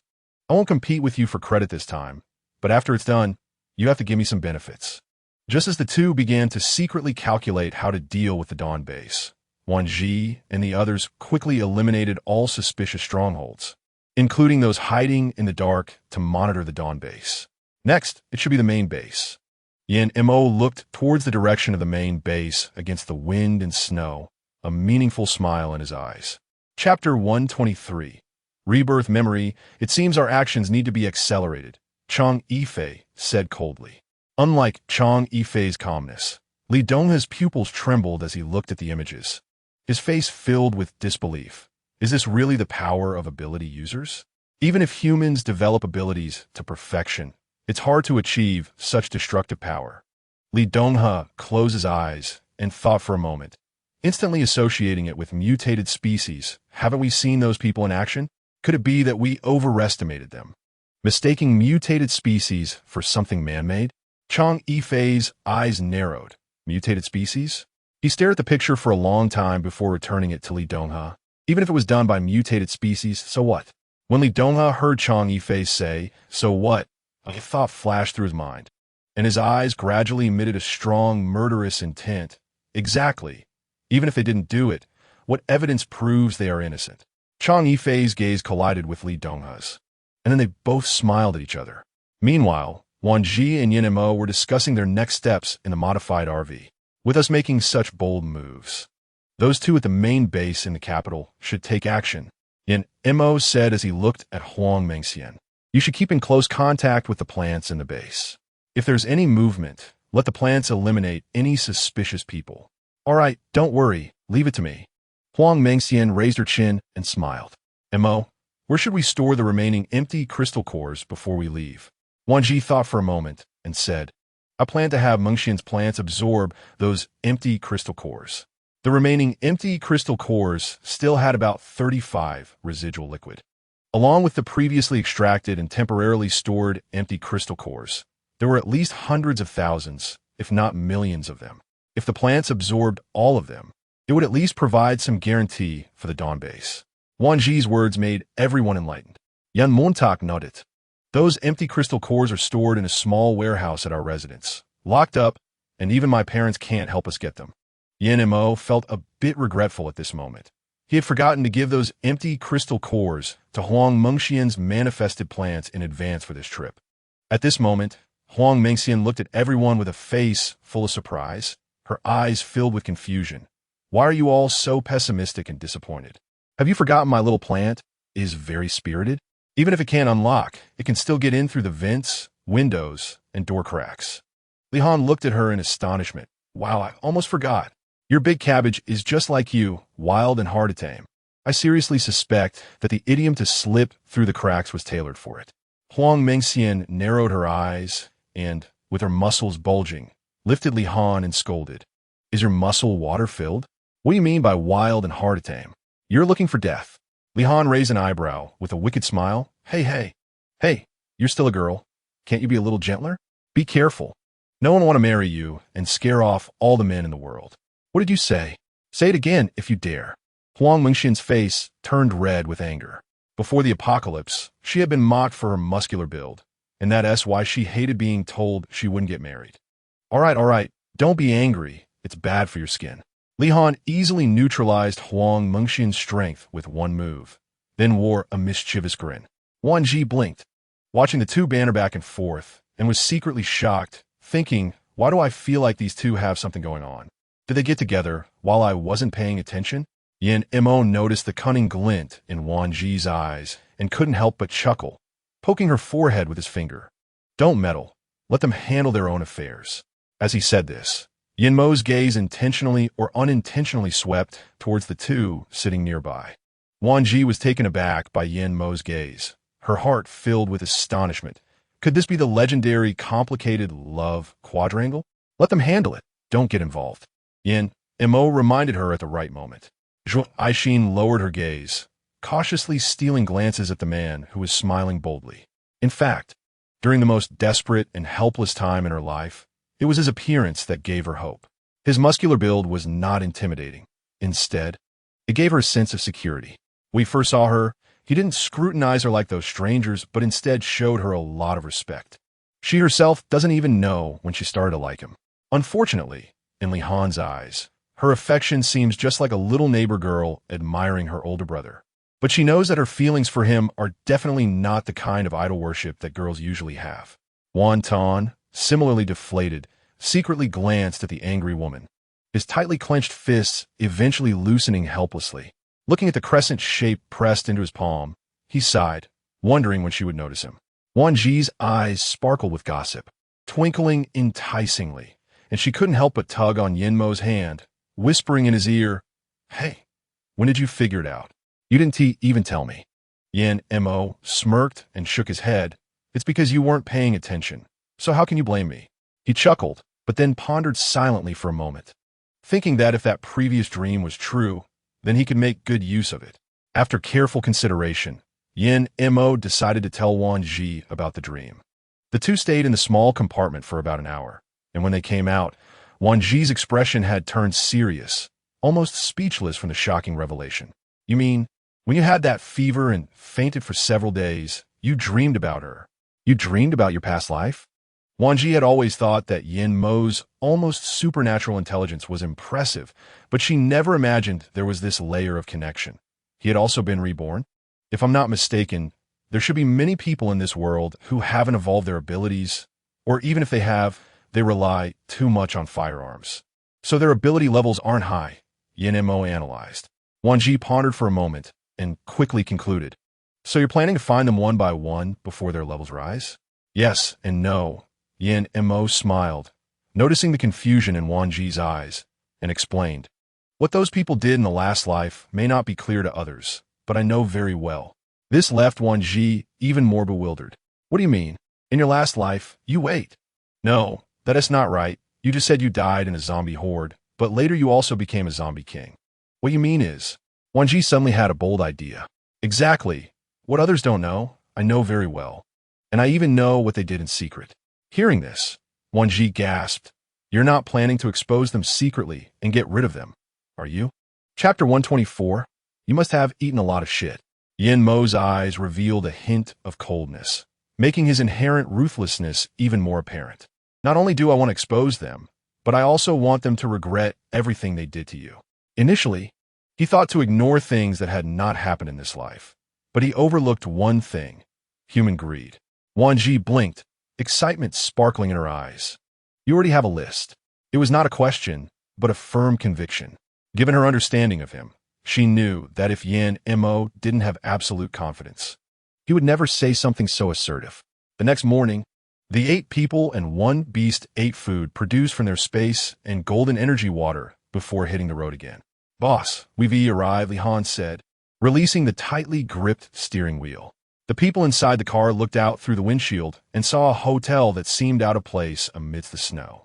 Yin Mo put on a thick coat, and after helping Wan Zhi with hers, he said, "Get ready." Wan Zhi took a small thick coat to help Xia Qing put it on, then put a cute little yellow hat on the furry creature, patting it. "Take good care of Xia Qing if anything happens," Wan Zhi said, raising her fist and shaking it a few times, signaling it to stay alert. The furry creature cautiously nodded and then jumped into Xia Qing's arms, hiding in her coat, showing no signs of abnormality. Zhuo Huaichu helped Zhuo Aixin put on her thick coat and even put a hat on her, saying, "You look really cute in this hat."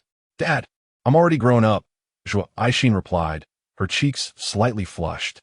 Wan Tian glanced at Huang Mengxian, trying to be considerate like his brother-in-law. But Huang Mengxian smiled as she took the coat from him, saying thanks. Wan Tian awkwardly lowered his head, his ears slightly tinged with an unnatural redness. "And no problem." Li Han elbowed Wan Tian's shoulder. "Kid, nice one. Keep it up. I'm counting on you." Wan Tian was startled and looked up into Li Han's eyes, only to find them clear, without hesitation or complexity. He took a deep breath and nodded heavily. Aixin saw this and bit her lip, secretly glancing at Huang Mengxian, only to find her showing no displeasure or other emotions at all. "You can't escape what S meant to be. Don't force what isn't yours. Don't be nervous. Just love boldly. You are my most beloved daughter. I understand the light in your eyes. I've been there too. Don't be afraid. Just give it a try. Even if you're rejected, don't be disheartened. My daughter is so wonderful and beautiful. There will always be someone who loves and cherishes you." Zhuo Huaichu gently patted her head. "Honey, our Aixin has grown up and started to like someone. It's really hard to let go. She used to be so small, always wanted to stick to me and ride horses. I can't believe she has grown up so fast." Zhuo Aixin's eyes sparkled. Thank you, Dad." The 8 people and 1 beast arrived outside the hotel in succession. "Boss, there should be quite a few people inside." Li Han stepped forward to push the door, only to find it locked from the inside. Yin Mo frowned and concentrated his mental energy, spreading it throughout the hotel, then smirked. "Li Han, open the door." Li Han's rough fingers pressed against the hotel keyhole, and with a flash of light, everyone heard a click. With a gentle push, the door opened. "You are survivors?" A man with an unremarkable appearance poked his head out from a stairwell inside the hotel. He was short and looked rather unkempt, but he wore a false smile while sizing up the people at the door. His gaze flickered, especially when he spotted a few women among them. A fleeting look of surprise and barely concealed greed flashing in his eyes. Zhuo Aixin shrank back behind Zhuo Huaichu, while Wan Zhi's expression darkened.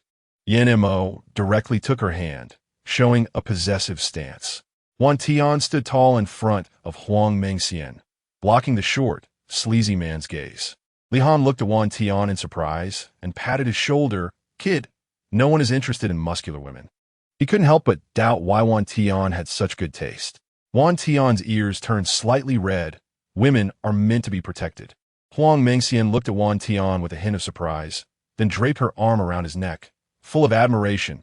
"You really have good taste. You know women need protection." This made Huang Mengxian very happy. "Oh, Wan Tian, you haven't dated anyone yet, have you?" Her teasing made the previously tense atmosphere among everyone dissipate instantly. The short man's eyes kept darting among the women, his greed evident. Even unable to resist his lascivious gaze, a disgusting look of enjoyment on his face. After a while, the short man finally stepped out from around the corner of the stairs. "Since we are all survivors, we should help each other. Come on, let me introduce you to the others." Watching the short man disappear around the corner, the group exchanged meaningful glances, each seeing a significant smile in the other's eyes. So, Huang Mengxian picked up Xiaqing and followed behind Yan Mo and Wan Zhi up the stairs. As I passed through a door, a vast expanse unfolded before my eyes. I thought the lobby of the hotel on the first floor was luxurious enough, but I didn't expect the view on the second floor to be so extravagant. The woman lying on the floor was dressed lightly. If it weren't for the freezing cold outside, I would almost suspect that these women might freeze to death. A few fire-type ability users were igniting a fire with iron buckets, which warmed the indoor temperature considerably, but it still didn't feel as warm as the air conditioning. Wan Zhi, a sharp and unfamiliar voice rang out from the crowd. Wan Zhi turned to look, her gaze flashing. Wang Shui, how could she be here? Mingling with those people? Wang Shui looked at Wan Zhi, who was dressed in pristine white and was being protected by a tall, handsome man. She felt extremely unbalanced, glaring at her with hatred. They were both there for men's amusement. Why did Wan Zhi get to be clean while she was dirty? It's been a long time, hasn't it? Hope you've been well, Wang Shui said in a strange tone, eyeing the hand that Wan Zhi was holding. The women beside Wang Shui glanced at Wan Zhi, Huang Mengxian, and Zhui Aixin with disdain. Seeing the comparison, they felt a surge of jealousy and envy. With such a seductive appearance, she must have spent a lot of time with men. Xiang, you wouldn't understand. Women who have been married know better techniques than those of us who haven't experienced it. Wang Shui maliciously slandered her. Wan Tian couldn't stand it any longer. He couldn't accept someone talking bad about his sister in front of him. But the next moment, a soft yet strong hand held his arm. Such a foul mouth early in the morning. I bet you ate a lot of crap last night, Huang Mengxian said, leaning on Wan Tian's shoulder. Chapter 125. My inaction doesn't mean I'm afraid of you, Huang Mengxian dug at her ear and then, very rudely, blew a puff of air and laughed. It's truly strange. I haven't even named names, yet someone is jumping to conclusions. It's quite a peculiar year with so many odd people, isn't it, Xiao Tian? Wan Tian stared blankly at Huang Mengxian's hand on his shoulder, then foolishly nodded and said, Yeah, there are a lot of odd people, very many. You, Wang Shui wanted to say something, but was stopped by Xiang, who whispered urgently, Calm down, don't scare them away. If Meng Ge finds out, we'll both suffer. Upon hearing Meng Ji's name, Wang Shui's pupils shrank in fear. Their conversation didn't escape the ears of the 8 people, especially Yan Mo, whose expression was extremely ugly. Wan Zhi pinched Yan Mo's palm, signaling him not to act impulsively. If worse came to worst, she'd let him handle Meng Ge later. At that moment, Yan Mo's spiritual energy swept through the top floor's compartment, where several corpses lay, and a few were slowly rising from the pile of dead bodies. Oh, new survivors are joining? A detestable-looking man, clearly not a good sort, walked down the stairs. Yan Mo's gaze flickered, especially when the man passed by him. The faint smell of decay making Yan Mo's lips curl into an ambiguous smile. Meng Yi, the short man, upon seeing him, eagerly whispered sweet nothings in his ear. The man called Meng Ji's eyes lit up, especially when he saw Zhui Aixin and Wan Zhi, his greed intensifying. Yan Mo was very displeased with Meng Ji's gaze. So he expanded his spiritual energy, causing the zombies in the attic to go into a frenzy, banging on doors and howling, scaring Meng Ge and the others pale. Wan Zhi's gaze also changed slightly as she looked at Yan Mo's profile. She had no doubt that this commotion was his doing. Truly well done. We're leaving, Yan Mo said in a very low voice, only audible to their group. Li Han glanced at Yan Mo, then thought of the loud commotion just now, and immediately laughed. Let's go, let's go. The others seemed to understand what was happening. You can't leave. Meng Ge glared at the women he almost had, unwilling to let them go. He waved his hand and said, Whoever can catch those women will be rewarded with a week's worth of food. Wan Zhi's eyes flashed, and she smiled. Turning to Meng Ge, the bloodthirst in her smile was evident. You think you can catch us just like that? She spoke each word slowly, dragging out the last word. Her tone laced with murderous intent. Facing Wan Zhi's terrifying gaze, Meng Ge felt a chill run down his spine, an inexplicable sense of crisis washing over him. Yet, after a long time without seeing such a delicate woman, his fear was overshadowed by desire. Meng Ji's hesitation gradually faded, and clearing his throat, he said, "You can't say that. Look at how many people we have here. Even if everyone fires a shot, who can guarantee that none of you will fall?" Wan Tian's eyes sharpened, immediately stepping protectively in front of Huang Mengxian, as if to say, "Go ahead, try it. Let's see if you all die or we just get injured." The short man was displeased by this and huffed, "Anyone can talk big. Why should we be the ones to die while you only get injured?" As he spoke, he waved his hand and hid behind Meng Ge, shouting, "Shoot. Let him see if our firepower can wipe them out." Meng Ge looked at the short man with appreciation, then turned his gaze to Wan Zhi and the other women, saying, "It's not too late to surrender now. If you make me wait too long, it will be too late." Wan Zhi sneered, her fingers twitching, and at that moment, Yan Mo said, "Kill everyone here."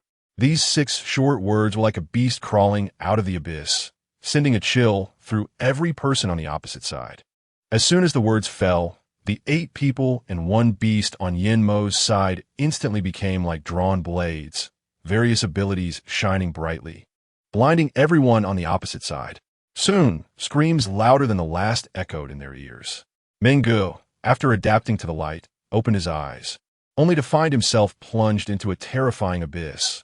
Blood everywhere, horrific remains, and the cries of pain around him made his legs go weak, causing him to fall to the floor. It was over. Everything was over. Beside him, Wang Shui was stunned by fear and shock.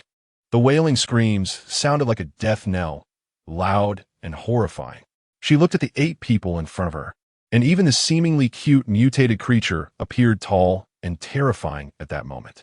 On the other side, Meng Ge, frightened, shrank back into a corner, trying to make his presence less noticeable.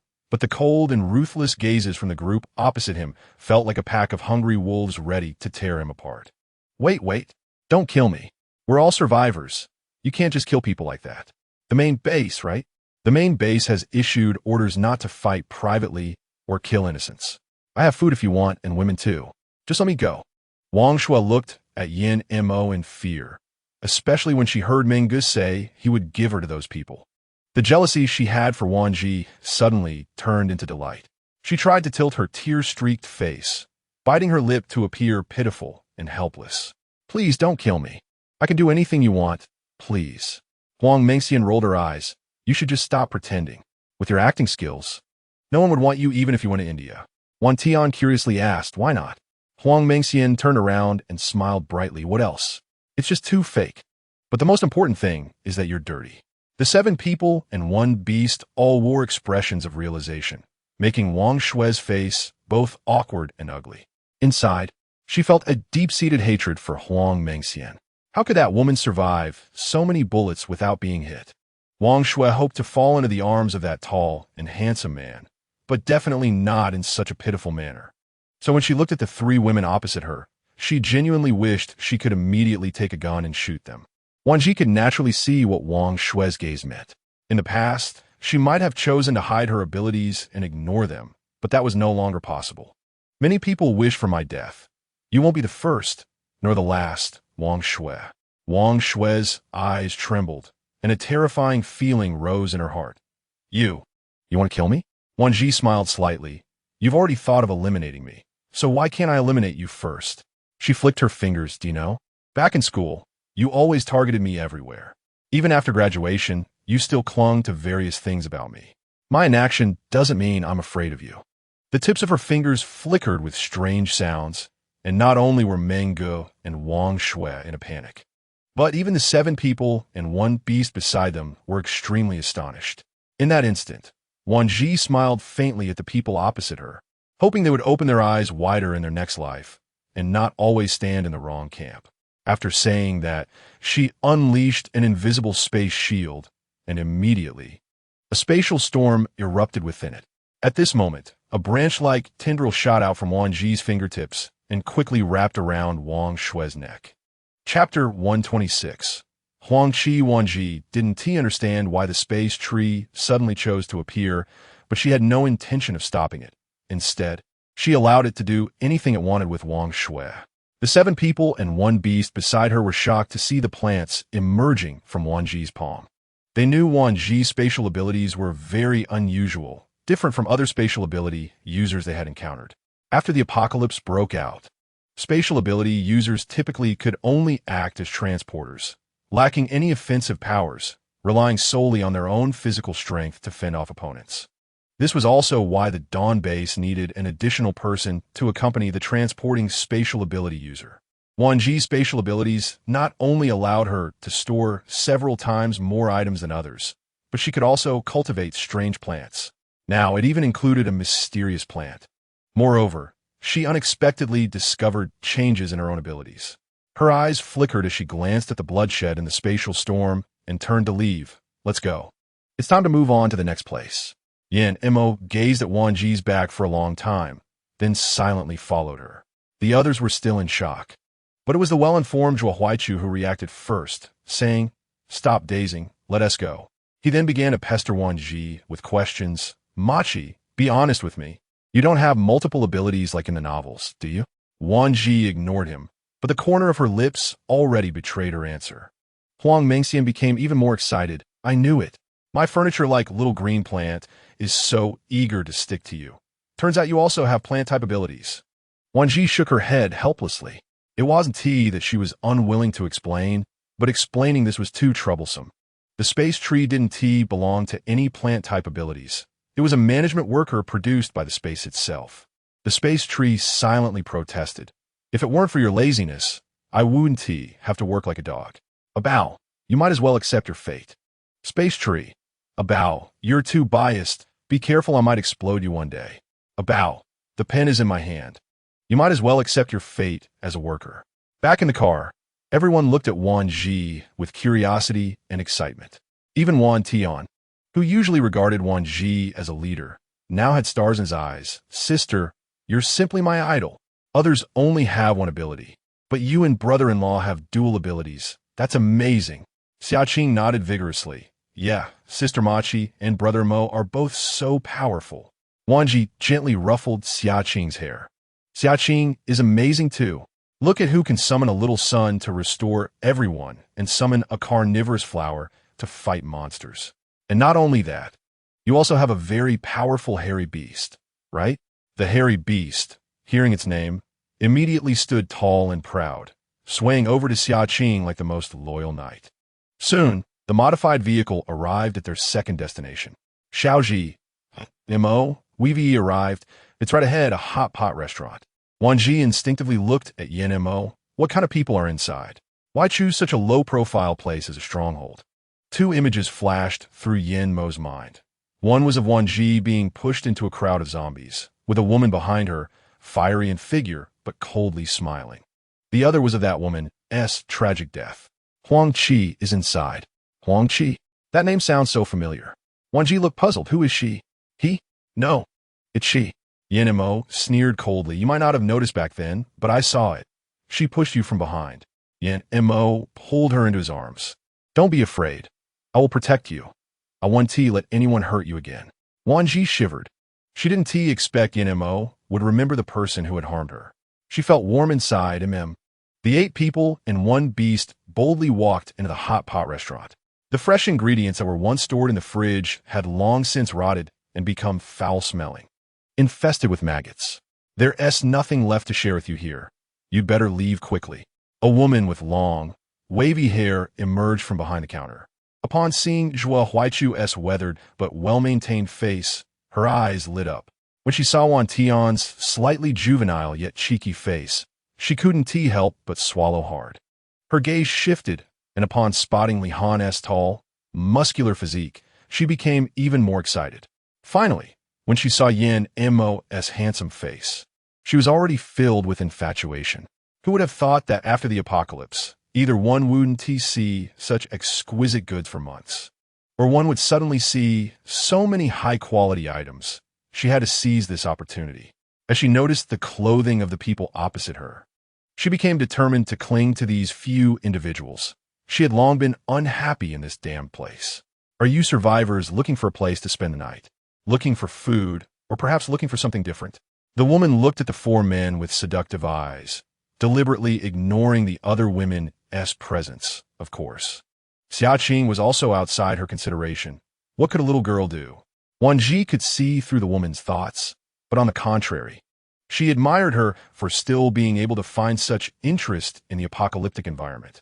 Just as Wan Zhi was still mocking the other party in her heart, a series of images suddenly flashed through her mind. Wan Zhi, your man is really good to you. The woman occasionally glanced at the man beside her, her expression inscrutable. I didn't mean to barge into your room. I went to the wrong place. I thought this was my room. Nothing happened between me and Brother Mo. Don't worry. The woman covered her face and ran away in tears. As the images flashed by, Wan Zhi's face gradually turned pale, and her eyes glinted with a chilling coldness as she stared at the woman. She finally remembered. This woman was named Huang Qi, right? Back then, Huang Qi had persistently followed them, and she had thought the other party was afraid and unwilling to leave. It was also her fault for not being cautious enough, mistaking a green tea bitch for a white lotus, which ultimately led to her being harmed by them together. She would settle this score with her. What does something different refer to? Wan Zhi leisurely watched the other party, and after finishing her words, she shifted her gaze away from Huang Qi. Little sister, your older sister is talking to the older brother and dad, so you shouldn't interrupt. Some things are better if little girls don't understand too much. Chapter 127. You're the only one left out. Huang Qi pretended to be surprised and covered her mouth with a smile. So what if these women have relationships with those men? In the apocalypse, a man's inherent flaws cannot be suppressed at all. Besides, what does it matter if they have relationships? There are no men in this world who don't cheat. She's just helping them identify that. So these little girls should be more careful when looking for men in the future. She's truly the kindest woman in the world. Huang Mengxian crossed her arms and leaned beside Wan Tian. Little Tian, have you noticed a strange smell in the air? Wan Tian knew exactly what Huang Mengxian was trying to do.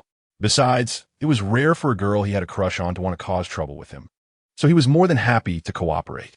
He waved his hand in front of his nose with a puzzled look and said, "There's a weird smell, but it's quite unfamiliar. What is it?"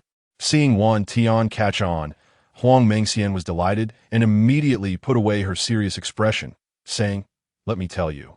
That is called the fox's foul smell. Some people look decent on the surface, but who knows what kind of seductive and cheap appearance they have behind the scenes. Next time you smell this, remember to stay away."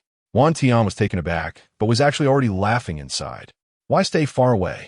Huang Mengxian explained with an appreciative gaze, because if you get too close to such a seductive and cheap person, your spirit will be drained. If you don't run, do you want to become a dried corpse?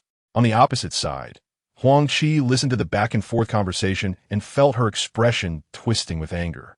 If it weren't for wanting to maintain her good manners in front of these men, she wouldn't have to endure this. Do you have any misunderstandings about me? Huang Qi slightly lowered her head, trying hard to show her weak and pitiful appearance.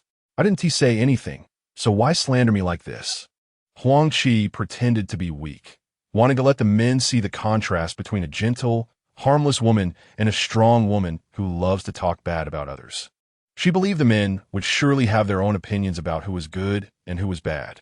Wan Zhi coldly smiled and said, "I'm really sorry. My person didn't mean it. She just saw us being neglected and felt a little indignant. You wouldn't be so angry, would you?" Huang Qi thought she had seen many women, some difficult and some like street harpies. But she had never met someone who could speak the truth in such a way that made people hate them without being able to point out any faults. It seems these women are not easy to deal with. She could only think of ways to get to those men. I'm sorry. Maybe I didn't do well enough. It seems your people don't really like me. Can you tell me what I did wrong? I'll try to improve, okay? Huang Qi blinked her eyes, looking like a harmless little rabbit, pitiful and weak enough to make people want to pity her. Li Han couldn't take it anymore and said, "What the hell? How has this person survived in the apocalypse until now?" Huang Qi was stunned upon hearing this. What does he mean? Wan Tian also nodded thoughtfully. Indeed, could it be that she's been acting weak and charming in front of zombies or mutated creatures to gain a chance to survive? Huang Qi trembled all over. How dare he say she was acting cute in front of such disgusting things? Huang Qi shot him a fierce glare, and at that moment, her face began to pale. Gripping her slightly trembling hand, her gaze cautiously darting towards the closed door beside her. What do you mean? I'm so pitiful, huddled in a hot pot restaurant. And you come to me, trying to please me. Why do you still target me like this? No, she must not let them discover the truth. She had to find a way to get them to take her away. As for these women, she would have plenty of opportunities to deal with them later.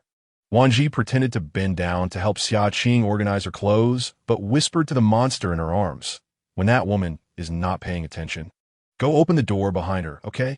The monster, comfortable and warm, was suddenly given such a boring task and yawned, waving its claws to show it understood and would complete the task. Wan Zhi smiled with satisfaction and then looked at Yin Mo with a watchful eye, which confused him. Li Han also noticed Wan Zhi's strange gaze, and a chill crept up his forehead. Sister-in-law, Isen, T going to cause trouble again, is she? Wan Tian instinctively shifted his feet, trying to hide behind the tall Li Han. He knew his sister's gaze too well. It seemed this unfamiliar woman was in trouble. Sure enough, after Wan Zhi instructed the monster, it took only 2 seconds before it quickly dashed out of Xia Qing's arms. Taking advantage of Huang Qi's full attention on Yin Mo and rushing to the door. With a click, the door opened. Wan Zhi, having lived 2 lives, had never seen such a horrific scene before. Her face immediately turned white, and she gritted her teeth, saying, "You eat human flesh?" Not just Wan Zhi. Everyone present except Yin Mo had varying degrees of nausea on their faces. The scene inside the door was one of severed limbs and empty entrails. Some were missing their upper bodies, and others their lower bodies. The scene was extremely brutal, and some were even recognizable as female corpses, with some of their most important parts hollowed out. The men looked away after just one glance. This kind of scene was too heart-wrenching to continue looking at, let alone maintain any self-control not to kill this pretentious woman in front of them. Huang Qi's legs went weak. No, it can't be like this. She fell to the ground, covering her face and crying, "You misunderstood. It's not like this. They're not the ones I killed." Huang Qi couldn't think of any reason to cover it up, so she had to come up with a random excuse to deflect. Wan Zhi smiled lazily with a hint of aggression and said, "Not you? Then where did the murderer go? How could the murderer kill so many people and leave you out?" Cold sweat broke out on Huang Qi's face. How would she know where the murderer went? She had just thought of a reason randomly. There was no murderer, and even if there was, Huang Qi felt immense regret at that moment.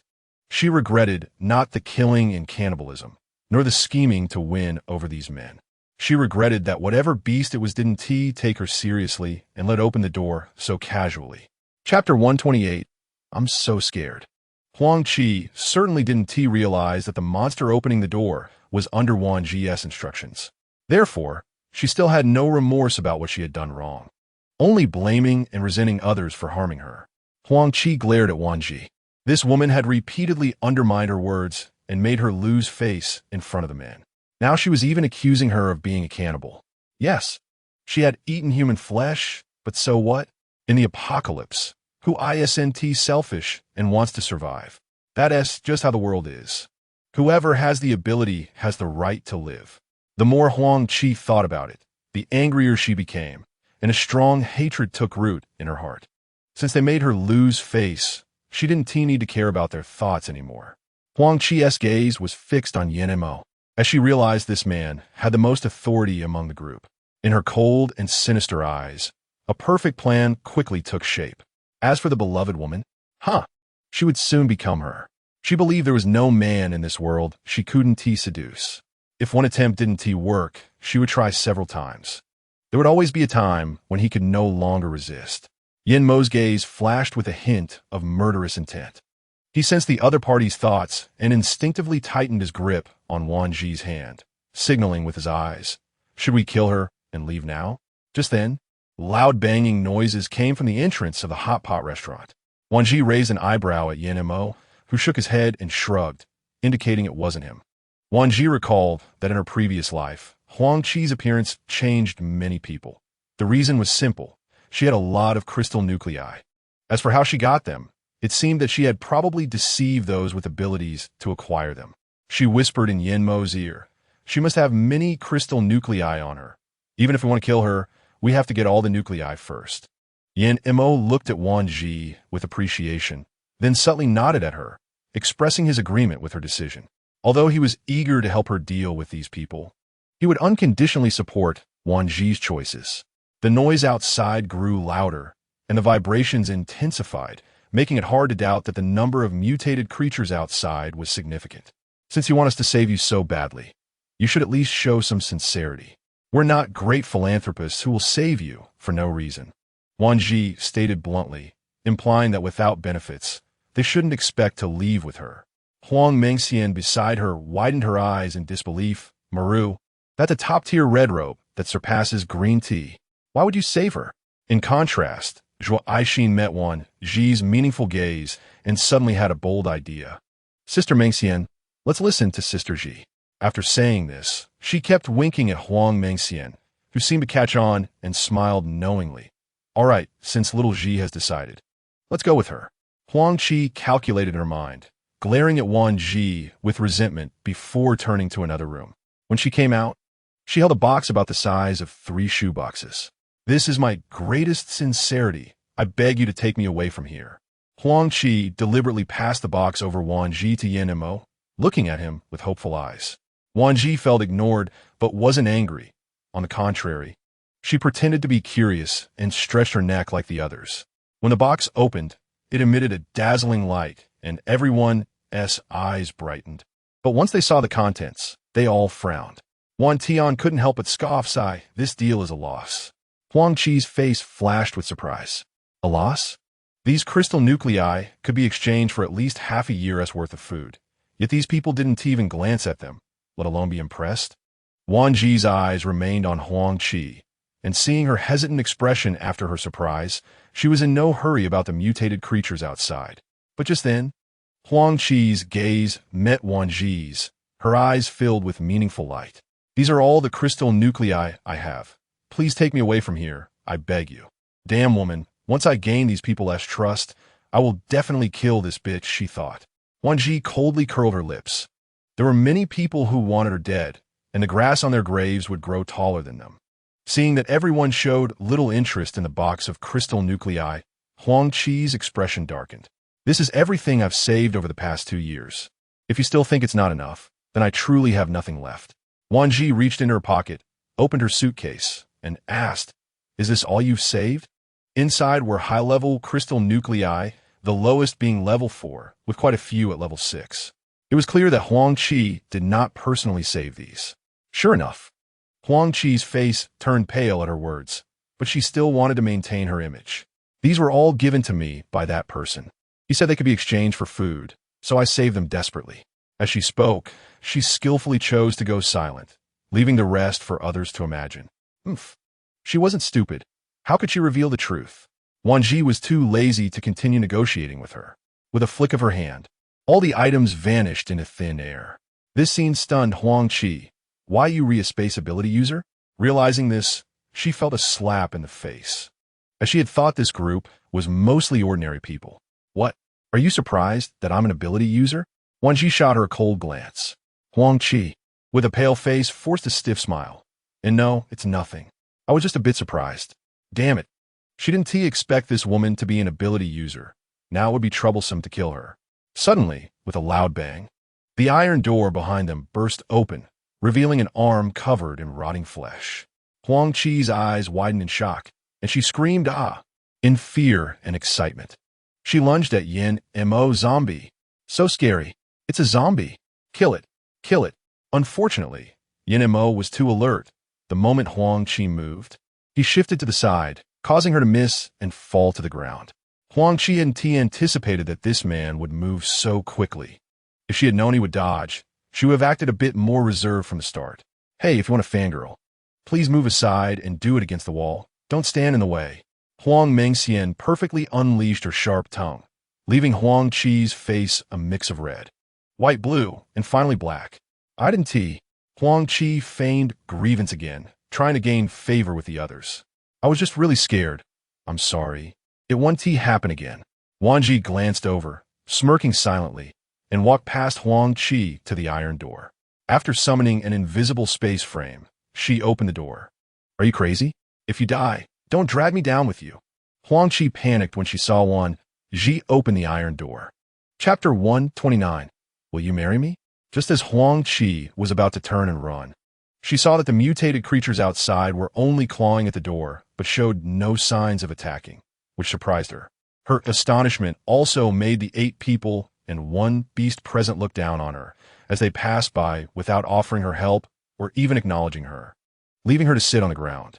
However, just as Huang Zhi chased outside, the zombies that had merely been clawing suddenly lunged at her. A sharp, high-pitched scream rang out, and before the sound ended, it turned into a wretched wail. Huang Zhi never understood why these people could be more cold-blooded than her. She had given them such a generous amount of crystal nuclei. How could they betray their word and let her be devoured by the zombies? As Huang Zhi gradually lost her voice, Wan Zhi turned around, waved her hand, and a modified vehicle appeared before everyone. Once they all got in this time, Li Han asked first, "Boss, where to next?" News from a main base in the imperial capital indicated that the medicine had stabilized, and a batch would be sent to us in a few days, Huang Mengxian reported, holding a pile of documents. "What about the food supply?" Wan Zhi set down her spray gun and turned, slowly sitting on the sofa. Huang Mengxian glanced at Wan Zhi, who looked lazy like a cat, and scolded, "I really don't know what to say to you. Just let Li Han and the others handle the food supply." Wan Zhi touched her protruding belly, her face lighting up with a motherly smile. "It's only been over 5 months. It's fine." Huang Mengxian laughed mockingly. "Have you seen anyone whose belly is so big at 5 months? If someone didn't know better, they'd think you were already at your due date." Wan Zhi's eyes flickered a few times. Ever since she got pregnant, the space tree had been particularly excited, diligently providing her with nourishment every day, and occasionally sneaking out from the space to touch her belly. However, thanks to the careful attention of the space tree, she indeed never thought about going to the research center for a checkup. After all, it was the space tree that first discovered her pregnancy. Huang Mengxian was angry, but didn't really want to explode at Wan Zhi. She could only occasionally vent her frustrations while anxiously looking forward to the arrival of the little one. The flow of ingredients was fully managed by the main base, overseen by Uncle Zhua and Li Han. Getting back to the point, Huang Mengxian reported seriously, "Now you can rest assured, right?" Wan Zhi didn't speak, only turned her face towards the window, where the outside was a scene of scorching weather, with the sun glaring down on the cracked, dusty land. "Xin went along, right?" Huang Mengxian nodded. "Yes, with Uncle Zhua and Li Han there, you don't need to worry." Perhaps mentioning Li Han and Zhua Aixin sparked Huang Mengxian's gossip instincts, as she estimated that it wouldn't be long before their base would be celebrating a wedding. Noticing Huang Mengxian's evasive glance, Wan Zhi didn't give her a chance to change the subject, saying, "Don't think I can't see the relationship between you and Wan Tian now. Are you really planning to spend your life like this?" Huang Mengxian lowered her head. Although her expression was hidden, her flushed neck suggested she was indeed embarrassed. Such things don't have girls taking the initiative. Huang Mengxian fidgeted with her fingers, thinking, "After all, I am a girl. I can't just go ask him if he wants to marry me, right? Bang! Mengxian, please marry me." The bedroom door was suddenly slammed open, and a familiar figure rushed in, kneeling in front of Huang Mengxian on one knee, startling her into wide-eyed astonishment as she glanced at Wan Zhi and then back at the person before her. "You." At that moment, Huang Mengxian's youthful feelings dissipated, replaced by a flushed face full of anger. "Xiao Zhi, you actually set me up?" Wan Zhi smiled and said, "It was Wan Tian who asked me to help. He said he wanted to know your thoughts, but he didn't have the courage to ask, fearing you'd reject him and they wouldn't even be friends anymore." Hearing this, Huang Mengxian turned her gaze to Wan Tian and huffed. "What are you still kneeling for? Is there gold on the ground?" Wan Tian opened his mouth, glancing at his sister, who gave him an encouraging look. He gritted his teeth, raised his gaze, and took a deep breath to look at Huang Mengxian. The sudden collision of their gazes made Huang Mengxian's heart tighten, her heartbeat racing uncontrollably, and her hands at her sides instinctively clenched her fingers. A faint blush appeared on both their faces, and Wan Zhi watched with both amusement and satisfaction. Mengxian." His voice trembled, as if he had made up his mind. "What is it?" Huang Mengxian's breathing became somewhat uneven and hurried, but she quickly held her breath again. "I know I used to be quite wild, but after getting to know you, I unknowingly became attracted to you." Huang Mengxian's eyes began to shimmer with tears, but she still didn't make a sound, carefully examining the man before her. "I know I might not have the physical security of Han Ge, nor the powerful abilities like Mo Ge, and I lack Uncle Zhua's maturity and experience. Listening to Wan Tian's words, Huang Mengxian couldn't help but let tears well up in her eyes. But then what? Mengxian, I am willing to train my body and work harder to improve my abilities. I will love and take care of you in the future. Wan Tian swallowed hard, mustering his courage to loudly ask, Can you marry me? Finally, he added, Outside, you are my most beautiful wife. Inside, you are my boss. I will do the laundry and cooking. You just need to smile and be happy for me every day. Is that okay? As he spoke, his voice gradually lowered, and his confidence seemed to fade, replaced by nervousness and apprehension. In fact, when Wan Tian asked if she would marry him, she almost blurted out an affirmative response. But thinking of how Wan Zhi and Wan Tian teamed up to tease her, she mischievously asked, What if I don't agree? Wan Tian's face instantly turned pale, and he swayed, saying, Then I will stand far away and watch over you, protecting you until you are willing to marry me. Huang Mengxian smiled through her tears at him. What if I marry someone else? At this, Wan Tian panicked, suddenly looking up and asking, Who is it? I want to duel him. If the opponent was weaker than him, he would never let go. Only someone stronger and more capable would be worthy of his Mengxian. The original tension and pink atmosphere were destroyed by Wan Tian's words, and Huang Mengxian stopped teasing him, directly bending down to pull him up. Chapter 130. The patient disappeared. You said you would handle the laundry and cooking, so don't back out later. At first, Wan Tian was a bit slow to react. But when he saw the shy yet reproachful look on Huang Mengxian's face, he couldn't believe it. After confirming with Wan Zhi, he finally cheered with joy. Sister, she agreed. She agreed to marry me. Wan Tian laughed like a big boy. 3 months later, good news kept coming from the main base. The flow of ingredients had been resolved, this time led by Li Han. It was said that the first batch of stolen ingredients was originally supposed to be transported along the river. But guess what? Huang Mengxian excitedly hugged Wan Zhi, and it was only when Wan Tian was startled and quickly pulled her back that she almost lunged forward, scaring Wan Tian.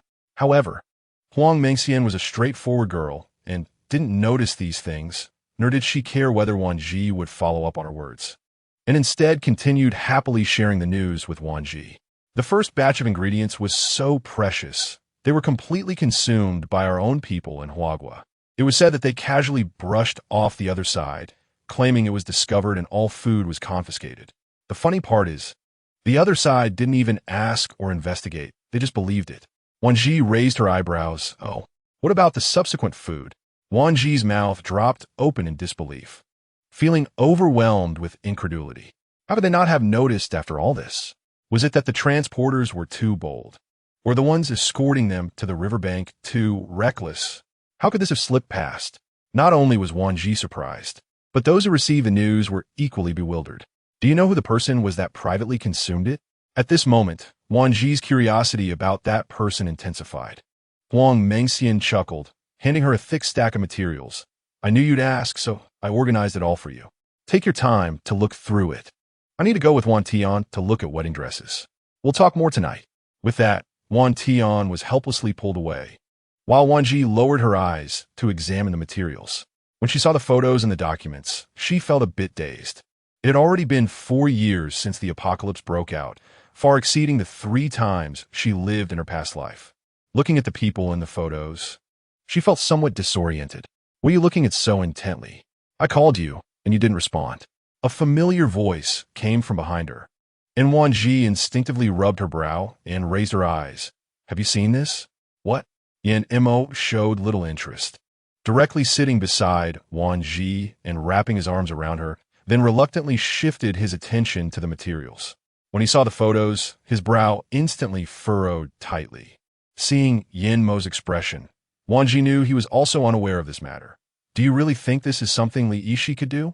Yan Mo threw the materials onto the table and gently touched her belly. Whether he did or not, the main base has already dealt with it. So, is the baby okay today? Wan Zhi slapped Yan Mo's hand away in annoyance and said seriously, What are you doing? I'm touching the baby. Wan Zhi. At this moment, Yan Mo clearly felt a push and a sliding sensation in his palm. He widened his purple eyes in disbelief and opened his mouth, clearly still recovering from the fetal movement. What is this? Fetal movement. I know, but I mean, is the baby greeting me? Yan Mo's gaze became awkward. unsure of how to react to the baby. This was the first interaction with his child. You always said the baby kicks you, and I didn't believe it. I didn't expect it to be true. As soon as he finished speaking, a gentle push came again from his palm. Yin Mo hesitantly looked at the bulging belly, on which a mischievous little foot was visible. The foot was smaller than his palm, and at that moment he felt a wonderful sensation in his heart. Baby, I'm your dad. Do you know what a dad is? A dad is someone who can protect you for a lifetime. Wan Zhi looked up at him speechlessly, glaring. You say the same thing every day. Can you change your words? Perhaps the baby in her belly was too active, which gave Yin Mo a somewhat indescribable sense of pride. So active, it must be his son. In the end, he added, no matter if it's a boy or a girl, I like it. Just then, Wan Zhi's expression changed. Beads of cold sweat began to form on her forehead, and her face turned pale as she looked at Yin Mo. I think I might be going into labor. Yin Mo's face changed drastically. In his panic, he took a deep breath to calm himself. Don't move around. I'll go get the things. We'll go to the medical facility to find old Meng soon. Just stay still and wait for me. 10 minutes later, Yin Mo carried Wan Zhi to the 7th floor medical facility, kicked open the sterile door, and started shouting in a panic, Old Meng, hurry, Xiao Zhi is about to give birth. Hearing the news, Old Meng immediately pushed a stretcher over. Quick, put her on.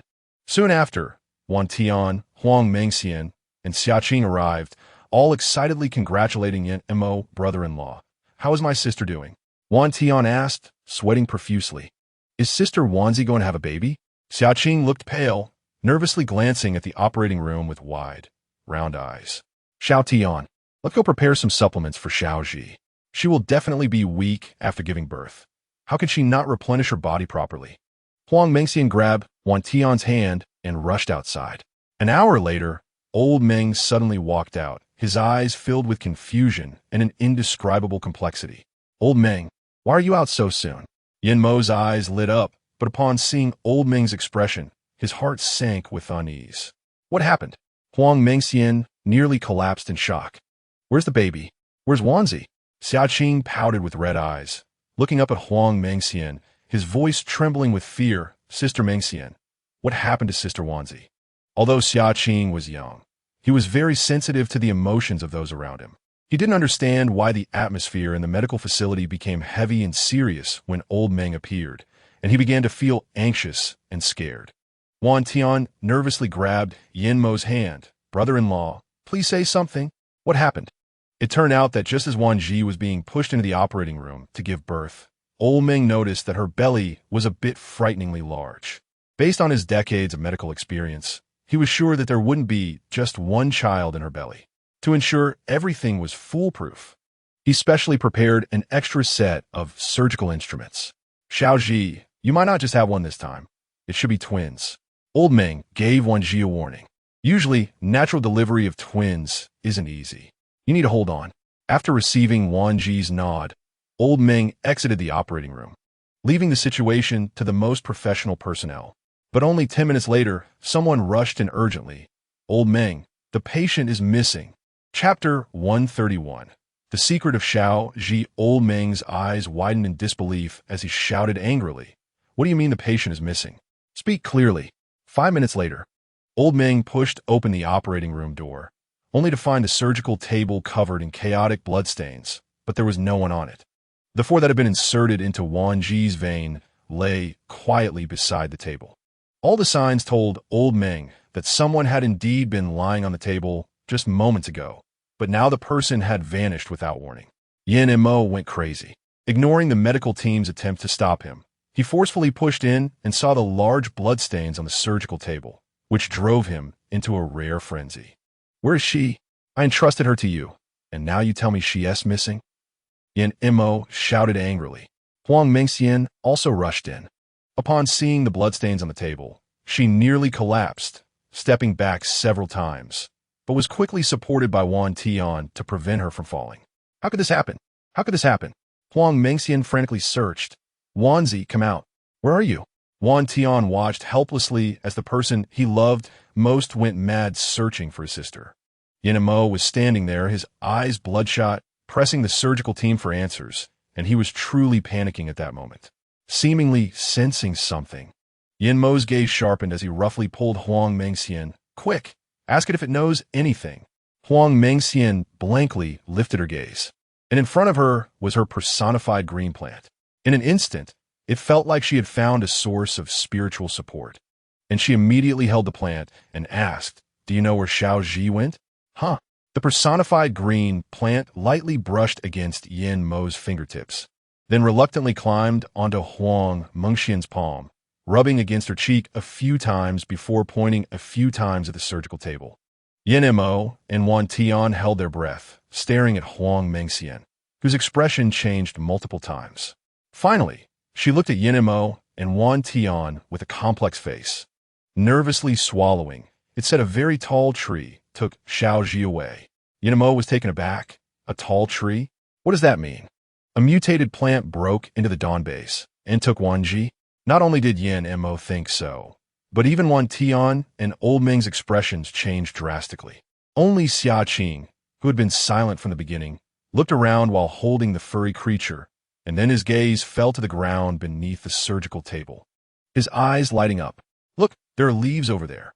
Xia Qing's words made Yin Mo quickly look in the direction Xia Qing was pointing, bending down to pick up a leaf that was twice the size of his palm. In an instant, something important seemed to flash through his mind. Wan Tian also approached to take a look, but he didn't feel any familiarity with the appearance of the leaf.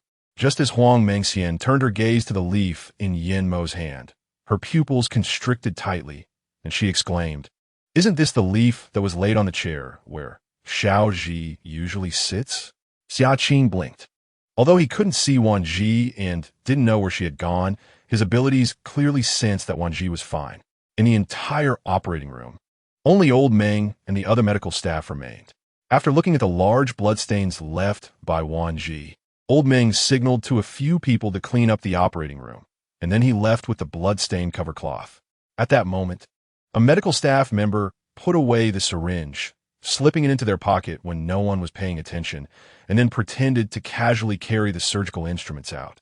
However, this scene caught the attention of the personified green plant hiding in a corner of the ceiling. It quickly spread its branches and leaves to follow, while also sending out tender branches to find Huang Mengxian. Meanwhile, Wan Zhi, who was being frantically searched for by everyone, was biting her teeth tightly while lying on the soft tree vines. The space tree was quickly taking out various strange fruits and stuffing them into Wan Zhi's mouth, continuously urging her to swallow. Wan Zhi could clearly feel that the space tree meant no harm. It was just stuffing her mouth full of unknown things. If she didn't know that the space tree was trying to help her, she would really think that the other party intended to stuff her to death and take over the space. A strange thing happened. Wan Zhi's belly visibly swelled and shrank, as if simulating the process of contractions. Of course, this process was not easy for Wan Zhi either, although the pain had lessened. The dull ache lingering inside was very real. After a while, under the soothing presence of the spatial tree, Wan Zhi's belly began to emit intense light, the brightness blinding for about half an hour. Finally, as the light faded, Wan Zhi's eyes adjusted to the surrounding brightness. She blinked and saw two cradles nestled among the branches of the spatial tree, inside which lay two deeply sleeping infants. Upon seeing this, Wan Zhi was finally left speechless in astonishment. "So you have this ability to assist in childbirth?" One must admit that the spatial tree is truly impressive, directly retrieving items from thin air. While Wan Zhi marveled, she couldn't help but glance at the bloodstains on the ground. "Fortunately, you even managed to get that thing out. Otherwise, I wouldn't know where to find a gynecologist to remove the placenta." The spatial tree ignored Wan Zhi's teasing, focusing solely on taking care of the two babies. Perhaps due to the ease of the birthing process, she hadn't even had time to feel drowsy before thoughts of the outside world crossed her mind. "You just brought me in here. The people outside must be going crazy. I need to go out and take a look." Unfortunately, the spatial tree wouldn't allow it, as vines gently bound her up again, resuming the feeding process. This time, Wan Zhi was truly unable to resist, rolling her eyes in resignation as she let the spatial tree do as it pleased. Inside the space, everything was peaceful. In contrast, outside the space, everyone was in a panic. What to do? What to do? Xiao Zhi is missing. Where could she have gone? Huang Mengxian was on the verge of breaking down. Luo Xiaoya was also close to tears over Wan Zhi's disappearance, worried about the child she was carrying.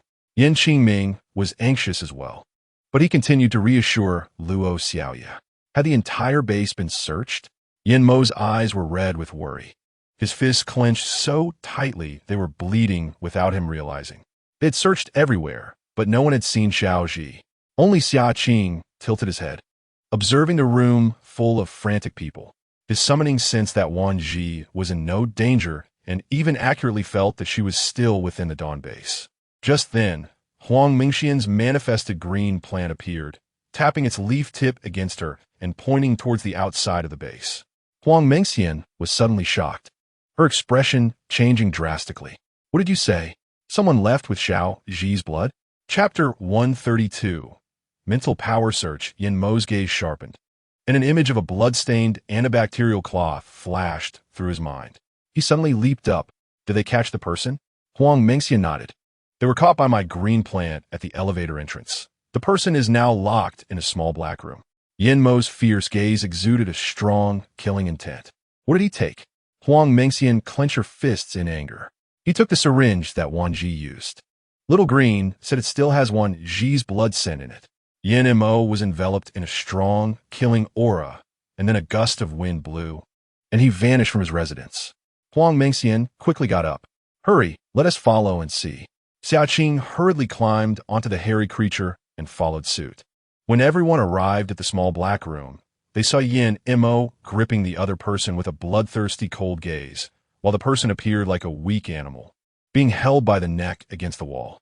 Since he refused to speak, Yin Mo's eyes revealed an abyss-like chill, sending a shiver down people's spines. I have many ways to make you talk. No, he can't die. He doesn't want to die. ILL talk. The man in the white robe looked at Yin Mo in terror, his voice fractured and trembling. Speak. Yin Mo flicked his hand, throwing the man harshly onto the floor. If you hide anything, I will make you experience the taste of despair. The man in the white robe shook his head in fear. No, please. I don't want to die. I'll say everything. He swallowed hard. I don't know who they are. I just know they wanted me to find a way to get the blood of the Dawn base leader.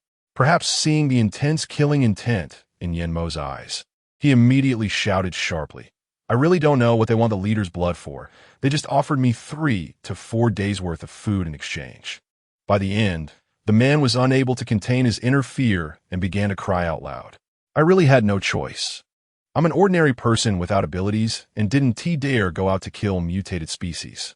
The lab didn't want me, and the medical team has healing-type abilities. I really didn't know what I could do that would lead me to take such risks. Yin Mo's cold gaze fell on the face of the man in the white robe, his eyes narrowing slightly. As the man in the white robe cried, he suddenly choked on his words, his eyes wide with fear as he looked at Yin Mo, opening his mouth but only producing gasping sounds. If Wan Zhi were here now, she would immediately recognize that Yin Mo was using mental power search. Gentle mental energy could help stabilize a person's spirit, while brutal mental energy would leave one a mindless wreck. Yin Mo's mental power surged into the man's brain, beginning an indiscriminate search within seconds. Every event of the man's life would be laid bare without any privacy. Soon, Yin Mo spotted a familiar face among those the man in the white robe had interacted with. He ground his back teeth and spoke 3 words through clenched teeth. Li Donghe. Upon hearing these 3 words, the man in the white robe's eyes widened, blood streaming from his tear ducts, followed by his nostrils, ears, and eventually his mouth. Yin Mo's face paled slightly as he closed his eyes, taking a deep breath.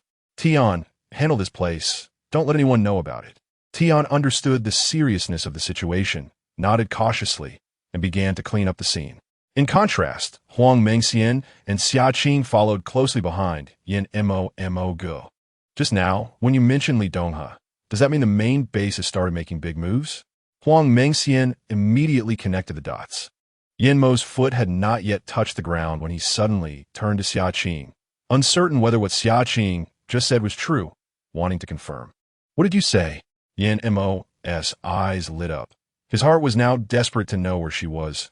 Where is she? Xiaoqing thought for a moment. At the place where the babies are born. Yin Mo was taken aback, and Huang Mengxian was equally stunned before quickly reacting. The two of them ran towards the medical facility on the 7th floor, leaving Xia Qing and the hairy creature staring at each other in confusion. Let us go. We should also check on Sister Wan Zhi. Xia Qing sighed. He didn't understand why everyone was so anxious when Sister Wan Zhi was fine. A few minutes later, Tian also received news and arrived at the medical facility. At this moment, the operating room was packed with people. Make way, everyone move aside. When Tian arrived, he saw Yin Mo tightly holding Wan Zhi, with 2 infants between them. Sister, where have you been? Wan Zhi didn't say anything, just smiled. Huang Mengxian and Tian understood that some things were inconvenient to discuss here, so they decided not to ask for now. I heard that while I was away, someone stole my things? Wan Zhi smiled at Old Meng. Old Meng had just learned of this matter and nodded, looking regretful. It's my fault. I didn't pay attention, which allowed someone to take advantage. Huang Mengxian was taken aback, then realized, looking at Wan Zhi in surprise. Xiao Zhi, how did you know someone stole your things? Wan Zhi didn't explain, but her gaze was meaningful as she looked towards the vent. The others followed Wan Zhi's gaze and saw Little Green climbing on the slats of the vent, swaying its tender leaf tips as if showing off its achievements to everyone. With a chuckle, Huang Mengxian couldn't help but laugh. All right, we'll give you an extra meal tonight. Sister Wan Zhi, is this your baby? Xia Qing's voice made everyone notice the child in Wan Zhi's arms. But when they saw the child for the first time, their faces were all filled with surprise. Huang Mengxian didn't know what adjectives to use to describe it. A boy or a girl? Yin Mo gently touched the 2 children with a warm gaze. And he couldn't believe that she had given birth to 2. It must have been tough for her. Wan Tian, however, laughed brightly and said, Sister, your child is really beautiful, just like you and brother-in-law. But Meng Lao, with no such reservations, frowned and said, Xiao Zhi, these 2 children don't look like they were just born. Huang Mengxian looked at Wan Zhi with concern, afraid something might have happened. However, the 2 children looked like they were made from the same mold as their parents. It was clear they were biological. But how could they look so developed right after birth? Wan Zhi was completely astonished. Just born? Everyone was once again stunned by Wan Zhi's words, and in the end, Meng Lao was the first to react and looked at her. Don't you know you've been missing for almost half a morning? Almost half a morning? Suddenly, a flash of realization struck Wan Zhi, and she smiled. It turned out that time and the space was vastly different from outside, which explained why the crops in the space could be harvested so quickly. After everyone dispersed, only Wan Zhi, Yin Mo, Wan Tian, Huang Mengxian, Xia Qing, and Meng Lao were left in the operating room. It was then that Wan Zhi explained what had happened earlier.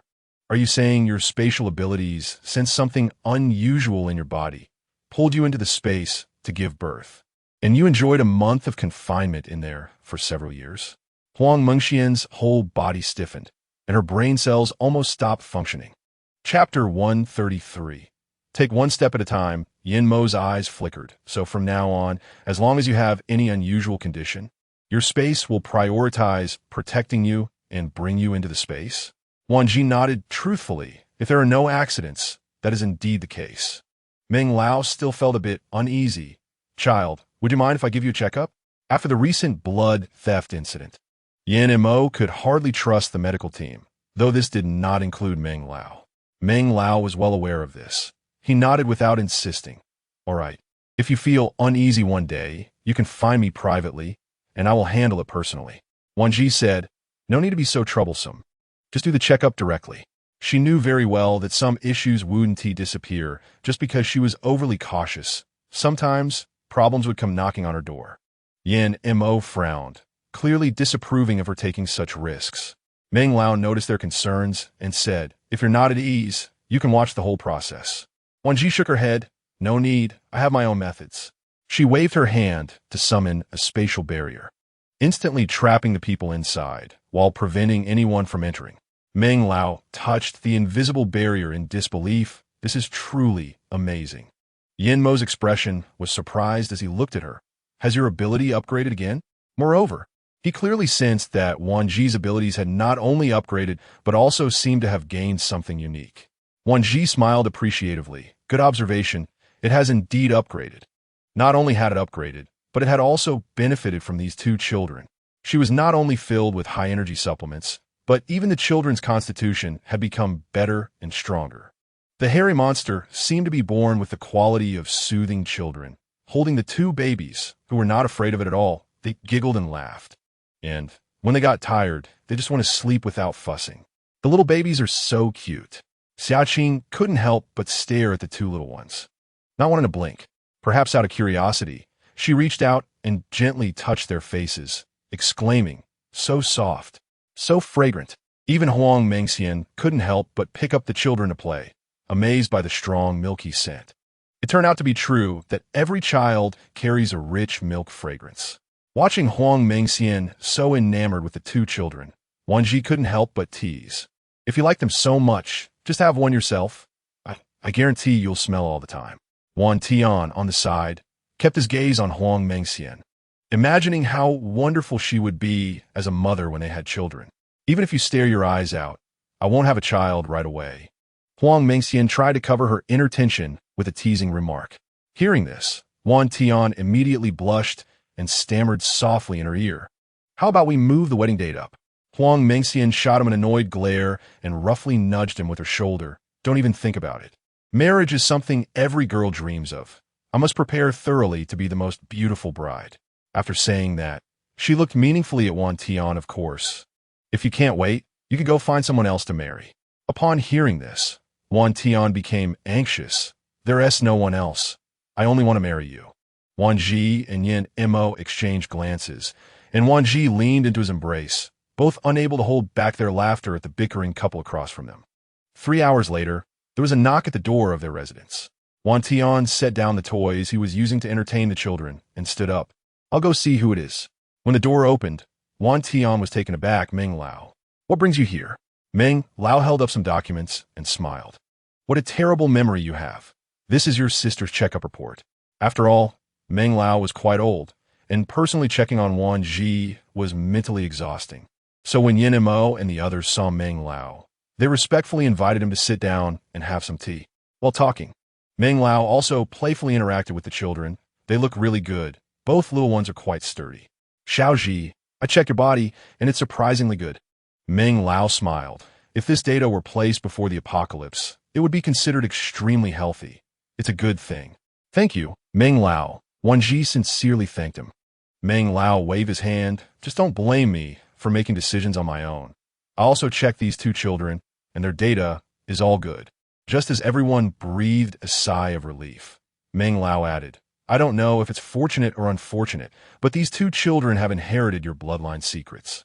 Although all 3 of your checkups were conducted secretly, I still worry they might be exploited by someone with ulterior motives, so I changed their data." This left even Yin Qingming and Luo Xiaoya shocked. "Are you saying these two children also?" Meng Lao scanned everyone's faces before continuing. "I know the abilities of the people around you are not low, but no matter how careful you are, you can't prevent every eventuality. That's all I have to say. You should think carefully about what to do next." Meng Lao. Just as Meng Lao was about to open the door to leave, Wan Zhi asked, "Is the supply of potions at the main base in the capital currently stable enough or severely lacking?" Wan Zhi looked at Yin Mo, seemingly asking him about the outcome of the apocalypse in her previous life. Yin Mo frowned and nodded. She noticed Yin Mo's expression was off. So after sending Meng Lao off, she asked him privately, "How long after I died did the apocalypse last?" Yin Mo shook his head. "I don't know. I only know that before I fell into a deep sleep, the zombies in Huagua had been completely controlled." "What about the mutated species?" "Mutated species?" Yin Mo was taken aback, then shook his head. "It seems they haven't appeared yet." "Seems?" Wan Zhi glared at him in frustration. "You're the zombie king, and you don't even know to inquire about such a small piece of information?" Yin Mo's lips twitched. "They can't kill me. Why would I need to know about them? Besides, you're not around anymore. I have no interest in anything." This left Wan Zhi stunned. She regretted bringing up such a topic, awkwardly touching her nose. "All right. If you don't know, you don't know. We'll just take it one step at a time." Yin Mo cast a faint glance at Wan Zhi, the corners of his mouth lifting slightly. The two little babies were taken away by Yan's father and mother, under the pretext of wanting the frightened couple to reunite and communicate well, but in reality, They were so attached to the babies that they couldn't bear to return them to Wan Zhi. Wife, thank you for giving me 2 children. It's my fault for not being by your side when you needed me the most. Yin Mo's voice was low and magnetic, and at this moment, he spoke with such earnest tenderness and apology that Wan Zhi felt herself melting. It was sudden, and you can't blame me. I was surprised too. Wan Zhi said with an awkward smile. It was better not to tell this jealous man about her experience in the space, to avoid facing his resentful gaze all night. Chapter 134. I'm not easy to mess with the next morning. The residence was filled with the sound of urgent knocking on the door. Who is it? It's so early. Can't anyone let people sleep in peace? Huang Mengxian yawned and lazily walked to open the door. As soon as she unlocked it, the door was pushed open with force. Good morning, Sister Mengxian. Huang Mengxian looked confused at the sight of Li Han and Zhuo Huaichu standing outside, and when she looked down, she saw the previously shy and introverted Zhuo Aixin, who now had a bright smile on her face. Oh, looks like love has made you throw away all your modesty. Huang Mengxian teased as usual. Zhuo Aixin froze for a moment, then stomped her feet with a flushed face. Sister Mengxian, you're so mean. We haven't seen each other for so long, and you don't even miss me. Li Han looked around the house curiously and quietly asked, Didn't Ti hear that sister-in-law is pregnant? She is not still sleeping, is she? Huang Mengxian shot him an annoyed glare. You know that?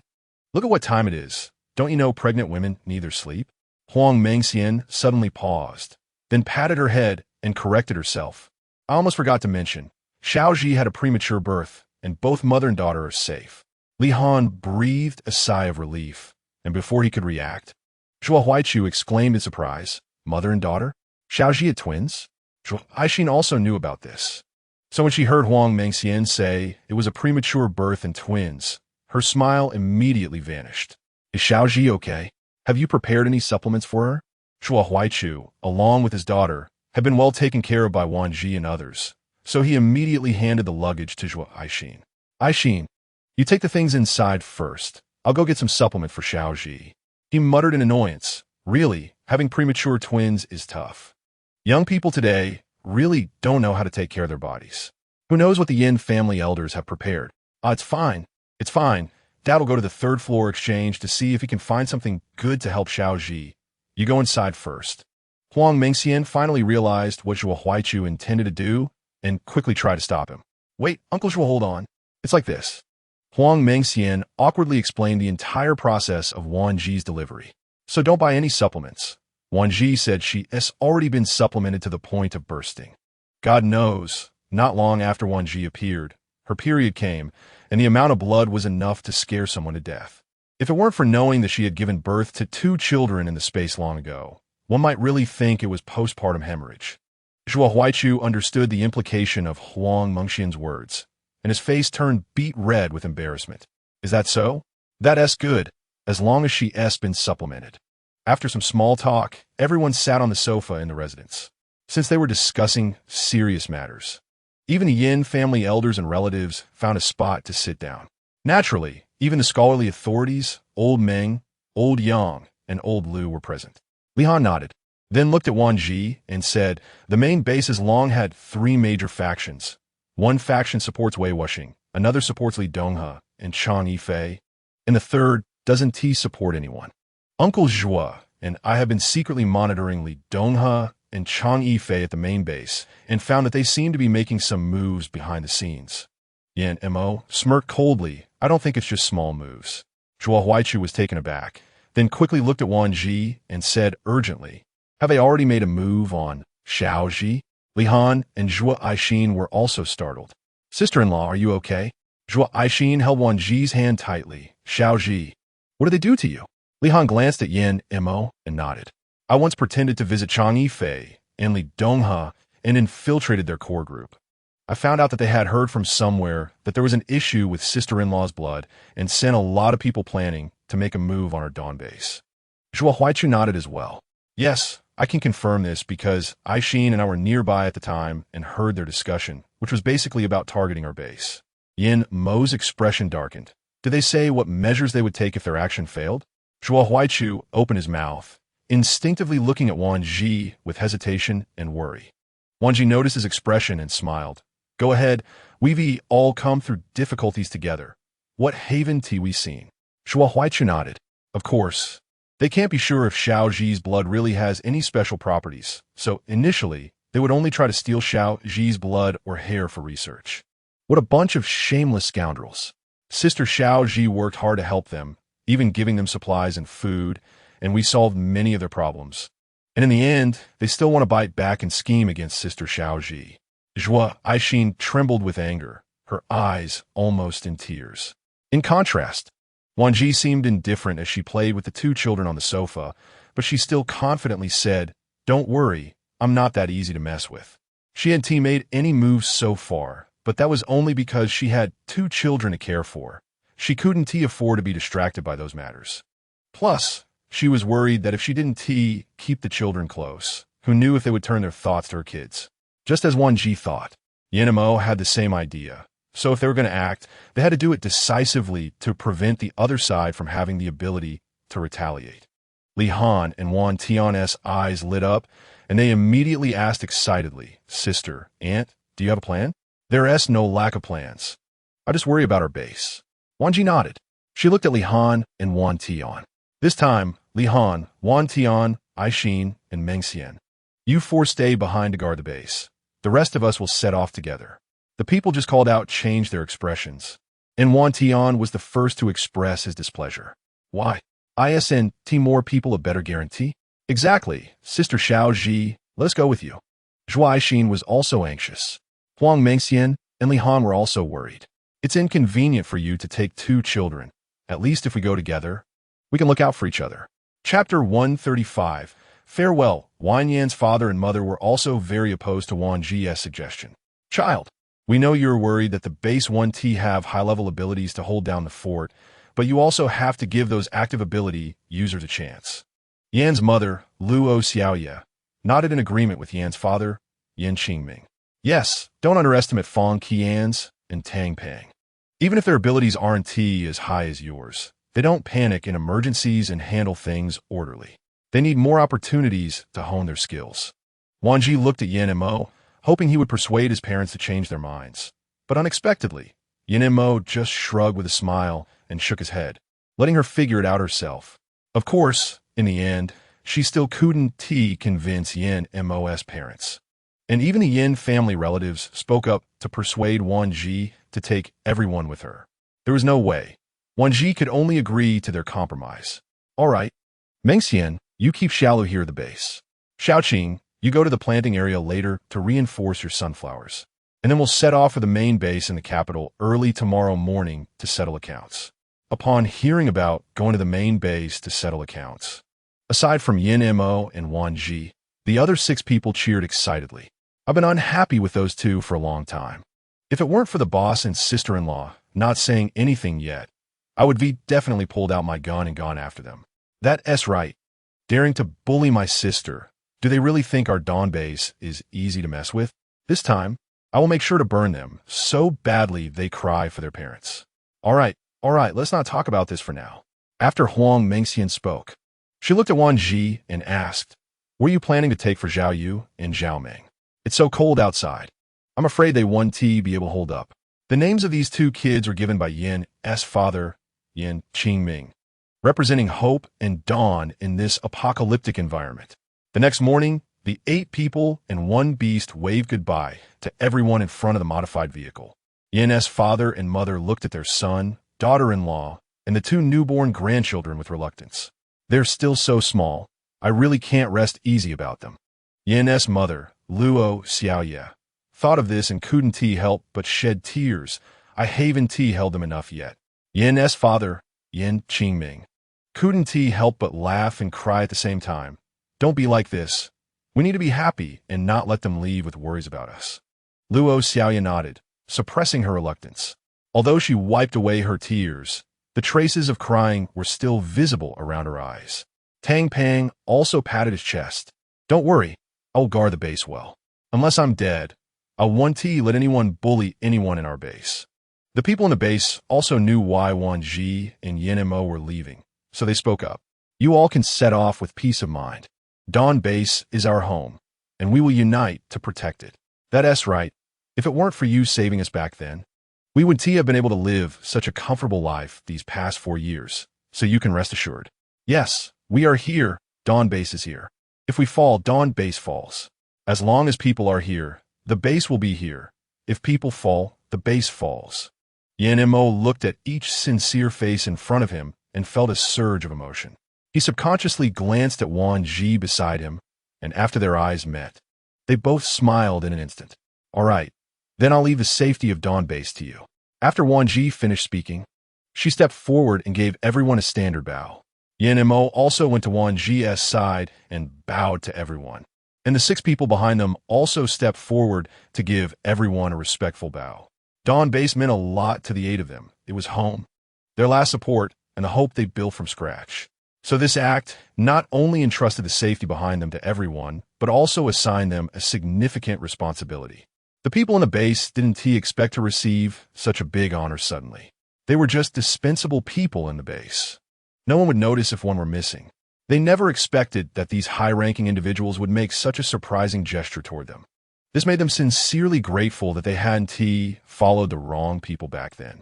At this moment, everyone's eyes were moist, and they all tried to look up to avoid tears falling, more unwilling to leave this image in their hearts, fearing that the 8 of them would carry worries about them while on their mission. At this moment, an old lady trembled and stepped forward from the crowd, holding a jar the size of an electric cooker in her arms. Young lads and lasses, this old lady doesn't have anything good to send you off with, just this fruit wine that I've brewed for 4 years. Consider it your farewell drink.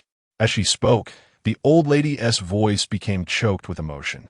The others couldn't help but start to sob. They all knew what happened the day before.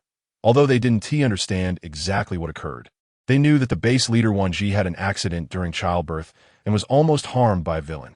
Now the leader had just given birth and was going to settle accounts with someone, and moreover, it was in the chaotic main base. Although there were military personnel protecting them, what if they couldn't protect them? So they were both furious and didn't know what to do, only able to assure them in this way that they would defend the base with their lives until they returned safely. All right, thank you, Grandma.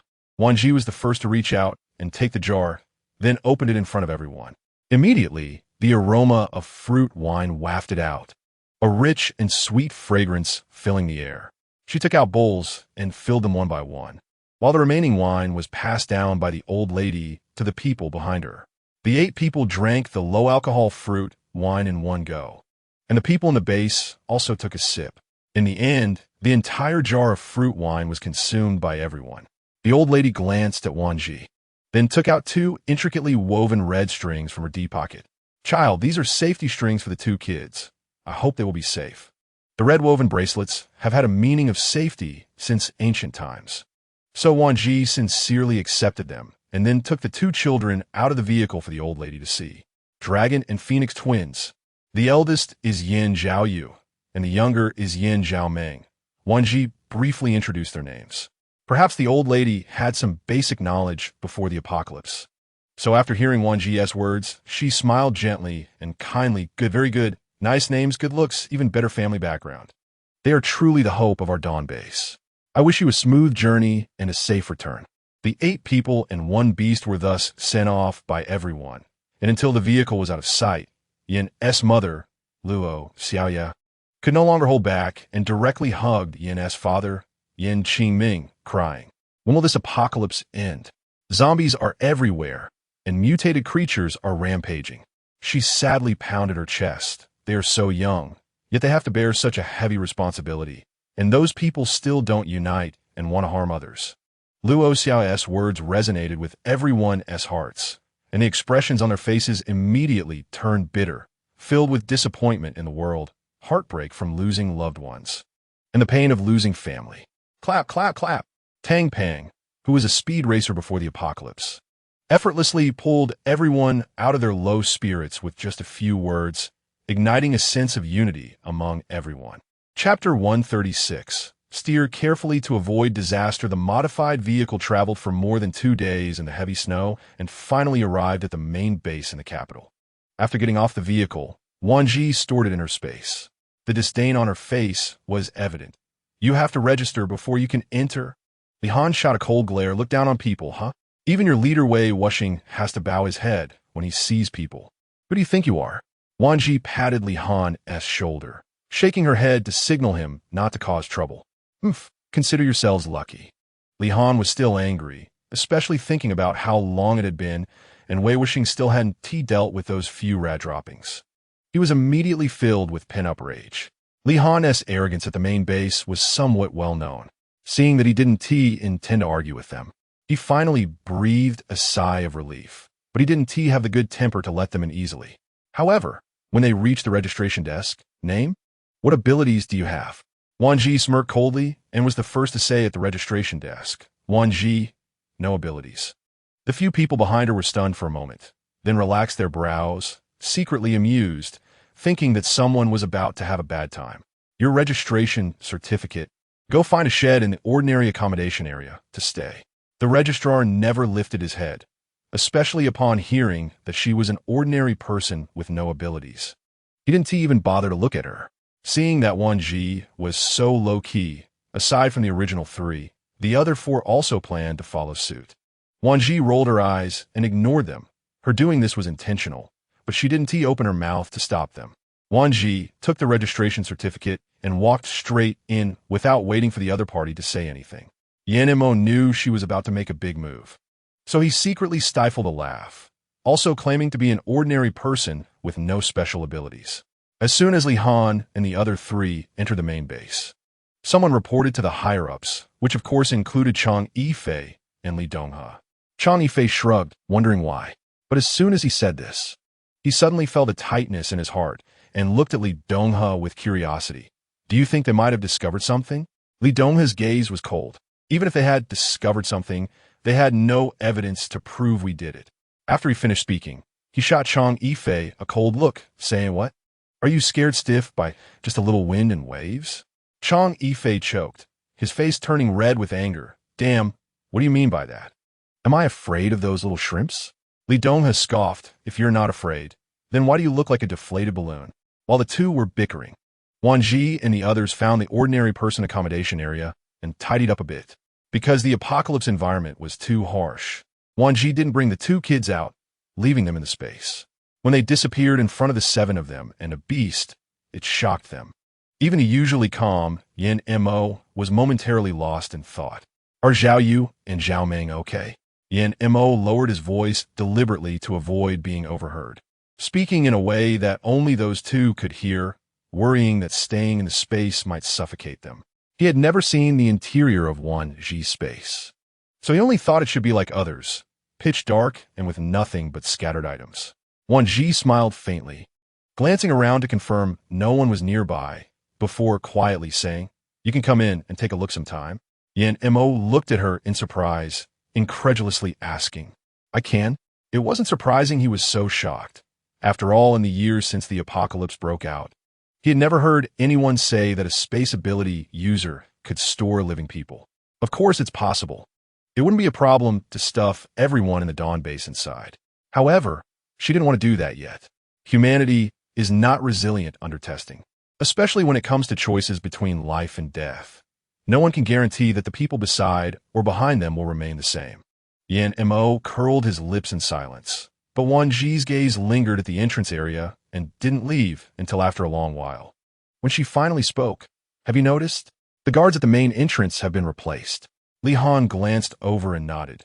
Indeed, when we left earlier, it was still Lao Pai and Chief Finger watching. Yan Mo's expression turned serious. "Before you left, did the ones with the surnames Chong and Li make any moves?"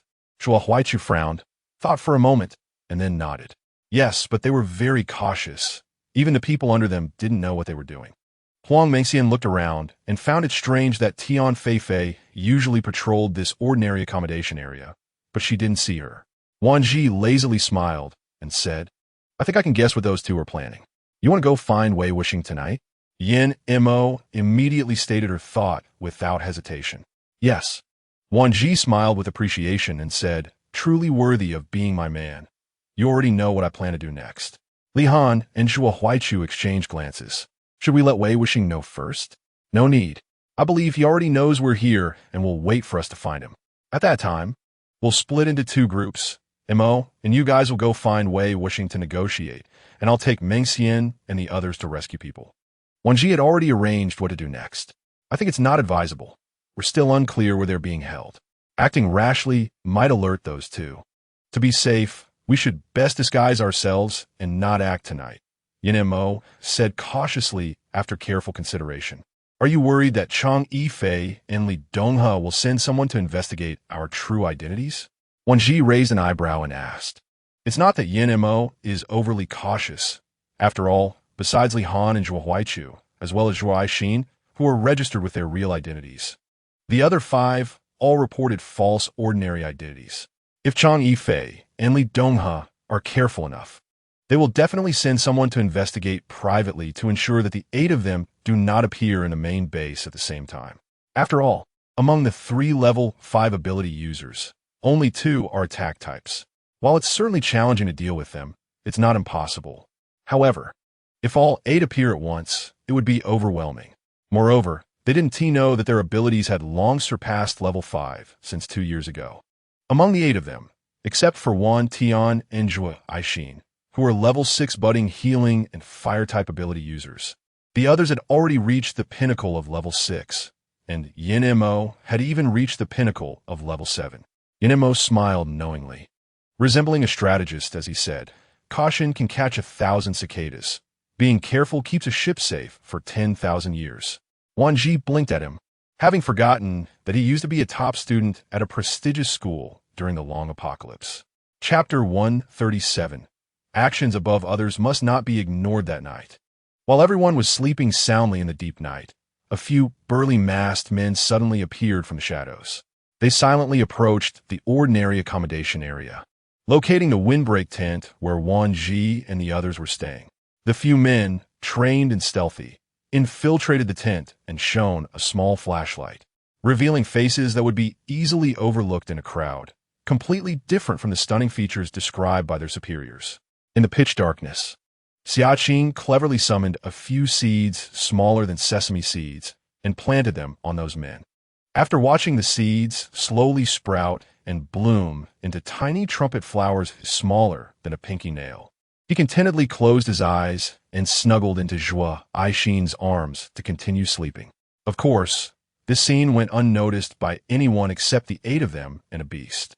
After the masked men exchanged glances, they quickly left the tent to report back, unaware that this scene had been witnessed by a couple in the adjacent tent. Lin Xiao, I can hardly breathe, let go of me.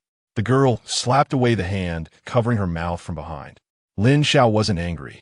He gently whispered in her ear, if I don't cover your mouth, the moment you make a sound, we'll both be dead.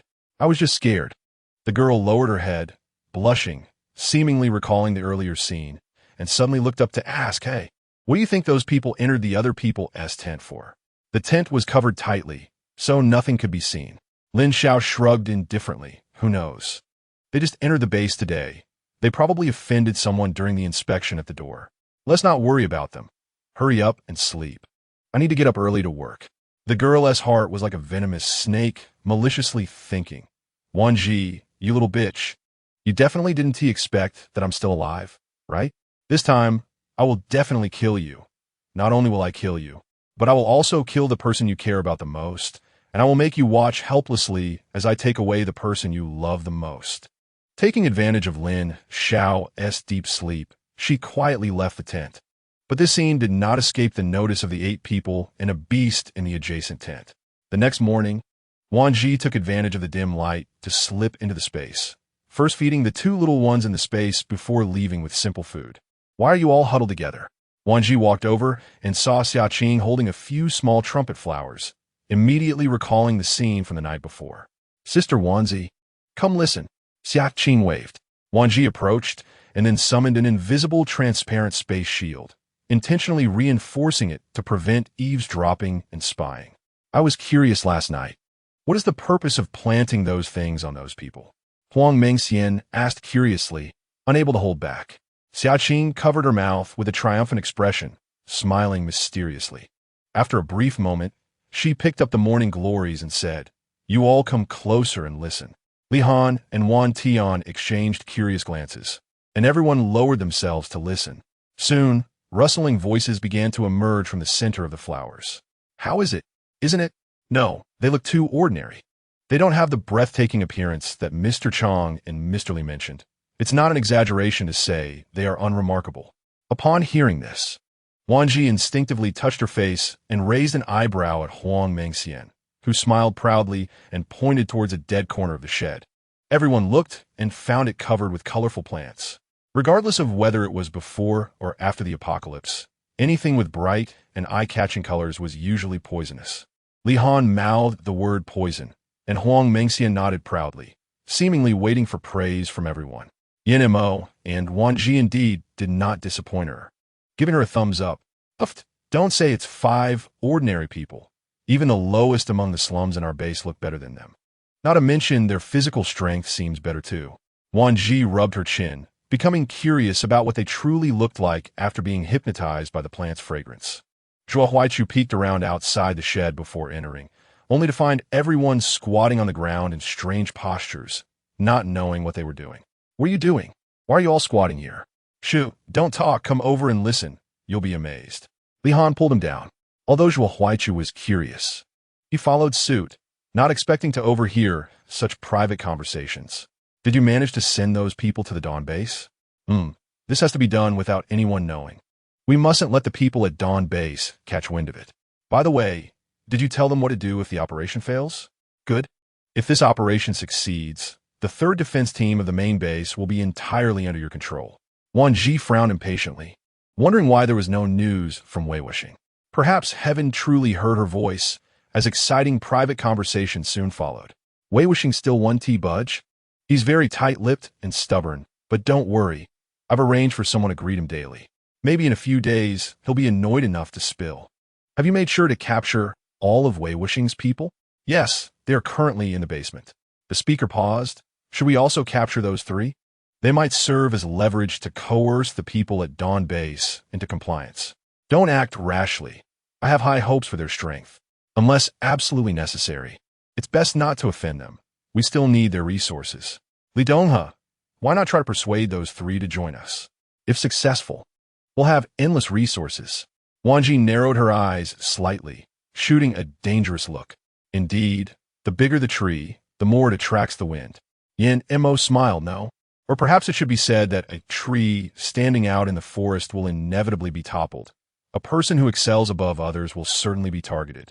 When will the operation take place? Now or at night? Wan Zhi took a deep breath to suppress her anger. She nodded and then turned to Xiaqing. Later, find a way to summon more mice to search for where they have Qi Feng and Ku Tianfei imprisoned. After saying this, she looked to Huang Mengxian. Once we find their holding place, you and Xiaqing will use this plant to interfere with them and trap them in an illusion. Zhuo Aixin blinked. What can I do? Wan Zhi smiled at her and leaned close to whisper. Chapter 138. Huang Qi's revenge, a charming and graceful beauty, was sitting on an extraordinarily luxurious sofa, leaning back seductively as she watched the 2 men across from her. Are you saying that those 5 people who joined our base yesterday are not ordinary people, but abilities users? Chang Yifei sat up straight, his gaze fixed intently on the woman in front of him. The woman elegantly tucked a strand of hair behind her ear, casting a seductive glance at the 2 men. I was fortunate enough to see them from a distance a few times. Those 5 are in cahoots with the 3 from the ability zone. It's definitely not as simple as rescuing them halfway. Li Donghe scrutinized the woman, feeling a stirring desire due to her figure and looks. But he restrained himself from showing it. My people checked last night. They're definitely not those people. How can I trust you haven't lied to me? It wasn't that he didn't believe her. He had just sent a few trusted subordinates to investigate last night. And it was confirmed that they were not from the Dawn base, giving him reason to doubt the woman, who might be trying to curry favor for her own benefit. The woman smiled seductively. Although I only saw them from a distance, I am familiar with them. They just don't know me. So I can assure you, if I say they are in cahoots, they certainly are. Chang Yifei looked at Li Donghe. What do you think? Li Donghe's gaze was filled with greedy scrutiny as he looked at the woman. After coming for so long, I still don't know your name? It's my fault. I haven't introduced myself after all this time. My name is Huang Qi. The woman feigned modesty, smiling shyly, her every gesture showcasing her seductive charm. But hidden within her gaze was a cold, murderous intent, which the two men didn't perceive. Initially, Wan Zhi had left Huang Qi to face a horde of zombies and walked away, not expecting that Huang Qi would indeed die under the zombies, but coincidentally. After her death, she opened her eyes to find herself alive, albeit with a different appearance and age. She realized she was like a character from a rebirth novel, considering herself the chosen one, which fueled her hatred for Wan Zhi and led to a plan for revenge. Miss Huang, may I ask where you saw them in the past? Under what circumstances did you interact with them? Li Dongha's gaze was probing, his tone slightly tentative. Huang Qi raised her beautiful eyes and smiled. You don't need to test me. I can clearly tell you that they came to me like robbers and took a large number of my crystal cores, with the lowest being level 4 and the highest level 7. Sure enough, upon hearing Huang Qi's words, both men's expressions changed, sitting up straight with narrowed eyes. You're not lying to me? Huang Qi intentionally exaggerated the crystal core's levels to stir their greed. Seeing the desired effect made her smirk coldly inside. Of course, they not only robbed me of a large number of crystal cores, but also framed me, nearly leading to my death among the zombies. I must take revenge for this grudge. After speaking, Huang Qi smiled, her full red lips exuding charm. If you can help me with this revenge. She deliberately paused, subtly pulling down the zipper on her chest by 3 centimeters, hinting at seduction. A little grievance. I can satisfy you.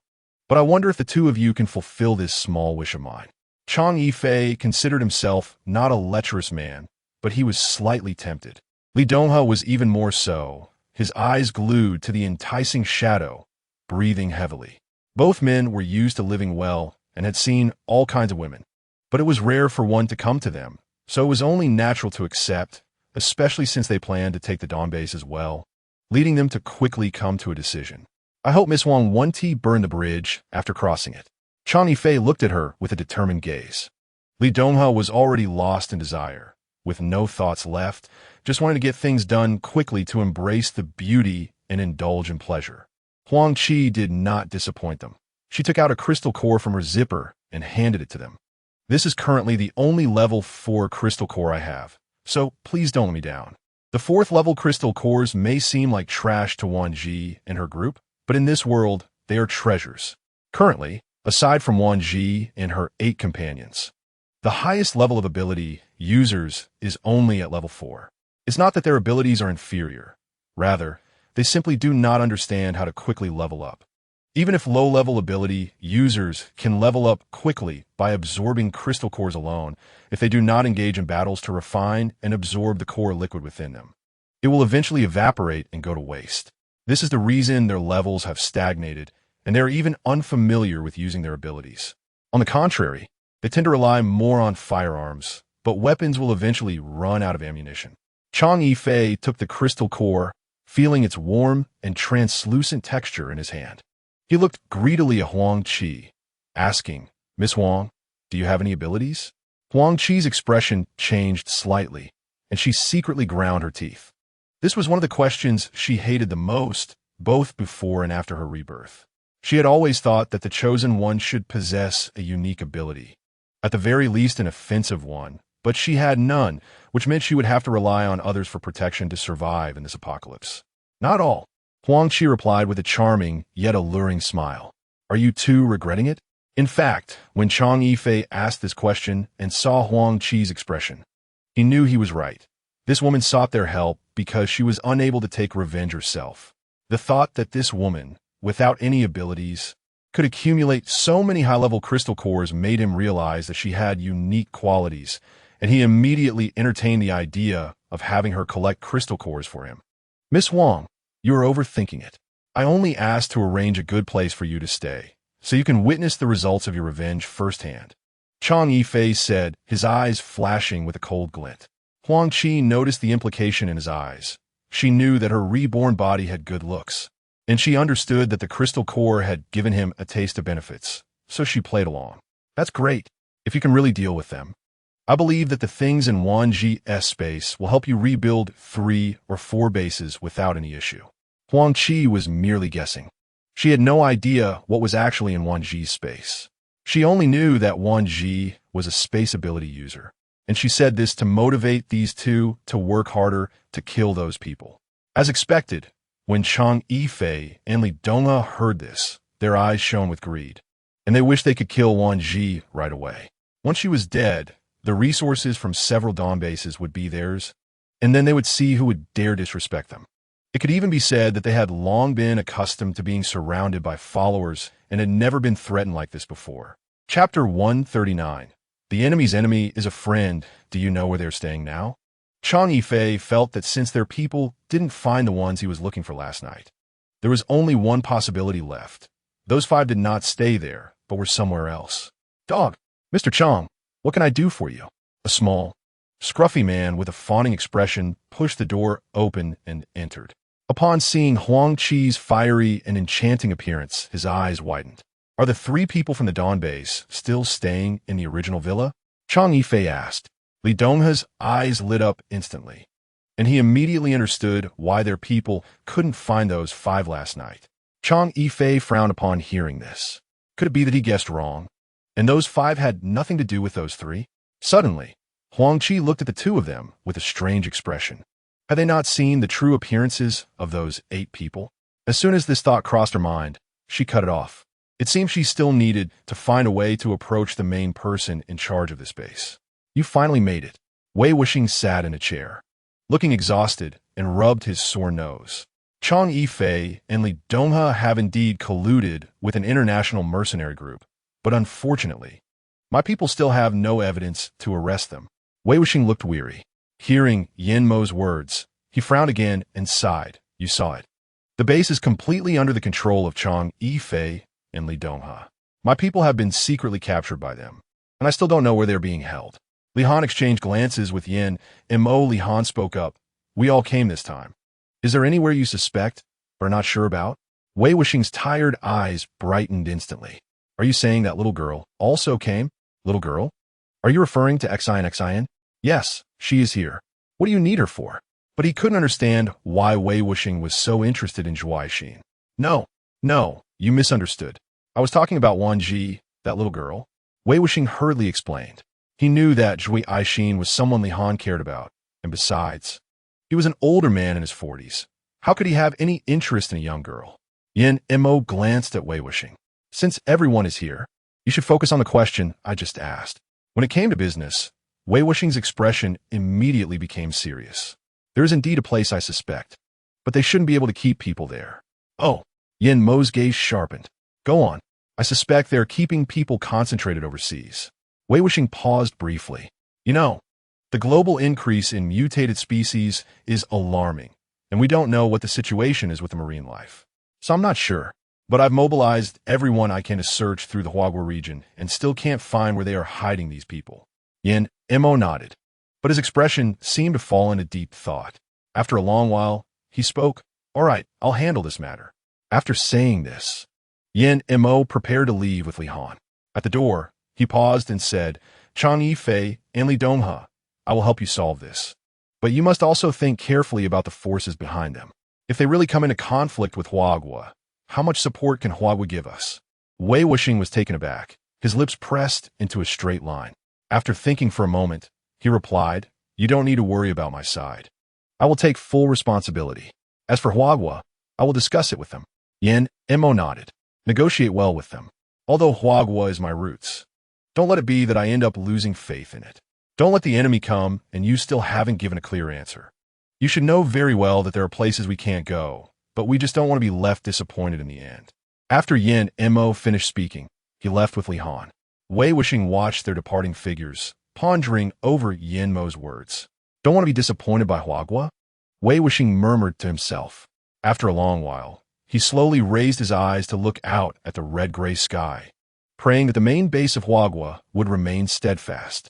Half an hour earlier, Huang Mengxian led Xiaqing and Zhuai Xin to leave mysterious seeds in various corners of the main base, while Wan Zhi brought Wan Tian and Zhuai Huaichu to infiltrate the villa of Chang Yifei and Li Donghe. Wan Zhi signaled Wan Tian and Zhuai Huaichu, and the 3 quickly climbed over the wall, cleverly avoiding several patrolling guards, and finally entered the villa through a window. Overhearing the conversation between Huang Qi and Chang Yifei, and Li Donghe. Wan Tian clenched his fists, a surge of anger making him want to rush forward and beat up the three in the living room. But he was stopped by Wan Zhi, who shot him a cold glance, signaling him to behave. Wan Zhi's eyes widened. Huang Qi. It was her? No. Huang Qi was clearly dead. She had removed the spatial barrier, allowing Huang Qi to die among the zombies. Thinking of this, Wan Zhi's gaze suddenly sharpened. If she could be reborn, and Yenemo had memories from his past life, then borrowing a body was not impossible. Wan Zhi thought for a moment and immediately understood that this world was already fantastical enough, with reincarnation and memory revival. Even borrowing a corpse to return to life wasn't surprising. After watching Huang Qi leave with a fake smile, Wan Zhi's lips curled into a meaningful arc. We've confirmed multiple times that those people are not who we are looking for. Do you believe that woman's words? Li Donghe licked his lips, his eyes shooting out a sinister glint. As the saying goes, the enemy of my enemy is my friend. You are indeed clever. Li Donghe's eyes flashed with greed, and he stood up to straighten his clothes. All right, leave that woman to me. I guarantee you won't be disappointed with the results. Chang Yifei frowned slightly, but quickly returned to normal, reminding him not to get too carried away. The main business is important. Don't worry, women are just being pretentious. Besides, didn't you just see it? That woman is quite cheap. Her eyes couldn't even blink when she saw the man. Li Donghe sneered coldly. Chang Yifei was taken aback, then smiled and shook his head, waving his hand dismissively. Go ahead. As soon as Li Donghe left, Wan Zhi signaled to Wan Tian and Zhuo Huaichu, and the three quickly rushed towards the people still sitting in the living room. Chapter 140. Give you a chance. Suddenly, a whoosh sounded from behind. An ice spike embedded itself in the wall. 3 points. Cold sweat trickled down Chang Yifei's cheeks. Don't you know who I am? How dare you touch me? I really can't tell if you're too foolish or too arrogant. Before he finished speaking, a blinding white light flashed, and Chang Yifei felt a sharp pain in his arm. He hurriedly opened his eyes to see his pupils constrict sharply. Chang Yifei clutched his severed arm, warm blood gushing from his fingers. Damn it, how dare you hurt me? After saying that, Chang Yifei disregarded everything and pulled out a gun, aiming it at Wan Zhi. Firing a shot, he widened his eyes as he watched the bullet stop in front of her, then fell to the ground with a clatter, motionless. Chang Yifei's gaze turned sinister. His expression twisted as he looked at the unfamiliar girl in front of him. Finally, his gaze landed on Zhuo Huaichu and a young man standing behind her, and he suddenly felt a chill run through his body, a strange sense of crisis creeping into his heart. He was not unfamiliar with Zhuo Huaichu, but why did these two people give him such an intense feeling of familiar fear? A face flashed through his mind. That's Wan Zhi? The face in front of him gradually became clearer, and Chang Yifei's heart sank. A sense of crisis rose within him, and he even felt a chill run through his body. Are you human or a ghost? Yes, if you were really human, how could you possess such extraordinary abilities? If you were human, how could you change your appearance without relying on anything? No wonder the people he sent couldn't recognize her. Does it matter to you whether I am or not? Wan Zhi lazily twirled her fingers, and after a long while, she chuckled lightly. Perhaps it doesn't matter to you, but it should be very important to the person behind you, right? Chang Yifei's expression changed, and his heart tightened. Who exactly are you? What I am is not important. I only have 3 questions for you. Wan Zhi's lips curled into a dangerous smile. Why did you send someone to steal my blood? Why are you plundering food on a large scale? Why are you colluding with international mercenary groups? Chang Yifei was suddenly stumped by these 3 questions. He had thought the other party would ask him different questions, and he had even prepared explanations for those questions. But unexpectedly, the other party didn't play by the rules, catching him off guard. Chang Yifei slightly shifted his foot, planning to wait for the right moment to escape. Wan Zhi seemed to see through his thoughts and smiled. Thinking of running? Then you should see if they agree to let you leave. Chang Yifei was taken aback, and his gaze towards Wan Zhi changed, becoming sinister and fierce. He directly pulled the trigger of the gun at her, without hesitation. Seeing this, Zhuo Huaichu's pupils flickered, and Wan Tian's eyes were fixed on Chang Yifei, as if he were staring at a dead person. Only Wan Zhi remained lazily indifferent, but then she glanced. Chang Yifei's heart sank, and in that instant his whole body stiffened. He widened his eyes, shifting his gaze downwards until he saw the bloodstain on his chest gradually spreading to his waist. Wan Zhi didn't want to waste time and stepped forward. Have you thought about those 3 questions? Her voice, though coming from a girl, had a chilling and emotionless tone, making Chang Yifei, who felt his blood gradually draining from his body, extremely terrified. I'll tell you, don't kill me. At this moment, Chang Yifei finally realized how cold-blooded and terrifying the girl before him was. Food, the plundering of food, is a task assigned by beautiful country. The blood is what the international mercenary group wanted from me. I don't know what they want to do. And as for your claim of collusion, I'm not the only one involved. So many people have betrayed Huagua. Why are you only targeting me? Beautiful country? Wan Zhi's sharpness gradually faded, her lips curling coldly, and a hint of sinister flashed in her eyes. I'll give you a chance. Chang Yifei's eyes brightened. Thank you, big sister. No, thank you, boss. As long as they don't kill him, he could agree to any conditions. After all, once he safely leaves Huagua, he would make these people regret offending him. Not only Zhuo Huaichu saw through Chang Yifei's calculations, but Wan Tian also noticed it. The two frowned, but seeing Wan Zhi seemed to have other plans. They exchanged glances and stopped talking. Wan Zhi certainly noticed Chang Yifei's scheme. She sneered but pretended to be unaware. Where are the people you captured? Chang Yifei's body, which was lying on the ground, stiffened. He thought, so they don't kill me because they can't find those people. That's great. As long as those people aren't released, they won't kill me. Wan Zhi saw through Chang Yifei's thoughts. Her voice was like a heavenly melody, each word pronounced clearly. If you don't want to die, it's best to tell everything. Otherwise, I have plenty of ways to make you speak. Wan Tian, hey, sister, what's the matter? Leave it to you. Find a way to get him to tell where Qi Fengke and those people are being held. Wan Zhi glanced at Chang Yifei. I hope you can still be as confident as you are now. Hearing this, Chang Yifei, who had a glimmer of luck, looked terrified, especially when he saw Wan Tian getting closer. He was so scared that he took a few steps back until his back pressed against the wall, feeling uneasy. You can't kill me. Otherwise, you won't know where those people are. Chang Yifei tried to threaten them to buy himself some time. Wan Zhi stood by the villa door, lazily sipping a cup of Zhuo Aishin's heartwarming bubble tea. About 10 minutes later, Zhuo Huaichu walked out, wiping his hands. Did you get it? Wan Zhi was surprised. She had thought Chang Yifei would be a tough guy, but he surrendered so easily, so quickly. Zhuo Huaichu nodded with a gentle smile. It's still Xiao Tian who has a way. Wan Zhi smiled faintly and patted his shoulder. Uncle Zhuo, don't be modest. Without you, even if Wan Tian burned Chang Yifei to death, he might not be able to make him reveal where those people are being held. As they entered, a strong smell of blood enveloped the living room. And at this moment, Chang Yifei lay like a waste, his eyes hollow as he stared at the ceiling.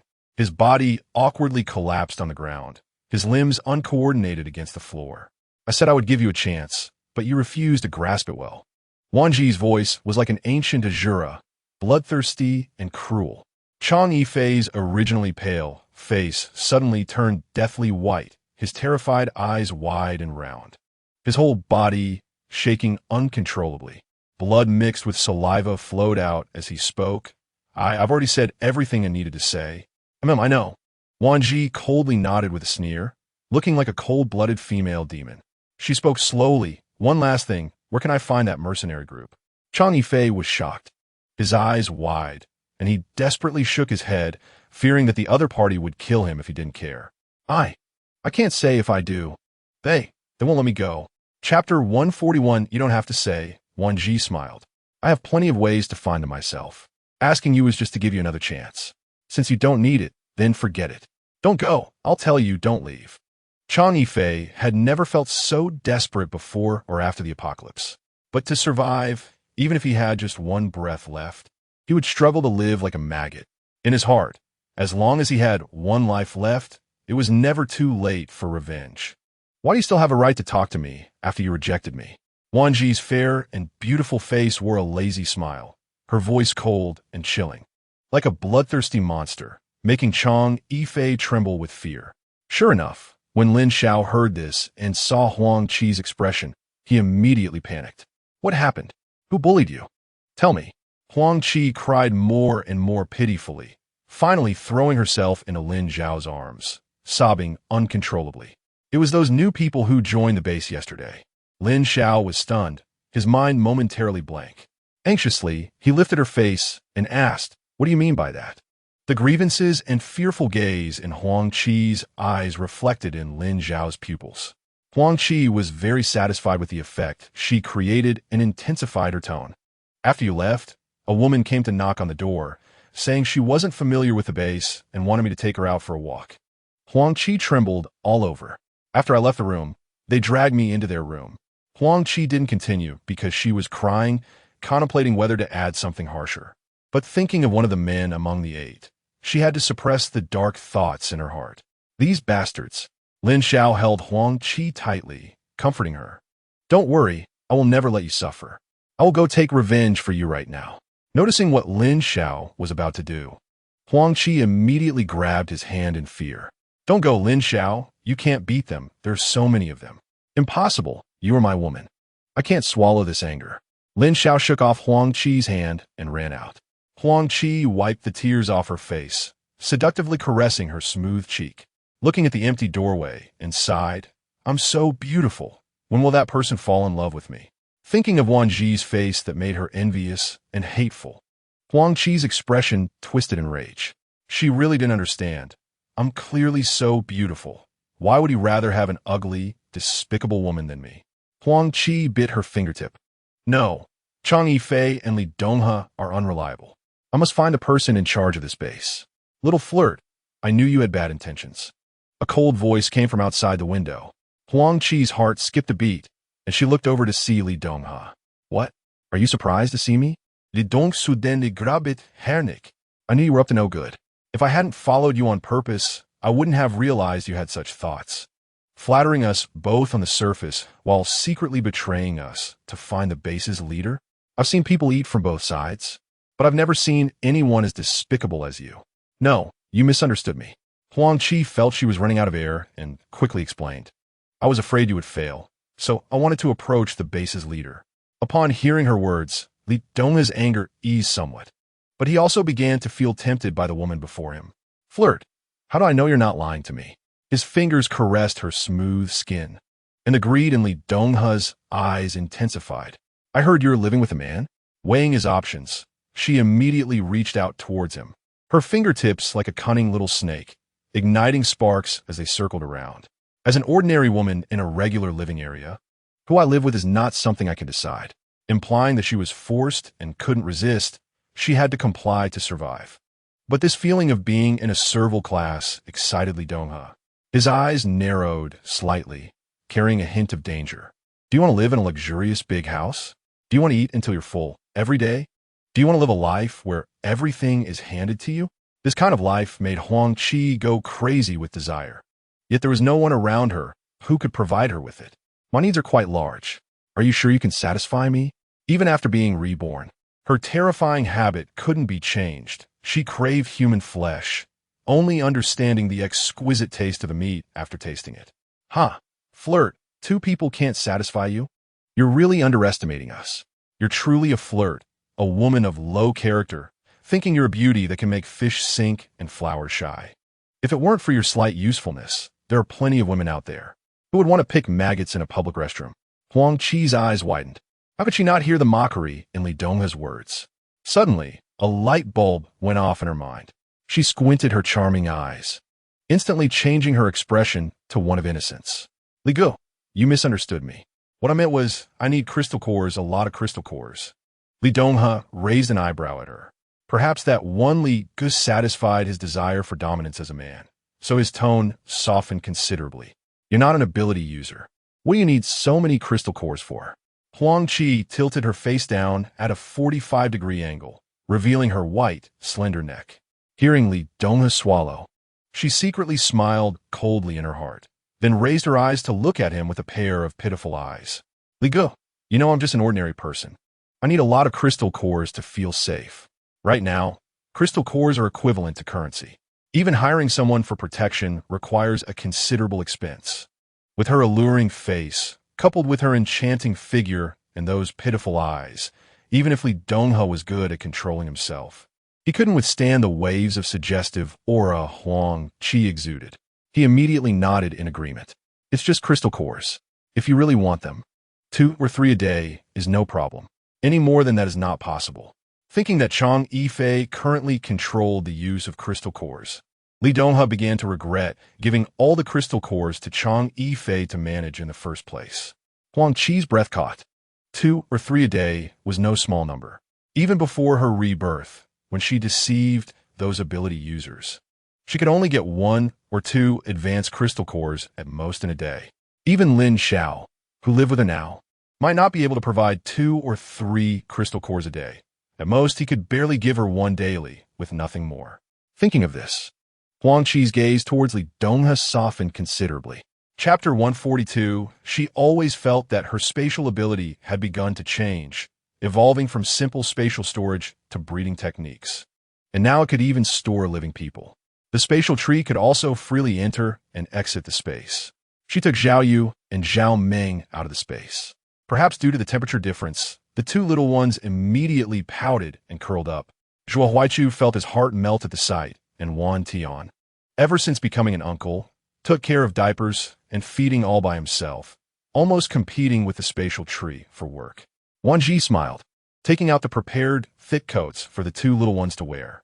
When Zhuo Huaichu saw them dressed all round and cute, he happily approached to play with them. Xin was just as cute when she was little. Kids at this age are the most fun. It gets troublesome when they grow up, Zhuo Huaichu sighed. Wan Tian patted the children on the back, laughing as he said, little kids should be a bit naughty. If they're too obedient, they might get bullied later. Zhuo Huaichu nodded in agreement, and before he could say anything, a series of footsteps suddenly approached. They didn't come to the capital's main base for fun. If someone noticed they had children with them, they would surely look for an opportunity to harm the kids. When the woman saw Wan Zhi in the tent, her eyes lit up, and she immediately rushed over, grabbing her tightly as if she were a drowning person clinging to a piece of wood. Wan Tian almost went over to kick her away when he saw the stranger hugging his sister's leg, but Zhuo Huaichu calmly held him back. Wan Zhi stopped the 2 behind her and bent down to look at the woman's face, coldly smiling inside. What's your name? Huang Qi looked up at the sound, and when she met Wan Zhi's sharp gaze, her heart sank. Did she discover her identity? Impossible it couldn't be. She had been so secretive that it couldn't possibly be revealed. Help me. Please save me, Huang Qi pleaded. The man, seeing Wan Zhi's ordinary face, felt disdain in his heart and reached out to grab the woman. If you don't want to die, stay out of this, or you'll be in for it. The little green plant on Wan Zhi's shoulder continued to sway gently, releasing spores into the air. Some entered the nostrils of those breathing in, and some entered the mouths of those speaking. Others, too close, adhered to the skin and entered the body through the pores, causing their vision to blur momentarily before returning to normal, unknowingly falling into an illusion. You? Huang Qi's eyes showed a hint of confusion. As she looked more closely, she indeed saw that the face bore some resemblance to the woman she remembered. But how could that be? You're not her? Oh, I'm not her. Wan Zhi crossed her arms and raised an eyebrow, looking down at Huang Qi. Then who is this her you speak of? The man trying to grab Huang Qi's gaze flickered, and he became impatient as he looked at her. Stay out of this, or I'll take you too. Huang Qi opened her mouth, but even with her debating skills, she suddenly became speechless. No, she absolutely couldn't reveal her true identity now. Otherwise, everything she had worked for with Li Donghe and Chang Yifei would go to waste. Please save me. As long as you can help me, I can agree to anything, even be your servant. Huang Qi was desperate. She had to find a way to distract the people behind her. At worst, she could come up with some excuse to placate Chang Yifei later. Wan Zhi raised an eyebrow. Save you? What benefits can you give me? She quickly scanned the crowd, all of whom were just watching the show, except for the man behind Huang Qi. Wan Zhi certainly noticed the impatience in the man's eyes and was well aware of Huang Qi's intentions, but she was no saint. Since Huang Qi was seeking death, she didn't mind sending her to hell. As long as you can save me, I can promise you anything, whether it's serving you or... Huang Qi was cut off by Wan Zhi perfectly. Have you ever killed a zombie? Huang Qi's pupils contracted slightly, a sudden wave of anxiety creeping into her heart. Was she really asking her to kill zombies? Huang Qi knew that killing zombies could yield crystal cores, which could be exchanged for many things, but she had never killed a single zombie in her 2 lifetimes. I bet you just got here and don't know, right? This woman hasn't even left the base since she arrived. Someone nearby couldn't help but whisper. Yeah, she never lacks men giving her crystal cores. Why would she need to go out and kill zombies for them? A woman spat disdainfully on the ground. I am just an ordinary person. I don't have the ability to kill zombies. Huang Qi pleaded desperately, her fingers intertwined as she looked at Wan Zhi. No, she had to find a way to convince the man, or everything she had worked for would be lost. Can't kill zombies, huh? Wan Zhi teased. Since you can't, then saving you doesn't benefit me at all. How about you pay with your body? Huang Qi was stunned, looking up at her in disbelief. She wants me to pay with my body? Seeing Huang Qi's face contorted as if she had eaten a fly, Wan Tian and Zhuo Huaichu couldn't help but laugh inwardly, feeling that Wan Zhi was becoming increasingly cunning. The man was also taken aback by Wan Zhi's words, looking at her with a strange expression. Although Huang Qi liked men and enjoyed lingering among them, she had no interest in women. Just the thought of sharing a bed with one made her feel disgusted. No, I don't need to. All right, then it's a pleasant agreement. Wan Zhi smiled and waved at the man. You just try to exchange something for her, right? Here, I have some rice. Do you want it? Wan Tian and Zhuo Huaichu exchanged glances, both puzzled by Wan Zhi's intentions. What are you doing? Chapter 143. Ugly heart and ugly face. Huang Qi froze at the sound, then quickly turned to look, her heart leaping with joy, but she couldn't show it too obviously. She pinched her thigh hard and turned it around, tears welling up in her eyes. Lin Xiao, help me. Huang Qi gasped. He wants to grab me. I don't know why he wants to. She knew today was a failure, but for a better life in the base, she unhesitatingly pushed everything onto the man. Lin Xiao scanned the area before glaring at the man. What reason do you have to grab my girlfriend? My girlfriend? The man saw through Huang Qi's trick. But for Li Donghe's orders, he merely narrowed his eyes. You say this is your girlfriend? Lin Xiao felt a hint of doubt. He looked at Huang Qi, then nodded at the man. She is my girlfriend, so if there's an issue, come at me. She's just a simple, ordinary woman. Don't make things difficult for her. Wan Zhi leaned lazily against the tent pole, watching the scene unfold without feeling any embarrassment. Oh, so she is your girlfriend? Just now? She was begging me to save her, saying she would be willing to do anything if I did. Huang Qi's face turned awkward as she bit her lip, her eyes shimmering as she looked at Lin Xiao. I was really scared, so I had to ask her to save me, but she wants me to pay with my body. Huang Qi deliberately left out the details, making her words suggestive. As expected, Lin Xiao's expression changed. His gaze towards Wan Zhi shifted from gratitude to wariness. But since there were priorities, he frowned but still chose to deal with the stranger first. Can you let my girlfriend go this once on my account? I promise I won't let her upset you again. Lin Xiao said. The man glanced at Huang Qi, seeing her shrinking behind Lin Xiao, and a mocking smile appeared on his face. Kid, if you want to protect this woman, I don't mind. But I kindly advise you that there are plenty of women out there. Your taste is just not that great. Huang Qi shot her head up, hatred surging in her eyes. Did this damn man know what he was saying?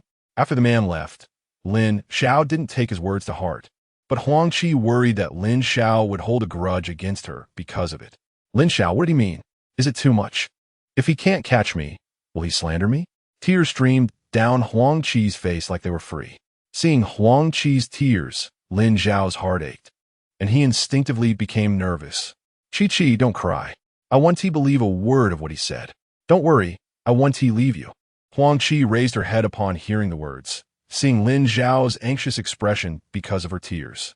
In her heart, Huang Qi secretly sneered, feeling very satisfied with this outcome. This is how it should be. The female lead should enjoy all the love and affection, and everyone should tolerate and cherish her. Have you two had enough of your romance?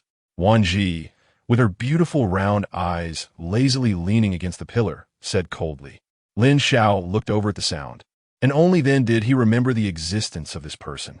He awkwardly cleared his throat, his eyes instantly sharpening. This is my girlfriend Huang Qi.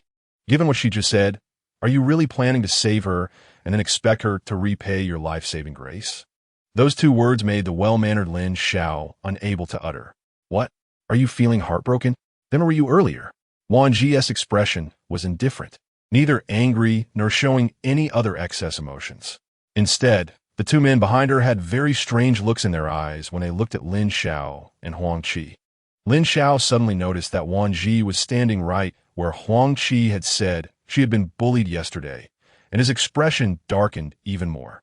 I suppose you were the one who sent someone to take Qi away yesterday, right? Lin Xiao, unwilling to wait passively for negotiations, straightforwardly opened the discussion. Speak up. What do you want in order to let Qi go? Huang Qi's body stiffened, her gaze instinctively avoiding Lin Xiao, and she dared not look at Wan Zhi either. She had originally planned to find some excuse to brush Wan Zhi off to look for Chang Yifei and Li Donghe. She never expected Lin Xiao would suddenly remember this matter.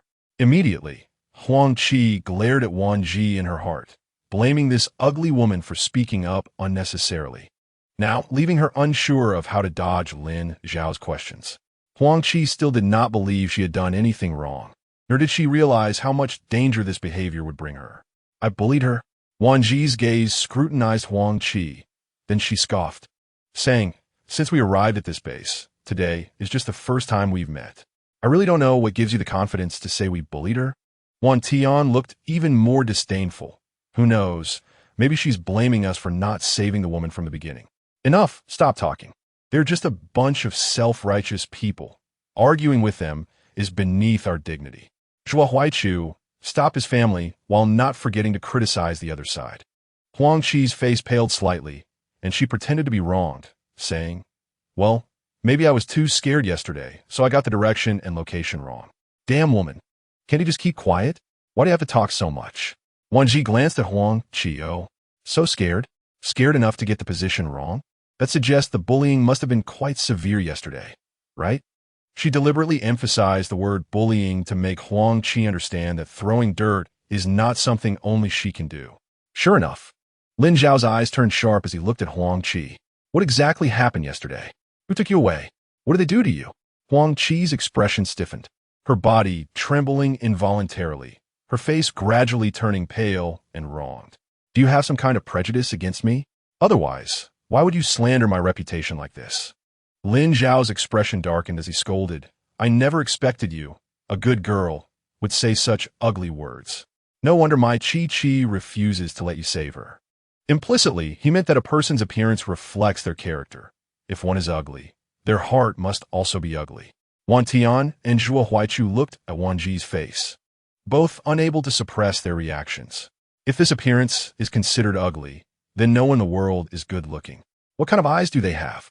Wan Zhi smiled, but due to the influence of the illusion, everyone thought her smile looked twisted and ferocious. At a glance, it did seem extremely ugly. Wan Zhi covered her mouth, feigning surprise and a hint of fear, and in the next second, she ran behind Zhuo Huaichu to hide, then poked her head out with a forced smile, saying, Are you too sick? I only said a few words. How did it get twisted in your minds? Chapter 144. Pranking. Is it not normal for a good person to be nearby when saving someone? Besides, did I specifically name anyone? Why are you so eager to associate yourselves with it? At this point, Wan Zhi added, Furthermore, aren't your reactions too exaggerated? Is it wrong for me to seek compensation in return for saving someone? Helping to kill zombies and collect crystal cores, is that wrong too? Otherwise, what do you think compensation means? Upon hearing this, everyone finally remembered that this girl indeed asked if she had killed zombies before saving someone. With this, everyone finally realized that the so-called compensation was like this. Huang Qi did not expect the other party to articulate their words so skillfully. For a moment, she panicked, and her face visibly turned pale. She secretly ground her teeth. This bitch really knows how to play, making her spin in circles, just like that bitch who caused her demise. She must avenge this. They all deserve to die. Wan Zhi saw the killing intent in Huang Qi's eyes and secretly laughed. There are plenty of people who want to kill her, but in the end, they all obediently fell to the ground. She wanted to see how Huang Qi planned to kill her. Wan Zhi certainly understood the changes between the two, but now that she already knew who Huang Qi was working with, she no longer needed to hold back. Wan Tian, Wan Zhi pretended to cower behind Zhuo Huaichu. Is it just my illusion? Does that woman have a grudge against me? First, she slanders me for bullying her, and then she accuses me of this. What should I do? Wan Tian was a bit confused, his heart racing with excitement. What does this mean? Is she hinting that he can get angry now? He instinctively glanced at Zhuo Huaichu for reassurance, only to see the smile in Zhuo Huaichu's eyes, who also nodded at him with deep meaning. Now, Wan Tian was thrilled. Damn, I've been looking at you with disdain for a long time, always acting flirtatious around men. If I didn't know what you were, I would have long thrown you into a horde of zombies. Lin Xiao was still trying to figure out the situation, while Huang Qi seemed to have been hit by something, her face visibly turning pale with fear. It's you all. How could it be? How could it be you? Her voice was sharp and high-pitched, filled with disbelief and terror as she looked at the three people across from her. However, the appearances of the three before her were completely different from the people in her memory. Was it her memory that was faulty, or was she just imagining things? Wan Tian was filled with anger, but was clever enough not to use his abilities. Moreover, after being around his sister for so long, he knew he didn't need to use abilities to deal with an ordinary person. His movements were quick and agile. In the blink of an eye, he was in front of Lin Xiao, grabbing Huang Qi and throwing her to the ground. Then he swiftly retreated from Lin Xiao's front to Huang Qi's side, showing no mercy towards her as he rained down punches and kicks on her. Lin Xiao only then heard Huang Qi's cries and rushed forward to save her. But Wan Tian was not slow either. By the time Lin Xiao reacted, he had already vented his anger with 108 punches and kicks. It hurts so much, Lin Xiao. I'm in so much pain. Huang Qi buried her face in Lin Xiao's arms and cried. She felt pain, not just on her body, but even on her face and head, to the point where she didn't dare to touch her face with her hands. Lin Xiao saw this and gritted his teeth in anger. You are simply going too far. Wan Zhi now worked even harder to put on a fearful expression. My God, I was asking you what to do. I didn't tell you to beat her. Anyone can act. If you love being a white lotus, then let us see how long you can keep it up. Wan Tian was completely confused, while Zhuo Huaichu not only remained silent, but also tried hard to hold back his laughter. In the end, he couldn't help it and gave Wan Tian a few heavy pats on the shoulder, saying, Come on, it's just a prank by Xiao Zhi. Zhuo Huaichu looked regretful. Oh my God, you don't understand. It's because that woman has a preference for human flesh and intends to seduce your brother-in-law. Otherwise, your sister wouldn't be so angry. Who wouldn't want to kill someone in that situation? Otherwise, they could end up as someone else's meal in the next second. Upon hearing this, everyone looked at Wan Zhi with sympathetic eyes. Sigh, that's how it is in the apocalypse. There are all kinds of people. To be honest, I've seen people who give up their dignity just to survive, which is really absurd. Wan Zhi raised an eyebrow at Zhuo Huaichu and smiled in appreciation, but she still obediently hid behind him to watch the show. On the other hand, Huang Qi was almost driven to death by anger, but couldn't show it. More importantly, it was Zhuo Huaichu's earlier statement about having a preference for human flesh and stealing men's partners, which was exactly what she had done before her rebirth. Now, she was even less sure if they were indeed the people she was looking for. Why are you so useless? I've already been bullied like this, and you can't even dare to scold or fight back. Huang Qi covered her face, crying like a flower in the rain. Though if you ignored the bruises on her face that made her look like a pig's head, it wouldn't be so bad. Lin Xiao genuinely liked Huang Qi. To him, she was like a pure and innocent woman who was completely devoted to him, giving him immense vanity and self-esteem that other women couldn't provide. So, seeing Huang Qi crying and gasping for breath, he pressed his lips together and said sternly, Don't worry, they're just a bunch of ordinary people with decent skills. But I'm different. Look. Huang Qi turned her head slowly and stubbornly. It didn't matter that she looked. Upon seeing him, she was completely stunned. The next second, she couldn't control her joy. Why you have abilities now? Lin Xiao saw Huang Qi smile and couldn't help but embrace her tightly.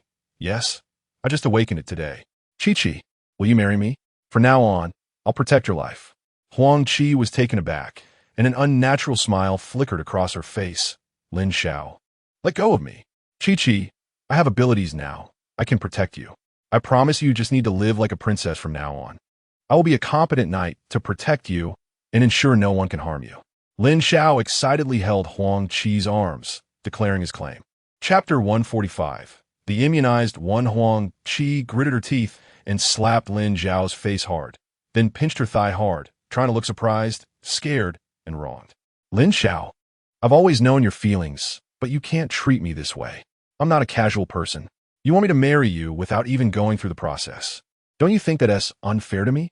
Looking at Lin Xiao's shocked face, afraid that her words weren't enough to provoke him, Huang Qi added more forcefully. What I want is a sense of security, not a wedding. What you need to give me is a sense of security that makes me willingly submit to you. Can't you even provide that? Lin Xiao suddenly realized. He initially thought Huang Qi looked down on his newly awakened low-level abilities. But he didn't expect he had misunderstood her. Qi, I was wrong. I was too anxious. I shouldn't have treated you this way. You must be scared, right? Saying this, he pulled her into his arms again and said seriously, Qi, don't worry. Whether it's crystal cores or food, as long as you want it, I will find a way for you. Starting tomorrow, I will find a way to gather a crystal core for you every day. Huang Qi looked up in confusion. Are you serious? In her heart, she mocked him, a crystal core? What good is that? Not to mention getting a nice outfit, even for food. You still have to pick and choose. How's it going? Wan Zhi, who hadn't seen the two children all day, was currently playing with them. Xiaqing frowned. Nothing yet. Huang Mengxian shrugged. We've already searched the entire base. These 5 flowers were secretly planted on those suspicious people by the 3 of us. Wan Zhi glanced at the nail-sized morning glory and smiled. All right, tonight I'll see who is the most gossipy. After saying this, she looked at Yin Mo and Li Han. What about you two? Any findings? Yin Mo, fearing to tire her out, took the child and helped with feeding while repeating Wei Wuxing's words. So, we need to split into 2 groups to investigate. Just then, the morning glory in Wan Zhi's palm began to tremble, and the frequency was quite significant. She smiled. Looks like we don't need to search anymore. The 8 people and 1 beast heard voices coming from the morning glory and immediately held their breath, listening carefully. Quick! Mr. Chong is in trouble. Hurry over to see what happened. How could something happen so suddenly? How would I know? Mr. Chong and Mr. Li have always preferred peace and quiet. No one knew anything was wrong until someone went to deliver food during mealtime. Another morning glory also transmitted a voice, if you ask me. Those people shouldn't be given food. Who doesn't know how precious food is now? It's a waste to give it to them. All right, stop talking. Those are hostages that the higher-ups specifically instructed us to watch closely. None of us have the right to say anything, even if they get drugged and become fools. It has nothing to do with us. We only need to follow the higher-ups' orders, so you better not have any compassionate thoughts. Otherwise, if something happens, we can't take responsibility. 2 more morning glories also chimed in. Did you hear? The speed and strength of the mutated species have increased, and their sizes have obviously grown a lot. Sigh, when will this apocalypse end? These plants and animals are like monsters on hormones. No matter how many bullets we have, it's not enough to sustain this.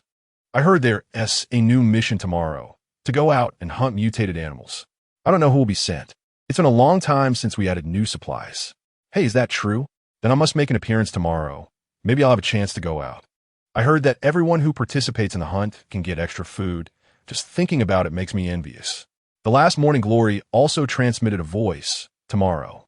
Pick a few people from the ordinary accommodation area to go out and hunt mutated animals together. No way. They're all ordinary people. Aren't they just going to hold us back? The 8 people in the shed exchanged glances. Although there was no pity on their faces, they felt very displeased with some of the comments. Looks like we won't be able to rescue anyone tomorrow, Wan Tian said with a shrug of resignation. Li Han, Uncle Zhua, and Xin will go rescue people. Yin Mo smiled and asked, Xiao Zhi, what about you? Wan Zhi smiled and shook her head. It's just right for you to go rescue people. If I go with you, the ones going to hunt the mutated beast tomorrow will definitely run into trouble. I need to keep an eye on things. In fact, Wan Zhi's reasoning was not without merit. It wasn't that she looked down on those people, but rather that it had been over 4 years since the apocalypse broke out. While the number of zombies might still be barely controlled, what about the mutated plants and animals? They had already evolved intelligence, and dealing with them was not simple. Therefore, one person had to stay behind to watch over things. Otherwise, if something went wrong, it would be a total loss. Just then, the furry creature rushed over and silently roared a few times, a familiar action to everyone. The others quickly turned off their flashlights and crawled into their blankets, pretending to be asleep. Yin Mo even picked up Wan Zhi and quickly burrowed into the blankets, while the furry creature and everyone else shrank down and quickly nestled into Xia Qing's arms. They had already observed after entering the main base of the capital. Ordinarily, because the ordinary accommodation area had little utilization value, aside from the patrols by Wei Wuxing's people, others wouldn't waste time and energy patrolling there. And at this moment, if the footsteps outside the ordinary accommodation area were not from Wei Wuxing's people, there was only one possibility. Have you heard? There's an immunized person living in this ordinary accommodation area. Her blood can heal those who are infected. Yin Mo frowned, a strong killing intent emanating from his eyes.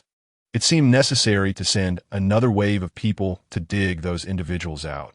Wan Zhi blinked, a meaningful smile in her eyes as she said, "Perhaps we don't need to look for them. The news of Chang Yifei's death might have already made them restless. Otherwise, how would they know I'm in the main base?" Yin Mo's eyes were filled with murderous intent. "Don't think you can expose yourself when I'm not paying attention. You're not alone now. You have me and the child." Mentioning the child, the maternal glow in Wan Zhi's eyes was unmistakable. "Don't worry, I haven't seen the child grow up, get married, and have children yet. I won't easily joke with my life." The next morning, Wan Zhi woke up to find Yin Mo had already left. The sleeping bag was neatly packed, and some warm breakfast was placed nearby, indicating that Yin Mo had been gone for a little while. Chapter 146. A dead horse as a living horse. Dr. Sis. "Are you up? Brother-in-law left nearly 20 minutes ago. He said not to disturb you and let you sleep a bit longer. Brother-in-law is really good to you." Wan Tian sighed. It seemed he would have to seek advice from his brother-in-law in the future. Otherwise, Meng Xian always said he wasn't romantic enough. Wan Zhi had just taken warm water from her space to brush her teeth and wash her face when she unexpectedly heard Wan Tian's remarks and couldn't help but smile. "Just be content. If you ended up with that disgusting girl next door, it wouldn't matter how good you are to her." Wan Tian pouted. "It's early in the morning. Let us not mention that disgusting girl. It's bad enough she wastes money. She even loves eating human flesh. It's not like there's nothing to eat. Ugh, don't mention that woman. I don't want my good mood ruined so early. By the way, sis, brother-in-law, and the others have already started moving. What about us?" Wan Tian was eager to show off his skills. Looking at the others who were already prepared and waiting for Wan Zhi's instructions, she smiled and said, "If all goes well, the four of us should be chosen to help hunt mutated species. We'll act according to the situation then."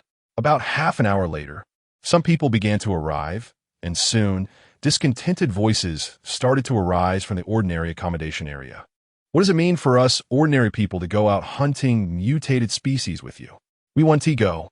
We can survive on a bun a day instead of going out to die." Bang!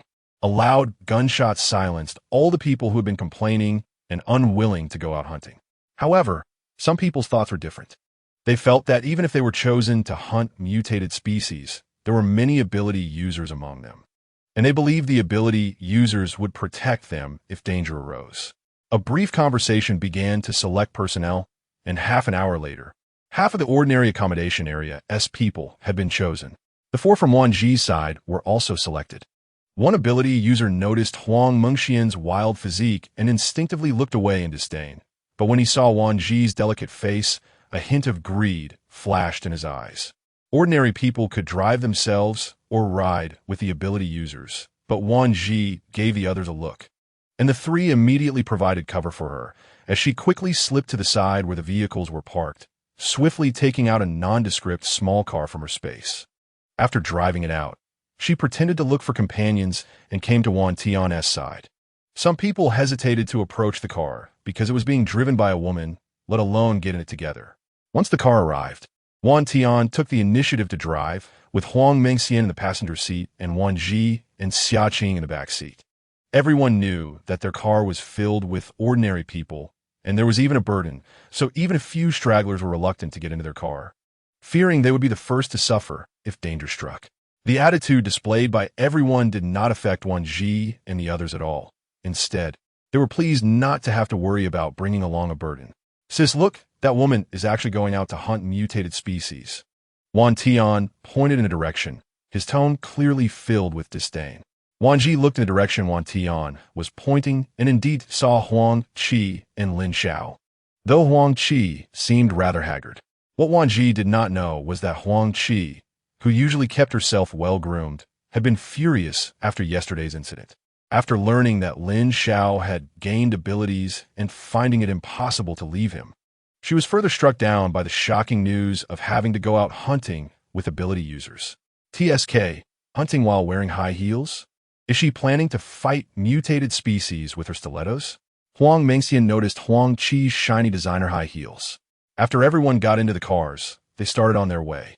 Wan Tian stepped on the gas, ready to take off, but a car followed behind. Wan Zhi and the others didn't care. After all, everyone was on the same route.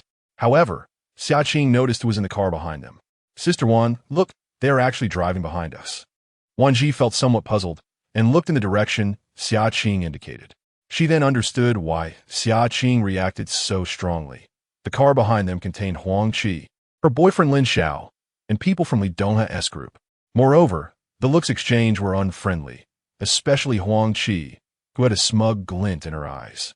Knowing that Huang Qi was relying on Li Dongha's support, Wan Zhi smiled and said, "It seems today as hunting trip will be quite a show." Wan Tian thought for a moment and said, "Sis, should we strike first?" He wasn't afraid of those people, but he didn't like how they treated his sister. No need. Wan Zhi's gaze held an imperceptible cruelty as she smiled and said, "It's time to lift the illusion.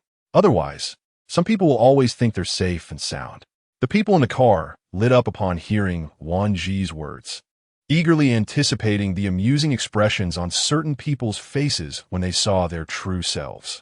On the other side, after a large group left the base, Yin Mo and his 3 companions finally found the place where Wei Wuxing's people were held, but they were stumped by a metal combination lock.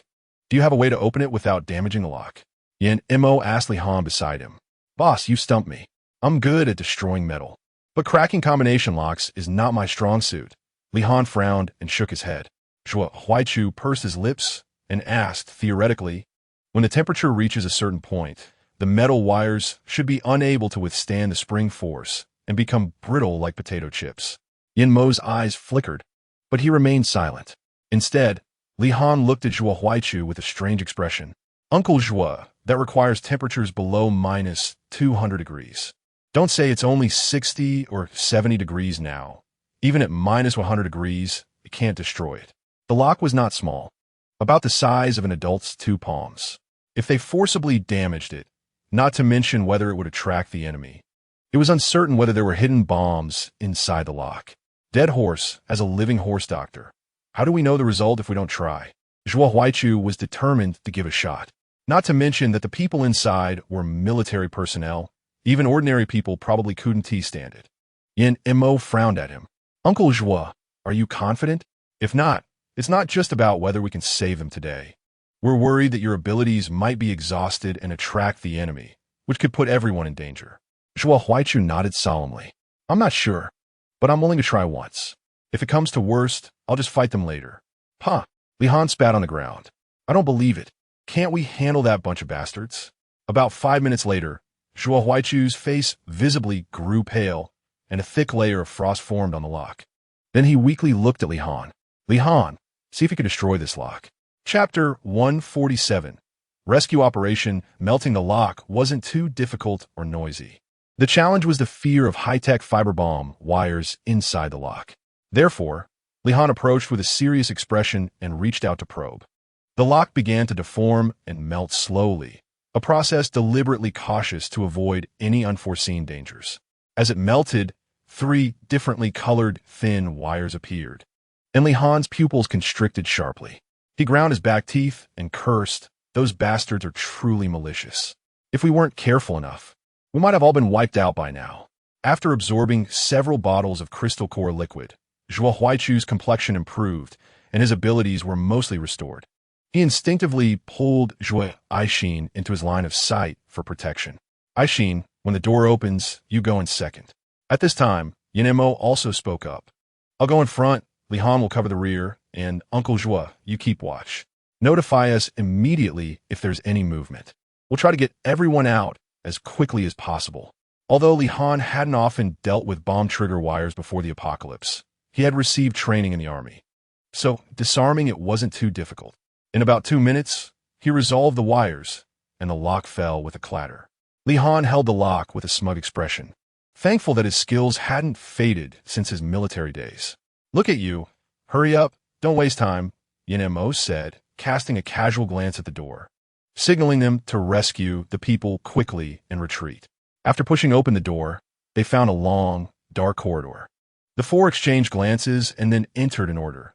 Yin Mo, Zhuo Aixin, and Li Han, while Zhuo Huaichu stayed behind to keep watch, closing the door and standing at the back. "You all need to move quickly.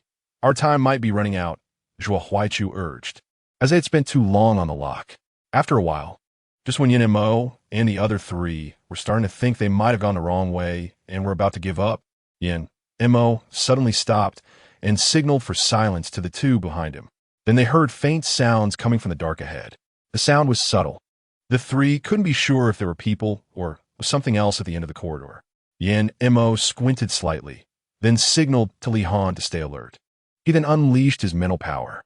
With a level 7 mental ability, he was far more sensitive than a sonic detector, and within a breath, he had discerned what was making the sound at the end of the corridor. He quickened his pace, and Zhuo Aixin, unable to see, instinctively tightened her grip on Li Han's hand. Li Han noticed her tension and immediately pulled her into his arms to provide her with maximum comfort. Thanks to the tacit understanding built over years with Yin Mo, they quickly caught up and reached the end of the corridor. "Another door?" Li Han whispered, his tone filled with displeasure. Zhuo Aixin felt around the door and squeezed Li Han's hand, noting that it didn't seem locked, just barred with an iron bolt. Yin Mo's gaze was fixed on the door, saying nothing. Li Han understood his character and didn't rush him, instead reassuring Zhuo Aixin to wait patiently for Yin Mo's next move. When Yin Mo made a move, Li Han quickly covered Zhuo Aixin's mouth to prevent her from being startled by any sudden noise. At that moment, the iron door swung open, and a large zombie stepped out. Yin Mo's eyes sharpened. The zombie stood still as if controlled, then suddenly turned and walked in front of Yin Mo, as if leading the way, swaying its head as it moved forward. Zhuo Aixin couldn't see this process, but she could hear the strange breathing and footsteps. "Shh, don't make a sound. The boss is letting the zombie lead the way," Li Han whispered in a tone only they could hear. Zhuo Aixin, unable to see and sensing danger in the pitch darkness, instinctively pressed her body against Li Han for protection. Under normal circumstances, no one could see anything in complete darkness, but their high levels of abilities allowed them to trigger slight visual changes. Additionally, with Yin Mo's mental control, seeing through the zombie's perspective was even clearer and brighter, allowing them to move more quickly. In just 3 minutes, they found a place where Qi Funke and the others were being held. Next was Li Han's solo performance. With a fierce glare, Li Han caused the iron door to melt away like heated chocolate, revealing a dim light as the people inside stared dumbfounded at the melted door. "Li Han, Imoga, you guys are here?" Qi Funke exclaimed in surprise. "Sure, keep it down. Are you trying to let everyone know we're here to rescue you?" Li Han said, his expression alarmed as he immediately silenced the others. Yin Mo scanned the room, confirming everyone is here, right? Qi Funke nodded, "Yeah. Chang Yifei and Li Donghe captured us and just tossed us here." Yin Mo nodded. "Let's go. Everyone follow me. We'll get you out first and then figure out how to settle you." Upon hearing this, the people inside fell silent, and Yin Mo sensed something was off. "What's wrong?" Qi Funke shook his head. "We might not be able to leave. If you forcibly rescue us, it could lead to complete disaster." Li Han frowned. "Brother, what do you mean? We came all this way to save you, and this is what we get." Qi Funke lowered his head with a gloomy expression. "They drugged our food. Our abilities are gone, and we can't muster any strength. Forget walking. We can't even stand." Yin Mo frowned at Li Han and gave him a look. Li Han immediately signaled Zhuo Aixin to see if she could help. With light coming from inside the door, though dim, it was enough for Zhuo Aixin to see the situation clearly. She showed no signs of panic or fear, confidently walking inside to check Qi Funke first, then quickly checking the others. There's not much of a problem. It's just the drugs suppressing their abilities and strength, preventing them from leaving. Li Han asked, "Is there a way to solve it?" Zhuo Aixin nodded confidently. "Don't worry, it's just that there are a lot of them, so it will take some time." Yin Mo nodded, then reminded them in a low voice meant only for the three of them. You go ahead and handle them. You don't need to clear the poison completely. Just give them enough ability to leave here. The rest can wait until we're outside. This was to prevent any changes in plans. No one knew if there were any hidden dangers among them. He had to create a diversion for the enemy to see. Although Li Han and Zhuo Aixin thought it unlikely that there would be any hidden dangers, they both trusted Yin Mo completely, so they agreed to his approach without hesitation. Zhuo Huaichu remained at the back, alert and ready for any suspicious activity around them. Strangely, even after their entire rescue operation was completed and they arranged for the others' departure, they still hadn't stirred the person behind them. Chapter 148. Huang Qi is terrified on the other side. After Yin Mo and the others had rescued most of the people, it took Li Donghe quite some time to learn about this news, which twisted his face into a snarl of rage. What use do I have for you, useless people?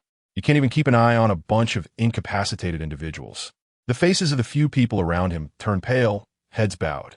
Finally, one of the ones with slightly higher abilities stepped forward. We checked. The lock was severely damaged, and the core wires were silently cut. This definitely isn't something an ordinary person could do. Upon hearing this, Li Donghe rudely grabbed an ashtray from the table and hurled it at the person who had just spoken. With a bang, the person didn't dare to dodge, only gritting their teeth to endure Li Donghe's fury. It wasn't until fresh red liquid trickled down from the person's forehead that Li Donghe shouted, "Do I need you to tell me? Can't I see with my own eyes?" His bloodshot eyes glared out the window. Investigate, find out who it is. He had indeed suspected the three from Li Han, but thinking that only two of them had the ability to rescue people made him feel paranoid.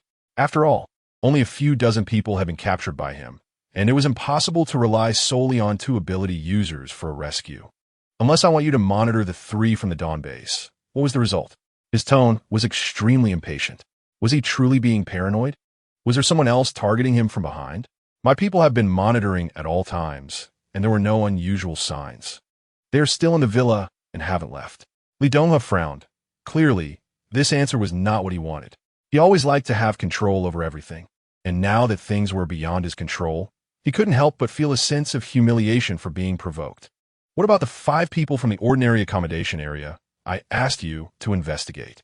Any problems? Li Donghe was still unconvinced. He found those people very suspicious. The person shook his head. No, our people selected them as you requested. They looked no different from ordinary people, just angry but unable to express it. Li Donghe glared at the speaker with a fierce gaze. Keep a close watch on them. I don't want any more incidents to happen. After saying this, Li Donghe straightened his lips and stood up, patting the person's shoulder. His tone slightly softened as he said earnestly, "The higher-ups urgently need evidence to determine whether the head of the Dawn base is an immune person. We are all in the same boat. If I can't live well, you shouldn't think you can have peaceful days either. Find a way to capture that woman from the Dawn base. I remember her ability is healing. Healing ability, users have no attack or defense capabilities." He paused for a moment, his eyes dark and twisted as he looked at the people behind him, and added, "After raising you for so long, I believe a healing ability user shouldn't be a challenge for you. If you fail this time, prepare to die." Upon hearing this, everyone's expressions changed drastically, their faces turning pale as they lowered their heads in unison. Yes. Meanwhile, outside the base, the wind and snow were howling, causing all the windshields to creak. The thick layer of snow made it very inconvenient for the vehicles to move, but no one dared to slow down at this time, let alone the outside, where mutated zombies were numerous. Even in this dreadful weather, the vehicles could stall at any moment. Stalling would be minor. They could just wait a moment to restart, but an attack from mutated species wouldn't give them any warning. Moreover, in this dreadful weather, once the vehicle stalled and lost heating, people could freeze stiff in no time, and when mutated species appeared, wouldn't they be waiting to be their meal? This weather is really cold enough. At least we have abilities to withstand the slight chill of winter. Ordinary people can't endure this temperature at all. I really don't know what those people are thinking. Wan Tian gritted his teeth as he glanced at the people in the cars outside the window. Sure enough, shortly after Wan Tian finished speaking, a vehicle drove to the front. "Leader, can we find a place to slow down? It's too cold. At least let everyone warm up before continuing." The driver leading the way was one of Li Donghe's men. He immediately conjured a flame, not too big nor too small, but it was definitely ignited. The people inside the car were frightened and quickly waved their hands to extinguish the flames, begging for mercy. Leader, I was wrong. I was really wrong. Quickly put out the fire, or else all of us in this car will be burned to death. He coldly glanced at the other vehicles, sneering. Whoever shouts that they're cold again will get a fire. If you don't want to die, step on the gas and hurry up. If I find out who dares to escape, don't blame me for being rude. Truly a scum among scum. How can such a person even have abilities? Heaven really has no eyes, Wan Tian said angrily. Huang Mengxian was also full of resentment. It's precisely because of these ability users that ordinary folks stand no chance. I'm withdrawing. I wanted to withdraw for a long time. Once Huang Mengxian removed the illusion plants from afore, Huang Qi's vehicle happened to drive alongside them. Huang Qi had an absolute superiority complex about her appearance.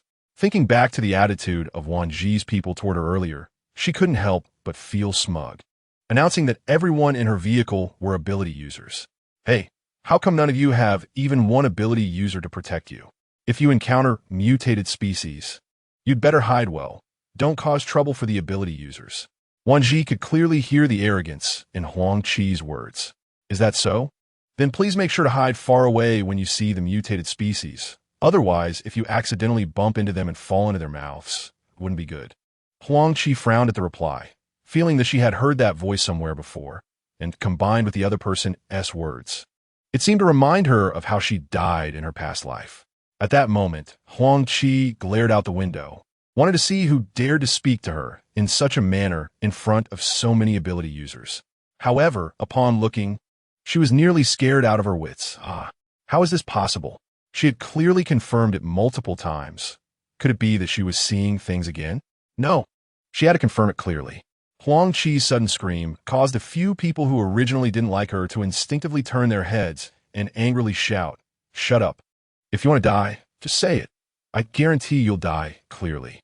Lin Xiao couldn't stand seeing his beloved being treated this way, immediately holding her in his arms to comfort her. What's wrong? Yes, I'm sorry. Huang Qi's face was filled with tears of grievance, making people feel pity for her. I didn't mean it. I was just too scared. Though those who had just scolded Huang Qi were very displeased with her delicate personality. They couldn't suppress their dissatisfaction due to her beauty. Keep an eye on your woman. If she attracts the mutated species again, let her be the bait. Chapter 149. It's her. It really is her. She's just an ordinary person. What ordinary person wouldn't be afraid when hearing they have to go out of the base to kill mutated species? Didn't you also come here like that back then? Lin Xiao thought that his kind words would ease the emotions of the people in the vehicle. But unexpectedly, it was like poking a hornet's nest, and he was scolded profusely. Look at how you talk. You probably had a good family background before the apocalypse, right? One person said with a mocking smile. We are not like you pampered young masters and ladies. We are the ones walking through blood and storms.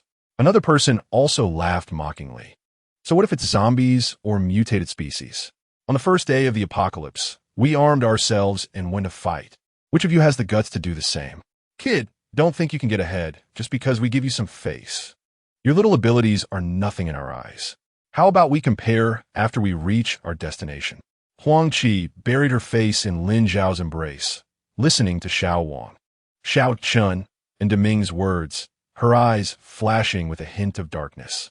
These three were all people around Li Donghe. They were monitoring her and also trying to confirm whether Wan Zhi was indeed from those people at the Dawn base.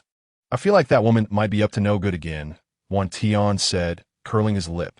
The howling wind and snow outside the car made it impossible for him to hear what was being said in Huang Qi's car, but judging from their expressions, it seemed they were not getting along very well. No need to worry about her. They were probably chosen from the ordinary accommodation area by Li Donghe. Otherwise, there's no way someone like Huang Qi, who stands with Li Donghe, would also be pulled out. Wan Zhi casually analyzed, in her mind. As long as the other party didn't provoke her, she could turn a blind eye. At this moment, Xiaoqing keenly sensed something was off ahead. Sister Maruko, there are mutated species in front. Her soft voice immediately put the other three in the vehicle on high alert. At this time, the vehicle in front also stopped, and Huang Qi, who was driving behind, poked his head out and shouted, "What the hell is going on up there? Don't you know how dangerous it is to stop the car?" He was extremely relieved that there were no mutated species around. Otherwise, just their overwhelming human scent could attract zombies. A person from the lead vehicle got out and gestured to the vehicles behind, indicating that there were mutated species ahead and that everyone should be cautious.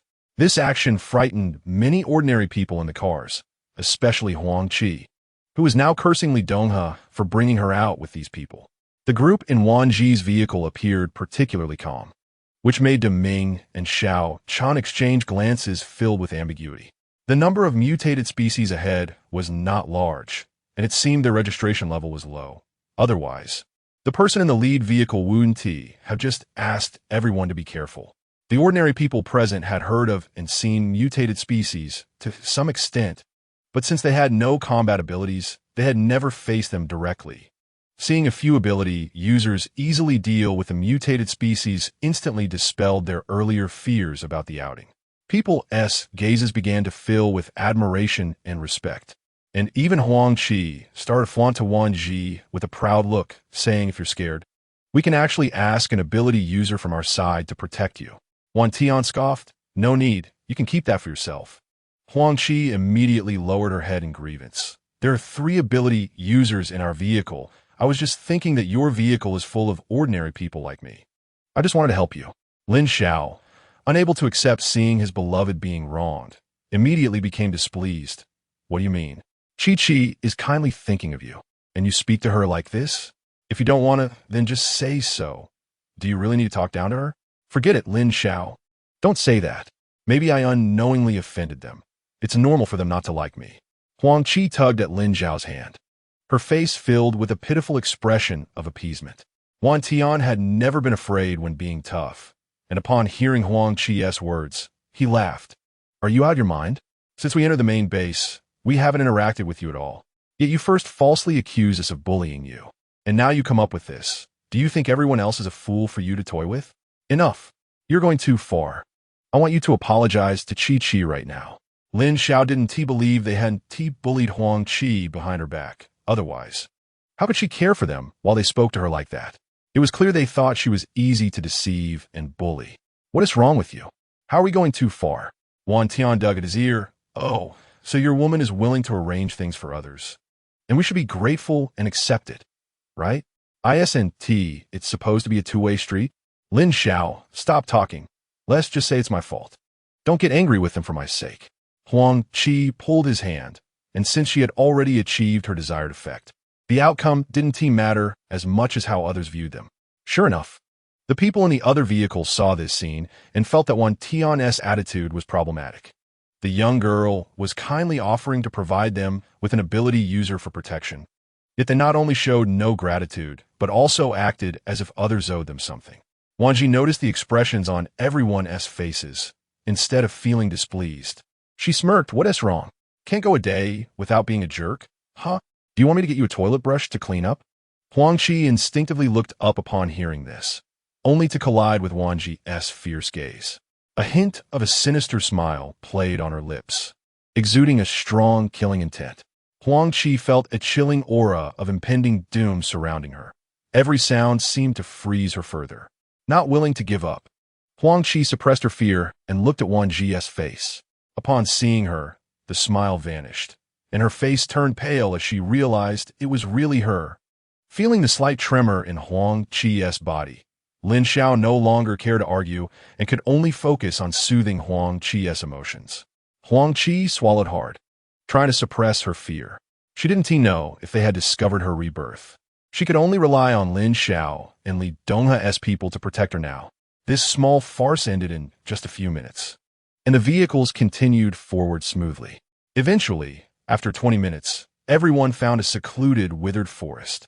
This place is too eerie and scary. A few ordinary people huddled together, both warming themselves and trembling with fear. "Stop dawdling. Hurry up and grab your things to find the mutated species," Xiao Chan shouted, directing everyone to quickly arm themselves. At this command, some people objected, and a few quick ones directly hid back in the cars, saying, "I'm not going. If you want to go yourselves. I'm just an ordinary person with an old and a young at home. If I die, We'll take care of them. Chapter 150. Ordinary people are like ants at this moment. Several ability users also pause their actions. After glancing at Huang Qi, they looked towards Wan Zhi and her group, who had remained silent since getting out of the car, standing aside without weapons, seemingly just there to watch the spectacle. They then looked at the person who had just spoken. If you don't want to go, fine. If you die, no one can force you. As they spoke, they had already raised their guns, aiming at the people in the car, as if they would shoot if anyone dared to hesitate for even a second. Don't shoot. I'll go, is that okay? The people in the car, with faces full of despair, reluctantly got out, filled with resistance, but ultimately forced to comply. I'll put it this way. Anyone who dares to disobey orders later will be opposing me. Those who dare to oppose me usually don't have a good ending. Think carefully about whether you want to obediently hunt for prey together or end your little lives early. Xiao Wang twirled the gun on his finger before putting it away, casting a meaningful glance at Wan Zhi and her three companions, clearly warning them. Some people dared to be angry, but didn't speak up, while a few with stronger personalities protested. You ability users can go hunt mutated animals, but what is the point of dragging us ordinary people into this? You just want to push us out to die, to create an escape route for yourselves, right? This statement acted like a nuclear bomb, awakening all the ordinary people present. What? Using us to create an escape opportunity for you? This is too much. We thought you genuinely brought us out to hunt and share food. But it turns out you want to exchange our lives for yours. That is not happening. Angry, ordinary people glared at the ability users standing beside, and not far behind them, their eyes sharp as daggers filled with venom, wishing they could stab these false ability users. Wan Tian and Huang Mengxian also hadn't expected these ability users to be so despicable, treating ordinary people like they were nothing and even thinking they could use them as bait to create an escape route. Xiaqing, being younger, felt a bit flustered dealing with the mutated species, though he wasn't afraid or hesitant. But facing this greedy and morally bankrupt group made him uneasy, so he immediately moved closer to Wan Zhi. Sister Maruko, Wan Zhi gently patted his back a few times to comfort him, but remained silent, her cold, sharp gaze fixed on the current situation, unfazed by the scene, remaining chillingly calm. Deming, who had been standing further away, now took a few steps out from beside. Huang Qi, what is going on? We, the supernatural beings, are inherently superior to you ordinary people and should be standing at the top of the world. You ordinary people are like ants, and you should be crawling as close to the ground as possible to survive. Xiao Wang sneered and said, why waste time talking to these trashy ants? If they don't agree, just kill them directly. No need to waste time reasoning with them. Wan Tian clenched his fists in secret, tensing his nerves, and whispered to Huang Mengxian beside him, it seems these people have lost their moral bottom line. You need to be careful later. Huang Mengxian snorted coldly. With these people, they're not even qualified to hurt me. You should be careful too. Aren't you afraid the head of the main base will discover your evil deeds? The speaker clearly showed fear in his eyes, but from his clenched fists, it was evident he was very angry. That's right. The head of the main base won't agree to you killing ordinary people. He will definitely capture you and expel you from the base. Wan Zhi ignored the argument happening on site. Instead, she lowered her gaze, suppressing her anger, and picked up Xiaqing, who had been tugging at her pant leg urgently, as if he had something important to tell her. She whispered curiously in his ear, what's wrong? Xiaqing cupped his hand around his mouth and whispered in Wan Zhi's ear, Sister Wan Zhi, I found that the mutated species that those people just killed have come back to life. Wan Zhi's eyes flashed. Oh, can you tell what kind of mutated species they are? I don't know what species they are. Xiaqing shook his head in distress, but then mysteriously added, but I noticed they are very fast. Wan Zhi frowned. In this icy weather, could there really be species that move quickly? The only ones that could move so swiftly in such an environment must be evolved mutated species. Could it be that mutated creatures from the sea have already started attacking people on land? It's not that we can't save you. But how about you contribute the women around you to us brothers for some fun? If we're happy, we might even help you out. What do you think? Supernatural beings have always taken women they fancy by force without any psychological burden. With the military personnel from Wei watching them in the base, they couldn't act recklessly. But now that they were here, the military personnel couldn't see them. So who would still be afraid? A few powerful and physically imposing supernatural beings had their eyes glued to several attractive women, almost unable to look away. Lin Xiao looked at these supernatural beings in disbelief. He knew very well how alluring Huang Qi was, and he immediately became wary, fearing they might extend their claws towards his beloved. Lin Xiao looked at them in disbelief and quickly shielded Huang Qi behind him. Don't act recklessly. I also have supernatural powers. Deming glanced at Huang Qi's pure and tempting face, especially since she was dressed very simply today, making her even more enticing. Don't worry. With your woman being this good, we'll save her for last and enjoy her properly. Xiao Qian's lips curled into a greedy smile. Look at how you're protecting her like a treasure. She hasn't even been deflowered yet, has she? Xiao Wang couldn't help but laugh, his face full of lewdness. Don't worry. Today we'll teach her how to be a woman. While they were talking, they didn't forget to glance at Wan Zhi. Compared to the innocent-looking Huang Qi, it was the kind of woman who resembled a wildcat that excited them more. At least conquering her would be stimulating, and besides, they wanted to see if that woman would be scared. Have you said enough? A voice suddenly rang out, and everyone turned to look. It was a young girl with decent skills in the base, holding a small child in her arms, accompanied by a muscular-looking woman and a young man who looked a bit rogue. However, her words did not cause the supernatural beings to hold back. Instead, they all burst into laughter, clearly not taking her words seriously. Ha, what? Are you so eager to be the first? Huh? Upon hearing this, the nearby supernatural beings looked at Wan Zhi's alluring white face and immediately laughed out loud, some even gazing greedily at her, while others directly reached out their hands to grab her.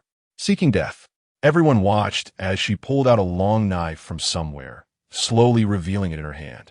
And then with a swift motion, the blade flashed, severing a hand that had just reached out to take advantage of her. Chapter 151, Idiot.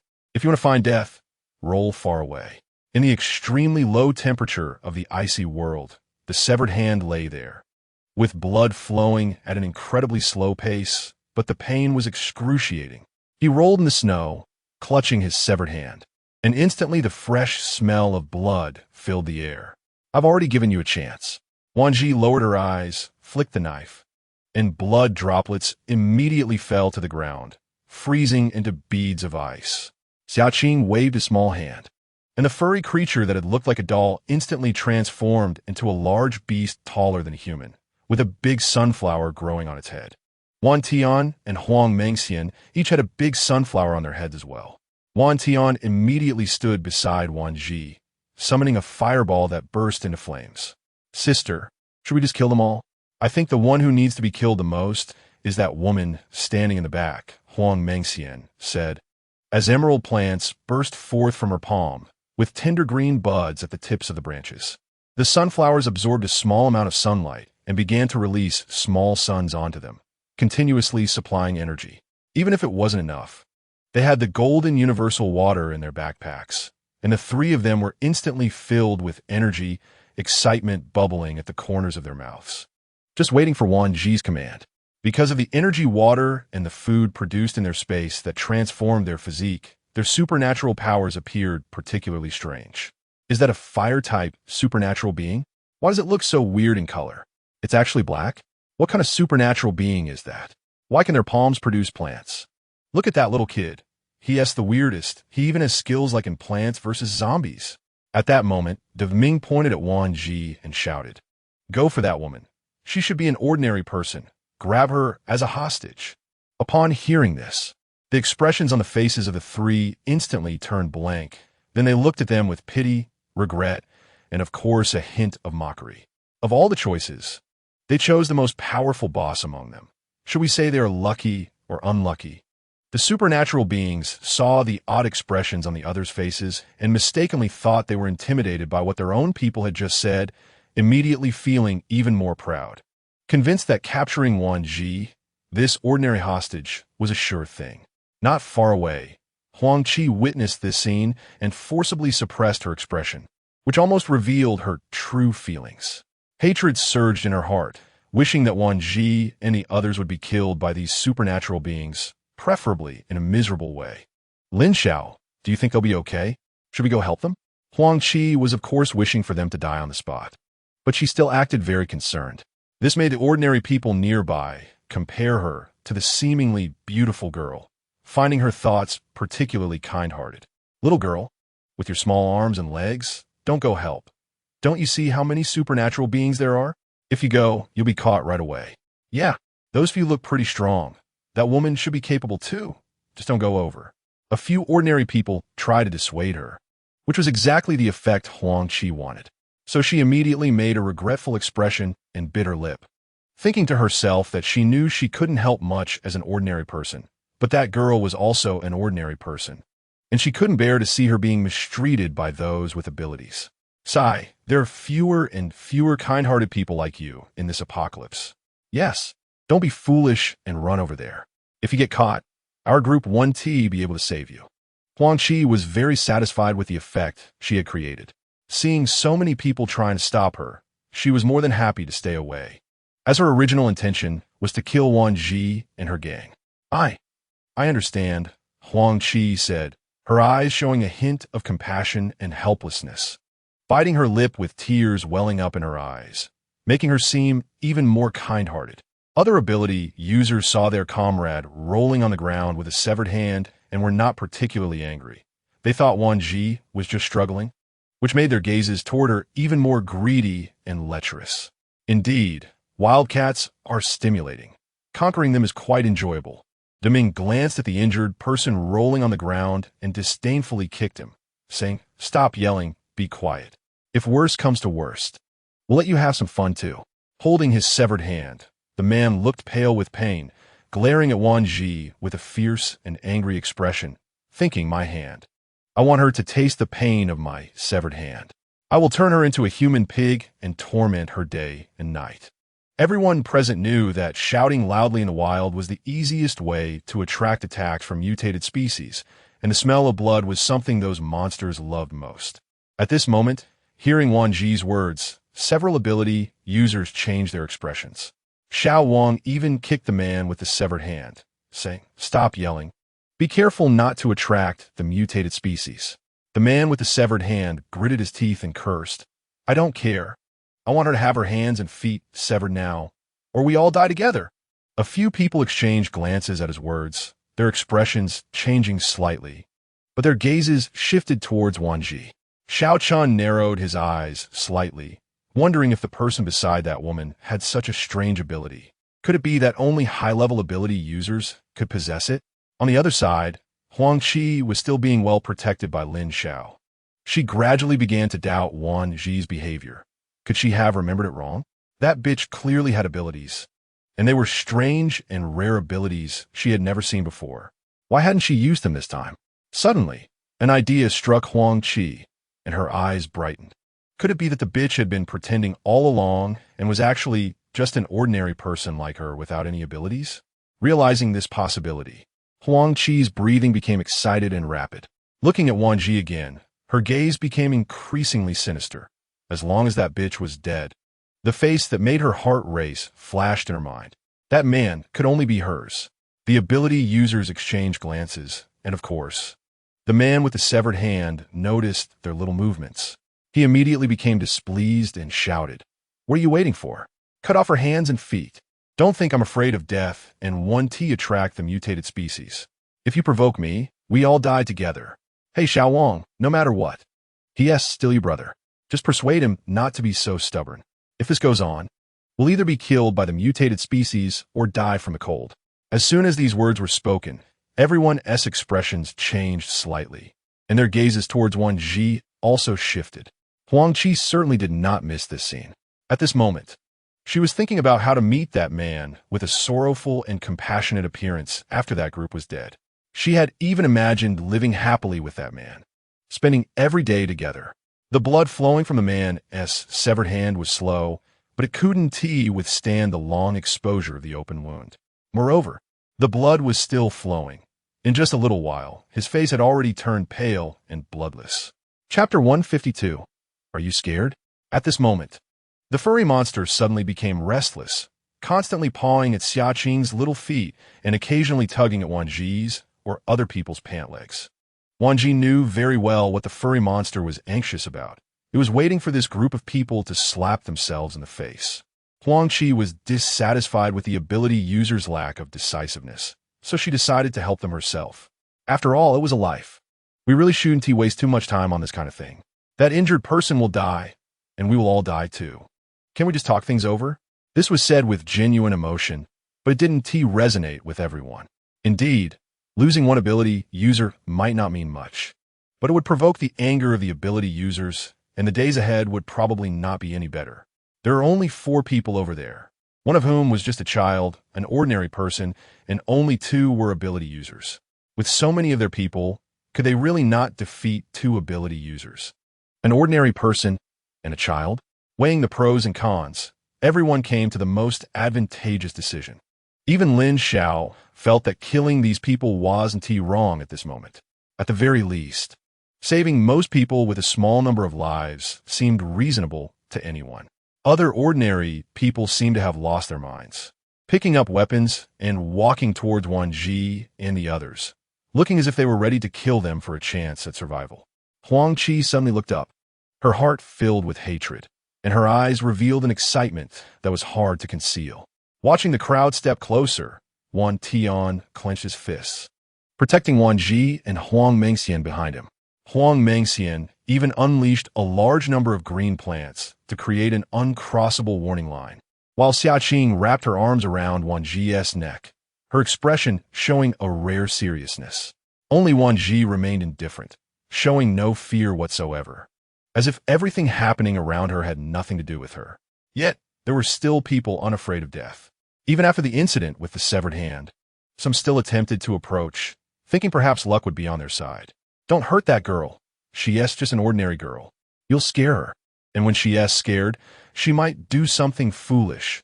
Huang Qi added fuel to the fire, trembling as she spoke. Her words were all about considering Wan Zhi, but these people interpreted them differently as they fought for their lives. Grab her. Don't give them a chance to escape. Yes, catch them. It seemed they were truly eager to die. As soon as almost everyone moved, Wan Zhi immediately reacted, her cold black eyes glaring at Huang Qi like a startled wild leopard, filled with aggression. From Wan Zhi's profound cold gaze, Huang Qi sensed the underlying meaning but pretended not to know and said, I don't know what you're talking about. I just hope you all want to be scared. I will ask them not to hurt you. Upon hearing this, Wan Zhi couldn't help but laugh in anger. So we're just defending ourselves against others, right? Lin Xiao blushed with shame and anger at her words. If you don't resist, we will negotiate with them for you, asking them not to hurt you. Wan Zhi's eyes were cold and bloodthirsty, and in an instant, a dangerous aura enveloped Huang Qi and Lin Xiao. Just then, a loud noise came from behind the crowd, accompanied by a loud sound moving across the snowy ground, causing the entire vast, icy landscape to tremble slightly. The sound of movement in the snow, mixed with the howling wind and snow, made everyone panic, instinctively looking towards the source of the sound. Following that, vines burst forth from the snow, as if an invisible athlete were vigorously swinging cables, creating a highly shocking scene. What is this thing? The man with the severed hand was so frightened by this terrifying sound that he scrambled up from the snow, his eyes scanning the surroundings in fear, unable to suppress his screams. What? Are you scared? Wan Zhi cruelly licked her dry lips. Just now you were so brave and unafraid of death, wanting to kill, weren't you? The crowd felt an overwhelming pressure around them that caused panic. Yet they saw that the 4 from Wan Zhi were completely unaffected, even planning to abandon them and leave. You, the one with the broken hand. The man gritted his teeth and shouted angrily, You can't leave. Upon hearing this, the crowd mistakenly believed that the commotion was caused by Wan Zhi and her companions, and their fear dissipated as they looked at Wan Zhi with sharper gazes. Wan Tian was also amused by their thick skin, thinking that even the stones used by Nuwa to mend the sky couldn't fix their intelligence. They should eat more walnuts to boost their brains, especially since they just experienced something so alarming. Don't tell me they forgot. Huang Mengxian gave Wan Tian a big thumbs up. Well done, you really picked up on my words. During their conversation, the vines seemed to sense something and attacked in the direction of the sound. At the same time, Wan Zhi wielded her long knife to cut them down one by one, then whispered to them as they stood back to back. "Follow my lead and get on the vehicle quickly." Wan Tian responded with a hum, keeping his eyes fixed ahead, while Huang Mengxian used her plant abilities to fend off the attacking vines, but still divided her attention to respond to Wan Zhi. Xiaoqing, on the other hand, tightly wrapped his arms and legs around Wan Zhi like a koala, clinging to a tree to avoid slipping off. Since all three of them had a large sunflower above their heads, there were no signs of energy depletion so far. As the crowd noticed more and more vines appearing in the snow, they began to panic and move closer to the ability users. The ability users were not in a good situation either, cautiously deploying their powers to deal with the vines that sprang up from the snow.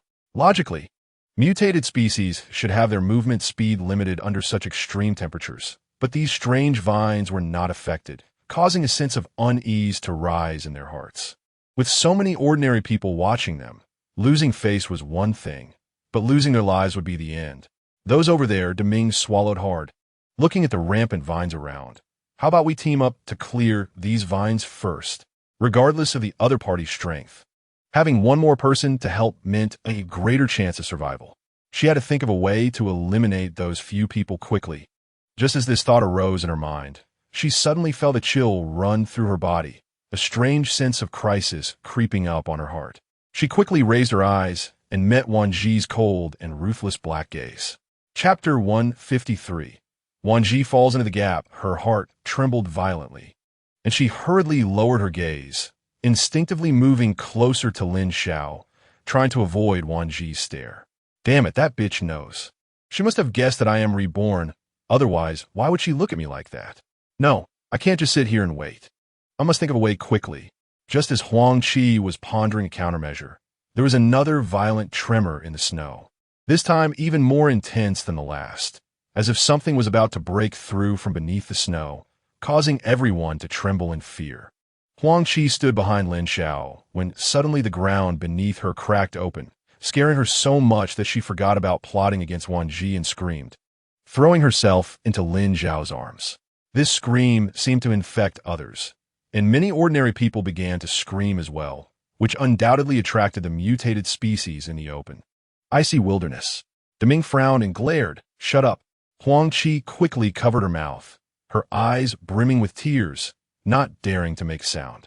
Fortunately, although Lin Xiao was panicking, he remained relatively calm, tightly holding Huang Qi and apologizing to Deming.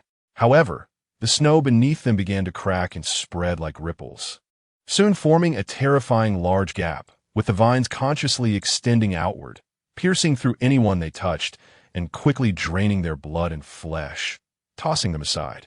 Wan Zhi watched as only a pile of rotten skin remained in the snow, her gaze gradually revealing a hint of seriousness. The others widened their eyes, fear evident in their expressions. "Damn, what kind of monster is this?" At that moment, another vine sprang out from under Lin Xiao's feet, startling him. He quickly pushed Huang Qi towards Wan Zhi and then jumped towards her, the entire process taking no more than 2 seconds. Huang Qi did not expect Lin Xiao to send her to Wan Zhi's side, although Lin Xiao eventually joined them. Being in close proximity to Wan Zhi's group made her feel anxious and guilty. Wan Zhi's cold black eyes swept over Huang Qi's face, and she looked at her without hesitation, saying, "That face, TSK, a good choice." Huang Qi's heart raced, her face turned pale, and her lips trembled uncontrollably. "I don't understand what you're saying." She realized that Wan Zhi indeed knew she was reborn. No, she couldn't hesitate any longer. She had to find a way to eliminate her. Just then, something hiding underground in the snow finally broke through. In the blink of an eye, those who were slow enough were caught by the monster's vines, and the horrifying scene repeated itself. Oh! Everyone was too terrified to escape, and upon seeing this, they collapsed in the snow, too scared to move. Several ordinary people ran towards Xiao Chun, afraid that if they were any slower, they would be caught by the monster and turned into rotten skin. "What are you running towards me for? Get away." Deming couldn't help but kick away the person running towards him, not caring if he hurt them. He saw those vines suck the life out of people, leaving behind piles of rotten skin, and the fear in his heart had long replaced his earlier bravado. "No, you are ability users. You should be protecting us. Besides, Didn't you say you would protect us just now? Yeah, you said that when we left the base. Otherwise, how would we dare come out with you to hunt? Xiao Chun was furious and pointed his gun at the ordinary people. If anyone talks nonsense again, I'll be the first to take you down. After saying that, he looked at Wan Zhi. You better not make any rash moves. Otherwise, the bullets don't have eyes, and you won't know when you get hit. Wan Zhi's expression slightly darkened, but she still appeared indifferent and lazy. You can try. Huang Qi watched Wan Zhi, who was not far from her. She had observed for a long time and noticed that Wan Zhi was only using her long knife against the vines, showing no signs of using any abilities, which further solidified her belief that Wan Zhi was an ordinary person without powers. For this reason, Huang Qi's determination to kill Wan Zhi strengthened. She looked around and found that Lin Xiao was still dealing with the occasional vines behind her, not paying much attention to her. She began to boldly and slowly approach Wan Zhi, and just at the right moment, when 3 vines surged out from the snow, she pushed Wan Zhi into the gap below the vines. D. As long as you die, everything can return to normal. If you don't die, that man will never open his eyes to see me. Only if you die will I have the chance to get close to him and be with him. Wan Tian unleashed a flame, and a familiar figure flashed by, falling into the gap. He widened his eyes, his expression gradually replaced by terror. Sister, Maruko. Because Wan Zhi was holding Xia Qing at that moment, she held him tightly to avoid injury when they fell into the gap. Sister Maruko, that bad woman pushed you. I saw it clearly. Xia Qing, preventing himself from moving and distracting Wan Zhi, tightly hugged her and told her what he had just seen. The two fell into the snow gap, which was more like a deep chasm. The feeling of free fall was uncomfortable. She pouted and summoned a spatial barrier, safely standing the two of them in midair. Only then did she see what the scene was like beneath the gap. Sister Maruko, are those the roots of the mutated plants? Xia Qing felt safe around him and began to search for the intertwined root system underground. Yes, it was indeed the root. Wan Zhi smirked coldly. It seemed that Huang Qi still had not changed her treacherous heart. When they fell, the hairy monster received Xia Qing's order to protect Wan Tian and Huang Mengxian in the snow, so it looked anxiously and furiously at Huang Qi. What are you doing pushing my sister? Wan Tian knew that Huang Qi had always wanted to eliminate them, but he never expected that she could be ruthless enough to act in such a situation. Don't tell me you didn't. We all know your intentions. Huang Mengxian immediately grabbed Wan Tian, her eyes filled with anger as she glared at Huang Qi.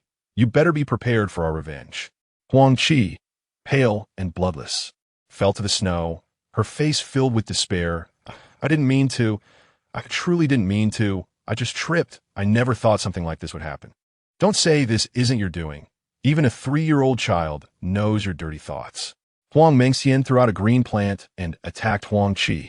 You have no evidence. Don't think you can frame Qi.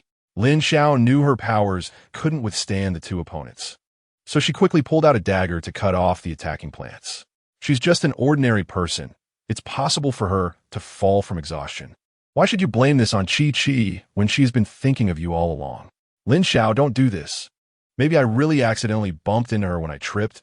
It's my fault. Don't fight them. Huang Qi cried pitifully in Lin Xiao's arms. Chapter 154, Is She a Monster? It's your problem if your brain doesn't work. Don't think that just because you're protecting her, we can't touch her. After finishing, Huang Mengxian looked at Huang Qi. Don't think everyone SIQ is the same as your man S. Who do you think you are? We all know your thoughts. You like Yin Mo, and since Wan Zhi is in your way, you want to eliminate her directly. Huang Qi secretly ground her teeth. This woman was too noisy. Why are all the people around that bitch like this? Anyway, that bitch is bound to die when she falls. I will eliminate them one by one sooner or later. Just then, everyone was exhausted from dealing with the mutated plants when suddenly, a violent tremor came from beneath the snow, as if something was about to emerge. Hurry, retreat, the mutated plants are coming out. Xia Chun shouted in anger, pulling the one-armed man back. Upon hearing this, Deming and Xiao Wang glanced at the one-armed man being pulled away by Xia Chun, and they quickly retreated as well. Only Wan Tian and Huang Mengxian stopped Lin Xiao from taking Huang Qi away, saying that no one would leave here without a resolution today. Wan Tian glared angrily at Huang Qi. That's right, at worst, we all die together. Since my sister is gone, you all shouldn't think you can leave alive. Flames were unleashed towards Huang Qi, and Lin Xiao was startled, quickly hugging Huang Qi to dodge. In the process, Huang Qi turned pale with fear and screamed, "Ah!" Lin Xiao glared angrily, saying, "You all are going too far. How can you frame Qi for something without evidence?" Others began to notice the situation here, incredulous that at such a time they were fighting among themselves. "What are you all doing? Instead of dealing with the mutated monsters together, you're fighting among yourselves." They completely forgot that they had also been treated the same way before. Huang Qi, with tears on her face, looked at the two relentless people in front of her, feeling furious inside. But to outsiders, she appeared to be silently enduring grievances, which instantly angered everyone.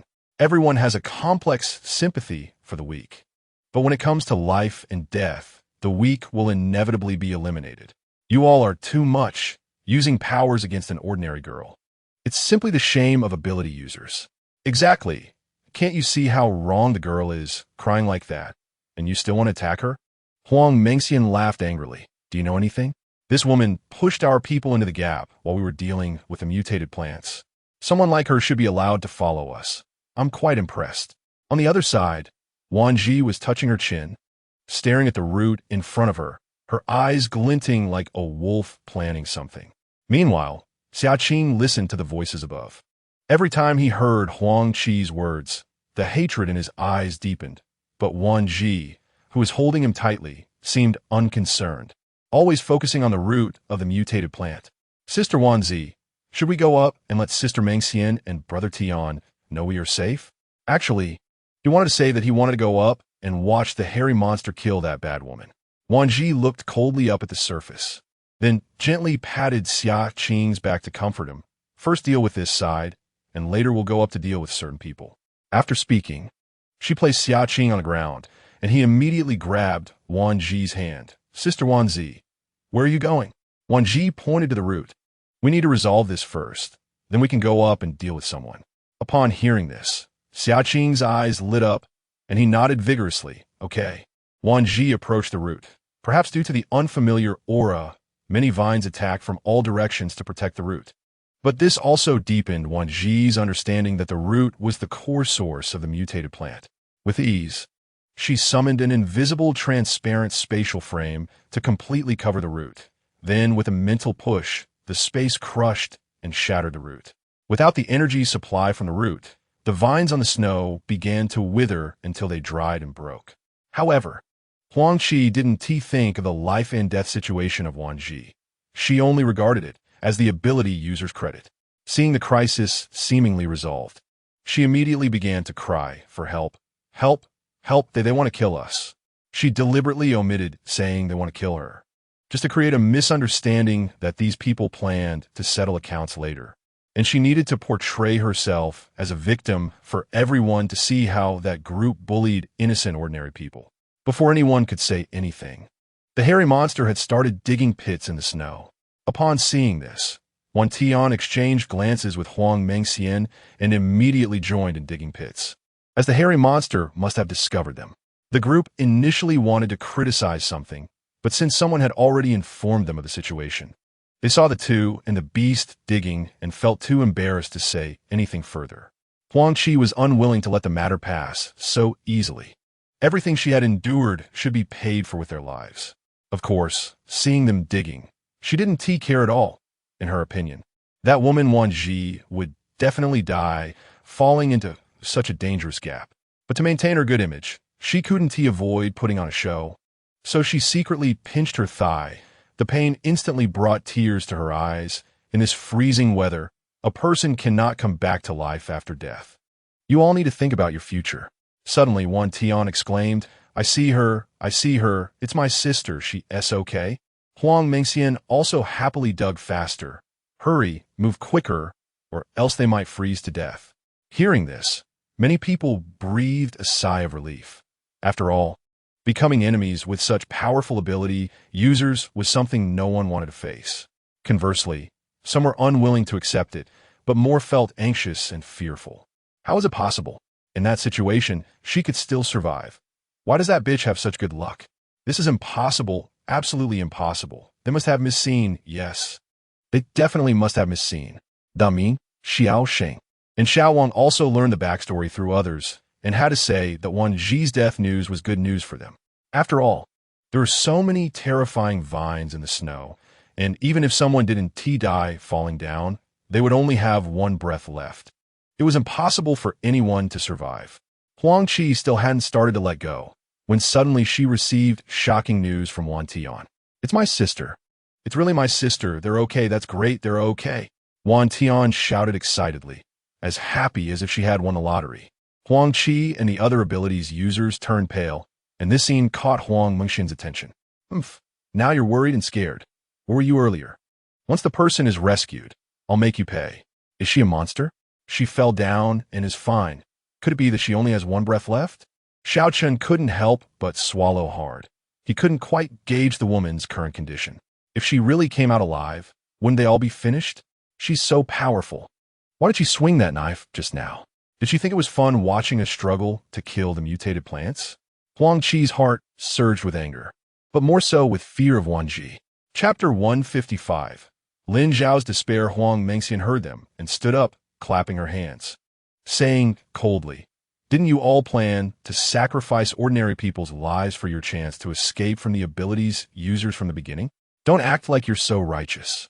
At least we never intended to play both sides like some people. How can you say that about me? I already said I tripped over something at that time. I didn't do it on purpose. Besides, if I really wanted to harm you, I would have done it long ago." Huang Qi didn't expect that even at this point, after everyone had finally forgotten about it, they would still cling to this matter. The more she thought about it, the more her heart burned with hatred and jealousy towards Wan Zhi, feeling increasingly unfair about how the heavens treated her. Why does Wan Zhi get to be so lucky while she has to rely on men to survive? At that moment, a delicate hand finally emerged from the snow, revealing a fair yet cold face. Huang Qi looked at them, her heart filled with hatred, but she forced a stiff smile and said, "If you're okay, then that is really great." Seeing Huang Qi crossing her arms with reddened eyes, Lin Xiao felt a tightness in his chest. This was all a misunderstanding. Qi had accidentally tripped and bumped into them. Since no one was hurt, let us just let this go. Let go. Wan Zhi stepped closer to Huang Qi with each word, each step crunching in the snow, making the surrounding air feel even colder. Standing in front of Huang Qi, Wan Zhi stared at her with a gaze as if she were a corpse. If this had happened to you, would you really say it's all okay and let go just like that? Huang Qi understood the implication behind Wan Zhi's meaningful words, but pretended not to know and said, "I really tripped. I didn't mean to bump into you. If you're really so upset, then why don't you slap me? Don't take it out on others." What? Are you saying that because you lost your footing and fell, you want to blame us? Lin Xiao enunciated each word, his voice dripping with hatred. The words from both of them completely twisted the situation, causing everyone to mistakenly think Wan Zhi really intended to vent her anger on them, and one by one, they stood up to defend Huang Qi and Lin Xiao. Exactly, it was so chaotic at that time. Isn't it normal to fall? You can't blame us for your own misfortune, right? Everyone was busy dealing with mutated plants. Who would pay attention to anything else? You all seem fine. Don't be too excessive. Wan Zhi silently glanced at the others, and just a quick look made everyone tremble at the sight of her cold, bloodthirsty eyes. She smirked and said, "What you think about today's matter is none of my business, but this woman," she pointed at Huang Qi, paused, then continued, "This matter is between her and me. I can overlook your previous attitudes, but if you interfere in my business with her again, then it'll become my business with all of you, and we'll settle the score together." The implication was clear. Today's matter was only between her and Huang Qi, and if anyone dared to meddle again, it wouldn't just be about Huang Qi anymore. It would involve everyone in the previous issues. Huang Qi's mind went blank. Everything before her was terrifying, and she only thought about how to escape this place, her face full of disbelief. Falling into that bottomless gap, she shouldn't have survived. But the reality slapped her in the face. Wan Zhi had miraculously come out alive, and even that seemingly fragile little boy was fine. "You can't do this to me. I just accidentally bumped into you, and you want my life? That's unfair." Huang Qi's voice involuntarily rose a few pitches, tinged with anger. Even some words trembled slightly. As soon as Huang Qi spoke, Wan Zhi immediately fixed her gaze on her, her eyes filled with a bloodthirsty cruelty. Unfair? Wan Zhi stood before her, exuding an overwhelming pressure. Then let me ask you, why did you trip and bump into me when you were so far away from me, standing nicely beside Lin Xiao? This left not only the others speechless, but even Lin Xiao fell silent. I was being held by Sister Wan Zhi. I clearly saw that bad woman sneak up on us and push me and Sister Wan Zhi down to try to kill us. Xiao Qing spoke clearly and loudly, filled with sarcastic anger. Lin Xiao looked at the woman he loved in disbelief. He could never connect Huang Qi with what they were saying. One side was the cold-blooded person they described, and the other was his beloved partner. Lin Xiao had always been a well-mannered person before the apocalypse, and having lived in an environment without deceit, he was filled with incredulity as he listened to everyone. Since you don't believe me, fine. Then let us all die together. Huang Qi seemed to be stimulated, crazily lunging toward Lin Xiao. Chi, what are you doing? Lin Xiao was still in shock and found it hard to accept this sudden confrontation. Chi, it's me, I'm Lin Xiao. Seeing this scene, everyone thought Huang Qi had gone mad after being infected and immediately grabbed their weapons at her. Lin Xiao, unable to accept this reality, quickly stopped everyone's movements. Stop. Everyone stop. Don't shoot, he said, looking at Huang Qi. Chi, it's me, I'm Lin Xiao. I won't let them hurt you. I promise with my life. Huang Qi suddenly went crazy, pouncing on Lin Xiao with a vicious smile. I don't believe you, you useless piece of trash. I treated you so well, yet you can't even kill them. Since you can't kill them, be prepared to be killed by me. Human flesh. How long has it been since she tasted it? She had endured for so long and finally could savor this delicious food again. Chi, what are you doing? Get up, Chi. Lin Xiao had already exhausted his abilities dealing with the mutated plants, and now he had no strength left to break free from Huang Qi's grip. Do you know what the difference is between ordinary people and abilities users? Huang Qi caressed Lin Xiao's face, then viciously yanked his hair, laughing coldly. That's because the flesh of abilities users is sweeter and more tender than that of ordinary people. Lin Xiao's eyes widened, and all sound faded into silence at that moment, including the love he once felt for her. Chapter 156. Yin Zhao Meng absorbs the crystal core. Huang Qi was satisfied with Lin Zhao's response. He stood still, staring at her. Yet, a sudden pang of bitterness flashed through her heart, a feeling that came quickly and left just as fast, so she naturally ignored this unfamiliar sensation. Just as Huang Qi was about to take a big bite out of the neck meat, an invisible transparent blade struck at her. Naturally, she grabbed Lin Xiao to block it. The blade sank into his flesh, and the intense pain caused Lin Xiao to wake up abruptly, opening his eyes to look at Huang Qi in front of him. He couldn't imagine that this was the person he loved dearly. She actually used him to block an attack. If you weren't such a useless piece of trash, I wouldn't have to let you die. It's a pity. You're still not worthy to be with me. Huang Qi sneered. Lin Xiao moved his lips, struggling to make a sound. Why? She clearly said she loved me. Every night. It was her in my arms, promising me unchanging vows. Why has she become so unfamiliar now? Everyone present was dumbfounded by this scene, let alone the ordinary people who had already fled far away. Although they had seen zombies bite people, they had never seen a normal person who enjoyed eating and biting like a zombie. Xiao Chun, Xiao Wang, and Ming were also greatly frightened by Huang Qi's behavior. They had heard long ago that some people had to resort to cannibalism to survive, but they had never seen anyone like Huang Qi who actually enjoyed eating human flesh. Is she infected or not? Xiao Wang was so shocked by this scene that he instinctively moved his weak legs back a few steps, trying to create some distance. Huang Qi looked at Ming and the others, her heart already boiling with rage. If I were really infected, then everything you ate and drank today would have already been infected by me. How could you still stand here watching the show? Wan Tian, watching the show nearby, laughed loudly. Isn't that right? Some people are just like that, not striving for progress, only envious and hateful towards others, like clowns dragging everyone else's IQ down. It's really ridiculous. Shut up. All of you shut up. Huang Qi screamed madly. Isn't this all your fault? You each have so many resources as ability users, but refuse to share. Why should we ordinary people fight and struggle alongside you? And you, aren't you just relying on your looks to seduce men? Who knows? Maybe all the men in your team have already been played by you and are tired of you. Stop pretending to be so superior. You're just a worthless piece of trash used by thousands. What do you have to be proud of? Wan Zhi cursed like a madwoman, showing no regard for anyone. Wan Zhi completely ignored Wan Zhi's madness. She picked up a crystal-clear green crystal core from the snow, her brow slightly furrowed. Has it already developed to the point where even mutated plants have begun to evolve with speed and strength? As Wan Zhi put the crystal core in her space, the space trembled violently, startling her. She quickly probed her consciousness into the space and saw Yin Zhaoming giggling while holding the green crystal core, then suddenly stuffed it into her mouth. Before Wan Zhi could exclaim to stop her, the crystal core turned into liquid and flowed into Yin Zhaoming's mouth. She hurriedly reached out with her consciousness.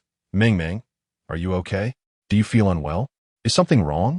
Yin Zhaoming blinked her big eyes at the suddenly appeared mother, then realized and burst into laughter, clapping her hands without knowing what she was happy about. Finally, seeing that Yin Zhaoming seemed fine, Wan Zhi breathed a sigh of relief, but decided to be more cautious in the future and not let Yin Zhaoming touch things randomly. This time it was a crystal core. What would it be next time?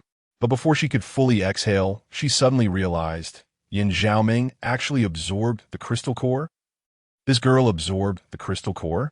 She had no abilities but absorbed the crystal core, and she felt nothing uncomfortable. That was a level 4 crystal core. She just absorbed it like that. Who could tell her what kind of monster she gave birth to?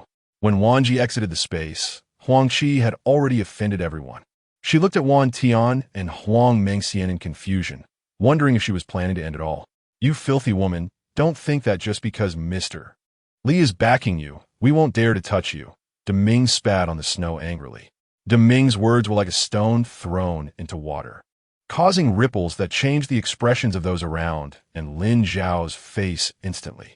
They had already heard many people discussing in secret that Huang Qi was charming and often frequented the residences of powerful ability users, including Mr. Li and Mr. Chang.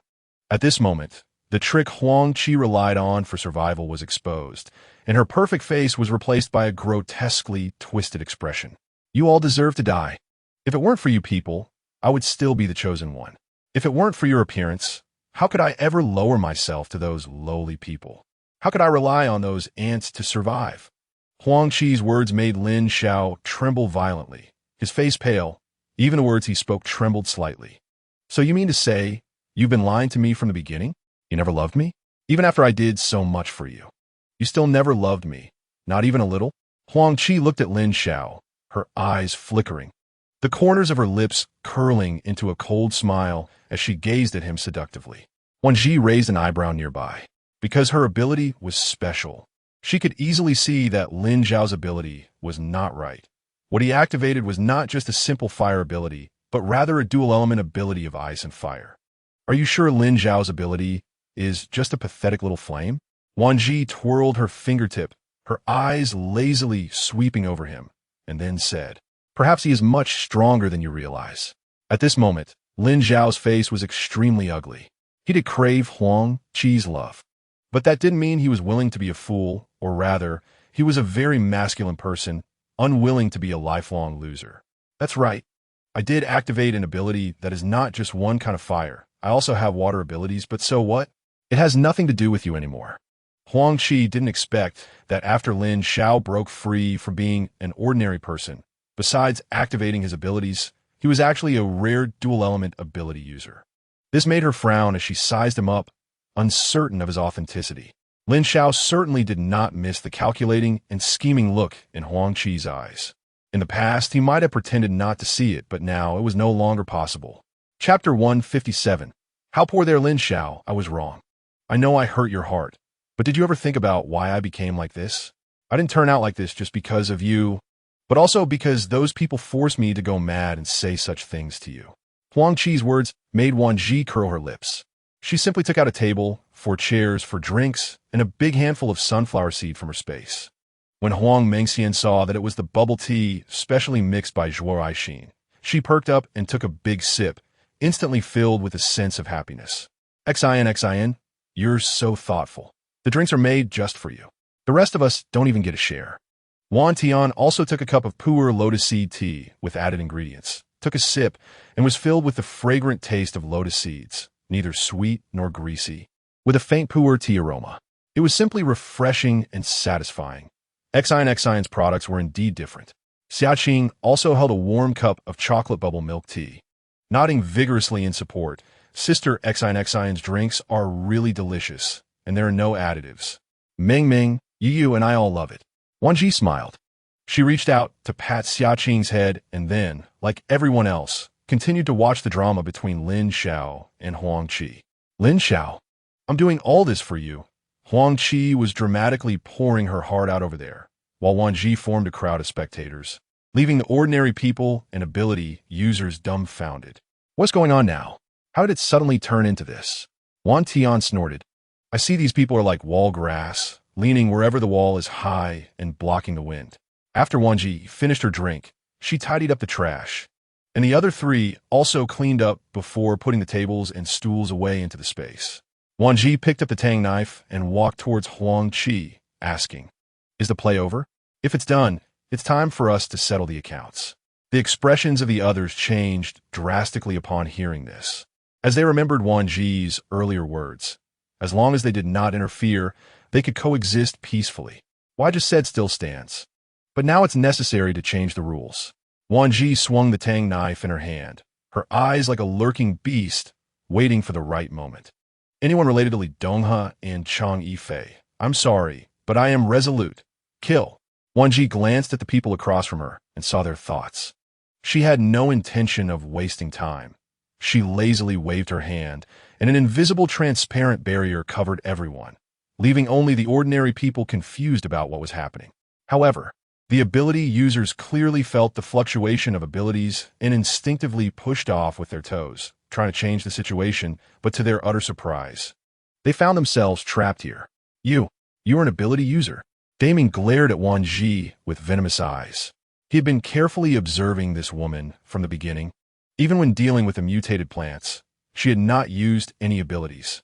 If she was confident, it must be because her abilities were too powerful. Otherwise, she would be an ordinary person without abilities. He had underestimated her, never expecting her to be a woman who pretends to be weak while being strong. You are an ability user. Huang Qi looked at Wan Zhi in disbelief. She had thought the other party was just an ordinary person like herself.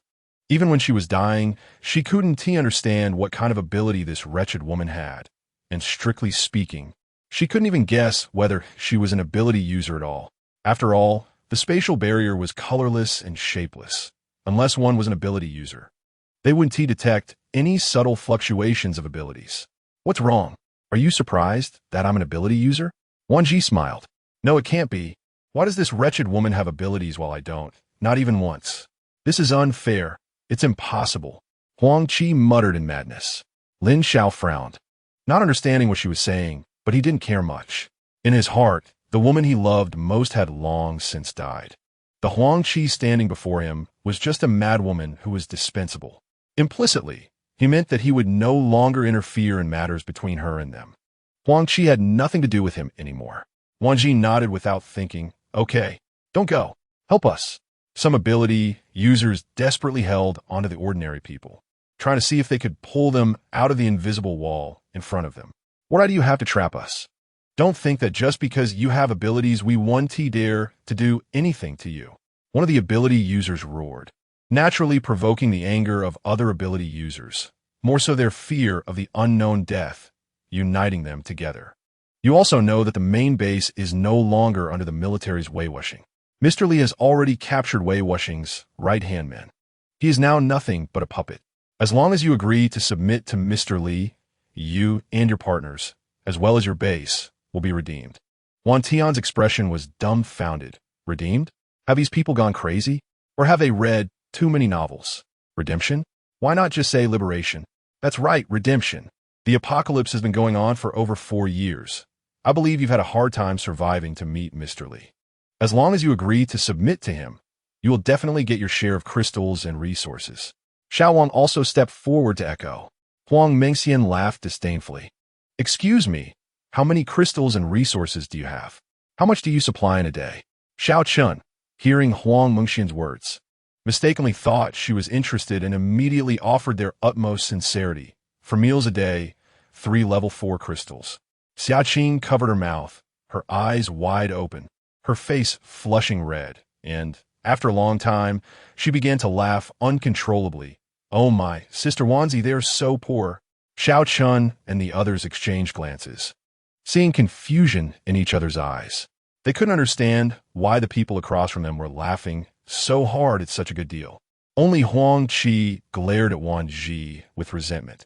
After taking so many crystals from me, of course, you wouldn't look at the pitiful amount these fools have. You probably don't even know how many crystals they took from me, right? It's a whole large suitcase full. You can calculate how many that is with your remaining brains. They certainly wouldn't look at your meager offerings. Chapter 158. Taking action tonight upon hearing this. The expressions of the few people changed drastically, and they looked at Wan Zhi with greedy eyes. Wan Zhi played with her hair, blowing in the wind. Do you really think those crystals of yours are a lot? Xiaoqing finally laughed enough, rubbed her aching little belly, and said confidently, we can't do anything about it, but we can accumulate our own crystals. Your amount is really not worth mentioning. Hearing Xiaoqing's words, some among the crowd gasped, thinking they were too greedy, but many others felt that they could easily gather 5 or 6 crystals a day and could get serious about it. 7 or 8 crystals a day was not a problem. Xiaoqing made a disdainful sound and said, you really have no experience. Just Sister Wan Zhi alone can produce thousands of crystals a day. On good days, it can even exceed 10,000. Can you? Wan Zhi blinked and raised her eyebrows at Xiaoqing. Is there really that much? In fact, she had never paid attention, after all. She hadn't counted the crystals she received. She just handed them all over to Yin Mo for conversion into crystal liquid and never bothered to calculate how many there were. Upon hearing this, not only were Li Donghe's subordinates dumbfounded, but even Huang Qi was also momentarily stunned. Thousands? Tens of thousands? What does that mean? Even when Li Donghe was at his peak, he could only gather dozens of crystals a day at most. He had never seen over 3 digits of crystals. Even Huang Qi had never seen such a large quantity of crystals. No, it can't be. You must be lying. Huang Qi was now filled with regret, wishing she had known how powerful the other party was from the beginning. She should never have tried to get close to them. At the very least, she could still be hiding in her hot pot restaurant, tasting fresh human meat, instead of waiting to be slaughtered and waiting for death like now. Wan Zhi was too lazy to waste time with them anymore. I've played with you long enough. No, you can't kill us. We are Li Donghe's people. If you kill us, it would be equivalent to going against Li Donghe. He won't let you go. Daming still did not give up, trying to struggle again. Oh, and so what? Wan Zhi turned her head. Li Donghe. He might not even have time to take care of himself right now. Daming's face froze. What do you mean by that? Wan Tian kindly explained to the other party. It's simple. It's literally what it means.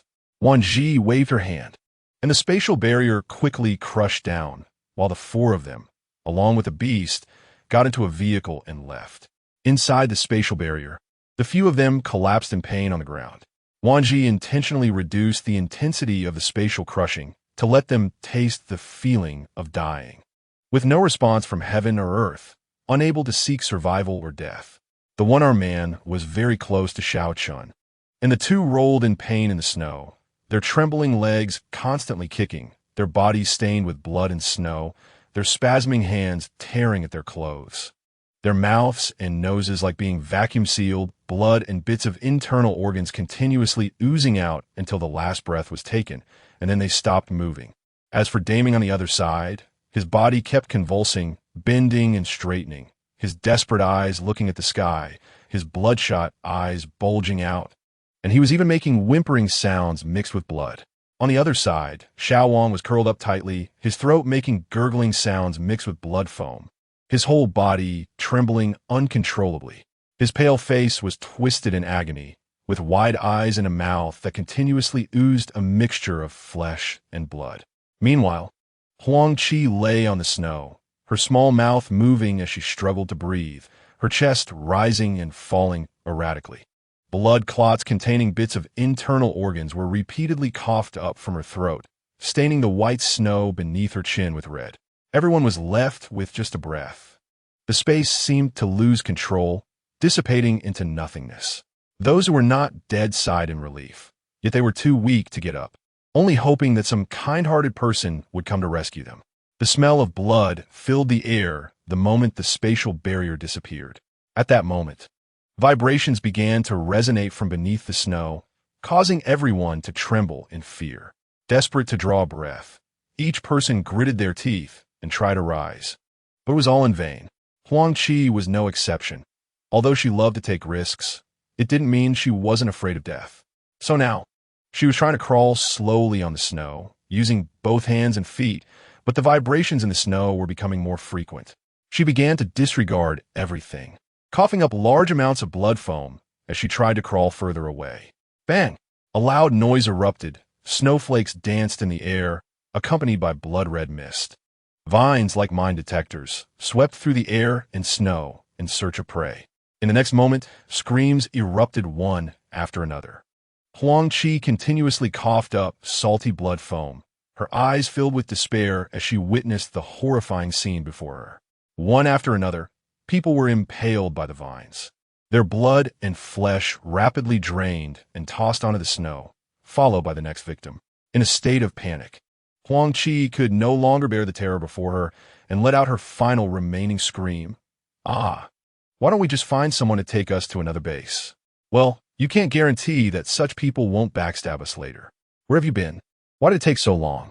Yan Mo asked Wan Zhi with suspicion in his eyes. Wan Zhi recounted everything that had happened along the way, saying that Li Donghe could no longer be kept alive and that they needed to find a way for Wei Wuxing to quickly take control of the capital.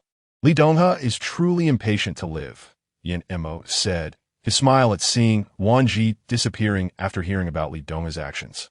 He secretly ground his back teeth, thinking that those foreign mercenary groups truly believed that they could bully Huagua. Wan Zhi's cold eyes reflected the direction of Li Donghe's villa, exuding a sense of killing intent.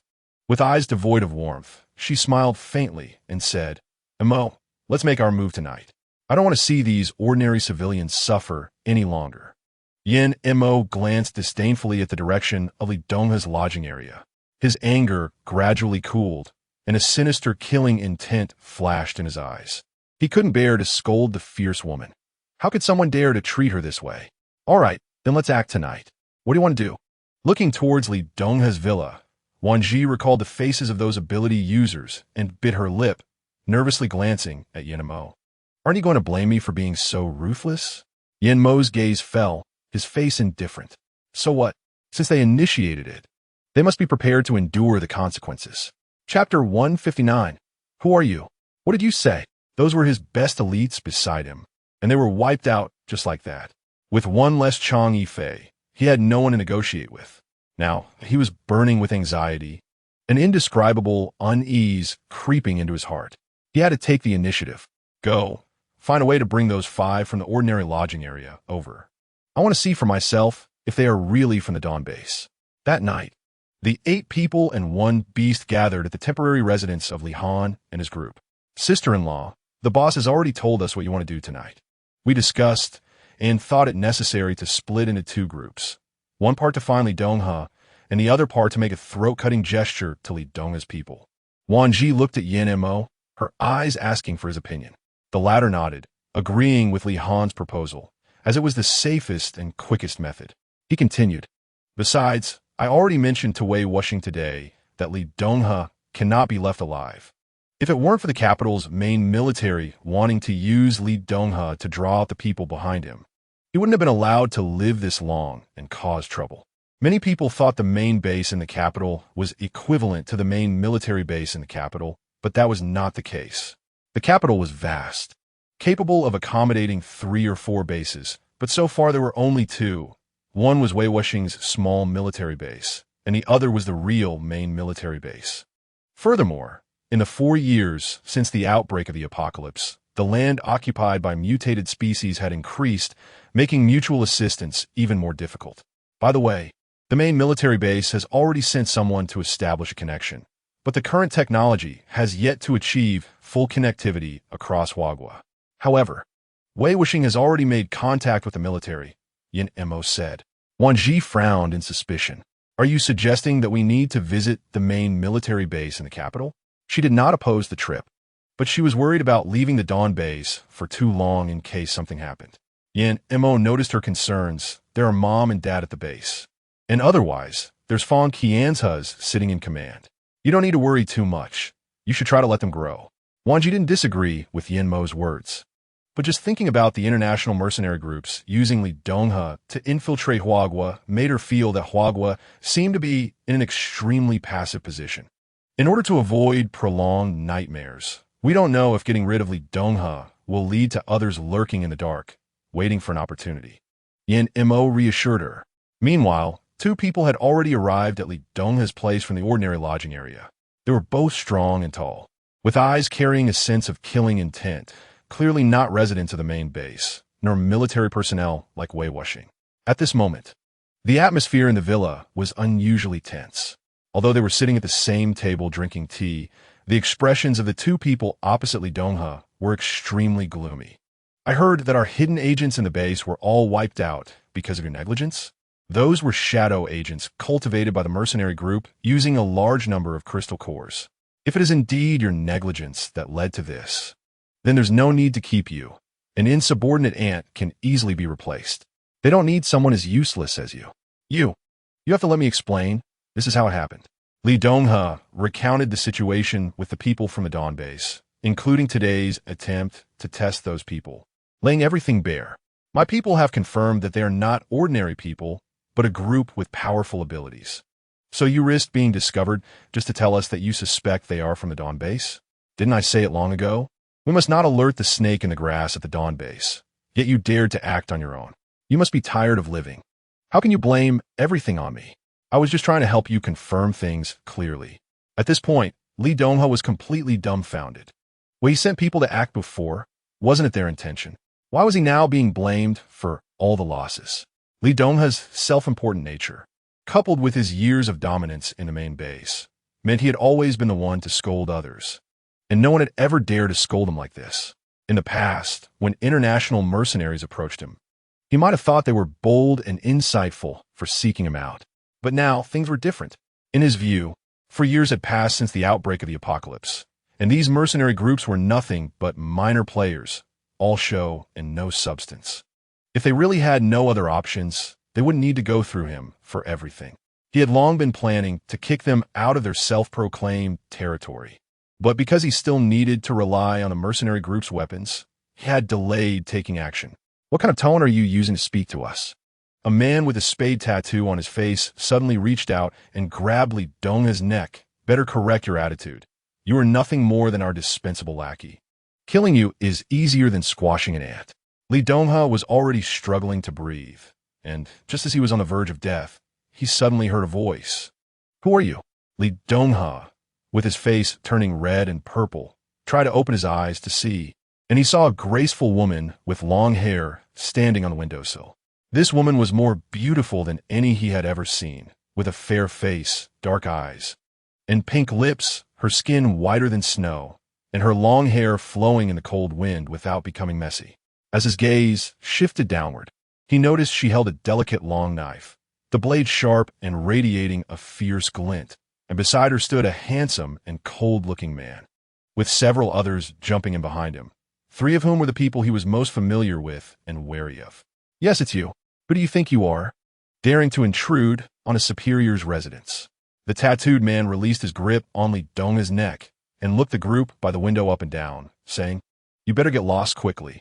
After seeing who they were, Li Donghe covered his neck, coughed, and said they are the ones from the Dawn base that I mentioned. No one paid attention to the tattooed man. They all stood quietly, motionless, but Wan Zhi turned her gaze to Li Donghe, saying, Li Donghe, it's good to see you again. Last time you managed to escape by luck, but this time you won't have that opportunity. In an instant, Wan Zhi twirled the tang knife in her palm, and Li Donghe suddenly sensed something, his fingers touching the slightly painful spot on his neck. He quickly felt a warm liquid on his fingertips, and his eyes widened as he looked at his hand, which was covered in bright red liquid. He opened his mouth to try to make a sound, but all that came out was a choking noise, nothing more. Chapter 160, Vico. Taru before Li Donghe could think of doing or saying anything. Yanemo had swiftly moved forward, grabbing his neck and twisting it hard. With a crack, Li Donghe's eyes widened in disbelief as he fell to the ground, his body twitching a few times before going still. The tattooed man and another man with exaggerated nose rings glanced at the lifeless Li Donghe on the floor, both showing a hint of anger on their faces.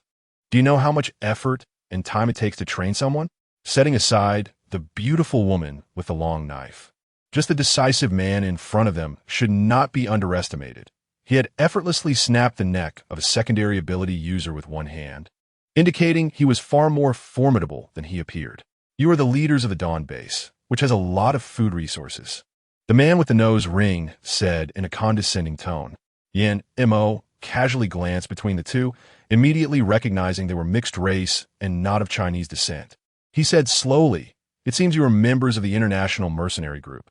It wasn't a question, but rather a statement of extreme certainty, causing the tattooed man and the nose ring man to exchange surprised glances. You actually know we are the International Mercenary Group? After the initial surprise, the tattooed man sneered. Since you know who we are, you should understand our strength. If you have any sense, you will surrender to us and hand over that woman behind you. Perhaps if we are pleased, your future days won't be too difficult.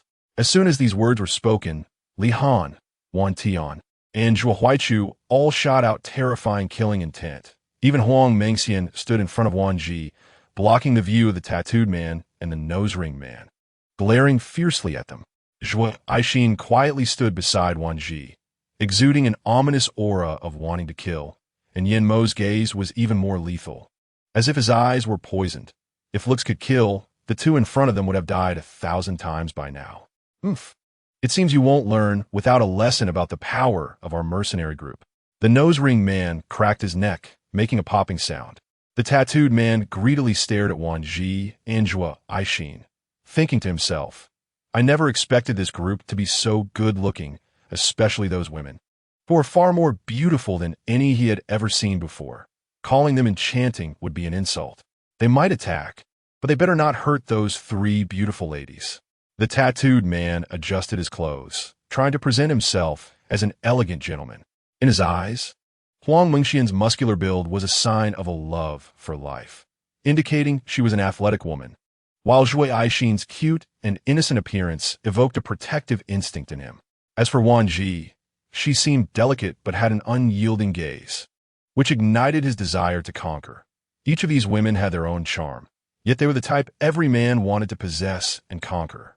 Seeking death, Yan Mo could not tolerate anyone eyeing his women, and the tattooed man had clearly touched his reverse scale. A wave of dangerous lightning struck towards the spot where the tattooed man stood. The tattooed man's expression changed drastically as he quickly jumped to evade the terrifying lightning. But he could not outrun its speed, so when he landed, half of his body was already smoking, and the exposed skin was charred black. I didn't expect you to be a rare lightning ability user. The tattooed man covered his charred wound, showing only a hint of discomfort, but still displaying a trace of interest, licking his lips. No wonder our leader cares so much about you. Wan Zhi caught a hint of information from his words, but she showed no expression, thinking to herself, Leader? It seems this should be the person in charge of that mercenary group. Vico, are you okay?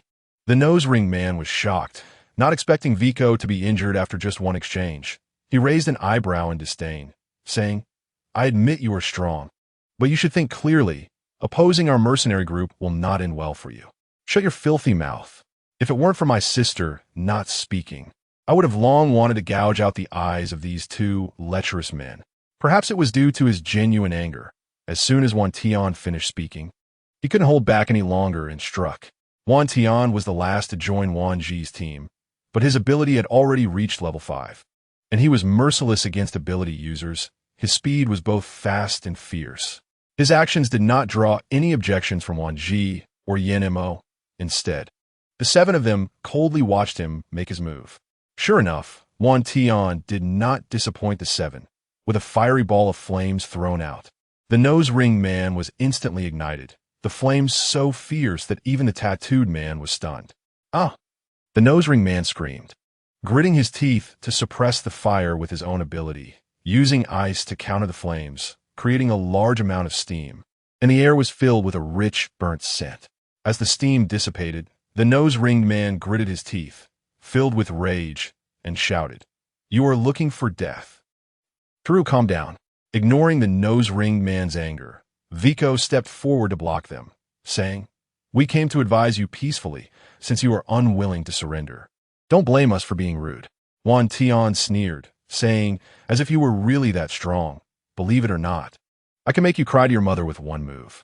As soon as he finished speaking, a wave of intense flames erupted from Wan Zhi's body, the heat instantly reddening everyone's faces. But because Wan Zhi controlled it very well, the people around him only felt a comfortable warmth with no discomfort. However, Vico and Taru did not have it so easy. Both still bore injuries, and the scorching flames only exacerbated the severity of their wounds. Gulp! Taru couldn't help but swallow hard. He was overwhelmed by the imposing aura of Wan Zhi. Besides his own injuries, his lower body felt slightly weak and trembling. He thought to himself, "Is this why the captain is so eager to persuade these people to join? This powerful ability could indeed bring unparalleled glory to the mercenary group." Beside him, Vico narrowed his snake-like eyes, fixated on the 8 people across from them. Seeing Wan Zhi display such power was shocking, and he knew the other party's words were not just bluster. "Our captain is very sincere in wanting to recruit you all. If conditions allow, we can negotiate. Why don't we sit down and have a good talk?" Vico suppressed his initial disdain, trying to show maximum sincerity. In his view, if a rebellious youth could exhibit such astonishing abilities, what about the others? Taru also sensed that the strength of the other party was not as he initially thought. Apart from a young man who had just acted, the other 7 in the room were probably not people they could provoke. He finally realized why the captain was so wary and eager to recruit these people. Their joining could indeed become a powerful weapon in the captain's hands. Wan Zhi exchanged glances with Yen and Mo, both understanding each other's thoughts. She gave him a look that said it was up to him, and Yen and Mo nodded with a smirk. "Don't even think about joining our mercenary group. As for what your captain thinks, we're not interested in knowing. However, I am very curious about your actions. Although Vico was not a particularly strong member of the mercenary group, his strength was still recognized by the team. Yen Mo's tone felt like a disdainful insult to him, which made him furious. Chapter 161. You think you can touch my woman? Taru, who was also used to being adored in the mercenary group, unconsciously trembled at Yen Mo's contemptuous tone. He angrily retorted, "What do you think you are? How dare you speak to us like that? Damn it, you give an inch, and they take a mile." Wan Zhi's good temper had long worn off, and he cursed. Wan Zhi slapped Wan Zhi on the back of the head. "Speak nicely. That sounds terrible. Don't you know there's a minor here?" Wan Zhi knew who Wan Zhi meant by minor. Rubbed the back of his head and looked at Xiaqing, awkwardly saying sorry. "Xiaqing, brother was just too angry. Don't take it to heart." Xiaqing shook his head, then grinned at the 2 opposite them and shouted, "Mao Guai, go. Beat them up." The others showed no intention of stopping. Instead, they moved to the windows like they were watching a show. Mao Guai didn't disappoint them. As he rushed out, his form instantly grew larger, shocking Vico and Taru into speechlessness. What kind of people are you? You can control mutated beasts." Vico's eyes gleamed with greed. If he could capture this little brat and present him to the captain, his status would definitely rise. Xiaqing rarely showed his emotions, noticing the thoughts in their eyes. His cute, chubby face turned red as he exclaimed, "You two are bad guys. You just tried to bully Sister Wan Zhi, Sister Xin, and Sister Mengxian. Mao Guai, beat them up. Don't let them have another chance to speak." Taru also realized Xiaqing's abilities. He shared Vico's thoughts. If they could capture this child, they would surely gain immense glory in the mercenary group. Wan Zhi lazily moved to Yen Mo's side, leaning against him, her every gesture displaying her languid demeanor. She lazily spoke, "Mao Guai, move faster. We have things to do later. No time for you to play with them." Taru, now furious, shouted, "Do you even know who we are? We are not just any ordinary mercenary group. We are the Evil Spirit Mercenary Group." Evil Spirit Mercenary Group? Only Yen Mo's eagle-like eyes held a cold, bloodthirsty glint. This was the second time he had heard this name in his life. The first was from Hu Ping's mouth. And now it was here. "What is LV Fengba to your mercenary group?" Yen Mo's voice was cold and hoarse. You actually know our Professor LV? Vico's expression flashed with surprise, but it quickly returned to a smug demeanor. Since you know our Professor LV, you should also know the strength of our evil spirit mercenary group. It's not too late to join us now. He must be LV Mu Yu's husband, using the LV family's resources to collaborate with that scientific madman from the LV family to conduct experiments. And Wan Zhi was one of those unfortunate test subjects. Others could think of this. So could Wan Zhi. Her eyes narrowed slightly as she asked, "What about Yang Gong? What is his status in your mercenary group?" Vico's heart sank. Initially, they thought mentioning Professor LV's name would just lead to a casual conversation. But if they could mention Yang Gong, a joint experiment participant, it implied they had connections with those experts. Why do I want to know this? Vico instinctively became defensive. What is your relationship with Professor LV? What is your connection to Yang Gong? Wan Zhi lazily walked to Yin Mo's side, leaning against him. Her every movement exuded the girl's laziness.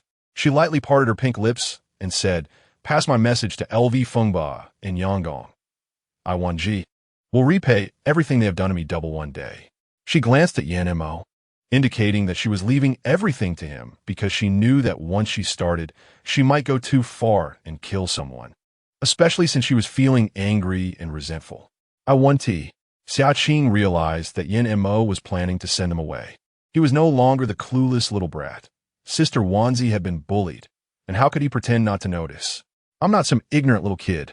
I believe you can do it," Yin Mo replied with a warm smile. Everyone, Yin Mo's serious way of coaxing the child was truly speechless. Yet Xiaqing was earnestly following through. "Is it really okay for my brother-in-law to not let my sister participate? My woman, how dare you think you can touch her? You must be tired of living." Yin Mo's voice was distant and lingering, and his deep, hawk-like eyes shone with a bloodthirsty glint. Beside him, Li Han and Zhuo Huaichu were shocked by Yin Mo's display. They knew how much Wan Zhi meant to him, but they had never seen him like this, like a ferocious beast that had crawled out of hell, fierce and ruthless, bloodthirsty and cruel. Chapter 162. Injured and bringing news. What do you want to do? Taru felt an unprecedented sense of fear, something he had never experienced in his life. "We are members of the evil spirit mercenary group. If you dare to hurt us, our Captain Winias will not let you go." Before Vico could finish, Yin Mo had already directed his piercing gaze at him. "You talk too much." The next scene, even Taru, who was used to brutal and bloody sights, couldn't help but lose control of himself, his mental state shattering at this terrifying sight. Before the apocalypse, Yin Mo was a seasoned corporate president who had seen through deceit and trickery, and his past life experience allowed him to naturally handle his dark emotions. If it weren't for his concern about scaring his beloved, he would have long reverted to his past actions and wouldn't be doing this now. Li Han and Zhuo Huaichu were startled but not afraid. However, seeing such a bloody scene, they still turned their eyes away, unable to adapt. The villa had been enveloped by Wan Zhi's spatial barrier. As long as it wasn't their own people, no one could get out, and that included sound. "Don't kill me. Don't kill me. Don't kill me. I'll do anything you want. I could be a beast of burden. Just don't kill me." 3 hours later. TSK. This guy really isn't scared. He scared himself into a mess? As Li Han spoke, his heels trembled slightly. Zhuo Huaichu's face was also a bit pale, but his expression remained unchanged. "Mo, what should we do with this one?" Talu was foaming at the mouth, his lower body soaked in foul-smelling bodily fluids. He had already fainted from fear. Yin Mo glanced at him casually. "Wake him up. I have something to assign him." Zhuo Huaichu summoned a few slender ice needles and shot them into Talu's unconscious body. The immense pain jolted him awake. He thought it was all just a nightmare, but upon seeing the 3 people beside him, his face twitched unnaturally. No, don't kill me. I'll do anything you want. Clean the toilet, empty the urine bucket, do dirty and tiring work, just don't kill me."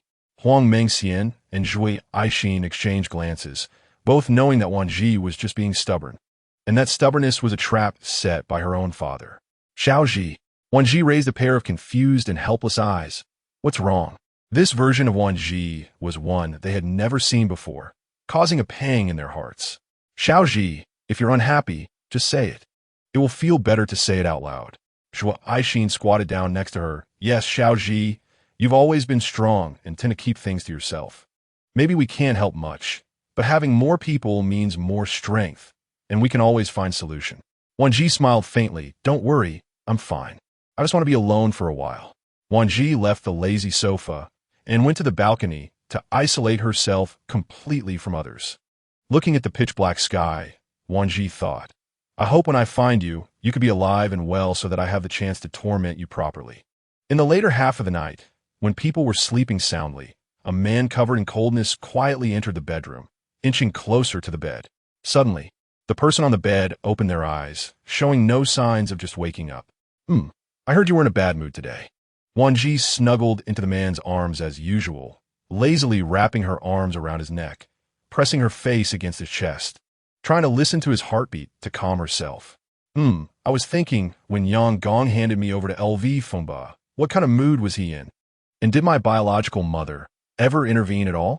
Yan Mo smiled faintly, holding her tightly. Don't worry. What you're worried about will never happen. Wan Zhi raised her confused eyes, and Yan Mo couldn't help but smile. Your biological mother, LVMOU, died from postpartum hemorrhage shortly after giving birth to you. When Yan Mo said this, his tone was casual, as if he were recounting something trivial, showing no concern that this information might hurt Wan Zhi. Wan Zhi blinked, stunned for about 10 seconds before pouting. Couldn't you have said it a bit more euphemistically? You just made all my emotions from last night disappear. Facts are facts. No amount of euphemism can change that. Besides, do you think being more euphemistic will resolve your feelings? Yan Mo's gaze swept over her face with a smile. You should think about when you plan to head to the capital's main base to find the person in charge. Now Wan Zhi's mind froze again. Why are we going to the capital's main base? They were supposed to go there, but weren't they initially planning to quietly gather information? If nothing unexpected happens, the main base in the capital has likely already been infiltrated by the evil spirit mercenary group. Haven't you considered the serious consequences of this? Yan Mo raised an eyebrow. Wan Zhi pursed her lips. Of course we need to go to the capital's main base. I just haven't figured out a strategy yet. Originally, she had planned to inform them about the evil spirit mercenary group at the military's main base in the capital. But now Yan Mo's words left her unsure of what to do. As he said, the military's main base in the capital might have already been infiltrated by the evil spirit mercenary group, and if she recklessly informed them, wouldn't that put those people on guard? You underestimate the military's capabilities too much. How could I underestimate the military's capabilities? After all, the military is always at the top in terms of combat ability and armament strength. Wan Zhi shook her head. Before the apocalypse, there were no peaceful days. Someone just had to bear the weight for us. Therefore, she held a sense of awe and respect for the Chinese military in both of her lives. Without their sacrifices, there would be no peaceful and prosperous life. Yan Mo looked at her hopeful eyes and smiled. 4 days later, Lu, clutching his severely injured chest, struggled to look at the tall wall before him, swallowing hard against his burning thirst, gritting his teeth and enduring the intense pain throughout his body. He stepped through the thick snow toward the tall iron gate, leaving a trail of red footprints behind him that extended into the unseen distance. Stop! Who goes there? A man in a light gray camouflage uniform shouted, holding a heavy gun. Let me in quickly. I have important matters to report. I am Lu, leader of the Weeniers. Just as he finished speaking, he fell into darkness. The man with the heavy gun approached Lu, kicked him a few times, and finding him unresponsive, turned him over with the gun. When he saw the characteristic nose ring on Lu's face, he was taken aback. Lu, what happened? Who is this? A man coming in to change shifts asked, glancing at the person on the ground. Chapter 163. Weeniers. Weeniers nodded, showing no expression on his face. But his eyes revealed a sharp gaze. Has he leaked any information since he woke up? No. The man in the white robe with glasses shook his head, then spoke with suspicion. However, it seems Lu is waiting to see you in person before he is willing to speak. He seems to have something very important and confidential to tell you. The man in the white robe frowned. Could it be that something has happened on the side of the capital? Weeniers stood up, instantly enveloped by a powerful aura. A dangerous smile curling at the corners of his mouth. It seems our matters have been exposed. The man in the white robe was startled, respected Weeniers. What do you mean by that? About 5 minutes later, a group of people walked through a door. How is it? Is he awake? An Oriental man turned around upon hearing the voice. Upon seeing the person speaking, his eyes could not contain their excitement. Lord Weniers. The man in the white robe nodded respectfully good. He then turned and took a syringe, injecting it into Toulou's body. The medicine would take about 2 to 3 minutes to wake him up. Respected Lord Weniers, you can sit down and wait for a while. Weniers glanced at the two men, coldly saying, All right, you two go out first. Once the door was closed, the Oriental man in the white robe looked at the man in glasses with a flattering expression. Big uncle, why does Lord Weniers still want to save that seriously injured person? Who exactly is he? Standing before him was the scientific genius LV Fengba from the LV family. He pushed his glasses up the bridge of his nose, speaking with sarcasm. Yang Gong, you should know your own identity. I shouldn't have to remind you again. Keep your mouth shut about things that don't concern you. Yang Gong's eyes flashed with a hint of malice, but he concealed it well, not letting the man in the white robe notice. He forced a grin. I know. I was just curious and wanted to ask. Yang Gong pondered for a moment, then leaned in mysteriously to whisper in the ear of the man in the white robe and glasses. About that thing you mentioned earlier. The man in the white robe and glasses recoiled in disgust, moving back some distance while brushing off invisible dust with a displeased tone. Stay away from me. Don't get too close. Just say what you want to say. Yang Gong felt a surge of anger in his heart, but he concealed it well, taking a deep breath to suppress his feelings and smiled. I'm just eager to know about that matter you brought up before, and besides, you only mentioned it once. So I came to ask for your thoughts. You'll have to ask Lord Vinius yourself. It was he who suggested I ask you. LV Fengba looked at him with a mocking smile. You have been delaying a response for so long. I don't know what you are hesitating about. Lord Vinius might think you don't need it, and hasn't he brought it up since? You. Yang Gong's face turned red with anger. But he still dared not show disrespect to LV Fengba. He could only grit his teeth and suppress his dissatisfaction. You did it on purpose. LV Fengba coldly laughed. I did it on purpose. That's true. Don't forget, you were the one who agreed to that experiment, and before any data analysis could be obtained. The test subject was stolen. Lord Vinius was very angry at that time. How could Lord Vinius? Yang Gong was startled, his face pale as he looked at him. It was you stole the test subject? LV Fengba clicked his tongue, shaking his head with a look of sympathy. Don't casually accuse me of this. Besides, LV Fengba leaned closer to Yang Gong and said in a tone filled with malice and disdain. That was your biological daughter. Who knows if you might regret it after softening your heart. Yang Gong's eyes turned red with anger. This matter had always been a thorn in his heart. He did regret it, but what could he do about it? His initial intention in agreeing to the experiment was to save his deceased wife. He just didn't expect that before the experiment yielded results, the test subject would go missing. Not only had the child disappeared, but so had his wife. How could he not be heartbroken? Meanwhile, after Taru woke up, the first thing he did upon seeing Vinius was to panic and grab his hand tightly. Captain Vinius, it's bad. Vinius' expression darkened. What happened? Speak slowly. He signaled for someone nearby to prepare a glass of water for Taru. Taru refused the water and urgently said with his wide, fierce eyes, We've been discovered. Our affairs have been exposed. Taru recounted everything that happened, including the part where he and Vicky were tortured for information. Captain, we have disappointed your expectations. Please punish us. Death is not terrifying, but what is terrifying is that every time I close my eyes, that terrifying, deep gaze appears in the darkness, followed by that bone-deep horror. Vinius looked deeply at Taru. Don't worry. Although you have made mistakes, you have also contributed. I want to punish you. Just focus on your recovery. Captain? Taru looked at Vinius in disbelief. He had suffered enough from nightmares, and didn't he want to endure such torment any longer? No. Captain, please punish me. Let me die to atone. Vinius looked at him in surprise, realizing Taru was unexpectedly loyal.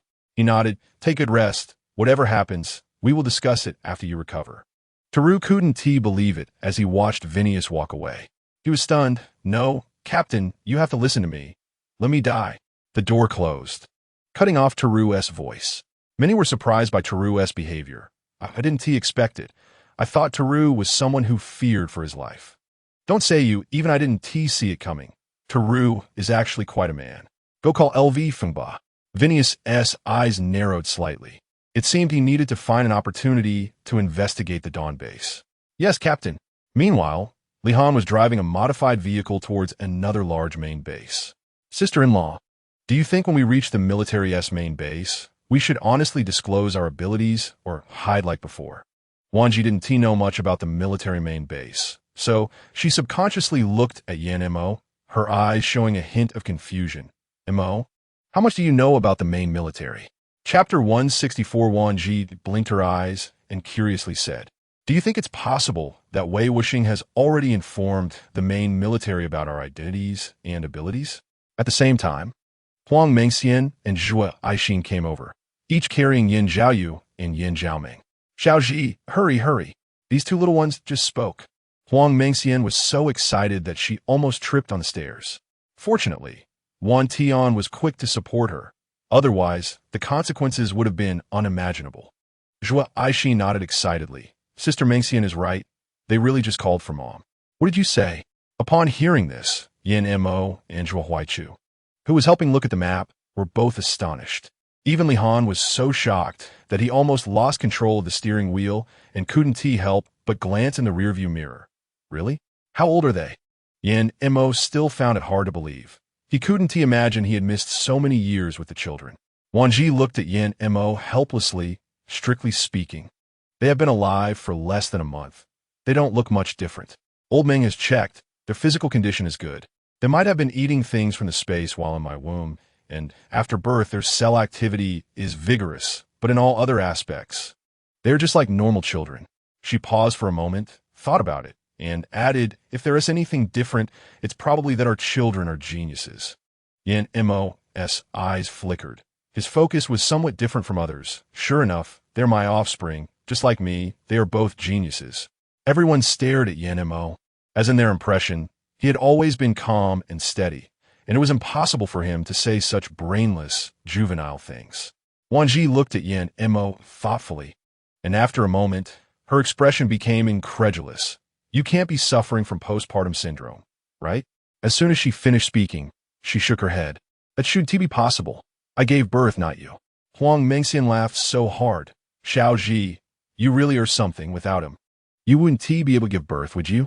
Xiaoqing looked at Huang Mengxian curiously and asked, Sister Mengxian, what are you all talking about? Wan Zhi noticed Yin Zhaoyu and Yin Zhaoming staring with wide eyes and immediately raised her hand to pat Huang Mengxian on the shoulder. If you keep talking nonsense, I'll make you get down and push the car. There are still minors here. After saying that, she looked at Yin Mo, scolding him as if he were to blame. You're the same. As soon as he left, everyone couldn't help but laugh. I didn't know my brother-in-law had such a funny side. Indeed, I used to think Brother Mo was serious. I didn't expect him to be this funny. The road was icy and snowy, making it extremely difficult for the vehicle to drive. If it weren't for Zhuo Huaichu's ice ability, it would be very challenging for the car to navigate in such conditions. An hour later, stop. A man in a military green coat stood at the entrance of the base, blocking the modified vehicle's path. Where are you from? What's the matter? Upon closer inspection, one could see that the speaker was a tough soldier about 30 years old, holding a gun and exuding a strong sense of authority. The driver was Li Han. He and Yin Mo were both graduates of the military academy, so they were very familiar with dealing with such soldiers. Hello. We are from the small base in the capital. We have a recommendation letter from Wei Wuxing. Li Han first politely saluted before explaining his purpose for coming. After handing over the items to the other party, he added, we have important matters to discuss with the person in charge. The other party opened the recommendation letter, and upon seeing its contents, his expression changed dramatically. But he quickly composed himself and returned the letter to Li Han, saying, you should find a place to park first. I will arrange for someone to take you to meet our leader shortly. The man's eyes widened momentarily.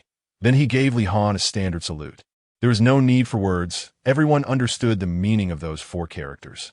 Li Han smiled and said nothing more, turning the steering wheel to drive the car to an open area. Leader, someone from Wei Wuxing's base has come to discuss important matters. The speaker was the soldier who had just spoken to Li Han at the entrance. The leader looked up from the pile of documents on his desk and rubbed his sore nose, asking, did Wei Wuxing mention what this was about? The person standing opposite the leader hesitated, as if unsure how to respond, but ultimately chose to remain silent, thinking it would be better to ask them when they arrived. The leader frowned slightly, seeming to sense something, then looked around before nodding and waving his hand, saying, "All right, I understand. Let them come in directly later." "Yes, leader." 10 minutes later, there was a knock on the door. The leader, who had been working, paused for a moment and then immediately responded, "Come in." When he saw 8 people walking all at once, he couldn't help but frown. "What did Wei Wuxing send you here for?" Yan Mu signaled to Li Han, who nodded to indicate he understood, then stepped forward to take out the recommendation letter from his pocket, reporting to the leader. "This is a special recommendation letter from Wei Wuxing. Please take a look." Although the leader had doubts, he still reached out to take the letter and, upon reading it, his expression changed instantly. He looked at the group and ordered everyone go out first. "No one is allowed near the office without my command. Those who disobey will be arrested." Yes, only 9 people remained in the office. The leader casually pointed to some seats and said, "Everyone sit down." Wan Zhi and Yin Mo were both holding a child in their arms. Wan Zhi waved her hand, creating an invisible shield that enclosed the entire office, preventing any sound from leaking out. After doing this, she sat down in a chair, while Yin Mo walked to the desk and said seriously, "I believe the leader should know about the evil spirit mercenary corps." The leader frowned, already shocked upon hearing those 5 words, but he calmly nodded, "I know." As expected, the leader stood up in shock when he heard Yin Mo's words. "When he is?" "That's right," Yin Mo confirmed. "If I remember correctly, the evil spirit mercenary corps became quite famous a long time ago, feared by various countries for their acts of murder. Their arrival in Huagua is not only due to food shortages, but also partly to target ability users. As for the reason, I believe with the leader's capabilities, you should understand." The leader's expression grew thoughtful, and after a moment of contemplation, he focused on Yin Mo and said, "Tell me everything you know." Before Yin Mo could speak, Wan Zhi had already handed the child to Huang Mengxian and Zhuo Aixin, then moved to Yin Mo's side and said, "Food, potions, powerful ability users. I don't think I need to elaborate further." Upon hearing this, the leader's eyes sharpened. Just the first 3 items alone were enough to indicate the other party's ambitions. Did they want to dominate the world? The evil spirit mercenary corps had already sent people to intercept them before, and they almost succeeded. Yin Mo spoke with a hint of threat. "As it stands, there are probably not many in Huagua who possess abilities stronger than ours, but just half a month ago, they attacked us." Li Han placed a black briefcase on the leader's desk and took out a black box from it, saying, "This box is quite strange. It took us quite some time to close it. It has the ability to restrain ability users." Yin Mo looked at the leader's face and continued, "My partner is an ability user, and they almost took her away with this thing." The leader was stunned into silence. After the apocalypse, many ability users emerged. And aside from firearms that could counter those mutated species, ability users were the only other defense. They were challenging Huagua's authority. The leader slammed his hand on the desk in anger. Wan Zhi noticed the leader's anger, but felt it still fell short of her expectations. She believed the leader was well aware that Huagua's food supply had been coming from the Dawn base for these past few years.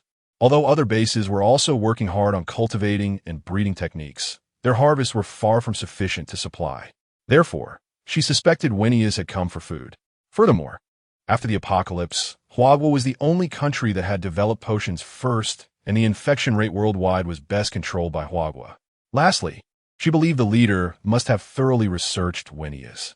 Powerful ability users had altered physical qualities, and besides the natural elemental abilities, there were also non-natural abilities, such as healing, spatial, metal, mental, strength, and speed.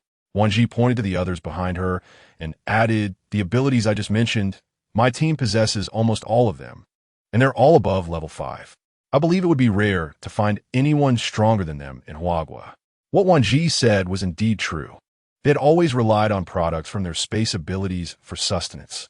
If their abilities and physical qualities were not strong, they would be considered useless. Moreover, all 8 of them had extensive experience dealing with mutated species, which made them highly agile and responsive with excellent control over their abilities. The other 7 knew better than to reveal Wan Zhi's unique abilities, so even the military only thought her abilities were spatial and enhanced strength and speed. As expected, upon hearing this, the leader's face flushed with excitement, saying, "Good, good. Hua truly has many talented individuals. What are your plans next?" He trusted that Wei Wuxing was not the type to show off, and sending these individuals to him meant they had a comprehensive strategy. Wan Zhi understood that the next part would be Yin Mo's domain, so she naturally stepped aside to play with the two children. The leader also noticed the child in Wan Zhi's arms, looking astonished as he said, "I didn't expect there to still be newborns after the apocalypse." Wan Zhi was taken aback, then frowned and asked, "Are you implying that no one has given birth here? Logically speaking, there should be new babies every day before the apocalypse." Although she hadn't paid attention to childbirth in her past life, it was hard to believe that all women had lost their ability to conceive. The leader nodded with a grim expression. "That's right. As you can see, humanity is losing numbers. I'm not sure about other places, but here in my base for the past 4 years since the apocalypse, no woman has been pregnant or given birth." Hiss. Yin Mo frowned slightly. This was understandable. After the apocalypse, genetic changes would lead to unusual alterations in physical constitution and lifespan, and a decline in reproductive ability was normal. However, the fact that not a single child had been born in over 4 years was a bit hard to accept. "Haven't you tried to find out the cause?" Li Han asked, looking at Zhuo Aixin, whose face had turned pale. "Don't worry, there will definitely be a way. Besides, it doesn't matter if there are no children. I just want you to be healthy by my side." Zhuo Aixin bit her lip and nodded, "I know." Although Li Han and Zhuo Aixin had not yet held a wedding, she had always hoped for a happy family, with a beloved partner and the fruits of their love. But now, suddenly hearing such bad news that all women would lose the ability to conceive in the future made it hard for her not to feel sad. Hard not to care. Huang Mengxian raised her eyebrow and looked at Wan Tian. "You won't be like your weird parents, right? Having a serious patriarchal mindset about passing on the family line?" Wan Tian looked at her with a strange expression and then saw the vigilance in Huang Mengxian's eyes. He couldn't help but chuckle and said, "If I really had that mindset, not to mention you, even my sister would be the first to kill me." Huang Mengxian proudly flicked her hair over her shoulder and said, "Humph, at least you have some self-awareness." Wan Tian awkwardly touched his nose and muttered softly, "I always had self-awareness. I handle all the family matters anyway." Yin Zhaoming suddenly made a sound, followed by Yin Zhaoyu, also started to shout, "Mama!" Wan Zhi laughed. "What's wrong?" She picked up the two kids. Now that her abilities were strong, even her physical fitness had greatly improved. Holding both kids was no problem at all. Yin Zhaoming pointed at the window with her little chubby finger. "Ugly, there's ugly." Yin Zhaoyu wrinkled his chubby little face and also pointed out the window. "Bad? There's ugly and bad." Wan Zhi and Yin Mo were always very alert. As soon as they heard this, they immediately released their mental power to scan the area. But Wan Zhi's mental power was not as strong as Yin Mo's, so she couldn't sense anything suspicious. However, Yin Mo was different. His mental power was not only powerful, but he could also see everything through non-human vision, so he could clearly see the images from the nearest mutated species. "What's going on?" Wan Zhi was very aware that her children wouldn't just point at the air for no reason. Something must be approaching. After all, these two kids were the youngest ability users in history. Yin Mo's expression darkened. "It's a mutated plant, and it's moving in this direction." She sensed something was off with Yin Mo's gaze and guessed that there were indeed many mutated species appearing. But she couldn't understand why they would suddenly come towards this base. After all, they had cleared out quite a few mutated species on the way to the main military base, so it shouldn't be likely that many mutated species would appear. The commander also noticed the subtle change in atmosphere and immediately stood up to ask, "Is there a problem?" Wan Zhi had no intention of hiding anything and directly told him what she knew.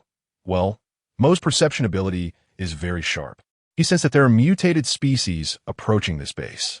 She didn't mention Yin Mo's mental power ability to the commander. Although she trusted the Chinese military, it didn't mean she would blindly worship them and reveal all her cards. Chapter 166. Wave of mutated species, initially thinking it was just a simple wave of mutated species. Wan Tian's next words made the commander change his expression instantly. "It seems like something is leading them. I feel like a lot of them are coming this time." Yin Mo didn't continue because someone had already knocked on the door and rushed in. "Report." We receive a lot of reports from the bases that a large number of mutated species are attacking various bases. What did you say? The commander's expression turned pale with shock, and even the 8 people beside him looked grim. Mo, I'm worried about our base. Wan Zhi bit her lip, staring at him in a daze. Yin and Mo looked out the window, seemingly lost in thought, then smiled slightly. You need to have confidence in them. Wan Zhi was taken aback, then remembered that Yin Qingming had been through many things since childhood, and besides, there were still Fong, Qianzhu, and others stationed at the Dawn base. Thinking of this, she breathed a sigh of relief. I was too nervous. Yin Mo smiled gently and affectionately rubbed the top of her head until Wan Zhi looked at him with a wronged expression. Stop messing up my hair. It's all tangled now. You'll have to comb it out. Just then, another person rushed in shouting, Commander, the number of mutated species outside has increased. The 2 people who came in to report looked worried and anxious at the commander, but the commander's expression didn't improve much. How could so many mutated species come so suddenly? Not knowing what he thought of, his expression changed drastically as he quickly commanded, Go check all the living quarters. Make sure to check who is injured. Those who are injured should be sent to the medical room for isolation and inspection. If any infected are found, administer the serum immediately. Hurry. Yes, Commander. Yin Mo's gaze slightly lowered as he glanced outside, his deep eyes shimmering with purple light. Commander, I'll take my people outside to see what's going on. If possible, could you give us a pass to avoid misunderstandings? They had just entered the main military base today, and no one recognized them. If they walked around the base openly, they might be mistaken for ordinary people needing protection. The commander agreed, taking a document from his drawer. Here, be safe. He wanted to go out with them to see the situation outside, but he couldn't because he still needed to find others to discuss the news they received today. Okay, thank you, Commander. If you really have a reason to leave here later, be careful. The zombies are now under control, but there are still many mutated species. Although they won't turn into zombies, carelessness can still lead to death. The commander's expression was serious as he nodded. I will remember your words, and I hope you all stay safe. As for other matters, we will discuss them once everything stabilizes. After the 8 left, the commander suddenly realized something. There was a child and 2 babies among them. How on earth did they manage to arrive here safely? The main military base was the central base of the Chinese army, where not only soldiers and their families resided, but also survivors from various places and many ability users. After the apocalypse broke out, there might be some troublemakers in various places, but in the main military base, this was not the case. The military has always been strict with itself and lenient with others, but there are more military regulations. So even if non-military people come to the main military base, they will gradually live a life as regular soldiers. As soon as they heard that many mutated species were approaching outside the base, everyone acted like warriors defending their homeland, rushing out with weapons. Even the elderly and women and children would grab hoes, shovels, hammers, and some even took kitchen knives to go out. The people here are like those in our base. They're all willing to fight for their home. Yin Mo's gaze fell on those people, so you don't need to worry about them. If such a large base can't withstand those mutated species, it would be a waste of our support for their food and shelter. Wan Zhi did not express any opinions on this, and simply nodded in agreement with his statement. After they left the commander's office, Yin Mo gave the others a glance, and everyone understood, surrounding Wan Zhi. Wan Zhi quickly sent the 2 kids into the space to be cared for by the space tree, which made everyone feel much more at ease. After all, the environment and climate of the apocalypse were still too harsh for newborns with no resistance. Even a slight oversight could affect the children's health. Mao Guai felt sorry for Xia Qing walking in the snow, so he directly transformed into a larger size to carry him, without worrying about being watched. Thus, the group of 8 people and 1 beast arrived at the entrance of the base, where they saw many ability users gathered, fighting against the dense swarm of mutated species. Everyone instinctively frowned. Li Han said, Where did so many mutated species come from? The mutated plants were relatively few, while the majority were mutated animals. And with Wan Zhi and Yin Mo's special mental powers, they could clearly sense that these mutated species were rapidly evolving. Are they planning to sacrifice themselves to allow other species to evolve into stronger ones? Wan Zhi surveyed the situation in front of her. Should we help them? Lihan rolled up his sleeves, eager to try. The number of mutated species is overwhelming, and aside from the superpowered soldiers outside the gate, the rest are ordinary soldiers who are still striving. They carry the belief of protecting the people. So even without superpowers, they're all holding firearms and trying hard to fend off the mutated species. Wan Zhi is very clear that in this base, there's not just one commander, but also many veteran generals and influential figures. If they cannot hold this base, the consequences will lead to significant turmoil for Huagua. They're gnawing at the mutated species around them to evolve. We can only fight quickly, Wan Zhi said sternly. As she spoke, she took out 14 water bottles from her space and handed them to them, saying, "Hold them well. The dark-colored ones are crystal core liquid, and the light-colored ones are water. Don't get them mixed up. What about you, Xiaozhi?" Huang Mengxian noticed her empty hands and immediately grabbed her hand and asked. Wan Zhi smiled wryly. "Do you think it's realistic to have a space ability user carrying things in both hands?" Huang Mengxian was taken aback, but quickly realized what Wan Zhi meant, her face turning red as she stammered. I just forgot." However, while the few of them were chatting happily, several vines emerged from a seemingly inconspicuous corner, burrowing out of the snow. These vines forced their way in through the gaps in the walls, windows, and corners, moving rapidly while no one was watching. Just as everyone was unaware, a series of piercing screams echoed through the accommodation area, causing those outside to panic as they searched for the source of the sound. Chapter 167. You traitor who eats inside and steals outside, how is the matter proceeding? An elegant man with blonde hair and green eyes sat in the back seat of a car, looking at the dense mutated species in the distance with a sinister smile. "The great and esteemed Lord Veniers, as you instructed, I have sent out the mutated subject number 5, and it is probably already within the range of the Huagua military," LV Fengba said with a smile. Upon hearing this, Yang Gong was stunned for a moment, but he quickly suppressed his emotions. However, he was still immensely shocked. How could they release the mutated experimental subject? Wouldn't tea that caused human casualties? After finally having a moment alone with LV Fengba, Yang Gong could no longer hold back. Why does Lord Veniers want to release the experimental subject? Doesn't he know this could lead to human extinction? LV Fengba couldn't help but sneer in contempt. What are you? How dare you question the esteemed Lord Veniers' decision? Yang Gong's face flushed with anger. You know what I mean? Don't deliberately misinterpret my words. Lord Veniers has his plans. Just do your own job well, and you don't need to criticize what is right or wrong. Watching LV Fengba walk away, Yang Gong clenched his fists, biting his teeth tightly, with his wife and daughter's faces flashing in his mind. After hesitating for a moment, he cursed under his breath. A bunch of madmen. On the other side, Wan Zhi was standing atop the wall of the main military base, focusing on the situation ahead. She saw the mutated plants commanding the mutated animals behind them like soldiers following orders. Wan Zhi's beautiful black eyes narrowed slightly. "Mo, have you noticed that these mutated species seem to have a purpose? It seems we haven't seen this mutated plant on our way here," Yin Mo said thoughtfully. "Yes," Wan Zhi said, her gaze sweeping over in disbelief. "I have a feeling that if we can capture this mutated plant, the truth will become clear." Meanwhile, Yang Gong was driving a car, keeping a distance from the mutated animals ahead. He had no superpowers, and his only weapon was a 6-shot gun. So he didn't dare to get too close to the mutated species.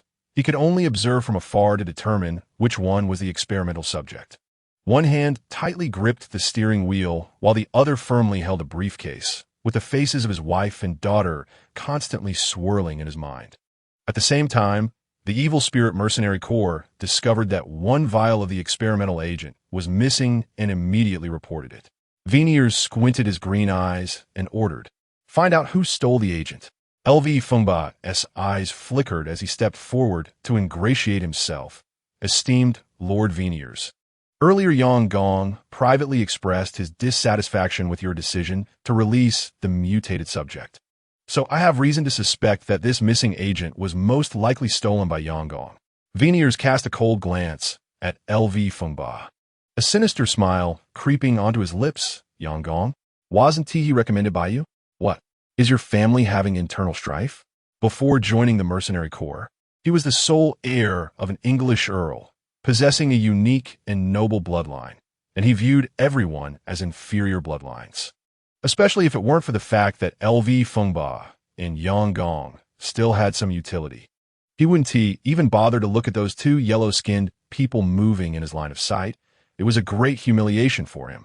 On the other hand, after controlling the number of mutated species in a main military base, everyone finally breathed a sigh of relief, their faces covered with exhaustion.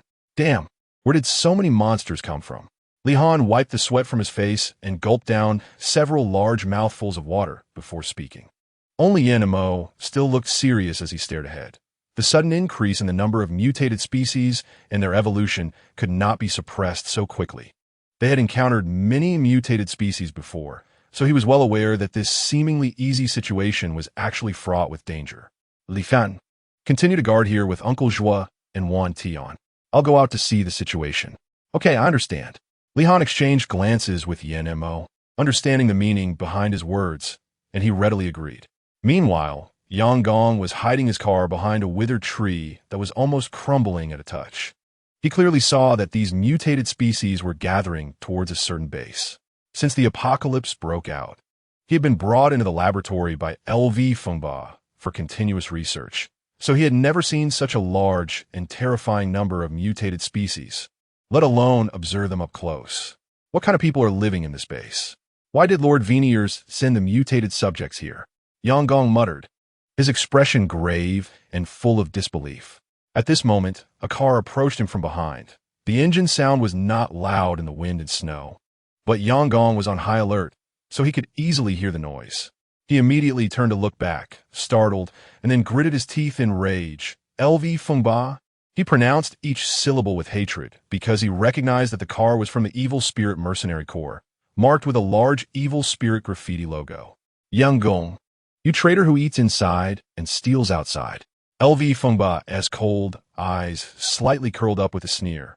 Lord Veneers has treated you well, yet you dare to steal the agent and betray Lord Veneers.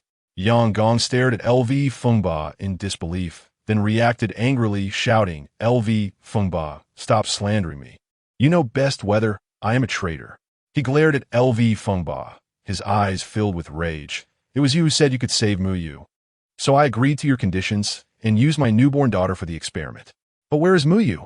Where is my daughter? Not only that, but you even forced me to sign that unequal contract. I ask you, does your conscience not hurt? Yang Gong was increasingly agitated, finally letting out a soul-piercing roar. LV Fengba looked surprised, then sneered. Drugs respond differently to different constitutions. You can't blame me just because Muyu couldn't be saved. Yang Gong couldn't accept that even now, LV Fengba hadn't realized where he was wrong. Fine, since you say that, then I'll ask you, where's my daughter? At first, he really thought that there were thieves targeting infants, but when he discovered that there were no signs of any damage at the scene, and even the incubator where his daughter was placed had been opened perfectly with a password, he instantly realized that there was an insider in the laboratory. El Fengba was astonished by Yang Gong's words and felt it was unbelievable. What do you mean by that? Didn't you steal the child? Yang Gong, furious, shouted recklessly. If I had the ability to steal my daughter, why would I still be in the laboratory? Chapter 168. Ran into the L family. El Fengba was shocked and then fell in a deep thought. Finally, a man's face flashed in his mind, and he widened his eyes in disbelief. Could it be him? Not knowing if he sensed something, Yang Gong suddenly froze. Seeing El Fengba's expression, an incredible possibility flashed through his mind. Just as he was about to ask who El Fengba was referring to, the already unstable tree suddenly fell. Yang Gong and the group with El Fengba were startled. When they tried to dodge, it was already too late. In a split second, a graceful figure suddenly appeared. Yang Gong and El Fengba widened their eyes, looking incredulously at the person who appeared. The person had a well-proportioned figure, long hair flowing in the wind, bright and lively eyes that sparkled with cunning, and a face as white as snow with pink lips, making it impossible for their gaze to move away for an instant. Yang Gong's breath caught in his throat, and tears filled his eyes. M.O.U. El Fengba was dumbfounded, staring at the familiar yet strange girl before him. He murmured in disbelief, How is it possible? How could you still be alive? Didn't you die already? If this face had appeared before them with such an expression in the past, they would have been heartbroken. But now, seeing this expression in their eyes felt like a shocking, supernatural event. Wan Zhi did not bother with pleasantries and simply smiled, waving her hand to trap everyone in a spatial barrier. By now, her spatial barrier was already used skillfully. With a flick of her fingers, the spatial barrier directly placed everyone in the car. She extended a branch from her palm, which was from the big tree in the space. Can you drive? The branch, excited and curious, poked around the car, then quickly slipped in through the car window. At that moment, the people in the car were terrified, their faces pale and colorless, their bodies shivering uncontrollably. Elfengba's gaze remained fixed on Wan Zhi, and after carefully examining her, he couldn't help but speak first. You are not LMOU. Who are you?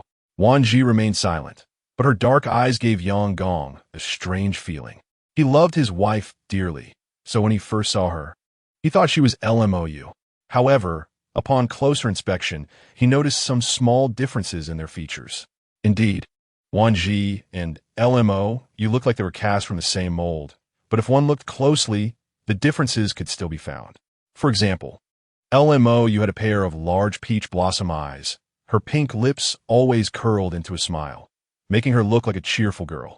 However, the girl before him, while also having big double eyelids, had eyes different from the peach blossom shape.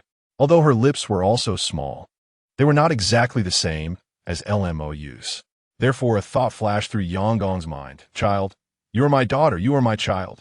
Wan Zhi looked at the man before her with a complex expression, but when he shouted that sentence, a storm surged in her heart. What was going on?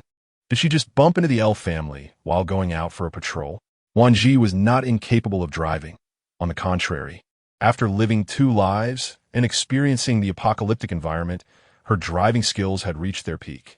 At this moment, she was unwilling to drive simply because there were people in the car she did not want to face. Which one of you is Elfengba? Her casual question was as simple as asking what dish to eat tonight. But to Elfengba, it had a different meaning. He slightly narrowed his eyes. You are the child that LMOU gave her life to give birth to? It seems you're doing well. His gaze remained on her, clearly recognizing that her life was good. Just her ability alone surprised him, and the excitement in his eyes gradually became evident. Indeed, in Elfengba's memory, Wan Zhi was the first experimental subject he had managed to persuade. Now, the experimental subject could possess negotiation abilities without the need for drug control. How could he not be amazed? How could he not be excited? Surrounded by mutated species, Wan Zhi's face showed no signs of fear. On the contrary, her calm demeanor made everyone present feel uneasy and hesitant. Wan Zhi had no intention of reminiscing with him. A wave of spatial pressure descended directly on Elfengba, making it hard for him to breathe, and he instinctively clutched his own neck. I am your uncle, Elfengba, he rasped in pain. He still didn't understand why he was so thoroughly defeated after just one encounter. Shouldn't an experimental subject submit upon seeing him for the first time? Elfengba had no doubt that if he showed even a hint of resistance, the girl before him would definitely kill him in an instant. So he immediately reacted. Fengba. Wan Zhi smiled. If you had admitted it obediently from the start, you wouldn't have had to suffer, would you? After saying this, her gaze fell on Yang Gong. She clearly saw that Yang Gong's eyes looked at her with the same tenderness and kindness as Yin Qingming looked at Yen Mo. She knew this was a father's loving gaze, but she felt no joy at all. You are Yang Gong? She frowned and turned her gaze away. It was clear that she did not like Yang Gong's gaze on her. It felt too unfamiliar, and she had never felt what was called paternal love. Seeing this, Yang Gong did not feel displeased or angry. Instead, he thought this was a kind of grievance from his child, and he accepted it with a sense of peace, even feeling a twinge of heartache. I am your father, your biological father. Child, are you doing well? I'm sorry. Back then, I loved your mother too much. I really had no choice but to send you to the laboratory. I didn't expect you to be stolen away. I'm sorry. I am an unqualified father. Child, shut up. Wan Zhi felt a bit irritated. I didn't come here to listen to your confessions and reminiscences. A complex expression flashed across her eyes, but she quickly concealed the emotions that annoyed her. What is your purpose for coming here? Don't tell me it's just to find me. I don't believe your story. Her eyes were cold. I'm very clear about how brutal Winnie is of the evil spirit mercenary corps is. He would never do something that is thankless.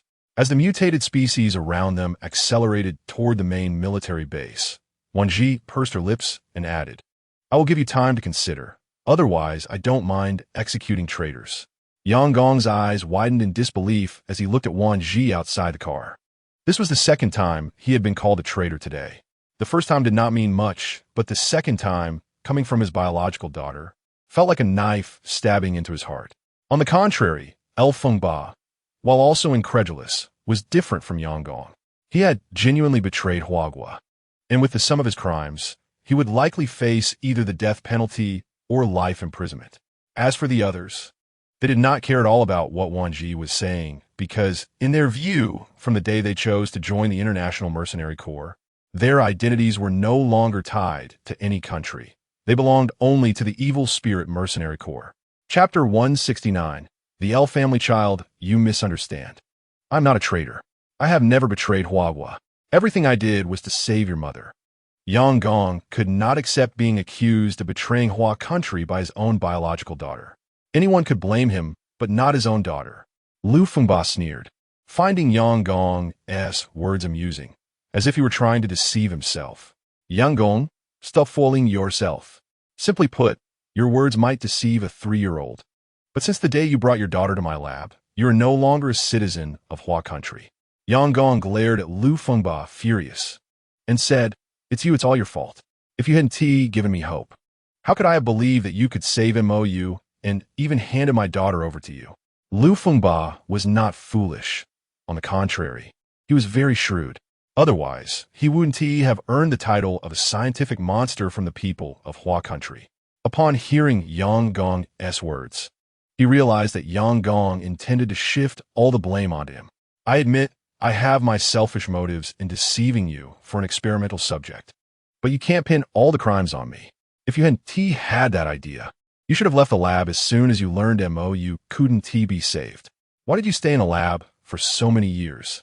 Just admit it. You enjoyed the various research resources provided by the mercenary group. Both of them refused to back down, each believing the other was shirking responsibility, completely ignoring the reason they had appeared there in the first place, and neither was aware of this fact at the moment. Wan Zhi watched the inside of the car with her arms crossed, but her mind was constantly alert to the direction of the mutated species around them. She still couldn't understand why these mutated species were gathering towards the main military base. Xiaozhi, just as Wan Zhi was still pondering the mutated species, a familiar and reassuring voice came from behind, startling her greatly. It wasn't that her alertness had diminished, but rather that she was too familiar with Yen Mo's presence, so much so that even if she sensed it, she would naturally ignore it. What are you doing here? Wan Zhi instinctively buried her face in his chest, as if only in this way could she feel safe. Her little actions didn't escape his keen observation, but because it was her, he was more than willing to provide her with endless safety. I saw you standing still from a distance and was worried, so I came to check on you. Wan Zhi nodded and pointed her mouth at the people in the car, complaining about her luck.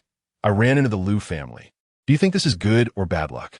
Yan Mo affectionately ruffled her hair, saying, Leave it to me. You've been gone too long. They're all anxious. After that, he added, I still have things to ask them. The word bind was said with a very heavy tone, and it was clear that his mood was not good at the moment. Lu Fengba in the car also understood one thing clearly. If they were really captured and taken into that base today, their plan would be interrupted, and there was a high chance that the original plan would be exposed. Being captured was a minor issue. If they disrupted Winnie's plan, what awaited them would be a life worse than death. After weighing the pros and cons in his heart, Lu Fengba steeled himself and pulled out a sharp scalpel from his pocket, attacking several members of the evil spirit mercenary group in the car. His actions were decisive and swift, cutting the throats of those people without hesitation, watching them die with incredulous expressions on their faces. Lu Fengba, what are you doing? Are you crazy? Yang Gong had seen many dead bodies, but had never witnessed living people die before his eyes. Lu Fengba was not surprised by Yang Gong's reaction. He sneered disdainfully and said, I don't know if we can survive being captured today But if Winnie's plan is disrupted, I know that what awaits us will not be as simple as just skinning us alive. Yang Gong choked, immediately falling silent, but in his heart, he understood that Lu Fengba's words were true. Knowing Winnie's personality, if he found out that they leaked his plan, regardless of whether it was them or not, even if they were lucky enough to survive, Winnie's would not let them go. On the other side, outside the car, after hearing Yang Gong's exclamation, Wan Zhi exchanged glances with Yan Mo, both feeling a jolt in their hearts, and instantly rushed over to open the car door. Except for Lu Fengba and Yang Gong, everyone had been killed with a single cut to the throat. At this moment, Lu Fengba was holding a sharp scalpel, his palm covered in bright red blood. Looking at her, saying now, "You probably can't ask anything anymore." "Ha, Lu Fengba, you really are a coward afraid of death." Yan Mo could guess what he was thinking without needing to ask. "Do you think that if they die, Winnie's secret deployment plan won't be leaked?" Lu Fengba cast a cold, ruthless glare at the unfamiliar man before him, displaying an indifferent attitude. "And so what? Anyway, all the knowledgeable people present are dead. Even if you skin us alive, you won't get anything out of it." Perhaps fearing that the two wouldn't believe him, Yang Gong hurriedly echoed, "Child, what Lu Fengba said is true. Winnie has a strong sense of racial discrimination and will never discuss any plans or matters regarding us in front of us." Wan Zhi blinked at Yan Mo, and Yan Mo did not let her down. "Winnie has chose to avoid you and not discuss matters in front of you. But he certainly can't avoid the authoritative scientific monster, Professor Lu Fengba." One sentence left Yang Gong stunned and caused Lu Fengba's expression to darken even more in an instant. "You can't try to sow discord between us." Noticing the thoughtful expression on Yang Gong's face, Lu Fengba quickly intervened to cut off his thoughts.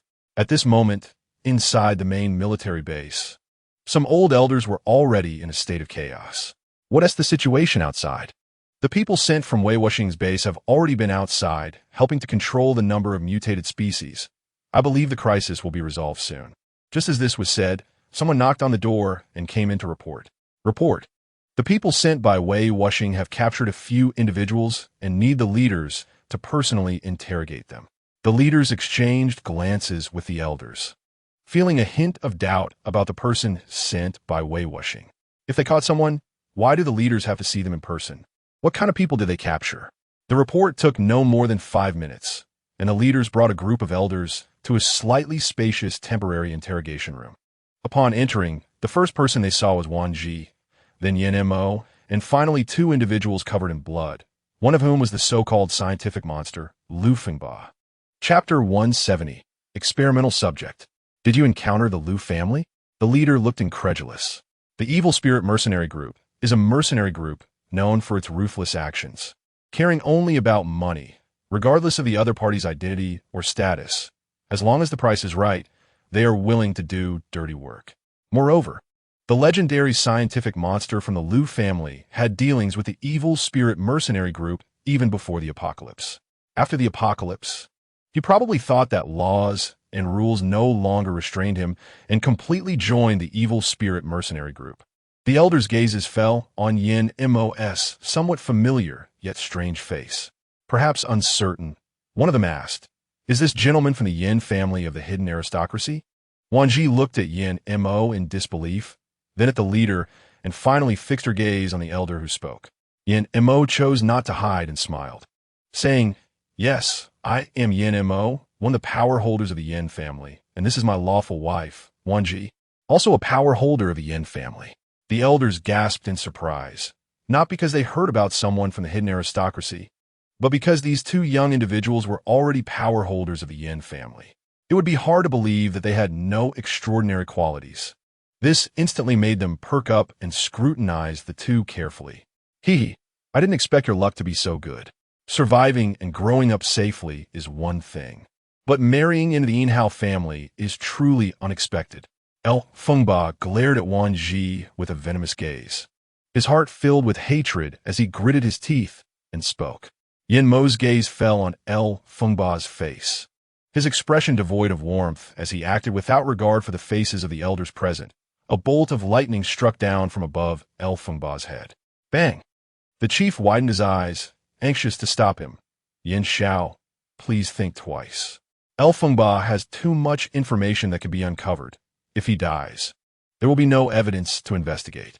After saying this, he immediately looked at Wan Zhi, seemingly hoping she could help persuade Yanemo, but unfortunately, Wan Zhi was destined to disappoint everyone. My man is seeking justice for me. Why would I stop him? A trace of coldness flickered in Wan Zhi's eyes. Besides, it's just a small bolt of lightning. An ordinary person might not even die from it. Are you planning to protect him, Chief? This hat was placed on the chief's head, and if he didn't truly understand the natures of the two, everyone present would probably cause a ruckus. You girl, you really dare to say anything. What do you mean by wanting to protect him? What I want is the information in his mouth. Nothing else matters. The chief was both angry and frustrated, but if the situation were reversed, he probably wouldn't fare any better. Wan Zhi shrugged, then that's settled. Yin Mo's expression remained unchanged as he coldly scanned everyone. Find a brain specialist to interrogate him properly. I believe many answers will come to light. Wan Zhi originally intended to ask something, but ultimately decided against it. It wasn't that she didn't want to ask, but she felt that Yang Gong seemed to know something. By the way, I have a small request to ask of the chief. Speak. Given that the two could so effectively help control the mutated species outside after arriving at the base, and even catch the troublesome Elfengba, the chief was unusually agreeable. I want to speak to Yang Gong alone, Wan Zhi said calmly. The chief glanced at Yin Mo's expression and found that he had no intention of stopping her. So he quickly agreed to her request. Okay, I'll arrange for someone to take you to another interrogation room. As Wan Zhi turned to leave, Yin Mo also followed without any intention of staying behind. Upon opening the door, they saw two people walking in, and Yang Gong, who had been anxious, suddenly relaxed. You guys are here. Speak. Wan Zhi pulled out a chair and sat down, her tone lazy, as if she were conversing with someone irrelevant. What exactly are you doing near the base? Yin Mo sat casually in his chair, his dangerous aura tightening Yang Gong's nerves, who had just relaxed. I came to... He didn't know how to explain this matter, as it was quite complicated, and if he didn't phrase it well, he might get tangled up himself. I advise you not to think about glossing over the important parts, Yin Mo remarked, having noticed the struggle and hesitation in Yang Gong's eyes. Now you have a chance to lay everything out. If you leave out details, you should know what the consequences will be later. Perhaps feeling that these words weren't stimulating enough, Yin Mo coldly stared at Yang Gong and continued, You need to understand one thing. Veneris is probably not someone easy to fool, since Vico and Talu were able to betray and reveal those things. Do you think he can trust that you won't sell him out? Yang Gong was startled. How do you know about Talu? Yes. Talu once said that the other party is from the Dawn base. They tortured him, and both Talu and Vico were trained members of the system. They couldn't withstand it, let alone ordinary people like them. Fine, I can tell you, but you have to promise to help me and not let Veneris find me, Yang Gong said with a serious look. Wan Zhi looked at this man, who was related to her by blood, and seeing him so fearful of death made her feel a mixture of emotions.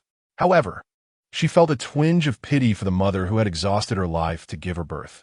If that woman knew that the man she loved was this cowardly, she might rise from the grave to bite him. Okay, go ahead. Yin Mo clearly noticed Wan Zhi's disdain for Yang Gong, so he didn't intend to waste time and directly agreed. After all, what happened to this person in the end was none of their business. Wan Zhi frowned in doubt.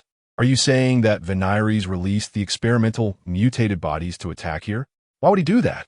Her greatest concern wasn't that the other party released mutated bodies to attack the main military base, but rather what the intention behind that attack was. Was it to test the attack capabilities of the mutated bodies or to see the base's defensive capabilities? Also, according to Yang Gong, Veneris still had 4 mutated bodies. Were they planning to deploy them all over China, or was it merely to provoke the Chinese military? Yang Gong also didn't understand why Veneris would do this. I don't know. I only learned about this after the mutated bodies were released. He looked furious. I admit it was my mistake to hand you over to the laboratory for experimentation, but I never intended to destroy this world. Wan Zhi didn't want to hear Yang Gong's meaningless and unnutritious words. Let's talk about how to find that mutated body. What should we do after we find it? Originally, she planned to kill them all, but Yang Gong told her that the experimental bodies would secrete a colorless and odorless gas that would continuously attract mutated species. More importantly, If the experimental bodies were harmed, they would release a large amount of toxic gas into the air. Chapter 171. Identities of 8 Yanggong pointed to a black handbag in the corner. Inside is a drug specifically developed to control the experimental bodies. What does it do? Yin and Mo had already taken out the drug, looking at it as if it were no different from ordinary medicine. It can cause the experimental bodies to die on their own. Yanggong hesitated for a moment and said, but it must be injected into the experimental body. And once injected, no one knows how they will die. Wan Zhi breathed a sigh of relief upon hearing this. This might not be an easy task for others, but for her it was incredibly simple. Once they finished their conversation and reached the base's walls, they found that the mutated species outside had already completed 2 rounds of evolution, causing her heart to sink. It seems we need to speed up. Wan Zhi frowned and said. Yin Mo's gaze fell on Wan Zhi's furrowed brow and small face as he reached out to pull her shoulder closer. Don't worry. Yanggong said that the experimental body's characteristic is that it looks like a plant. As long as we find it, we can solve all the problems. Wan Zhi nodded, taking the lead and leaping down towards the outside of the base's walls. Yin and Mo, of course, wouldn't let Wan Zhi fight alone and followed her without hesitation. Many ability users were outside the walls, resisting the mutated species, so they clearly saw Wan Zhi and Yin Mo's actions. At the moment, they leaped out without hesitation. Everyone was alarmed. Li Han and the others also saw this. Although their hearts trembled, they unreservedly trusted their decision. They exchanged glances, and with just one look, they understood each other and charged out of the base together. Under everyone's gaze, the 8 of them gathered, and Wan Zhi took out 14 water flasks to hand to them, briefly explaining the situation with the experimental bodies. Once you find it, don't attack. Just inform me of its location. Li Han and the others understood the seriousness of the situation. After nodding, they quickly dispersed, killing mutated species while searching for the suspicious experimental body. At this time, Wan Zhi and Yin Mo also began searching for the so-called experimental body. Soon, they discovered that the speed of evolution among the mutated species was very fast.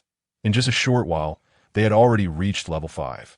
Currently, in China, the average level of ability users was only around level 4, and at most, they could barely reach level 5. It seemed they needed to find a way to deal with these mutated species first. Wan Zhi's fair face was tinged with worry. The base's supernatural beings were unable to fend off these mutated species on their own. At this moment, she was extremely grateful that the experimental subject appeared in their area. If it had shown up in a distant location, it would have caused unimaginable damage to China. Wan Zhi and Yin Mo coordinated perfectly, with Wan Zhi unleashing her mental power while wielding a tang knife, paired with spatial blades to sweep away all crises. The crowd near the base's wall and those at the entrance were so shocked by Wan Zhi and Yin Mo's impressive slaughtering abilities that they almost forgot what they were doing. Wow, they're so strong. Look at that muscular man over there. His metal ability is amazing. And that woman with plant abilities is also powerful. The man with fire abilities and the one with ice abilities, one big and one small, are strong too. Look at that woman holding a child. Is she really a healer? Aren't healers usually weak and timid? Incredible. That child can even control a mutated beast to attack the mutated species. Their team is so formidable. In the frigid climate of -50 or 60 degrees, everyone was filled with passion, unleashing their abilities, determined not to hold back their comrades, and doing their best to ensure that the 8 fighting outside the base remained focused on its safety. They were on high alert, with only one mission: to protect the ordinary citizens behind them. For those non-military supernatural beings, their sole belief at this moment was to defend the base behind them, for it held their loved ones, family to protect, children to guard, and ordinary people in need of their protection. Wan Zhi could clearly feel that this was exhausting. Even with more abilities, they couldn't withstand such a massive consumption. Mo, you draw on your mental power. Leave the rest to me. Yin Mo's pupils constricted sharply. Are you thinking? That's right. I want to carry out a large-scale slaughter. Wan Zhi enunciated each word with a chilling tone. Okay. After Yin Mo spoke, he immediately gathered the other 6. I'll project my mental power to control these mutated species. During this process, we cannot use lightning to kill them, so be careful. Li Han's cold gaze fell on his leader, and upon noticing his sister-in-law's unwavering determination, he understood this was premeditated between them. He nodded in agreement without saying more. Naturally, the others also tacitly agreed with Yin Mo's statement. Not only did they agree, but they also shared the same thought. Yin Mo's mental power projection would be unable to use offensive abilities, making it very dangerous, so they must protect him well. The moment Yin Mo closed his eyes, he began to compete for control over the experimental subject. He thought fiercely, this is his territory with his loved ones here. No one can harm them in his territory.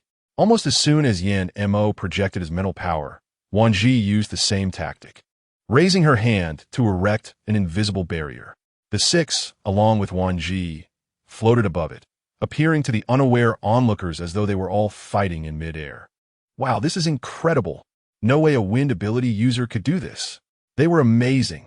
The elders and leaders sheltered indoors were also stunned by the actions of these 8 individuals. They were the dawn of China. Just then a phone rang. It was a dedicated line from Wei Wuxing, which could directly reach the leader without going through notifications. What's going on? The leader answered without any pleasantries. Leader, has Wan Zhi and Yin Mo arrived at the main military base? Wei Wuxing asked anxiously. Hearing the urgency in Wei Wuxing's voice, the leader's heart sank. They were currently engaged in killing the mutated species. I have received important news. Weenius has sent the experimental subjects, the mutated species created through experiments, to China. This news was too serious. Even Wei Wuxing couldn't handle it alone and had to seek their help. The leader sighed. We already knew about this. They're currently identifying the experimental subjects among the many mutated species. Wei Wuxing was startled, but quickly calmed down. Is that so? That's great. With them there, they should be able to resolve this issue. The leader sensed Wei Wuxing's trust in these individuals and, recalling the scene he had just witnessed, immediately had a new idea. Understood. What's the situation on your end? Everything is under control. We are still searching for the mutated species with mental powers. I suspect there are mutated species with mental powers directing these creatures to concentrate their attacks on the base. Very good. Once you find it, do not kill it immediately. Contact me at once. He couldn't guarantee that Weenius had released only one experimental subject. There might be others they were unaware of. Thinking of this, the leader continued. By the way, try to contact other bases and see how things are going. Okay, I will prioritize contacting Dawn Base for updates. Wei Wuxing quickly informed the leader about the 8 individuals' base. The leader's heart jolted. You mean they are from Dawn Base? The name of Dawn Base was already well known in China. It possessed the most advanced cultivation and breeding technology and many powerful supernatural beings. People in Dawn Base, whether supernatural beings or ordinary citizens, enjoyed the freedom to choose their work. Moreover, during China's most difficult times, Dawn Base was the first to supply food to the military and provided food delivery benefits throughout the country. Dawn Base was indeed like a dawn, a small world that people longed for. He had heard it mentioned long before. There were no disputes among the people there, only peace and laughter. A rare scene even before the apocalypse. Meanwhile, the 7 people not only protected Yin Mo without fail, but Wan Zhi also unleashed her powers without reservation, releasing a spatial storm. The storm resembled a terrifying large tornado. Whenever a mutated species was lifted and confirmed not to be the experimental subject, it was handed over to the other 6 for slaughter. The attracted mutated species had no resistance, continuously approaching Yin Mo's location, only to be swept up by Wan Zhi for confirmation, and if not the experimental subject, tossed to the 6 for slaughter. Mao Guai transformed into a looter again, extracting crystal cores from the deceased mutated species and shaking them in his pocket to hear their crisp sounds, his eyes filled with satisfaction. Xia Qing, as a summoner, summoned 3 giant man-eating flowers to devour the mutated species thrown over by Wan Zhi, being the only one working independently.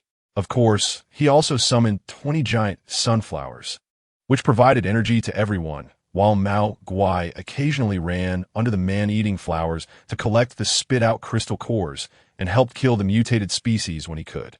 Wan Zhi noticed that the speed of the spatial storm was still too slow. She glanced over, and Li Han and the others' relentless attack speed had reached its limit.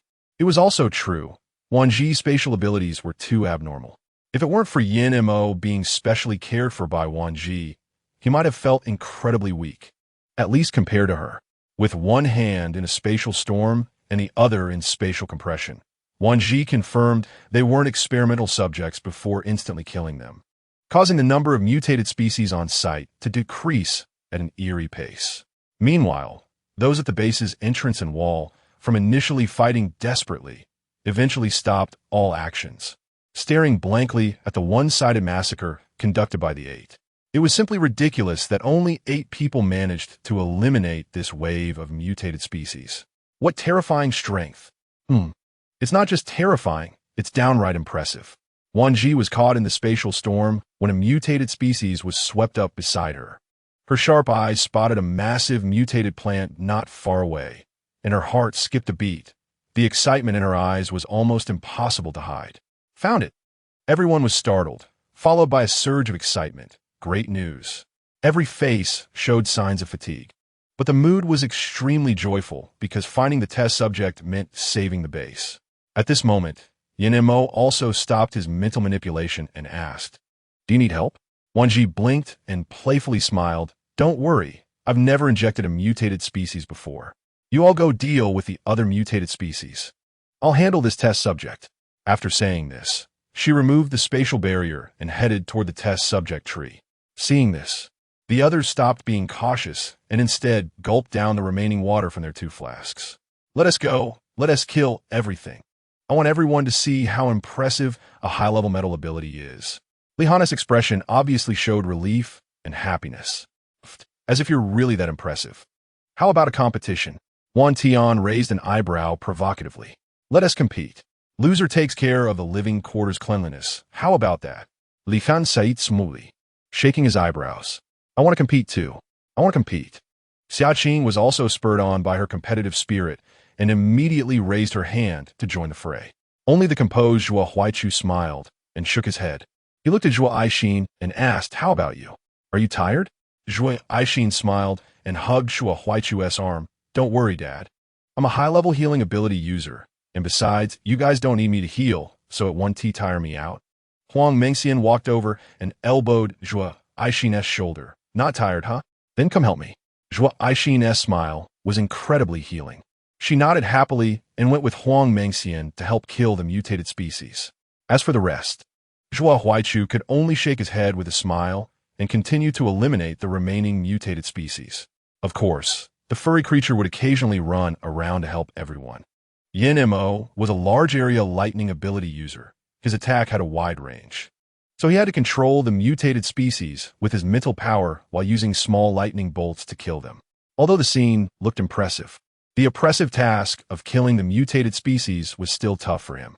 Wan Zhi silently approached the test subject and quickly summoned a spatial barrier, enveloping the entire test subject. Then, she slowly reduced the range until the barrier completely covered the test subject from all angles and used a syringe to inject it. The process seemed slow, but it actually took less than 15 seconds. After the drug was fully injected into the test subject, she pulled out the syringe and watched as the test subject expanded and contracted visibly. Wan Zhi frowned, feeling that the way this test subject was dying on its own looked strange. To prevent the test subject from escaping underground, the transparent, invisible barrier surrounded the test subject like a sphere, so when it expanded and contracted, the barrier could not automatically stretch. Therefore, Wan Zhi could only watch as the test subject was squeezed within the barrier, deforming like a sponge. It felt quite creepy. Just as she was still puzzled about whether the medication had expired, after the last expansion, it began to shrink continuously. This shrinking didn't seem like a reduction in volume, but rather that the self-destruction meant it was withering away. At this moment, the other 7 also gradually finished clearing all the mutated species and walked towards Wan Zhi.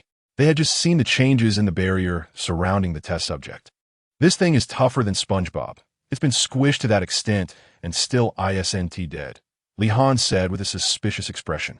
Wan Tian rolled his eyes and replied, "It's clearly more like Luffy, stretching and bouncing."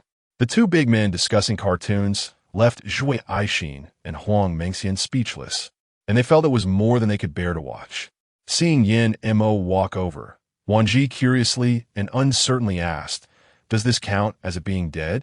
It won't just come back to life if we pour some water on it, right?" Chapter 173. The former test subject Wan Zhi thought for a moment and found this method feasible, preparing to remove the spatial barrier. Just then, a green branch with leaves shot out from her palm, attacking the withered plant within the barrier. By the time Wan Zhi realized what was happening, the spatial tree had already pierced its branches into the plant, completely absorbing the test subject, leaving not even a trace behind. "Wow, sister-in-law, your ability is too fierce. You directly absorbed the test subject." Wan Tian nervously assessed the situation and only relaxed after confirming that Wan Zhi's body showed no changes. Huang Mengxian, however, asked curiously, "Wan Zhi, do you think my plant ability could also learn to absorb like you?" Wan Zhi looked at Huang Mengxian with a strange expression. "You can definitely absorb it. I just don't know if your body can handle it." Thinking about the infected, mutated species being swallowed like jelly made her feel uneasy. Huang Mengxian noticed Wan Zhi's odd expression and, recalling the absorption process, suddenly shivered and awkwardly laughed. "Haha, just kidding. I was just joking. I really don't want to eat slime raw."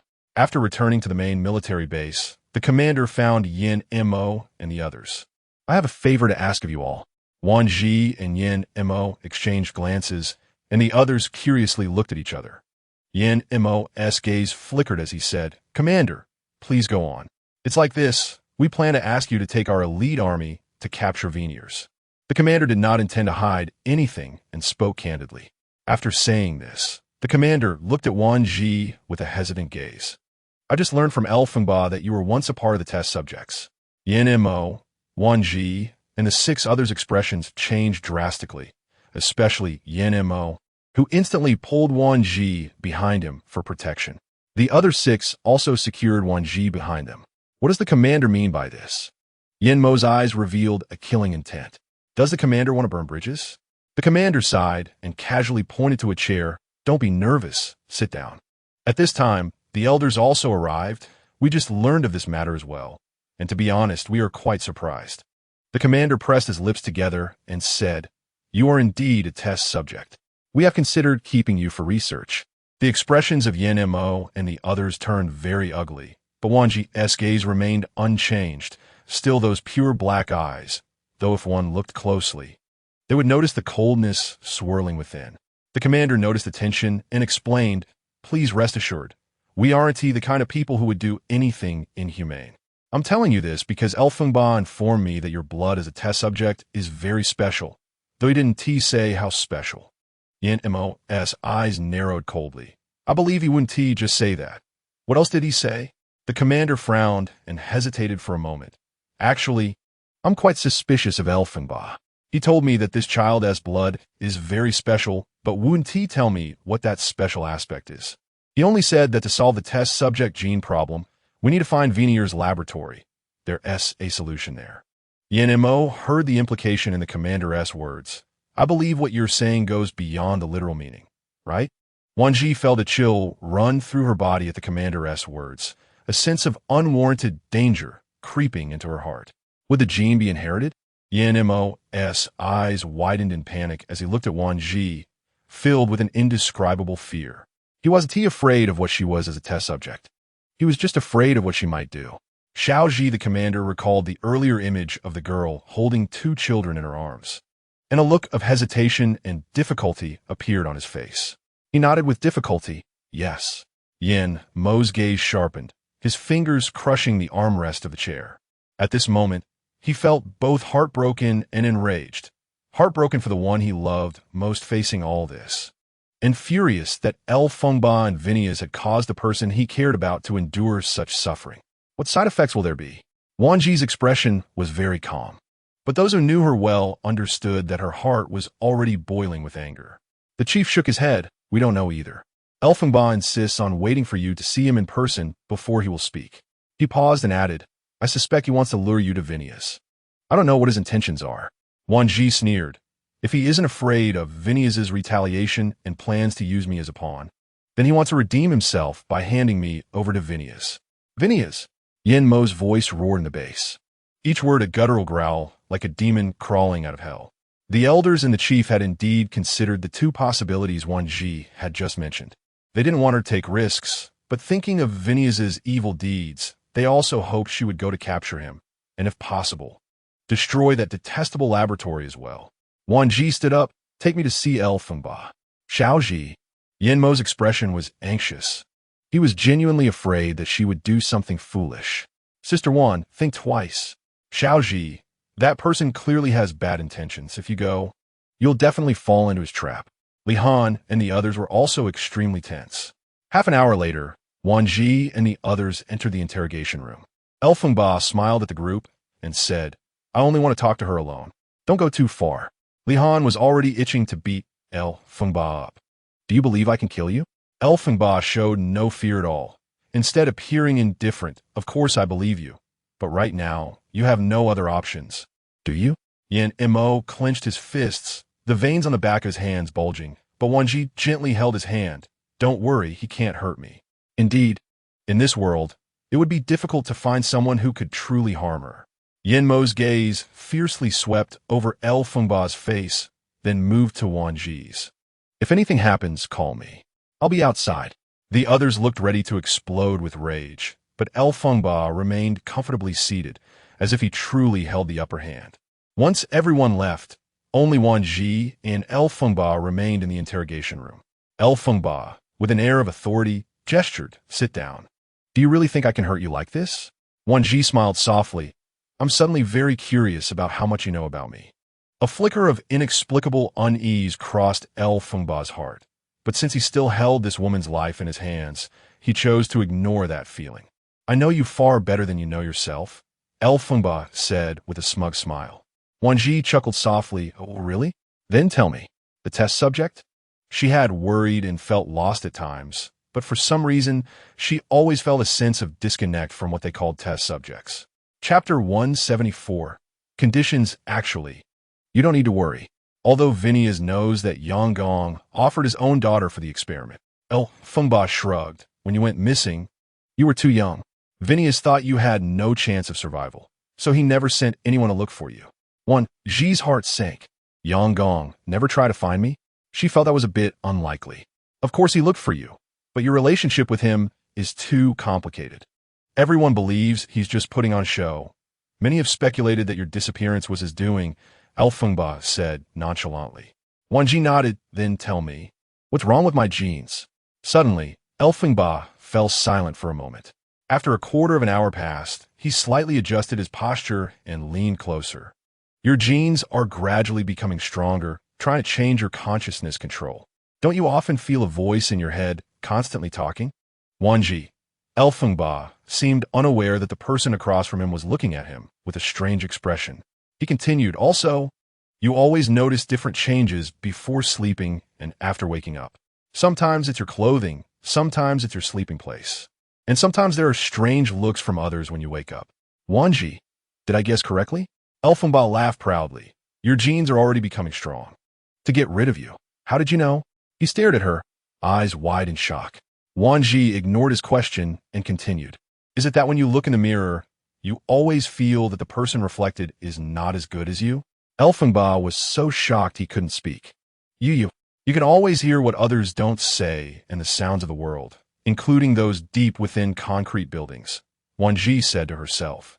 El Fengba's face turned pale as he looked at her, unable to utter a sound. Wan Zhi, observing El Fengba's grim expression, slightly curled her lips into a smile. El Fengba, congratulations, you're done for. After saying this, she closed the door. El Fengba was drenched in cold sweat, feeling as though he had been caught in a downpour. His gaze gradually dulled, murmuring to himself, the baby lies on the operating table. What was I doing? What was I doing then? I was holding a syringe towards the arm. Wan Zhi walked up to Yin Mo, lowering her head and burying her forehead in his embrace, urging the chief to find a way to lock El Fengba up, saying they needed special materials, something airtight and without any gaps. Hearing Wan Zhi's disjointed words, Yin Mo instinctively furrowed his brow, but he didn't question her intentions. He simply replied with a simple and picked her up. Wait. Wan Zhi lifted her head, seemingly searching for someone. Yin Mo said in a low tone, "Chief." The chief, hearing Yin Mo call him, stepped out from behind the crowd. Seeing Wan Zhi looking so exhausted, he felt a twinge of regret. What a good girl she was. Yin Mo repeated what Wan Zhi had just instructed and then took her away. Li Han and the other 6 immediately followed Yin Mo out. The chief looked at the recorder in his hand, his expression complex. Finally, he turned to relay Yin Mo's words to the others and then left to discuss matters with the elders. As for Yang Gong, he was directly detained in a small dark room due to the extensive involvement, and the chief no longer cared about his fate. The next morning, the chief brought the elders to the place where Yin Mo and the others were staying. "What's the matter?" The chief's face showed a hint of surprise. "She didn't tell you?" Yin Mo frowned. "No, she fell asleep halfway yesterday." He naturally wanted to know what she had discussed with Ba, but seeing her so tired, he felt heartache and didn't wake her up. Even now, she was still sound asleep, showing no signs of waking. The chief nodded. "All right, let's go in and talk." Yin Mo stepped aside to let them in before closing the door and asking Li Han to pour tea for the others. "There's no good tea. Just make do with this." Yin Mo's tone was extremely indifferent. If it weren't for the chief and others having seen him like this with his own people, they might have thought he had offended someone. It's fine, it's fine." The chief quickly waved his hand and said, "By the way, this is the full record of yesterday's conversation with Ba. We've all listened to it once. Do you want to hear it?" After 2 hours of conversation, Yin Mo straightened her lips after listening. The leader, seeing this, decided not to beat around the bush and directly expressed his thoughts. "If you are willing, it's impossible." Yin Mo completely interrupted him, making it clear that the situation was already quite evident, wasn't it? She was no longer the test subject from years ago. The leader frowned. "Don't be so agitated." "I'm not agitated. I'm just stating a fact," Yin Mo replied. The leader sighed helplessly. "Yin Xiao, let me give you some advice. Perhaps back then, Lu Fengba didn't inject that drug into that child, but what about others? Can you guarantee that others won't continue their research for the sake of experimentation?" Yin Mo's brows twitched involuntarily. "I disagree." The leader stood up. "You can't be so unilateral. You need to think about her. What if? There is no what if." Yin Mo raised her eyes, her determination making the leader and others feel a heaviness in their hearts. "How much blood needs to be drawn?" A clear and pleasant voice sounded from behind. Wan Zhi ignored Yin Mo's words and focused her gaze on the leader. "If you want to study my blood, it can be done, but the prerequisite is that Elder Meng must be present, and he must lead the entire process." Upon hearing this, Yin Mo immediately understood Wan Zhi's intentions, her eyes shimmering with a gentle yet slightly helpless light as she looked at her. "Have you thought this through? Rather than guessing anxiously, it would be better to let a medical authority take charge. If you agree, we can arrange for someone to go to the Dawn Base to pick her up now, if you don't agree." Wan Zhi glanced at the faces of the people across from her. "Then I can leave directly. And I'm confident that if you want to ask me for help again, it won't be possible." The people across the table, who had once been prominent figures in Huagua, could cause an uproar with just a cough before the apocalypse, now found themselves silenced by a young girl. "All right, let us do it your way." The leader, seeing that no one opposed, made the promise alone. 3 days later, Elder Meng was picked up by the military base personnel. "Girl, you really didn't inform me about such a big matter at all," Elder Meng said, feeling a mix of anger and heartache for Wan Zhi's past experiences. Wan Zhi exchanged a smile with Yin Mo, who first helped to cut her off. "Elder Meng, we just found out. Xiao Zhi slept through an entire night and an afternoon that day." Chapter 175. Plan. Elder Meng looked at Wan Zhi with a gaze that was both heartbroken and helpless. "Girl, come over later. Let me examine you properly. Sleeping so suddenly like this isn't good for your body. You haven't been eating well, have you?" Xia Qing, seeing Wan Zhi's expression of being scolded by Elder Meng, immediately jumped out to save her. "Elder Meng, have you missed me after not seeing me for so many days?" Elder Meng, being a lonely old man, felt a strange affection for children as he aged. "Oh, isn't this the handsome Xia Qing? I missed you terribly." Elder Meng's attention shifted entirely because of Xia Qing's appearance. Wan Zhi hid in Yin Mo's embrace, stifling a laugh. Xia Qing really had a way with it. "You?" Yin Mo smiled and shook his head, wrapping his arm around her waist as they walked toward Elder Ming. Let us go. After the checkup, we can arrange the next steps. Wan Zhi suppressed the smile on her face, thinking, I must kill Venus with my own hands.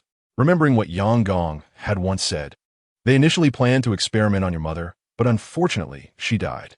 Completely dead individuals do not qualify as test subjects, which is why they set their sights on you. Yin Mo didn't ask any questions, but nodded, indicating he understood her thoughts. Do what you want to do. I will always be there to see you turn around. The implication was that he would always support her decisions and protect her. Wan Zhi lowered her head, resting it against his chest, even rubbing her cheek against his warm and secure embrace. Hubby, thank you for supporting me unconditionally all this time.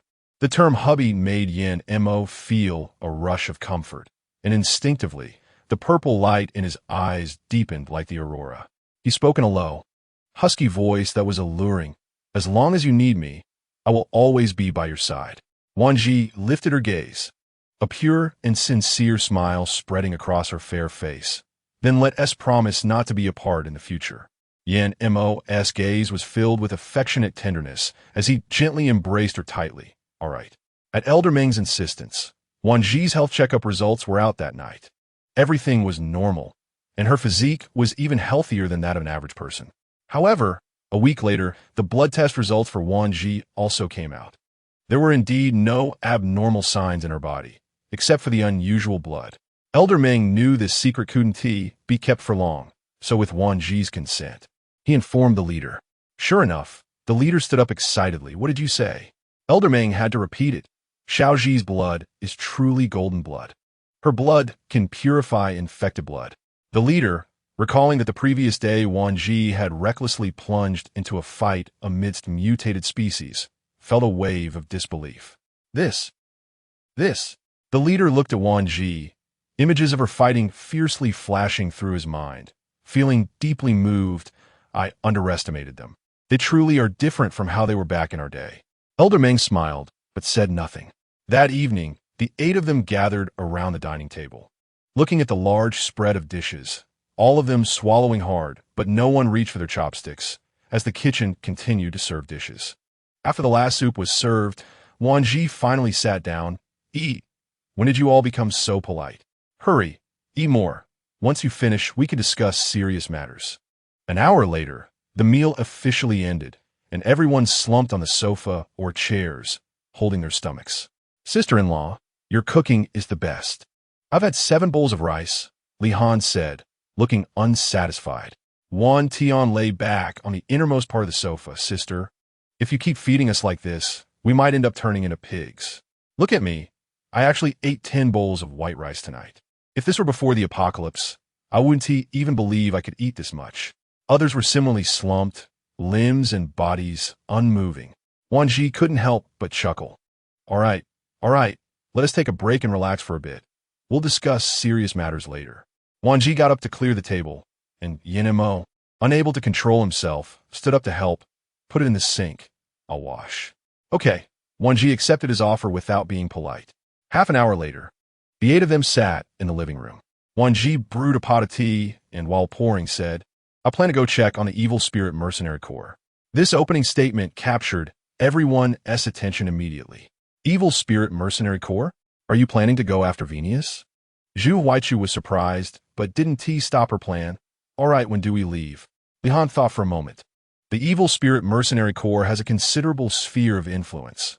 If we don't prepare thoroughly, it's too risky to go in recklessly. Wan Tian also expressed agreement.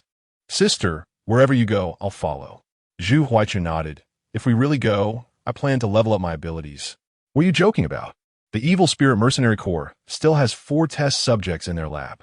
Who knows what level of mutation those test subjects have reached? It's better to be prepared. Aishin and Huang Mengxian exchanged a glance, then spoke in unison with a tacit understanding, saying that when Xiaoji, Sister Xiaoji, was about to set off, she just needed to say a word, and they would prepare everything tonight so they could leave at any time. Xiaoqing hugged the furry creature and said, Sister Wan Zhi, where are you going? You can't leave me behind. I want to go with you. Wan Zhi was well aware of the reason for Xiaoqing's clinginess. Apart from being abandoned by her parents at home in the beginning, It was also because of that time when she went out on a mission with Yin Mo without taking him along, which left him with a sense of insecurity. Don't worry, I'll take you wherever I go. You're now a high-level summoner. You're so powerful. How could I not bring you along? Wan Zhi said, half jokingly and half seriously. Xia Qing's eyes lit up, and her mood instantly improved. I will work hard to become stronger. Yin Mo quickly glanced at someone before speaking. Tomorrow morning, we will head straight to the Evil Spirit Mercenary Corps. At that time, everyone should be cautious. Our main goal is to scout the situation. Wan Zhi nodded and said, this time, I primarily want to deal with that laboratory and those mutated species. I plan to kill whenever possible and destroy whatever I can.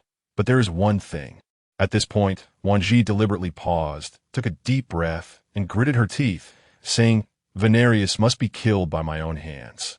The others exchanged glances and nodded in agreement with Wan Zhi's words. The next morning, Wan Zhi and the other 8 stood by the modified vehicle. Elder Meng and the leaders had just learned about their departure, which was to kill Venarius and destroy the laboratory. Even the people in the base were aware of it, and they looked at the 8 with a mix of respect and fear. Venarius was a representative of evil. Are you sure you don't need our military to provide personnel? The leader finally hoped for their safety. Chapter 176. Goodbye Li Yishi and Lin Xiao. Wan Zhi shook her head, rejecting the leader's goodwill. Our priority in going to the Evil Spirit Mercenary Corps is to gather intelligence. If too many people go, it will actually hinder our actions.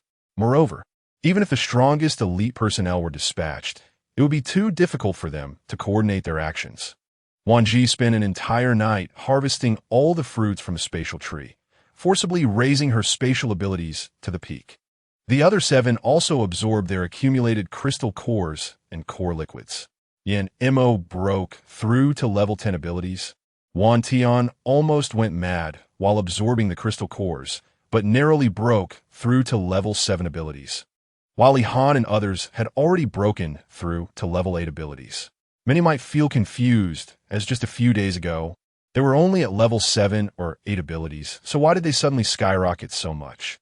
It was because they had golden water and ingredients produced by the space, which invisibly improved their physiques, making breakthroughs easier and more stable. Thus, they could absorb crystal cores without restraint. If it weren't for the limited number of crystal cores, their ability levels would likely continue to rise. But you only have 8 people, and Venarius's power is far stronger than you imagine. They not only have mutated beings, but also many ability users who evolved through drugs. The leader struggled, not knowing how to persuade them. The scenes from a few days ago were still fresh in his mind. He knew these people were not lying to him. They were indeed very powerful, strong enough that no one in the entire Hua country could match them. But it was precisely because these 8 powerful ability users cared for Hua country that he, with a heart for talent, did not want to see them fall. At that moment, a panicked soldier rushed out of the base, stumbling over the accumulated snow several times before finally reaching the leader. Leader, the soldier gulped for air. The International Joint Organization has sent a telegram. This is the content of the telegram. His words were stammered, and it was easy to hear the panic in his voice, which made Yin Mo frown and feel a sense of unease. He instinctively turned to look at Wan Zhi beside him, and the two locked eyes, instantly sensing that something was wrong. After reading the telegram, the leader was so angry that he almost crumpled it. These blood-sucking bastards really think our Hua country is easy to bully? Yin Mo disregarded everyone's gazes and directly grabbed the telegram to look at it. Hatred surged in his heart, and his eagle-like purple eyes turned completely red, indicating that the contents of the telegram were likely very unpleasant. Wan Zhi instinctively leaned over to take a look, her eyes widening in shock. They really dare to mention this. International Joint Organization announcement. The International Mercenary Corps has discovered a suspected biochemical mutation laboratory in Hua country. After discussion, the International Joint Organization has decided to take military action to destroy it. Additionally, the International Joint Organization has received a confidential report indicating that there is a female immune person in Hua country, approximately in her early 20s. We hope Hua country can act justly and hand this female over to the International Joint Organization for protection. If Hua country defies this request, the International Joint Organization will respond with nuclear weapons. Zhuo Huaichu frowned. This was clearly slandering. Wan Tian rushed in front of Wan Zhi, glaring at everyone with anger. Whoever dares to hand my sister over, I will be the first to stand against you. Yin Mo's gaze turned cold as he faced the leader, saying, Whoever dares to harm my people, we 8 do not mind becoming enemies with this world. That's right. If Hua country is in trouble, we will help. But if you try to cross us, we are not afraid, Li Han said firmly. The leader saw the atmosphere was gradually getting out of control and quickly spoke to calm them down. Young Master Yin, you came from the military academy. You should understand our military's mindset. If this had happened right after the apocalypse broke out, we might have considered it. But after the food shortages and the tide of mutated species, I cannot continue to harbor doubts about you. Elders also stepped forward to support Hua country's stance, saying, We have seen everything you have done for Hua country, and we remember it in our hearts. Moreover, don't forget that Elder Meng and our military just conducted a blood test on young Master Yan's wife a few days ago. She is no different from an ordinary person, right? The elder intentionally did not mention that Wan Zhi's blood could cure the infected virus. Just this point was enough to make Yin Mo view him differently. But it was far from enough to let Yin Mo lower his guard. Another elder also noticed the meaning in Yin Mo's eyes. After hesitating for a moment, he finally compromised with the 8. Whatever conditions you propose, we will not refuse. He paused. If necessary, you can bring recording equipment to capture what you see. Then we will have the confidence to confront the International Joint Organization. It must be said that the conditions proposed by the elders were very enticing. So in less than 2 breaths, the 8 accepted the military's generous offer. Yin Mo, as a businessman, was already accustomed to keeping everything in his control. So the military's generous offer was beneficial and harmless to them. But just then, the leader brought 2 people to stand in front of the 8. One was Li Yishi, the eldest son of the Li family, and the other was Lin Xiao. I believe you should have already met each other. Wan Zhi frowned at Li Yishi, completely ignoring Lin Xiao beside him. When did you arrive here? What are you doing here? For this man who always focused all his attention on his woman. Yin Mo felt a strong aversion to him the moment Li Yishi appeared. The other 6 had seen this man Li Yishi before, and their inherent impression of him was that he always brazenly tried to dig a corner from their Mo Ge. Therefore, the 6 of them tacitly surrounded Wan Zhi, completely blocking any attention from Li Yishi. Noticing that the atmosphere was not right, the chief quickly explained that Li Xiao and Lin Xiao were key talents cultivated by the military, and their abilities had already reached level 5. He intended to confirm whether they were to be sent to assist them or to their deaths. Yin Mo showed no respect to the chief. Lin Xiao had only awakened his abilities in the later stages. If it weren't for his dual-type abilities attracting the military's attention, he wouldn't have achieved his current level 5. Most importantly, after enjoying military resources and treatment in just a few days, he couldn't stand being ignored by these people, so he couldn't help but speak out. His words implied disdain for the 8 who arrogantly demanded more, relying on their powerful abilities. Oh, so according to you, you can handle the test subjects all by yourself? Wan Zhi lightly patted Wan Tian's shoulder, signaling him not to be nervous. Lin Xiao had originally been wary of these people, but now that his abilities had reached level 5, he felt more confident and was no longer afraid of them. He admitted that he had been fearful when he first saw them killing mutated plants in the wild. But now he had undergone a transformation and was no longer the timid Lin Xiao who always bowed to others. Chapter 177. The Price of Pride. Wan Zhi nodded and called over a nearby soldier, asking, What level is your ability? The soldier, surprised to be so close to these powerful figures, excitedly replied, For I have level 4 fire abilities. Wan Zhi nodded and called over a few more, asking, What about you? What level are your abilities? Level 3 water abilities. Level 4 ice abilities. I have level 5 wind abilities. I have level 4 earth abilities. All right. Tell this arrogant person how you dealt with the mutated species at that time. Was it one person or a group effort? Wan Zhi smiled. Lin Xiao immediately understood that they were looking down on him, and filled with anger, he retorted, That's because their abilities were too low and weak. How could they compare to my dual fire and water abilities? One of the level 5 wind ability soldiers scoffed at Lin Xiao's words, saying, if you're so powerful. Do you know what level the mutated species had evolved to at that time? They were at levels 5 or 6, not to mention that one particularly abnormal test subject. The Earth ability soldier also stepped forward, dissatisfied with Lin Zhao's attitude, and said, just dealing with one mutated species required all of us working together. Do you really think you could handle so many mutated species alone? Lin Zhao, unwilling to back down, insisted, that's because you're all useless. Those 8 can handle all the mutated species, which just shows that you all can't. Li Yishi had not spoken the entire time. This was of no concern to him. His gaze remained fixed on Wan Zhi, who still looked as stunning as the first time he saw her. If only he had met her earlier, would the person standing beside her now have been him? Yin Mo's purple eyes suddenly flickered, and he gently pinched the little woman beside him. Wan Zhi, sensing something, turned to look and met his sharp purple gaze, her heart skipping a beat. She quickly focused her mental energy and, in a brief moment, smiled.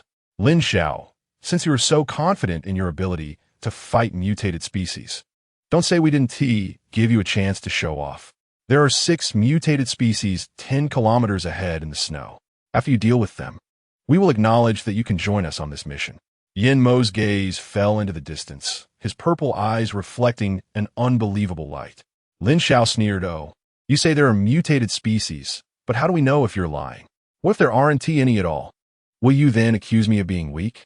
Upon hearing that there were mutated species near the base, everyone immediately got serious, including the ability users who prepared themselves. Miss Wan, I'm married now. Please call me Mrs. Yen Xiao. Wan Zhi had not wanted such a title, but when facing Li Yishi, some masks had to be worn. Then I'll call you by your full name. Surely you want tea refuse? Li Yishi said with a gentle smile. He was determined not to admit it and did not want to call her Mrs. Yen Xiao, as it would mean he had no chance to pursue her anymore. Yin Mo's eyes narrowed dangerously, implying that the Li family's upbringing was quite concerning.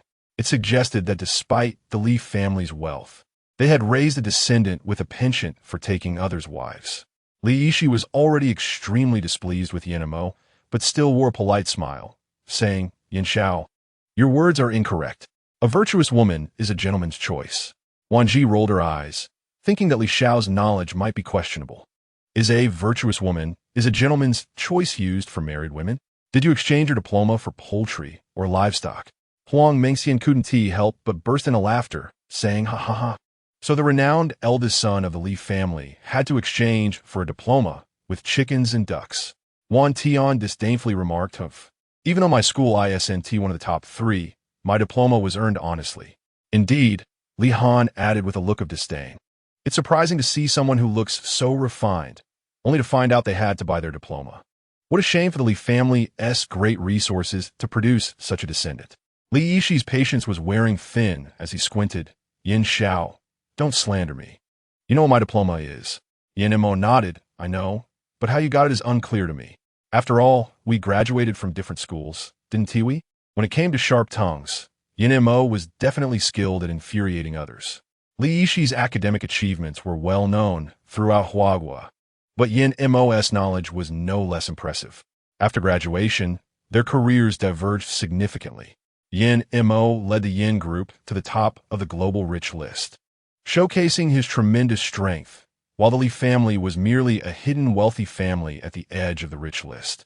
Wan Zhi did not clarify what she was acknowledging, whether it was strength, joining the team, or something else. Yin Mo immediately sensed that Wan Zhi had something in mind, and this time, he chose to stand silently beside her, tacitly agreeing with what she said. Lin Zhao confidently glanced at the 8 people, strutting toward one side, while Li Yishi walked toward the opposite side. As long as he could independently kill 6 mutated species, their strength would be able to stand alongside the 8. However, the military leaders and elders sighed and shook their heads, knowing better than anyone the strength of these 8 individuals. Just the ability levels they mentioned were not something the military could match. Everyone looked at the 8 across from them, hoping they would show leniency and not go too far. Several soldiers sympathized with the big shots, helping to bring out chairs for them to sit. Thank you. Wan Zhi nodded in thanks. Boom! Just as her voice faded, a loud explosion echoed from the distance, startling everyone into alertness again. Ability users had much better vision than so-called ordinary people, easily spotting the situation exposed to the air, while the leaders and elders could only use binoculars to check. They saw Lin Xiao awkwardly dodging the mutated species, while Li Yishi, though not as clumsy, was not in a much better situation. Wan Tian quickly recognized the evolution levels of those mutated species and disdainfully mocked. Did you really think that high-level ability users were invincible? Li Han nodded, agreeing. That's right, even if they forcibly raise their levels using a large number of crystal cores, without real combat experience. Facing mutated species is like a small shrimp trying to fight a whale. The soldiers present all understood the meaning behind the words of these 8 people. Just like how they, as soldiers, accumulate experience every day by handling guns and shooting, their missions are meant to hone their combat experience. Any one of them could hit the target almost perfectly. However, when it comes to ordinary people, even giving them a truckload of weapons could be a waste. Because a soldier can incapacitate an enemy with a single bullet, while an ordinary person might need several shots to subdue an enemy. And even then, multiple shots might not guarantee capturing the enemy. Chapter 178. Complete Victory. Wan Tian sneered. What a disgrace. Just a few mutated species have scared you two into a mess? Lin Xiao, still stubborn and unwilling to give in, said it was because there were too many of them. If you're capable, why don't you go? If you're brave, send 2 of your team out. Although Li Yishi didn't speak, he was genuinely curious about the strength of the 8 of them. Yan Mo glanced at the 7 people beside him and asked, who wants to go? Lin Xiao immediately laughed. What? You're afraid to go and need to find teammates to send to their deaths? Li Yishi frowned, clearly irritated by Lin Xiao's words. But he was also dissatisfied with Yan Mo's actions. Yan Xiao, since you are one of the leaders of the Dawn base, why don't you go kill those mutated species? Li Yishi secretly hoped that Yan Mo would fall in this battle, as that would leave Wan Zhi a widow. Without Yan Mo's protection, she would find it difficult to survive, whether in the Yin family or outside, giving him a legitimate opportunity to pursue Wan Zhi. Wan Zhi raised an eyebrow at Li Yishi. Although he masked his intentions well, she could easily see through his dirty thoughts from his eyes. Since Mo is going to represent the Dawn base to kill those mutated species, I can't just stand by and watch. I will represent the Yin family, as the young mistress of the Yin family. Li Yishi's pupils constricted, and he urgently said, Wan Zhi, you don't have to do this. Wan Zhi ignored him, but Wan Tian, who was a loyal fan of Wan Zhi, immediately said excitedly, Sister, then you and brother-in-law can just represent the Dawn base and the Yin family together. Li Han laughed. That's right. The boss and sister-in-law are not only the leaders of the Dawn base, but also the co-rulers of the Yin family. Li Yishi's pupils constricted again, and this time even his heart twitched violently. The Yin family would actually give such an important position to you? He couldn't understand why, historically. Positions of power have been predominantly held by men, and giving it to a woman seemed utterly inappropriate. Yan Mo's gaze fell on Li Yishi's eternally fake facade. What you think doesn't matter, but tell me without her. Do you think you would still have the chance to stand here and talk to me after the apocalypse broke out? Lin Xiao did not want to miss this opportunity. If possible, he wished these 2 could just die here, allowing him to secure his position and create more opportunities to showcase his strength. Are you planning to waste time talking? Since you've made a decision, hurry up and deal with the mutated species. Li Han draped his arm over Wan Tian's shoulder. Xiao Tian, I didn't expect you to have such a sharp tongue. I like it. Zhuo Huaichu shook his head with a smile, and then looked at Wan Zhi and Yin. Mo, don't play too crazy. The sooner you resolve this, the sooner we can set off. Wan Zhi nodded and then turned to Yin. Mo, you take the left, and I'll take the right. She then instructed the 6 people behind them. You can have some fun with any stragglers. Xia Qing's eyes lit up. Can we play however we want?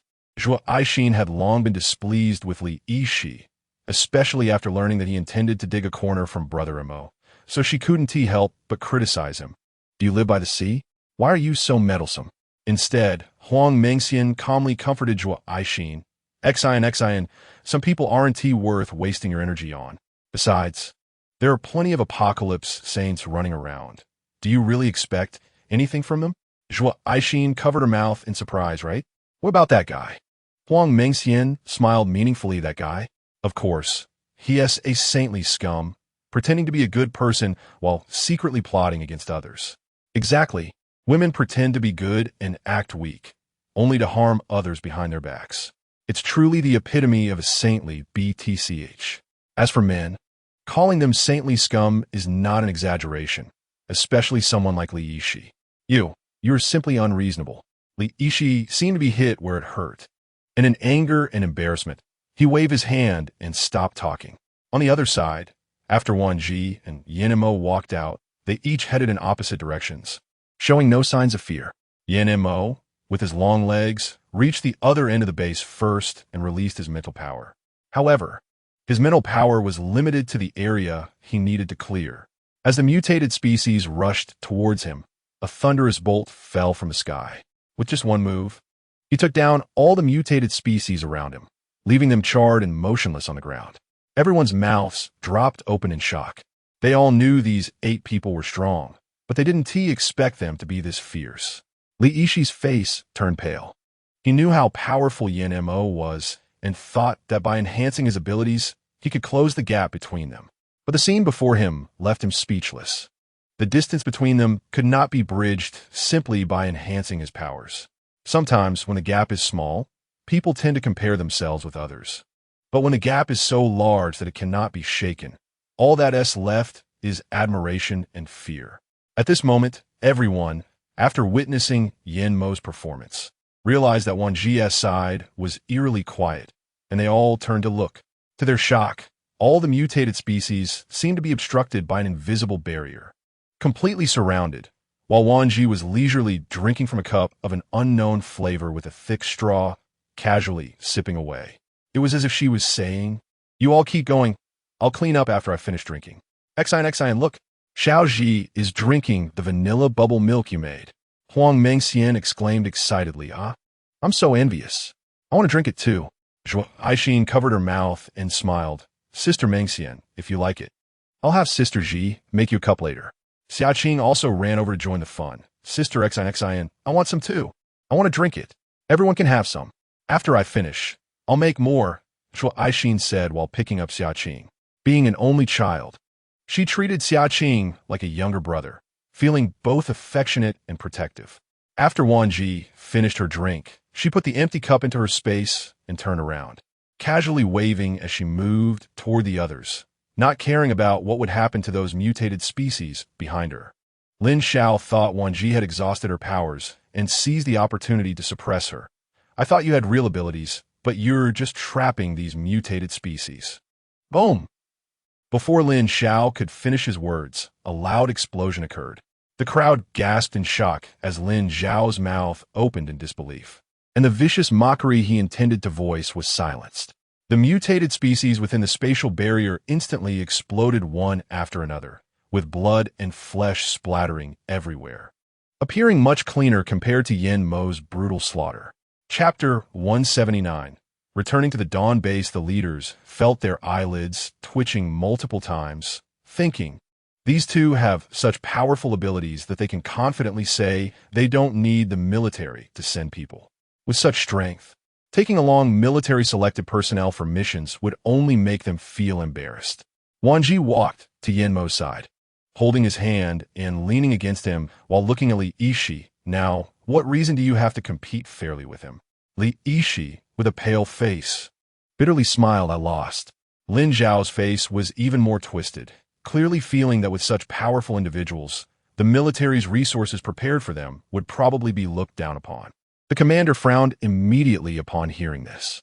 In his view, although Lin Xiao was a dual-system ability user, his character was far from upright. He was contemplating whether to give up on Lin Xiao and choose to cultivate his own soldiers instead. I really can't understand you. Huang Mengxian switched to her sharp-tongued mode again. Is it really that hard to admit others are stronger than you? Or do you think the whole world should belong to you alone, with everyone worshipping you like a Buddha? Lin Zhao's tightly clenched fists made Wan Tian directly protect Huang Mengxian behind him. What? Are you embarrassed and angry enough to hit a woman? If you dare to lay a hand on her, I'll make you unrecognizable to your parents. The commander held his head in pain and said, All right, it's decided. Lin Xiao and Li Yishi will stay at the military base. Li Yishi, feeling reluctant under the pressure, forced a false smile, and said, "I admit you're strong, but I won't give you the chance to surpass me." Yin Mo completely cut off the other party's chance to say those two words, then leaned closer to Li Yishi and whispered in a voice only the two of them could hear, "Haven't you always been curious about my ability level? It's level 9, and I'll be waiting for you to catch up." Yin Mo deliberately lowered it by 1 level because he knew that even if Li Yishi exhausted all his resources, he would never reach his ability level. Even if one day he really reached level 9, Yin Mo would probably be at a much higher level by then. Hearing Yin Mo's ability level, Li Yishi's pupils constricted inexplicably, and his heart tightened sharply, skipping a beat. Level 9? He was barely at level 5. Even if he spent his whole life trying to catch up, by the time he reached level 9, who knows how long it would take. Yin Mo glanced at Li Yishi's shocked expression, pulled back a little, seemingly satisfied with the effect, especially looking at the astonished and pale-faced Li Yishi. The jealousy and anger that had originally been in his heart dissipated completely. As they drove away in front of everyone, Wan Zhi blinked and said to Yin Mo, "Why are you so childish, provoking him by telling him your level? What if he goes and tells the people from Veneris? What will you do then?" Yin Mo said nonchalantly he wouldn't dare. Although Yin Mo didn't know Li Yishi in depth, he had a rough understanding of his personality.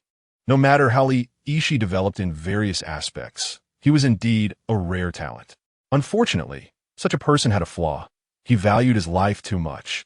When his life and interests conflicted, he would directly abandon the person or thing threatening his life. When interests clashed with his loved ones, he would not hesitate to turn around and abandon that beloved one. The atmosphere in the car was harmonious, completely different from the tense confrontation before departure. "Li Fan, find a place to stay overnight later. This trip is just to gather information. There's no need to rush to find a location," Yin Mo reminded. Wan Zhi raised an eyebrow in surprise. "I thought you were planning to resolve things quickly." Jan Montak smedet indulgently. "We don't even know where the evil spirit mercenary core base in Huagua is, so we should prioritize gathering information. Isn't it better to confirm it before launching a full-scale attack?" Xiaqing ran to Yin Mo's side with Yin Zhaoyu in her arms. "Brother Mo?" You peed his pants again. Wan Tian, holding Yin Zhaoming, looked utterly hopeless. "Sister, look at my pants. These two little devils are so crafty. They actually peed on me while I was napping." He had thought that the two little nephews would smell like milk and look adorable, but unexpectedly, they had urinated on him, wasting his affection for them. By evening, they had dealt with 2 groups of mutated species on the road, providing a solid source of energy, and with the cooking of golden energy water, they had a feast even more sumptuous than a Manchu Han imperial feast. Wan Tian, Xiaqing, and Li Han couldn't help but swallow several times. "My goodness, it's all nourishing food. Sister Wan Zhi, can we start eating?" Xiaqing was simply too hungry, her stomach growling. Li Han paused for a moment, looking at Zhuo Aishin, biting his lip, but before he could speak, Zhuo Aishin seemed to sense it and met his gaze, saying, "Don't make decisions for me. I'm a healing ability user." In one sentence, she summarized everything. Li Han sighed. "I know, I just thought that a delicate girl like you shouldn't be running around with us. I feel sorry for you." Who said that straight men don't know how to care for their wives? They just don't say it, but they leave traces of their tenderness in every corner of life. Zhuo Aishin reached out to wrap her arms around Li Han's waist, resting her face against his chest. This man was the most clueless about romance she had ever met, but he was also the best man she had encountered in this world besides her father. "Brother Han, I know you don't want to get hurt. I also know you care about me, but when you're worried about me, you should also care about Brother Mo and the others. I'm not afraid of hardship or danger. I'm just afraid of staying in a world without you and Dad." Beside them, Zhuo Huaichu's eyes turned red at her words. He turned his face away, not wanting his precious daughter to see this side of him, but he felt immensely gratified inside. Huang Mengxian patted Zhuo Huaichu on the shoulder. "Uncle, Xin is a good girl. You should be happy." Zhuo Huaichu wiped away the tears from the corners of his eyes and smiled. "I know. She's just like her kind-hearted mother." Li Han hugged her tightly. "All right, I'll make this clear.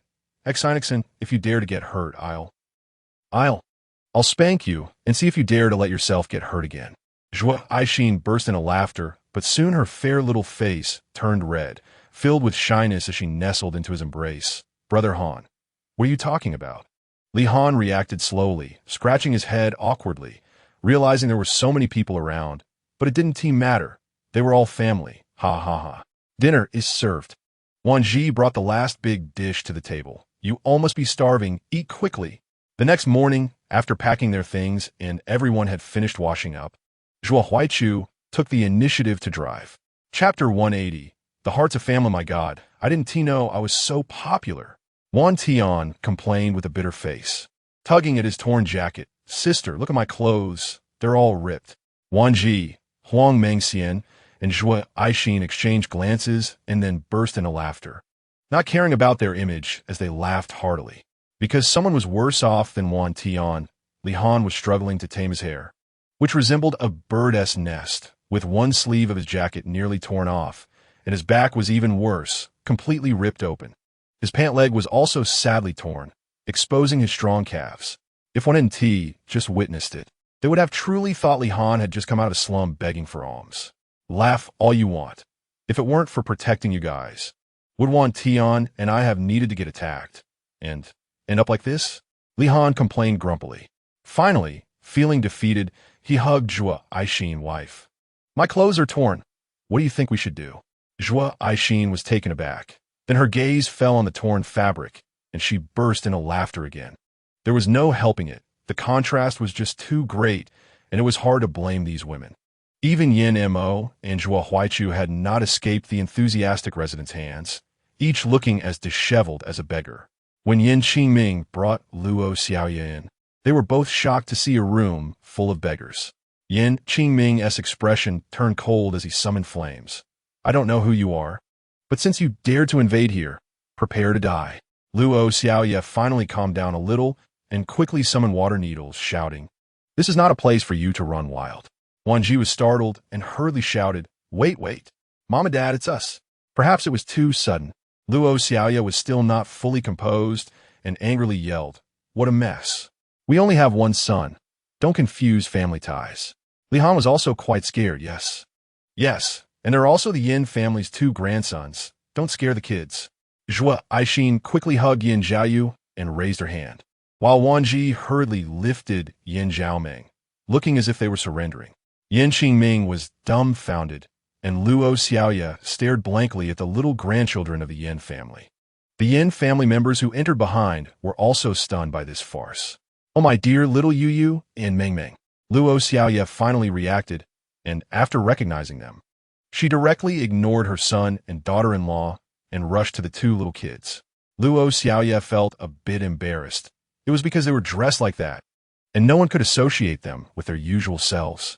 It was only then that Yin Qingming noticed the disheveled appearance of a few of them, his eyelids twitching. You guys are in such a mess.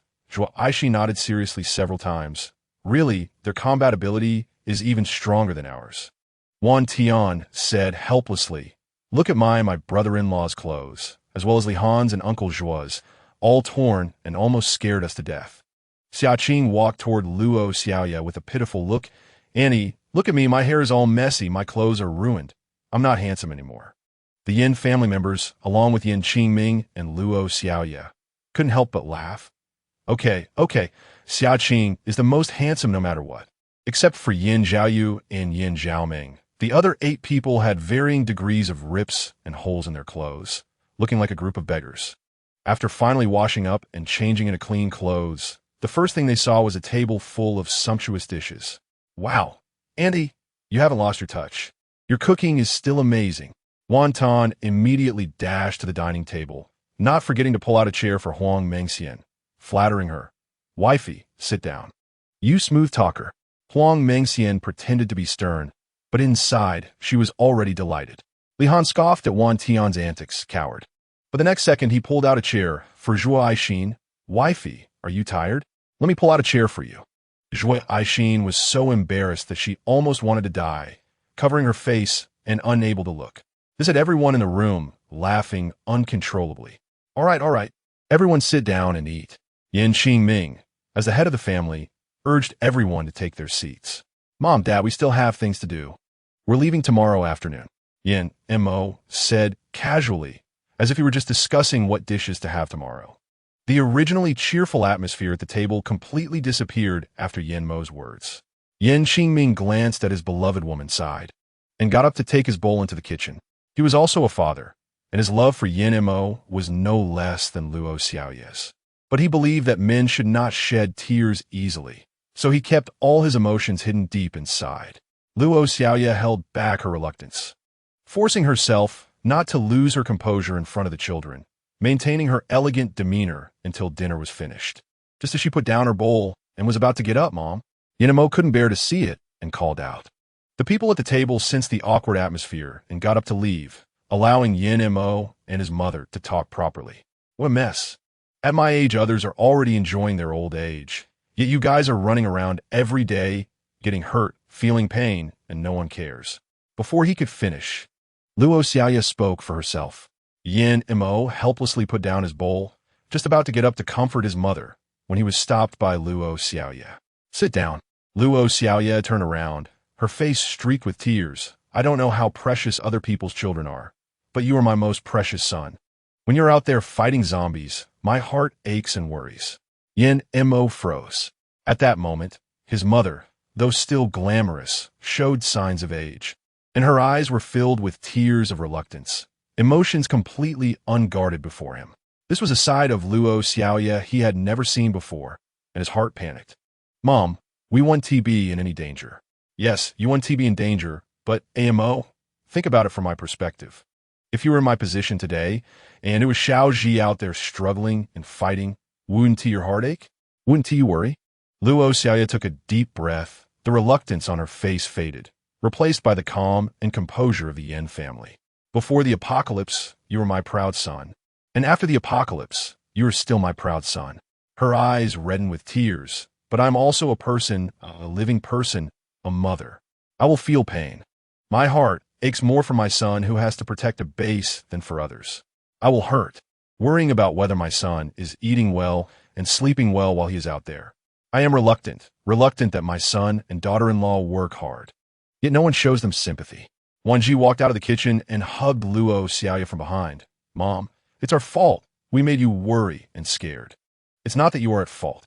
It's that you are too good, so good that it makes this mother as heartache. Luo Xiaoye turned around and hugged Wan Zhi tightly. You've just given birth, and yet you are running around with them. Everyone is parents who raise them.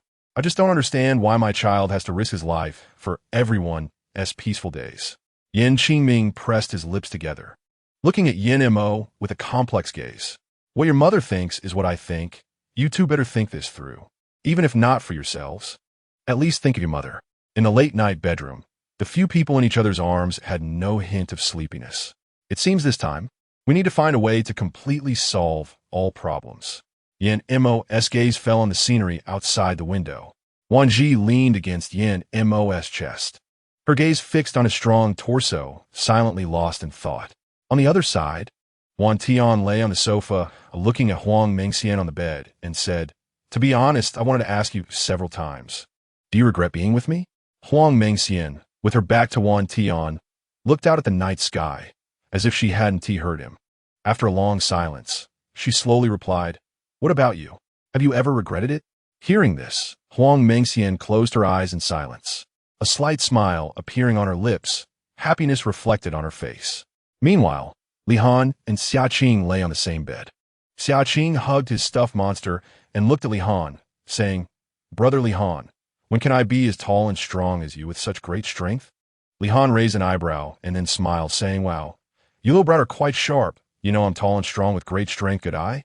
Xiaqing glanced at Li Han, then at the stuffed monster in his arms. Do you think I could be like the monster, freely growing bigger, smaller, stronger, and more powerful?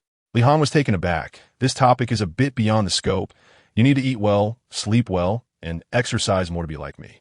After saying that, perhaps afraid Xiaqing would ask more strange questions, he quickly covered his eyes with his big hand. Close your eyes. Don't talk. Quickly go to sleep, and tomorrow morning you'll find you've grown a bit taller. Zhuo Aixin slept in the small bed, while Zhuo Huaichu lay on the sofa. It was supposed to be a night of silence, but Zhuo Aixin kept tossing and turning in bed, unable to fall asleep, so she sat up. Dad, are you asleep? After a long time without hearing Zhuo Huaichu's voice, Zhuo Aixin thought he might have fallen asleep, so she could only sit there in a daze, not knowing what to think. Zhuo Aishin bit her lip, looking at her father's back, facing the window, and said, "Dad, today I heard An Yan's words and felt a bit upset. I think I'm selfish. I've never considered whether you would worry about me or feel pain. I'm sorry, Dad." Zhuo Huaichu looked at his daughter in the dim light, feeling a rush of emotions. "You are Dad's pride, whether in the past, present, or future. You will always be Dad's most precious treasure. No matter where you are or what you do, Dad will always care about you. I know the path you choose is dangerous, and, of course, I will worry, feel heartbroken and reluctant. But I know you are thoughtful. So Dad can only strive to become stronger, so that I can always be behind you to protect you. Since I cannot change your decisions and thoughts, I will unconditionally support and protect you. Even if one day Dad is no longer here." Since the topic has come to this point, Zhuo Huaichu openly talked about it. "Li Han is a good man and a good husband. With him by your side, Dad is very relieved. I also believe he will be a good father. I'm not a good dad.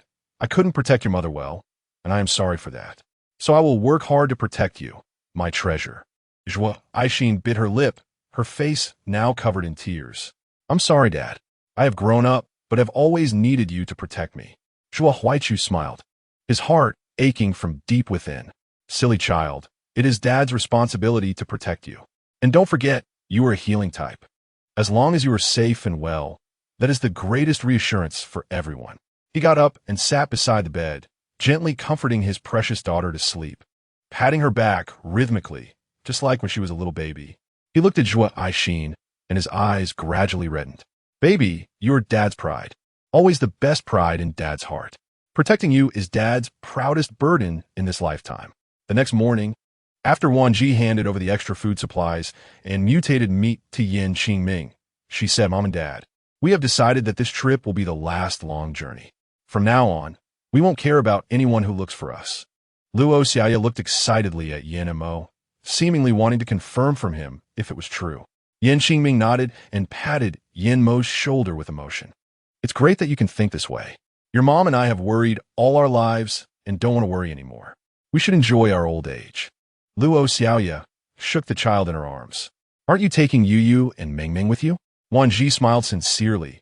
"I feel very relieved leaving Zhao Yu and Xiaoming with you. And most importantly, they can keep you from overthinking, Mom." Chapter 182. Some discoveries. Are you really willing to leave the children with Mom and Dad? Yan Mo could tell that when they were about to leave, Wan Zhi's eyes were fixated on the children. Wan Zhi smiled, her expression full of pure joy. "Yes, without us by their side, the children can distract them and make them worry less about us." In fact, she really felt reluctant to leave the children. But whenever she thought of Yan's parents, her heart couldn't help but ache. She hoped this time they could successfully dismantle the forces of the evil spirit mercenary corps.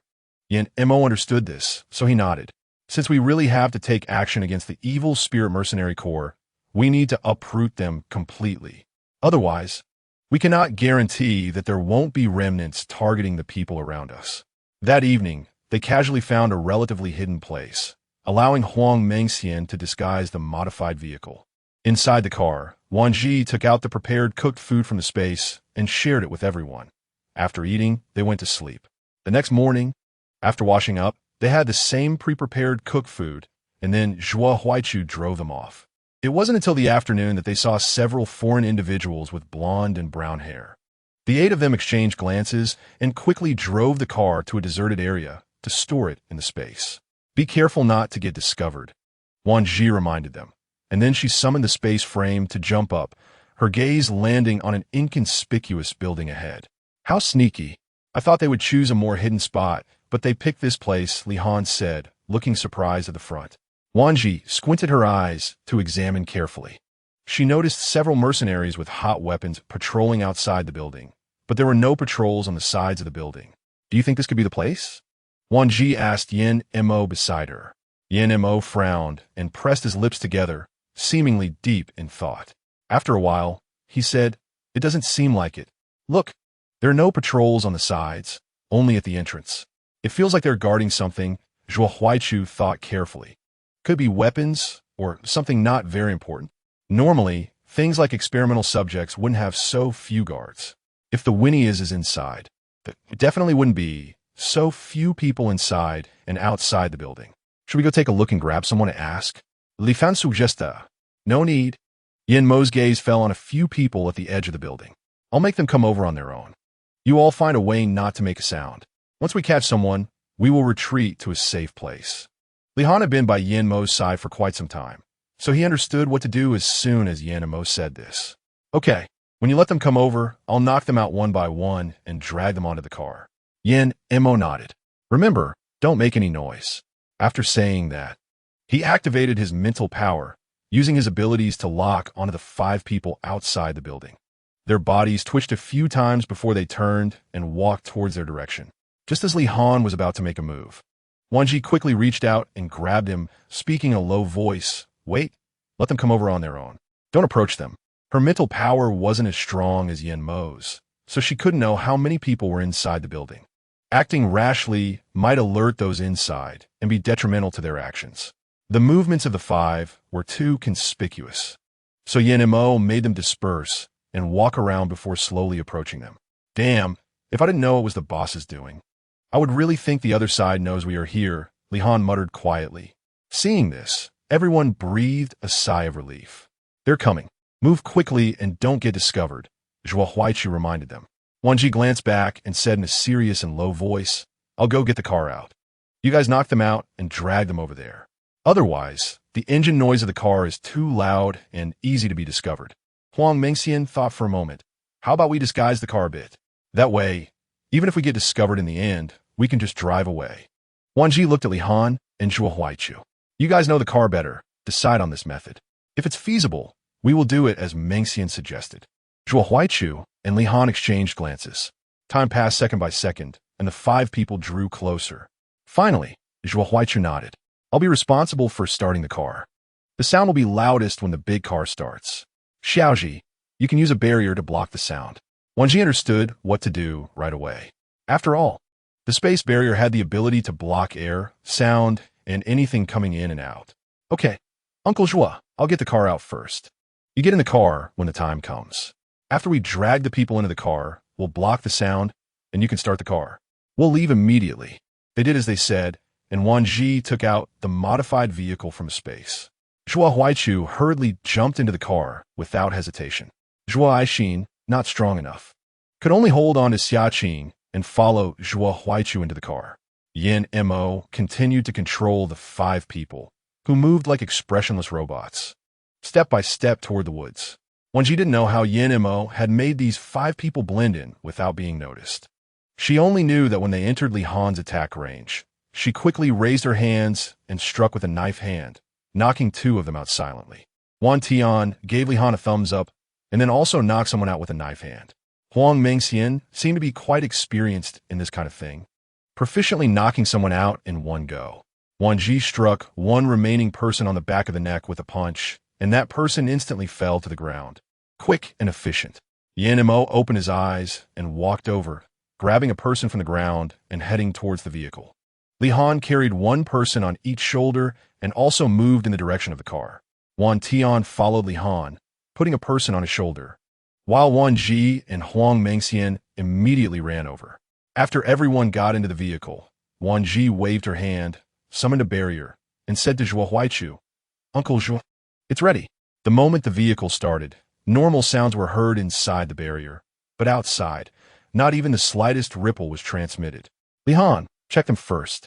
It's best to see if they have any equipment on them, Yin Mo reminded, and he started checking the first person on the right.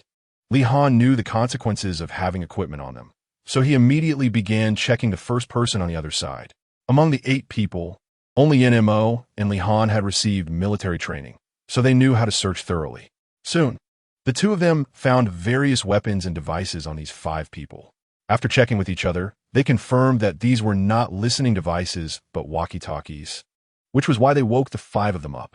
At the same time, Zhuo Huaichu heightened his alertness to pay attention to the surroundings, preventing any irreversible incidents.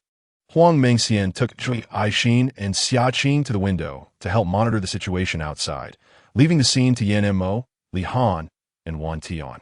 Chapter 183. Emptying the crystal cores of the interrogation work was quite time-consuming, taking a full 3 hours to get the answers they needed. During this process, some people noticed that others were missing and went out to search.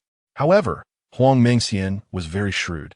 She used the characteristics of plant abilities to create a withered vine that hid the vehicle, making it impossible for anyone to see the situation here. "What did you find out?" Wan Zhi asked curiously. Yan Mo smirked. "You would never guess what we found here." Wan Zhi and the others looked confused, then watched as Li Han and Wan Tian exchanged meaningful glances and took out something unimaginable from their pockets. The 5 of them exclaimed, "Crystal cores!" It was a very high-grade crystal core. Although there was only one, everyone's expressions suddenly changed. Where did such a high-grade crystal core come from?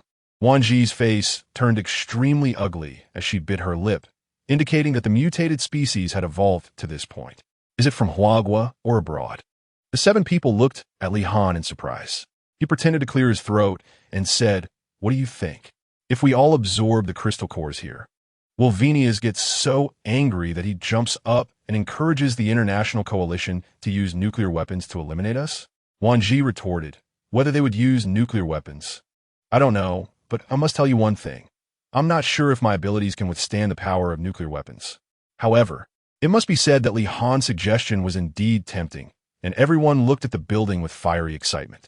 Since you've already survived the zombie tide and the mutated species tide, why not give nuclear weapons a try? Li Han's eager expression once again stirred up excitement among the crowd. Wan Zhi raised an eyebrow at the composed Yan Mo in front of her. "Anyway, the crystal cores are of no use to me now. How about you guys?" Wan Tian couldn't help but swallow hard, looking aggrieved. "Sister, I'm only at level 7 right now, so I want to level up." Wan Zhi thought for a moment and nodded. "All right, let's go in and clear everything out." Fearing that these people would get too excited, she reminded them again, "Don't make any noise. We'll go in and clear out the crystal cores and retreat immediately, without attracting anyone's attention." Wan Tian knew what his sister was planning and smiled with a restrained expression. "Sister, this trick of yours is really cunning, but I like it." Yan Mo looked at Wan Zhi with a fond smile, and the others felt unprecedented excitement at what they were about to do. It was going to be a theft. Wan Zhi coughed awkwardly and said, "What are you talking about? We are good citizens." Huang Mengxian, clearly influenced by Wan Tian, chimed in, yes, good citizens, getting rid of harm for the people." Wan Tian couldn't wait any longer. Let's go. The 8 of them moved in perfect harmony as they sneaked into the building. When they avoided all patrolling personnel and reached the place where the crystal cores were stored, everyone was stunned. "I've seen large quantities of crystal cores before, but these are just too astonishing," Wan Tian said, completely exuding a look of desire. Huang Mengxian's eyes were filled with greed as she stuffed one core after another into her arms. "What are you waiting for? Brothers, hurry up and collect." Wan Zhi finally reacted, quickly waving her hand to store all the crystal cores in her space. "Let's go. We need to search in other places." Yan Mo stopped everyone, and amidst their puzzled expressions, he smiled and said, "I checked the surroundings when we came in. There are no cameras here." Wan Zhi's eyes widened. An unrealistic and incredible thought rose in her mind. "You can't be thinking." The others were so excited they were about to go crazy. Hurry up. We are waiting to get rich." Yan Mo nodded with a smile. "Then you all need to be quick." The few of them exchanged glances and excitedly whispered, "Understood." As soon as Yan Mo finished speaking, he closed his eyes and began to unleash his mental power, quickly enveloping the entire building. Anyone who entered the area covered by his mental power would be affected. Li Han peeked through a crack in the door and found that everyone had expressionless faces, their bodily movements frozen in place. He waved his hand. "Just in case, we'll leave one person here to guard the boss, and the rest will quickly search around. Just let Wan Zhi know whenever you find a place storing crystal cores." Everyone nodded. The ones left behind were Xia Qing and his furry companion, while the other 6 quickly left the room to search elsewhere.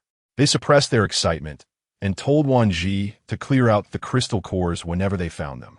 In this way, the entire building was emptied of crystal cores in less than 10 minutes. That's right. These 5 people had already lost their lives before everyone decided to clear out the crystal cores.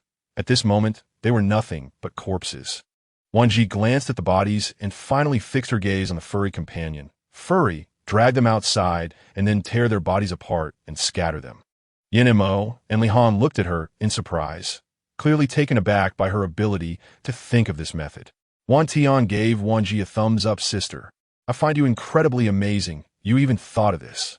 Yes, tearing the bodies apart and scattering them would only make people think they encountered mutated species, rather than suspecting human involvement. Of course, if someone were to observe closely, it could be seen, but who would look for answers in a pile of shredded meat? Thus, the furry companion took nearly half an hour to drag the 5 corpses to different corners and tear them apart, making it so shredded that no one could tell they were once human. After doing all this, the vehicle hit the road. Uncle Ewa, now that Li Han is driving, you should absorb your share completely first. The rest will split into 2 groups to absorb their shares of crystal cores, Wan Zhi said while looking out the window. Try to finish absorbing before we find next place. Okay. Shua Huaichu's face rarely showed a hint of excitement. The others also arranged themselves accordingly, while Wan Zhi kept an eye on the situation outside. I think if Venias discovers that those crystal cores are missing, it will be more than just a small matter of him getting angry. Wan Zhi leaned her head on Yin Mo's shoulder and smiled. Yin Mo looked ahead into the vastness and said, perhaps there are more places like this. I know. Wan Zhi nodded. I'm just curious. Where did all these high-grade crystal cores come from? These crystal cores are all above level 7, with the highest even reaching level 10. I haven't heard of any base in Huagua reporting the existence of high-level evolved mutated species. Are they hiding, or are they from abroad? If these truly are mutated species from abroad, should they be killed or not?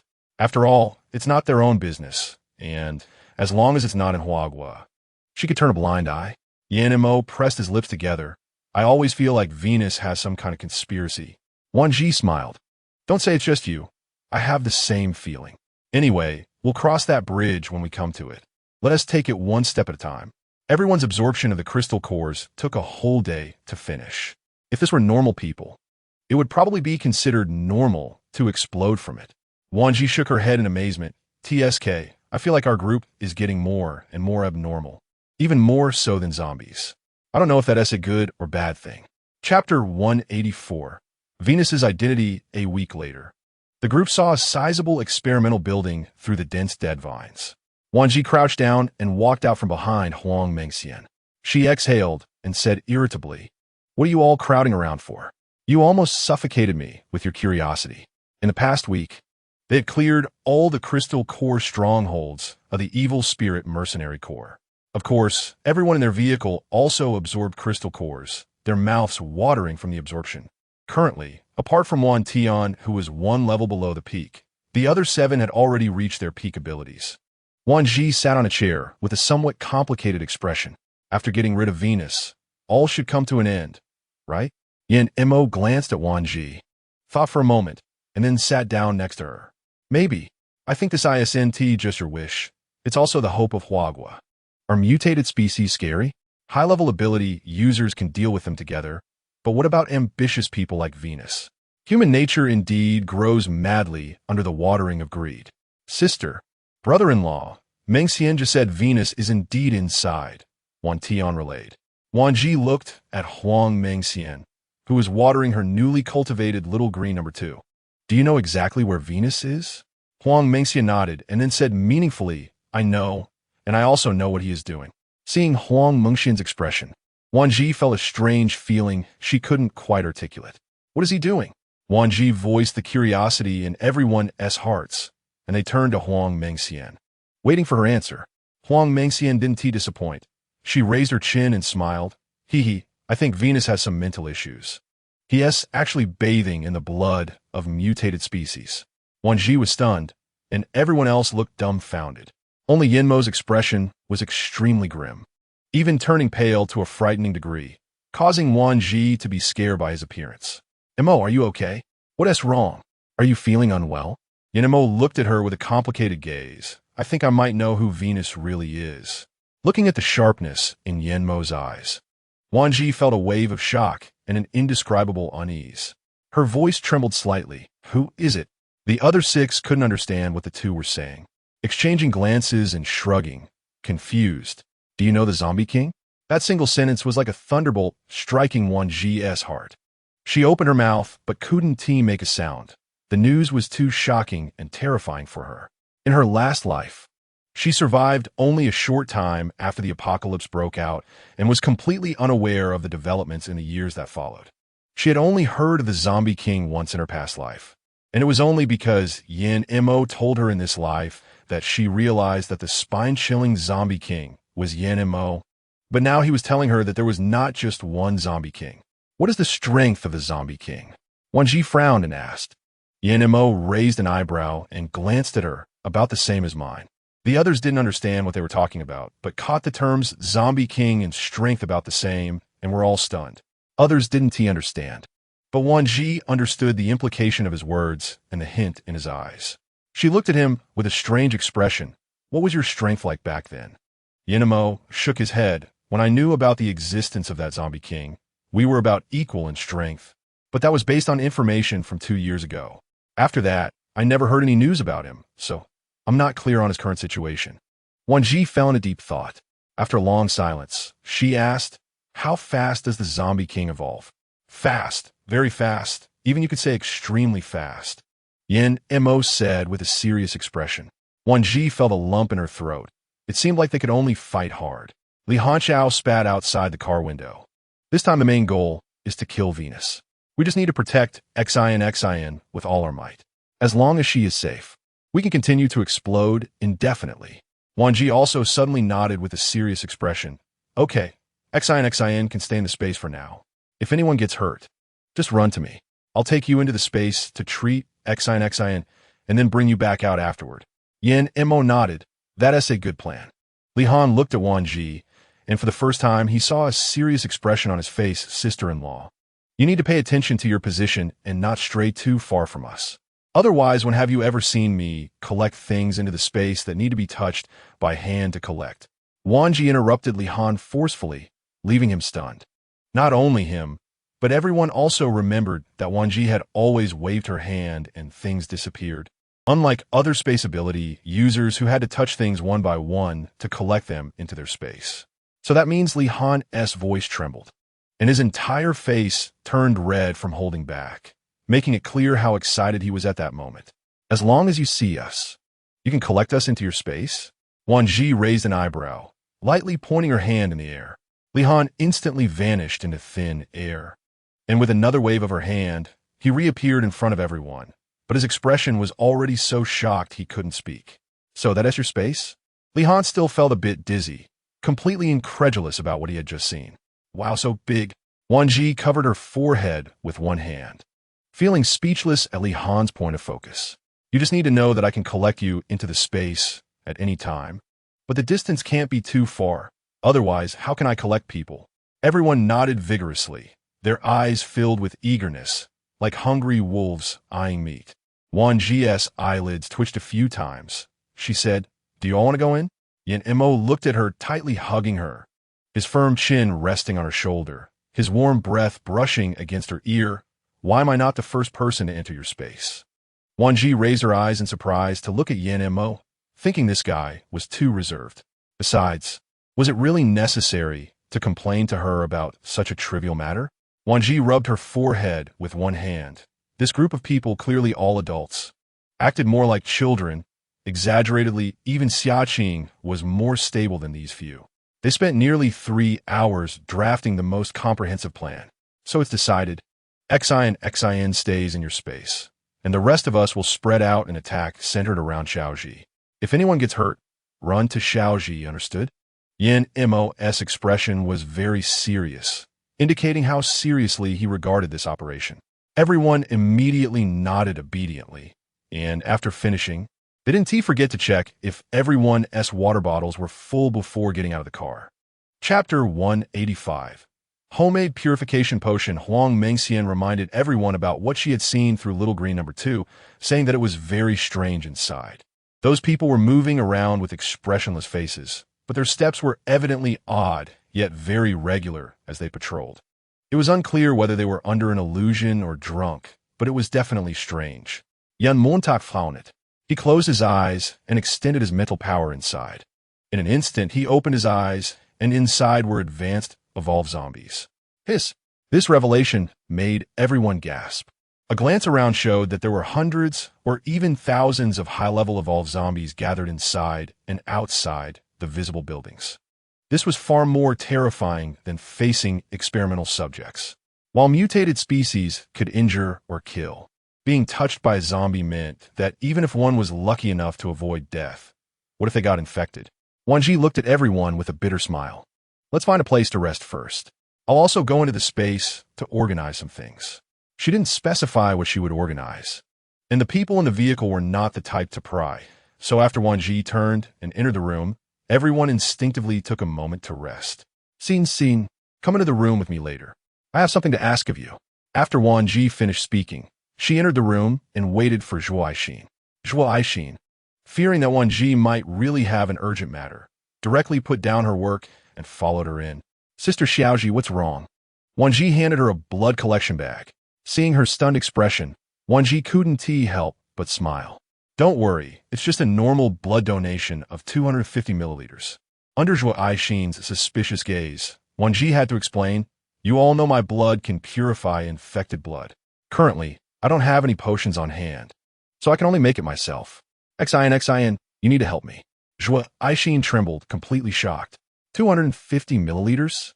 You don't need that much even for potions. Are you saving people or committing suicide? Wan Zhi helplessly held Zhuo Aixin's hand, her dark eyes focused on her. Xin, do you know how many potions can be made from this bag of blood? Zhuo Aixin was taken aback. Aren't you planning to use one bag for one person? In her mind, using a blood bag to save someone meant a large quantity, which is why she stubbornly refused to help Wan Zhi. Wan Zhi covered her face with a look of despair. Xin, I'm making potions, not donating blood. What are you thinking? Zhuo Aixin's face turned red, but she feigned seriousness and stared at Wan Zhi for a long time. After a while, she furrowed her brow, looking quite adorable. Are you telling the truth? It's not one bag of blood for one person? Wan Zhi glanced at Zhuo Aixin, her eyes full of inquiry and doubt. Finally, she couldn't help but laugh. Scene, did you ever get an injection at a hospital before the apocalypse, like for a cold or a tetanus shot or flu vaccine? Zhuo Aixin nodded, but her eyes still seemed to not understand why Wan Zhi brought that up. Wan Zhi continued, have you seen how much is in those small syringes? Zhuo Aixin nodded. Yes, that's right. The dosage I'm going to make is about that much, but even less, roughly 1 milliliter per syringe. Zhuo Aixin finally understood. Her eyes lit up, and she asked incredulously, can such a small amount really purify? Wan Zhi raised an eyebrow. If one injection isn't enough, 2 should do, right? She then told her about how Old Ming had tested her blood during their time at the Dawn base, using just 1 milliliter to inject an infected person, who recovered just seconds after the injection. The key point was that the infected person was severely mutated, almost turning into a zombie. Zhuo Aixin's eyes sparkled as she finally believed Wan Zhi's words. But shouldn't you consider not taking so much? After all, one dosage is only 1 milliliter. There's no need to waste so much. Better safe than sorry. Who knows how many times you might get infected when fighting Veneris, Wan Zhi explained. You have to understand that once infected, it must be purified immediately. You can't hold back just to save potions, as that will worsen the infection. Besides, the potion takes a few seconds to take effect after injection. Can you guarantee that this process won't be delayed for any reason? Wan Zhi's explanation made Zhuo Aixin realize that the situation was not as simple as she initially thought. She clearly had underestimated it. While Wan Zhi had covered all potential crises with utmost care. I understand now. I was thinking too simply. Zhuo Aixin nodded and then took the blood bag. I'll help you. Wan Zhi nodded. Please disinfect it with alcohol swabs first. Zhuo Aixin raised an eyebrow, looking slightly displeased at being questioned. Sister Xiaozhi, don't worry. Old Ming taught me how to find veins for injections. Wan Zhi smiled. I'm not worried about you not knowing. I'm worried about you being reluctant. Zhuo Aixin paused, pursed her lips, and said, reluctance comes from care and love. I care about Sister Xiaozhi and love Sister Xiaozhi, but some things have to be prioritized. I know what to do. Wan Zhi watched as Zhuo Aixin seriously and solemnly wiped her with alcohol swabs again and again, ensuring complete disinfection. Feeling a sense of comfort in her heart. When she first met the girl, she was timid and frightened, resembling a little rabbit that had been startled. Who would have thought that in just a few years, she had grown into a capable little doctor? Feeling a slight sting as if being bitten by an insect. Not long after, Zhuo Aixin's voice came. Sister Xiaozhi, it's done. Seeing Zhuo Aixin's relieved expression, Wan Zhi couldn't help but laugh. Look at how confident you were just now. How come you're nervous now? Zhuo Aixin pouted and muttered softly, because I care about Sister Xiaozhi. I know how painful injections can be, so I wanted to minimize your discomfort. Wan Zhi gently touched her face with her unpricked hand. Xian, you did great. Thank you. The blood draw didn't take long, and soon a bag was filled. After pulling out the needle, she took the blood bag and flashed into the space. Please bring me the syringes I prepared earlier. The space tree quickly gathered the items, knowing what Wan Zhi intended to do. It wouldn't hinder any of her decisions, but acted like a personal steward, offering her freshly yielded fruits to help replenish her strength. Next, Wan Zhi attached an infusion tube to one end of the blood bag and began arranging the syringes, getting ready to fill them with the blood. Just the right amount, 250 doses in total. She placed these syringes in the space's resting area and instructed the space tree to give one dose to Zhuo Aixin if she came in asking for the potion. The space tree seemed to understand, shaking its branches as if to say, no problem, I've got this. Chapter 186. A swarm of zombies after leaving the space. Wan Zhi simply closed her eyes and rested in the room, and somehow she fell asleep. When she woke up, it was already night. She got up and saw Yin and Mo sitting on the edge of the bed, seemingly waiting for her to wake up. Perhaps sensing something, Yin and Mo turned his head and saw Wan Zhi's eyes just opened after sleep. He smiled slightly. You're awake? Wan Zhi sat up. Why didn't you wake me? How long have I slept? Not long. Yin and Mo affectionately brushed her hair. Just one afternoon. To prevent her from thinking too much, he added, You've been exhausted these past few days. It's good to rest more. After leaving the room, the other 6 were gathered around a makeshift dining table, discussing something animatedly. What are you talking about? It sounds so lively. Xiaoqing turned around upon hearing the voice and happily exclaimed, Sister Wan Zhi, you're awake. Come on, we're having hot pot tonight. Wan Zhi walked closer to take a look, and it really was hot pot, and it was a 9-grit hot pot. Where did you find this 9-grit hot pot? It's not easy to find such things after the apocalypse. Most items are either smashed or trampled during the escape, or they are buried under heavy debris in unknown places, just like prehistoric ruins. You wouldn't know what treasures are buried underneath without digging. Zhuo Aixin immediately said it was Meng Xianjie who suggested having hot pot, and Wan Tian asked Li Han to use his abilities to create a suitable 9-grid pot. Look, isn't the size just right? Wan Zhi nodded. It was indeed suitable. Li Han's skills were quite good. As dawn broke with a gray sky, the 8 of them quietly organized their things, quickly washed up, and put on the protective gear Wan Zhi had prepared for everyone. They then put on a fitted jacket on top. Once dressed, they all tacitly opened the door, exchanged glances, nodded, and began to prepare breakfast. Zhuo Huaichu took the driver's seat, touched the steering wheel, and then his eyes fixed straight ahead as he started the car. Li Han took a clean cloth to wipe his submachine gun. With his current ability level, the submachine gun no longer needed bullets. The bullets were his abilities, so he was very careful while wiping the gun. Everyone was doing their own thing, and for a moment, the car was silent except for the sound of the engine. Half an hour later, the modified vehicle stopped next to an already ruined department store, with the base of the Winnia's evil spirit mercenary group on the other side. They knew that if Winnia's was indeed a zombie king, then he had the ability to control these zombies not to attack the members of the evil spirit mercenary group. So what they were about to face was not only the extremely evil humans who could think and judge, but also the zombies that felt no pain and feared death, as well as a high-level evolved zombie king of unknown rank. After getting out of the car, Wan Zhi walked to the front, but was grabbed by a strong hand on her shoulder. You're not the main attacker anymore, Li Han said as he walked behind her. Wan Tian nodded. That's right, sister-in-law. Xin is with you. Your safety is more important than any of us. Zhuo Huaichu gently patted her shoulder to encourage her. If anything happens to you, not only will Xin be unable to come out, but we won't know what to do either. You're the core of this team. Sister, just be obedient, Wan Tian added at the right moment. Huang Mengxian even protected Wan Zhi among the group. Just consider yourself as support in the battle. Don't worry. You will have your chance to shine. Wan Zhi was speechless. She wasn't afraid of not having a chance to show off. She was worried that the people here weren't safe compared to her. Before they even entered the evil spirit mercenary group's building, Wan Zhi was shocked by the number of zombies here. The entire building was filled with densely packed high-level evolved zombies. She admired the psychological quality of the evil spirit mercenary group. Living among so many zombies without fearing that one day they would lose control and get bitten was impressive. Indeed, if I had to live with this stinking group of zombies, I would probably go crazy and kill myself, Huang Mengxian scoffed. Inamo looked around. Those from the evil spirit mercenary group are probably close to turning into zombies themselves.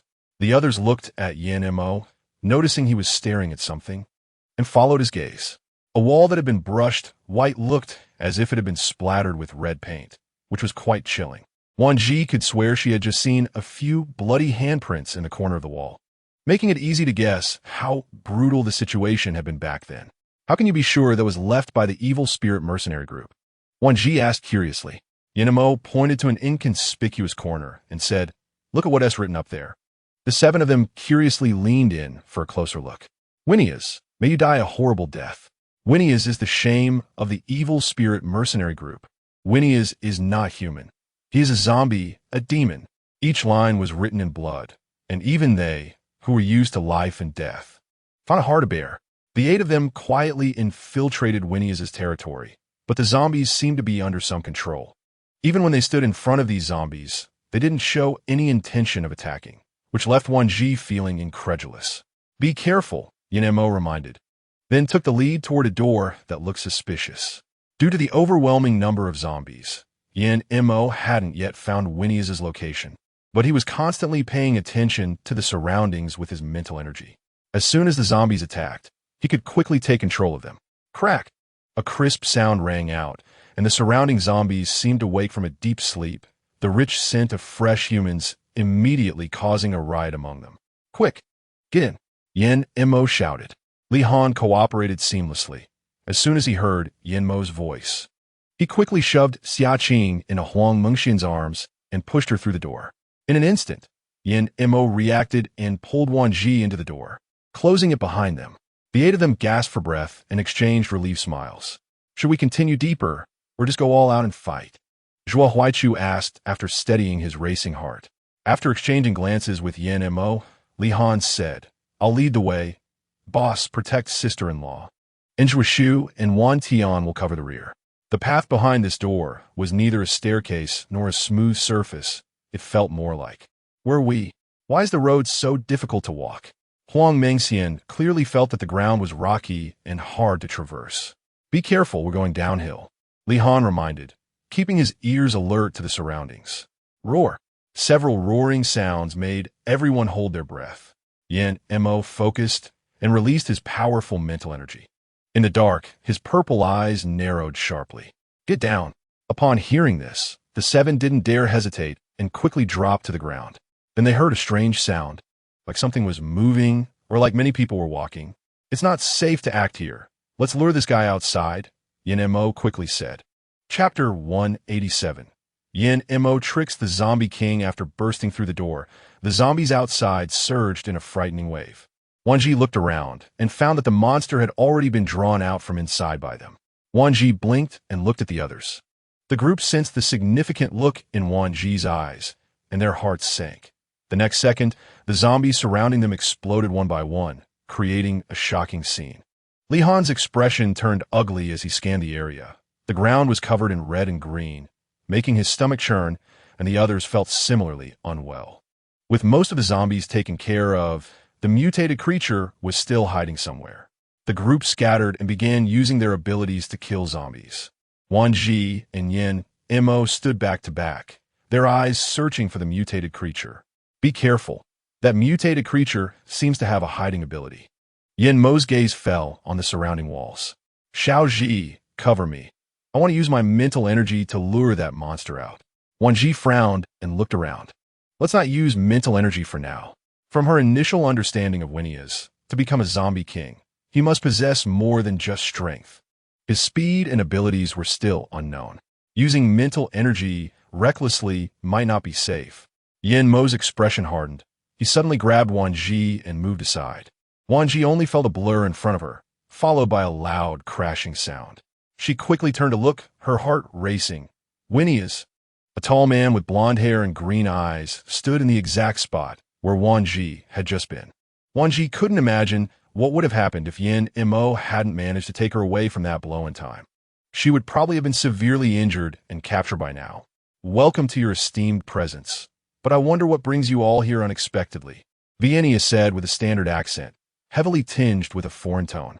The 8 people were on edge, watching Phineas, while the zombies around them stood still as if under control, reminiscent of Yin Mo's ability to manipulate zombies with his mental power. Where are the members of the evil spirit mercenary corps? Wan Tian had been suspicious of Phineas since he saw the words on the wall, believing he had killed all the mercenaries. Phineas laughed heartily, scratching his forehead with one hand. After a while, he composed himself and coldly said, "What? Do you want to join my evil spirit mercenary corps?"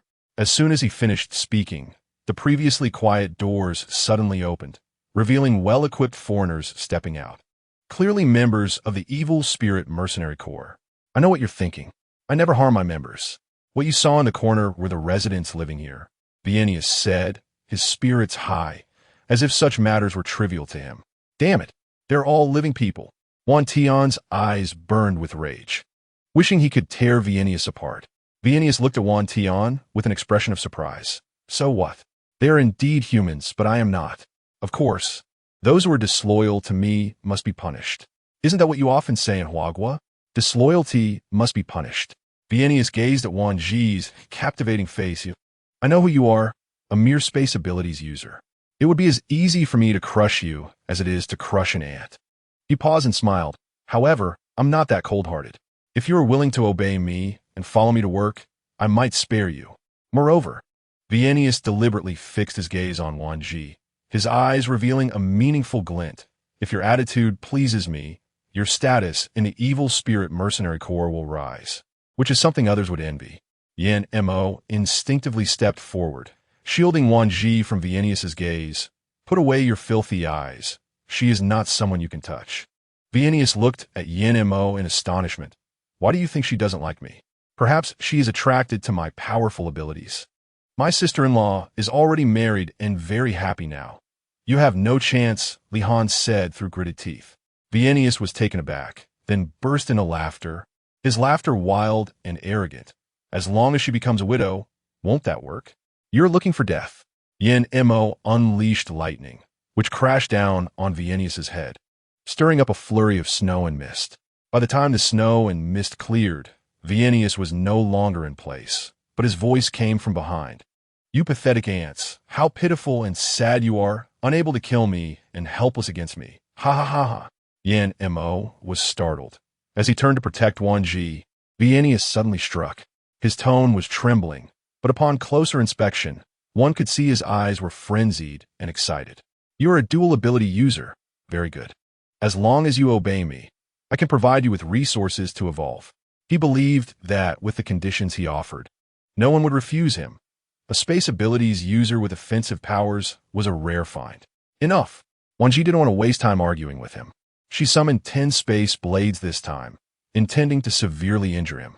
Phineas's expression hardened as he swiftly dodged the blades, while simultaneously remarking, "What a shameless person. I offered so many generous conditions, yet you still don't appreciate it." Seeing that Wan Zhi had already taken action, Yin Mo also began unleashing lightning attacks without holding back, and the others followed suit, activating their abilities. Wan Zhi glanced around. You all handle the zombies and those people. Leave Phineas to me. The 7 quickly dispersed, staying close to Wan Zhi, with only Yin Mo remaining by her side. He is difficult to deal with. We'll take him down together. Wan Zhi nodded coldly. He must have evolved into a speed-type zombie. With the suppression of abilities, our speed is faster than his, but I wonder if he has other abilities. Typically, zombies that evolve tend to activate some abilities, but a zombie king, aside from controlling low-level zombies, would activate 2 or more abilities, which is why humanity feared zombie kings in the previous life.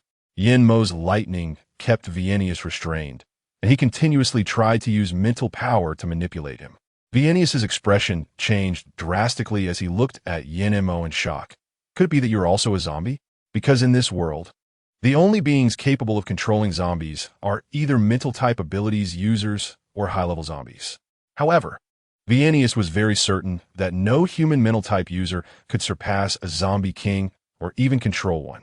Therefore, he confidently suspected that this man before him must also share the same identity as a zombie.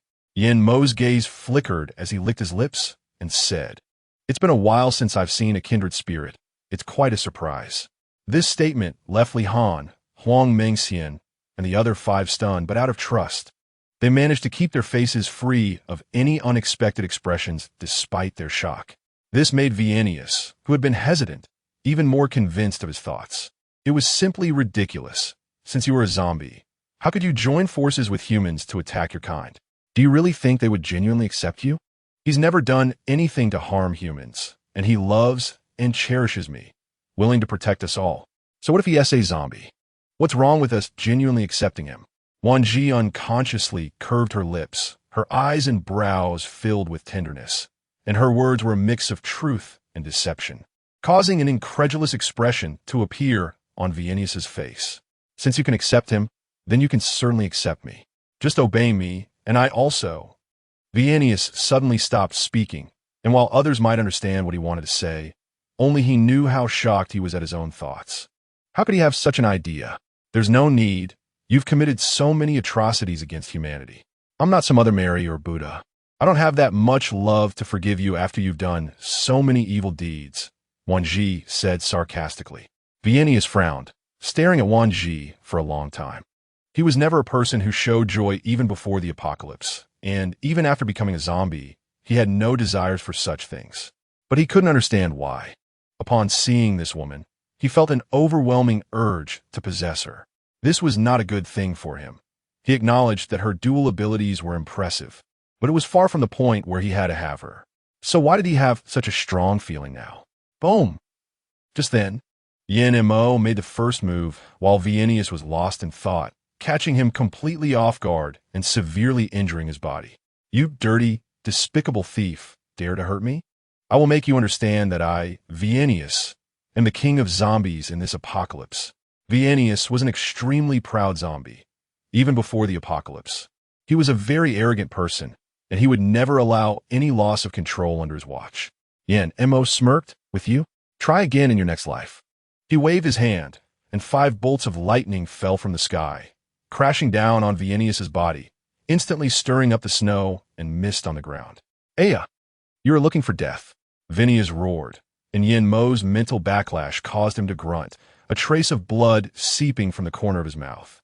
Wan Zhi was shocked and quickly waved her hand to send Yin Mo into the space. Because the snow fog had not dispersed, no one noticed this situation. The others were not psychic abilities users, so at the moment Vienius unleashed his control, they all held their heads in pain. With the support of the space tree, Wan Zhi was able to resist this control, but also made her feel uneasy. Gritting her teeth, she shouted, "Everyone come over!" Using her space ability, Wan Zhi quickly ran to the other 5, one by one throwing them into space for Zhuo Aishin to take care of. While she gritted her teeth and continued to hold on, she summoned one space barrier after another, and with a thought, the zombies and members of the evil spirit mercenary group inside the barrier quickly decreased. This all seemed long, but in reality, it took less than 15 minutes. Because of the visual impact of the snow fog, no one knew how they died, until the snow fog dispersed and the ground was littered with corpses. Vienius did not distinguish which of his people were among them, and thought he had eliminated the opponents as well. They're all dead, it's better this way. Now, there's only you left. Vienius's expression changed. I really didn't expect that, as a mere dual ability user, you could remain unharmed after enduring my mental attack. His eyes narrowed slightly. This is an opportunity given by heaven. You should stand by my side and conquer this world with me. Meanwhile, after Yin Mo was sent into the space, Zhuo Aishin immediately ran over to check on his condition and found that he was mentally injured. Go, what happened outside? After a brief rest, Yin Mo opened his eyes, his purple irises filled with bloodshot veins. Seeing Zhuo Aishin in front of him, He suddenly realized that this was Wan Zhi's space. He immediately got up, and before he could ask anything, Li Han, Huang Mengxian, Xia Qing, Mao Guai, Zhuo Huaichu, and Wan Tian appeared by his side, but Wan Zhi was still missing. How did you all get in? Where's Xiao Zhi? Yan Montauk panicked. The 5-in-1 beast had just recovered from the intense pain and realized that the environment was different, and they were all startled, not knowing how they had come in. It was only when Yin Mo asked that they realized that only they had entered, while Wan Zhi had not come in. On the other side, while Phineas was still trying to persuade Wan Zhi to conquer the world with him, Wan Zhi acted again, this time thinking of a way to completely kill Phineas. Phineas sensed a surge of ability fluctuations, but did not see any aggressive ability light. And a strange feeling rose in his heart. Phineas took a few steps forward, but bumped into an invisible wall. He was shocked. What did you do? What I did? You don't need to know. You just need to know that you are about to die, Wan Zhi said coldly, her eyes half squinting. With a wave of her hand, the other 6 appeared beside Wan Zhi, except for Zhuo Aixin. Xiao Zhi, are you okay? Huang Mengxian hurriedly came forward to check. Even Yin Mo's face was very ugly. You. He was so angry he didn't know what else to say. He had always been reluctant to scold or be harsh with her. Wan Zhi smiled slightly. All right, whatever happens, we'll talk later. Let's deal with this guy first. Upon hearing this, the 6 looked at Phineas, and after the previous mental attack, everyone became much more vigilant. Don't worry, I've got him covered. Now you just need to attack with all your strength, Wan Zhi said with a smile. Phineas showed a rare hint of suspicion on his face. Are you really so confident that you can kill me? I'm a zombie king of this world. I dare say there are not only me as the zombie king, but as of now, there is no other zombie king in this world stronger than me. You better think carefully before you act. Huang Mengxian laughed. Oh, it sounds like you're really impressive, but why haven't you gone to heaven yet? Everyone who had been tense suddenly laughed at Huang Mengxian's words, and the tension disappeared. Since you're looking for death, then I will fulfill your wish. Phineas looked at Wan Zhi. What I just said still stands. As long as they all die, you will have no reason to refuse my request. Wan Zhi raised an eyebrow, completely ignoring Phineas's arrogance. Are you all ready? When I say 1, you attack. When I say 2, you stop. Wan Zhi paused, then smiled. Right, let's play 1, 2, 3 freeze. Phineas could only understand normal conversation. He did not comprehend such childish games, so when he heard these 6 words, he assumed they were their battle plan. Before Phineas could react, the 7 had already started to act, various ability lights rushing towards him. He was startled and immediately retreated. The space barrier blocked everyone's attacks, and Phineas was momentarily stunned before bursting into laughter. Huh, I thought you were really powerful, but it turns out to be nothing. Unless you remove this strange thing, you cannot hurt me. Chapter 189. Enhanced game. Everyone looked at Wan Zhi, who shrugged. I haven't even called for the start yet. You can't blame me. Yin Mo and Li Han seemed to have figured out what Wan Zhi was trying to do. Both military academy graduates had experience in real combat and were not lacking in mind games. They exchanged knowing smiles. Zhuo Huaichu was a seasoned person. The years had left marks not only on his face, but also wisdom from his experiences. He quickly understood Wan Zhi's strategy, and with Yin Mo and Li Han's gaze, he knew what to do. Only Wan Tian, Huang Mengxian, and Xia Qing were a bit slow, but even they could see a bit of the plan. Oh, so that's how it is. All right, enhanced freeze game, right? Now that's interesting.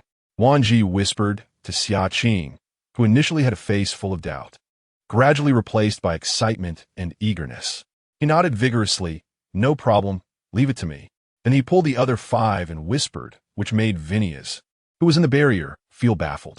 However, he still confidently believed that no matter how much they discussed strategies, they would not be able to hurt him.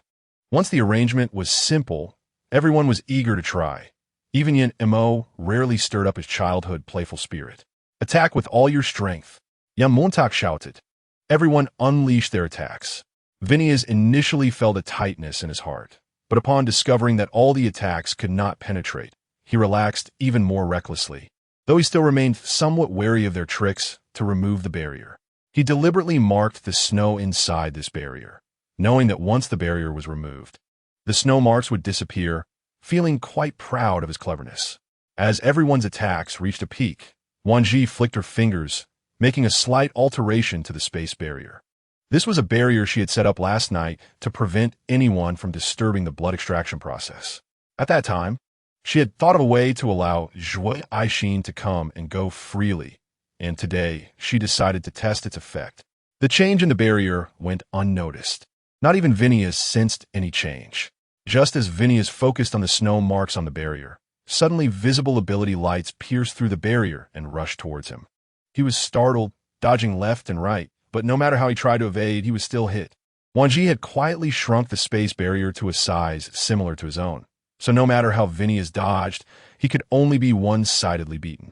Wow, this target is so advanced. In my whole life, I've never used such a high-level target. It feels amazing, really exhilarating.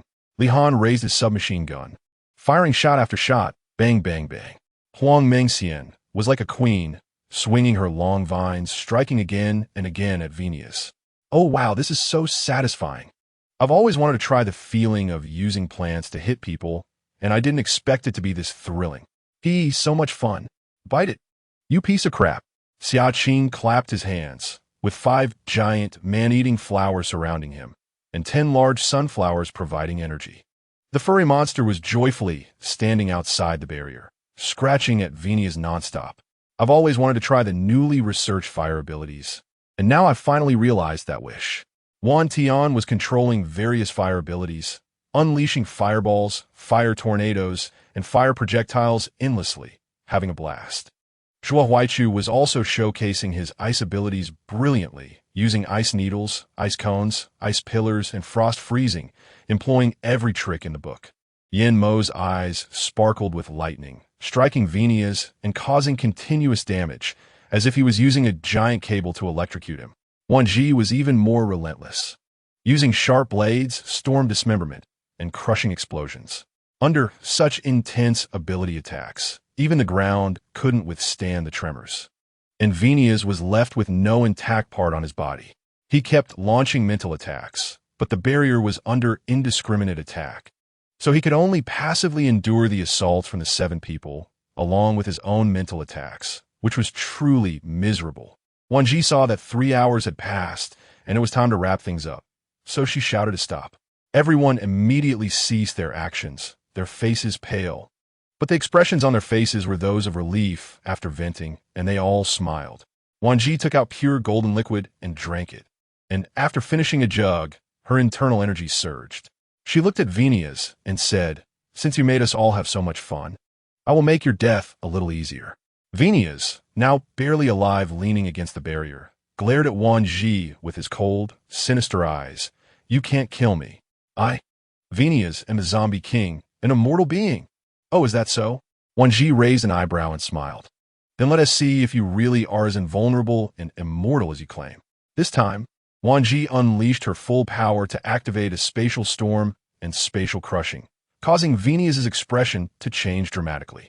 He pushed against the spatial barrier and shouted, "No, you can't kill me. It's impossible." His facial expression twisted and contorted, and finally, with a loud bang, he exploded, his body parts scattering inside the barrier. Even his dark green zombie blood splattering onto the barrier, creating a shocking scene. TSK, this guy is harder to deal with than those mutated species. Li Fan Baoza. What do you all think? Should we come up with a way to eliminate the zombie kings in other places? Wan Zhi looked at Yan Mo, directly throwing the question to him. Everyone's gaze immediately fell on Yan Mo, waiting for him to express his opinion. Yan Mo pressed his lips together, staring at the direction of Phineas's corpse, seemingly deep in thought. The others didn't rush to ask him, and after a long while, Yan Mo finally spoke. If this foreigner Phineas can turn into a zombie and infiltrate Huagua, then the zombie kings in other countries might learn from him. We really need to be on guard. Wan Zhi could easily understand his meaning. With her understanding of Yan Mo, she knew that this man was always concerned about this land, and he certainly didn't want the people on this land to suffer the same harm again. All right, whatever decision you make, I will support you. You used to pamper me and go along with me. This time, let me support you. Wan Zhi playfully blinked and then waved her hand to bring Zhuo Aishin out of the space, conveying Yan Mo's decision to everyone. Zhuo Aishin looked at Wan Zhi and then at the others, finally smiling, Dad and Sister Xiaoji, I'll be wherever you are. Li Han scratched the back of his head. So I'm just an extra here? I didn't even think about whether I should go or not. Zhuo Aixin blushed and playfully slapped his arm. What are you talking about? Wherever we go, you're coming too, right? Wan Tian hugged Huang Mengxian and said, We've decided wherever my sister goes, we'll go too. Shuo Huaichu also smiled. You all know that besides Xi and Xi, I don't have any family left. So of course, I'm going with you. Xia Qing, holding the furry monster, huffed and turned her back on everyone. Anyway, I have the furry monster. You all don't need me. Wan Zhi smiled at Xia Qing's back, walking behind her and squatting down. Xia Qing? Chapter 190. Venus's death. Xia Qing's face was frighteningly pale, but her eyes were filled with tears. Biting her lip, her expression was heart-wrenching. Anyway, you all don't need me. I'm fine with just having the furry monster for company. You have your babies now. I'm just an extra. Wan Zhi was taken aback. She had always known that Xia Qing's family before the apocalypse had left him feeling very insecure. After the apocalypse, not only had his family abandoned him at home, but they also locked him inside, leaving him to fend for himself. Although they took Xia Qing away, giving him a lot of security, she had overlooked one thing. Xia Qing worked very hard to become stronger to stay by her side, trying to take care of her children like an older brother. She had always thought that their last conversation had resolved his inner turmoil, but she didn't expect it still left him feeling anxious. Xia Qing, listen to me. Wan Zhi turned Xia Qing's body toward herself, making him look her in the eyes. We all need you. Don't you need me? Xia Qing's body trembled as he sobbed, tears rolling down like pearls. After being adopted by Wan Zhi, he had become clean and chubby, and the tear streaks on his cute, plump face were heart-wrenching. He randomly wiped his face, ending up smearing snot and tears all over. Looking a bit pitiful, Wan Zhi took out a clean handkerchief to help him wipe his face. Xia Qing, no matter what you think, I treat you like a brother. I've even thought about making you part of my family. Xia Qing looked up at Wan Zhi in disbelief. Really? But he bit his lip, tears filling his eyes again. But since you had your baby, you've played with me less. Wan Zhi was taken aback. She didn't expect Xia Qing to be so sensitive about this matter. She had to explain, that's because you've grown up, and you and Meng Meng are so small. They need more attention to avoid getting hurt or catching a cold. But you're different, Xia Qing. You've grown up, and I can trust you to do anything. She smiled, and Xia Qing, you're so amazing. You can tell right from wrong, so I'm really at ease with you. I trust you to take care of you and Meng Meng, right? She picked Xia Qing up and continued. Do you know? Your popularity at home is second only to you and Meng Meng. It's not just me. Even Dad, Mom, and relatives all like you very much. Dad and Mom? Xia Qing was stunned, his face filled with disbelief. Yes, they hope to add you to the Yin family registry. They said once everything settles down after the apocalypse, they will take care of it. They just don't know how to bring it up to you. Afraid you won't agree. Wan Zhi explained patiently. I really can't? Xia Qing looked at her anxiously. It was clear he was extremely flustered by this sudden big surprise, fearing everything was just an illusion. Wan Zhi shook him lightly. Of course it's true. Xia Qing is so good and so amazing, cute and sweet, like a little adult. Who wouldn't like you? Xia Qing pouted and finally collapsed into Wan Zhi's arms, crying loudly. You didn't even ask me just now. I thought you all didn't want me anymore. Boo-hoo-hoo. Cry, go ahead and cry. My arms are wider than Xiaoji's, enough for you to cry until the end of time. Everyone. Is this what Yinamo would say? It's a lie, right? Wan Zhi. This man, well, his methods are a bit strange, but at least he managed to calm the little guy down. Xia Qing choked back her tears, disdainfully pouting. No, your embrace is too hard. It's not ergonomic at all. Yin Mo raised an eyebrow. Are you picky even while eating shit? Be grateful there's something to hold. Everyone. When the 8 people and 1 beast entered Venus's laboratory, they all gasped as they opened the door. There were 4 mutated test subjects contained within a transparent chamber made of a special chemical material. The floor inside was littered with blood-red bone fragments and stained fabric, with various bloody handprints and splattered blood on the transparent walls from their struggles. The scene was extremely brutal, making it easy to guess that Venus was using living people to feed the mutated subjects. Damn, I feel like we've made it too easy for Venus. Li Han gritted his teeth. Wan Tian's face also turned pale. This Venus is truly a pervert. Zhuo Aishin felt her stomach churn and couldn't hold back, throwing up in a somewhat cleaner corner of the wall, prompting Li Han to rush over. Huang Mengxian looked at the scene before her and also felt uncomfortable. Hearing Zhuo Aishin vomit, she couldn't help but run to vomit as well, leaving only a few people whose faces were slightly pale but still managing to hold on. Let us act quickly, Zhuo Huaichi reminded. They were unaware of how long the containment would hold after Venus was dead. The group decided to let the destructive Wan Zhi take action. All right, to be safe, we'll retreat outside first, and I'll initiate a large-scale explosion, Wan Zhi suggested. Everyone agreed with Wan Zhi's plan, and the 8 people and 1 beast retreated outside the building. Wan Zhi took a deep breath, spread her fingers, and an invisible transparent barrier began to rise from beneath the snow, enveloping the building. 5 minutes later, the barrier covered the building's foundation as well. Wan Zhi concentrated, and the spatial compression began to form, causing the house to be crushed and deformed. Sounds of objects exploding and glass shattering echoed from within until the building was reduced to rubble. And then Wan Zhi looked at Yanemo. My spatial ability doesn't have sterilization effects.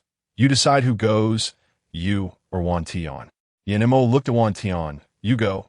Your ability is fire, and burning it will best prevent the bacteria from spreading in the air. Once you ignite it, I'll immediately use the barrier to contain the area, preventing toxic substances from dispersing and flames from spreading. Wan Tian nodded. All right, I'll use the biggest fire. It'll burn more thoroughly and quickly. That night, everyone relaxed. Cooking hot pot again in the modified big vehicle with fresh green vegetables paired with energy meat from mutated animals. Everyone ate happily, completely engrossed. After the meal, they enjoyed cold drinks and fruit, feeling like they were on vacation.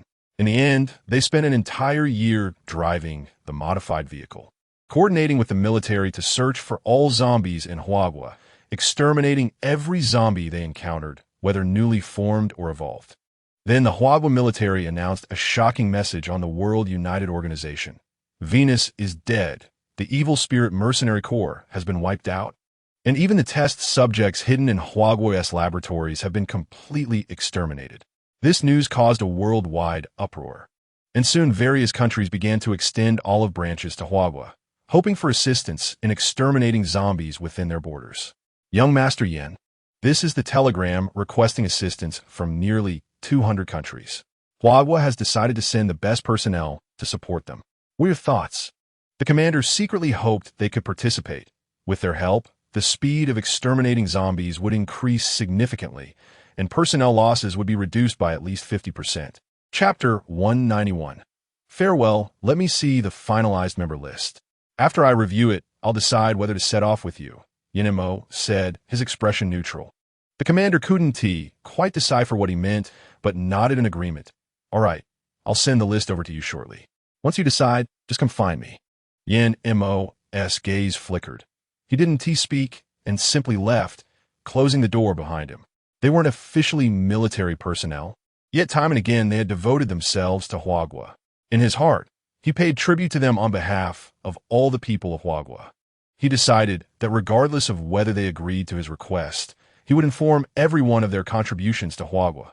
Without them, there would be no current stability after the apocalypse. The next morning, the commander came to find Yanemo with the list. After handing it over, he left, claiming not to disturb him. Since it was still early, Wan Zhi hadn't woken up yet, so Yanemo took a look first. When he saw the name Li Yishi on the list, he felt an impulse to tear the list apart. But he knew better than anyone that without the participation of these 8 people, countless lives would be lost among those named on the list. It wasn't that he was overly confident. No one knew the true strength of the mutated zombies and mutated species abroad. Navigating unfamiliar territory and communication would also pose problems. Sending these people recklessly to rescue would be tantamount to sending them to their deaths. By 8 o'clock, nearly everyone in the villa woke up. Wan Zhi saw a table full of breakfast and noticed Yanemo busy coming in and out with plates, and her expression immediately brightened. Just as Yanemo turned to the kitchen to grab the last pot of porridge, a pair of hands suddenly wrapped around his waist. He showed no surprise, merely turning his head slightly to look at the person behind him, and saying, "You're awake? If you're awake, let us get ready for breakfast." Wan Zhi still had a heavy sleepiness on her face and weakly shook her head. "I can't eat." Wan Zhi furrowed her brows slightly. "I haven't seen you and Meng Meng for over a year. I really miss them." She had never been away from her children for so long and far, and she finally understood the feelings Yin's mother expressed to Yin and Mo the night before leaving. "Now that I'm a mother, I finally understand what my mom meant when she talked to you.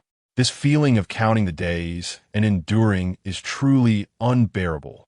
Wan Zhi sighed. No matter how big the matter, it couldn't compare to her. After all, those people abroad weren't related to him. And he didn't have such great love to care for everyone. "Really?" Wan Zhi looked up in surprise, her eyes lighting up and softening Yin's heart. "Yeah, eat first. We'll go upstairs to tidy up later." He thought it would be better to leave early, to avoid meeting the commander and discussing this matter with Wan Zhi. He feared she would feel burdened. After all, he hadn't given her a good stable life after the apocalypse, and didn't want future days to revolve around those unrelated people. Wan Zhi joyfully followed Yin and Mo out of the kitchen, but when she sat down at the table, she inadvertently saw Yin and Mo sneak something like paper into his pocket. Looking a bit secretive, "Did someone come in the morning?" Wan Zhi asked curiously. Yin and Mo's gaze flickered. "No, eat quickly. I'll go upstairs to help you tidy up." Wan Zhi didn't suspect anything, smiling and nodding as she began to eat. The others gradually came downstairs, especially Huang Mengxian, who saw Wan Zhi eating and quickly ran down, exclaiming, Hey, I didn't expect you to start eating without waiting for us. How ungrateful." Wan Zhi ignored her and continued eating. Just then, Zhuo Huaichu came in carrying a bag of milk. Upon seeing Wan Zhi, he greeted her. "Oh, it's just you. Where Samo?" Zhuo Huaichu glanced up the stairs with a complicated look and then hesitated to ask, "Aren't you planning to go abroad with the military to help eradicate the mutated species and zombies?"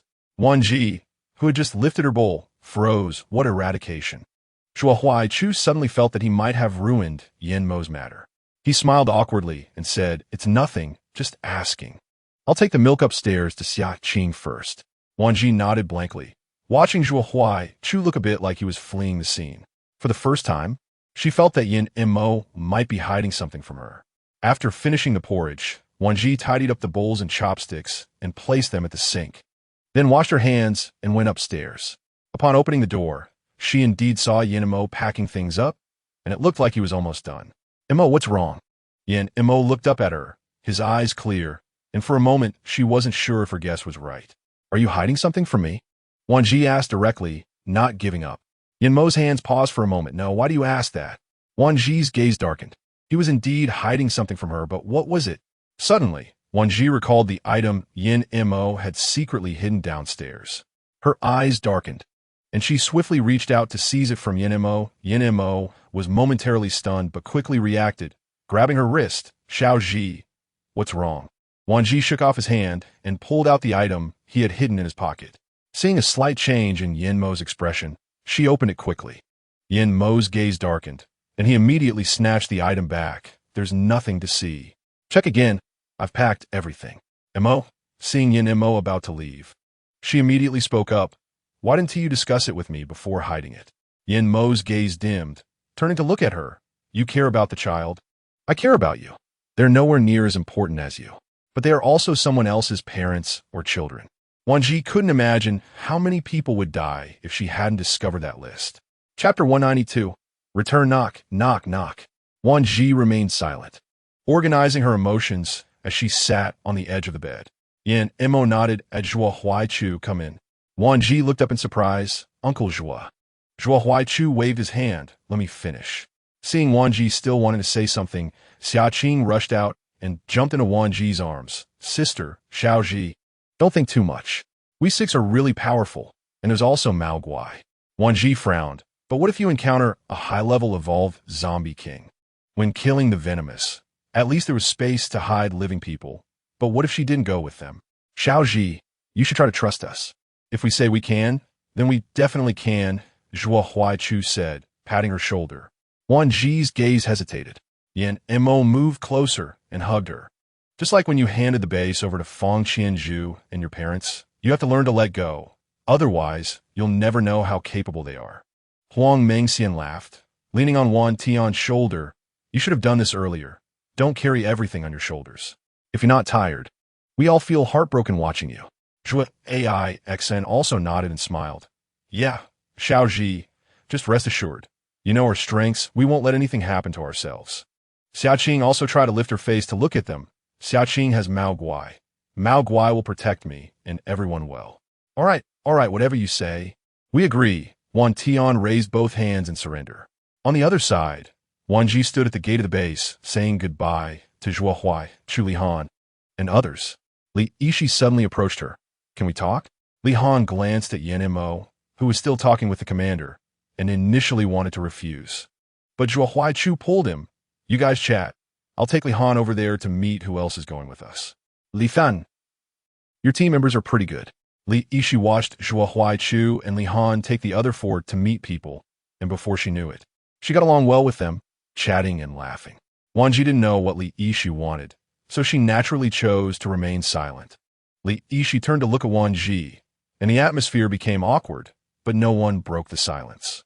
Just when Wan Zhi could no longer bear it and planned to leave, Li Yishi spoke up. Do I no longer have a chance? After Wan Zhi said that, she turned to leave, but Li Yishi called out again. Is it that I'm not good enough? Li Yishi was stunned. He knew exactly what Wan Zhi meant.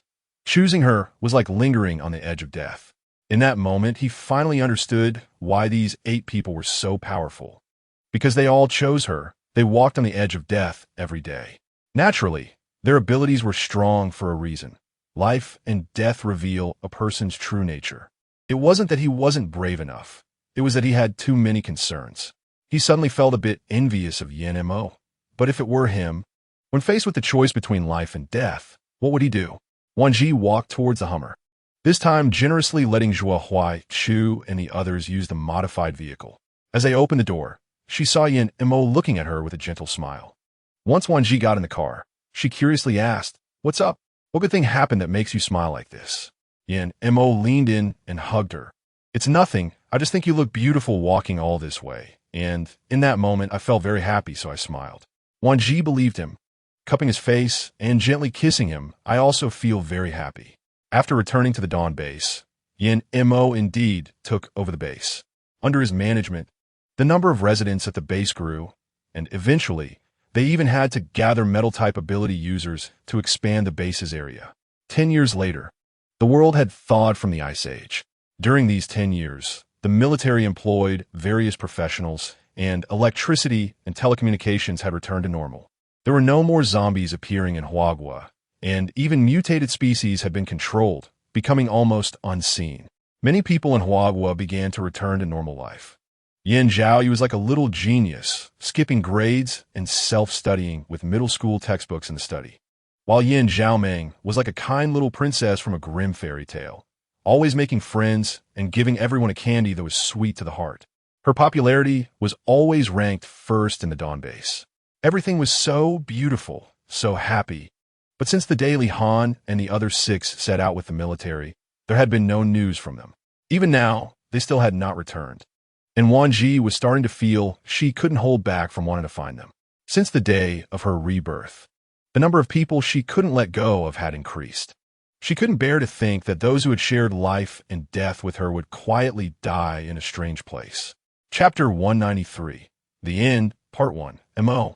I really think we should go find them. Wan Zhi pressed her lips together. The kids have grown up. I think we can really do this now.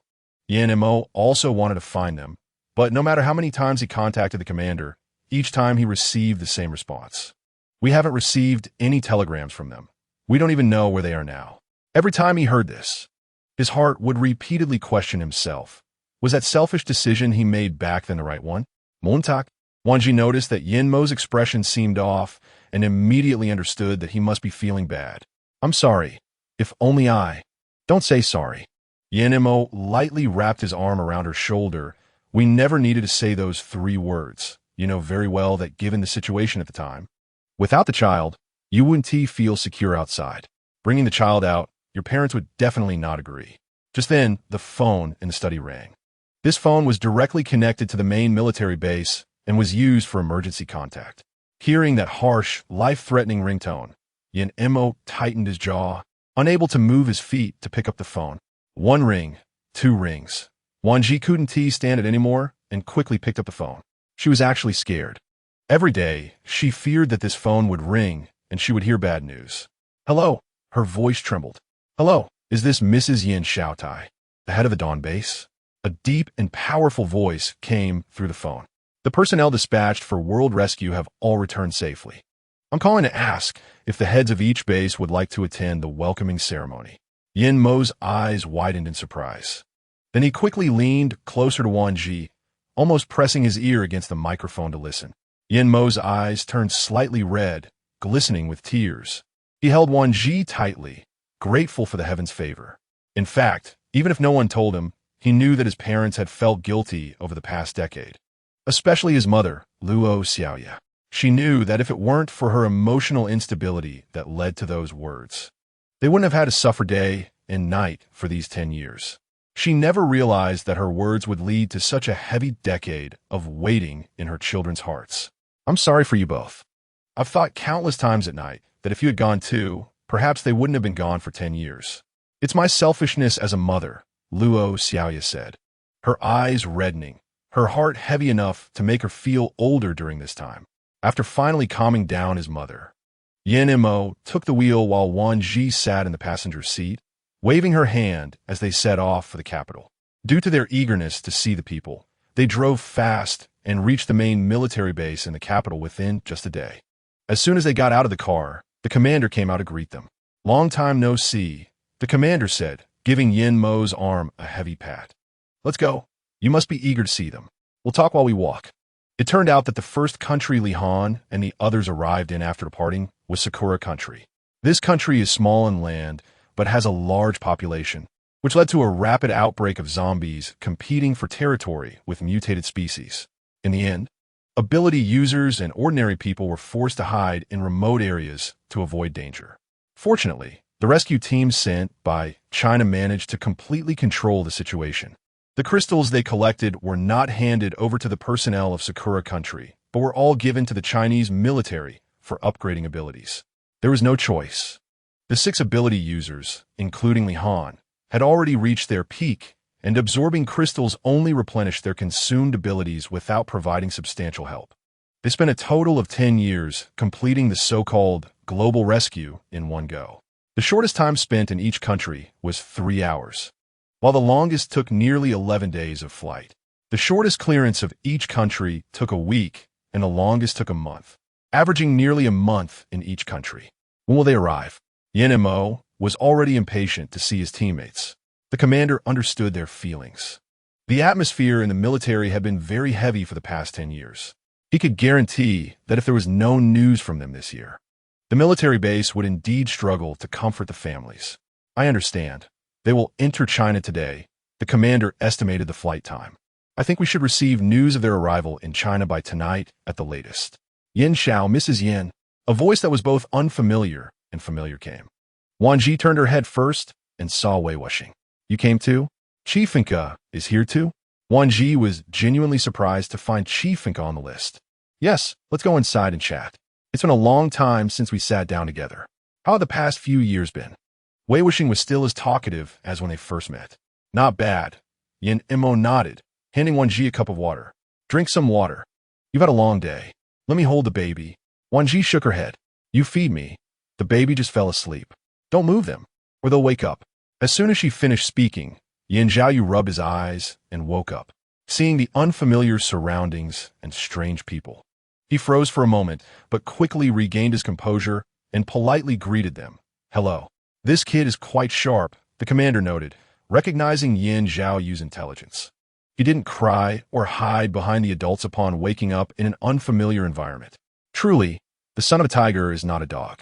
This little guy is bound to be remarkable as he grows up. Zhaoyu, go play with Zhao Meng for a while.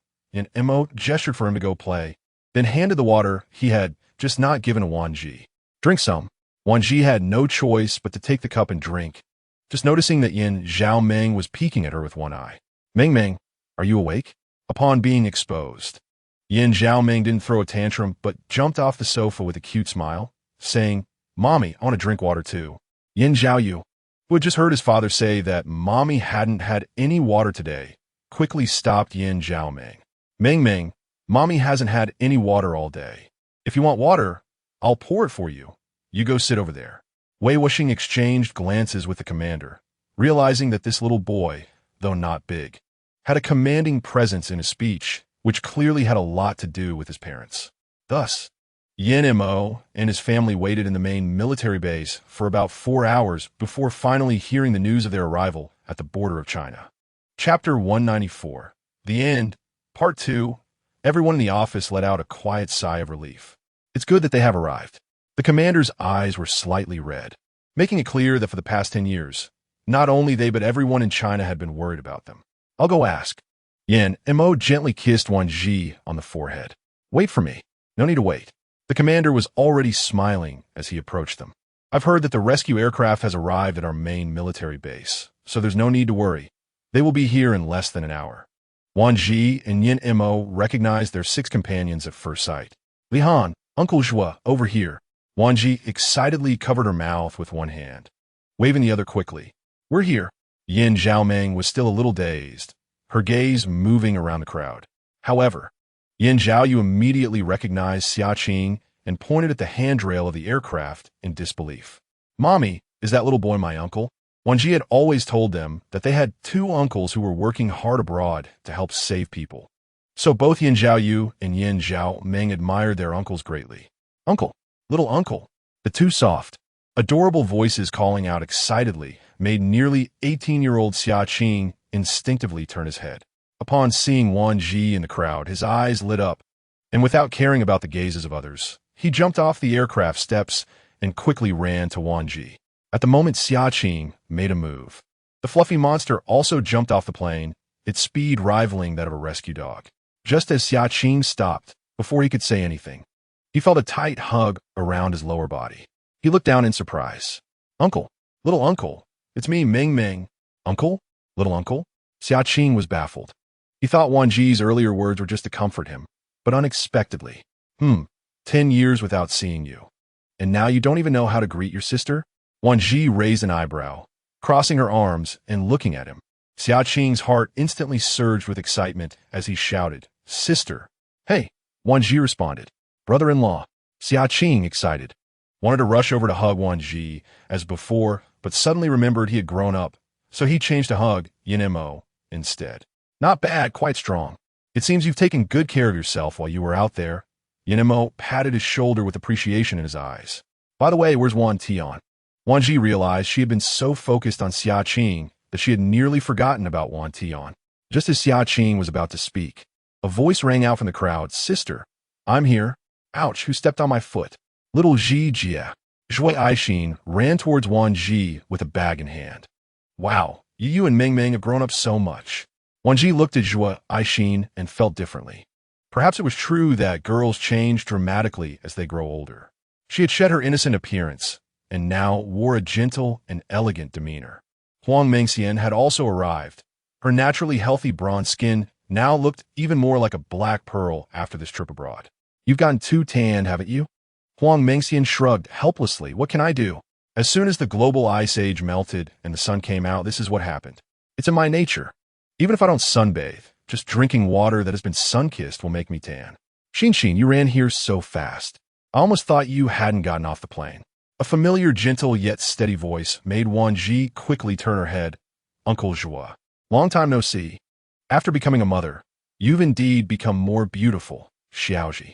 If Zhua Huaichu was steady and capable before, now he was wise and composed. This journey had brought about significant changes in everyone, and overall, it was for the better. Wan Tian also picked up Yin Zhaoyu. Hey, little handsome guy. You don't even know to call your uncle when you see me? All those years of affection were wasted. Uncle. Yin Zhaoyu looked at the 2 uncles with a mix of shyness and excitement, like a little adult. The end.